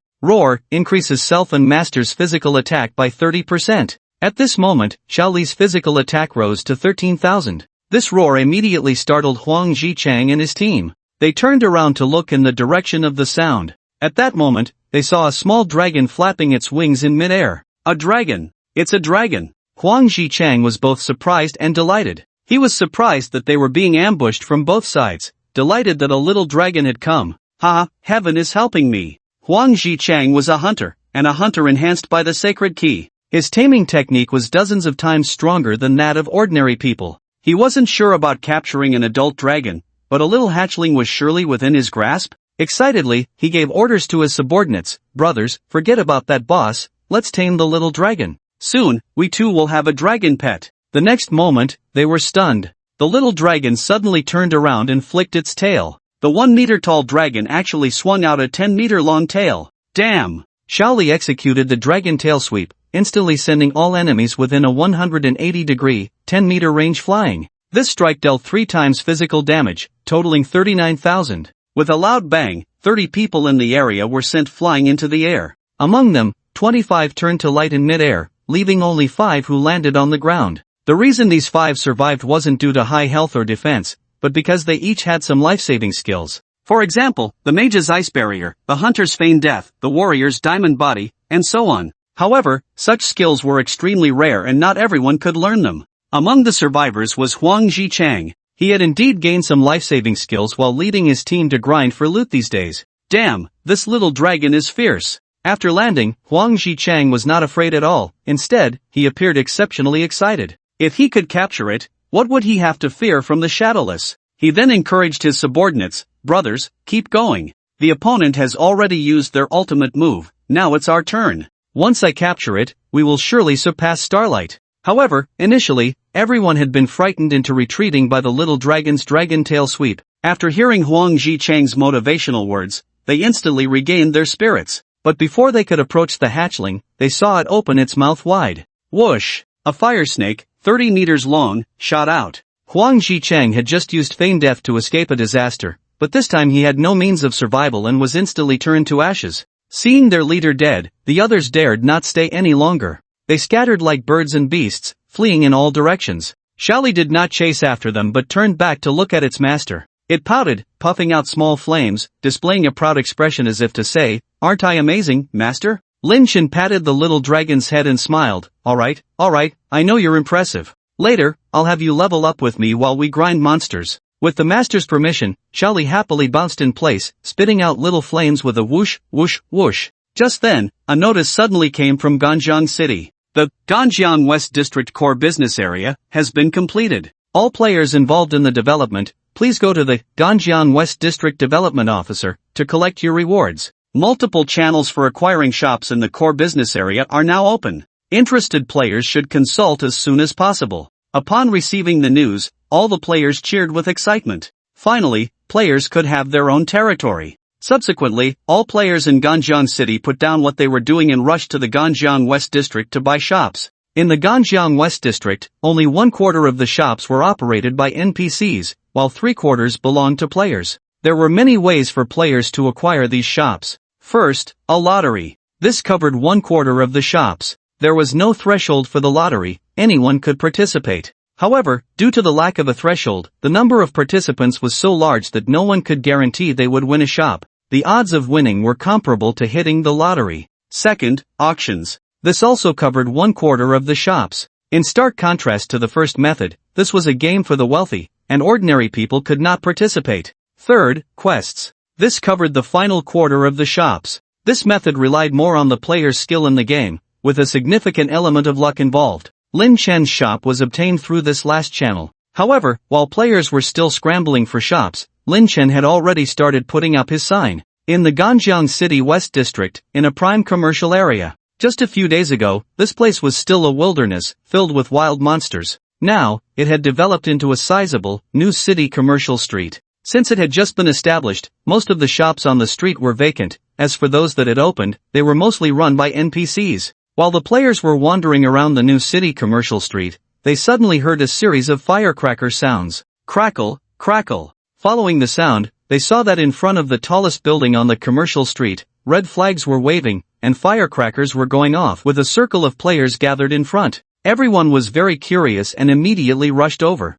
Upon getting closer, they discovered that the building had already hung up a sign. It read, Yenyu Pavilion, Yenyu Pavilion? What kind of place is this? From the name, it sounds like a bookstore or a restaurant. Wow, a lot of girls just walked out. Could it be a brothel? It's a brothel. The best location in the new city commercial street is actually a brothel. In a corner of Yenyu Pavilion, everyone suddenly thought of the answer, their eyes shining with greed. They all focused their gaze on the beautiful women, saliva dripping onto the ground. These girls are all so beautiful, with all kinds of shapes and sizes. I like the one in the orange dress. Not only is she pretty, but she also looks very cultured. I like the one in the blue dress. She's playful and cute. Look, she just stuck her tongue out at me. I like the one in the blue skirt. She's dignified and elegant, very much like my sister-in-law. Wow, you have quite a few bad thoughts in your head. You all seem to be having a good chat, but do you have any money? The girls in the main city, Xingfeng Garden, if they are even slightly good-looking, start at several thousand or even tens of thousands of gold.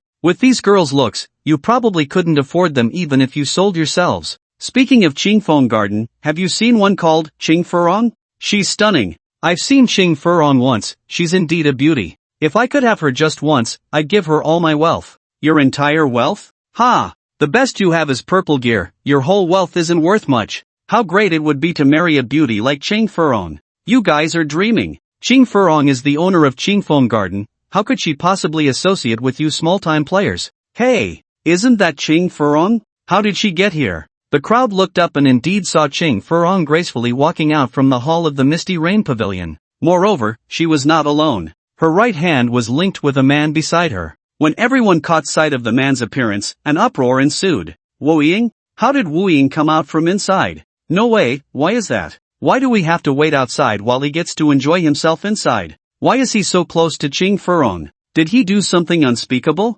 Ah, my heart aches. The hatred of a wife stealer. That Wu Ying guy, I tolerated his lewd behavior before, but now he's even stealing my goddess. I really can't take it anymore. Amidst the complex gazes of envy and jealousy, Lin Chen escorted Ching Furong to the entrance of the Misty Rain Pavilion. He then cupped his fists towards everyone. Thank you all for your support. I am Wu Ying, the owner of the Misty Rain Pavilion. Today is the grand opening ceremony of the Misty Rain Pavilion. As you can see, the Misty Rain Pavilion is a brothel. For this reason, I specially invited the owner of Qingfeng Garden, Ching Furong, to help select the ladies for the pavilion. Rest assured, every lady here is of top quality, guaranteed to satisfy everyone. Upon hearing Lin Chen's words, everyone was taken aback. They had thought Lin Chen was just an ordinary customer like them. They never expected him to be the owner of the Misty Rain Pavilion. A player running a brothel? Is that even possible? Doesn't that mean they could enjoy it for free? I have decided that this brothel will hold a 3-day grand opening promotion. Just 1 gold. Only 1 gold. All the ladies are available for selection. Holy crap! Holy crap! Only 1 gold. Wu Ying is amazing. Wu Ying, you're the best. Mom, I no longer have to worry about being a virgin. Those who had previously scolded Lin Chen or envied him were now all cheering and celebrating. Then, everyone rushed into the Misty Rain Pavilion. In the blink of an eye, all the ladies were busy. Outside, there was a throng of people waiting in line. Lin Chen stood on the 2nd floor, with Ching Furong beside him. Looking at the bustling crowd of players below and reflecting on his gaming experiences over the past few days, Lin Chen suddenly smiled. He already had many titles, the First Person of Destiny, Artifact Bearer, Plague God, Thief, and even some called him a national hero. Now, he had gained another title, Brothel Owner. Just as he and Ching Furong were watching the lively scene below, the old madam, Sangu, hurriedly ran up. Boss, a strange person has come outside, specifically asking for you. A strange person? Lin Chen was slightly surprised. It was clear that someone who could make Sangu come up to relay a message was not a player. It was only the first day of opening. How could someone be looking for him already? Who is it? Sangu whispered, that person claims to be from the Assassin Alliance. Assassin Alliance. Lin Chen raised his eyebrows. He had already vaguely guessed the other party's intentions. Bring them to the backyard. Yes. Sangu laughed. Then, Lin Chen took Ching Furong to the backyard. Similar to Qingfeng Garden, Lin Chen had built his own elegant courtyard behind the Misty Rain Pavilion. Shortly after they sat down, Sangu led in a person dressed entirely in black, wearing a black scarf. The person was completely obscured, with only their eyes visible. After entering, the person first looked around cautiously, then walked to a spot against a pillar, being very careful. Once Sangu left and closed the door, the person finally relaxed a little. Then, the man looked at Lin Chen and deliberately lowered his voice, saying, Wu Ying, stop. Lin Chen raised his hand, directly interrupting the other person. If you want to talk business, first show your true face. The man was taken aback for a moment, then said, I can't easily reveal myself. I'm doing this to protect you. Protect me? Ha! Lin Chen's lips curled into a smirk. Then he waved his right hand, summoning the young dragon Xiaoli. With it here, do you think I need your protection? The man saw Xiaoli, and his pupils suddenly widened, his gaze flickering, showing immense shock and excitement. I'm not interested in talking to someone who doesn't even dare to show their face. Furong, see him out. Accompanying Lin Chen's words, Ching Furong immediately stood up. Please wait. The man called out to Lin Chen. This time, he did not hesitate and directly removed the black silk scarf from his head. After a moment, a cold and stern woman appeared before the two. A woman? Lin Chen was somewhat surprised. He didn't expect that the Assassin Alliance, having fallen to such a state, would still have a woman remaining in it. After removing the scarf, the woman clasped her fist towards Lin Chen. Mr. Wu Ying, my name is Long Ningxiang, the current leader of the Assassin Alliance. Lang Ningxiang Assassin Alliance, leader? Lin Chen looked up and down at Long Ningxiang. The woman before him was no more than 20 years old. Although she pretended to have a serious demeanor, her words and actions revealed her youthfulness and lack of confidence. Such a person could be the leader of the Assassin Alliance? How far has the Assassin Alliance fallen? Feeling Lin Chen's gaze, Lang Ningxiang felt uncomfortable but was powerless to argue. She forced a smile and then explained to Lin Chen. Since the Dragon Egg incident 5 years ago in the Wokoku, the Assassin Alliance has been targeted by the Dragon Clan. Over the years, countless elites within the alliance have died at the hands of the dragons, including my father, the previous leader of the Assassin Alliance, Lang Ao, who also could not escape the dragon's clutches. After that, the Assassin Alliance has seen deaths and escapes. Those who remain are all members trained by the Assassin Alliance since childhood. They all look to me, hoping I can rebuild the Assassin Alliance. I know my abilities are far from sufficient, but if I back down, the Assassin Alliance will truly fall apart. By the end, Lang Ningxiang's eyes became incredibly determined. Seeing her expression, Lin Chen nodded secretly. Knowing she had to face the immensely powerful Dragon Clan, she still took on the burden of restoring the Assassin Alliance. Although her abilities were lacking, her spirit was commendable. Thus, his tone softened. Leader Lang, what do you want to discuss with me today? For this, Lang Ningxiang raised her hand and pointed at Xiaoli. To this, Lin Chen was not surprised. In fact, he had vaguely guessed this point when Sangu reported to him. He reached out to touch Xiaoli beside him and calmly said, "What does Leader Lang want me to do?" "Hand it over to the Red Dragon Queen." Lang Ningxiang immediately stated her purpose. Upon hearing this, Lin Chen's pupils shrank, and his expression immediately darkened. Lang Ningxiang continued, "Mr. Wu, what you do will definitely yield multiple benefits. Firstly, the enmity between the Assassin Alliance and the Dragon Clan stems from the loss of the Dragon Egg. Now, returning their child will naturally resolve this enmity. Secondly, by retrieving the Red Dragon Queen's child, she will surely thank you. Not only can you receive a substantial reward from her, but you can also establish a good relationship with the Dragon Clan. Thirdly, by helping the Assassin Alliance through this crisis, you will naturally gain their full support. So, returning it not only helps the Assassin Alliance out of its predicament but also brings you great benefits. It truly is killing two birds with one stone." Hearing Lang Ningxiang's words, Lin Chen nodded repeatedly. Lang Lingshuang thought Lin Chen had accepted, and immediately showed a look of joy. "Mr. Wu, you agree? Then, no, you misunderstood." Lin Chen waved his hand. I nodded, merely to express my admiration for your logical thinking, but it does not mean I agree with you. You said so much about what I would gain, but have you considered what I would lose? As Lin Chen spoke, he patted the little creature beside him. "If I do as you say, I would forever lose this giant dragon spirit beast." This was a high-level divine pet. How could he bear to give it away?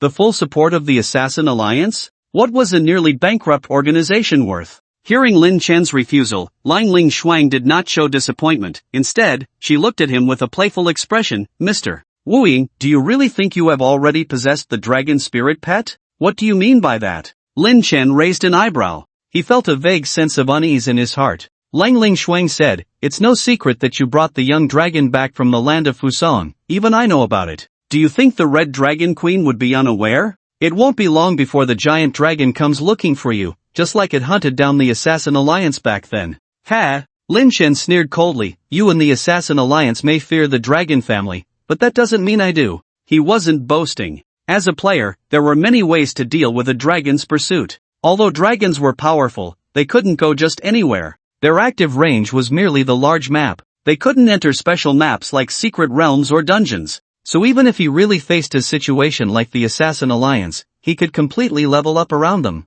Lang Lingshuang said, "Mr. Wu, your courage and ability impress me. However, some matters cannot be resolved by yourself." Lin Chen remained indifferent. He didn't believe the other party could present any problems he couldn't solve. Lang Lingshuang glanced at Xiaoli, then asked Lin Chen in a deep voice, "Mr. Wu, have you not sensed that this young dragon's development has encountered issues?" "Development?" This time, Lin Chen finally showed some concern. He had a bad premonition about this matter. Lang Lingshuang said, "Hatching a giant dragon is not as simple as hatching a chicken or bird egg. After a dragon is born, its shell is surrounded by an extremely complex and profound array. These things are the foundation for its future growth and awakening. Normally, the mother dragon would help the young dragon absorb those things smoothly. But if external factors interfere with its hatching, it will inevitably affect its subsequent development. This little dragon was stolen shortly after it was laid. Its hatching over the past 5 years has not been perfect, and it will definitely have defects, deformities, or developmental issues due to human interference. Do not be deceived by its powerful appearance.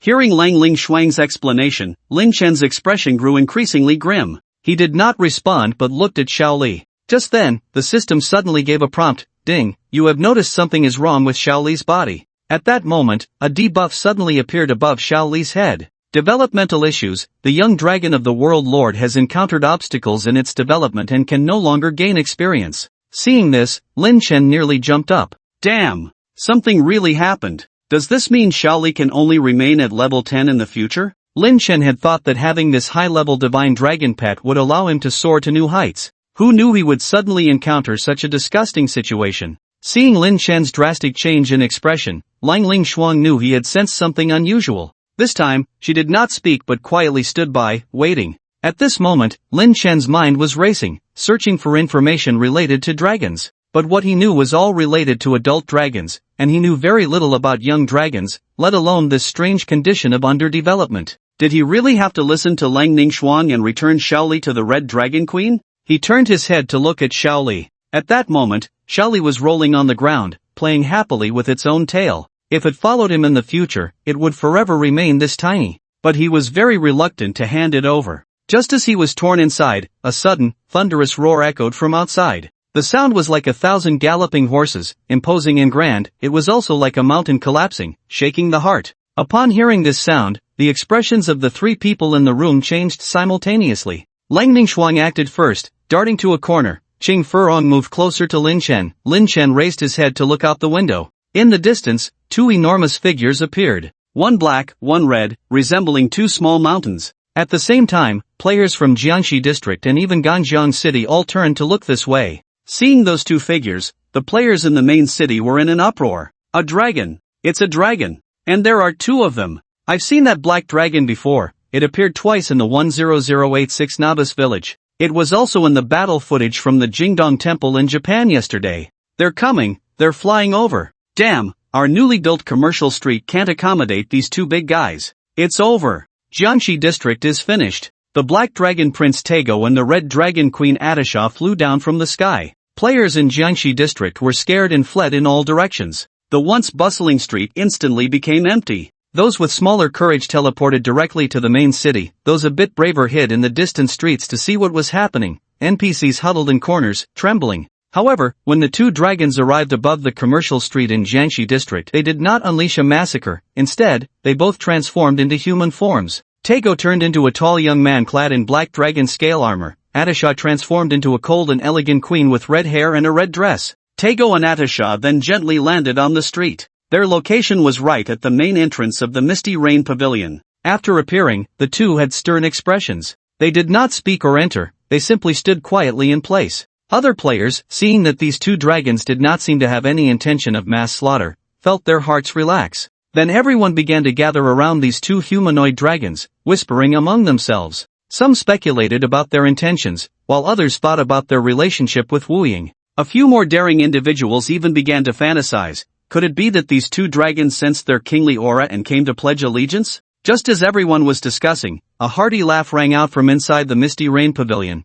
Welcome Prince Tago and Queen Atisha. Following that, a man and a woman walked out. The man was none other than Wu Ying, the owner of the Misty Rain Pavilion. The woman was Lang Lingshuang, the leader of the Assassin Alliance. Upon seeing Lin Chen appear, Tago and Atasha's stern faces finally showed a change. After Lin Chen stepped outside, he cupped his hands towards the two. What brings you two from afar? Atisha shot Lin Chen a glance and then coldly snorted, humph. You know the answer. Tago, on the other hand, was relatively calm. He first cupped his hands to Lin Chen and then said, Mr. Wu Ying, thank you for rescuing my son. My wife and I have come today specifically to express our gratitude. You're too kind, Lin Chen replied, returning the gesture with great composure. Lang Lingshuang, seeing Lin Chen so calm on the face of two dragons, felt immense admiration. When she first heard the dragon's roar, her instinct was to find a corner to hide. However, the person beside him boldly walked out like this. At that moment, the Red Dragon Queen lost her patience and scolded Lin Chen, You little thief,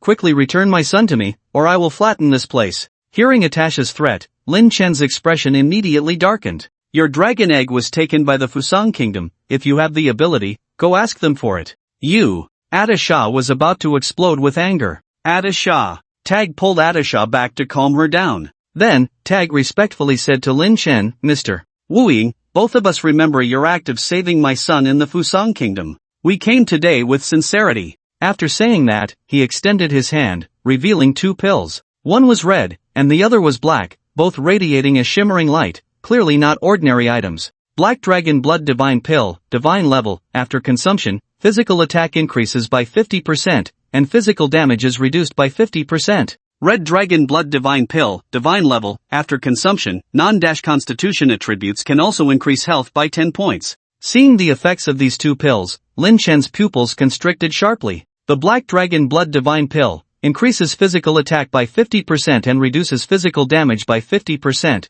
both tanky and high output. The Red Dragon Blood Divine Pill means that no matter where his attribute points are allocated, there will be a health bonus. Lin Chen's total equipment and attributes already exceeded 6,000 points. This meant he would gain nearly 60,000 more health from this. With the necklace bonus, his total health exceeded 80,000. Tag was right, they indeed came with sincerity. Seeing these 2 divine pills, Lin Chen finally breathed a sigh of relief. In fact, just moments ago, he was far from as calm as he appeared. Originally, when he saw the 2 giant dragons approaching, he planned to leave immediately. But soon he realized that the 2 dragons had no intention of attacking and were waiting for him at the entrance. So he speculated that they did not want to tear their faces with him. Thus, he steeled himself to come out. Now it seemed he had made the right bet. The question arose, was it worth it to exchange a divine pet for 2 divine pills? Seeing Lin Chen remain silent, Tag knew he was still hesitating, so he said, Mr. Wu Ying, I must say, our dragon clan has a somewhat special constitution.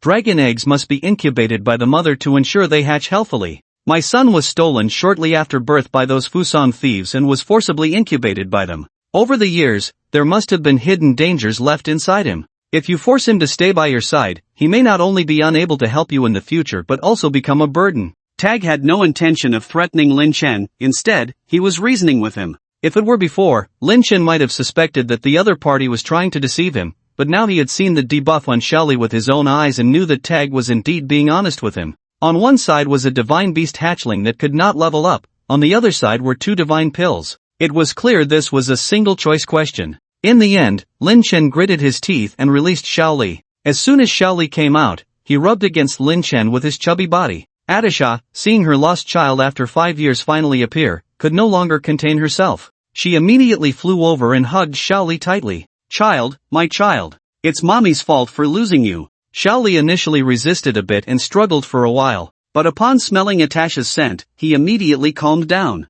Then he nestled his little head into Atasha's embrace, making soft whimpering sounds. The whole scene was quite touching. As the mother and child reunited, Lin Chen also successfully received the 2 divine blood pills from Tag. Ding, you have obtained Black Dragon Blood Divine Pill and Red Dragon Blood Divine Pill. Fearing something might go wrong, Lin Chen immediately swallowed the 2 pills. His attributes underwent a dramatic change. Just as he was comparing his attributes before and after, Atasha's emotions settled down. She held literally and deeply bowed to Lin Chen. Mr. Wu Ying, thank you for saving my son. Lin Chen chuckled. Actually, you should thank the things in your treasure chest, otherwise, I wouldn't have had such great ability. Without the Taego's love summoning the Black Dragon Prince, he wouldn't have been able to approach the altar of the Jingdong Temple. Without the Red Dragon Guardian Medal, he wouldn't have been able to hold on for so long. It could be said that Lin Chen's ability to steal the dragon egg from the main city of Jingdong was 90% due to these 2 pieces of equipment. Hearing Lin Chen's words, Atisha felt very complicated. Originally, she was determined to devour the little thief who stole her divine treasure chest and reclaim her belongings, but ironically, the other party had saved her child using the things stolen from her chest. Finally, Atisha let out a bitter smile and waved her hand to Lin Chen. What's past is past, since you are used to those things, just continue using them. Upon hearing this, Lin Chen felt a surge of joy in his heart. He had finally cleared the stigma of Taego's love and Red Dragon Guardian Medal. He no longer had to worry about Atisha coming to settle scores with him. Then, Taego and Atisha waved to Lin Chen. Thank you, Mr. Wu Ying, we will take the child to recuperate. Lin Chen cupped his hands. Farewell. At that moment, the system issued a reminder. Ding, you have completed the transaction with Taego and Atisha. Ding, lucky burst. The result of this transaction has undergone a significant change. Seeing the prompt, Lin Chen felt delighted. Every time a lucky burst occurred, he would gain tremendous benefits. However, he was quite puzzled by the content of this lucky burst. What does it mean that the transaction result has undergone a significant change? Oh right. Whether it was due to the change in the transaction result or not, Taego and Atisha, who were about to leave, suddenly stopped. Atisha said to Lin Chen, "The things you took from me were actually sealed, and some functions cannot be activated at your low level. I will help you." Lin Chen was overjoyed. He quickly took out Taego's Love and Red Dragon Guardian Medal. Atisha pointed into the air with her right hand, and a red ripple shone on the two items. "Alright, goodbye." This time, Taego and Atisha did not linger and flew directly into the sky with little Lee. Watching the three dragons leave, Lin Chen hurriedly checked the equipment in his hands. Red Dragon Guardian Medal rank, Divine Function, Life Guardian when receiving a fatal attack, exempt from this damage, and immune to all negative status spells and damage for the next 10 seconds. CD, 30 minutes. Fire Dragon Guardian increases magic resistance by 50%, fire resistance by 100%. Seal, condition unknown. Life Guardian state increased from 5 seconds to 10 seconds, CD reduced from 60 minutes to 30 minutes, Fire Dragon Guardian gained an additional 50% magic resistance. Taego's Love rank, Divine Attributes, Health plus 1 million, Mana plus 500,000, 5 Dimensions plus 50,000 Function, Summon Taego, Atisha duration, 30 minutes, CD, 24 hours. Seal, condition unknown. Wearing requirement, level 100. Gained an additional 50,000 in 5 dimensions and can summon Atisha at the same time. Awesome. The only problem is, the blood of the red dragon is gone. How to activate this necklace? Forget it, I'll study this later. Then, Lin Chen opened his personal panel to check the attribute changes. Just then, he saw that in his pet section, it's still Red World Lord Young Dragon Little Lee. Wasn't Little Lee taken away? Why is it still in his pet section? Lin Chen felt a surge of joy in his heart and quickly clicked to summon. At that moment, the system prompted, "Ding, you cannot summon your pet Xiaoli at this time." Although he couldn't summon it, Lin Chen was not unhappy. Instead, he felt quite delighted. This prompt indicated one thing, Xiaoli was still his pet. After calming down, he began to summarize the events of his meeting with Taego and Atisha. Under normal circumstances, he had lost the underdeveloped Xiaoli in exchange for 2 divine-grade pills. But in reality, due to the influence of Lucky Burst, he not only obtained 2 divine-grade pills but also partially unsealed 2 artifacts on him, and even Xiaoli had not escaped his control. Perhaps, once the underdeveloped debuff on Xiaoli was removed, it could return to his side. What a perfect ending! At that moment, a cacophony suddenly erupted in front of Lin Chen. Upon closer inspection, he found that the players who had been hiding in the distance had all surged forward. "Wu Ying, what did you just say to those 2 dragons? Why was your young dragon taken away by them? What pills did they give you? Can we see them?" Lin Chen naturally would not discuss these matters with outsiders. He waved to the crowd and then turned to head towards the back courtyard of the Misty Rain Pavilion. Long Ningxuang closely followed behind him. "Lord Wu Ying, you have returned safely. I was so worried just now." As soon as he entered the elegant pavilion, he saw Qing Furong excitedly rush over and hug his waist. Earlier, to prevent any accidents, Lin Chen had not dared to take Qing Furong out, leaving her to wait for his return in the room. Feeling Qing Furong's soft body, Lin Chen gently patted her back. "It's all right now, sit down." "Okay, Lord Wu Ying." Qing Furong released Lin Chen, then tidied her appearance a bit and sat beside him. Lin Chen took his seat and looked at Long Ningxuang. "Leader Lang, why were you silent just now? Don't you need to clarify the relationship between your assassin alliance and the Fusang Kingdom?" Lang Ningxuang replied, "I only need to stand by your side. Is the matter with the assassin alliance resolved?" "Yes, Mr. Wu Ying. You can go now, don't disturb me." Lin Chen ignored Lang Ningxuang and turned to wrap his arm around Qing Furong's slender waist. Qing Furong giggled and nestled into Lin Chen's embrace. However, Long Ningxuang did not leave. Instead, she stood still, watching the scene before her. With such a glaring presence here, Lin Chen lost all interest. He stopped his playful antics with Qing Furong and looked up at Long Ningxuang. "Why are you still here, Leader Lang? Do you want to join in?" A rare hint of redness appeared on Lang Ningxuang's usually stern face. "Mr. Wu Ying, you have helped the Assassin Alliance resolve our greatest trouble, and we should thank you. Please come with me."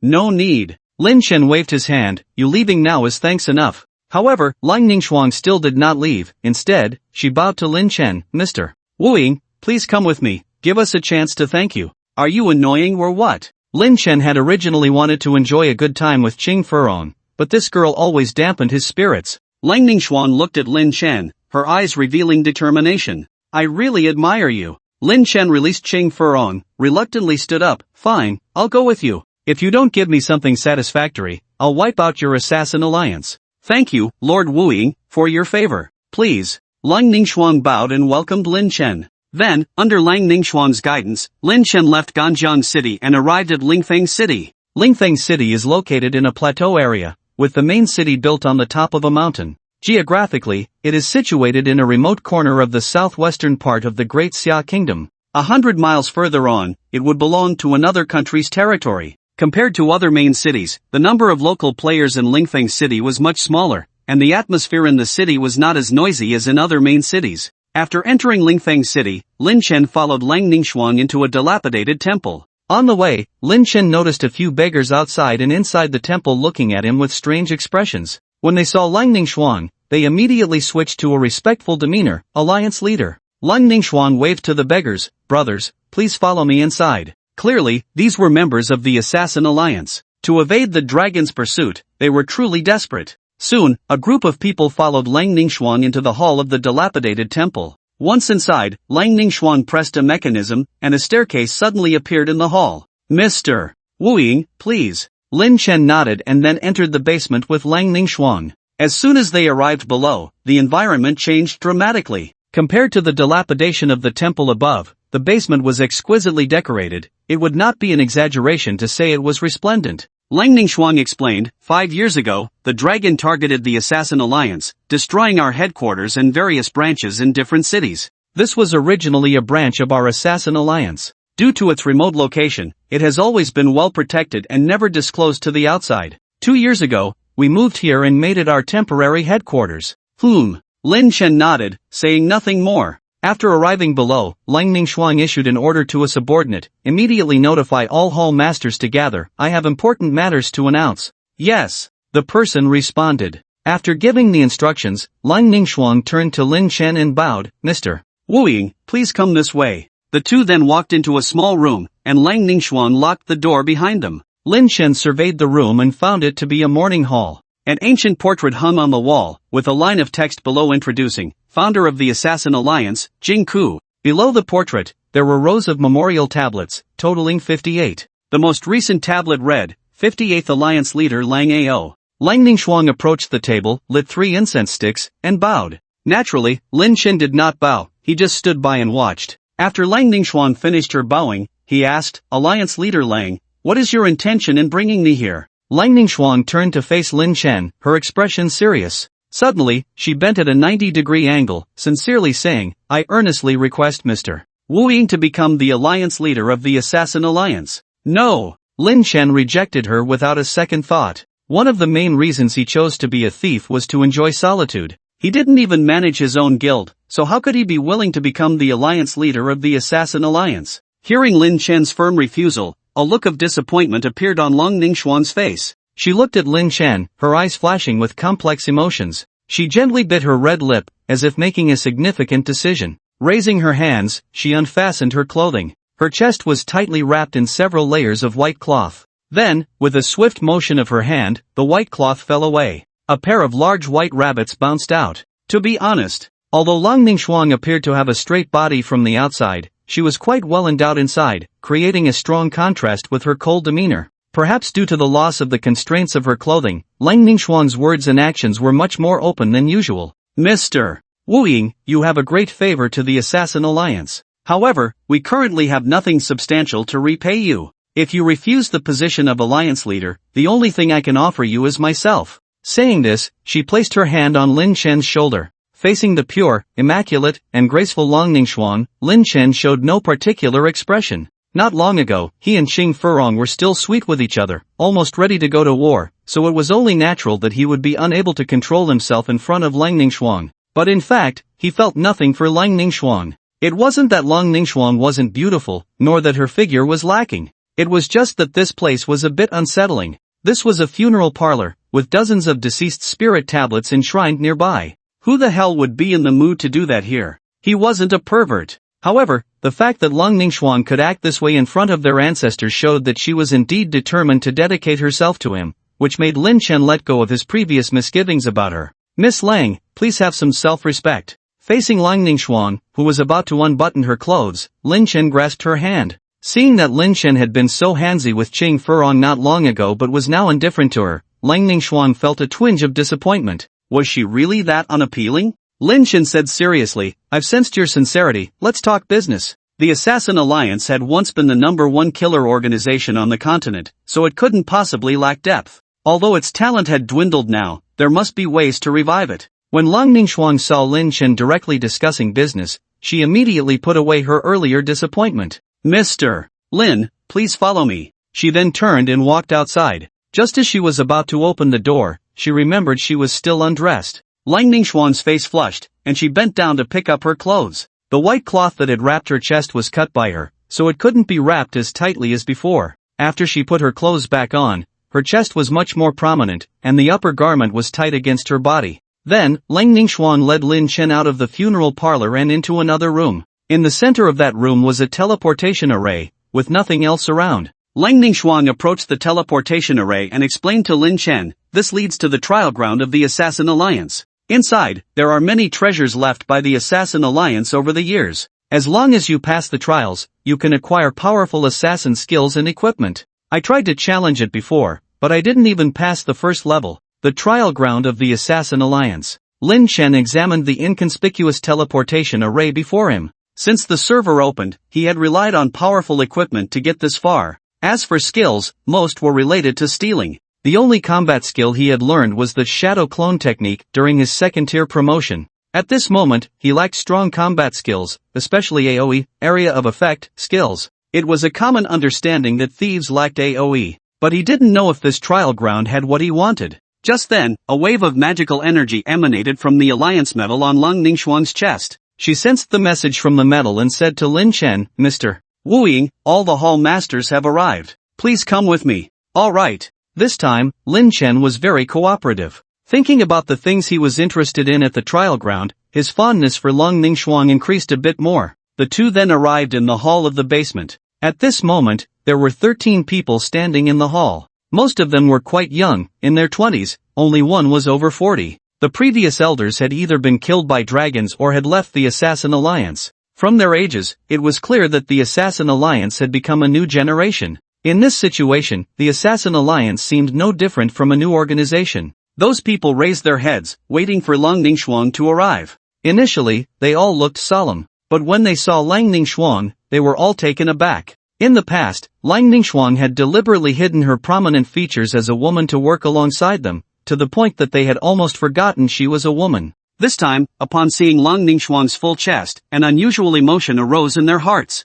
Immediately, they noticed that Lang Ningxua's clothes were a bit disheveled, with even 2 buttons fastened incorrectly. What happened to the leader? When they saw Lin Chen standing behind Lang Ningxue, a surge of anger arose. Who is this kid? Why did such a big change happen to the leader as soon as he arrived? Could it be that he took advantage of the leader? Lin Chen looked at the unfriendly gazes directed at him and smiled calmly. Not only did he not retreat, but he also moved a little closer to Lang Ningxue, his right hand even casually brushing against her curvaceous backside. The crowd below saw this kid actually teasing the leader in public, and their anger intensified. Lang Ningxue coughed lightly and then began a meeting with the hall masters. Dear hall masters, I have gathered everyone here today to announce some great news. Great news? The crowd was taken aback. They turned their gazes to Lin Chen, thinking to themselves, could it be that the leader has taken a liking to this pretty boy? Where did this kid come from? Why have we never seen him before? Since 5 years ago, when we were deceived by the Fusang Kingdom into taking that escort mission, we have been targeted by the Dragon Clan. In these 5 years, our members have either died or scattered, and the once #1 Assassin Alliance has become what it is today, unable to even show our faces. However, all of this is now history. From now on, we no longer have to hide from the dragons, we can stand in the sunlight as openly as before. The people below were stunned by Lang Ningxue's words, their faces showing disbelief. Leader, why do you say that? Have you already negotiated with the dragons? Or is it that the dragons have migrated back to the west and will no longer trouble us? Lin Chen, standing aside, shook his head secretly at the discussions below. The prestigious Assassin Alliance was surprisingly so out of touch. He had met with the dragons in broad daylight in Jiangxi district of Ganjing City, yet they still didn't know about it. Clearly, they had no sources of information in Ganjing City. Lang Ningxue turned to give Lin Chen space and said to everyone, because this Mr. Wu Ying brought back a young dragon from the Fusang Kingdom, resolving our grievances with the Dragon Clan. Ah, this pretty boy brought back a young dragon? This time, their gazes towards Lin Chen completely changed. The Assassin Alliance had not been without attempts to steal eggs from the Fusang Kingdom. They had organized 3 operations in the past, but each time, they returned empty-handed. During this period, many members even died in the Fusang Kingdom. This young man in front of them actually brought back a young dragon. They had indeed underestimated him. No wonder the leader favored him so much. Thinking about how the dragons would no longer target them, everyone felt as if a heavy mountain had been lifted from their hearts, and they all became invigorated. From now on, we no longer have to hide in dark corners. This is fantastic. We can revitalize the Assassin Alliance. Let's quickly recruit new members and reclaim the glory that once belonged to our alliance. First, let's find the lost brothers and uncles. The crowd below chattered excitedly, envisioning the future. Lang Ningxue did not interrupt but allowed everyone to express their thoughts freely. After hiding for 5 years, they were bursting with ideas. After a while, Lang Ningxue raised her hand to quiet them and said, regarding the development of the alliance, we will discuss it later. Now there is an important matter that needs to be discussed with everyone. An important matter to discuss? The hall masters were once again taken aback. Lang Ningxue was the leader, she could decide on matters directly, so why say there was something important to discuss with everyone? Could it be that the matter she mentioned was? Lang Ningxue paused and then said, I propose that Mr. Wu Ying enter the Assassin Alliance's trial ground to face the challenges. Enter the Assassin Alliance's trial ground to face the challenges? The crowd below erupted in an uproar. The Assassin Alliance's trial ground was supposedly prepared for its members. However, in reality, only the leader and the deputy leader had been allowed entry. Especially for the deputy leader, entering the trial ground was a necessary step. The Assassin Alliance had an unwritten rule. Only after completing over 50% of the trial grounds challenges could the deputy leader officially assume their position.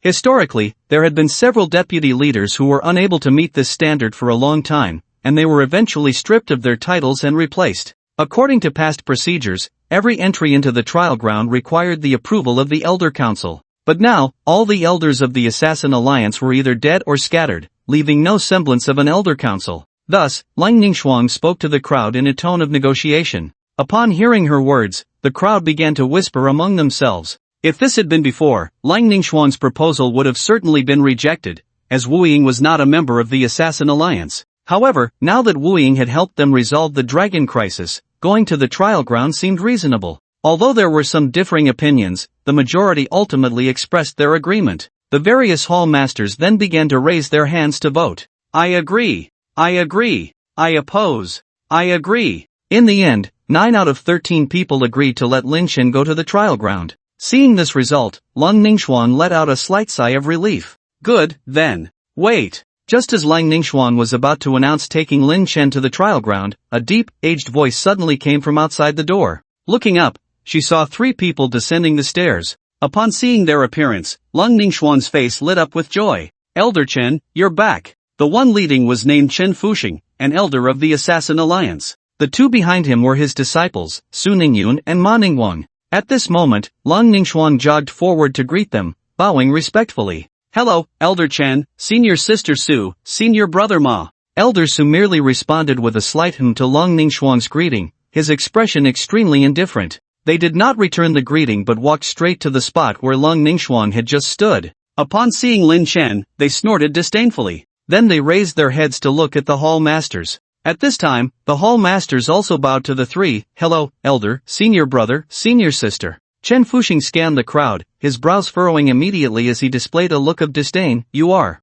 hall masters? Just a few words made the faces of the hall masters flush with shame. Their abilities were indeed quite average. If judged by past standards, it was uncertain whether they could even pass the elite members' assessment. Yet now, they had all become hall masters. Our hall masters in the Assassin Alliance are supposed to manage the affairs of a main city. Not only must they possess outstanding abilities, but they also need to have strong organizational skills. Look at yourselves. Are you really qualified? The hall masters lowered their heads in embarrassment. Upon hearing Chen Fuxing immediately belittle her people, Lang Ningxuan's smile froze on her face. She then pulled a long face and walked up to Chen Fuxing. Elder Chen, you. Lang Ningxuan. Chen Fuxing interrupted her directly, his face stern. Although your father was the previous leader, it does not mean you are the leader. Every leader of the Assassin Alliance has risen to their position based on their own abilities. Look at you, lacking in rank, experience, and equipment. Do you really think you can keep sitting in this leader's position?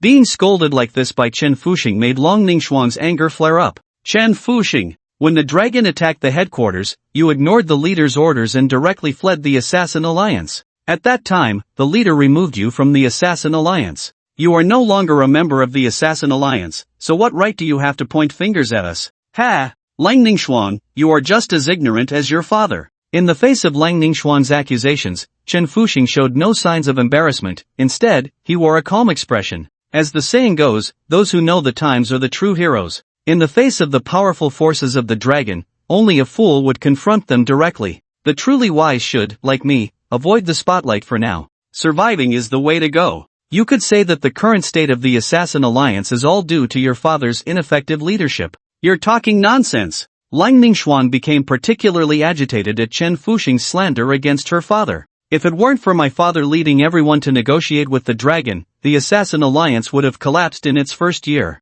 And you, Chen Fuxing, left the Assassin Alliance and immediately allied with the rival organization, Long Huju. Over the years, you've poached quite a few members from the Assassin Alliance, leading to a significant loss of personnel. When I saw you coming, I thought you had some feelings for the Assassin Alliance. But now it seems you are just a wolf in sheep's clothing, wanting to swallow the Assassin Alliance whole. Chen Fuxing, exposed by Long Ningxuan, showed no anger. Instead, he laughed heartily. Ha ha ha. Lang Ningxuan, I underestimated you. You do have some brains. But what good is having brains? In this world, strength speaks. Chen Fuxing shouted, his body radiating a strong killing intent. He then reached out his right hand, aiming for the Assassin Alliance leader's medal on Lang Ningxuan's chest. That was the purpose of his visit today. However, before he could touch it, his wrist was suddenly tightened. A man had grabbed his hand. If someone like you seizes power, I will be disgusted for the rest of my life and won't be able to eat. From the moment Chen Fuxing ignored Lang Ningxuan's greeting, Lin Chen knew this old man had bad intentions, so he remained on guard. When he saw Chen Fuxing actually make a move against Lang Ningxuan, he immediately intervened. Chen Fuxing was furious that Lin Chen dared to stop him. Wooing, you actually dared to oppose me. You're simply asking for death. You know me? Lin Chen was somewhat surprised to hear his name called out directly, and he unconsciously loosened his grip a bit. I naturally know you. Chen Fuxing pulled his hand away from Lin Chen's control. You're the one who brought the young dragon back from Fusong, right? Lin Chen narrowed his eyes. Since you know about this, how dare you act so recklessly in front of me? Ha ha ha. Chen Fuxing laughed loudly, as if Lin Chen had just told an outrageous joke. You can deceive others, but you can't deceive me. The reason you were able to bring the young dragon back from Fusong is all thanks to Taego's protection, and you are merely a pawn arranged by Taego. For someone like you to use the banner of saving the Assassin Alliance to deceive others is truly audacious. I will not allow such a petty person to swindle in my Assassin Alliance. It must be said that Chen Fuxing, as a former elder of the Assassin Alliance, quickly dismissed Lin Chen's achievements with just a few words. Moreover, his logic was tight and highly provocative. A few hall masters below began to doubt Lin Chen's true abilities. Ah, yes.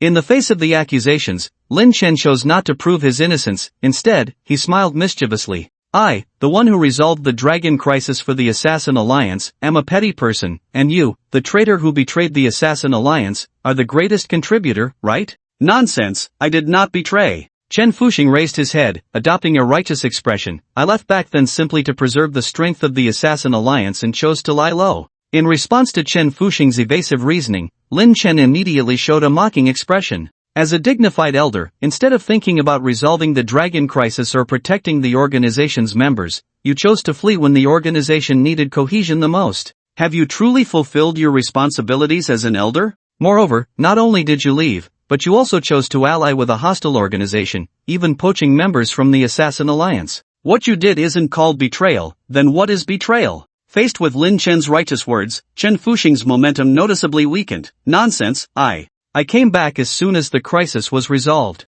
Did you come back because you care about the Assassin Alliance? You only care about its legacy. Besides, what does the resolution of the crisis have to do with you? You weren't here when the organization was at its most difficult. Now that it's peaceful, you come to reap the rewards. You haven't even entered yet, and you're already spouting nonsense. If you really get in, who knows what you'll say next? By then, you might even portray yourself as the hero who resolved the dragon crisis. You. What are you? You're not even a member of the Assassin Alliance, yet you dare to point fingers at me, an elder. Seeing that reason was futile, Chen Fuxing began to attack Lin Chen's identity. However, Lin Chen merely smiled indifferently. I indeed am not a member of the Assassin Alliance, and neither are you were expelled long ago. You. Chen Fuxing pointed at Lin Chen, trembling with anger. This time, Lin Chen didn't let him finish and directly retorted, you're nothing. I will kill you. Chen Fuxing, stripped of his arguments by Lin Chen, was so furious he nearly spat blood. He no longer engaged in a war of words and immediately clawed at Lin Chen.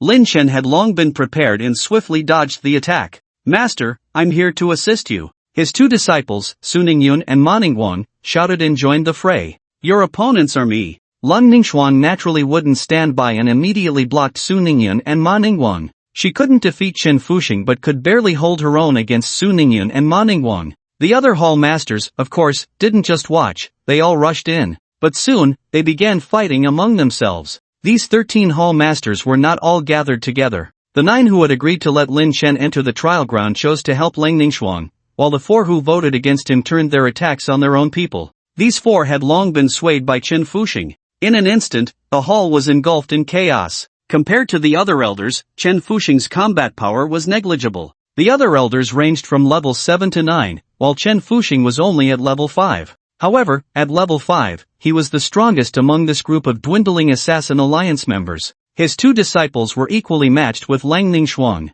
As for the other hall masters, their years of hiding and fleeing had honed their skills, but their actual combat power had not improved much. Even 3 or 4 of them working together might not be able to defeat either Su Ningyun or Ma Ningguang. Without Lin Chen's intervention, even if Chen Fuxing forcibly took control of the Assassin Alliance, Lun Ningxuan would have no way to deal with him. But, at this moment, Lin Chen was present. In terms of levels, Lin Chen was only at level 3, 2 levels below Chen Fuxing. Generally speaking, a 1-level difference is like heaven and earth, a 2-level difference almost guarantees no chance of victory. However, at this moment, Lin Chen was not an ordinary level 3 player. He had just consumed the Black Dragon Blood Divine Pill and the Red Dragon Blood Divine Pill, and had also updated the Red Dragon Guardian Medal. Not to mention other equipment, just these 3 items provide over 60,000 health points, 50% physical damage reduction, and 50% magic damage reduction. With the equipment factored in, his dual defense damage reduction is nearly 80%. In this situation, although the 5th tier Chen Fuxing has a natural suppression over the 3rd tier Lin Chen,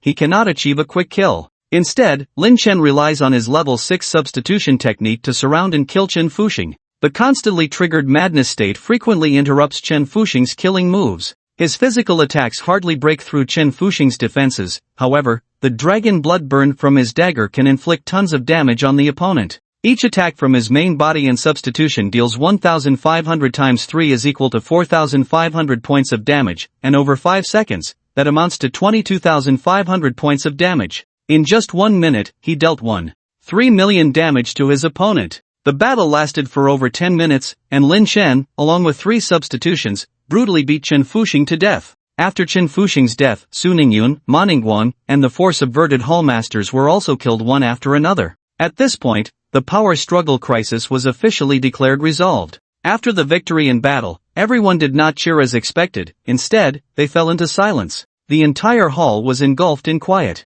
Everyone looked at the corpses on the ground, feeling quite uneasy. Over the past few years, they had not flinched in the face of the dragon threat. Instead, after the dragon crisis was resolved, they nearly fell victim to these few people on the ground. If it weren't for Wu Ying being here, Chen Fuxing might have successfully seized power, and the Assassin Alliance would have changed hands. Indeed, human hearts are far more terrifying than ferocious beasts. The first to calm down was the leader, Lang Ningxuan. She first directed everyone to clean up the corpses and bloodstains on the ground, then activated the restrictions of the headquarters to prevent outsiders from entering again. Chen Fuxing was the first to attempt a power grab, but he would definitely not be the last. Although the Assassin Alliance was defeated, there were countless legacies within the trial grounds. At this moment, they were like a child holding a gold ingot while shopping, constantly at risk of being coveted by others. What they needed to do most now was to increase their strength. Thus, everyone turned their gaze to Lin Chen. This person was their only hope. Lin Chen looked at the hopeful gazes of those around him and sighed inwardly.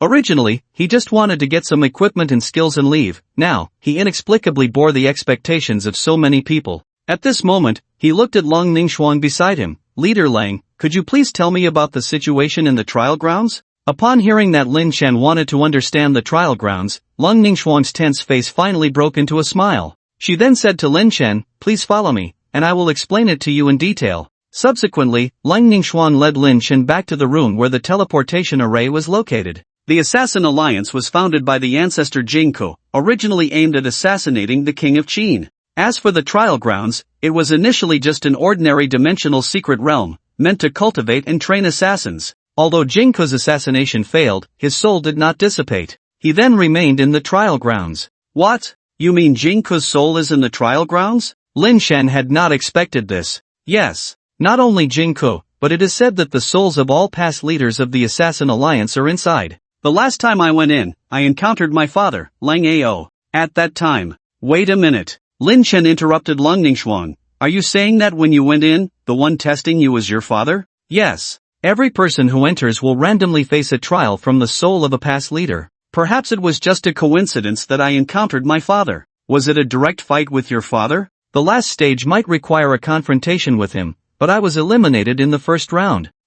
Continue. The first trial is collecting honey without injury. I had a smooth start, successfully sneaking up to the beehive without the bees noticing. However, after I took the honey and was about to escape, I realized that the bees were extremely sensitive to the smell of honey and quickly saw through my invisibility. Once I lost the protection of invisibility, I was soon attacked by the bees, leading to mission failure. Is each trial stage fixed? The first stage is, but the others are decided by the examiners. How many stages are there in total? It's not fixed. There can be 3 or 4 stages, or 6 or 7. Got it. Lin Chen didn't ask further. At this point, the two had arrived at the teleportation array. Lang Ningxuang said, Mr. Wu Ying, are you ready? Lin Chen nodded, yes. Can I just step in? Lang Ningxuang replied, you need to stand on the teleportation array first. Okay. Lin Chen stepped into the teleportation array. However, the array did not activate. At this moment, Lang Ningxuan placed her hand on the Alliance leader's badge on her chest and recited a few incantations.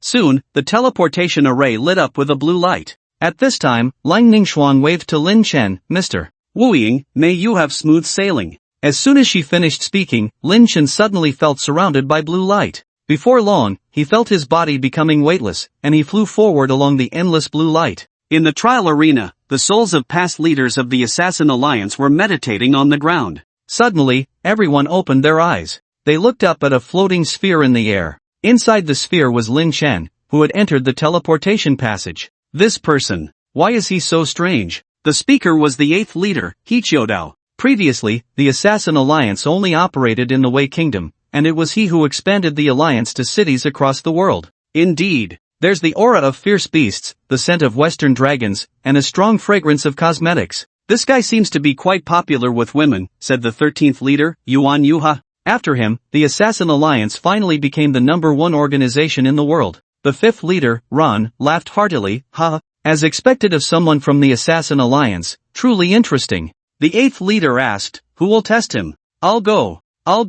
Almost all the leaders raised their hands. As everyone was eager to test Lin Chen, it led to a standstill. So, they all looked up ahead. There sat the founder of the Assassin Alliance, the god of assassins, Jingku. At this moment, Jingku was meditating on the ground with his eyes closed. No one dared to disturb him, they quietly watched, waiting for him to make a decision. Just then, Jingku's figure gradually faded into nothingness. As he was about to disappear, he left 2 words in the air, I come. Everyone was stunned. What? The great Jingku was personally testing the newcomer. Among those present, except for the 2nd and 3rd leaders, no one had ever seen Jingku take action. For the past 2,000 years, he had been silently improving his strength without showing his skills to others. No one knew just how deep the power of this god of assassins truly was. They even speculated privately whether Jingku had already reached the ability to ascend. And now, he was actually going to personally test a mortal. Truly a rare sight. Thus, a group of leaders of the Assassin Alliance surrounded the sphere, eager to see how Jingku would test the young man.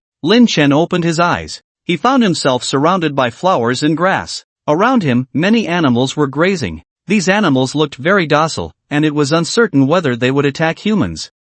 Where's the examiner? Didn't they say someone would come to pose the questions? Lin Chen turned around but saw no one. Just then, he was suddenly tapped on the back. Lin Chen was startled and quickly turned his head. He discovered a man standing behind him, with deep-set eyes and an extremely stern demeanor. Upon seeing this person, Lin Chen nodded. This man had such an imposing presence. He wondered which generation of the alliance leader he was. Before Lin Chen could ask, the man introduced himself. I am the trial officer for this assessment, Jing Ku. Jing Ku? Lin Chen was taken aback. This legendary assassin from 2,000 years ago was personally conducting the trial. He then scrutinized the man closely. After failing to assassinate the king of Qin, Jing Ku was publicly executed, so logically, he should be in a soul state now. However, no matter how Lin Chen looked at him, he felt that the man was no different from a living person. Jing Ku immediately saw through Lin Chen's thoughts and calmly said, no need to look further. In this, soul-gathering great array, you cannot distinguish between the real and the illusion. The soul-gathering great array. So the true name of this trial ground was the soul-gathering great array. Enough small talk, prepare for the trial. Jing Ku said, turning to point towards the distance while explaining the rules to Lin Chen. The first trial is to collect honey without getting hurt. To the east, there is a tree with a beehive on it. To the west, there is a wooden box. If you successfully place the honey in the box, you pass. Are there any restrictions? This was Lin Chen's biggest concern. There are no restrictions. You have 3 chances. If you fail, you will be forcibly removed from this trial ground and cannot enter again for a year. No need for 3 chances, 1 is enough. Lin Chen was very confident. After hearing Lang Ningxuan talk about this challenge, he had already imagined a strategy for passing. Confirming there were no restrictions made him feel even more at ease. Jing Ku looked at the confident Lin Chen, his expression still as calm as a still pond. Young man, do not be careless. Although everyone's first trial is to collect honey without getting hurt, the characteristics of the bees are related to the trial officer, so everyone's method of passing is different. Do not apply others' experiences to your own. Thank you for the reminder, I have my own methods. Alright, the trial begins. As soon as Jing Ku finished speaking, Lin Chen was forcibly teleported to the center of the arena. In his hand, a small porcelain bottle for honey appeared. Lin Chen looked at the tree ahead and then at the wooden box behind him. The two were 1,000 meters apart. Since bees are very sensitive to honey, being invisible during the honey collection phase would be detected. Therefore, the most challenging part of the task was how to reach the wooden box before the bees caught up after collecting the honey. For others, this would be very difficult. But for Lin Chen, it was a piece of cake. He just needed to send a substitute to the wooden box while he himself collected the honey. Once he had the honey, he would immediately activate the substitution skill and instantly return to the wooden box. The task would be completed effortlessly. Perfect. After confirming the process, Lin Chen summoned his substitute according to plan and then entered the state of invisibility. From a distance, Jing Ku saw the 2 skills Lin Chen used, and his expression finally relaxed a bit. Invisibility, level 6 substitution technique. This kid really has some skills. At this moment, Lin Chen was quietly approaching the large tree, his eyes fixed on the scene ahead. Under the big tree hung a beehive. The beehive was not large, with a diameter of less than 20 centimeters. The worker bees were diligently coming in and out of the hive. However, outside the hive, a large, fierce-looking drone bee was patrolling. Upon seeing this big bee, Lin Chen was slightly taken aback. Lang Ningxuan hadn't mentioned this big bee before. Looking at the ferocious drone bee, Lin Chen recalled Jing Ku's earlier words. The characteristics of the bees would change with the trial officer. It seemed that this drone bee was specially prepared by Jing Ku for himself. Although he was protected by the invisibility state, Lin Chen did not dare to be careless. After calculating the drone bee's flight path, Lin Chen directly bypassed it. Subsequently, Lin Chen successfully passed through the drone bee's patrol area and arrived at the base of the large tree. The worker bees under the big tree did not notice Lin Chen's presence and continued to enter and exit the hive. Lin Chen took out a porcelain bottle and, using his invisibility, directly collected honey. Ding, you are collecting honey. 3, 2, 1 ding, you have collected honey. Very smoothly. Just as he successfully collected the honey, all the surrounding bees turned their attention to him. Ding, you have honey on you, your invisibility has been detected. Immediately, all the bees rushed towards Lin Chen, especially the large drone patrolling outside, which emitted a deafening roar, like a bomber. Buzz buzz buzz. Lin Chen did not linger and immediately used the U-swap skill with the clone beside the wooden box. With a whoosh, Lin Chen appeared next to the wooden box a kilometer away. Done. Easy. He then reached out to open the box's lid, preparing to place the porcelain bottle inside. However, before he could fully open the box, a sharp pain shot through his back. At the same time, a bomber-like roar came from behind him. Buzz buzz buzz. The drone somehow followed him. Damn! Is this guy that fast? At this moment, the system chimed in, "Ding, you have failed the first challenge, the scene is refreshing. Ding, you are starting the second challenge." Lin Chen, filled with reluctance, was forcibly sent back to the center of the map. He failed to boast in front of Jingko and was directly defeated. At this time, the porcelain bottle on him was empty, the hive remained intact on the tree, the worker bees were collecting honey, and the drones were patrolling. Everything returned to the beginning. This time, Lin Chen did not rush to act but reflected on the process of his recent failure. There was no doubt that the drone had a teleportation-like skill. Perhaps it was a direct teleportation, or perhaps it followed the honey's teleportation. Regardless of which, Lin Chen could not ensure he could escape the drone's pursuit after collecting the honey. Could he just teleport and immediately put it in the box? No, there wasn't enough time. Opening the box took longer than the opponent's teleportation. At this moment, Lin Chen thought of another method, to open the box in advance, teleport over, and directly toss the honey inside, ensuring the opponent wouldn't have time to react.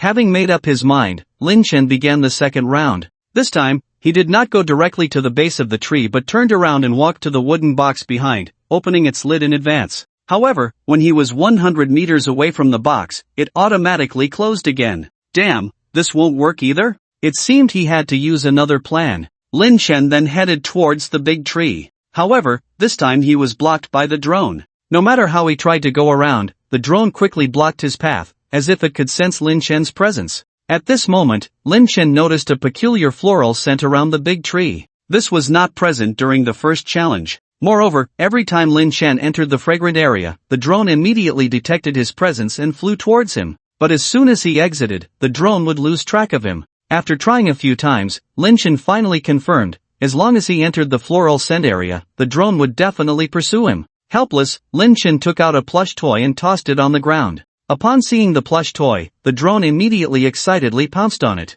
Seizing the opportunity, Lin Chen immediately sprinted to the base of the tree. By the time the drone noticed Lin Chen, he had already finished collecting honey. He then used the clone technique to return to the wooden box. Sure enough, the drone instantly teleported to his side. This time, Lin Chen took the initiative, throwing the plush toy on the ground to attract the drone's attention. Then, he opened the treasure chest lid again, preparing to put the honey inside. However, the next moment, he felt a sharp pain in his back again. The plush toy had actually failed. Lin Chen took less than a second to open the box, yet the plush toy didn't even last a second. Could it be that the plush toy was ineffective against the drone? No way. Just now, the male bee blocked the path in front of the big tree, and I successfully attracted its hatred using the puppet. Why didn't it work this time? Could it be that the immunity increased after using the puppet for the second time? The puppet does have this characteristic. When used for a short time, its effectiveness drops significantly. But it shouldn't drop this much, right? Lin Chen, seeing that he had failed to clear the challenge twice, slammed his hand against the box in front of him. The box was sent flying over 10 meters. At that moment, the system sent a reminder, "Ding, you have failed the challenge for the second time," refreshing the scene. The box that had just been knocked away reappeared in front of him. Lin Chen himself returned to the center of the map. Seeing Lin Chen fail consecutively, Jingko reminded him from the side. "Wu Ying, you have failed twice. If you fail again, you will leave the trial ground and cannot enter again for a year. Given that you only have one last chance, I will appropriately inform you about the settings of the challenge. First, the difficulty of each challenge will gradually increase. The second time is harder than the first, and the third time is harder than the second. Secondly, in the current challenge, the same skill will only be effective once. If used repeatedly, it will be seen through immediately." Lin Chen seemed not to hear Jingko's reminder. At this moment, he was lowering his head, deep in thought. He turned his head to look at the box, then glanced at the porcelain bottle in his hand used for holding honey. Suddenly, his eyes lit up as if he had thought of the key. He then tossed the porcelain bottle aside and strode towards the box. Jingko originally wanted to give Lin Chen a hint for clearing the challenge. But seeing his demeanor, he couldn't help but nod. "It seems you found the way to clear the challenge." After a while, Lin Chen arrived next to the wooden box. He lifted his foot and kicked the wooden box. The box rolled aside with a thud. Then he bent down, placed his hands on the box, and pulled it upwards. Swish! The wooden box was easily lifted by him. Lin Chen then turned around, carrying the box into the chenille. Arriving in front of the big tree, he found two male bees outside the tree. Sure enough, the difficulty had increased again compared to the second time. He didn't rush to act, waiting for the two male bees to converge. Then, he seized the opportunity to throw the puppet out. The two male bees were immediately attracted by the puppet. Lin Chen quickly rushed towards the beehive and opened the box. He actually stuffed the beehive directly inside. Crack! The moment the box closed, a burst of colorful light surged from within. At the same time, the system sent a prompt: "Congratulations, you have successfully cleared the first level." Finally done! Lin Chen excitedly clenched his fists and waved them in the air. The goal of this level was to put the honey into the wooden box, but it didn't specify how to do it. However, Jingku misled him from the start by giving him a porcelain bottle. This led Lin Chen to think of using the porcelain bottle to hold the honey and then putting it into the box. After failing twice, Lin Chen accidentally discovered that the box could actually be overturned. This meant that it was not a fixed prop in the scene, but something that could be moved. This time, Lin Chen finally found the key to clearing the challenge. The actual process went quite smoothly, and he completed it in one go. Wooing, not bad, not bad. Jingko flashed and appeared beside Lin Chen. Under my test, you actually found the method to clear the first level on your first entry into the trial ground, something the second and third leaders could not achieve. After clearing the level, Lin Chen was in a great mood. Hearing the mention of the second and third leaders clearing the level, Lin Chen immediately felt curious. Senior Jingko, how many times did they clear the first level? The second leader cleared it on the third trial, and the third leader cleared it on the fifth trial. The third time, the fifth time. Once a year for trials, it meant the second leader took 2 years, and the third leader took 4 years. Lin Chen passed the first trial in his first attempt, which was indeed quite rare. He humbly said, "It was just good luck. I accidentally discovered that the box could move. Luck is also a part of strength. Back then, I lacked a bit of luck." At this, Jingku sighed. The stories of the dagger reveals itself at the end of the map and Jingku assassinating the king of Qin are well known even to 3-year-olds in the Dragon Kingdom. The world of Destiny evolved from the legends and myths of the real world, so similar events have occurred in the history of Destiny as well. Of course, the assassinations here might be much more intense than the records in the real world. After a brief moment of reflection, Jingku regained his composure. Alright, let's move on to the second trial. As he spoke, he waved his right hand lightly. Immediately, a teleportation array appeared beneath their feet. Lin Chen felt a flash before his eyes. When his vision cleared again, he found himself in a new scene. Before he could react, he felt his legs weaken, and his whole body began to fall. Looking down, he realized he was in a swamp. His calves were partially sunk in the mire. Lin Chen quickly lifted his foot to leave the original area. He didn't linger but instead began to circle around Jingku. The swamp, as a special map scene, had its unique characteristics. Standing too long would cause one to sink into the mire. If one remained still, they could very well drown in it. Some swamps even emitted toxic gas. At this moment, Jingku began to explain the content of this trial to Lin Chen. This is the second trial, Shadow of the Algae Swamp. In the swamp, there is an invisible thief. You need to find the thief and retrieve the key item from him. You can either steal it or defeat him to obtain it. Like the first trial, there are no restrictions on this challenge. You can act freely. A special reminder, the opponent can use puppets just like you. The opponent could also use puppets.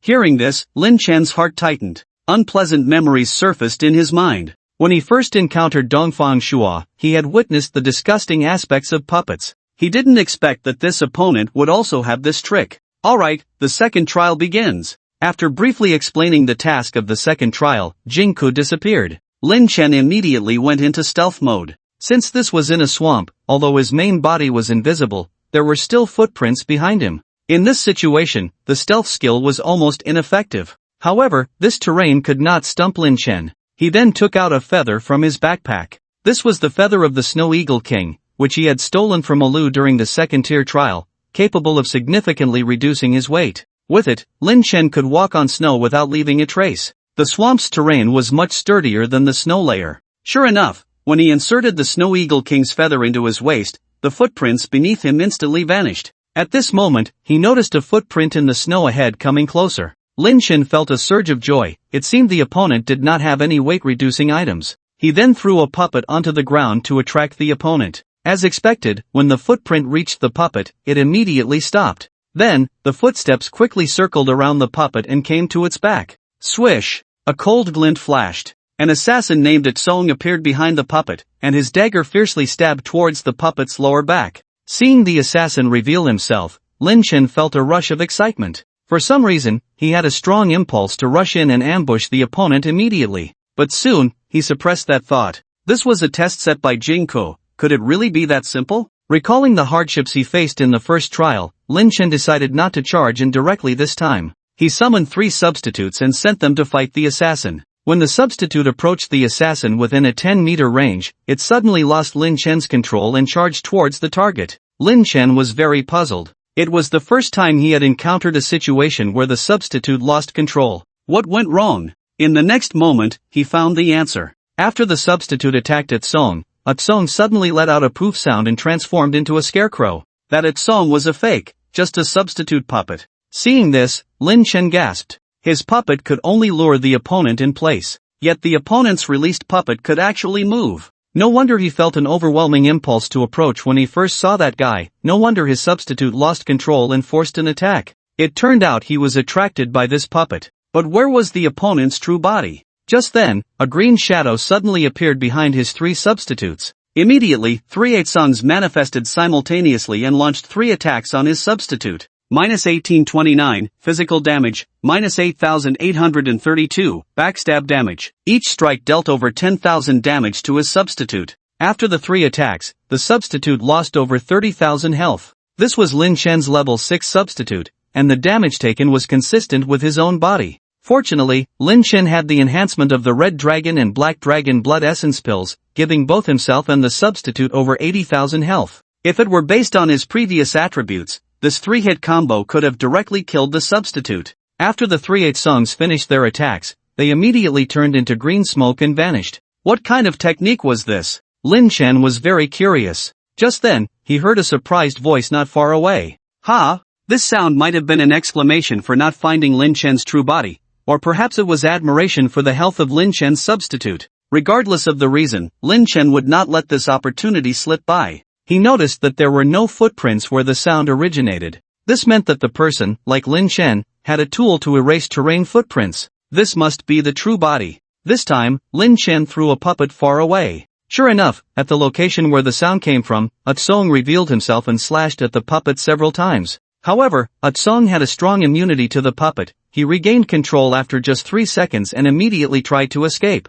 But how could Lin Chen let the opponent slip away after revealing such a flaw? After Atsong was lured out by the puppet, Lin Chen and the substitute had already arrived at his side. The 3 substitutes immediately launched an attack. -2593, physical attack, #name? -2500, dragon blood burn. In an instant, they knocked off over 140,000 health from the opponent. He was very lucky. The first round of attacks triggered the frenzy state. Subsequently, the substitute launched 2 more rounds of attacks. During this time, Lin Chen's true body was not idle either. However, he did not attack directly but instead attempted to steal from Atsong. Steal failed. Steal failed. Steal failed. 3 consecutive attempts to steal were unsuccessful. At this moment, Atsong woke up. He immediately used shift to escape the encirclement. Lin Chen sighed. He hadn't managed to steal anything this time. He would have to look for another opportunity next time. However, he had just taken action while the opponent was surprised.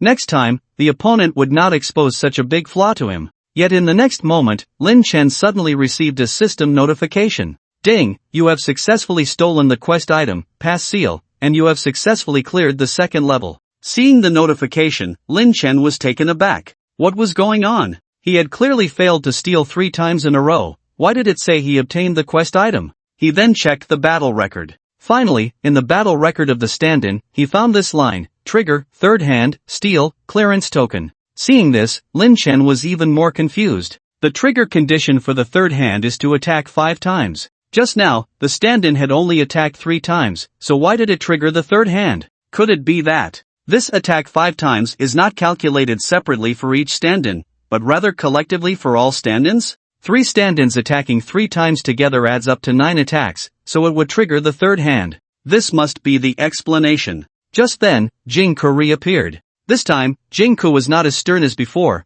but instead showed a hint of a smile. Wu Ying, very good. You cleared the level so quickly. Lin Chen scratched his head, feeling a bit embarrassed. It was luck. Akon exposed a flaw, and I got lucky once and stole the clearance item. No. I watched your actions the whole time, and I can say you handled it perfectly. When Akon used the stand-in to lure you, you held back and didn't reveal yourself. which shows your strong composure. Your stand-in was able to withstand the opponent's group shadow back attack, indicating your equipment and attributes are good. When Akon expressed surprise, you seized the opportunity immediately, showing your quick reflexes. Only the last part of the theft relied on some luck. However, if you had missed any of the first 3 points, that so-called luck wouldn't have mattered. You deserved to clear the level. Receiving such praise from the god of assassins, Lin Chen couldn't help but feel a bit elated. So he was actually this capable. He had always thought of himself as just a noob. At this moment, Jinka said to Lin Chen, "Wooing, congratulations on clearing 2 levels in a row. You can choose to learn a skill."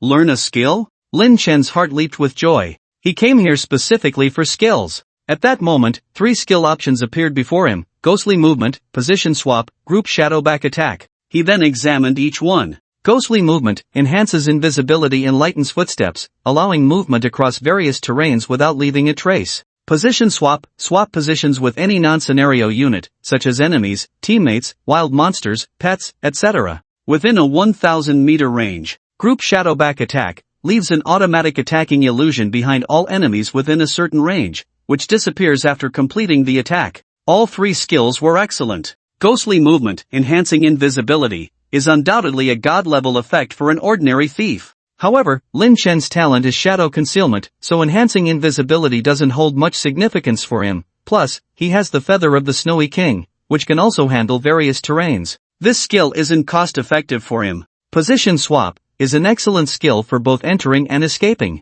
In terms of effect, it is somewhat similar to Lin Chen's swap. However, Lin Chen's swap can only exchange positions with his own stand-in. Position swap can be used with any unit, making it more practical than swap. Such a skill is naturally better to have. But upon seeing group shadow back attack, Lin Chen had to reluctantly set aside position swap. Group shadow back attack, Lin Chen had just witnessed. Just now, after his 3 stand-ins were attracted by Akon's puppet, an illusion of Akon immediately appeared behind each of them. Although it only ended after 3 attacks, the damage was indeed somewhat terrifying. Most importantly, it is an AoE skill. A thief's AoE, how rare and valuable. Without any hesitation, Lin Chen immediately learned group shadow back attack. Ding, you have learned group shadow back attack, skill points -2. Ding, detecting that you have stand-in technique, this skill is enhanced. Group shadow back attack, LV1, summons a stand-in behind all enemy units within a 30-meter range, which disappears after completing 1 attack.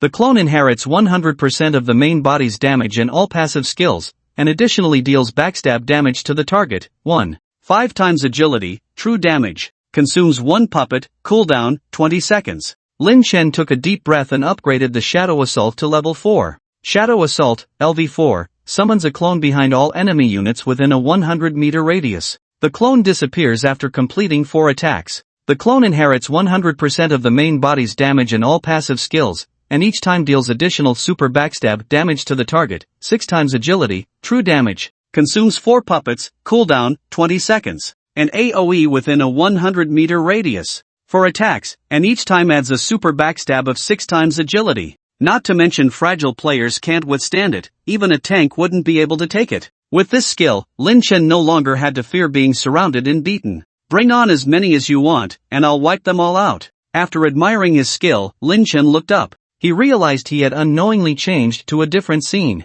And Jing Ku had vanished without a trace. Ahead was a camp. Inside the camp were many people. Those people seemed to be players. Upon closer inspection, he found that they were all members of the Huang Tian Guild. How could there be Huang Tian members? Did I come out? Or is this an illusion created based on my memories? At that moment, Jing Ku's voice echoed in Lin Chen's mind. Wuying, you are now in the main map of the Destiny world. I have issued a task to the Huang Tian Guild, which is to escort a Destiny Stone. Your task is to obtain that gem from Huang Tian. Also, this task has no restrictions, but you need to be careful. The guild leader, Tian Huang, has a task item, Viewing Crystal, that can see through all invisibility within 300 meters. Proceed with caution. After explaining to Lin Chen, Jing Ku's voice faded away. Inside a tent ahead, Huang Zhicheng of Huang Tian let out a sigh of excitement. Got it. Task item, Destiny Stone, and a temporary Viewing Crystal. At that moment, his close subordinates gathered around. Boss, what kind of task is this? You seem so happy. Huang Zhicheng replied, this is a special task given to our guild by Jing Ku's remnant soul. As long as we deliver this Destiny Stone to Lingfeng City, we will receive a team artifact. Upon hearing this, the subordinates exclaimed, "Wow! An artifact? A team artifact? That's amazing! What kind of artifact?" Tian Huang said, "It's a soul-settling banner. According to the description, it should be able to create a powerful barrier." The subordinate said, "Doesn't that mean we'll be invincible in group battles from now on? Boss, what are you waiting for? Hurry up and use the return scroll, then take the airship to Lingfeng City." Tian Huang shook his head. "No, we can't use any transportation tools, we can only walk there." "Walk there?" The subordinate was shocked. "It'll probably take 2 or 3 days to get to Lingfeng City. What if we encounter high-level wild monsters on the way?" Tian Huang replied, "This Destiny Stone allows us to avoid aggro from monsters above level 3. Only level 3 and below monsters will actively attack us."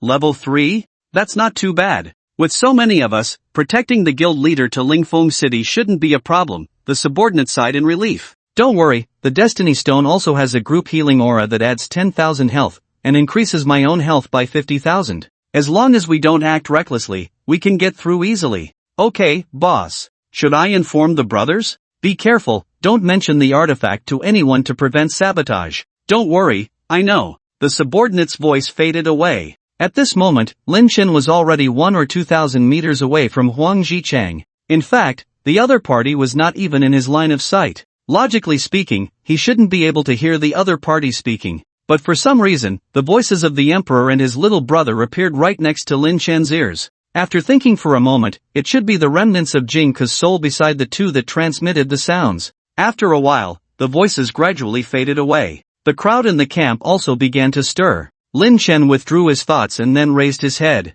What came into view was a sea of people. Among the crowd, Huang Jicheng was being protected in the middle, surrounded by supporters. A rough count showed there were at least 1,000 people. After all, the prize was a divine artifact, so it was quite normal to have so many followers come to help. Lin Chen smiled and quietly walked over. Huang Jicheng, along with the 1,000 people, headed towards Lingfeng City. On the way, he hardly lifted a finger. His little brothers, empowered by the Destiny Stone, were all incredibly fierce, crushing the surrounding wild monsters with ease. Watching these fierce little brothers, Huang Jicheng couldn't help but fantasize about his own divine artifact. Just a small task item could provide such a powerful boost. If he really got that divine artifact, wouldn't they become even stronger? At that moment, his mind turned to Lin Chen and the Starlight Guild. "Lin Chen, aren't you impressive? No matter how impressive you are, you're just a thief. You're of no help to the guild. And this divine artifact strengthens the entire guild. The day I obtain the divine artifact will be the day we counterattack Starlight.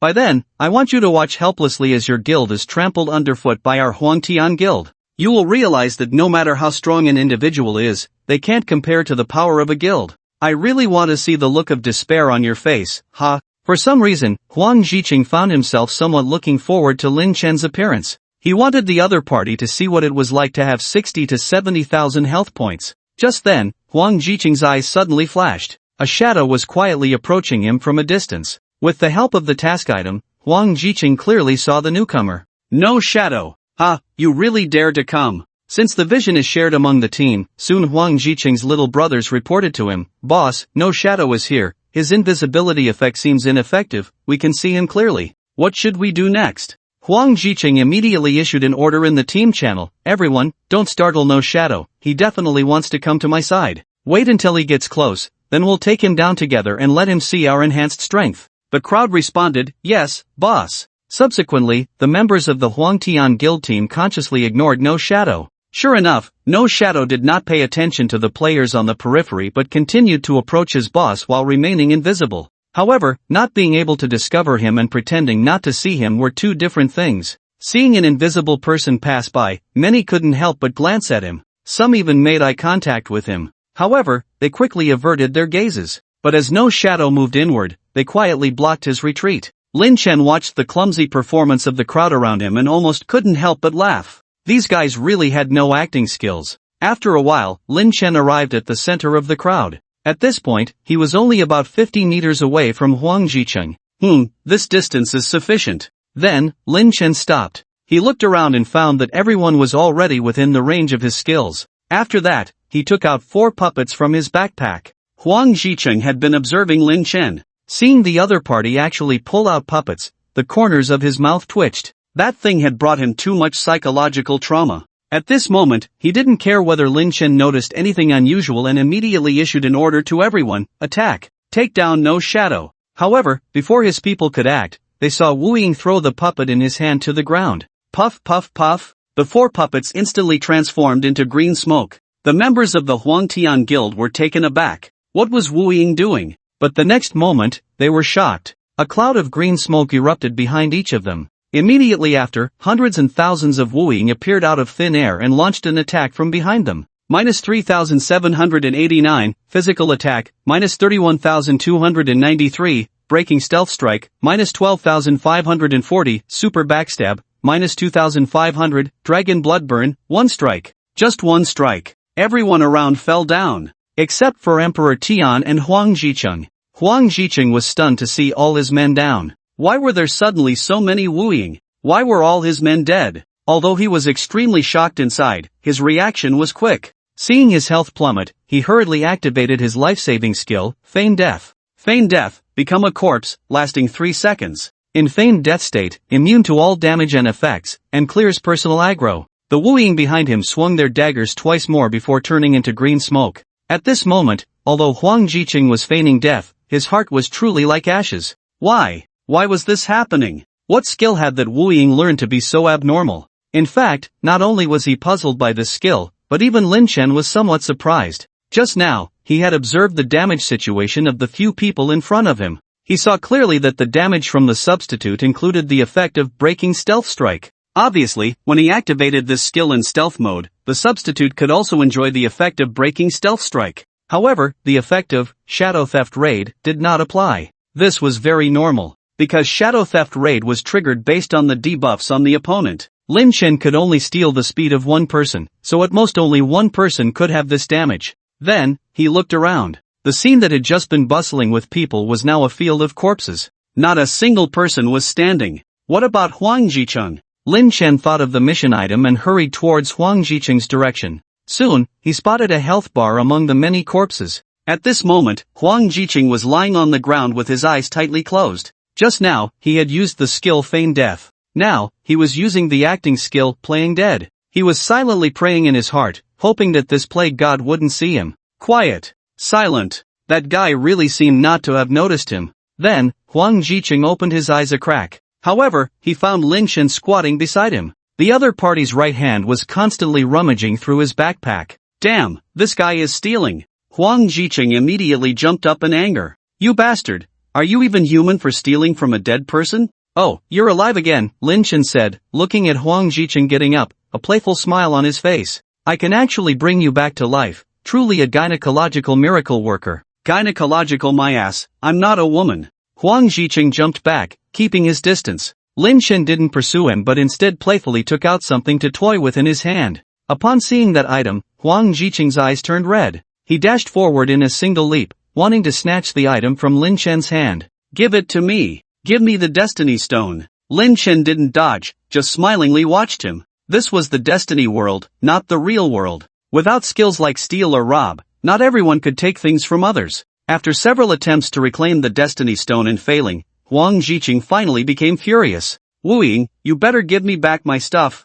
or I'll burn your house down. Don't think I won't dare. He. Lin Chen looked at the furious Huang Jicheng and coldly smiled. You can try, I am always ready for your arrival. Lin Chen's expression darkened. He stopped chatting with the other party and raised the dagger in his hand. Without the protection of the Destiny Stone, Huang Jicheng was just a hunter. Although his equipment and attributes were decent, he couldn't withstand Lin Chen's attack. Before long, he was dead again, returning to the safe zone. Ganjing City, safe zone. Thousands of members from the Huangtian Guild appeared simultaneously, drawing the attention of those around them. Why are there so many Huangtian Guild members resurrecting? Damn, there are at least 1,000 people, right? What kind of super boss did they go to fight? It seems the Emperor himself isn't here, could it be? He has come.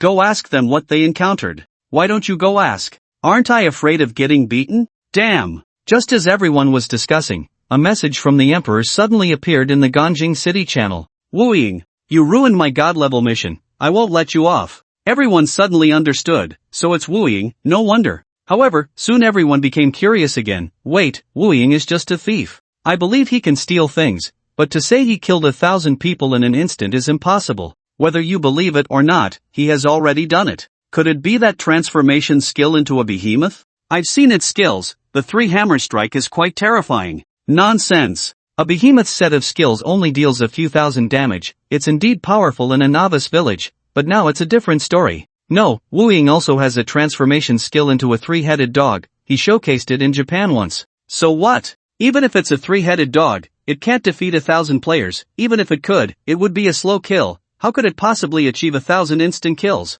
Strange, where did that AoE skill from the thief come from? Players were puzzled, so many began to at Wu Ying, wanting to know the answer. Lin Chen naturally had no time to pay attention to those people. At this moment, he had been summoned back to the trial ground by Jing Ku. Senior Jing Ku, was that just now part of the trial? The previous stage had been so easy that he even wondered if he had messed up. Of course, Jing Ku smiled and explained when he saw Lin Chen's doubt. Infiltrating a 1,000-person team alone to steal important items from the enemy leader. Moreover, the opponent had an enhancement item and a counter item on them. Think again, is this test really that simple? Lin Chen reflected on it, the difficulty was indeed quite high. If he hadn't had the shadow backstab skill, facing over 1,000 opponents at once would not have been so easy. Even if so many people didn't attack him and just blocked his way, he would have to kill them one by one, which would take ages. Not to mention, now everyone had high levels in various slowing, blinding, and stunning skills. If it came to a direct fight, he would definitely be exhausted.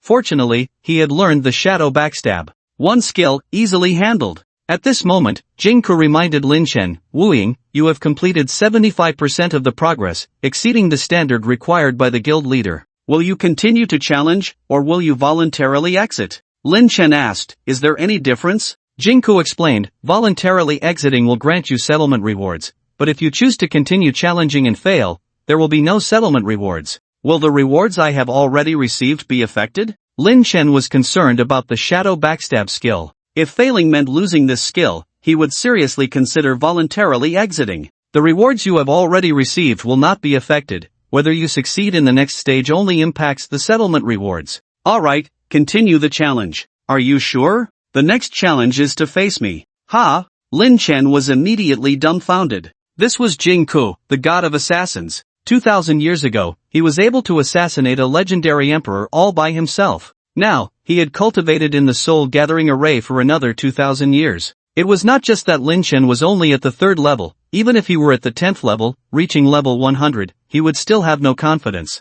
Seeing Lin Chen's expression, Jing Ku burst into laughter. Little brother, don't worry, I will only fight you with a wisp of my remnant soul. Lin Chen looked at the god of assassins before him and thought that being able to spar with him would surely yield a lot of gains. After hesitating for a moment, he finally gritted his teeth. Alright, Senior Jing Ku, I will continue the challenge. Very good, the younger generation is formidable. Jing Ku nodded, then waved his right hand. The scene shifted once more. In the next moment, they found themselves on a mountaintop. This was no ordinary mountain, but a volcano. The crater in the center occasionally spewed out lava. Lin Chen had 100% fire resistance, so he wasn't afraid of the lava. However, being so close to the volcano still felt a bit eerie. He leaned over the crater, looking at the boiling lava below. If he fell in, would he get hurt? Suddenly, he felt a surge of blood and an inexplicable restlessness within him. At that moment, Jing Ku's voice came from behind. Are you ready? Lin Chen turned his head to look at Jing Ku. It was strange, the Jing Ku now was completely different from the one before. The previous Jing Ku was indistinguishable from a real person or a spirit, but the Jing Ku before him was clearly in a soul state. Even the name above his head read, Jing Ku's remnant soul. He thought of something and blurted out, Senior Jing Ku, this isn't a trial ground, this is the main map of the Destiny world. Jing Ku nodded, exactly. Look around, doesn't it seem familiar? Hearing Jing Ku's hint, Lin Chen turned to look down the mountain. Below were densely packed fire lizards, fire spiders, and flame wolves. He had seen these monsters before. On the first day he entered the game, when he stole from the Red Dragon Queen's treasure chest, he had passed by these monsters. This is Fire Dragon Mountain? That's right, this is indeed Fire Dragon Mountain. Senior, why did you choose to come here? Because this is the best place to test you. As Jing Ku spoke, his body suddenly transformed into a bolt of lightning and rushed forward. Lin Chen was startled, so fast. He was sure this wasn't a teleportation skill, just rapid movement. The speed was simply unbelievable. In the blink of an eye, Jing Ku was in front of Lin Chen. Then, he lifted his right foot and kicked. Lin Chen was right at the edge of the lava. If he got hit by that kick, he would definitely be sent flying into it. He did not want to take a lava bath. Lin Chen reacted quickly, swiftly throwing out a puppet beside him. Jingku was immediately attracted and went to attack the puppet. Then, Lin Chen summoned a clone and began to fight Jingku. He had thought that fighting Jingku would be a duel of stealth. Who knew that Jingku didn't use any stealth-related skills and instead fought head-on with various techniques? In just a few exchanges, Lin Chen was stabbed several times, his body covered in blood holes. So fierce. So brutal. In Lin Chen's impression, assassins were usually sneaky. They would typically wait for the right moment to launch a surprise attack, delivering a burst of damage. Regardless of whether they killed or not, they had to retreat immediately. If they faced an opponent head-on, it was easy to get caught off guard. But Jingku's fighting style completely overturned his impression of assassins. His movements were extraordinary, his techniques ruthless, and his strikes decisive. Alone, he maneuvered through the combined attacks of Lin Chen and 3 clones like a swimming dragon. 80% of Lin Chen and the clones' attacks missed. The few attacks that seemed likely to hit Jingku were blocked by his dagger. After fighting for half a minute, Lin Chen hadn't landed a single hit on his opponent. Instead, his own condition was rapidly deteriorating. His status bar displayed a long string of debuffs: bleeding, blindness, poison, broken bones. Perhaps to discuss Lin Chen, the residual spirit of Jingku didn't deal much damage but left various negative effects on him. Otherwise, Lin Chen's more than 80,000 health points would have been insufficient against the onslaught. As the battle continued, Lin Chen gradually felt dizzy, nauseous, and weak all over. Before long, he resembled a frail old man, moving very slowly, taking a long time to lift his dagger and swing it. In this state, Lin Chen's fighting spirit plummeted. Forget it, I'll surrender. If this goes on, I'll be left with psychological scars. Besides, losing to the god of assassins isn't shameful at all. Just then, Jingku suddenly delivered a flying kick, sending Lin Chen flying. With a whoosh, Lin Chen soared toward the volcano's mouth. Thud! Lin Chen fell into the magma. In an instant, the scalding magma enveloped his body. Fortunately, he had 100% fire resistance, otherwise, this would have been fatal. Soon, his breathing progress bar appeared. Lin Chen hurriedly used his hands and feet to reach the surface of the magma. Then, he gasped for air. He lifted his head to look at the magma vent. At that moment, Jingku was peering down at Lin Chen. Lin Chen immediately activated his substitute, only to find that all his substitutes outside had been cleared by Jingku. He then began to assess his surroundings. He was about 10 meters away from the magma vent. If this were solid ground, he could find a way to jump up. But with magma beneath him, he couldn't leap at all. Just then, he suddenly felt a surge of hot blood within him. Somehow, the fear of the surrounding magma vanished, replaced by an inexplicable sense of familiarity. It felt as if he had returned home. In the next moment, his system received a notification: ding, the blood of the red dragon within you has awakened, and you have comprehended the skill, Dragon Blood Awakening, Red Dragon. Dragon Blood Awakening, Red Dragon, activates the red dragon bloodline within you and grants mastery over some red dragon skills. The effect lasts for 1 hour, with a cooldown of 24 hours. Lin Chen was overjoyed and immediately activated Dragon Blood Awakening. In an instant, red dragon scales sprouted from his skin, a pair of red wings made of magical energy emerged from his back. Although he still retained his basic human form, many parts of him had already transformed into that of a red dragon. Lin Chen then flapped his wings and charged toward the volcano's mouth. Seeing Lin Chen flying out, Jingku wore a satisfied smile. The reason he chose this place for their battle was to stimulate the bloodline power within Lin Chen. The long string of debuffs he had inflicted earlier was meant to break through Lin Chen's human defenses. Then, using the magma of the Red Dragon Mountain, he aimed to awaken the Red Dragon bloodline within him.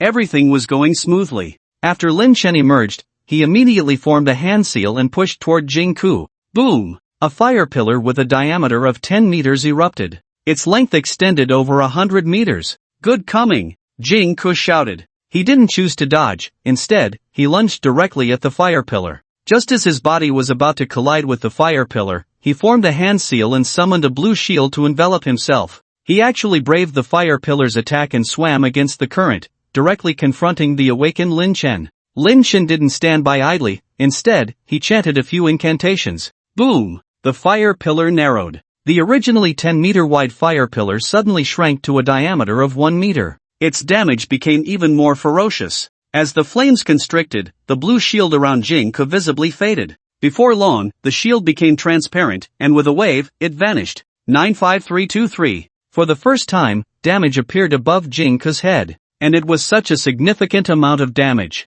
Jinko didn't care about his own injury. After landing, he instead praised Lin Chen. Very good, that's enough damage. What about the reaction? Immediately, Jinko's body flickered and disappeared from his original spot. In the next moment, he appeared in midair and struck at Lin Chen's back. Flicker plus backstab. If Lin Chen had been in his previous state, even with mental preparation, it would have been difficult to dodge. However, with the awakening of the dragon blood, Lin Chen's reactions were exceptionally sharp. He sensed the spatial disturbance behind him as Jinko executed his flicker. So after Jinko's attack, he calmly dodged. In fact, he even countered with the dagger in his hand. However, it was blocked by Jinko. Watching Jinko descend, Lin Chen's lips curled into a smile. Although Jinko's residual soul was agile, he couldn't fly after all. His sensitivity in the air was limited. Lin Chen flapped his wings and immediately pursued. Then, he attacked Jinko from various angles in midair. Jinko was indeed Jinko. Even in a residual soul state and in the air, Lin Chen still couldn't hit him. This brief and intense aerial battle ended with Jinko blocking everything. However, Lin Chen did not lose. On the contrary, he achieved his goal. Just now, the angles from which he attacked Jinko in the air were not chosen randomly. When Jinko was about to land, he discovered that beneath him was a volcanic crater. Lin Chen had just been kicked down by him, and this time he was ready to take revenge. However, just as Lin Chen was preparing to enjoy watching Jinko fall into the lava, he suddenly felt a blur in his vision. In the next moment, Lin Chen found himself in the lava. Jinko appeared in his original position. Spatial swap. Jinko not only mastered the one-sided flicker but also this interactive skill, spatial swap. How troublesome. Lin Chen flapped his wings again and flew outside. Then he formed seals again, preparing to cast the fire dragon technique. However, he found Jinko standing with his hands behind his back, smiling at him. Lin Chen immediately retracted his technique. Wooing, congratulations on completing my trial. It was finally over. Lin Chen breathed a sigh of relief. Reflecting on the earlier encounter with Jinko's residual soul, he truly felt despair. Clearly, it was 4 against 1, yet he couldn't even touch the opponent, and instead, he was afflicted with a bunch of negative statuses. If it weren't for accidentally triggering the dragon blood awakening later, he would have surrendered long ago. Thinking about the dragon blood awakening, Lin Chen suddenly felt something strange.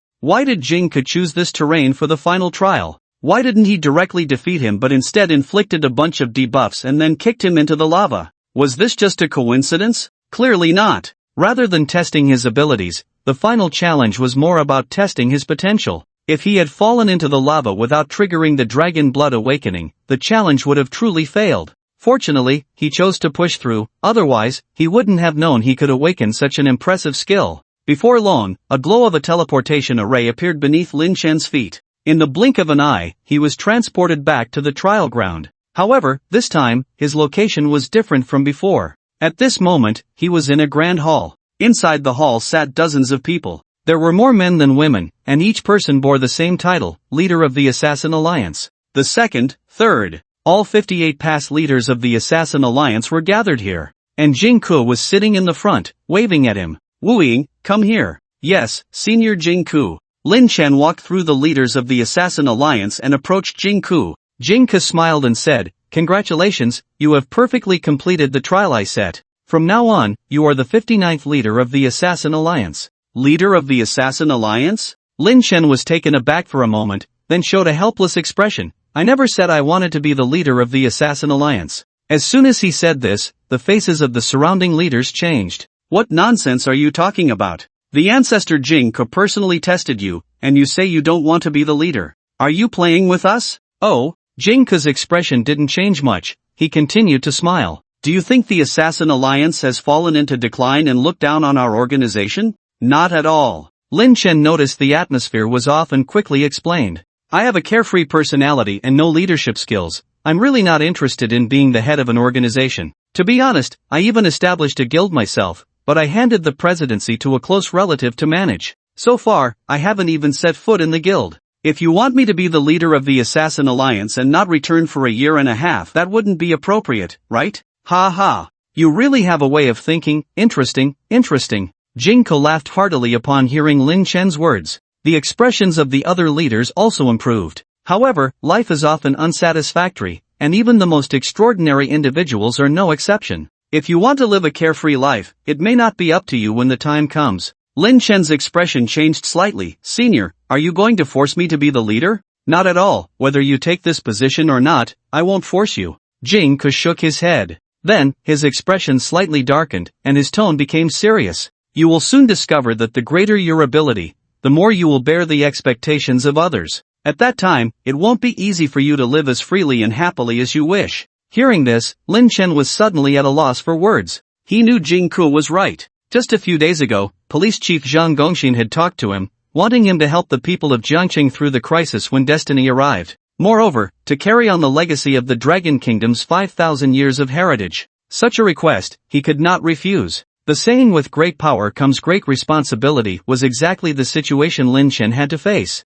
Alas! Lin Chen sighed. Then he said to Jing Ke, Senior Jing Ke, I understand what you mean. While I can still make my own decisions, I might as well enjoy a few more carefree days. Good. Jing Ke nodded. He then took out a jade pendant and tossed it to Lin Chen. Take this. Lin Chen raised his hand to catch it. My jade pendant serves as your token. From now on, the Assassin Alliance will be at your disposal. Lin Chen thought the other party still wanted him to be the leader and hurriedly said, Senior Jing Ke, it's not what you think. Jing Ke raised his hand to interrupt Lin Chen. You don't have to participate in any management of the Assassin Alliance, nor do you need to join the Assassin Alliance. But if you need to call upon the power of the Assassin Alliance in the future, you can use this jade pendant to find the leader and issue commands directly. Such a good deal? Isn't this just enjoying without responsibility? Wouldn't this make me seem a bit ungrateful? But then he thought, if it weren't for him, the Assassin Alliance would still be hiding in a corner from the giant dragon. Moreover, he had just helped Lang Ningxuan resolve a rebellion. So, enjoying this privilege was only right. He then looked down at the jade pendant in his hand. Jing Ke's jade token, the token of the god of assassins, Jing Ke. With this item, one can summon the power of the Assassin Alliance. He raised the jade pendant and asked Jing Ke, is this my reward for passing the test? No, this is. Jing Ke said, lightly waving his right hand. A pair of shoes floated in the air, slowly flying towards Lin Chen. Lin Chen reached out to catch them. Ding, you have obtained Jing Ke's battle boots. Before he could check the attributes of the shoes, the system suddenly sent a message in the national server channel. Ding, congratulations to player, Wu Ying, for obtaining the artifact, Jing Ke battle boots. What the hell? The players were all taken aback. Holy crap, god-level shoes. Wu Ying has obtained god-level shoes again. Damn it, how are we supposed to live with this? Just now, the president of the Huangtian Guild, Tian Huang, said that Wu Ying ruined his god-level quest. Could it be that these shoes, at Tian Huang, your artifact is gone? Ha, Huang Zhicheng was already furious. After seeing this message, he nearly spat out blood. Looking at the countless messages directed at him, his eyes turned bloodshot. Lin Chen, you're simply going too far. Just you wait, I won't let you off. Huang Zhicheng closed the chat channel and calmed down for a long time. Once his emotions stabilized, he opened a chat box with a friend. How's the preparation going? The person replied, all set, I've entered the Starlight Guild. Now it's up to you. Don't worry, I was able to deal with him in the real world, and I can do the same in the game world. Good. Just get him to meet you, and I'll transfer the money to you immediately. Okay. On the other side of the game, Shin Yuchu smirked, revealing an incredibly sinister smile. Lin Chen, you will ultimately become the stepping stone for my rise. Lin Chen looked at the god-level shoes in his hand. Jing Ke battle boots, grade, god level, first stage status, attributes, movement speed plus 50, agility plus 400 function, visible upon wearing unsealing conditions based on the wearer's grade for unsealing. Wearing requirements, above first stage at first glance, these shoes seemed rather ordinary. 50 points of movement speed and 400 points of agility were equivalent to the attributes of third stage dark gold shoes. But the true strength of this artifact lay in the fact that it had no wearing conditions, just like when Lin Chen obtained the Red Dragon Guardian medal. Targo's love is strong, summoning the Black Dragon Prince directly, but it requires level 100 to wear. No matter how strong, one can only look on enviously. Immediately, Lin Chen put on the shoes. At that moment, he finally saw the actual attributes and functions of the Jing Ke battle boots. Jing Ke battle boots, grade, god level, third stage status, attributes, movement speed plus 100, agility plus 1200, function, shapeshift swap positions with a unit within a 100-meter range, CD 15 seconds. In third stage status, the difference became apparent. In terms of attributes, the shoes increased movement speed by 112 points, 100 agility increases movement speed by 1, so 1200 agility provides an additional 12 movement speed, while third stage red shoes only provide about 50 or 60, making it a full double. 1,200 points of agility were even more exaggerated, equivalent to 2 or 3 pieces of the same grade red equipment. More crucially, Lin Chen had the effect of the red dragon blood essence pill, which also increased his other attributes by 10 points of health. So, this 1,200 points of agility provided him with an additional 12,000 points of health. In terms of skills, shapeshift, an extremely powerful entry and escape skill. When Lin Chen was selecting skills during the second stage, he had been tempted by this skill. However, he had reluctantly chosen to give it up for the group Shadow Backstab, a group AoE. He never expected that this skill would appear in such a way. Although the usage distance here was not as exaggerated as the 1,000 meters of the shapeshift skill, it still far exceeded the attack range of players. Moreover, this was just the result displayed in third stage status. Lin Chen couldn't even imagine how it would be in fourth, fifth, or even 10th stage. With the increase in grade, it would continuously unseal. Only at 10th stage would it reveal its complete form. In the end, Lin Chen summarized this trial as a bountiful harvest. He obtained a super strong AoE skill group Shadow Backstab, comprehended a transformation skill Dragon Blood Awakening, a pair of Divine Shoes Jinka Battle Boots, and a Jinka Trust Jade to summon the Assassin Alliance. For ordinary players, any one of these 4 rewards would be an unattainable existence for a lifetime, yet Lin Chen obtained them all in a single trial. As Lin Chen checked the rewards, Jingku exchanged a glance with one of the alliance leaders under him, then slowly nodded. After Lin Chen finished checking the rewards and prepared to say goodbye, a voice came from behind him. "Young friend Wu Ying, please wait." Lin Chen turned around to see a middle-aged man approaching. When he saw the name above the man's head, he immediately stopped. 5th Generation Assassin Alliance Leader Cold Pride, the father of Cold Condensation. Cold Pride cupped his hands to Lin Chen and said, "Young friend Lin, I am Cold Condensation's father, Cold Pride. I have a matter to trouble you with." "Senior Cold, please speak." The position of the Assassin Alliance Leader has always been held by the capable. There has never been a case of inheriting the position from father to son. In the past few years, the Assassin Alliance has suffered heavy losses. Although Condensation temporarily took over my position, it was merely a stopgap measure. Now that the crisis has been resolved, she should naturally relinquish the position and select a worthy successor. Originally, you would have been a great candidate for succession. However, young brother, your ambitions lie elsewhere. Just now, I discussed this with several seniors. Everyone unanimously believes that Condensation, despite not having achievements, has put in hard work and deserves another chance to continue as leader. Within half a year, she can challenge again. Lin Chen thought Cold Pride was merely asking him to relay a message and nodded in agreement.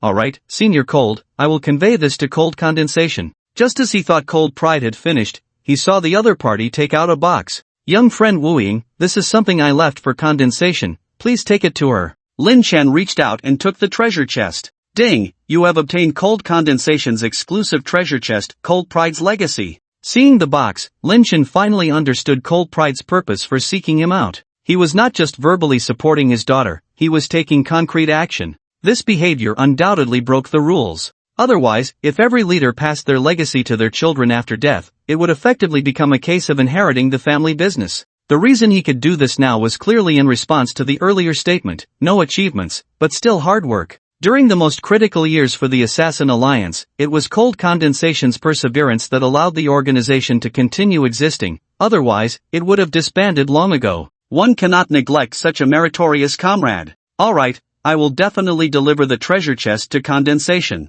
Just as he was about to leave, he saw Cold Pride lean closer. "Young friend Wu Ying, I have no objections to how you and Condensation develop, but please be sure to pay attention to the occasion." "Pay attention to the occasion? What does that mean?" Just as Lin Chen was puzzled, he suddenly recalled the scene in the morning hall where Cold Condensation had stripped off her clothes. He immediately cursed inwardly. Damn it, these old ghosts must have seen the scene in the morning hall. Even someone as thick-skinned as him couldn't help but feel his face flush, a hint of shame rising within him. "Understood," Lin Chen casually replied and hurriedly teleported away. In the blink of an eye, he returned to the basement of the Assassin Alliance. "Wu Ying, you finally came back." Almost as soon as he appeared, Cold Condensation's delighted voice rang out. She rushed over, looking at Lin Chen with eager anticipation. "Wu Ying, you've been in there for so long, you must have passed the trial, right?" Lin Chen looked at Cold Condensation in front of him and found that she had none of the leader's demeanor, she was just an ordinary girl. Then, he told Cold Condensation about his trial.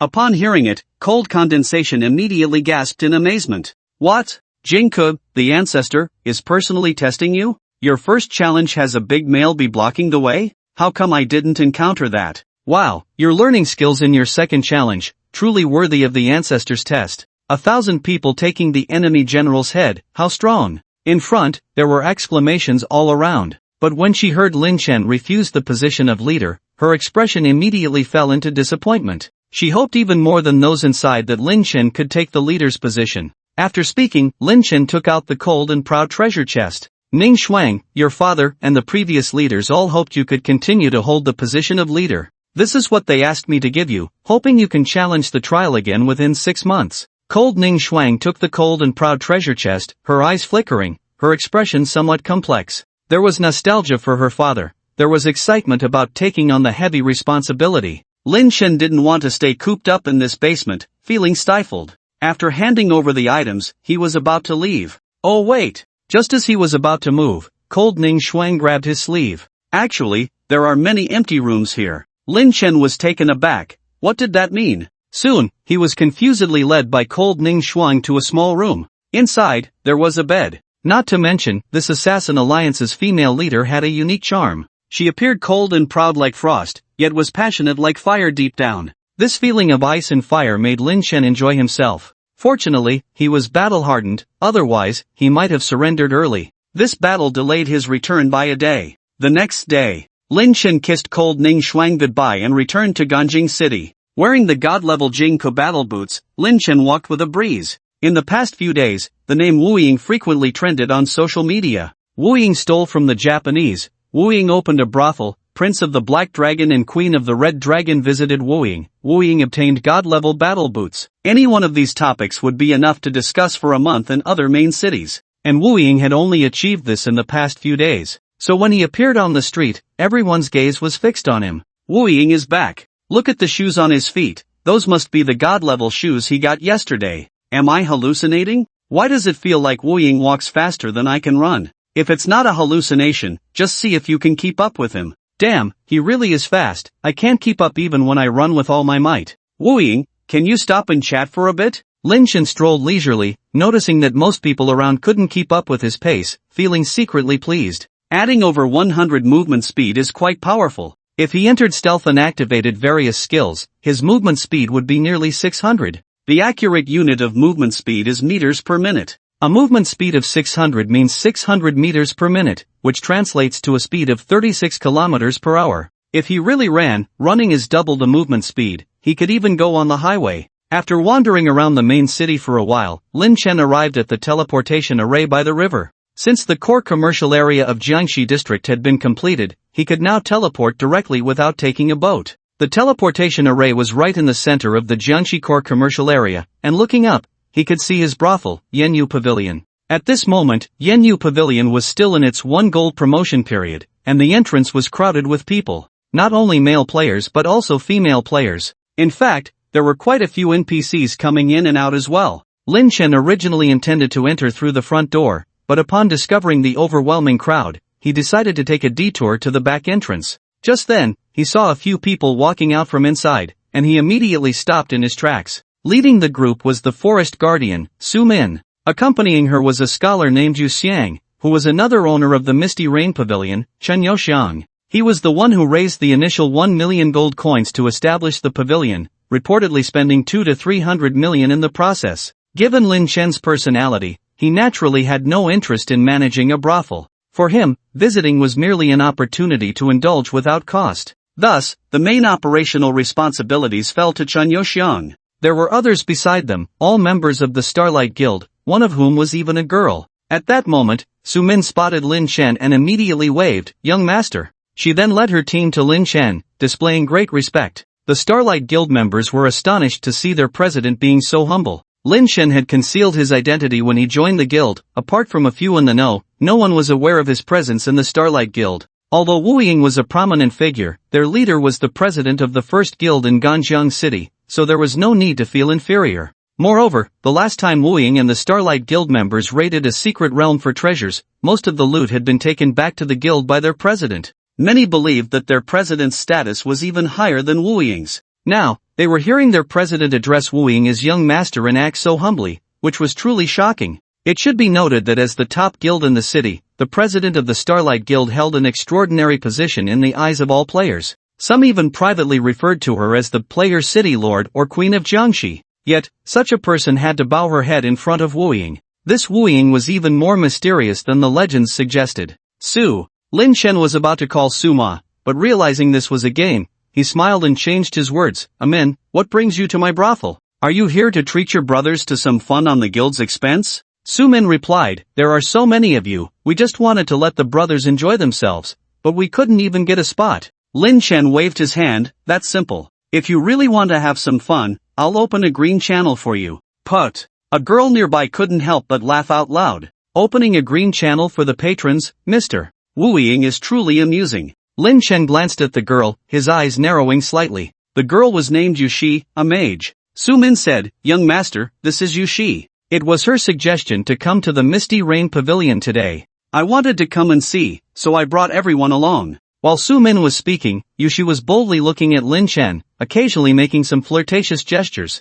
Lin Chen glanced at Yushi and nodded. Miss Yushi is quite outstanding, comparable to the courtesans in our establishment. If someone with a narrow mind heard themselves compared to a brothel girl, they would likely be offended. However, Yushi took the opportunity to continue the conversation. Mr. Wu Ying, do you think I could apply to work with you? Oh, Miss Yushi enjoys this line of work? Not exactly. It's mainly because it's closer to Mr. Wu Ying, and it feels more comfortable. As she spoke, Yushi looked at Lin Chen with soft, alluring eyes. Yushi. Su Min, seeing the girl getting more outrageous, immediately scolded her in a low voice. Hey! Lin Chen waved his hand, showing no concern. I find Miss Yushi quite interesting. Amin, you all head back first, I want to have a private chat with Miss Yushi. Alright. Su Min then bid farewell to Lin Chen and left with the other guild members. Lin Chen looked at Yushi, not holding back, and directly wrapped his arm around her slender waist. Then, in the tone of a seasoned veteran, he said to her, Miss Yushi, you really have some guts, flirting with me right in front of your guild leader. Yushi pouted playfully and buried her head in Lin Chen's embrace. Lord Wu Ying, all the women in the world think the same way as I do. If I weren't a bit bold, how could I win your favor? Ha ha. Interesting, interesting. Lin Chen tightened his hold on Yushi and led her into the Misty Rain Pavilion. Chen Youxiang, who was nearby, wisely took his leave. Leaning against Lin Chen, Yushi flashed a smile of triumph. Lin Chen, oh Lin Chen, I'll let you take advantage of me for now. When I trick you offline and you meet your end, I want to savor the look of despair on your face. That's right, this Yushi is Xin Yuchu. Lin Chen naturally knew that the woman in his arms was Xin Yuchu. How could he forget the ID Yushi? He had originally planned to deal with her when he had some free time. He didn't expect her to come looking for him. Since that's the case, he wouldn't hold back. With that thought, his hands began to wander over Xin Yuchu's body. Xin Yuchu playfully scolded, Lord Wu Ying, why are you so impatient? Once we get to the room, I will naturally be yours. Lin Chen looked down at Xin Yuchu, a lewd smile on his face. Miss Yushi is so tender, I'll have to take good care of you later. Hearing Lin Chen's words, Xin Yuchu buried her head deeper into his embrace. Feeling Lin Chen's warm, solid chest, she suddenly felt a bit dazed. This man has such charisma, how did I not notice it before? I wonder how he is in that regard. Lin Chen found it quite amusing to feel the delicate Xin Yuchu in his arms. In his previous life, he had given her everything, yet he could only hold her hand in secluded places. In this life, he had slapped her and forced her to repay debts, yet now she was the one coming onto him. It was truly absurd. Before long, the two entered the Misty Rain Pavilion. At this time, the pavilion was nearly filled with players, all waiting in line for their turn. When they saw Lin Chen with a stunning beauty in his arms, their eyes all lit up with envy. Boss Wu Ying, is this girl also from the shop? What a gem! She looks like a player. Damn! They even have female players here. Boss Wu Ying, remember to put up a sign for the brothers when you're done. Facing this group of eager men, Lin Chen didn't react much, just smiling and nodding in response. However, Xin Yuchu felt quite angry at the unreasonable crowd around her. These bastards, thinking with their lower halves, how dare they even think of touching me? But in front of Lin Chen, she couldn't show her displeasure. Afterward, the two ascended the stairs. The main building of the Misty Rain Pavilion had 5 floors. The first floor was for reception, the second, third, and fourth floors were regular guest rooms, and the fifth floor was where the courtesans were located. Since it was the opening promotional phase, Lin Chen certainly didn't want to let the courtesans ring the bell for 1 gold, so the fifth floor was currently vacant. After bringing Xin Yuchu to the fifth floor, Lin Chen closed the door. Turning around, he saw Shin Yuchu already sitting on the bed, striking a seductive pose. At that moment, she resembled a flower bud waiting to be picked by Lin Chen. If it were the Lin Chen of his past life, he would have been overjoyed at such a sight. But now, although Lin Chen wore a lewd smile on the surface, his heart was calm and unperturbed. He walked slowly toward Shin Yuchu and sat beside her. He reached out, teasing her. Feeling Lin Chen's caress, Shin Yuchu's breath quickened, her gaze became hazy, and she couldn't help but start to unbutton his shirt. Lin Chen leaned his head close to her ear and whispered softly, "Yushi, let's do something exciting." As he spoke, he took out a vial of potion and handed it to Yushi. Yushi accepted it and discovered it was a bottle of love potion. Immediately, she pouted and said, "Lord Wuing, you actually like this?" Lin Chen chuckled, "This stuff is more potent than drugs in the real world. Once you take it, you feel incredibly high, and the best part is, it's not addictive. Don't underestimate it. It's worth a fortune. You're willing to part with 1,000 gold worth of potion. Lord Wuing is indeed generous," Yushi said as she consumed the love potion. Soon, her gaze became even more dazed. After a while, she felt an intense heat coursing through her body and instinctively began to remove her clothes. Seeing Yushi drink the love potion, a cold smile appeared on Lin Chen's face. He stood up and walked outside. At that moment, Chen Youxiang was waiting outside. Behind him were 10 eager players. Just before going upstairs with Shin Yuchu, Lin Chen had already notified Chen Youxiang through a friend message to bring people up. As soon as these people saw Lin Chen come out, they eagerly asked, "Boss Wuing, can we go in now?" Lin Chen nodded, "Go ahead, remember to keep today's events confidential." Alright. The 10 rushed into the room. Lin Chen didn't walk far but leaned against the railing outside. Chen Youxiang came to Lin Chen's side. Noticing Lin Chen's unusual behavior, he naturally began to pay attention to Yushi's true identity. "Xiao Jun, could that girl be?" "That's right, it's Shin Yuchu," Lin Chen replied flatly. "Good kid, you're becoming more composed in your actions." Chen Youxiang patted Lin Chen's shoulder, clearly impressed. If it were someone else, they would have vented their frustrations on her first before punishing her. "But you managed to hold back even after stripping that girl." Lin Chen snorted coldly and said, "She doesn't deserve my favor." Chen Youxiang glanced at the chaotic scene behind him and then asked Lin Chen, "What do you plan to do with her?" Lin Chen said, "She approached me probably to trick me into meeting offline, then have the Huang family deal with me. So I'll just turn the tables on them. You need to be careful." Chen Youxiang was worried upon hearing that Lin Chen intended to take such a risk. If the Huang family really comes for you, they must be well prepared.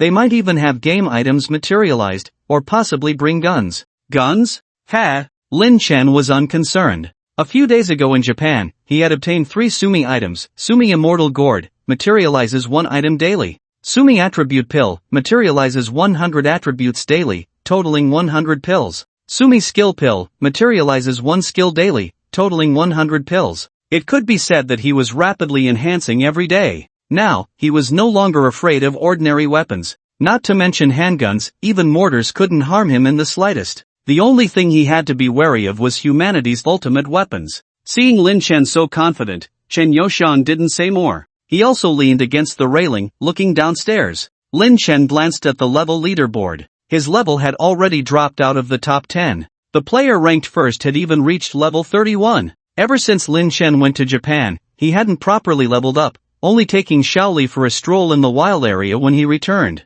Originally, his leveling experience was already double that of others, and now after several days without leveling, it was normal for him to be surpassed by others. Let's go, time to level up. Let's test the leveling effect of Dragon Blood Awakening. Lin Chen then left the Misty Rain Pavilion and headed outside. At this time, the Jiangxi area was still bustling with development. For ordinary players, the core commercial area was exclusive to the big shots. They could only strive to secure a piece of land on the outskirts. According to the previous life, the actual development area of the Jiangxi New District was even larger than the old city, easily accommodating a population of millions. Therefore, the players who invested early on basically received their rewards. At that moment, Lin Chen felt someone staring at him and immediately turned around. There were quite a few players around, and some were indeed watching him. Was it just ordinary attention? It didn't seem like it. Lin Chen instinctively wanted to go invisible, but after thinking it over, he decided against it. He was no longer afraid of any player. If someone came to cause trouble, that would be even better. He had just updated a bunch of skills and could use them to test his blade. Crossing through the development area, Lin Chen officially arrived in the wild. There were also many players outside leveling up and gathering quest materials. The attacks of ordinary players were mostly around 3 to 4,000. However, their actual output was much higher. On one hand, there was the damage bonus from skills, on the other hand, there were the debuffs applied to monsters that reduced their defense and increased damage. This highlighted the importance of teamwork. The reason players could achieve victory against stronger foes was due to the combination of various classes and skills, achieving an effect of 1+1 greater than 2. During this time, Lin Chen glanced back again. This time he was sure that a group of players was indeed following him. Moreover, they were not from the Huangtian Guild, they seemed to be solo players. This puzzled Lin Chen, who in Ganjing City could gather so many solo players to target him. Behind Lin Chen, over 100 players were quietly following.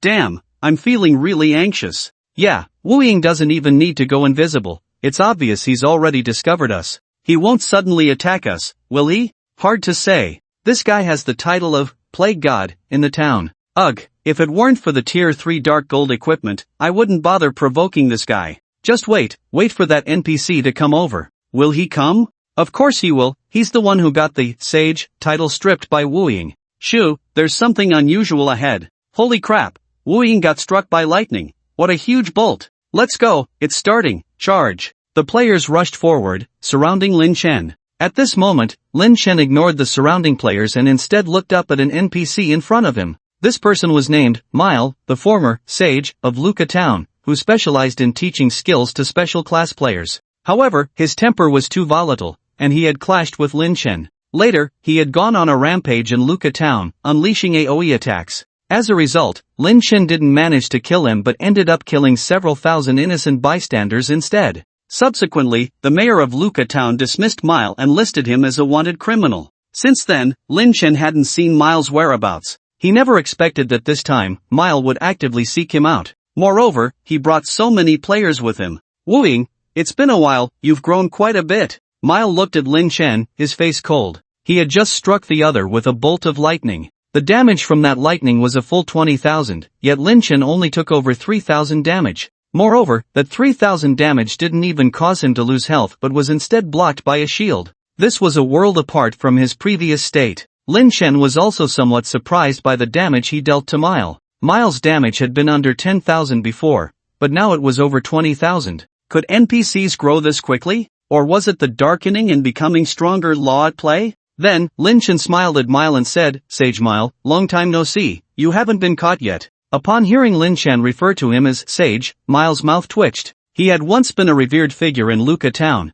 but now he had fallen to the point of being wanted. All of this was thanks to the person in front of him. The more Mile thought about it, the angrier he became. He gritted his teeth and said, Wu Ying, you despicable little man. You shouldn't think that just because you've brought so many helpers today, you can escape this calamity. Helpers? Lin Chen was taken aback. He turned his head and looked at the players around him. Weren't these people here to deal with him? Could it be that? Then he shouted loudly, Everyone, what are you here for? At that moment, someone responded from a distance, We accepted the mission to capture Millet. The mission panel said Millet is looking for you, so we came along. Oh, I see. So that's how it is. I almost took them all down. He then waved his hand to the crowd, then you all just watch from the side, I'll handle him alone. The crowd exchanged glances. Some of those who were closer began to whisper. What should we do? Are we really just going to watch? Shadowless is strong, but can he take on Millet one-on-one? That guy is a sage, he has all sorts of killing moves. And as a boss facing 100 players, Millet's health must be high. I estimate it should be over 10 million. Who cares, just watch closely. Just right, I haven't seen Shadowless fight a boss before, let's see. Exactly. If Shadowless can't hold on, we'll jump in. I think he's just putting on a show, trying to impress us. Right, maybe he'll even beg us to help him. Shadowless begging us to fight the boss. Ha, just thinking about it is amusing. Soon everyone sat down, laughing and waiting like bystanders. After exchanging a few barbs, Millet and Lin Chen officially entered battle. Earlier, when in the town, Millet wore ordinary clothes to maintain his sage appearance. This time, for revenge, he used his most familiar equipment. Fallen 1 Millet, health, 30 million physical attack, 8,000 magical attack, 15,000 physical defense, 2,000, damage reduction 20% magical defense, 5,000, damage reduction 20% skills, Thunderstrike, deals 6 times magical damage to the target, lightning type, instant cast. Thundercloud, deals 1 times magical damage to enemy units in the area, lasting 5 hits, lightning type, 1 second cast time. Fire rejection ring, pushes surrounding enemy units 30 meters away and deals 0.5 times magical damage, fire type, instant cast. Elemental Annihilation, deals 3 times magical damage to units within 100 meters, all types, 3 seconds cast time. Upon seeing Melee's attributes, the players all stood up. Wow! This guy is so strong. Oh my goodness, 30 million health. If he just stands there, it would take me a whole day to beat him. Boss deals tens of thousands of damage, how could Shadowless possibly withstand it? Quick, go give Shadowless some buffs. Should we all go in together? That skill, Elemental Annihilation, covers 100 meters. If he really uses it, won't we all get electrocuted here? That skill must be interrupted. We can't let the boss cast it. Does Shadowless have any interrupt skills? I don't know, there are very few battle records of Shadowless. Should we all go in together? Let's wait and see. Under normal circumstances, a single player couldn't possibly defeat Melee in this state. That's why there was this bounty mission, to assist Lin Chen. However, Lin Chen's trajectory far exceeded that of others. As the other players debated whether to join in, Lin Chen had already dashed to Melee's side. Summoning a clone, he immediately began to pummel Melee. Before long, numbers appeared above Melee's head, minus 30,000, minus 10,000, and a whole bunch of minus 1,500. The players who were about to rush in were stunned, their mouths agape at Lin Chen's output. What the heck? I think I just saw a damage number over 30,000. I saw it too, it seems to be a breaking shadow strike. Shouldn't a breaking shadow strike deal double agility damage? Does this guy have 15,000 agility? Impossible, it must be that the skill's agility coefficient is quite high. And what about those -1500 hits? Why do they pop up 3 or 4 times every second? Such terrifying output. If you calculate it, he can deal 2 million damage in a minute. It seems he really can defeat the boss by himself. Don't jump to conclusions, Melee hasn't really fought back yet. Strange, why does this guy Melee keep hitting with his staff? Where are his spells? Under Lin Chen's high-frequency attacks, Madness was constantly triggered. Although Melee was strong, he was still just a mage. Hitting with a staff couldn't hurt Lin Chen. The initial 10 million health posed almost no threat to Lin Chen. When his health dropped below 20 million, he suddenly unleashed a fire resistance ring, pushing Lin Chen and the clones back 30 meters. At the same time, a concentration buff appeared above his head. Concentration increases one's mental resistance. With this buff, Melee's resistance to madness increased significantly. Not only was the triggering probability reduced, but the duration was also shortened. After being pushed away, Lin Chen was immediately struck by a lightning spell. Minus 3,810. Everyone was shocked to see the damage Lin Chen took. What the hell? Isn't Melee's lightning spell over 20,000 damage? How did Wu Ying take over 3,000 damage?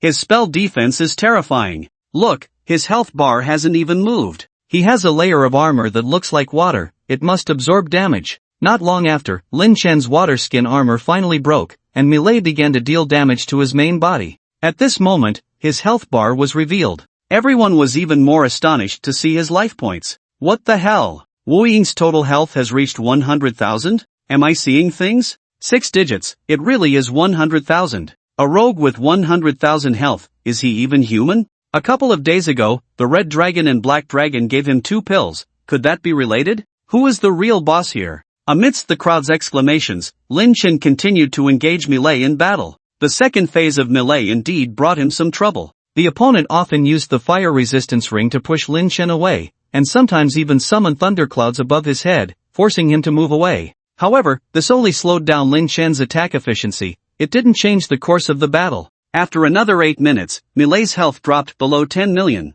At this point, Melee suddenly let out a furious roar. Immediately, extremely unstable elements appeared in the surrounding 100-meter space, occasionally accompanied by rumbling sounds. The onlookers' faces changed at this sight. Holy crap, it's Elemental Annihilation. This Melee is about to unleash his ultimate move. I was so focused on Wu Ying fighting that I forgot about this. What should we do? Rush in to interrupt or run away? Is there enough time? It only has a 3-second casting time. Damn it, getting caught up in the excitement could get us killed. We can only watch Wu Ying now. Elemental Annihilation deals 45,000 magic damage to the surrounding 100 meters. An ultra-large AoE with extremely high damage. It's simply outrageous. Lin Chen had witnessed this move before. Back in the town, the opponent used this move to kill thousands in one go. At that time, Lin Chen relied on the Guardian Medal to withstand it, and even took the opportunity to steal a bracelet from the opponent. However, he wasn't afraid of the opponent now.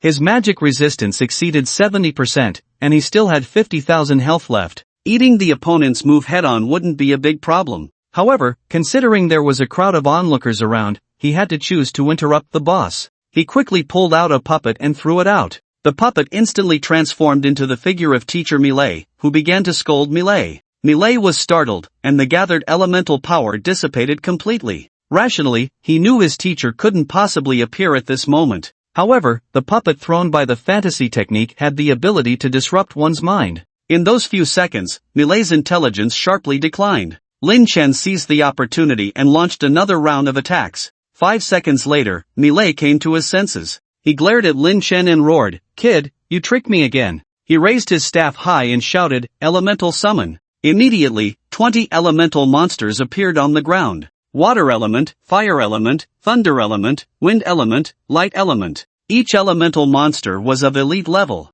Their health reached a staggering million. The onlookers stood up upon seeing this. At that moment, their faces were filled with excitement. Here they come, here they come. Ha, it's our turn to shine. We can't just sit back and watch. Brothers, let's go. Then, a team of 5 each found an elemental monster and began to fight. After summoning the elemental monsters, Millet continued to battle alongside Lin Chen. At this stage, Millet's resistance further increased. Lin Chen's clone could only trigger madness once every 6 rounds on average, and each time it lasted less than a second. Meanwhile, Millet's damage also increased by 20%. This stage indeed brought some trouble to Lin Chen. Although Lin Chen had high health, he still needed to use potions. At this stage, his highest healing potion only restored plus 20,000 health. Gradually, his potion cooldown couldn't keep up with the boss's output. It seemed he needed to find a way around. Just then, a voice came from behind him. "Shadowless God, I'm here to help you." Following that, several plus 3,000 healing numbers appeared above his head.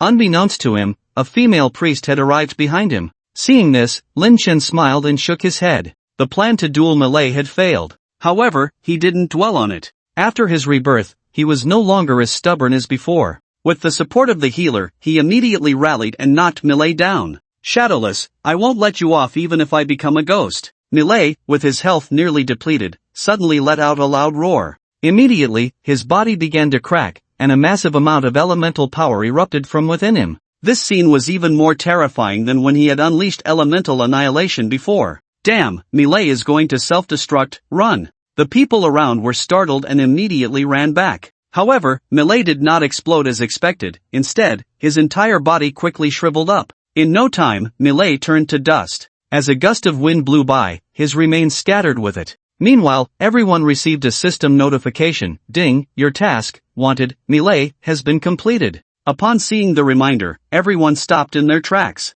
"Ha, we did it, we really did it. Shadowless really took down Millet." This, hell-level, difficulty wanted mission was completed just like that? Too easy. We only fought one elite monster the whole time, the rest was just watching. Without Shadowless, we definitely wouldn't have made it. Indeed. If it were just the 100 of us against Millet, we would have been wiped out. Haha, let's go back and submit the task. Tier 3 Dark Gold Equipment, here I come. Some impatient ones directly used return scrolls to submit the task, others, more polite, ran over to Lin Chen to thank him. Lin Chen bid farewell to everyone. After they left, Lin Chen was about to return to the city. At that moment, he noticed that there was still one person who had not left. This person was the female priest, Rong Wanner, who had just helped him regain health during the final phase. If it hadn't been for her assistance, Lin Chen would not have won so easily. Rong Wanner approached Lin Chen and slightly bowed, saying, "I'm sorry, Lord Wuing. I took the liberty of disrupting your plan to solo the boss just now." Hearing her words, Lin Chen's eyes lit up. What she said was truly pleasing, as she took the responsibility for his failure to fulfill the solo boss promise upon herself. His fondness for this girl immediately increased. Then, Lin Chen smiled at Rong Wanner and said, "It's fine." In fact, when the boss summoned the elemental monsters, the meaning of solo was lost. If he had to face 20 elite elemental monsters with 1,000,000 health each alone, he would have to activate Dragon Blood Awakening. "Lord Wuing is indeed extraordinary," Rong Wanner said, looking up at Lin Chen with a gentle smile. Lin Chen coughed lightly and then asked, "Do you need something from me?" He guessed that she must have encountered a difficult task and wanted his help. However, he planned to focus on leveling up recently and didn't have time to deal with others' matters. Yet, Rong Wanner pulled out a pendant from her backpack and handed it to Lin Chen. Lord Wuing, I obtained an item related to thieves. Can you see if it's useful? Lin Chen looked at the pendant in Rong Wanner's hand, slightly taken aback. He thought she was asking him to do something for her, but instead, she was giving him something. At his current level, he generally didn't care for ordinary items, but out of politeness, he still reached out to take it. Ding, Rong Wanner has given you an unknown pendant. What is this? Lin Chen then checked the description. Unknown pendant, an accessory from the weapon of the first assassin, Starry. After Starry's death, it separated from the weapon, and its effects are unknown. Seeing the item description, Lin Chen was surprised. He didn't expect it to be related to Starry's weapon. He immediately took out his Starry's dagger, and found that there was indeed a small round hole at the end of the weapon's handle. He then attached the pendant. At that moment, Starry's dagger suddenly emitted a beam of light. This light was somewhat similar to the glow emitted when embedding gems. After the light faded, a system prompt sounded, ding, Starry's dagger has been upgraded. Oh, it upgraded just like that? He immediately checked the dagger in his hand. Preliminary repaired Starry's dagger, grade, unknown attributes, attack plus 10,000, agility plus 500 attack interval, 1 second dragon blood burn, inflicts 2000 damage per second to the opponent, lasting for 5 seconds. Hidden breath, greatly reduces the threat generated by this dagger. The attack increased from 300 to 10,000, agility from 300 to 500, and dragon blood burn increased from 1500 to 2000. It seemed that the physical damage had significantly increased, however, in reality, the true enhancement was the dragon blood burn. Physical attacks can easily be mitigated by physical defense and damage reduction, but the damage from dragon blood burn is real. Only specialized, fire defense, can resist dragon blood burn, magical defense, is useless. So far, Lin Chen's maximum output relied entirely on dragon blood burn.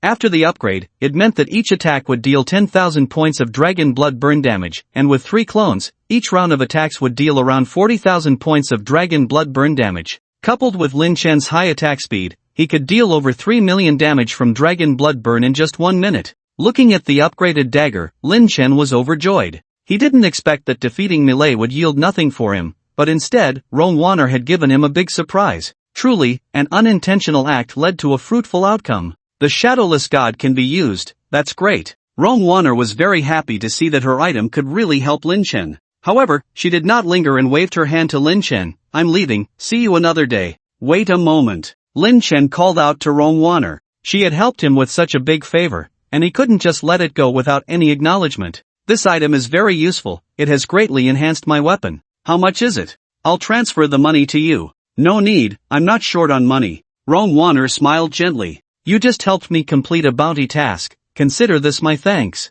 After saying that, she waved goodbye to Lin Chen and used a return scroll to leave, leaving Lin Chen in a daze. What does this mean? Did he just get rewarded by a rich woman? The melee incident was just a small episode. After resolving it, Lin Chen continued to the leveling area. In the past, Lin Chen relied on the behemoth herd to farm 2 locations, the spider cave and the hill ants. Relying on these 2 spots allowed him to get a significant lead in levels early on. However, now this method was not very practical. The health of Tier 3 monsters was extremely high, with even the most ordinary wild monsters having over 50,000 health. In this situation, relying on the output from the necklace transformation was far from enough. Nevertheless, Lin Chen did not give up on the idea of group farming. Before long, he arrived in a valley. Ding, you have entered the dark land. The light in the dark land was very dim, only allowing visibility for a few dozen meters. Fortunately, Lin Chen had a vision crystal on him, which increased his visibility range by 50 meters,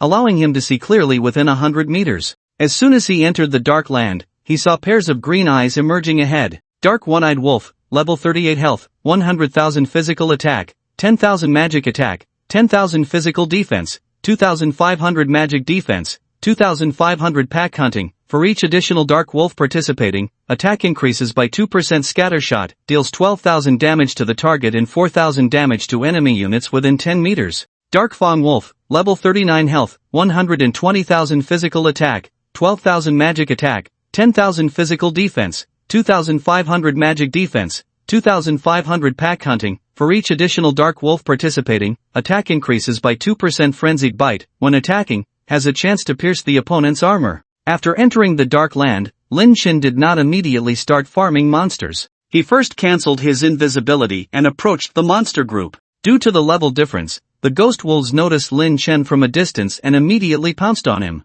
Lin Chen did not retaliate. He stole the speed of one wolf and began to move around, gathering the surrounding dark wolves together. 10, 20, 30. Dark wolves are social creatures, and the monster density is much higher than in ordinary wild monster areas. Before long, over 100 dark wolves were following Lin Chen. Then, he entered the God-hidden state. Losing their target of hatred, all the dark wolves were momentarily stunned. They then turned around, preparing to return to their original areas. At that moment, a puff of green smoke appeared behind each wolf. Immediately, over 100, shadowless, appeared on the map, each launching an attack on the dark wolves. It was Group Shadow Backstab. Because Lin Chen had upgraded to the God-level shoes, the Jinku Battle Boots, his agility had increased by 1,500. At this moment, his agility exceeded 3,600. In terms of damage output, it was extremely terrifying. Minus 55,200, Breaking Stealth Strike, minus 20,890, Normal Attack, minus 22,080, Super Backstab,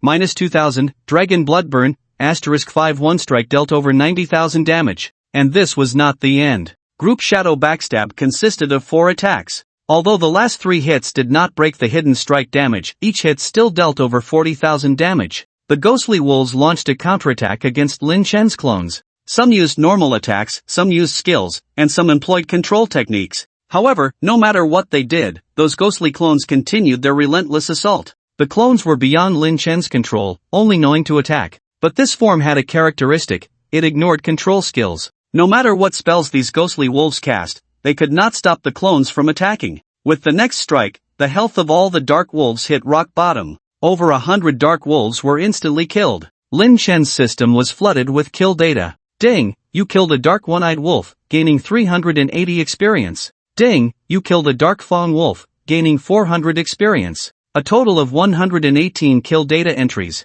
Experience gained exceeded 40,000. Lin Chen's current leveling experience was 820,000, and after practicing with Shaoli for a while, he still needed 420,000 experience to level up. He only needed to pull 10 more waves of monsters to finish. Thus, Lin Chen continuously farmed monsters in the Dark Wolf area. Gathering a wave of monsters took about 3 to 4 minutes, and killing them only took 2 seconds. It was very easy. An hour and a half later, Lin Chen leveled up to 31 with 80% experience. However, he stopped at this moment, because he had run out of puppets. This might be the only drawback. The puppets consumed too quickly. Each skill cast required 4 puppets. He had a total of 150 backpack slots. When he came out, he had packed as many puppets as possible, but he only brought 100. No way! He had to solve the puppet carrying problem. One puppet took up 1 slot, which was really exhausting. He could only practice for 1 or 2 hours each time, which was too inefficient.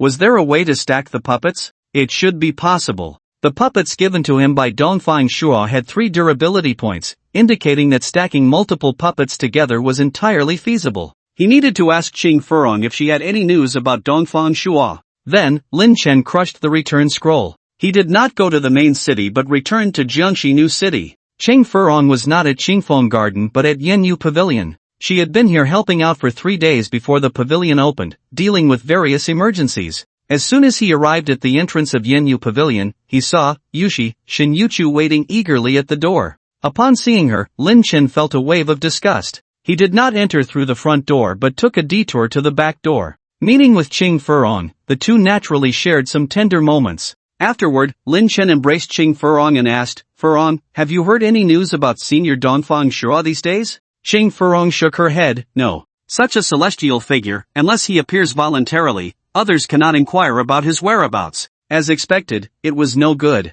Lin Chen sighed. Then, he smiled wryly and shook his head. Meeting Dongfang Shuo was a rare opportunity. Just encountering him once was already quite difficult, and he was actually thinking about actively seeking him out. Qing Furong felt very guilty for not being able to help Lin Chen. She reached out to stroke Lin Chen's chest, wanting to comfort him in another way. However, Lin Chen did not respond to Qing Furong at this moment. His mind was still occupied with the idea of stacking puppets. Since he couldn't find Dongfang Shuo, he would have to do it himself. The method he could think of was to improve the puppet manufacturing skill. However, this skill took too much time to practice. Each puppet took a minute to make, and each production raised his proficiency by about 1.5 to 2. He still needed over 4,000 proficiency to level up to the next level. Practicing without eating or drinking would take over 40 hours. Was there any good way? Last time, his skill upgrade was thanks to the reward from Jean Lingling's golden cicada. Should I go look for Jean Lingling again?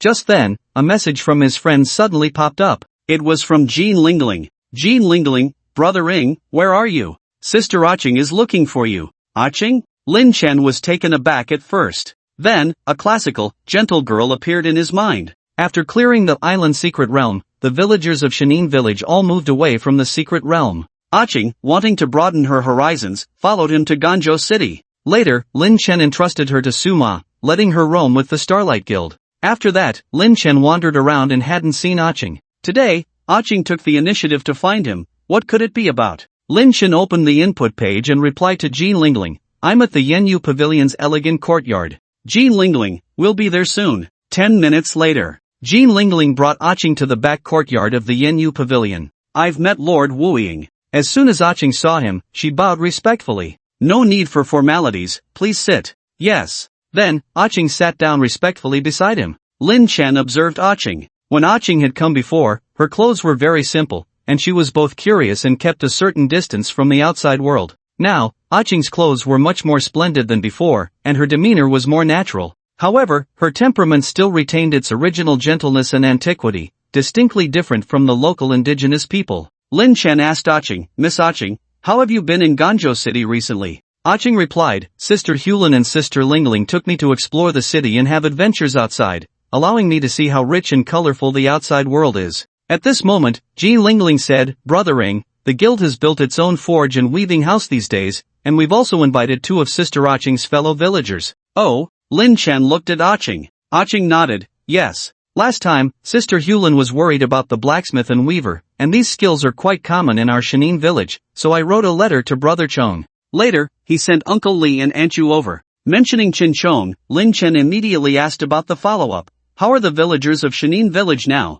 Are they getting along well with the locals? Aching did not answer Lin Chen directly, but the melancholic expression on her face made Lin Chen guess a thing or two. Then, Aching said, Brother Chong only mentioned in the letter that things weren't going well with the people from our hometown. I asked Uncle Li and Aunt Yu, but they also avoided the topic. Perhaps, after so many years, the family ties have faded. Lin Chen nodded. Although Shenin village was deceived into the secret realm by the holy monarch of the Vedas to protect its people, 500 years had passed. Both sides had gone through over 20 generations. Even if they were once siblings, they had now become strangers. Yet, for some reason, Lin Chen felt that things were not so simple. If it were just that, Chen Shong could have said it directly without being evasive. At this moment, Lin Chen remembered why Aching had come, so he asked, By the way, Miss Aching, what brings you to me? Brother Chang said you brought us out of the secret realm and that we haven't thanked you yet. So this time, I had Uncle Li bring something for you. Aching said, handing over a delicate small box. Lin Chen did not refuse and directly reached out to take it.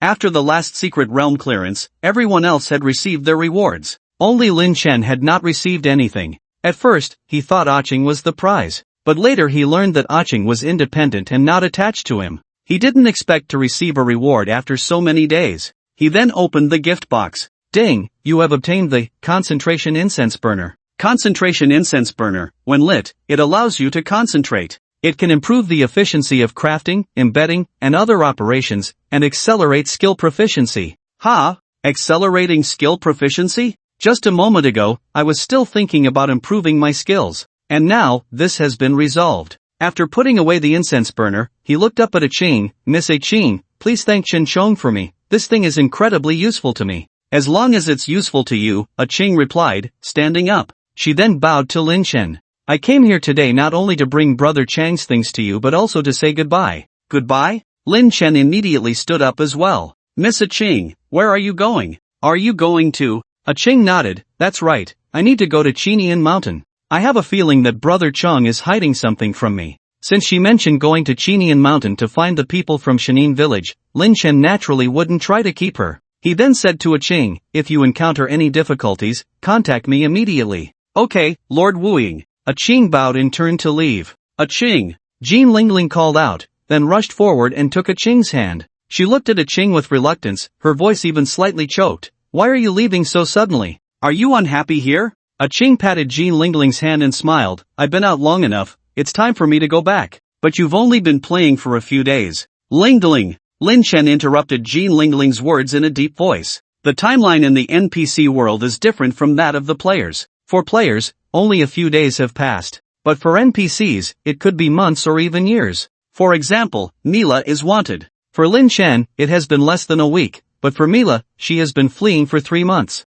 Even different groups of NPCs have different timelines. Therefore, it is meaningless to use the player's sense of time to speculate about NPCs. Seeing that she couldn't keep a Jean Lingling's tears began to flow. Then, she took out the golden toad and gently stroked its head. Quack, a Ching sister is leaving, can you send her off? Gu gua. The golden toad turned its head to face a Ching. Then, it quickly croaked twice. Lin Chen, hearing this sound, immediately felt a jolt. He had heard this sound a few times before. Each time, the golden toad would bring something unexpected. Sure enough, after croaking twice, the toad stuck out its tongue.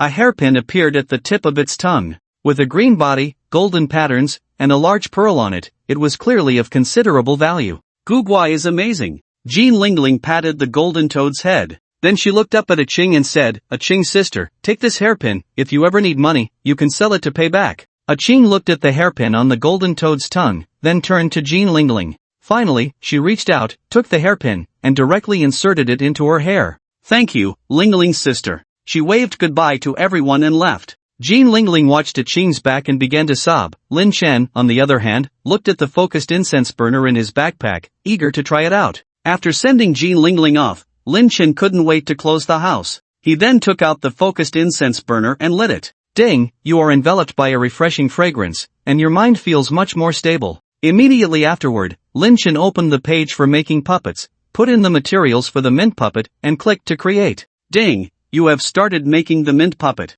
30, 29, 28. A 30-second progress bar appeared in front of him. Seeing the progress bar, he was immediately delighted. Originally, the progress bar was 60 seconds, but now it had been reduced by half. Efficiency had doubled. After 30 seconds, he received a system notification. Ding, you have crafted mint puppet, proficiency increased by 3. Proficiency had also increased. Originally at 1.5, it now became 3. Stacking them together, the proficiency efficiency increased fourfold. After that, he began crafting the mint puppet again. After 30 seconds. Ding, you have crafted mint puppet, proficiency increased by 3. Ding, lucky burst. Your proficiency gain this time is doubled. There was also a lucky burst. After that, Lin Chen became engrossed in crafting puppets. He spent a whole day and finally raised the crafting level from decent to lifelike. Initially, he wanted to push through to the final level of breathtaking. But upon seeing the proficiency requirement for the next level, he immediately deflated 50,000. Damn! After upgrading to lifelike, the effect of the puppet further improved. As he wished, the puppets could now stack, increasing the count to 3. Each slot could hold 3 puppets. The capacity suddenly expanded threefold. In the future, he could continuously use 4 or 5 puppets for group attacks for 4 to 5 hours. Basically, the puppet crisis was temporarily resolved. Additionally, crafting puppets yielded a strange puppet, military music puppet. Military music puppet plays military music for you and your teammates. Affects a range of 30 meters. Playing military music? What use is that? Lin Chen couldn't understand and immediately threw out a military music puppet. Subsequently, a puppet wearing a military cap and uniform appeared before him. The puppet had a drum hanging around its neck and held 2 sticks in its hands. Then, it picked up the sticks and began to beat, dong, dong dong. Dong dong dong, dong dong. Dong dong, dong dong, dong dong dong dong. The instrument was simple, but the rhythm was very cheerful. After listening, Lin Chen felt invigorated. He then opened his attribute panel and found no changes. What was the use of this? Lin Chen then went to the wild and found an elite monster. In terms of combat power, he had not improved, and the wild monsters had not weakened. After continuously killing several elite monsters, Lin Chen still saw no difference. However, he did steal a lot of materials from the monsters. Stolen materials? Could it be that the military music puppet could enhance the success rate of stealing? Military music, success rate of stealing. Putting these two together felt strange. After that, Lin Chen tried a few more monsters and found that the success rate of stealing had indeed significantly increased. Moreover, he discovered a phenomenon: the monster's frenzy state had also significantly improved. The probability of a single frenzy occurrence was 15%. Based on past experience, it usually triggered once after 2 or 3 rounds of simultaneous attacks from 3 puppets. But now, it almost triggered after 1 to 2 rounds of attacks.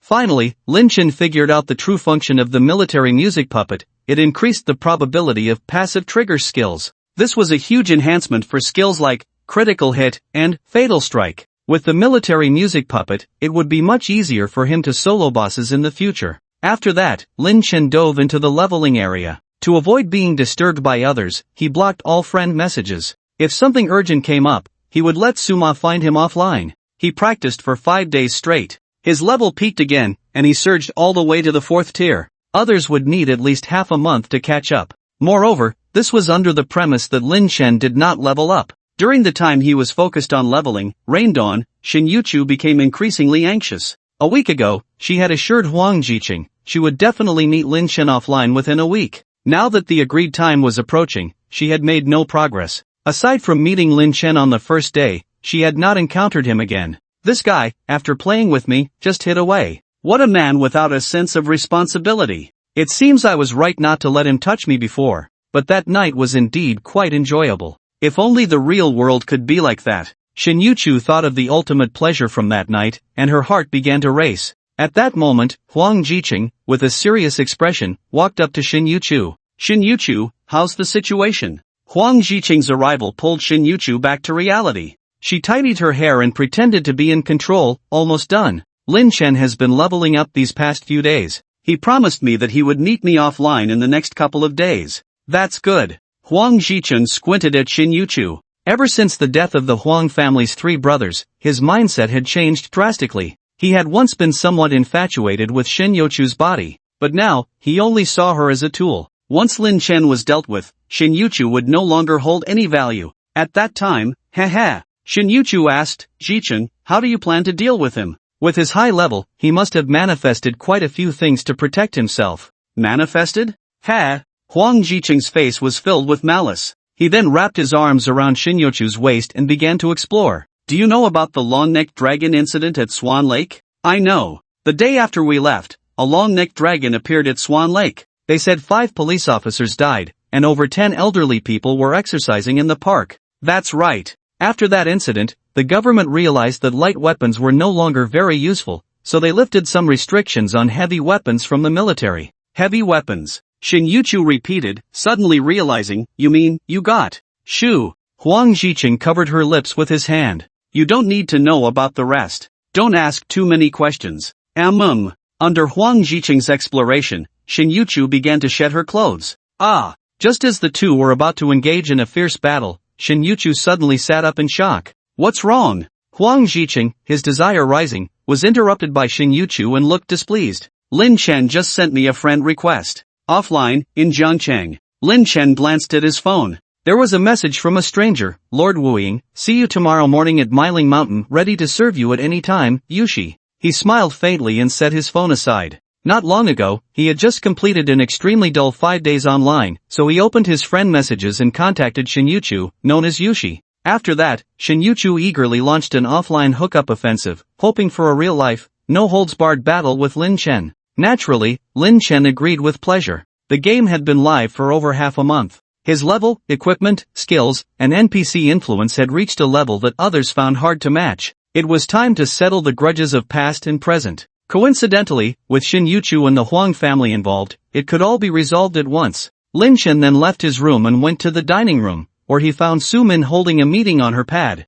Su Min was eating while conducting a video call. On the other end of the video were several guild leaders. Su Min, thanks to everyone's efforts, the guild has upgraded to level 2. The number of guild members has increased from 10,000 to 100,000, and we need to recruit 9 times the current number of members. I gathered you all today to hear your opinions on the conditions and requirements for recruitment. Please share your thoughts. At that moment, a slightly plump middle-aged man spoke first. I think we should stick to our previous approach and recruit elites. Based on the current player levels, I suggest we require recruits to be above level 3. The speaker is named Yu Chunwei, game ID Fei Liu, and his profession is warrior. He is the CEO of a sales company and has had business dealings with the Lin family for many years, being an old acquaintance of Su Min.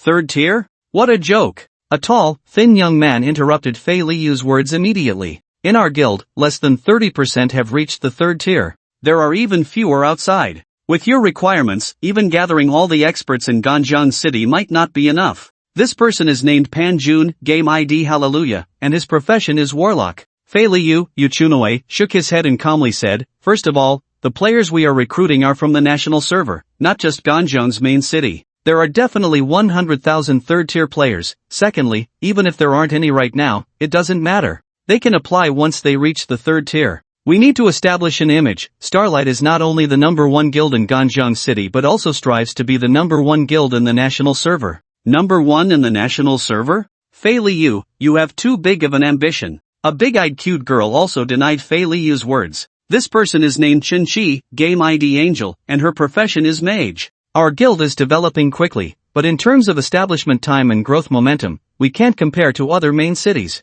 As far as I know, guilds like Qin Wangfu, Bihai Yintian, and Haishir Shan Meng are all developing stronger than us. Fei Liu replied, "Don't forget, our guild has the #1 player in the entire server, Wu Ying." Angel retorted, "So what? He contributes nothing to our guild." Fei Liu countered, "How can you say he has no contribution? Didn't he put all those good equipment from the secret realm into the guild last time?" Angel shot back, "Have you ever seen him in the guild for a day? Have you seen him complete a single guild task?" Lin Chen had been quietly eating on the side. Suddenly hearing them mention him, and in such a manner, he felt a bit awkward. When it came to building the guild, he indeed hadn't put in much effort. Even during the island's secret realm incident, he had only entered by using the guild's secret realm teleportation scroll. Ahem. Su Min saw that the topic had shifted to Lin Chen and immediately interrupted the discussion. She absolutely would not allow anyone in the guild to hold a negative view of Lin Chen. Wu Ying's contributions are much higher than everyone imagines. He is the anchor of our guild. The reason our Starlight Guild has maintained its #1 position in Ganzhong City is not only because we were established earlier but also due to an important factor. Wu Ying has been striking against our competitors. Recently, Huang Tian took on a task that could yield god-level equipment, but Wu Ying intercepted it. It can be said that Wu Ying, with his own strength, has made it so that the Huang Tian Guild cannot lift its head. Therefore, his contribution to the guild cannot simply be measured by guild contribution tasks. Moreover, everyone has seen his actions in Japan. It would not be an exaggeration to describe them as bringing glory to the country. Logically, he should enjoy the worship of our entire guild. However, he deliberately hides guild information. He told me that his every action is too sharp and he doesn't want to bring too much pressure and controversy to our guild. The guild leaders fell silent upon hearing Su Min's words. Just now, Angel's words represented the mindset of a considerable portion of the informed. Clearly, there is a #1 player in the entire server within the guild, yet he chooses not to appear in the guild, as if he looks down on being in the guild. As guild leaders, they inevitably felt uncomfortable. Now they realized that what he does is far beyond what they could compare to. They determine the guild's lower limit, while Wu Ying determines the guild's upper limit. They are simply not on the same level. Lin Chen, who was listening to Su Min, felt like laughing. He wasn't that great at all. He did those things purely for personal gain or private grudges, and it really had nothing to do with the guild. Lin Chen could think this way because his current mindset was still limited to the personal level and had not elevated to a macro perspective. He did not realize that as the guild leader, his personal interests were the guild's greatest benefit. As long as he did not compete with the members for benefits, all his actions could be interpreted as for the guild. After finishing his meal, Su Min was still in a video conference. He did not go upstairs but waited on the sofa in the living room. Hu Shaoling brewed a cup of tea and placed it in front of Lin Chen. "Young master." Then, she turned to leave. "Aunt Ling." Lin Chen called out to Hu Shaoling. "Young master." Hu Shaoling stood with her hands at her sides. "Are you wearing the equipment I manifested for you?" Lin Chen had obtained the Sumeru Immortal Gourd from the Hua country, which allowed him to manifest one game item each day. A few days ago, he had manifested a piece of equipment for Hu Shaoling. "Yes, I'm wearing it," Hu Shaoling said, touching her chest. Immediately, a beautifully crafted fabric top appeared on her body. The garment provided 1,000 points of defense and an additional 500 points of strength. After putting it on, Hu Shaoling was practically invulnerable. While Lin Chen was chatting with Hu Shaoling, Su Min walked over. "Young master, do you need something from me?" Lin Chen told Su Min about his plan to go to Miling Mountain. Su Min did not respond directly but furrowed her brows tightly. "Xiao Jun, don't be careless. I feel that the Huang family's actions this time are definitely not as simple as they seem. They dared to take action offline, which means they have prepared many extreme measures. Let them be strong, the gentle breeze brushes the mountain ridge, let them be arrogant, the bright moon shines on the great river." Lin Chen smiled lightly, completely dismissing the other party. His strength had far exceeded ordinary understanding. Su-min had witnessed the strength of the equipment Lin Chen manifested, so logically, she should have felt reassured. But for some reason, she still felt very anxious and uneasy. She had dealt with the Huang family for over 10 years and had seen too many of their unscrupulous deeds. Although the 3 brothers of the Huang family were dead, their lineage had not been extinguished. These people would definitely use many disgusting tactics against Lin Chen. What tricks would they use? Suddenly, Su-min had a flash of inspiration and thought of some possibilities, so she immediately shared them with Lin Chen. As Lin Chen listened to Su-min's words, his expression gradually became serious. He stroked his chin and then said, "Aunt Su, your concerns are valid. It's not surprising that the Huang family would do something like this." After that, Lin Chen and Su-min discussed countermeasures. Su-min nodded frequently at Lin Chen's arrangements, and her sense of unease was significantly alleviated. The next day, it was drizzling. "Aunt Su, I'm leaving. Xiao Jun, the road is slippery, drive carefully." "Got it." Lin Chen then drove his family's SUV towards Miling Mountain. Click. In a corner outside the villa, a person took a picture of Lin Chen's car with a phone. Then, he sent a text message, "Lin Chen has left, license plate, gone A************,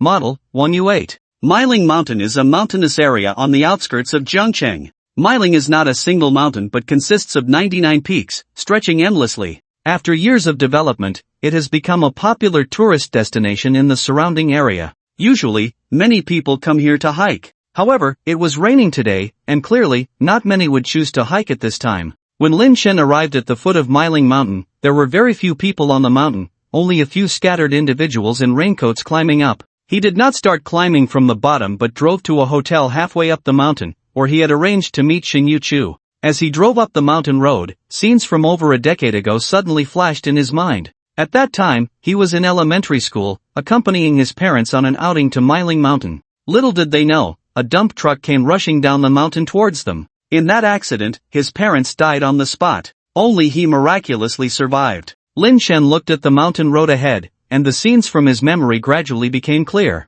The next bend should be the spot where the incident occurred years ago. Just then, a heavy truck appeared ahead. That truck was not in its own lane but was barreling down the lane where Lin Chen was. Lin Chen squinted at the heavy truck in front of him. The scene from over 10 years ago seemed to be replaying. At a villa halfway up the mountain, Huang Jicheng held a cup of coffee, staring at his phone screen. In the video, Lin Chen's car was driving up the mountain. Suddenly, a heavy truck accelerated out of the blind spot. Seeing the scene before him, he immediately showed a look of disdain. Lin Chen, that lecher, is still thinking about his romantic escapades, not realizing he might die on the road without seeing anyone. Beside him, Huang Di pointed at a spot on the screen and said, "Over 10 years ago, your 5th uncle acted here, crashing into Lin Rongtian and the 4th Huangling, killing them on the spot. Today, the son of the 5th is about to inherit his father's business." Huang Jicheng took a sip of coffee and said nonchalantly, "If Huang Yucheng can accomplish this, it would be a way to clear his father's name." Huang Di replied, "It's a pity that with today's advanced technology, Huang Yucheng probably can't escape police investigation like his father did over 10 years ago." Huang Jicheng said, "This isn't a peaceful time either. The world of destiny could descend at any moment. Our Huangtian guild will have certain privileges. We can recommend him when the time comes." Huang Di looked at Huang Jicheng. "Are you really going to recommend him? The authorities only gave us 3 chances." Huang Jicheng laughed heartily. "Aunt, you really don't understand humor. Just drawing a pie, no need to take it seriously. Do you really think I would waste precious immunity to save the traitor Huanfeng's son? Look, they're about to meet." On the winding mountain road, Lin Chen watched the heavy truck coming towards him. In the opposite lane, there was also another vehicle. The 2 cars completely blocked the narrow mountain path. Lin Chen looked up and glanced at the truck driver. The driver was very young, 2 years younger than him, and bore some resemblance to him. This person was his cousin, Huang Feng's son, Huang Yucheng. Seeing him, Lin Chen's lips curled into a smirk. "Over 10 years ago, your father killed my parents, and today you want to kill me too, right? Ha! Come on." Lin Chen did not turn the steering wheel, instead, he pressed the accelerator. Just as the 2 vehicles were about to collide, a layer of blue light suddenly appeared around Lin Chen's car. Bang! The 2 vehicles crashed violently into each other. Done. At the villa halfway up the mountain, Huang Jicheng and Huang Di high-fived. At such a speed, Lin Chen had no chance of survival. The 2 continued to watch the screen, eager to see Lin Chen's tragic state. But the next moment, their expressions changed, and they exclaimed in unison, "This! How is this possible?" On the winding road, Lin Chen's car showed no signs of damage. Instead, Huang Youcheng's truck had a large dent. Ah! The driver Huang Youcheng suddenly let out a painful scream. His feet were trapped under the truck, blood and flesh mangled. Oomph! Lin Chan snorted coldly. He stopped the car and got out. He looked up at Huang Youcheng, a mocking expression on his face. Oh, so it's my cousin, what a coincidence. Have you eaten? At that moment, Huang Youcheng had no mood to banter with Lin Chan and immediately said, hurry, get me out, my leg. Oh, you're injured? Lin Chan said, deliberately looking around, then added, it's inconvenient for cars to come in and out at this halfway point. It's hard to rescue you. By the way, like this. Lin Chan snapped his fingers and walked to the side of the truck. Then, he placed both hands on the truck's body. Huang Youcheng was immediately startled. What? What are you doing? Lin Chen chuckled, sending you down the mountain. As he spoke, he exerted a slight force. The truck, weighing dozens of tons, was surprisingly overturned by him. Boom! The truck immediately rolled down the slope. Naturally, Huang Youcheng inside the vehicle would not survive. Afterwards, Lin Chen clapped his hands, returned to his own car, and continued driving upward. Huang Zhicheng and Huang Di were stunned by the scene before them. Was this still a human? Huang Zhicheng and Huang Di exchanged glances, both with faces full of shock. However, this expression was fleeting. Soon, the two had regained their composure. He. Huang Zhicheng sneered, this kid really used a destiny artifact. It seems he came prepared. Huang Di frowned slightly. Destiny artifacts have a time limit, and the duration of attribute-enhancing pills is even shorter. Normally, they would only be taken temporarily. We chose to strike halfway to prevent him from taking the pills. Why did this kid take the pills at this moment? Huang Zhicheng was unconcerned. Perhaps this stretch of road triggered some bad memories for him, so he took the pills early. Huang Di still felt some worry, but why is he fine even after crashing his car? Little ant. Huang Zhicheng interrupted Huang Di. Think about the preparations we made today, isn't it enough to deal with him? Huang Di fell silent. Indeed, the power they had used today could be described as defying the heavens. No matter how cautious Lin Chen was, it wouldn't matter. On the mountain road, after pushing Huang Feng's son off the cliff, Lin Chen continued driving towards the mountainside. The corners of his mouth involuntarily lifted. The shadow of his childhood, like the truck he pushed down, was shattered by his own hands. A slight sense of revenge emerged in his heart. Just a slight one. As long as the Huang family was not eradicated, he would not rest. The journey up the mountain went smoothly, and he drove directly to the rest area on the mountainside. After parking the car, Lin Chen went to a milk tea shop. He ordered a cup of milk tea, casually replied to a text from that number, and then sat on a chair outside to wait. Although it was raining outside, his position was sheltered by an umbrella, so he was not affected. He looked up and gazed at the distant scenery. In the misty rain, the distant Miling mountain peaks appeared and disappeared, giving off a strong sense of an ancient landscape painting. Not far away, Shin Yuchu looked at the text message I arrived at XX milk tea shop on her phone and unconsciously felt nervous. She didn't realize when her attitude towards Lin Chen had changed 180 degrees. In the past, every time she saw Lin Chen, he was an exalted presence. She only needed to make a request, and he would naturally comply. But ever since the Destiny game appeared, Lin Chen seemed to have become a different person. Not only did he hit and scold her, but he also sent lawyers and debt collection agencies to pressure her for repayment. Although Shin Yuchu hated Lin Chen's change of heart, she was also drawn to his damn charisma. He was really so handsome now. If she had known he was this handsome, why did she treat him that way? She should have treated him well. Shin Yuchu thought this way, completely lost in a delusion after losing Lin Chen. The ideal situation she imagined had already been experienced in Lin Chen's previous life. In his past life, Lin Chen had long since healed the scars on his face with a manifestation talisman. However, Shin Yuchu not only did not change her attitude towards Lin Chen but instead grew more disgusted, intensifying her mistreatment of him. At that time, Shin Yuchu had already established a faction in the game and had considerable influence worldwide. But she knew in her heart that all of this was given to her by Lin Chen. Without Lin Chen, she would have nothing. What next? What should she do? Should she return everything to Lin Chen? How is that possible? Levels, equipment, status, and reputation are all mine. Why should I give everything to that useless Lin Chen? I have already become a queen, yet I would voluntarily hand over the throne to a eunuch? How could that be? So, she chose another solution: kill him. As long as the creditor is dead, there's no need to repay the debt, right? After all, a debt of gratitude is still a debt. Shen Yuchu. Huang Zhicheng appeared behind her, pulling her out of her fantasies. It's your turn to make an appearance. But, Shin Yuchu showed hesitation. If he sees me in person, he will definitely be angry and might just turn around and leave. Leave? Ha! Huang Ziqing sneered, once he comes, he won't be able to leave. Fine. Shin Yuchu picked up a women's sun hat and put it on her head. Then, lowering her head, she walked to Lin Chen's position and sat down opposite him. Master Wu Ying. Shin Yuchu used the sun hat to cover her face and deliberately spoke to Lin Chen in a high-pitched voice. However, Lin Chen remained indifferent. Shin Yuchu, stop hiding. I could smell that stench on you from 800 meters away. You! Shin Yuchu raised her head to look at Lin Chen. She wanted to be angry, to explode. In the past, she would have done so long ago. But now, she surprisingly couldn't muster any anger. At that moment, Shin Yuchu actually felt excited. So he knew it was me all along. If he came over, doesn't that mean he has accepted me again? Then, Shin Yuchu took off the hat and placed it on the table. She looked at Lin Chen and gently asked, when did you realize it was me? Lin Chen replied, I knew it was you the first time we met at the entrance of the Misty Rain Pavilion. Misty Rain Pavilion. Shin Yuchu recalled what happened that day, her ears suddenly turning red, that day at the Misty Rain Pavilion. Speaking of the Misty Rain Pavilion, let me show you something good. Lin Chen, ignoring the blushing Shin Yuchu, directly took out a threefold screen and unfolded it. Then Lin Chen opened a video and clicked play. It was a recorded video from the Destiny game. In the video, Wu Ying embraced Yushi as they entered the Misty Rain Pavilion. The two were affectionate, moving to the fifth-floor elegant room and entering a chamber. Shin Yuchu watched this, her ears turning even redder. He actually recorded that scene from that day. So he has this kind of hobby. Then, the scene changed. After Yushi drank the aphrodisiac, her eyes became dazed and her expression confused. Immediately after, Wu Ying walked out the door. Then, 10 strong men entered from outside. Those strong men stripped off their clothes and began to battle with Yushi.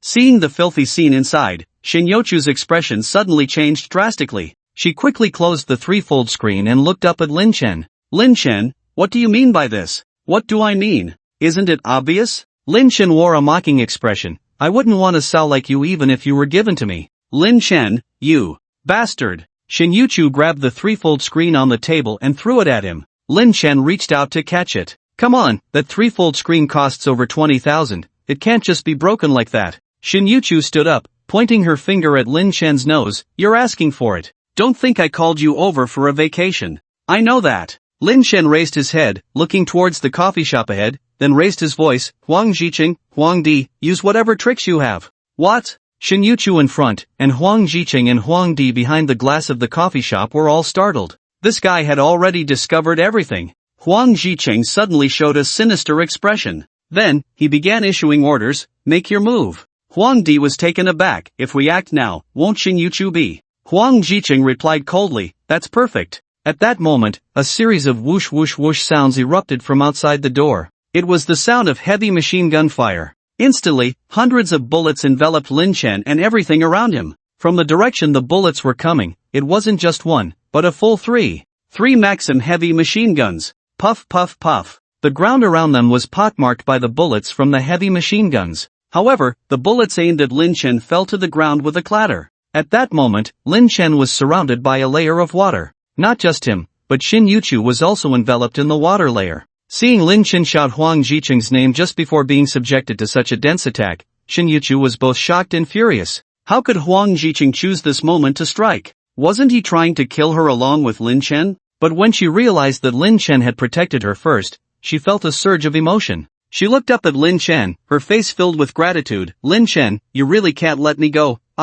You're overthinking it, Lin Chen replied indifferently. I just don't want you to die at someone else's hands. Shin Yuchu's expression changed. What do you mean? That's what I mean, Lin Chen sneered. Then, he extended his right hand. Puff! Shin Yuchu's body was pierced by Lin Chen. You! Shin Yuchu stared wide-eyed at Lin Chen. Lin Chen grasped Shin Yuchu's heart and yanked it out. A living heart throbbed in his palm. Shin Yuchu, our grievances are settled. With that, Lin Chen crushed the heart in his hand. Crack! The heart was instantly pulverized. Puff! Shin Yuchu spat out a mouthful of blood. Her eyes lost their luster as she fell stiffly to the ground. Lin Chen gently flicked his right hand, and the blood and filth in his palm were instantly wiped clean. Then, he looked at Shin Yuchu's corpse with a calm expression. Reflecting on how she had treated him in the past, a sense of satisfaction surged within him as he avenged himself. Finally, this grudge was settled. Next, it was the Huang family's turn. He raised his head and looked outside. At that moment, the bullets outside continued to rain down. His water armor shield was weakening, on the verge of collapse at any moment. He looked up in the direction the bullets were coming from. Due to his attribute enhancement, his vision far exceeded the ordinary. Through the rain and mist, he clearly saw one yellow-skinned person and two white-skinned people wielding 3 machine guns, firing at him fiercely. Foreigners. Ha! Back when Lin Chen had entered the secret realm, his identity as Shadow had been posted online with a bounty of 100 million blue star coins. Later, the Huang family collected that money and leaked Lin Chen's information. It seemed that this time, the Huang family had teamed up with those who were after him. Inside the cafe, Huang Di looked at Lin Chen's recent actions, her expression changing. Lin Chen is really ruthless. I thought he was protecting Xin Yuchu out of old feelings, but it turns out he intends to personally take her life. Ha, what a foolish act, Huang Jiqing scoffed. At a time like this, instead of thinking about how to survive, he's doing something so meaningless. Huang Di said, that shield around him is really thick, it hasn't broken even after all this time. Huang Jiqing looked disdainful. What use is that? Under the barrage of 600 bullets per minute from a Maxim, even a god would die. Look, his shield is about to break. Lin Chen is finished. Ahead, Lin Chen's water armor was becoming increasingly faint. Although his water armor was powerful, its absorption capacity was limited, totaling only 20,000 points. Each bullet from the Maxim machine gun inflicts about 500 points of damage to the shield. With 3 Maxim guns firing simultaneously, 30 bullets are shot out every second. Due to the low accuracy of heavy machine guns, an average of about 4 to 5 bullets hit Lin Chen's shield each second. This means the shield endures around 2,000 points of damage every second. After 10 seconds, the water skin armor suddenly made a pop sound. Finally, it was blown apart by the powerful Maxim machine gun. Ah, good riddance. Huang Jicheng and Huang Di cheered again. In their eyes, without the shield's protection, Lin Chen would surely turn into a beehive. However, the next second, they were stunned. Lin Chen, amidst the hail of bullets, did not fall. Instead, he dodged and left a shadow in the rain. He ran towards one of the Maxim machine guns. Huang Di exclaimed in shock. What's going on? How can Lin Chen withstand such powerful fire from the Maxim? At this moment, Huang Jicheng's expression remained unchanged as he calmly assessed. Nothing to be surprised about. Lin Chen must have taken a physique pill, so his health is substantial. Look at how fast he is, his agility must have also improved. Huang Di murmured, I didn't expect that even the Maxim couldn't deal with him. Nothing impressive, Huang Jicheng smirked. Before we came out, we had already made preparations. This is all within our expected range. Huang Di said, Plan A and Plan B have both failed. It's time to activate Plan C. Huang Jicheng replied, whether Plan C works depends on whether this kid values loyalty. In the distance, Lin Chen, with an incredibly ghostly figure, charged towards the 3 Maxim guns. He first rushed to the 2 white assassins and killed them with a single slash. Then he charged towards the yellow-skinned assassin. The yellow-skinned assassin, seeing Lin Chen completely ignore the Maxim and directly kill, was so frightened that he immediately dropped the Maxim and turned to run. However, his speed was no match for Lin Chen. In just a few moments, he had his neck twisted. The yellow-skinned assassin was so scared that he urinated himself, repeatedly mumbling, Konnichiwa, Bage Yalu, me 11. Japanese? Lin Chen raised an eyebrow at the yellow-skinned assassin. The assassin quickly nodded, continuously chanting, Japanese.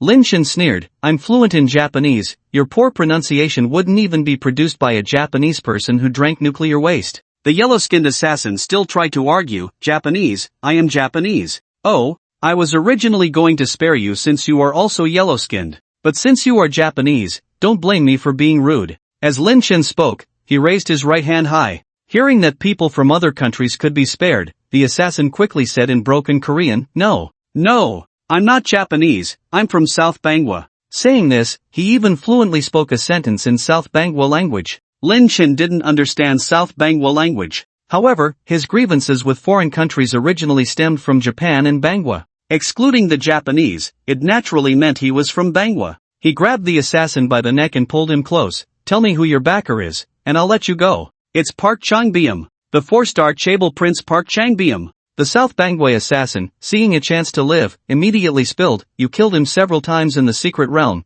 causing him severe injuries in reality, so there's a bounty on your real identity. Indeed, the 100 million bounty on him was from Park Changbyeom of South Bangwa. He just didn't expect that the other party was actually the son of a Chaebol in South Bangwa. At this moment, the Bangwa assassin said, Mr. Lin Chen, Lord Wuying, I've told you everything. Can you let me go now? Let you go? Of course. Lin Chen said, a hint of a wicked smile appearing at the corner of his mouth. He then approached the edge of the cliff. Lin Chen, wooing, what are you doing? Let me go. Lin Chen released his grip. Ah! A mournful scream came from below. People from the Dragon Country are all big liars. After dealing with 3 Maxim gunners, Lin Chen turned and walked towards the cafe. At this moment, Huang Jiqing and Huang Di did not take the opportunity to escape. Instead, they came outdoors. Clap, clap, clap. Good move. Huang Jiqing applauded while praising Lin Chen, as if Lin Chen were not his opponent but his teammate. Seeing Huang Jiqing's confidence, Lin Chen felt curious.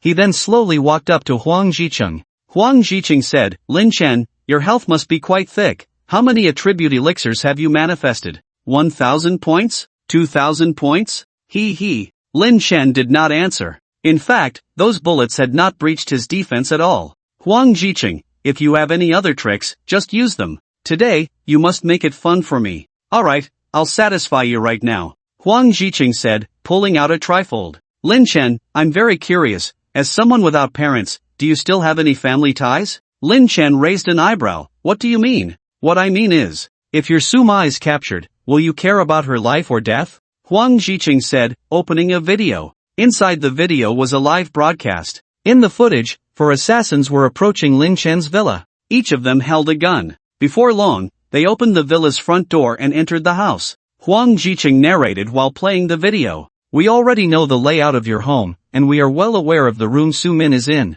In less than 3 minutes, Su Min and your little maid, Hu Shaoling, will be captured. These 2 are the closest people to you in this world. Now I give you a choice, trade your own life for theirs. Huang Jiqing kept observing Lin Chen, hoping to see anguish and panic on his face. However, Lin Chen's expression was completely calm, simply watching the scene unfold on the screen. You're quite good at pretending, Huang Jiqing sneered. Or perhaps you are a cold-blooded animal who doesn't care about their lives. Or do you see these people as just another Shinjuchu, easily discarded? Just then, a series of gunshots rang out from the surveillance. Oh, 2 of them actually dared to resist. It seems they would rather die than affect your decision. Truly 2 good maids. What a pity. I can't see you in a dilemma. Huang Jiqing sighed and then retracted the trifold. Wait. Before the other could pull back the surveillance, Lin Chen urged him. Let's watch a little longer. The live broadcast isn't over yet. Oh, do you want to see their corpses? If we're talking about perversion, you're worse than I am, Huang Jiqing said, reopening the trifold.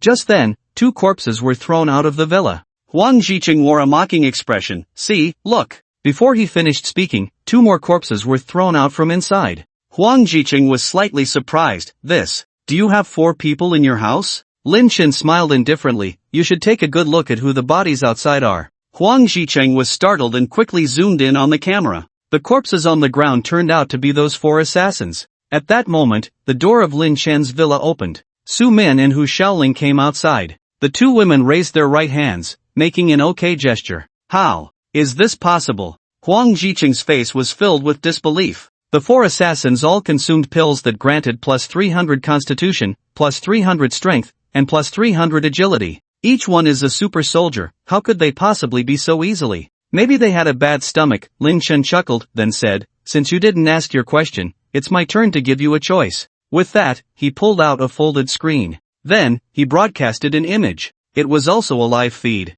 In the image, a masked man stood at the entrance of a connected villa. Huang Jiqing and Huang Di's faces changed dramatically upon seeing the image. That connected villa was their new home. The camera shifted. Inside a room of the connected villa, 7 or 8 people lay scattered about. Each person's hands and feet were bound, and their mouths were gagged. Lin Chen said, my question is the same as yours. Will you choose yourselves for the people inside? Shaoli, Xiaohua.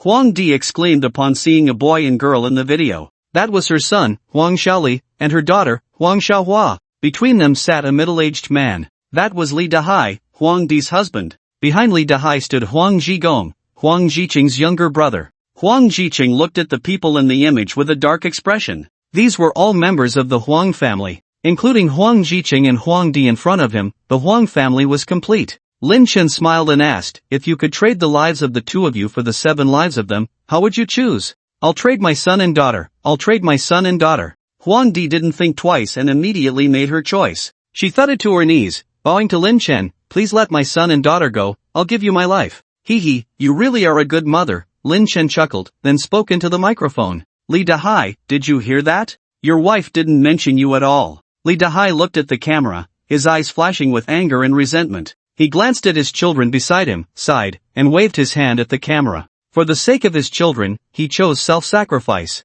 Very well, I am truly moved by your parental love, Lin Chen sincerely praised. Then, his expression darkened. However, I can't let you all go. He shouted into the microphone, Li Dahai, you've endured a lot of grievances since marrying into the Huang family, and none of the children bear your surname. Logically, today's conflict is between the Lin and Huang families, and you shouldn't be involved. But you have enjoyed the wealth that the Huang family took from the Lin family, and you have continued their bloodline, so it's inevitable that you are implicated today. However, considering that you have never done any harm to the Lin family over the years, you should have a shred of conscience. So today, I give you a chance to live. You can take one of the children away, but you must personally kill the other child. Ah! Everyone inside and outside the video gasped. Huang Di hugged Lin Chen's leg, pleading, You can't do this, you can't do this. What I should do is not for you to say. Lin Chen looked down at his third aunt with indifference. When you killed my parents, did your brothers have such persuasion? Huang Di said, I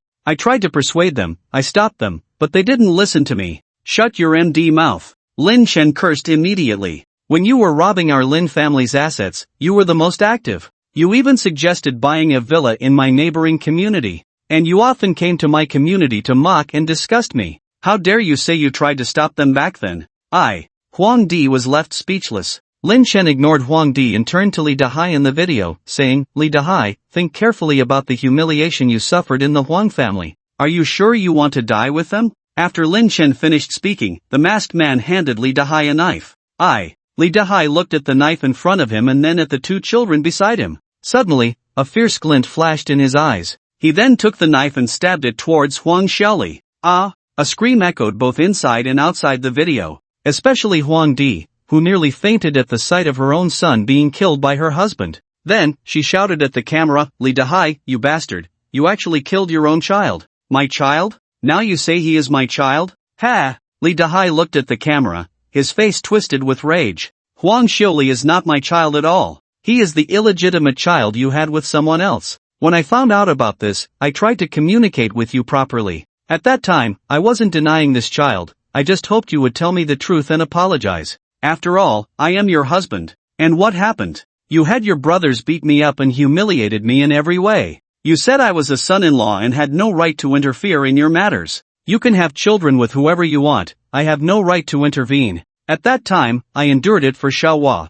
But now, I finally don't have to endure it anymore. Lin Chen watched Li Dahai in the camera and nodded. The fact that Huang Xiaoli was an illegitimate child was not a secret, he had heard his parents mention it during casual conversations when he was young. The reason Lin Chen made Li Dahai choose was to give him a chance. As expected, it turned out just as he anticipated. At this moment, Huang Di took a breath, recovering slightly from the grief of her son's death. Then she shouted at the camera, Li Dahai, you bastard. Do you think that by killing Xiaoli, Lin Chen will let you go? He will never spare the bloodline of the Huang family. Today he is going to slaughter our entire family. As soon as Huang Di finished speaking, a girl's voice came from the other side of the camera. No, brother Lin Chen is not a bad person, Mum, you are. The speaker was Huang Xiaohua. Xiaohua. You. Huang Di was shocked. She could not believe that these words came from her own daughter. Not only her, but Lin Chen was also very surprised. He was eager to hear how Huang Xiaohua viewed him. Huang Xiaohua looked at the camera and said loudly, Mom, you are the bad one.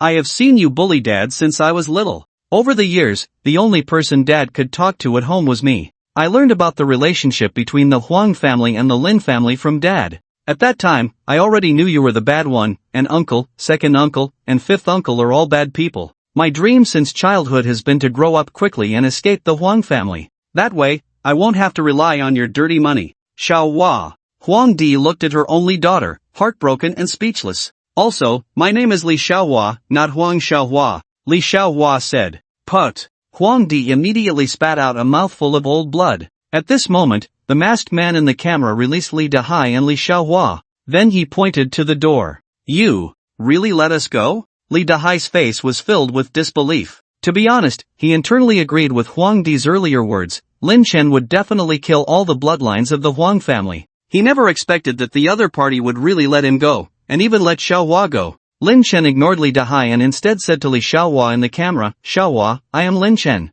Whether what you just said was heartfelt or a lie for self-preservation, today I say I will let you go, and I will let you go. In the future, if you want to take revenge, you can come find me. I'm always here for you. Li Xiaohua looked at the camera and deeply bowed. Brother Lin Chen, what I just said was not directed at you. I was speaking to my mom and dad. I am Li Xiaohua, not Huang Xiaohua. Huang Di has long ceased to be my mother in my heart, so no matter how you treat her, it doesn't matter to me. I have no enmity with you. After that, Li Xiaohua took Li Dahai's hand and walked towards the villa's gate. The masked person on the other side of the video watched the two leave. Lin Chen on this side of the video did not change his orders either. The people on site watched the two depart, and the fire that had already been extinguished in their hearts suddenly reignited. Although Huang Xiuli's death frightened them, this Lin Chen really did let them go. At that moment, a woman in her 40s shouted from inside, Xiqing, hurry, make Lin Chen let me and your brother go. Your brother is not even a Huang family child. This person was named Lu Hui, the mother of Huang Jiqing and Huang Jigong. Upon hearing this, Huang Jiqing was filled with black lines. Mom, what are you stirring up at this time? Huang Jigong is just like me, how can you say he's not a Huang family child? Lu Hui seemed to realize her words had a flaw and quickly added, you're not your father's bloodline either, and you don't have the surname Huang. After Lu Hui shouted this, everyone inside began to shout. I'm not a Huang either, I was born from my mom and her first love. I was born from my mom and a fellow villager. I was born from my mom and the old Wang next door. Hearing this, Lin Chen's mouth twitched. When did bastards become so common? To make such foolish statements, do they think of themselves as fools? At that moment, he had a thought, and the masked person suddenly waved his right hand. With a thud, a knife plunged into Huang Jigong's heart. He was dead. The scene instantly fell into dead silence. They knew that Lin Chen was not joking. He really could kill without blinking. Seeing his brother killed before his eyes, Huang Jiqing finally lost control and roared at Lin Chen. Lin Chen, you forced me into this. Even if this world is destroyed, it's because of you. Then, Huang Jiqing pulled out a knife. Lin Chen raised the corner of his mouth, ready to fight Huang Jiqing. However, to his surprise, Huang Jiqing's knife was not aimed at him but stabbed towards Huang Di beside him. Thud! Huang Di had just seen her son die and had turned against her husband and daughter, feeling utterly disheartened. Now, suddenly receiving such a stab, it ignited her will to survive. She looked at Huang Jiqing, her face filled with rage and confusion. Why? Do you want to? At this moment, Huang Jiqing had lost his previous gentility, looking at Huang Di with a fierce expression. Third aunt, the enmity between the Huang and Lin families comes from your generation. Now it's time for you to resolve it yourself. Lin Chen, watching this from the side, was also bewildered. What happened to Huang Jiqing? Has he gone mad? The next moment, Lin Chen's expression changed drastically. He saw an evil and immense aura suddenly surge from Huang Jiqing's body, drilling into Huang Di's corpse. Lin Chen knew something was wrong and quickly attacked Huang Jiqing. However, before his attack could land, it was blocked by a black shield. The shield was incredibly tough. Lin Chen's full force strike didn't even shake it. At this moment, Huang Jiqing became very deep and cold. Lin Chen, I admit you are indeed very powerful. Even if I try hard to catch up, I cannot match your pace. I thought I would have to live under your tyranny for the rest of my life. Fortunately, hard work pays off. I finally obtained an opportunity, a chance to surpass you. Players can enhance their strength and reality through the Destiny world. Since that's the case, why shouldn't I directly enhance myself in reality? So, I signed a contract with it. As long as you help it find a host in the real world, it can help me control this world. Hearing the other party's words, Lin Chen's brows furrowed immediately. This Huang Jiqing seems to have brought something extraordinary from the game. At this moment, a thick black mist began to spread within the shield. In the hazy distance, Huang Di's figure suddenly grew larger, and a gigantic monster appeared among them. Huang Jiqing said, Lin Chen, don't be surprised when you see it later, you two are old acquaintances. Boom! The black shield shattered. A powerful shockwave surged out, blowing Lin Chen more than 10 meters away. Lin Chen raised his head and found a nearly 10-meter-tall giant beast in front of him. When he clearly saw the appearance of the beast, he was momentarily stunned. Huang Jiqing was not wrong, Lin Chen had indeed seen this guy before. It was the Qiangqi he had defeated not long ago in the island's secret realm. How did this guy get out? Roar! After Qiangqi emerged, it let out a roar that pierced the sky. The sharpness of the roar made Lin Chen's head throb painfully, forcing him to cover his ears to endure it. After the roar, Qiangqi looked down at Lin Chen, a smug smile on its face. Wu Ying, I didn't expect to meet you here. Looking at Qiangqi in front of him, Lin Chen was very curious. Qiangqi, how could you break the barrier between the Destiny world and the Blue Star world? How did you do it? I have to thank you for this. Thank me? Of course, I must thank you. You stole my divine pill and brought the skills that enhanced the divine pill into the Blue Star world. That divine pill took me 500 years to cultivate. Although I couldn't consume it, I still have countless connections to it. Through your repeated manifestation of skills, I finally mastered the method to enter and exit this world. So, I found this kid and had him bring me over. Hearing Qiangqi's words, Lin Chen was somewhat speechless. He didn't expect that this trouble originated from himself. Since this matter arose because of him, he would resolve it himself. Qiangqi, if I can defeat you in the Destiny world, I can defeat you again in the Blue Star world. Ha, you know nothing of my power. Although I appear in the form of a remnant soul, I am far beyond a weak human like you. As Qiangqi spoke, it suddenly opened its large mouth. A sphere of light appeared from the air. The next moment, a beam shot towards Lin Chen. Just then, Lin Chen's figure suddenly disappeared. At the same time, Huang Ziqing appeared in Lin Chen's previous position. Huang Ziqing looked bewildered. He had been next to Qiangqi, wanting to see how Lin Chen would be killed by it. He didn't expect that in the blink of an eye, he had swapped places with Lin Chen. Lord Qiangqi, no. Before Huang Ziqing could finish his sentence, he was engulfed by Qiangqi's light beam. Lin Chen had just used the skill of the Jingke battle boots to shift positions, successfully closing the distance between himself and Qiangqi, while also sending Huang Ziqing to his demise. Then Lin Chen summoned a stand-in. The stand-in skill had long been manifested by Lin Chen. The masked person in the Huang family villa earlier was one of his stand-ins.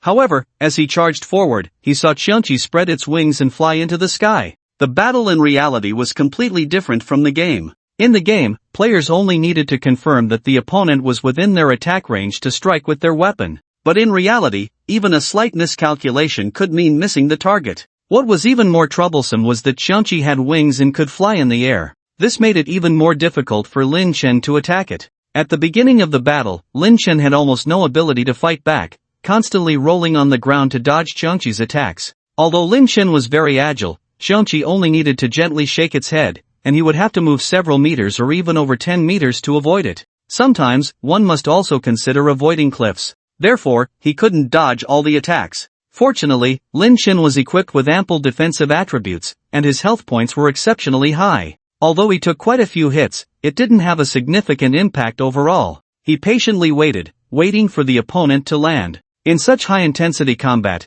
the opponent couldn't possibly stay in the air forever, nor could they continuously cast spells from a distance. Qiangqi would eventually come down. Just as Lin Chen was battling Qiangqi, the people in the nearby house were stunned. At this moment, the rain in the sky had stopped. Everyone could clearly see the scene of a person and a beast fighting in the plaza halfway up the mountain. What the hell? Am I hallucinating? How did a monster from the game appear in the real world? That monster is so strong. I feel like I've seen it somewhere before. It's Qiangqi. The Qiangqi from the island's secret realm. I've fought it before. Who is that person? How can they be so powerful in reality? That person's movement speed is so fast, my eyes can barely keep up. That agility must be at least 3,000 points. 3,000 points of agility. Even in the game, there aren't many characters who can achieve that. Do we have such experts in Zhangcheng? Could it be that he is? Wu Ying. It must be Wu Ying. Seeing Lin Chen dodging left and right, everyone was sweating for him. How shameless, Qiangqi can fly.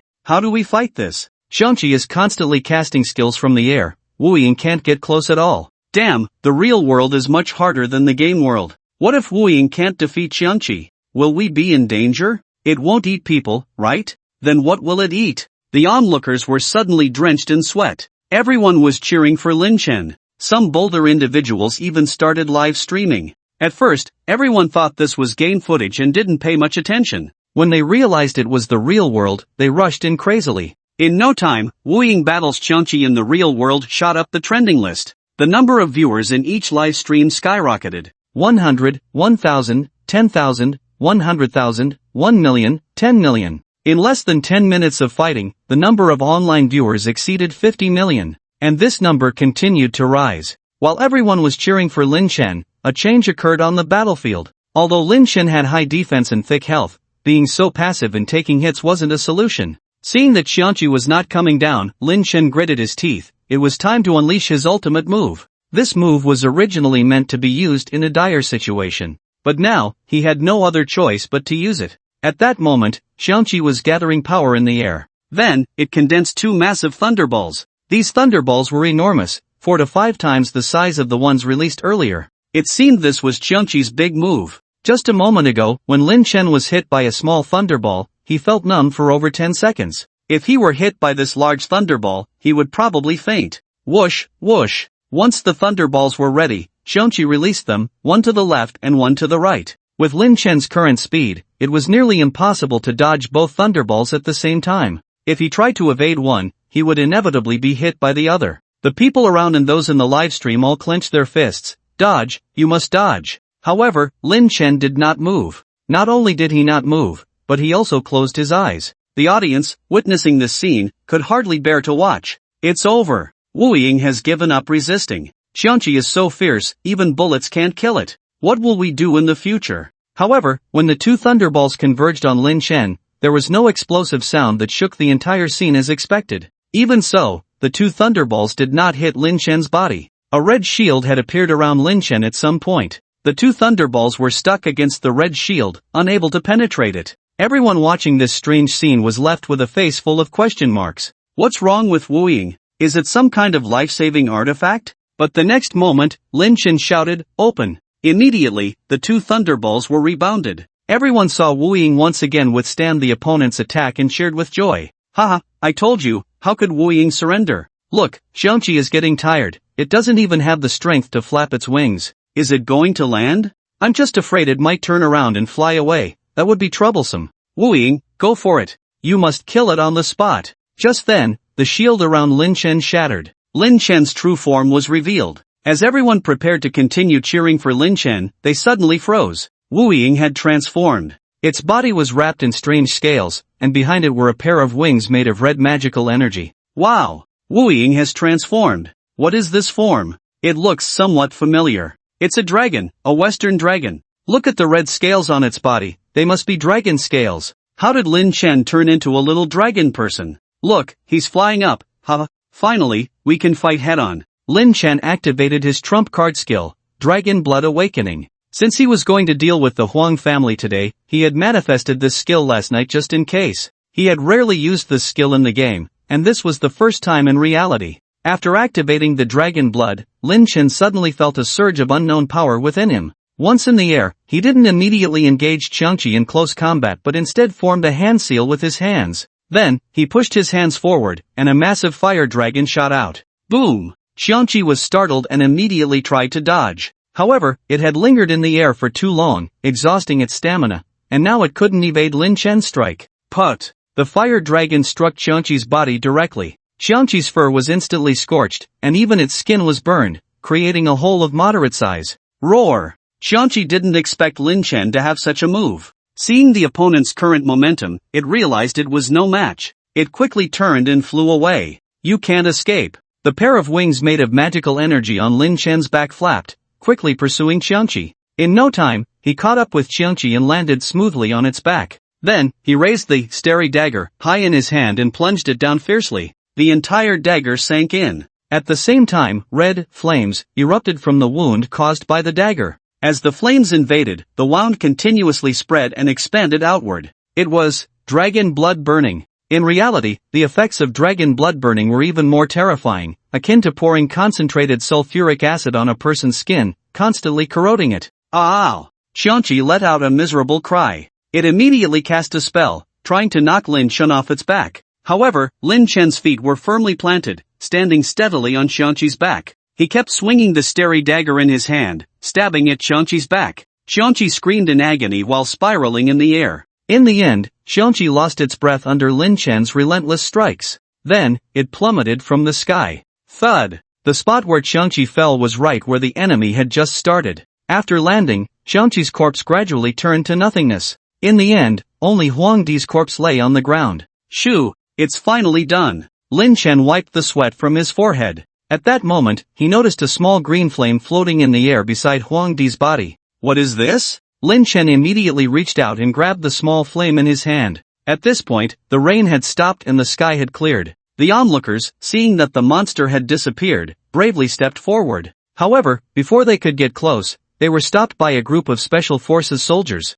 After dealing with Qiangqi, Lin Chen returned to his original form. Looking at the devastated ground, he felt a sense of melancholy. This was not a game that would automatically repair itself. Every pit left here could become a permanent mark on this mountain. Just then, a voice came from behind Lin Chen. Lin Chen, it's really you. I barely recognized you when you transformed into that form. Lin Chen turned around to see Police Chief Zhang Gongxin approaching with Captain Wang Tianming. Behind them was a large circle of police officers. No, it would be more accurate to say they were special forces, a mixed military and police unit. Most of the firearms and equipment they brought were from the military. Lin Chen then responded to Zhang Gongxin, Chief Zhang, why did you come in person? Zhang Gongxin smiled wryly, how could I sit in the office with such a big incident happening in my jurisdiction? In fact, as soon as Qiangqi appeared, Zhang Gongxin received the notification and immediately mobilized the special forces to the scene. After the Swan Lake incident, the police force received support from the military. In addition to ordinary handguns,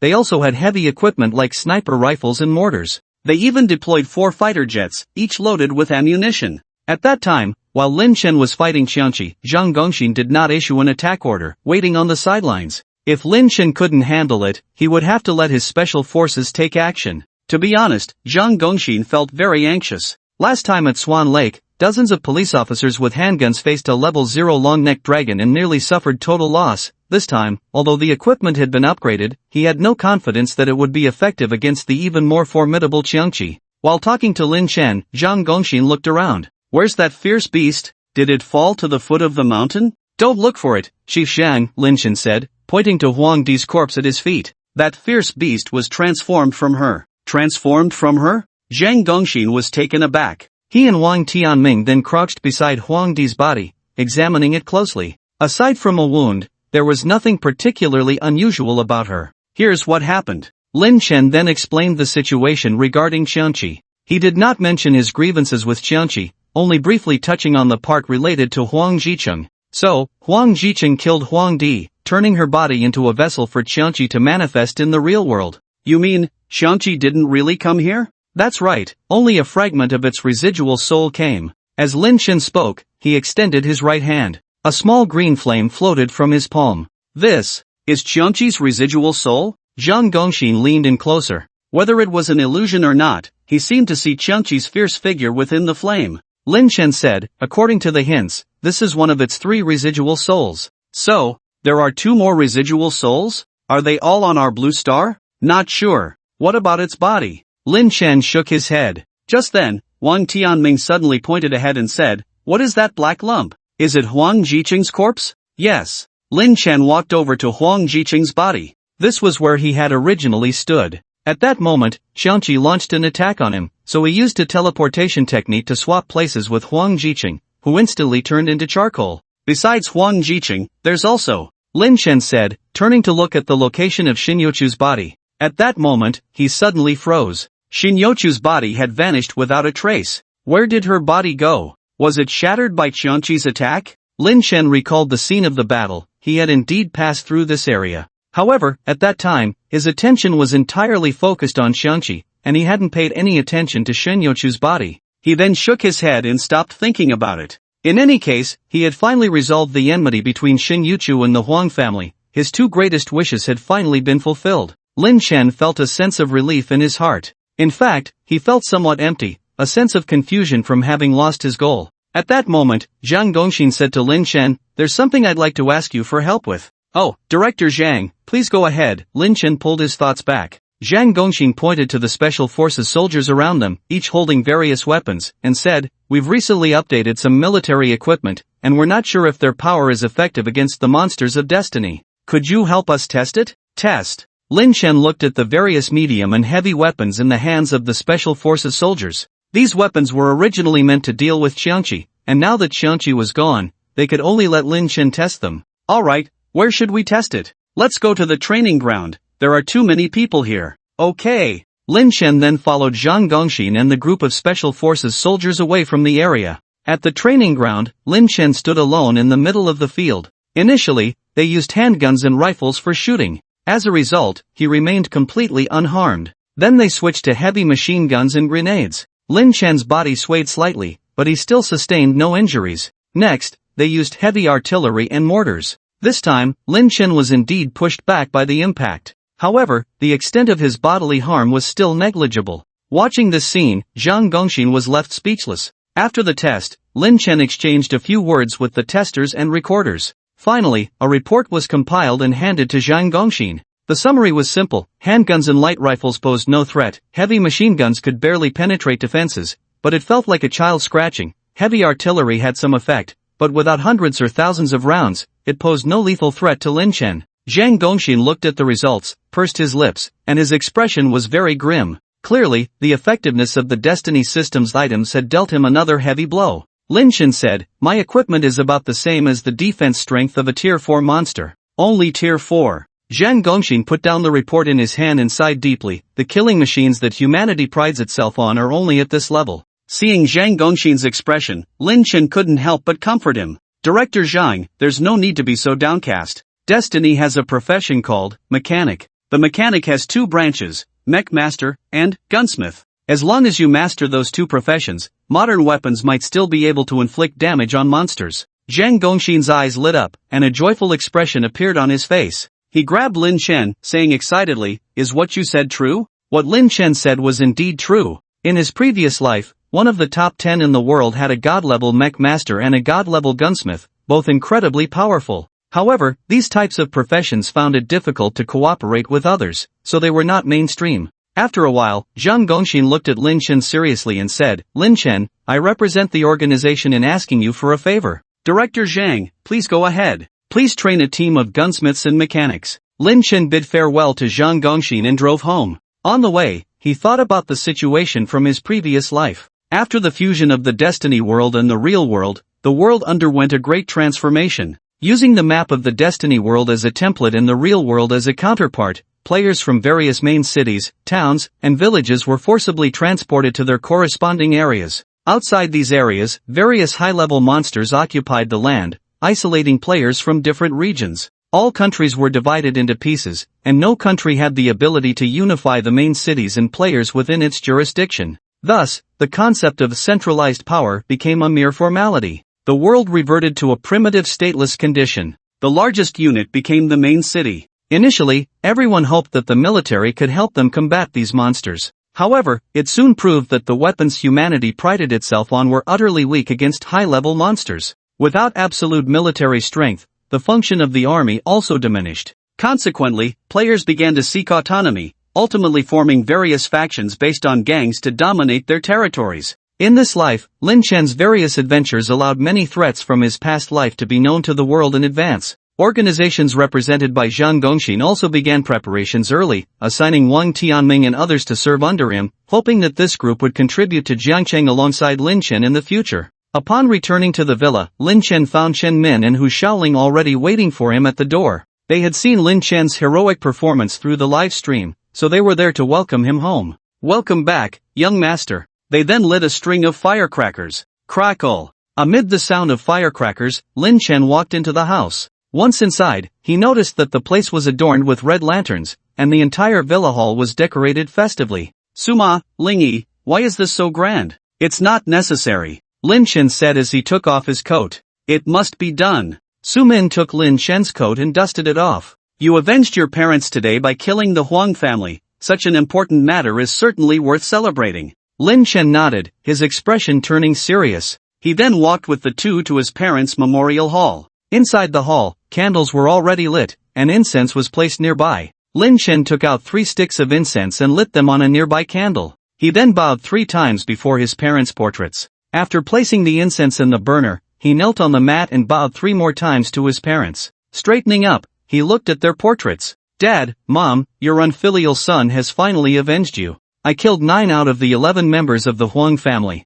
There are 2 I didn't kill, Li Dahai and Huang Xiaohua. I remember you telling me about them when I was young, and I felt quite sorry for Li Dahai. Fortunately, Huang Xiaohua took after her father and didn't learn from that bunch of bastards in the Huang family. Actually, I initially didn't plan to spare Huang Xiaohua, after all, she is of the Huang bloodline. But for some reason, seeing her reminded me of Mom. I felt she resembled you in some ways, both from the Huang family, yet both untainted by the mud. So, I let her go. By the way, Huang Xiaohua is now called Li Xiaohua." Lin Chen knelt in front of the memorial hall, mumbling to his parents' portraits. His emotions were finally released. He spoke about everything, big and small, to his parents. This went on for over 5 hours, from noon until it was dark outside. Fortunately, he was not an ordinary person, otherwise, he would have been utterly exhausted. When he finally emerged from the memorial hall, he found Su-min standing at the door, looking exhausted. "Suma, why are you still here?" Su-min forced a smile and said, "Young master, you're out.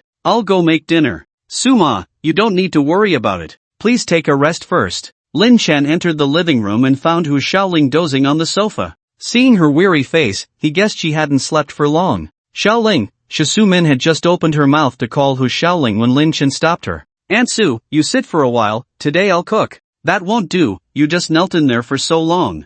"I'll do it." Aunt Su hurried to the kitchen. "Aunt Su, just sit, I'm fine." Lin Chen pulled Su-min to sit on the sofa in the living room. Then, he cheerfully walked into the kitchen. Finally putting the past behind him, he had just shared many of his secrets with his parents, which made him feel incredibly lighthearted. He whistled as he began to busy himself in the kitchen. Lin Chen's culinary skills were limited, he certainly couldn't whip up a feast, but cooking some noodles was no problem. Zhangcheng rice noodles were famous throughout Manhwa. He first boiled water, then added the noodles. After cooking the rice noodles, he scooped them out and rinsed them in cold water. Then he poured out the water in the pot and boiled more water. After that, he brought the water to a boil again, adding the noodles and various seasonings. His home had plenty of ingredients, and the pot of noodles turned out quite presentable. Su-min watched Lin Chen busy in the kitchen. At first, she smiled, but gradually, her eyes became moist. She had been a workaholic in her youth, often sleeping only 3 or 4 hours a day. At that time, she was completely focused on her work. Not to mention marriage, she didn't even have a romantic partner. Later, when the Lin family faced difficulties, she neglected her personal life even more to take care of Lin Chen. On the surface, he was the son of her former boss, now her employer. But in her heart, she had long regarded him as her own son. Now, seeing Lin Chen finally grown up, not only avenging his parents but also becoming someone admired by many, filled her with pride, comparable to when she helped Lin Rong establish the Lin Group. What could be more fulfilling than watching a child you nurtured achieve great things? Just then, she heard sobbing beside her. Turning her head, she found Hu Xiaoling secretly wiping her tears. "Young master, woo! Young master." Hu Xiaoling's voice was choked, unable to speak. Su-min then embraced Hu Xiaoling's shoulders. These two former employees of the Lin family, now Lin Chen's caretakers, had finally fulfilled their purpose. At that moment, Lin Chen's voice came from the kitchen. "Aunt Su, Aunt Ling, it's time to eat."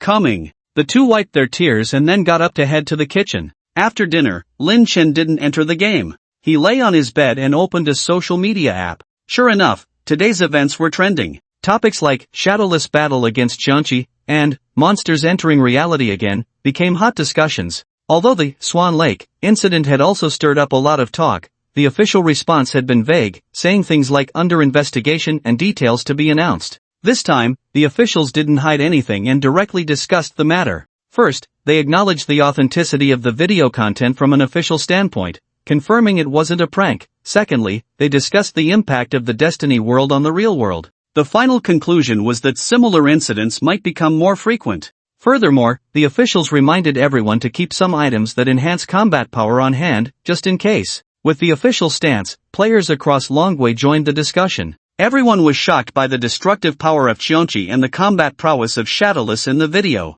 Qianqi left everyone with a sense of fear. If this thing appeared beside them, wouldn't they be doomed? Meanwhile, Shadowless brought everyone a guiding light. If Shadowless was so strong in reality, then surely they could be too. They didn't expect to be as strong as him, just achieving 1/10 of that would be enough. Although more than 10 hours have passed since the incident, the topic's heat has not diminished. Instead, related discussions have increased. In addition to the matter of Lin Chen versus Qianqi, pessimistic topics like Blue Star Pill and the end of the world is coming have also trended. Consequently, everyone began discussions on self-rescue. The core of the discussion, of course, was the manifestation talisman. Initially, most people viewed the use of the manifestation talisman as a means to manifest elixirs for healing and recuperation in reality. Now, the most discussed topic is how to enhance one's combat power. Currently, the best way to boost combat power is to manifest attributes. The threshold for manifesting temporary attributes is not high. Second and third tier manifestation talismans can achieve this.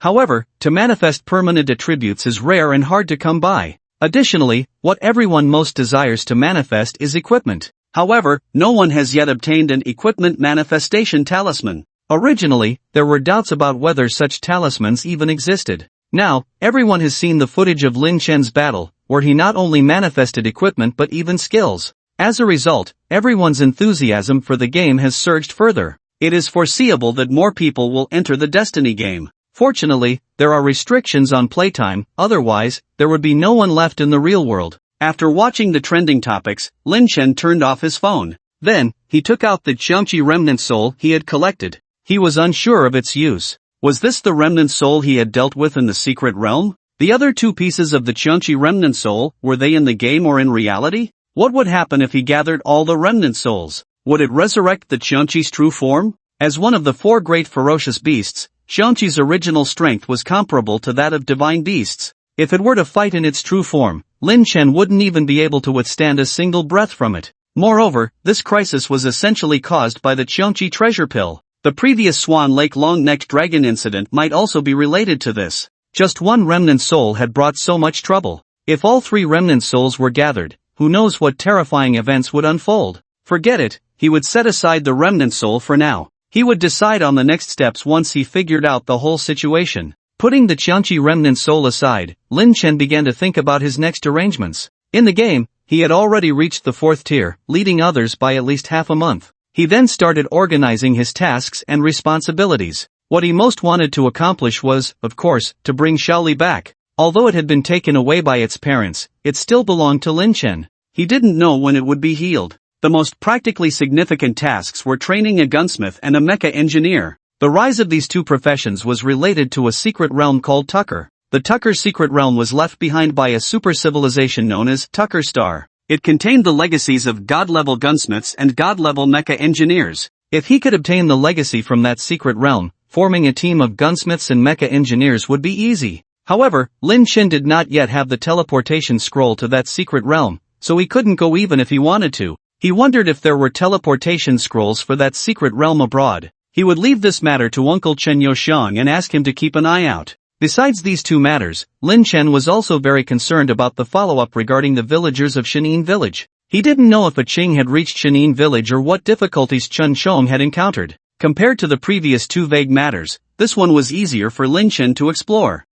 Once he logged in, he would take a stroll around Qinian Mountain. After sorting out his thoughts, Lin Chen suddenly felt a wave of fatigue. He did not log into the game and simply closed his eyes to rest. The next day, Lin Chen logged into the game. As soon as he came online, he felt the gazes of those around him. In the past, most people looked at him with requests for help or various questions, forcing Lin Chen to often remain invisible. But today, no one approached Lin Chen to disturb him. They all stood by, watching him with admiration in their eyes. If it weren't for Lin Chen yesterday, Jiang City would surely have been ravaged by that Qiangqi. Most of the players in Ganjiang City were from Jiang City, and their ability to play the game smoothly was all thanks to Lin Chen. As Lin Chen felt the respectful gazes around him, he suddenly felt a bit uncomfortable. Just then, his eyes caught sight of someone, and he froze. Huang Jicheng. How is this guy still online? Didn't he die? Upon seeing Lin Chen's expression, Huang Jicheng snorted. He didn't say anything to Lin Chen and turned to leave.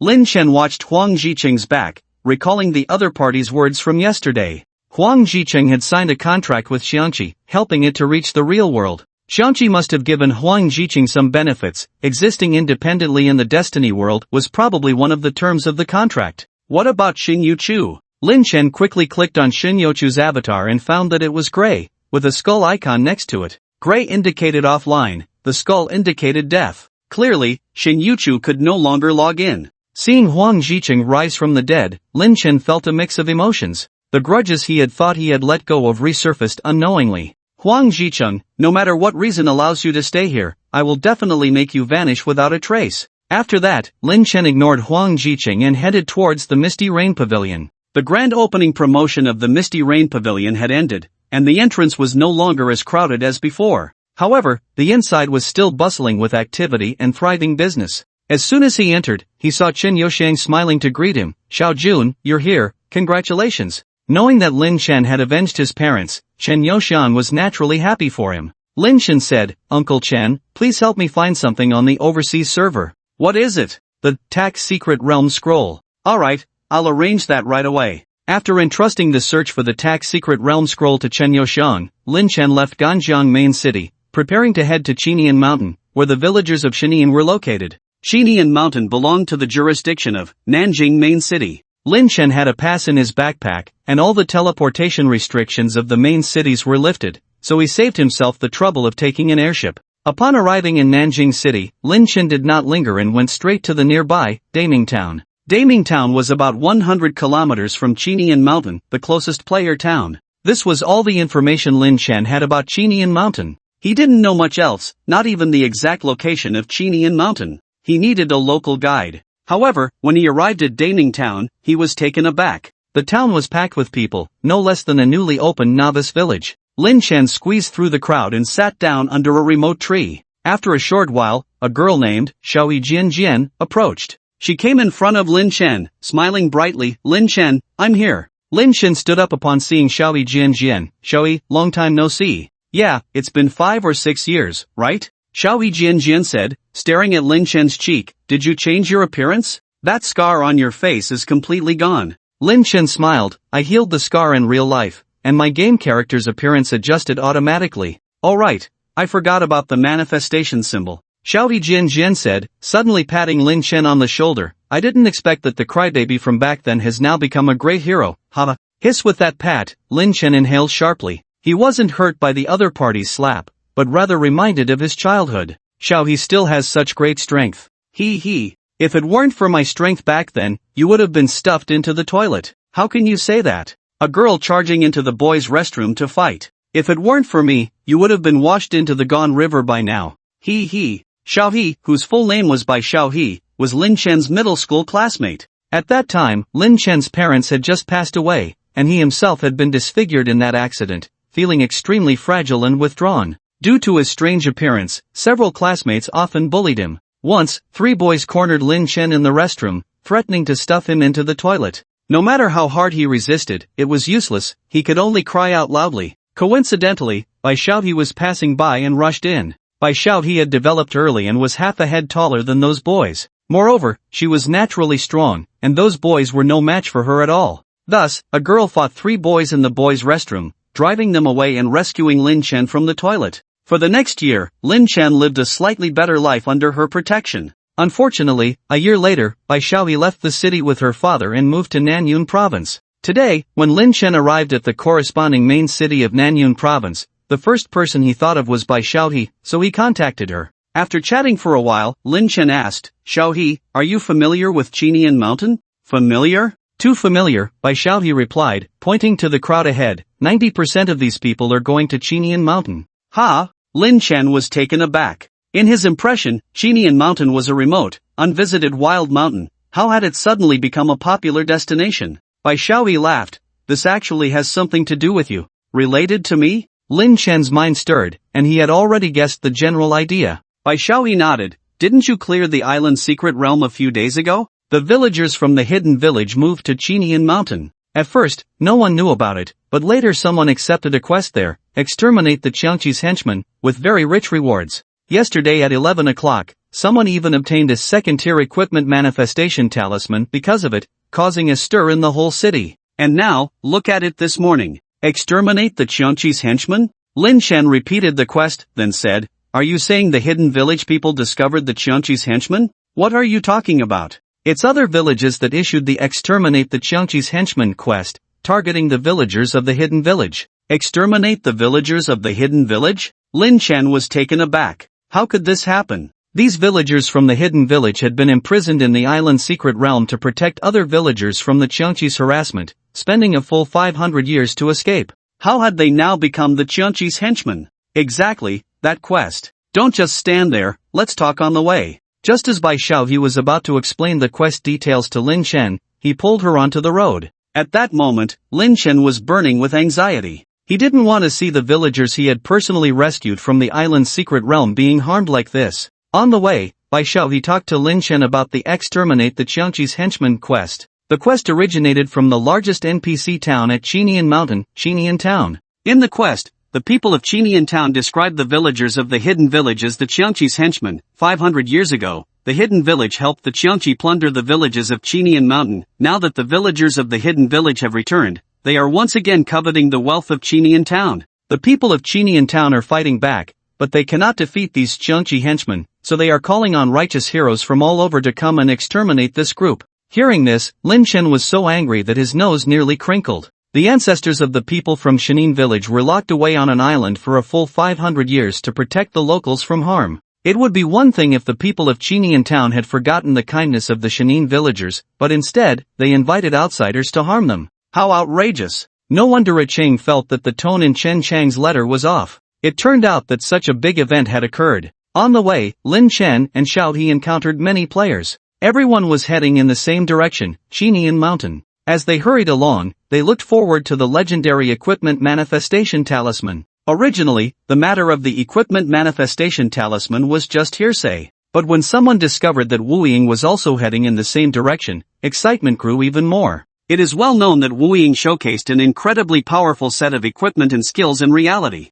Clearly, these were manifested from the Destiny world. This indicated that he had obtained many related manifestation talismans. His coming here suggested that the equipment manifestation talisman would indeed appear. The rumors were not false. Thus, the mood of everyone on the road became increasingly high. 2 hours later, Lin Chen followed Xiao He to the Qinian mountain area. Xiao He pointed to the town at the foot of the mountain and said, "That is Qinian town." Then she pointed to the peak of Qinian mountain. "There is where Shenin village is located. Let's go up the mountain." Without a second thought, Lin Chen looked up and started walking up. "Wait, there are many monsters up there." Before Lin Chen could get far, Xiao He called out to him, "It's fine. If you're worried, you can go back. I can go up alone. I'll thank you another day." Lin Chen paid no mind to her. He was concerned that Shenin village might encounter trouble, so he continued up the mountain. "Hey, wait for me." Xiao He caught up with him. She came to Lin Chen's side and patted his shoulder. "I'm going with you, so you won't be bullied and end up crying."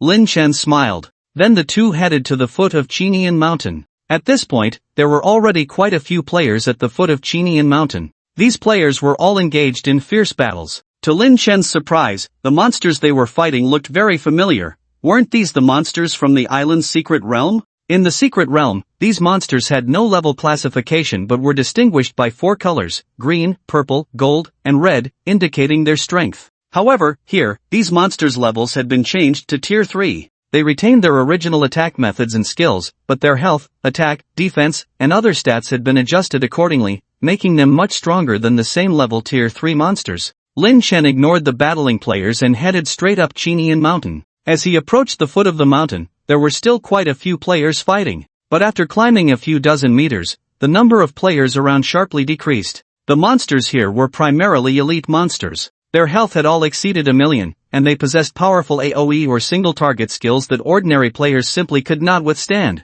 Of course, the reason players weren't coming over was likely because they hadn't accepted the relevant quests yet. Just as Lin Chen and Xiao He stepped into the elite monster area, the surrounding monsters suddenly turned their gaze toward him. However, before the monsters could act, a voice came from above, "Oh, Lord Wu Ying." Immediately, the monsters stepped back, and a man walked over. Lin Chen looked up and saw that the man was one of the guards of Shenin village, Chen Ping. At this moment, Chen Ping was holding a whip, and his title had changed from guard to beast tamer. Lin Chen asked, "Chen Ping, what happened outside?" Chen Ping gave a wry smile and said, "Lord Wu Ying, this is a long story. Please come up and talk." "All right." Lin Chen then continued upward. Xiao He watched Lin Chen go up like that, her mouth agape. Why was it that others were fighting monsters, but he was being welcomed by an NPC? At that moment, she exchanged glances with a monster by the roadside. Those monsters were glaring at her menacingly. Xiao He shivered and immediately followed. On the way, Lin Chen pointed at the monsters and asked Chen Ping, "Did you summon these from the secret realm?"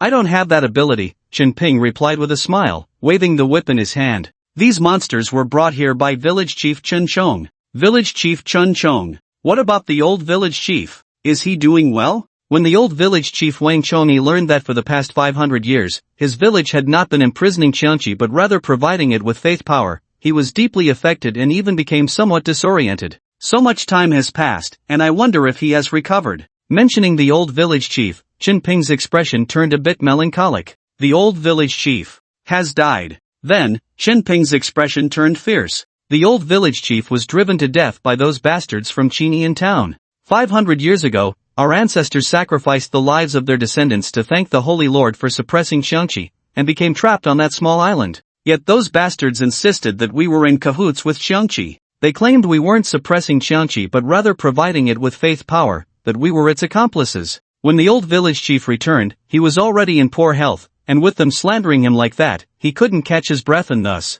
Lin Chen nodded. The information Chen Ping shared was generally consistent with what Xiao He had described, but more detailed. He also knew that the words of the people from Qinian town were not baseless, because the villagers of Shenin village indeed provided faith power to Qianqi. However, he always felt something was off. Something didn't quite add up. After a while, Lin Chen and Xiao He followed Chen Ping to the mountaintop. At the summit stood a small village. The houses in the village looked exactly like those in Shenin village from the pirate's secret realm, and even the arrangement of some houses was roughly the same. The only difference was that there was no tall tower in the village, instead, there was a shrine. Upon arriving at the shrine, Lin Chen saw a familiar face. He immediately waved to that person, a Qing. A Qing turned around. When she saw Lin Chen, she was momentarily taken aback. Then she smiled and walked over. Lord Wuying, you're here. Chen Ping handed Lin Chen over to a Qing and then turned back to his post halfway down the mountain. Where's Chonggu? Lin Chen looked around but didn't see Chen Chong. Chonggu is in the shrine. I'll take you in, a Qing said as she walked toward the shrine. Lin Chen and Xiao He followed. However, when they reached the entrance of the shrine, Xiao He was stopped by the guards at the door. Xiao He didn't hesitate and directly bid farewell to Lin Chen, wandering around the village instead. Lin Chen then entered the shrine with a Qing. Inside the shrine's hall, there were densely packed hundreds of memorial tablets. These were the spirit tablets of important figures from Shenin village over the past 500 years. However, Chen Chong was not in the hall. A Qing then led Lin Chen to a small room next door. Inside the small room were various books. Lin Chen glanced at the titles on the nearby bookshelf and found records of the various monsters from the island's secret realm. A Qing led Lin Chen around a couple of corners. The bookshelves here contained the village history of Shenin village. At that moment, the new village chief Chen Chong was looking at one of the bookshelves. He held a small booklet in his hand. A Qing, this records what our ancestors did back then. Chen Chong raised the booklet in his hand, ready to tell a Qing.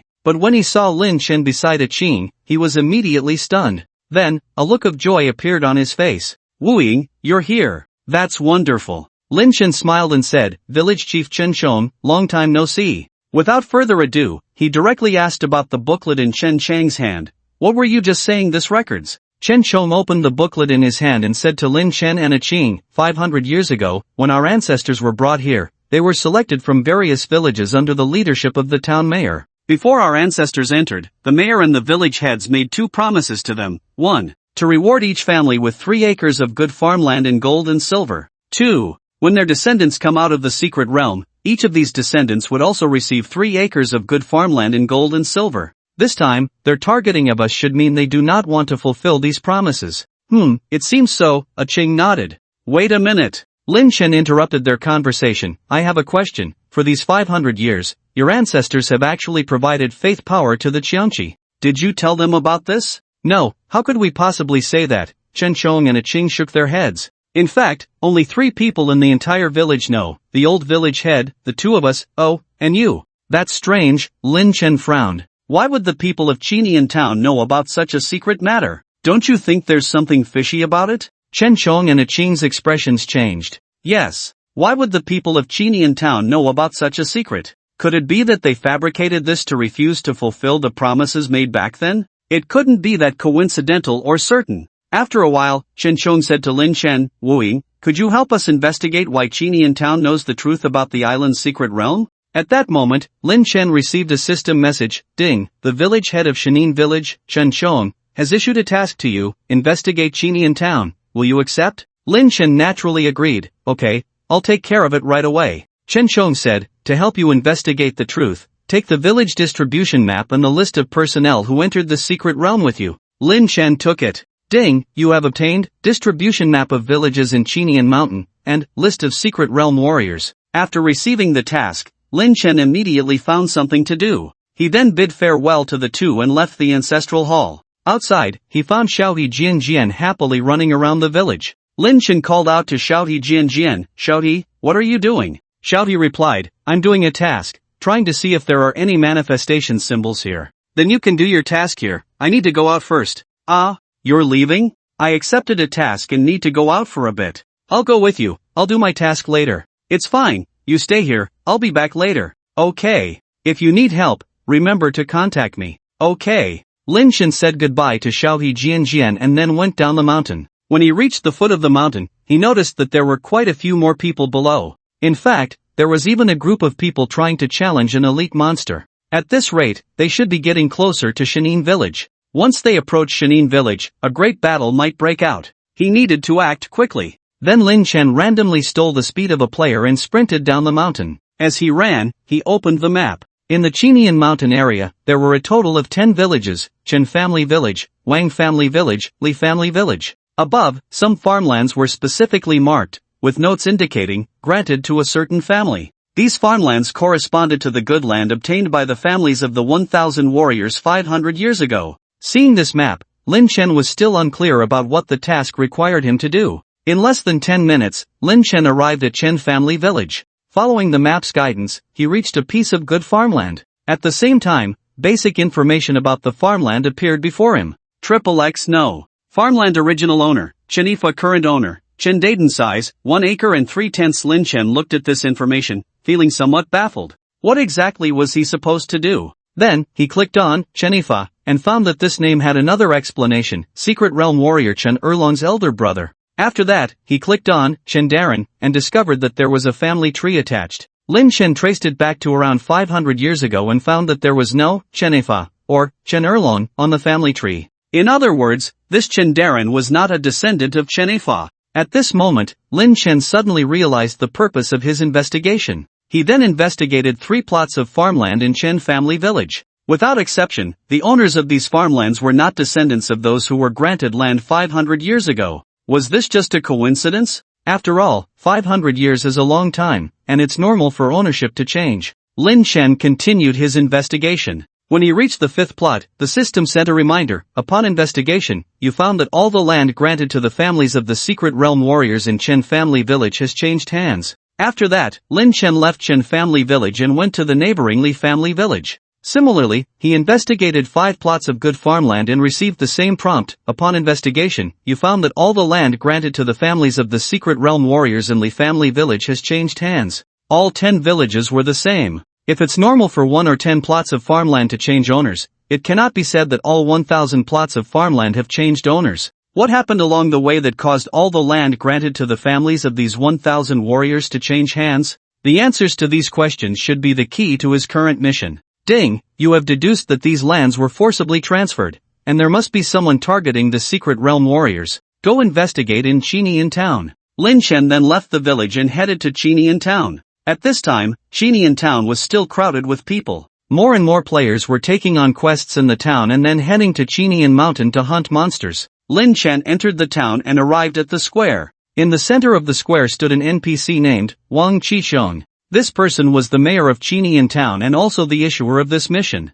If ordinary players came to talk to him, he would say, "Damn the hidden village. 500 years ago, they colluded with the ferocious beast Qianqi to harm our surroundings in Qinian mountain. Now, they are eyeing our land and treasures. Warrior, can you help us eliminate these Qianqi henchmen?" After that, players could accept the quest to kill monsters in Qinian mountain. This was a group task for 5 people, requiring them to kill 10 ordinary monsters in Qinian mountain. After completing the task 10 times, they could accept a quest to kill elite monsters. Submitting the task had a chance to reward Manifestation Talisman. It was said that 3 equipment manifestation talismans had already appeared. Lin Chen approached Wang Qiqiang and, like other players, started a conversation. "Mayor, is there anything I can help you with?" To his surprise, Wang Qiqiang's expression darkened upon seeing Lin Chen. "Wooing, get lost. Don't think I don't know it was you who released those scoundrels from the hidden village." At the same time, Lin Chen received a message: "Ding, your relationship with Qinian town is hostile.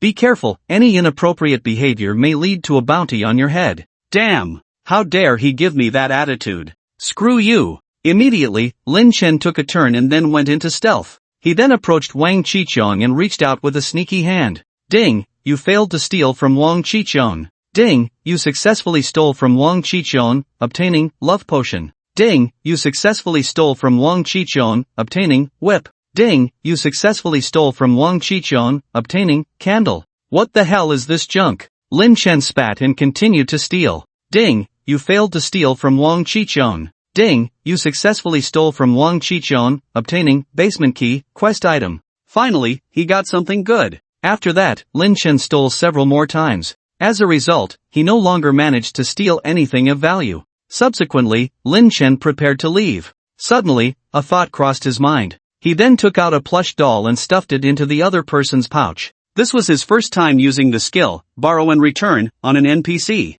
To his surprise, he actually managed to stuff it in. He stuffed a total of 20 plush dolls inside before receiving the notification that the other person's backpack was full. Lin Chen then turned to leave. He had not walked far when he suddenly heard a gasp from behind. What the hell? Why did I get a plush doll as a prize? Me too, I got a plush doll. Damn, it took up 15 slots, I can't even get rid of it. Lin Chen hurriedly quickened his pace to leave the crime scene. Hearing the complaints from behind, Lin Chen almost laughed out loud. He didn't expect such an unexpected delight. If everyone received prizes that were just these space-consuming, useless plush dolls, who would still come to do tasks? If that were the case, he could help the hidden village resolve its issues without a fight, but unfortunately, Lin Chen didn't have that much time or that many plush dolls to ensure everyone received such rewards. It was better to complete the tasks normally. He then took out the key he had stolen. Basement key, where could this basement be? The answer to this question could only be found by him slowly searching.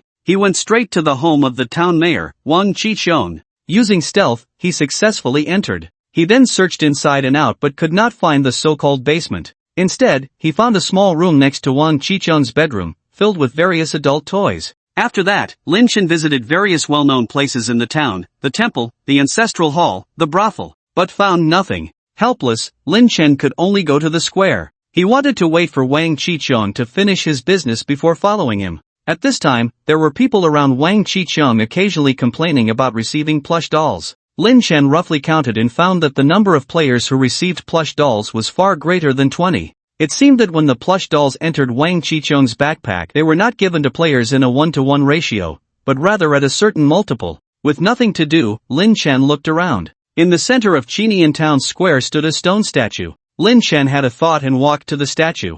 On the base of the statue were carved a few words, Sage of Brahma. It was normal to have a statue of the Sage of Brahma, because in the eyes of ordinary natives, it was the Sage of Brahma who defeated the Qiongqi and rescued them. However, since the upper echelons of Chinian Town knew that the hidden village was supplying faith power to the Qiongqi, did they not realize that the Sage of Brahma was the one behind it all? If they truly knew everything, why would they still erect a statue of the Sage of Brahma? Lin Chen vaguely thought of the answer in his heart. At that moment, he noticed a door at the base of the statue, which had a lock on it. Lin Chen had a thought and immediately took out the key, inserting it into the lock. With a click, the door lock really opened. Lin Chen was overjoyed and quickly slipped inside, then shut the door behind him. Inside, it was pitch black. Fortunately, Lin Chen had a vision crystal on him and quickly adapted to the darkness. In front of him was a staircase leading down. Lin Chen walked down. The further he went down, the hotter it became, and the smell of blood in the air grew stronger. After walking for a full minute, Lin Chen finally reached the bottom level.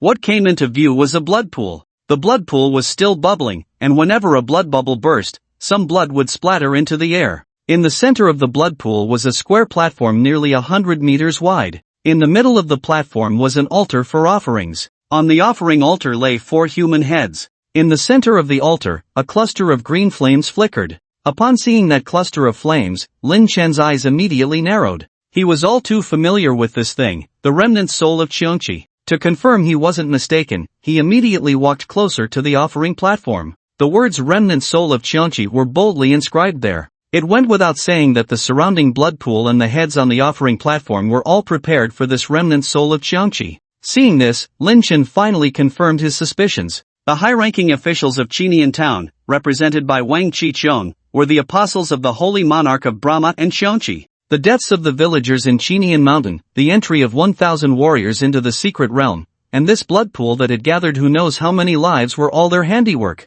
These guys were truly guilty of heinous crimes. At that moment, the system gave a reminder, "Ding, you have discovered the secret of Chinian Town, go back and tell Chen Chong." From a task perspective, Lin Chen had completed this segment, but was he just going to leave like this? Lin Chen looked at the remnant soul of Qiongqi, which was so close, and a smile crept onto his lips. He stepped forward, wanting to take it. However, when he was about 10 meters away from the offering platform, the cluster of the remnant soul of Qiongqi suddenly erupted with green light. Immediately after, it split into 4 and burrowed into the 4 nearby heads. Roar! The four heads let out chilling roars after absorbing the remnant soul of Qianqi. Following that, bodies grew beneath the four heads. One head transformed into a spider, one head became a giant python, one head turned into a centipede, one head morphed into a toad. The sudden appearance of four monsters startled Lin Chen. He quickly checked the attributes of the four monsters. Ghost-faced spider, level 38 elite health, 2 million magic attack, 15,000, spotted giant python, level 38 elite health, 2,300,000 physical attack, 13,000, centipede, level 38 elite health, 1,800,000 physical attack, 14,000, spitting toad, level 38 elite health, 1,800,000 magic attack, 15,000. Seeing these four monsters, Lin Chen let out a sigh of relief. Fortunately, they were just level 38 elite monsters. He could handle them. To avoid any prolonged complications, Lin Chen immediately activated Dragon Blood Awakening. Dragon Blood Awakening, health doubles, physical and magical defense increases by 50%, and gains the active skill Fire Dragon Breath, passive skills Dragon Blood Burn, and Flight. After activating Dragon Blood Awakening, Lin Chen's health and defense stats skyrocketed. Moreover, this skill was different from the transformation that came with the necklace. The necklace's transformation could only use skills after transforming, and the player's original skills could not be used. But Dragon Blood Awakening was different. This transformation did not affect the use of his own skills. After activating Dragon Blood Awakening, Lin Chen immediately entered stealth. In the moment the four beasts were stunned, he pulled out four puppets and tossed them to the ground. Puff! Four transformed Lin Chen's substitutes appeared behind the four beasts. That's right, the substitutes also carried the state of Dragon Blood Awakening. Minus 90,000, Breaking Stealth Strike, minus 36,000, Super Backstab, minus 13,000, Physical Attack, minus 5,000, Dragon Blood Burn, 5 seconds, 1 strike, 160,000 plus damage. After executing Group Shadow Back Attack, Lin Chen used Substitution Technique. With a puff, 3 more Lin Chen substitutes, also in Dragon Blood Awakening, appeared in place. Then, Lin Chen's main body and the substitutes each faced off against one monster. In addition to having the previously used Fire Dragon Breath twice, Dragon Blood Awakening also had a 3,000 damage Dragon Blood Burn. This Dragon Blood Burn was the same entry as Lin Chen's dagger's Dragon Blood Burn and could stack perfectly. Lin Chen's dagger had a 2,000 damage Dragon Blood Burn, and with this 3,000, it totaled 5,000. At 5,000 per second, lasting for 5 seconds. That meant with one hit, the damage from just the Dragon Blood Burn would be 25,000. Including the damage from normal attacks, the actual output per second exceeds 38,000. And due to the high defense from the Dragon Blood Awakening, these seemingly fierce beasts couldn't inflict much damage on Lin Chen at all. In less than 2 minutes, the four beasts let out miserable cries one after another, collapsing to the ground, transforming into four heads. As for the fragmented soul of the Qianqi, it merged back into one. Lin Chen reached out to collect it. Ding, you have obtained the Qianqi Fragmented Soul, Part 2. Just as Lin Chen collected the Qianqi Fragmented Soul, the blood pool around him suddenly began to boil. Immediately, a voice from above shouted, "Who dares to trespass in the forbidden area?" At the same time, several figures quickly emerged from the stairs above. Lin Chen didn't dare to delay and immediately used a return scroll. Just as Lin Chen left, 3 people appeared in the square. A tall, thin man named, "I am clean," exclaimed, "The soul of Lord Qianqi is missing." "Damn it!" A glamorous woman named, Speech Unshocked, angrily said, "Who is it? How dare they target our Lord Qianqi?" A plump man named, Death Unending, nervously scratched his belly. "It's over, if the Holy Lord finds out about this, we're definitely doomed." I Unclean said, "What should we do? Run?" Speech Unshocked rolled her eyes at him. "Run? Even if we flee to the Shumi 10,000 realms, we can't escape the Holy Lord's pursuit." Death Unending had a gloomy expression. "That's right, we must quickly find that thief and retrieve Lord Qianqi's soul." Speech Unshocked looked up. That group up there should get to work. Lin Chen was teleported back to the hidden god village. Leaving the bloody, oppressive basement, he let out a long sigh. That place was too damn creepy. He then opened his backpack. Inside, there were 2 pieces of Qianqi Fragmented Soul, with only 1 piece left. He wondered what would happen if he collected all the fragmented souls. If it were the real world, he definitely wouldn't dare to try. What if he summoned his uncontrollable Qianqi body? It would truly bring catastrophic disasters to the world. But in this Destiny world, it didn't matter much. At that moment, a surprised voice came from beside him. "Ah, Lin Chen is back." Xiao He, holding a hoe, walked over. She looked at the dazed Lin Chen and asked with concern, "How was it? Did the mission go smoothly?" Lin Chen pulled his thoughts back. He looked at Xiao He and smiled, "Everything went well on my end. How about you? Did you get anything good? Xiaohi said, you won't believe it, I actually got a manifestation talisman. But it's not an equipment manifestation talisman, it's an attribute manifestation talisman that can manifest 10 points of attributes into the real world. Oh, is it permanent manifestation? Yes, permanent manifestation. Ha, I can get a boost in the real world too. That's really good. Lin Chen wasn't just flattering her. The game had been open for less than a month, and permanent attribute manifestation talismans were extremely rare. 10 points of attributes may not seem like much, but in the real world, a person's standard attribute value is only 10 points. You go turn in your quest, I'm going to dig. Xiaohi picked up the hoe again. Okay. Then, Lin Chen headed to the village shrine. At this time, Chen Xiong and a Qing were chatting at the shrine's entrance. Seeing Lin Chen approach, they asked, Wu Ying, how's the investigation going? Lin Chen then shared his experiences with the two. What? These guys are actually worshipping Qiongqi? Chen Xiong and a Chang were initially shocked. Then, they showed expressions of anger. So, everything that happened 500 years ago was a trap set by them in collusion with the Holy Lord of Vedic Heaven in Qiongqi? Lin Chen nodded, it seems so. Although the matter was resolved, he still felt something was off. Clearly, he had gone to investigate the fields of 10 villages, yet it suddenly led to Qiongqi. Many steps in between were missing. In fact, Lin Chen's actions today had indeed skipped the plot. The normal process should be like this. 1. Discover that all the land gifted to the secret realm warriors in the 10 villages has changed hands. 2. Search through historical records in the town and accidentally find some records related to Qiongqi and the Holy Lord of Brahma. 3. Quietly follow the town mayor and take the opportunity to obtain the key. 4. Go to the basement of the square and discover Qiongqi. 5. Return to report. As a result, he directly stole the key from the village chief, skipping many intermediate plot-filling steps, so he missed a lot of content. Fortunately, the outcome was the same. He discovered the unspeakable secrets between the high-ranking officials of Qinian Town and the Holy Lord of Brahma and Qiongqi. Wu Ying, thank you for letting us know the truth and for revealing who our enemy really is, Chen Xiong said, taking out a bottle and handing it to Lin Chen. This is what we refined during our time in the island's secret realm, as a token of gratitude for your help in investigating the truth. Lin Chen received it. Ding, you have obtained, second-tier equipment manifestation token, times 30. Second-tier equipment manifestation token, manifest second-tier and below equipment. 30 tokens of second-tier? Today, so many people were doing tasks in Qinian Town, and only 3 or 4 tokens of second-tier were produced, yet Lin Chen received 30 in one go.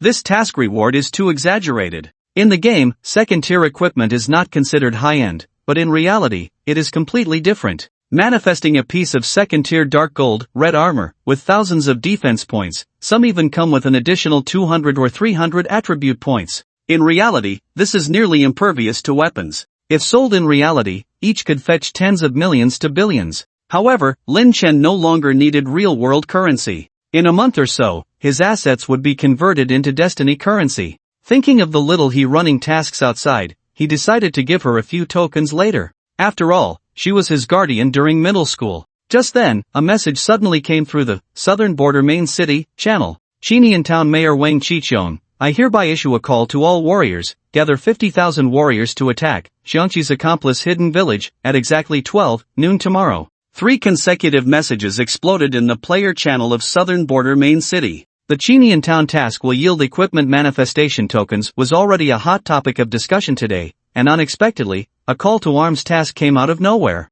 Moreover, it was issued personally by the mayor of Qinian Town. The rewards for this task are definitely stronger than ordinary tasks. As for the task difficulty, 50,000 players attacking Hidden Village, isn't that a piece of cake? Soon, players from Southern Border Main City flooded into Qinian Town. By the time players from other main cities learned of this news, the 50,000 spots had already been filled by players from Southern Border Main City. Meanwhile, inside Hidden Village, when Wang Qiqiong issued the call to attack Hidden Village, Chen Xiong and a Qing also received the news. Chen Xiong did not react much, only furrowing his brows. However, a Qing was furious and began to curse, that Wang Qiqiong, a thief calling out to catch a thief. How dare he rally other warriors to attack our village? I'm going to expose him to the city lord right now. Saying this, she immediately stood up to head to Southern Border City. A Qing, don't be impulsive. Chen Xiong called out to an Qing. First, we don't have a formal identity. Second, Wang Qiqiong is the legitimate mayor of Qinian Town.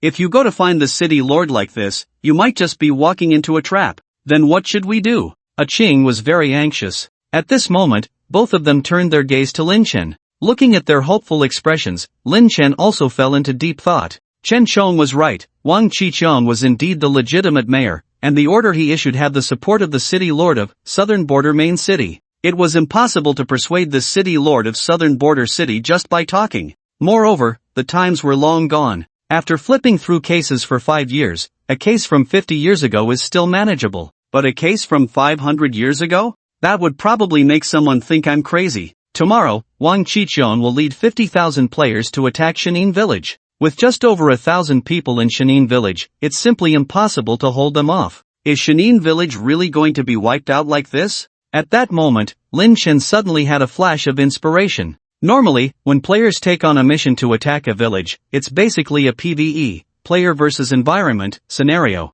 This is a plot-driven event, and player victory is just a matter of time. However, now Lin Chen was on the side of Shenin Village. This meant it wasn't just a simple PvE, but a PvP, player versus player. Since Wang Qiqiang could call for help, Shenin Village could naturally do the same. Realizing this, Lin Chen said to Chen Chong and Ching, "You two don't need to worry. I'll go call for people to defend Shenin Village." Upon hearing this, Ching immediately showed joy. That's right. The Starlight Guild, where Wu Ying is the #1 guild in Ganjing City, and the Guardian Sister, no. Before Ching could finish, Chen Chong immediately denied it. This matter was originally just between our Shenin Village and Chinian Town. But if Wu Ying gathers people from Ganjing City, the nature of the situation changes. It could directly affect the relationship between Nanjing City and Ganjing City. Even the entire Starlight Guild could be disqualified. He then turned to Lin Chen and cupped his hands. "Lord Wu Ying, you have helped our Shenin Village multiple times. Your great kindness, we residents of the village will never forget.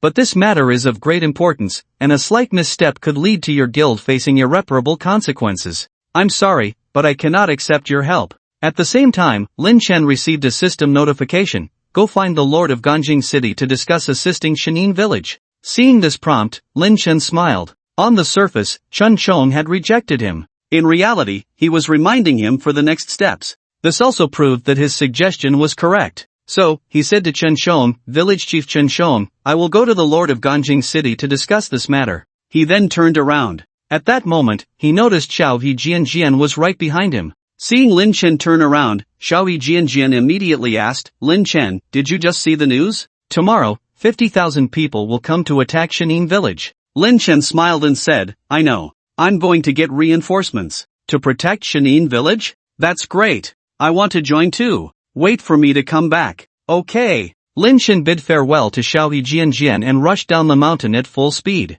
There were still many players at the foot of the mountain, but noticeably fewer were coming over. Listening to their chatter, he learned that since the mission to attack Shenin Village was announced for tomorrow, regular quests had been halted. These people had taken on tasks earlier but hadn't submitted them yet. Upon reaching the town, Lin Chen went directly to the teleportation array to teleport to Nanjing City, and then to Ganjing City. Lin Chen didn't take any breaks and went straight to the palace in Ganjing City. On the throne in the palace sat a stern-faced man. Beside him lay a white tiger. Upon seeing the city lord, he bowed and saluted. "Greetings, city lord." The city lord held a very high status. Each main city's lord is a figure of the king level. The lord of Ganjing City is named Chen Feng. His strength is exceptionally powerful. As for the white tiger beside him, it is not an ordinary pet, but one of the legendary 4 divine beasts, White Tiger. Therefore, among many city lords, Chen Feng is the most formidable presence. Usually, Chen Feng shows no emotion. People rarely see any fluctuations in his mood.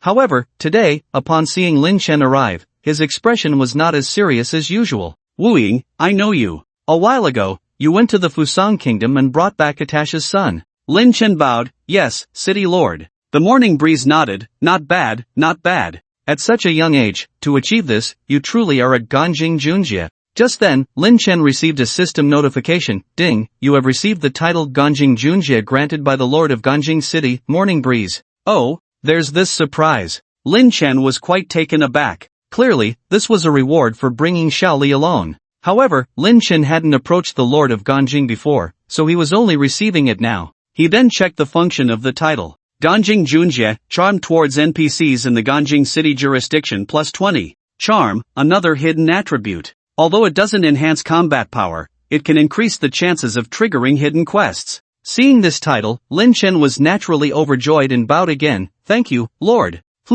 Morning Breeze nodded. Then he asked Lin Chen, "What brings you to see me today?" Lin Chen replied, "It's like this." He started from the secret realm of the island, then recounted the events of the hidden village, the holy monarch of the sky, Xiongqi, Qinian town, and the upcoming attack on the hidden village from Qinian town. While Lin Chen was narrating, Morning Breeze remained silent, showing no emotional fluctuations. After Lin Chen finished explaining the whole story, Morning Breeze did not continue the topic of the hidden village but instead stared into Lin Chen's eyes. "So, those 2 pieces of soul you have are from Xiongqi?" Hearing this, Lin Chen was taken aback. "Lord, you can actually..." The things he had placed in his backpack were seen through by the other party. "This was the first time. It was Dabai who told me." Morning Breeze patted the white tiger's head. Lin Chen suddenly understood. The 4 fierce beasts and the 4 divine beasts must have quite a history, perhaps they had fought before, so it was normal for the white tiger to sense Qiongqi's aura. Mentioning the Qiongqi soul, Lin Chen immediately voiced his confusion. "Lord, if I gather all the remnants of Qiongqi's soul, what will happen?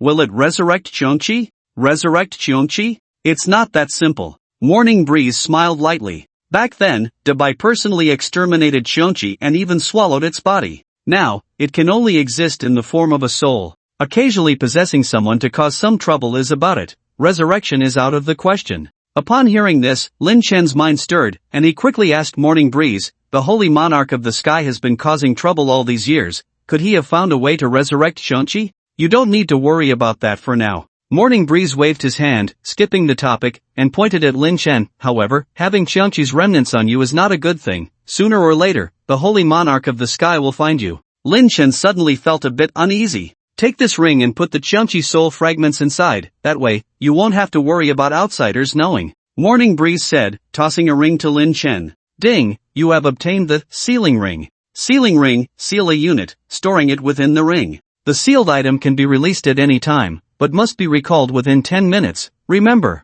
Lin Chen immediately put on the ring. Then, he placed the 2 soul fragments inside. At this moment, an additional line appeared after the introduction of the sealing ring, sealed, Qiongqi soul fragment 2/3. Additionally, the ring gained the functions of release and recall. Does this mean he could release the Qiongqi soul fragments to fight? After securing the ring, Lin Chen looked at Morning Breeze. "Lord, about the hidden village." "Approved." Morning Breeze replied to Lin Chen without hesitation. "You gather 9,999 people to go to the hidden village and assist them in facing the enemy." 99 people? Lin Chen felt a bit confused by this number. "Yes." Morning Breeze nodded. Then he explained to Lin Chen, "Within 10,000 people, it falls under the adventurer's autonomous actions. Once it exceeds this number, it will attract the attention of the Lord of the Southern Border, and the city guards will be dispatched. Deploy the city guards." Lin Chen thought of the 9th and 10th tier city guards and immediately shivered. Just one of them could wipe out the hidden village. What was the point of fighting? At that moment, Lin Chen recalled the concerns that Chen Xiong had, and asked, "Will this affect the relationship between our Ganjiang city and Nanjing city?" Chen Feng replied nonchalantly, "If he, Nangang Huan, is unhappy, he can come find me directly." Lin Chen admired how Chen Feng seemed completely unconcerned about the lord of Nanjing city. In his previous life, he had felt that the lord of Ganjiang city was straightforward. After spending time together, he realized that the other was far more imposing than he had imagined. At that moment, Chen Feng waved his hand. "That's settled. You can go arrange it." As soon as Chen Feng finished speaking, Lin Chen finally received a system notification. "Ding, the Lord of Ganjiang City, Chen Feng, allows you to recruit 9,999 people, including yourself, to support the hidden village." "Thank you, Lord City Master." Lin Chen was overjoyed to receive the task. He then bid farewell to Chen Feng and left the main city palace. This trip had gone even smoother than he had anticipated. It seemed that the Lord of Ganjiang City hadn't provided him with substantial help. But in reality, the Lord's nod of agreement was the greatest support. After all, Lin Chen was going to fight against the mayor of the territory in Nanjing City. If he failed, the Lord of Nanjing might not say anything, but if he won, the Lord would definitely seek out the Lord of Ganjiang City for an explanation. If he didn't inform the Lord of Ganjiang City in advance and privately undertook such a significant matter, the Lord might really withdraw the Starlight Guild in a fit of anger. Now, Lin Chen had made a request to the Lord of Ganjiang City and received approval. This meant that after the matter was done, the other party would back him up and clean up after him. Leaving the palace, Lin Chen went to the Jiangxi district. He then called Su Min and explained the situation to her. 10,000 against 50,000? Sumin felt an overwhelming pressure upon hearing this task. The Starlight Guild had many skilled players, and their overall level was quite high. In a situation with equal numbers, they would dare to battle any guild. But 10,000 against 50,000, a 1-to-5 ratio. The gap was too vast, and she felt completely uncertain.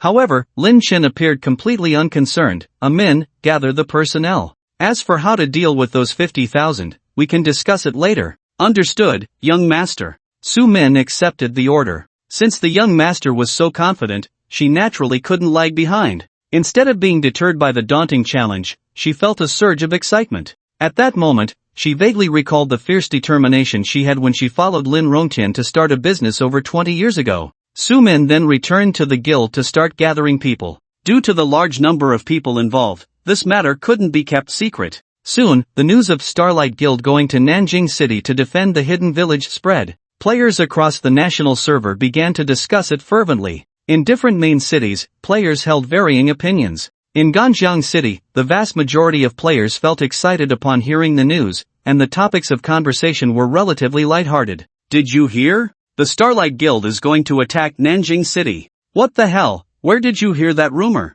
Don't spread nonsense. The Starlight Guild is going to Nanjing City to defend the hidden village. Isn't it strange that players from Nanjing City are attacking the hidden village while we, the players from Ganjiang City, are defending it? Does anyone know the reason? Can someone enlighten us? I'm from the Starlight Guild, and I know this well. The hidden village discovered that the high-ranking officials of Qinian Town are supporters of the fierce beast Xiangqi, so the mayor of Qinian Town, in a fit of rage, gathered players to attack the hidden village. Have the players from Qinian Town lost their minds? Instead of dealing with their own people, why are they going after the hidden village? Isn't that aiding the oppressor? Haha, how did we, the Starlight Guild, become the righteous army instead? What righteousness? It's all for the mission and the rewards. I heard that Qinian Town had a few equipment manifestation tokens dropped today. It's amazing. Is that true? Are you sure it's the equipment manifestation tokens? It's true, someone has already posted it on the official forum. That person tried the equipment in the real world and broke several kitchen knives.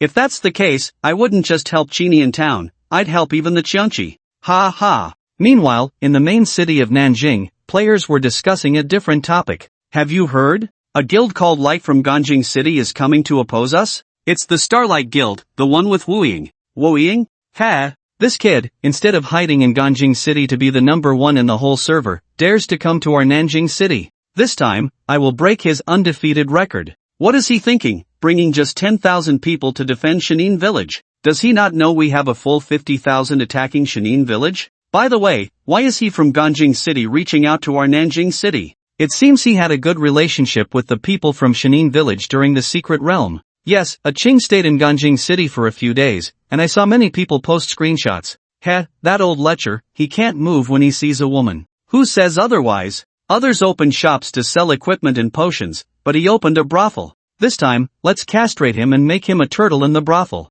Ha ha ha. While players from Ganjing City and Nanjing City were hurling insults at each other, players from other main cities became mere onlookers. Everyone focused their attention on the Guardian Battle of Shenin Village the next day. The next day, at the foot of Qinian Mountain. Starting from 8 a.m., a large number of players began to gather here. By 9 a.m., the number of players had already exceeded 100,000, far beyond the number of participants. Clearly, these were all onlookers who were not qualified to participate. Among them were players from the home city of Nanjing, as well as players from Ganjing who came to cheer, and even players who traveled from other main cities by airship. And they were just the tip of the iceberg. Outside, there were tens of millions, even hundreds of millions of players watching through live streams. This was the first time since the game's launch a month ago that there would be a battle with tens of thousands of players. Everyone didn't want to miss this scene. Many players wanted to go into Qinian Mountain to see the situation, but they couldn't enter. In front of them, there was an air wall blocking their way. Not one, but two. The first air wall was 2,000 meters from the foot of the mountain. The onlookers were all blocked outside by this air wall. Only players participating in the event could enter. The second air wall was at the foot of Qinian Mountain. Only players who had accepted the Guardian of Shenin Village mission could enter. The two walls isolated three groups of players. However, it was still early, and there were mostly onlookers at the scene, with relatively few participants arriving. At 10 a.m., tens of thousands of players surged in from outside. These players did not join the onlookers but went straight through the first air wall and entered the battlefield. They were all players from Nanjing City who had accepted the mission to attack Shenin Village. The onlookers watched these players pass through the air wall with envious eyes. Such a large-scale event surely had generous rewards. However, the mission was announced too suddenly yesterday, and the vast majority of people hadn't reacted in time before the slots were snatched up. The entire process took no more than 10 minutes. Among the onlookers, many had rushed to the scene yesterday,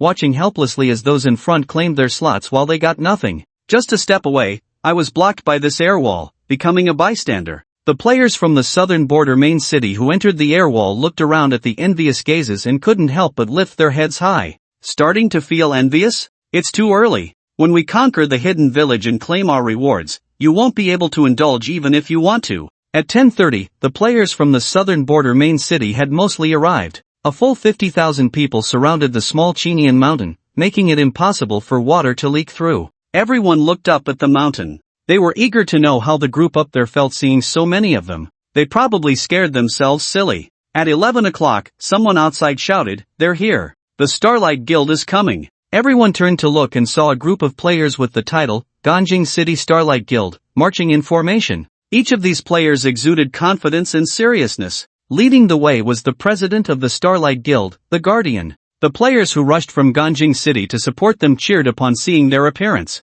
"Brothers from Ganjing City, let's go. Win or lose, we support you. Guardian, lead everyone well. Show the spirit of Ganjing City." "Yes. Starlight is the #1 guild in Ganjing City, let them experience our might. Go Starlight, go Ganjing." Although there were quite a few players from Ganjing City, they were still fighting away from home. Compared to the home players from Southern Border City, they were indeed at a disadvantage. After they shouted their slogans, they were immediately met with ridicule from the Southern Border main city players. "Ha, listen to the Ganjing City players, they have no confidence at all. They don't even dare to say the word, win, yet they dare to come to our Southern Border City to act wild. Brothers, let them feel the enthusiasm of our Southern Border City. Southern Border, we will win. Southern Border, victory is ours. Southern Border, crush Ganjing. Southern Border, we are just arrogant." 100,000 voices erupted in a thunderous roar, forming a stark contrast to the scattered cheers from Ganjing City.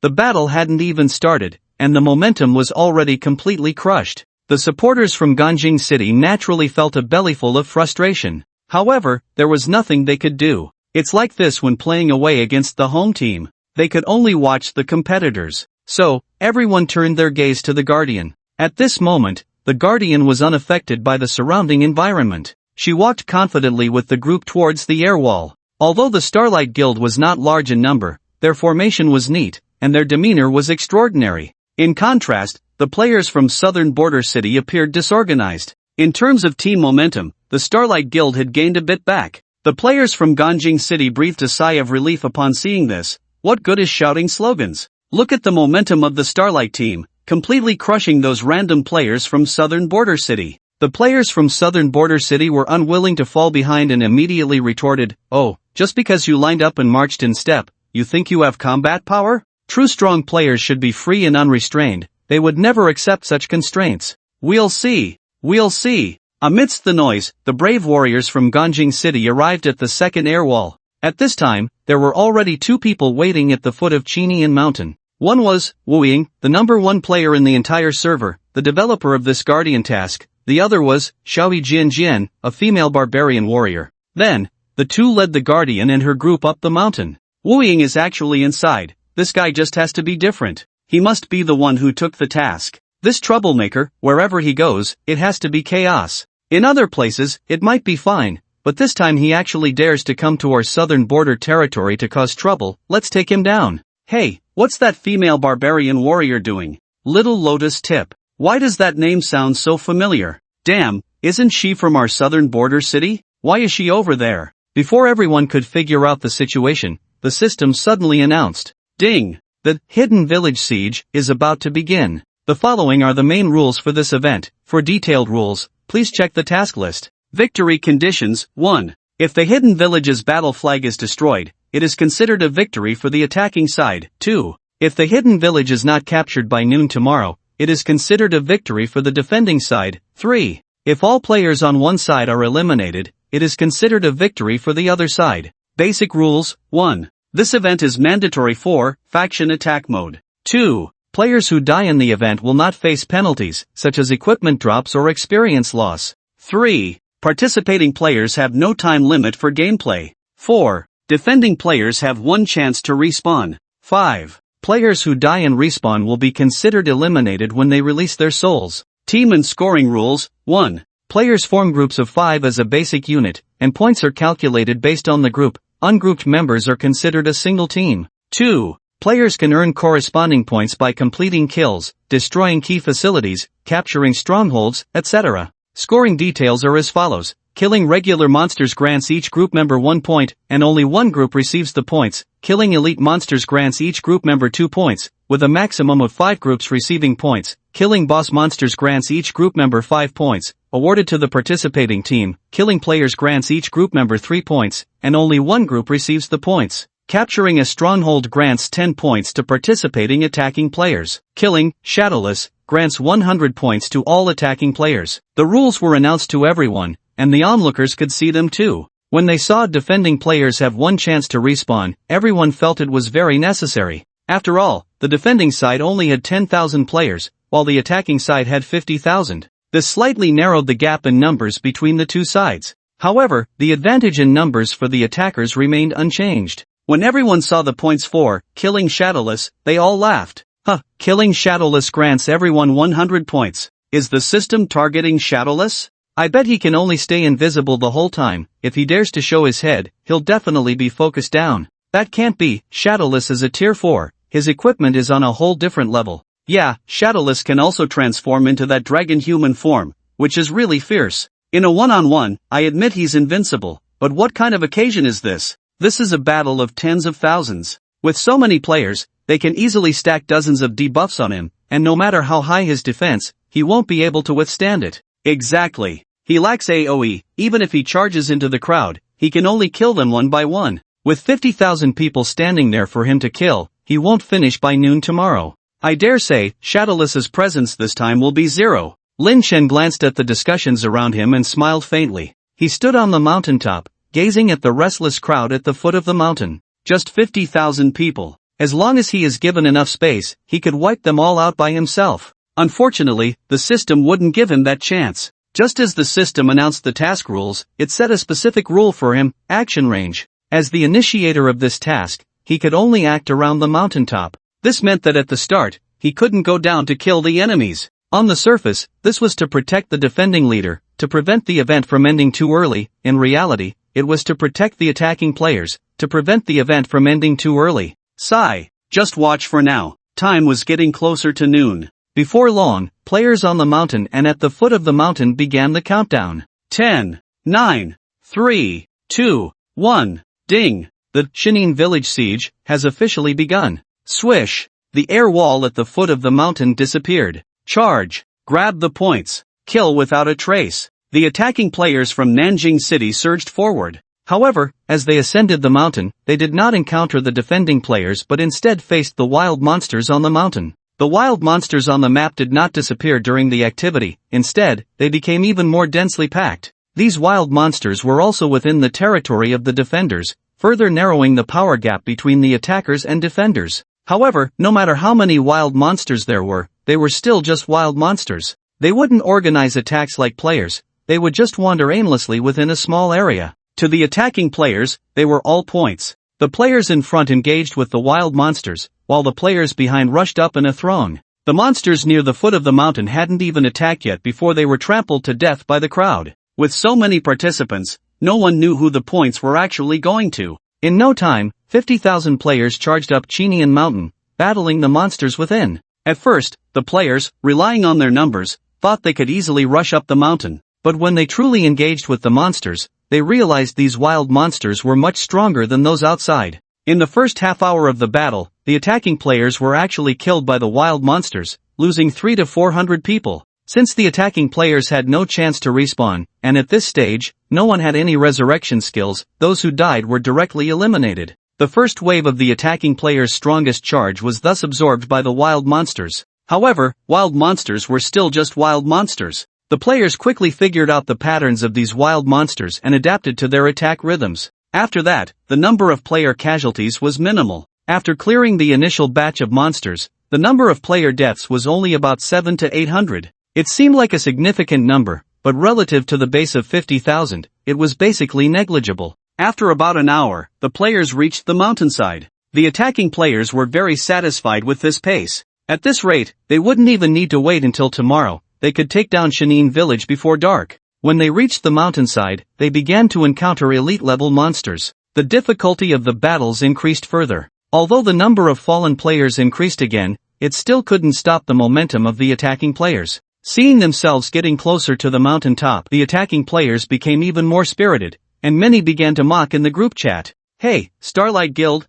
what are you doing? Why are you still hiding inside? Yeah, shouldn't you take advantage of the monsters to come down and fight us? Ha, a bunch of cowards. You think you can defend Shenin village like this? Wu Ying, where are you? Aren't you the best in the server? Why are you hiding at a critical moment? What best in the server? Just a solo player who can only grind monsters and level up. Charge to the top, kill Wu Ying. Those guys are really despicable. I'm going to tear their mouths apart." Xiaohe, seeing these attacks on Lin Chen, couldn't hold back any longer. She picked up her axe and was about to charge down. However, Lin Chen called out to her, "Xiaohe, listen to the command." He felt quite pleased with Xiaohe's straightforwardness. However, they couldn't let her individual actions disrupt the unified command. It wasn't time to join the battle yet. On the battlefield ahead, the attacking players had secured their position on the mountainside. At this point, they had only lost a little over 3,000 players, with more than 46,000 remaining. Gradually, their confidence soared again. Just then, some sharp-eyed players spotted small houses above, resembling wartime bunkers. "Look, what is that? It's a stronghold. If we take it down, we can earn 10 points. Charge!" The attacking players launched an assault on the stronghold. However, when they were 100 meters away from the stronghold, they suddenly faced a barrage of attacks. Arrows, fire rain, lightning. In the blink of an eye, the front row of players was inexplicably eliminated. What's going on? How can they hit us from so far away? Look, it's players. The Starlight Guild players have appeared. That stronghold must enhance their attack range, so they're hunkered down here fighting. Good grief, they were waiting for us here. Damn, they can hit us from this far, that's cheating. What should we do? What do you mean, what should we do? Charge. Let's kill them while their skills are on cooldown. Right, charge. After a brief moment of chaos, the attacking players quickly organized their assault. However, when they got within 50 meters of the stronghold, rows of wild monsters blocked their path. These wild monsters were about as strong as those on the mountainside earlier. However, this time the attacking players were no longer as calm as before. Battling monsters while enduring the ranged attacks from the Starlight Guild players was unbearable. Before long, over 2,000 players had fallen. The players supporting the Starlight Guild finally felt a sense of relief. Chapter 180, The Defense and Offense Battle of Hidden Village. Equipment update. If this stalemate continued, no matter how many attacking players there were, they wouldn't be able to hold out. Thus, the attacking players changed their strategy. Some stayed behind to fight the monsters while the main force charged the stronghold. Some with ranged capabilities even began to counterattack. At this moment, the pressure shifted to the defending players of the Ganjiang. The numerical disadvantage was simply too great. If they allowed the enemy to close in, they would surely be wiped out. The forest guardians were very decisive and issued the order, "Retreat." Immediately, the defenders abandoned the stronghold and fled up the mountain. There were a total of 3 batches of strongholds. There was no need to stand firm against the enemy here. When the attacking players saw the defenders actually running away, they immediately erupted in curses. Some cursed the cowards who shrank back, some cursed the Starlight Guild players for lacking guts, others even cursed Ganjiang City, claiming that the so-called First Guild of Ganjiang was nothing but a joke. When the attacking players occupied the stronghold and received plus 10 points, the curses instantly turned into cheers. Lin Chen stood at the top of the mountain, silently watching everything unfold below. Then he opened the battlefield data to check the situation. Summary of the first stronghold battle. Attacking players eliminated 3,000 plus, defending players lost 600 plus. Including the previous battles, the number of attacking players eliminated had nearly reached 7,000. After the attacking players occupied the first stronghold, an NPC named Quartermaster suddenly appeared in the stronghold. These NPCs offered a variety of items. There were recovery items: emergency bandage, restores 20,000 health, non-combat use, 1 point, military rations, restores 10,000 health, combat use, 2 points, spring water, restores 15,000 mana, non-combat use, 1 point, royal dew, restores 8,000 mana, combat use, 2 points. There were also items to enhance combat power: powerful fluorescent powder, strong anti-invisibility item, 2 points, power booster, temporarily increases strength by 500, lasts 1 hour, 3 points, supply truck, can switch to stamina supply / mana supply form, same type of supply truck cannot stack. Supply vehicle, provides all allied players within a 50-meter radius with a life recovery speed of 50 points per second, movable, 20 points, can be purchased through collective funding. Magic supply vehicle, provides all allied players within a 50-meter radius with a magic recovery speed of 30 points per second, movable, 20 points, can be purchased through collective funding. There are also equipment types that provide second and third tier purple, gold, dark gold, and red equipment. Second tier gold equipment, 10 points, second tier dark gold equipment, 25 points, second tier red equipment, 50 points, third tier purple equipment, 15 points, third tier gold equipment, 30 points, third tier dark gold equipment, 60 points, third tier red equipment, 100 points. The attacking players all drooled at the sight of these items. Each of these players had at least 20 points. Second tier players could exchange for gold and dark gold equipment. Third tier players could exchange for purple and gold equipment. Although these players were considered elite, not every piece of equipment was satisfactory. Now, they could directly purchase what they needed. As expected of a large-scale confrontation event, the rewards were abundant. The onlookers were even more drooling over these equipments. The vast majority of onlookers were at a lower level than the participating players. Most of them hadn't even touched dark gold or red equipment since the server opened. They never expected that just 2 or 3 hours into the event, they could exchange for second-tier dark gold or even red equipment. In normal circumstances, this was absolutely unimaginable. After the attacking players occupied the stronghold, they didn't rush to attack but instead adjusted themselves. Some players immediately spent their points to update their equipment and enhance their combat power. Others planned to save up for better equipment with more points. Some clever ones thought of a great idea, to have the other team members give their points to themselves to directly purchase third-tier red equipment. However, this idea ultimately didn't come to fruition, because points could not be gifted, only used by oneself. But there was one item that was an exception: the supply vehicle. The supply vehicle could be purchased through collective funding. 20 points, an individual player would definitely hesitate to spend, but having the team pool their resources to buy one was a cost-effective option. It could switch back to magic state and then to healing state, and crucially, it could move. This thing was definitely an extremely powerful support. Some slightly wealthier teams directly purchased a supply vehicle. Some poorer teams pooled together 2 or 3 teams to buy one supply vehicle. After a slight adjustment, the attacking players advanced again. With their updated equipment, they immediately felt their strength had increased significantly. Especially seeing the supply vehicle following behind them, they felt a great sense of security. Before long, they spotted the second stronghold. Let's go, we're moving up. If that group from the Starlight Guild dares to come again, we'll make sure they regret it. With the supply vehicle, we're not afraid to wear them down. This time, we can't let them escape, they must know our strength. Be careful, we'll enter the 100-meter range if we move a bit further. Hey, what's that? Rocks, so many rocks. Just as the attacking players approached the stronghold within 150 meters, giant boulders were hurled from afar. The attacking players quickly dodged. But when those rocks rolled down, the supply vehicle couldn't escape. Crack, crack, crack, in the blink of an eye, dozens of supply vehicles were smashed by the rocks. The attacking players from the southern region were instantly heartbroken. They had thought that with their upgrades, they would be unstoppable. They never expected that the defending players from the Gone River had also updated their equipment.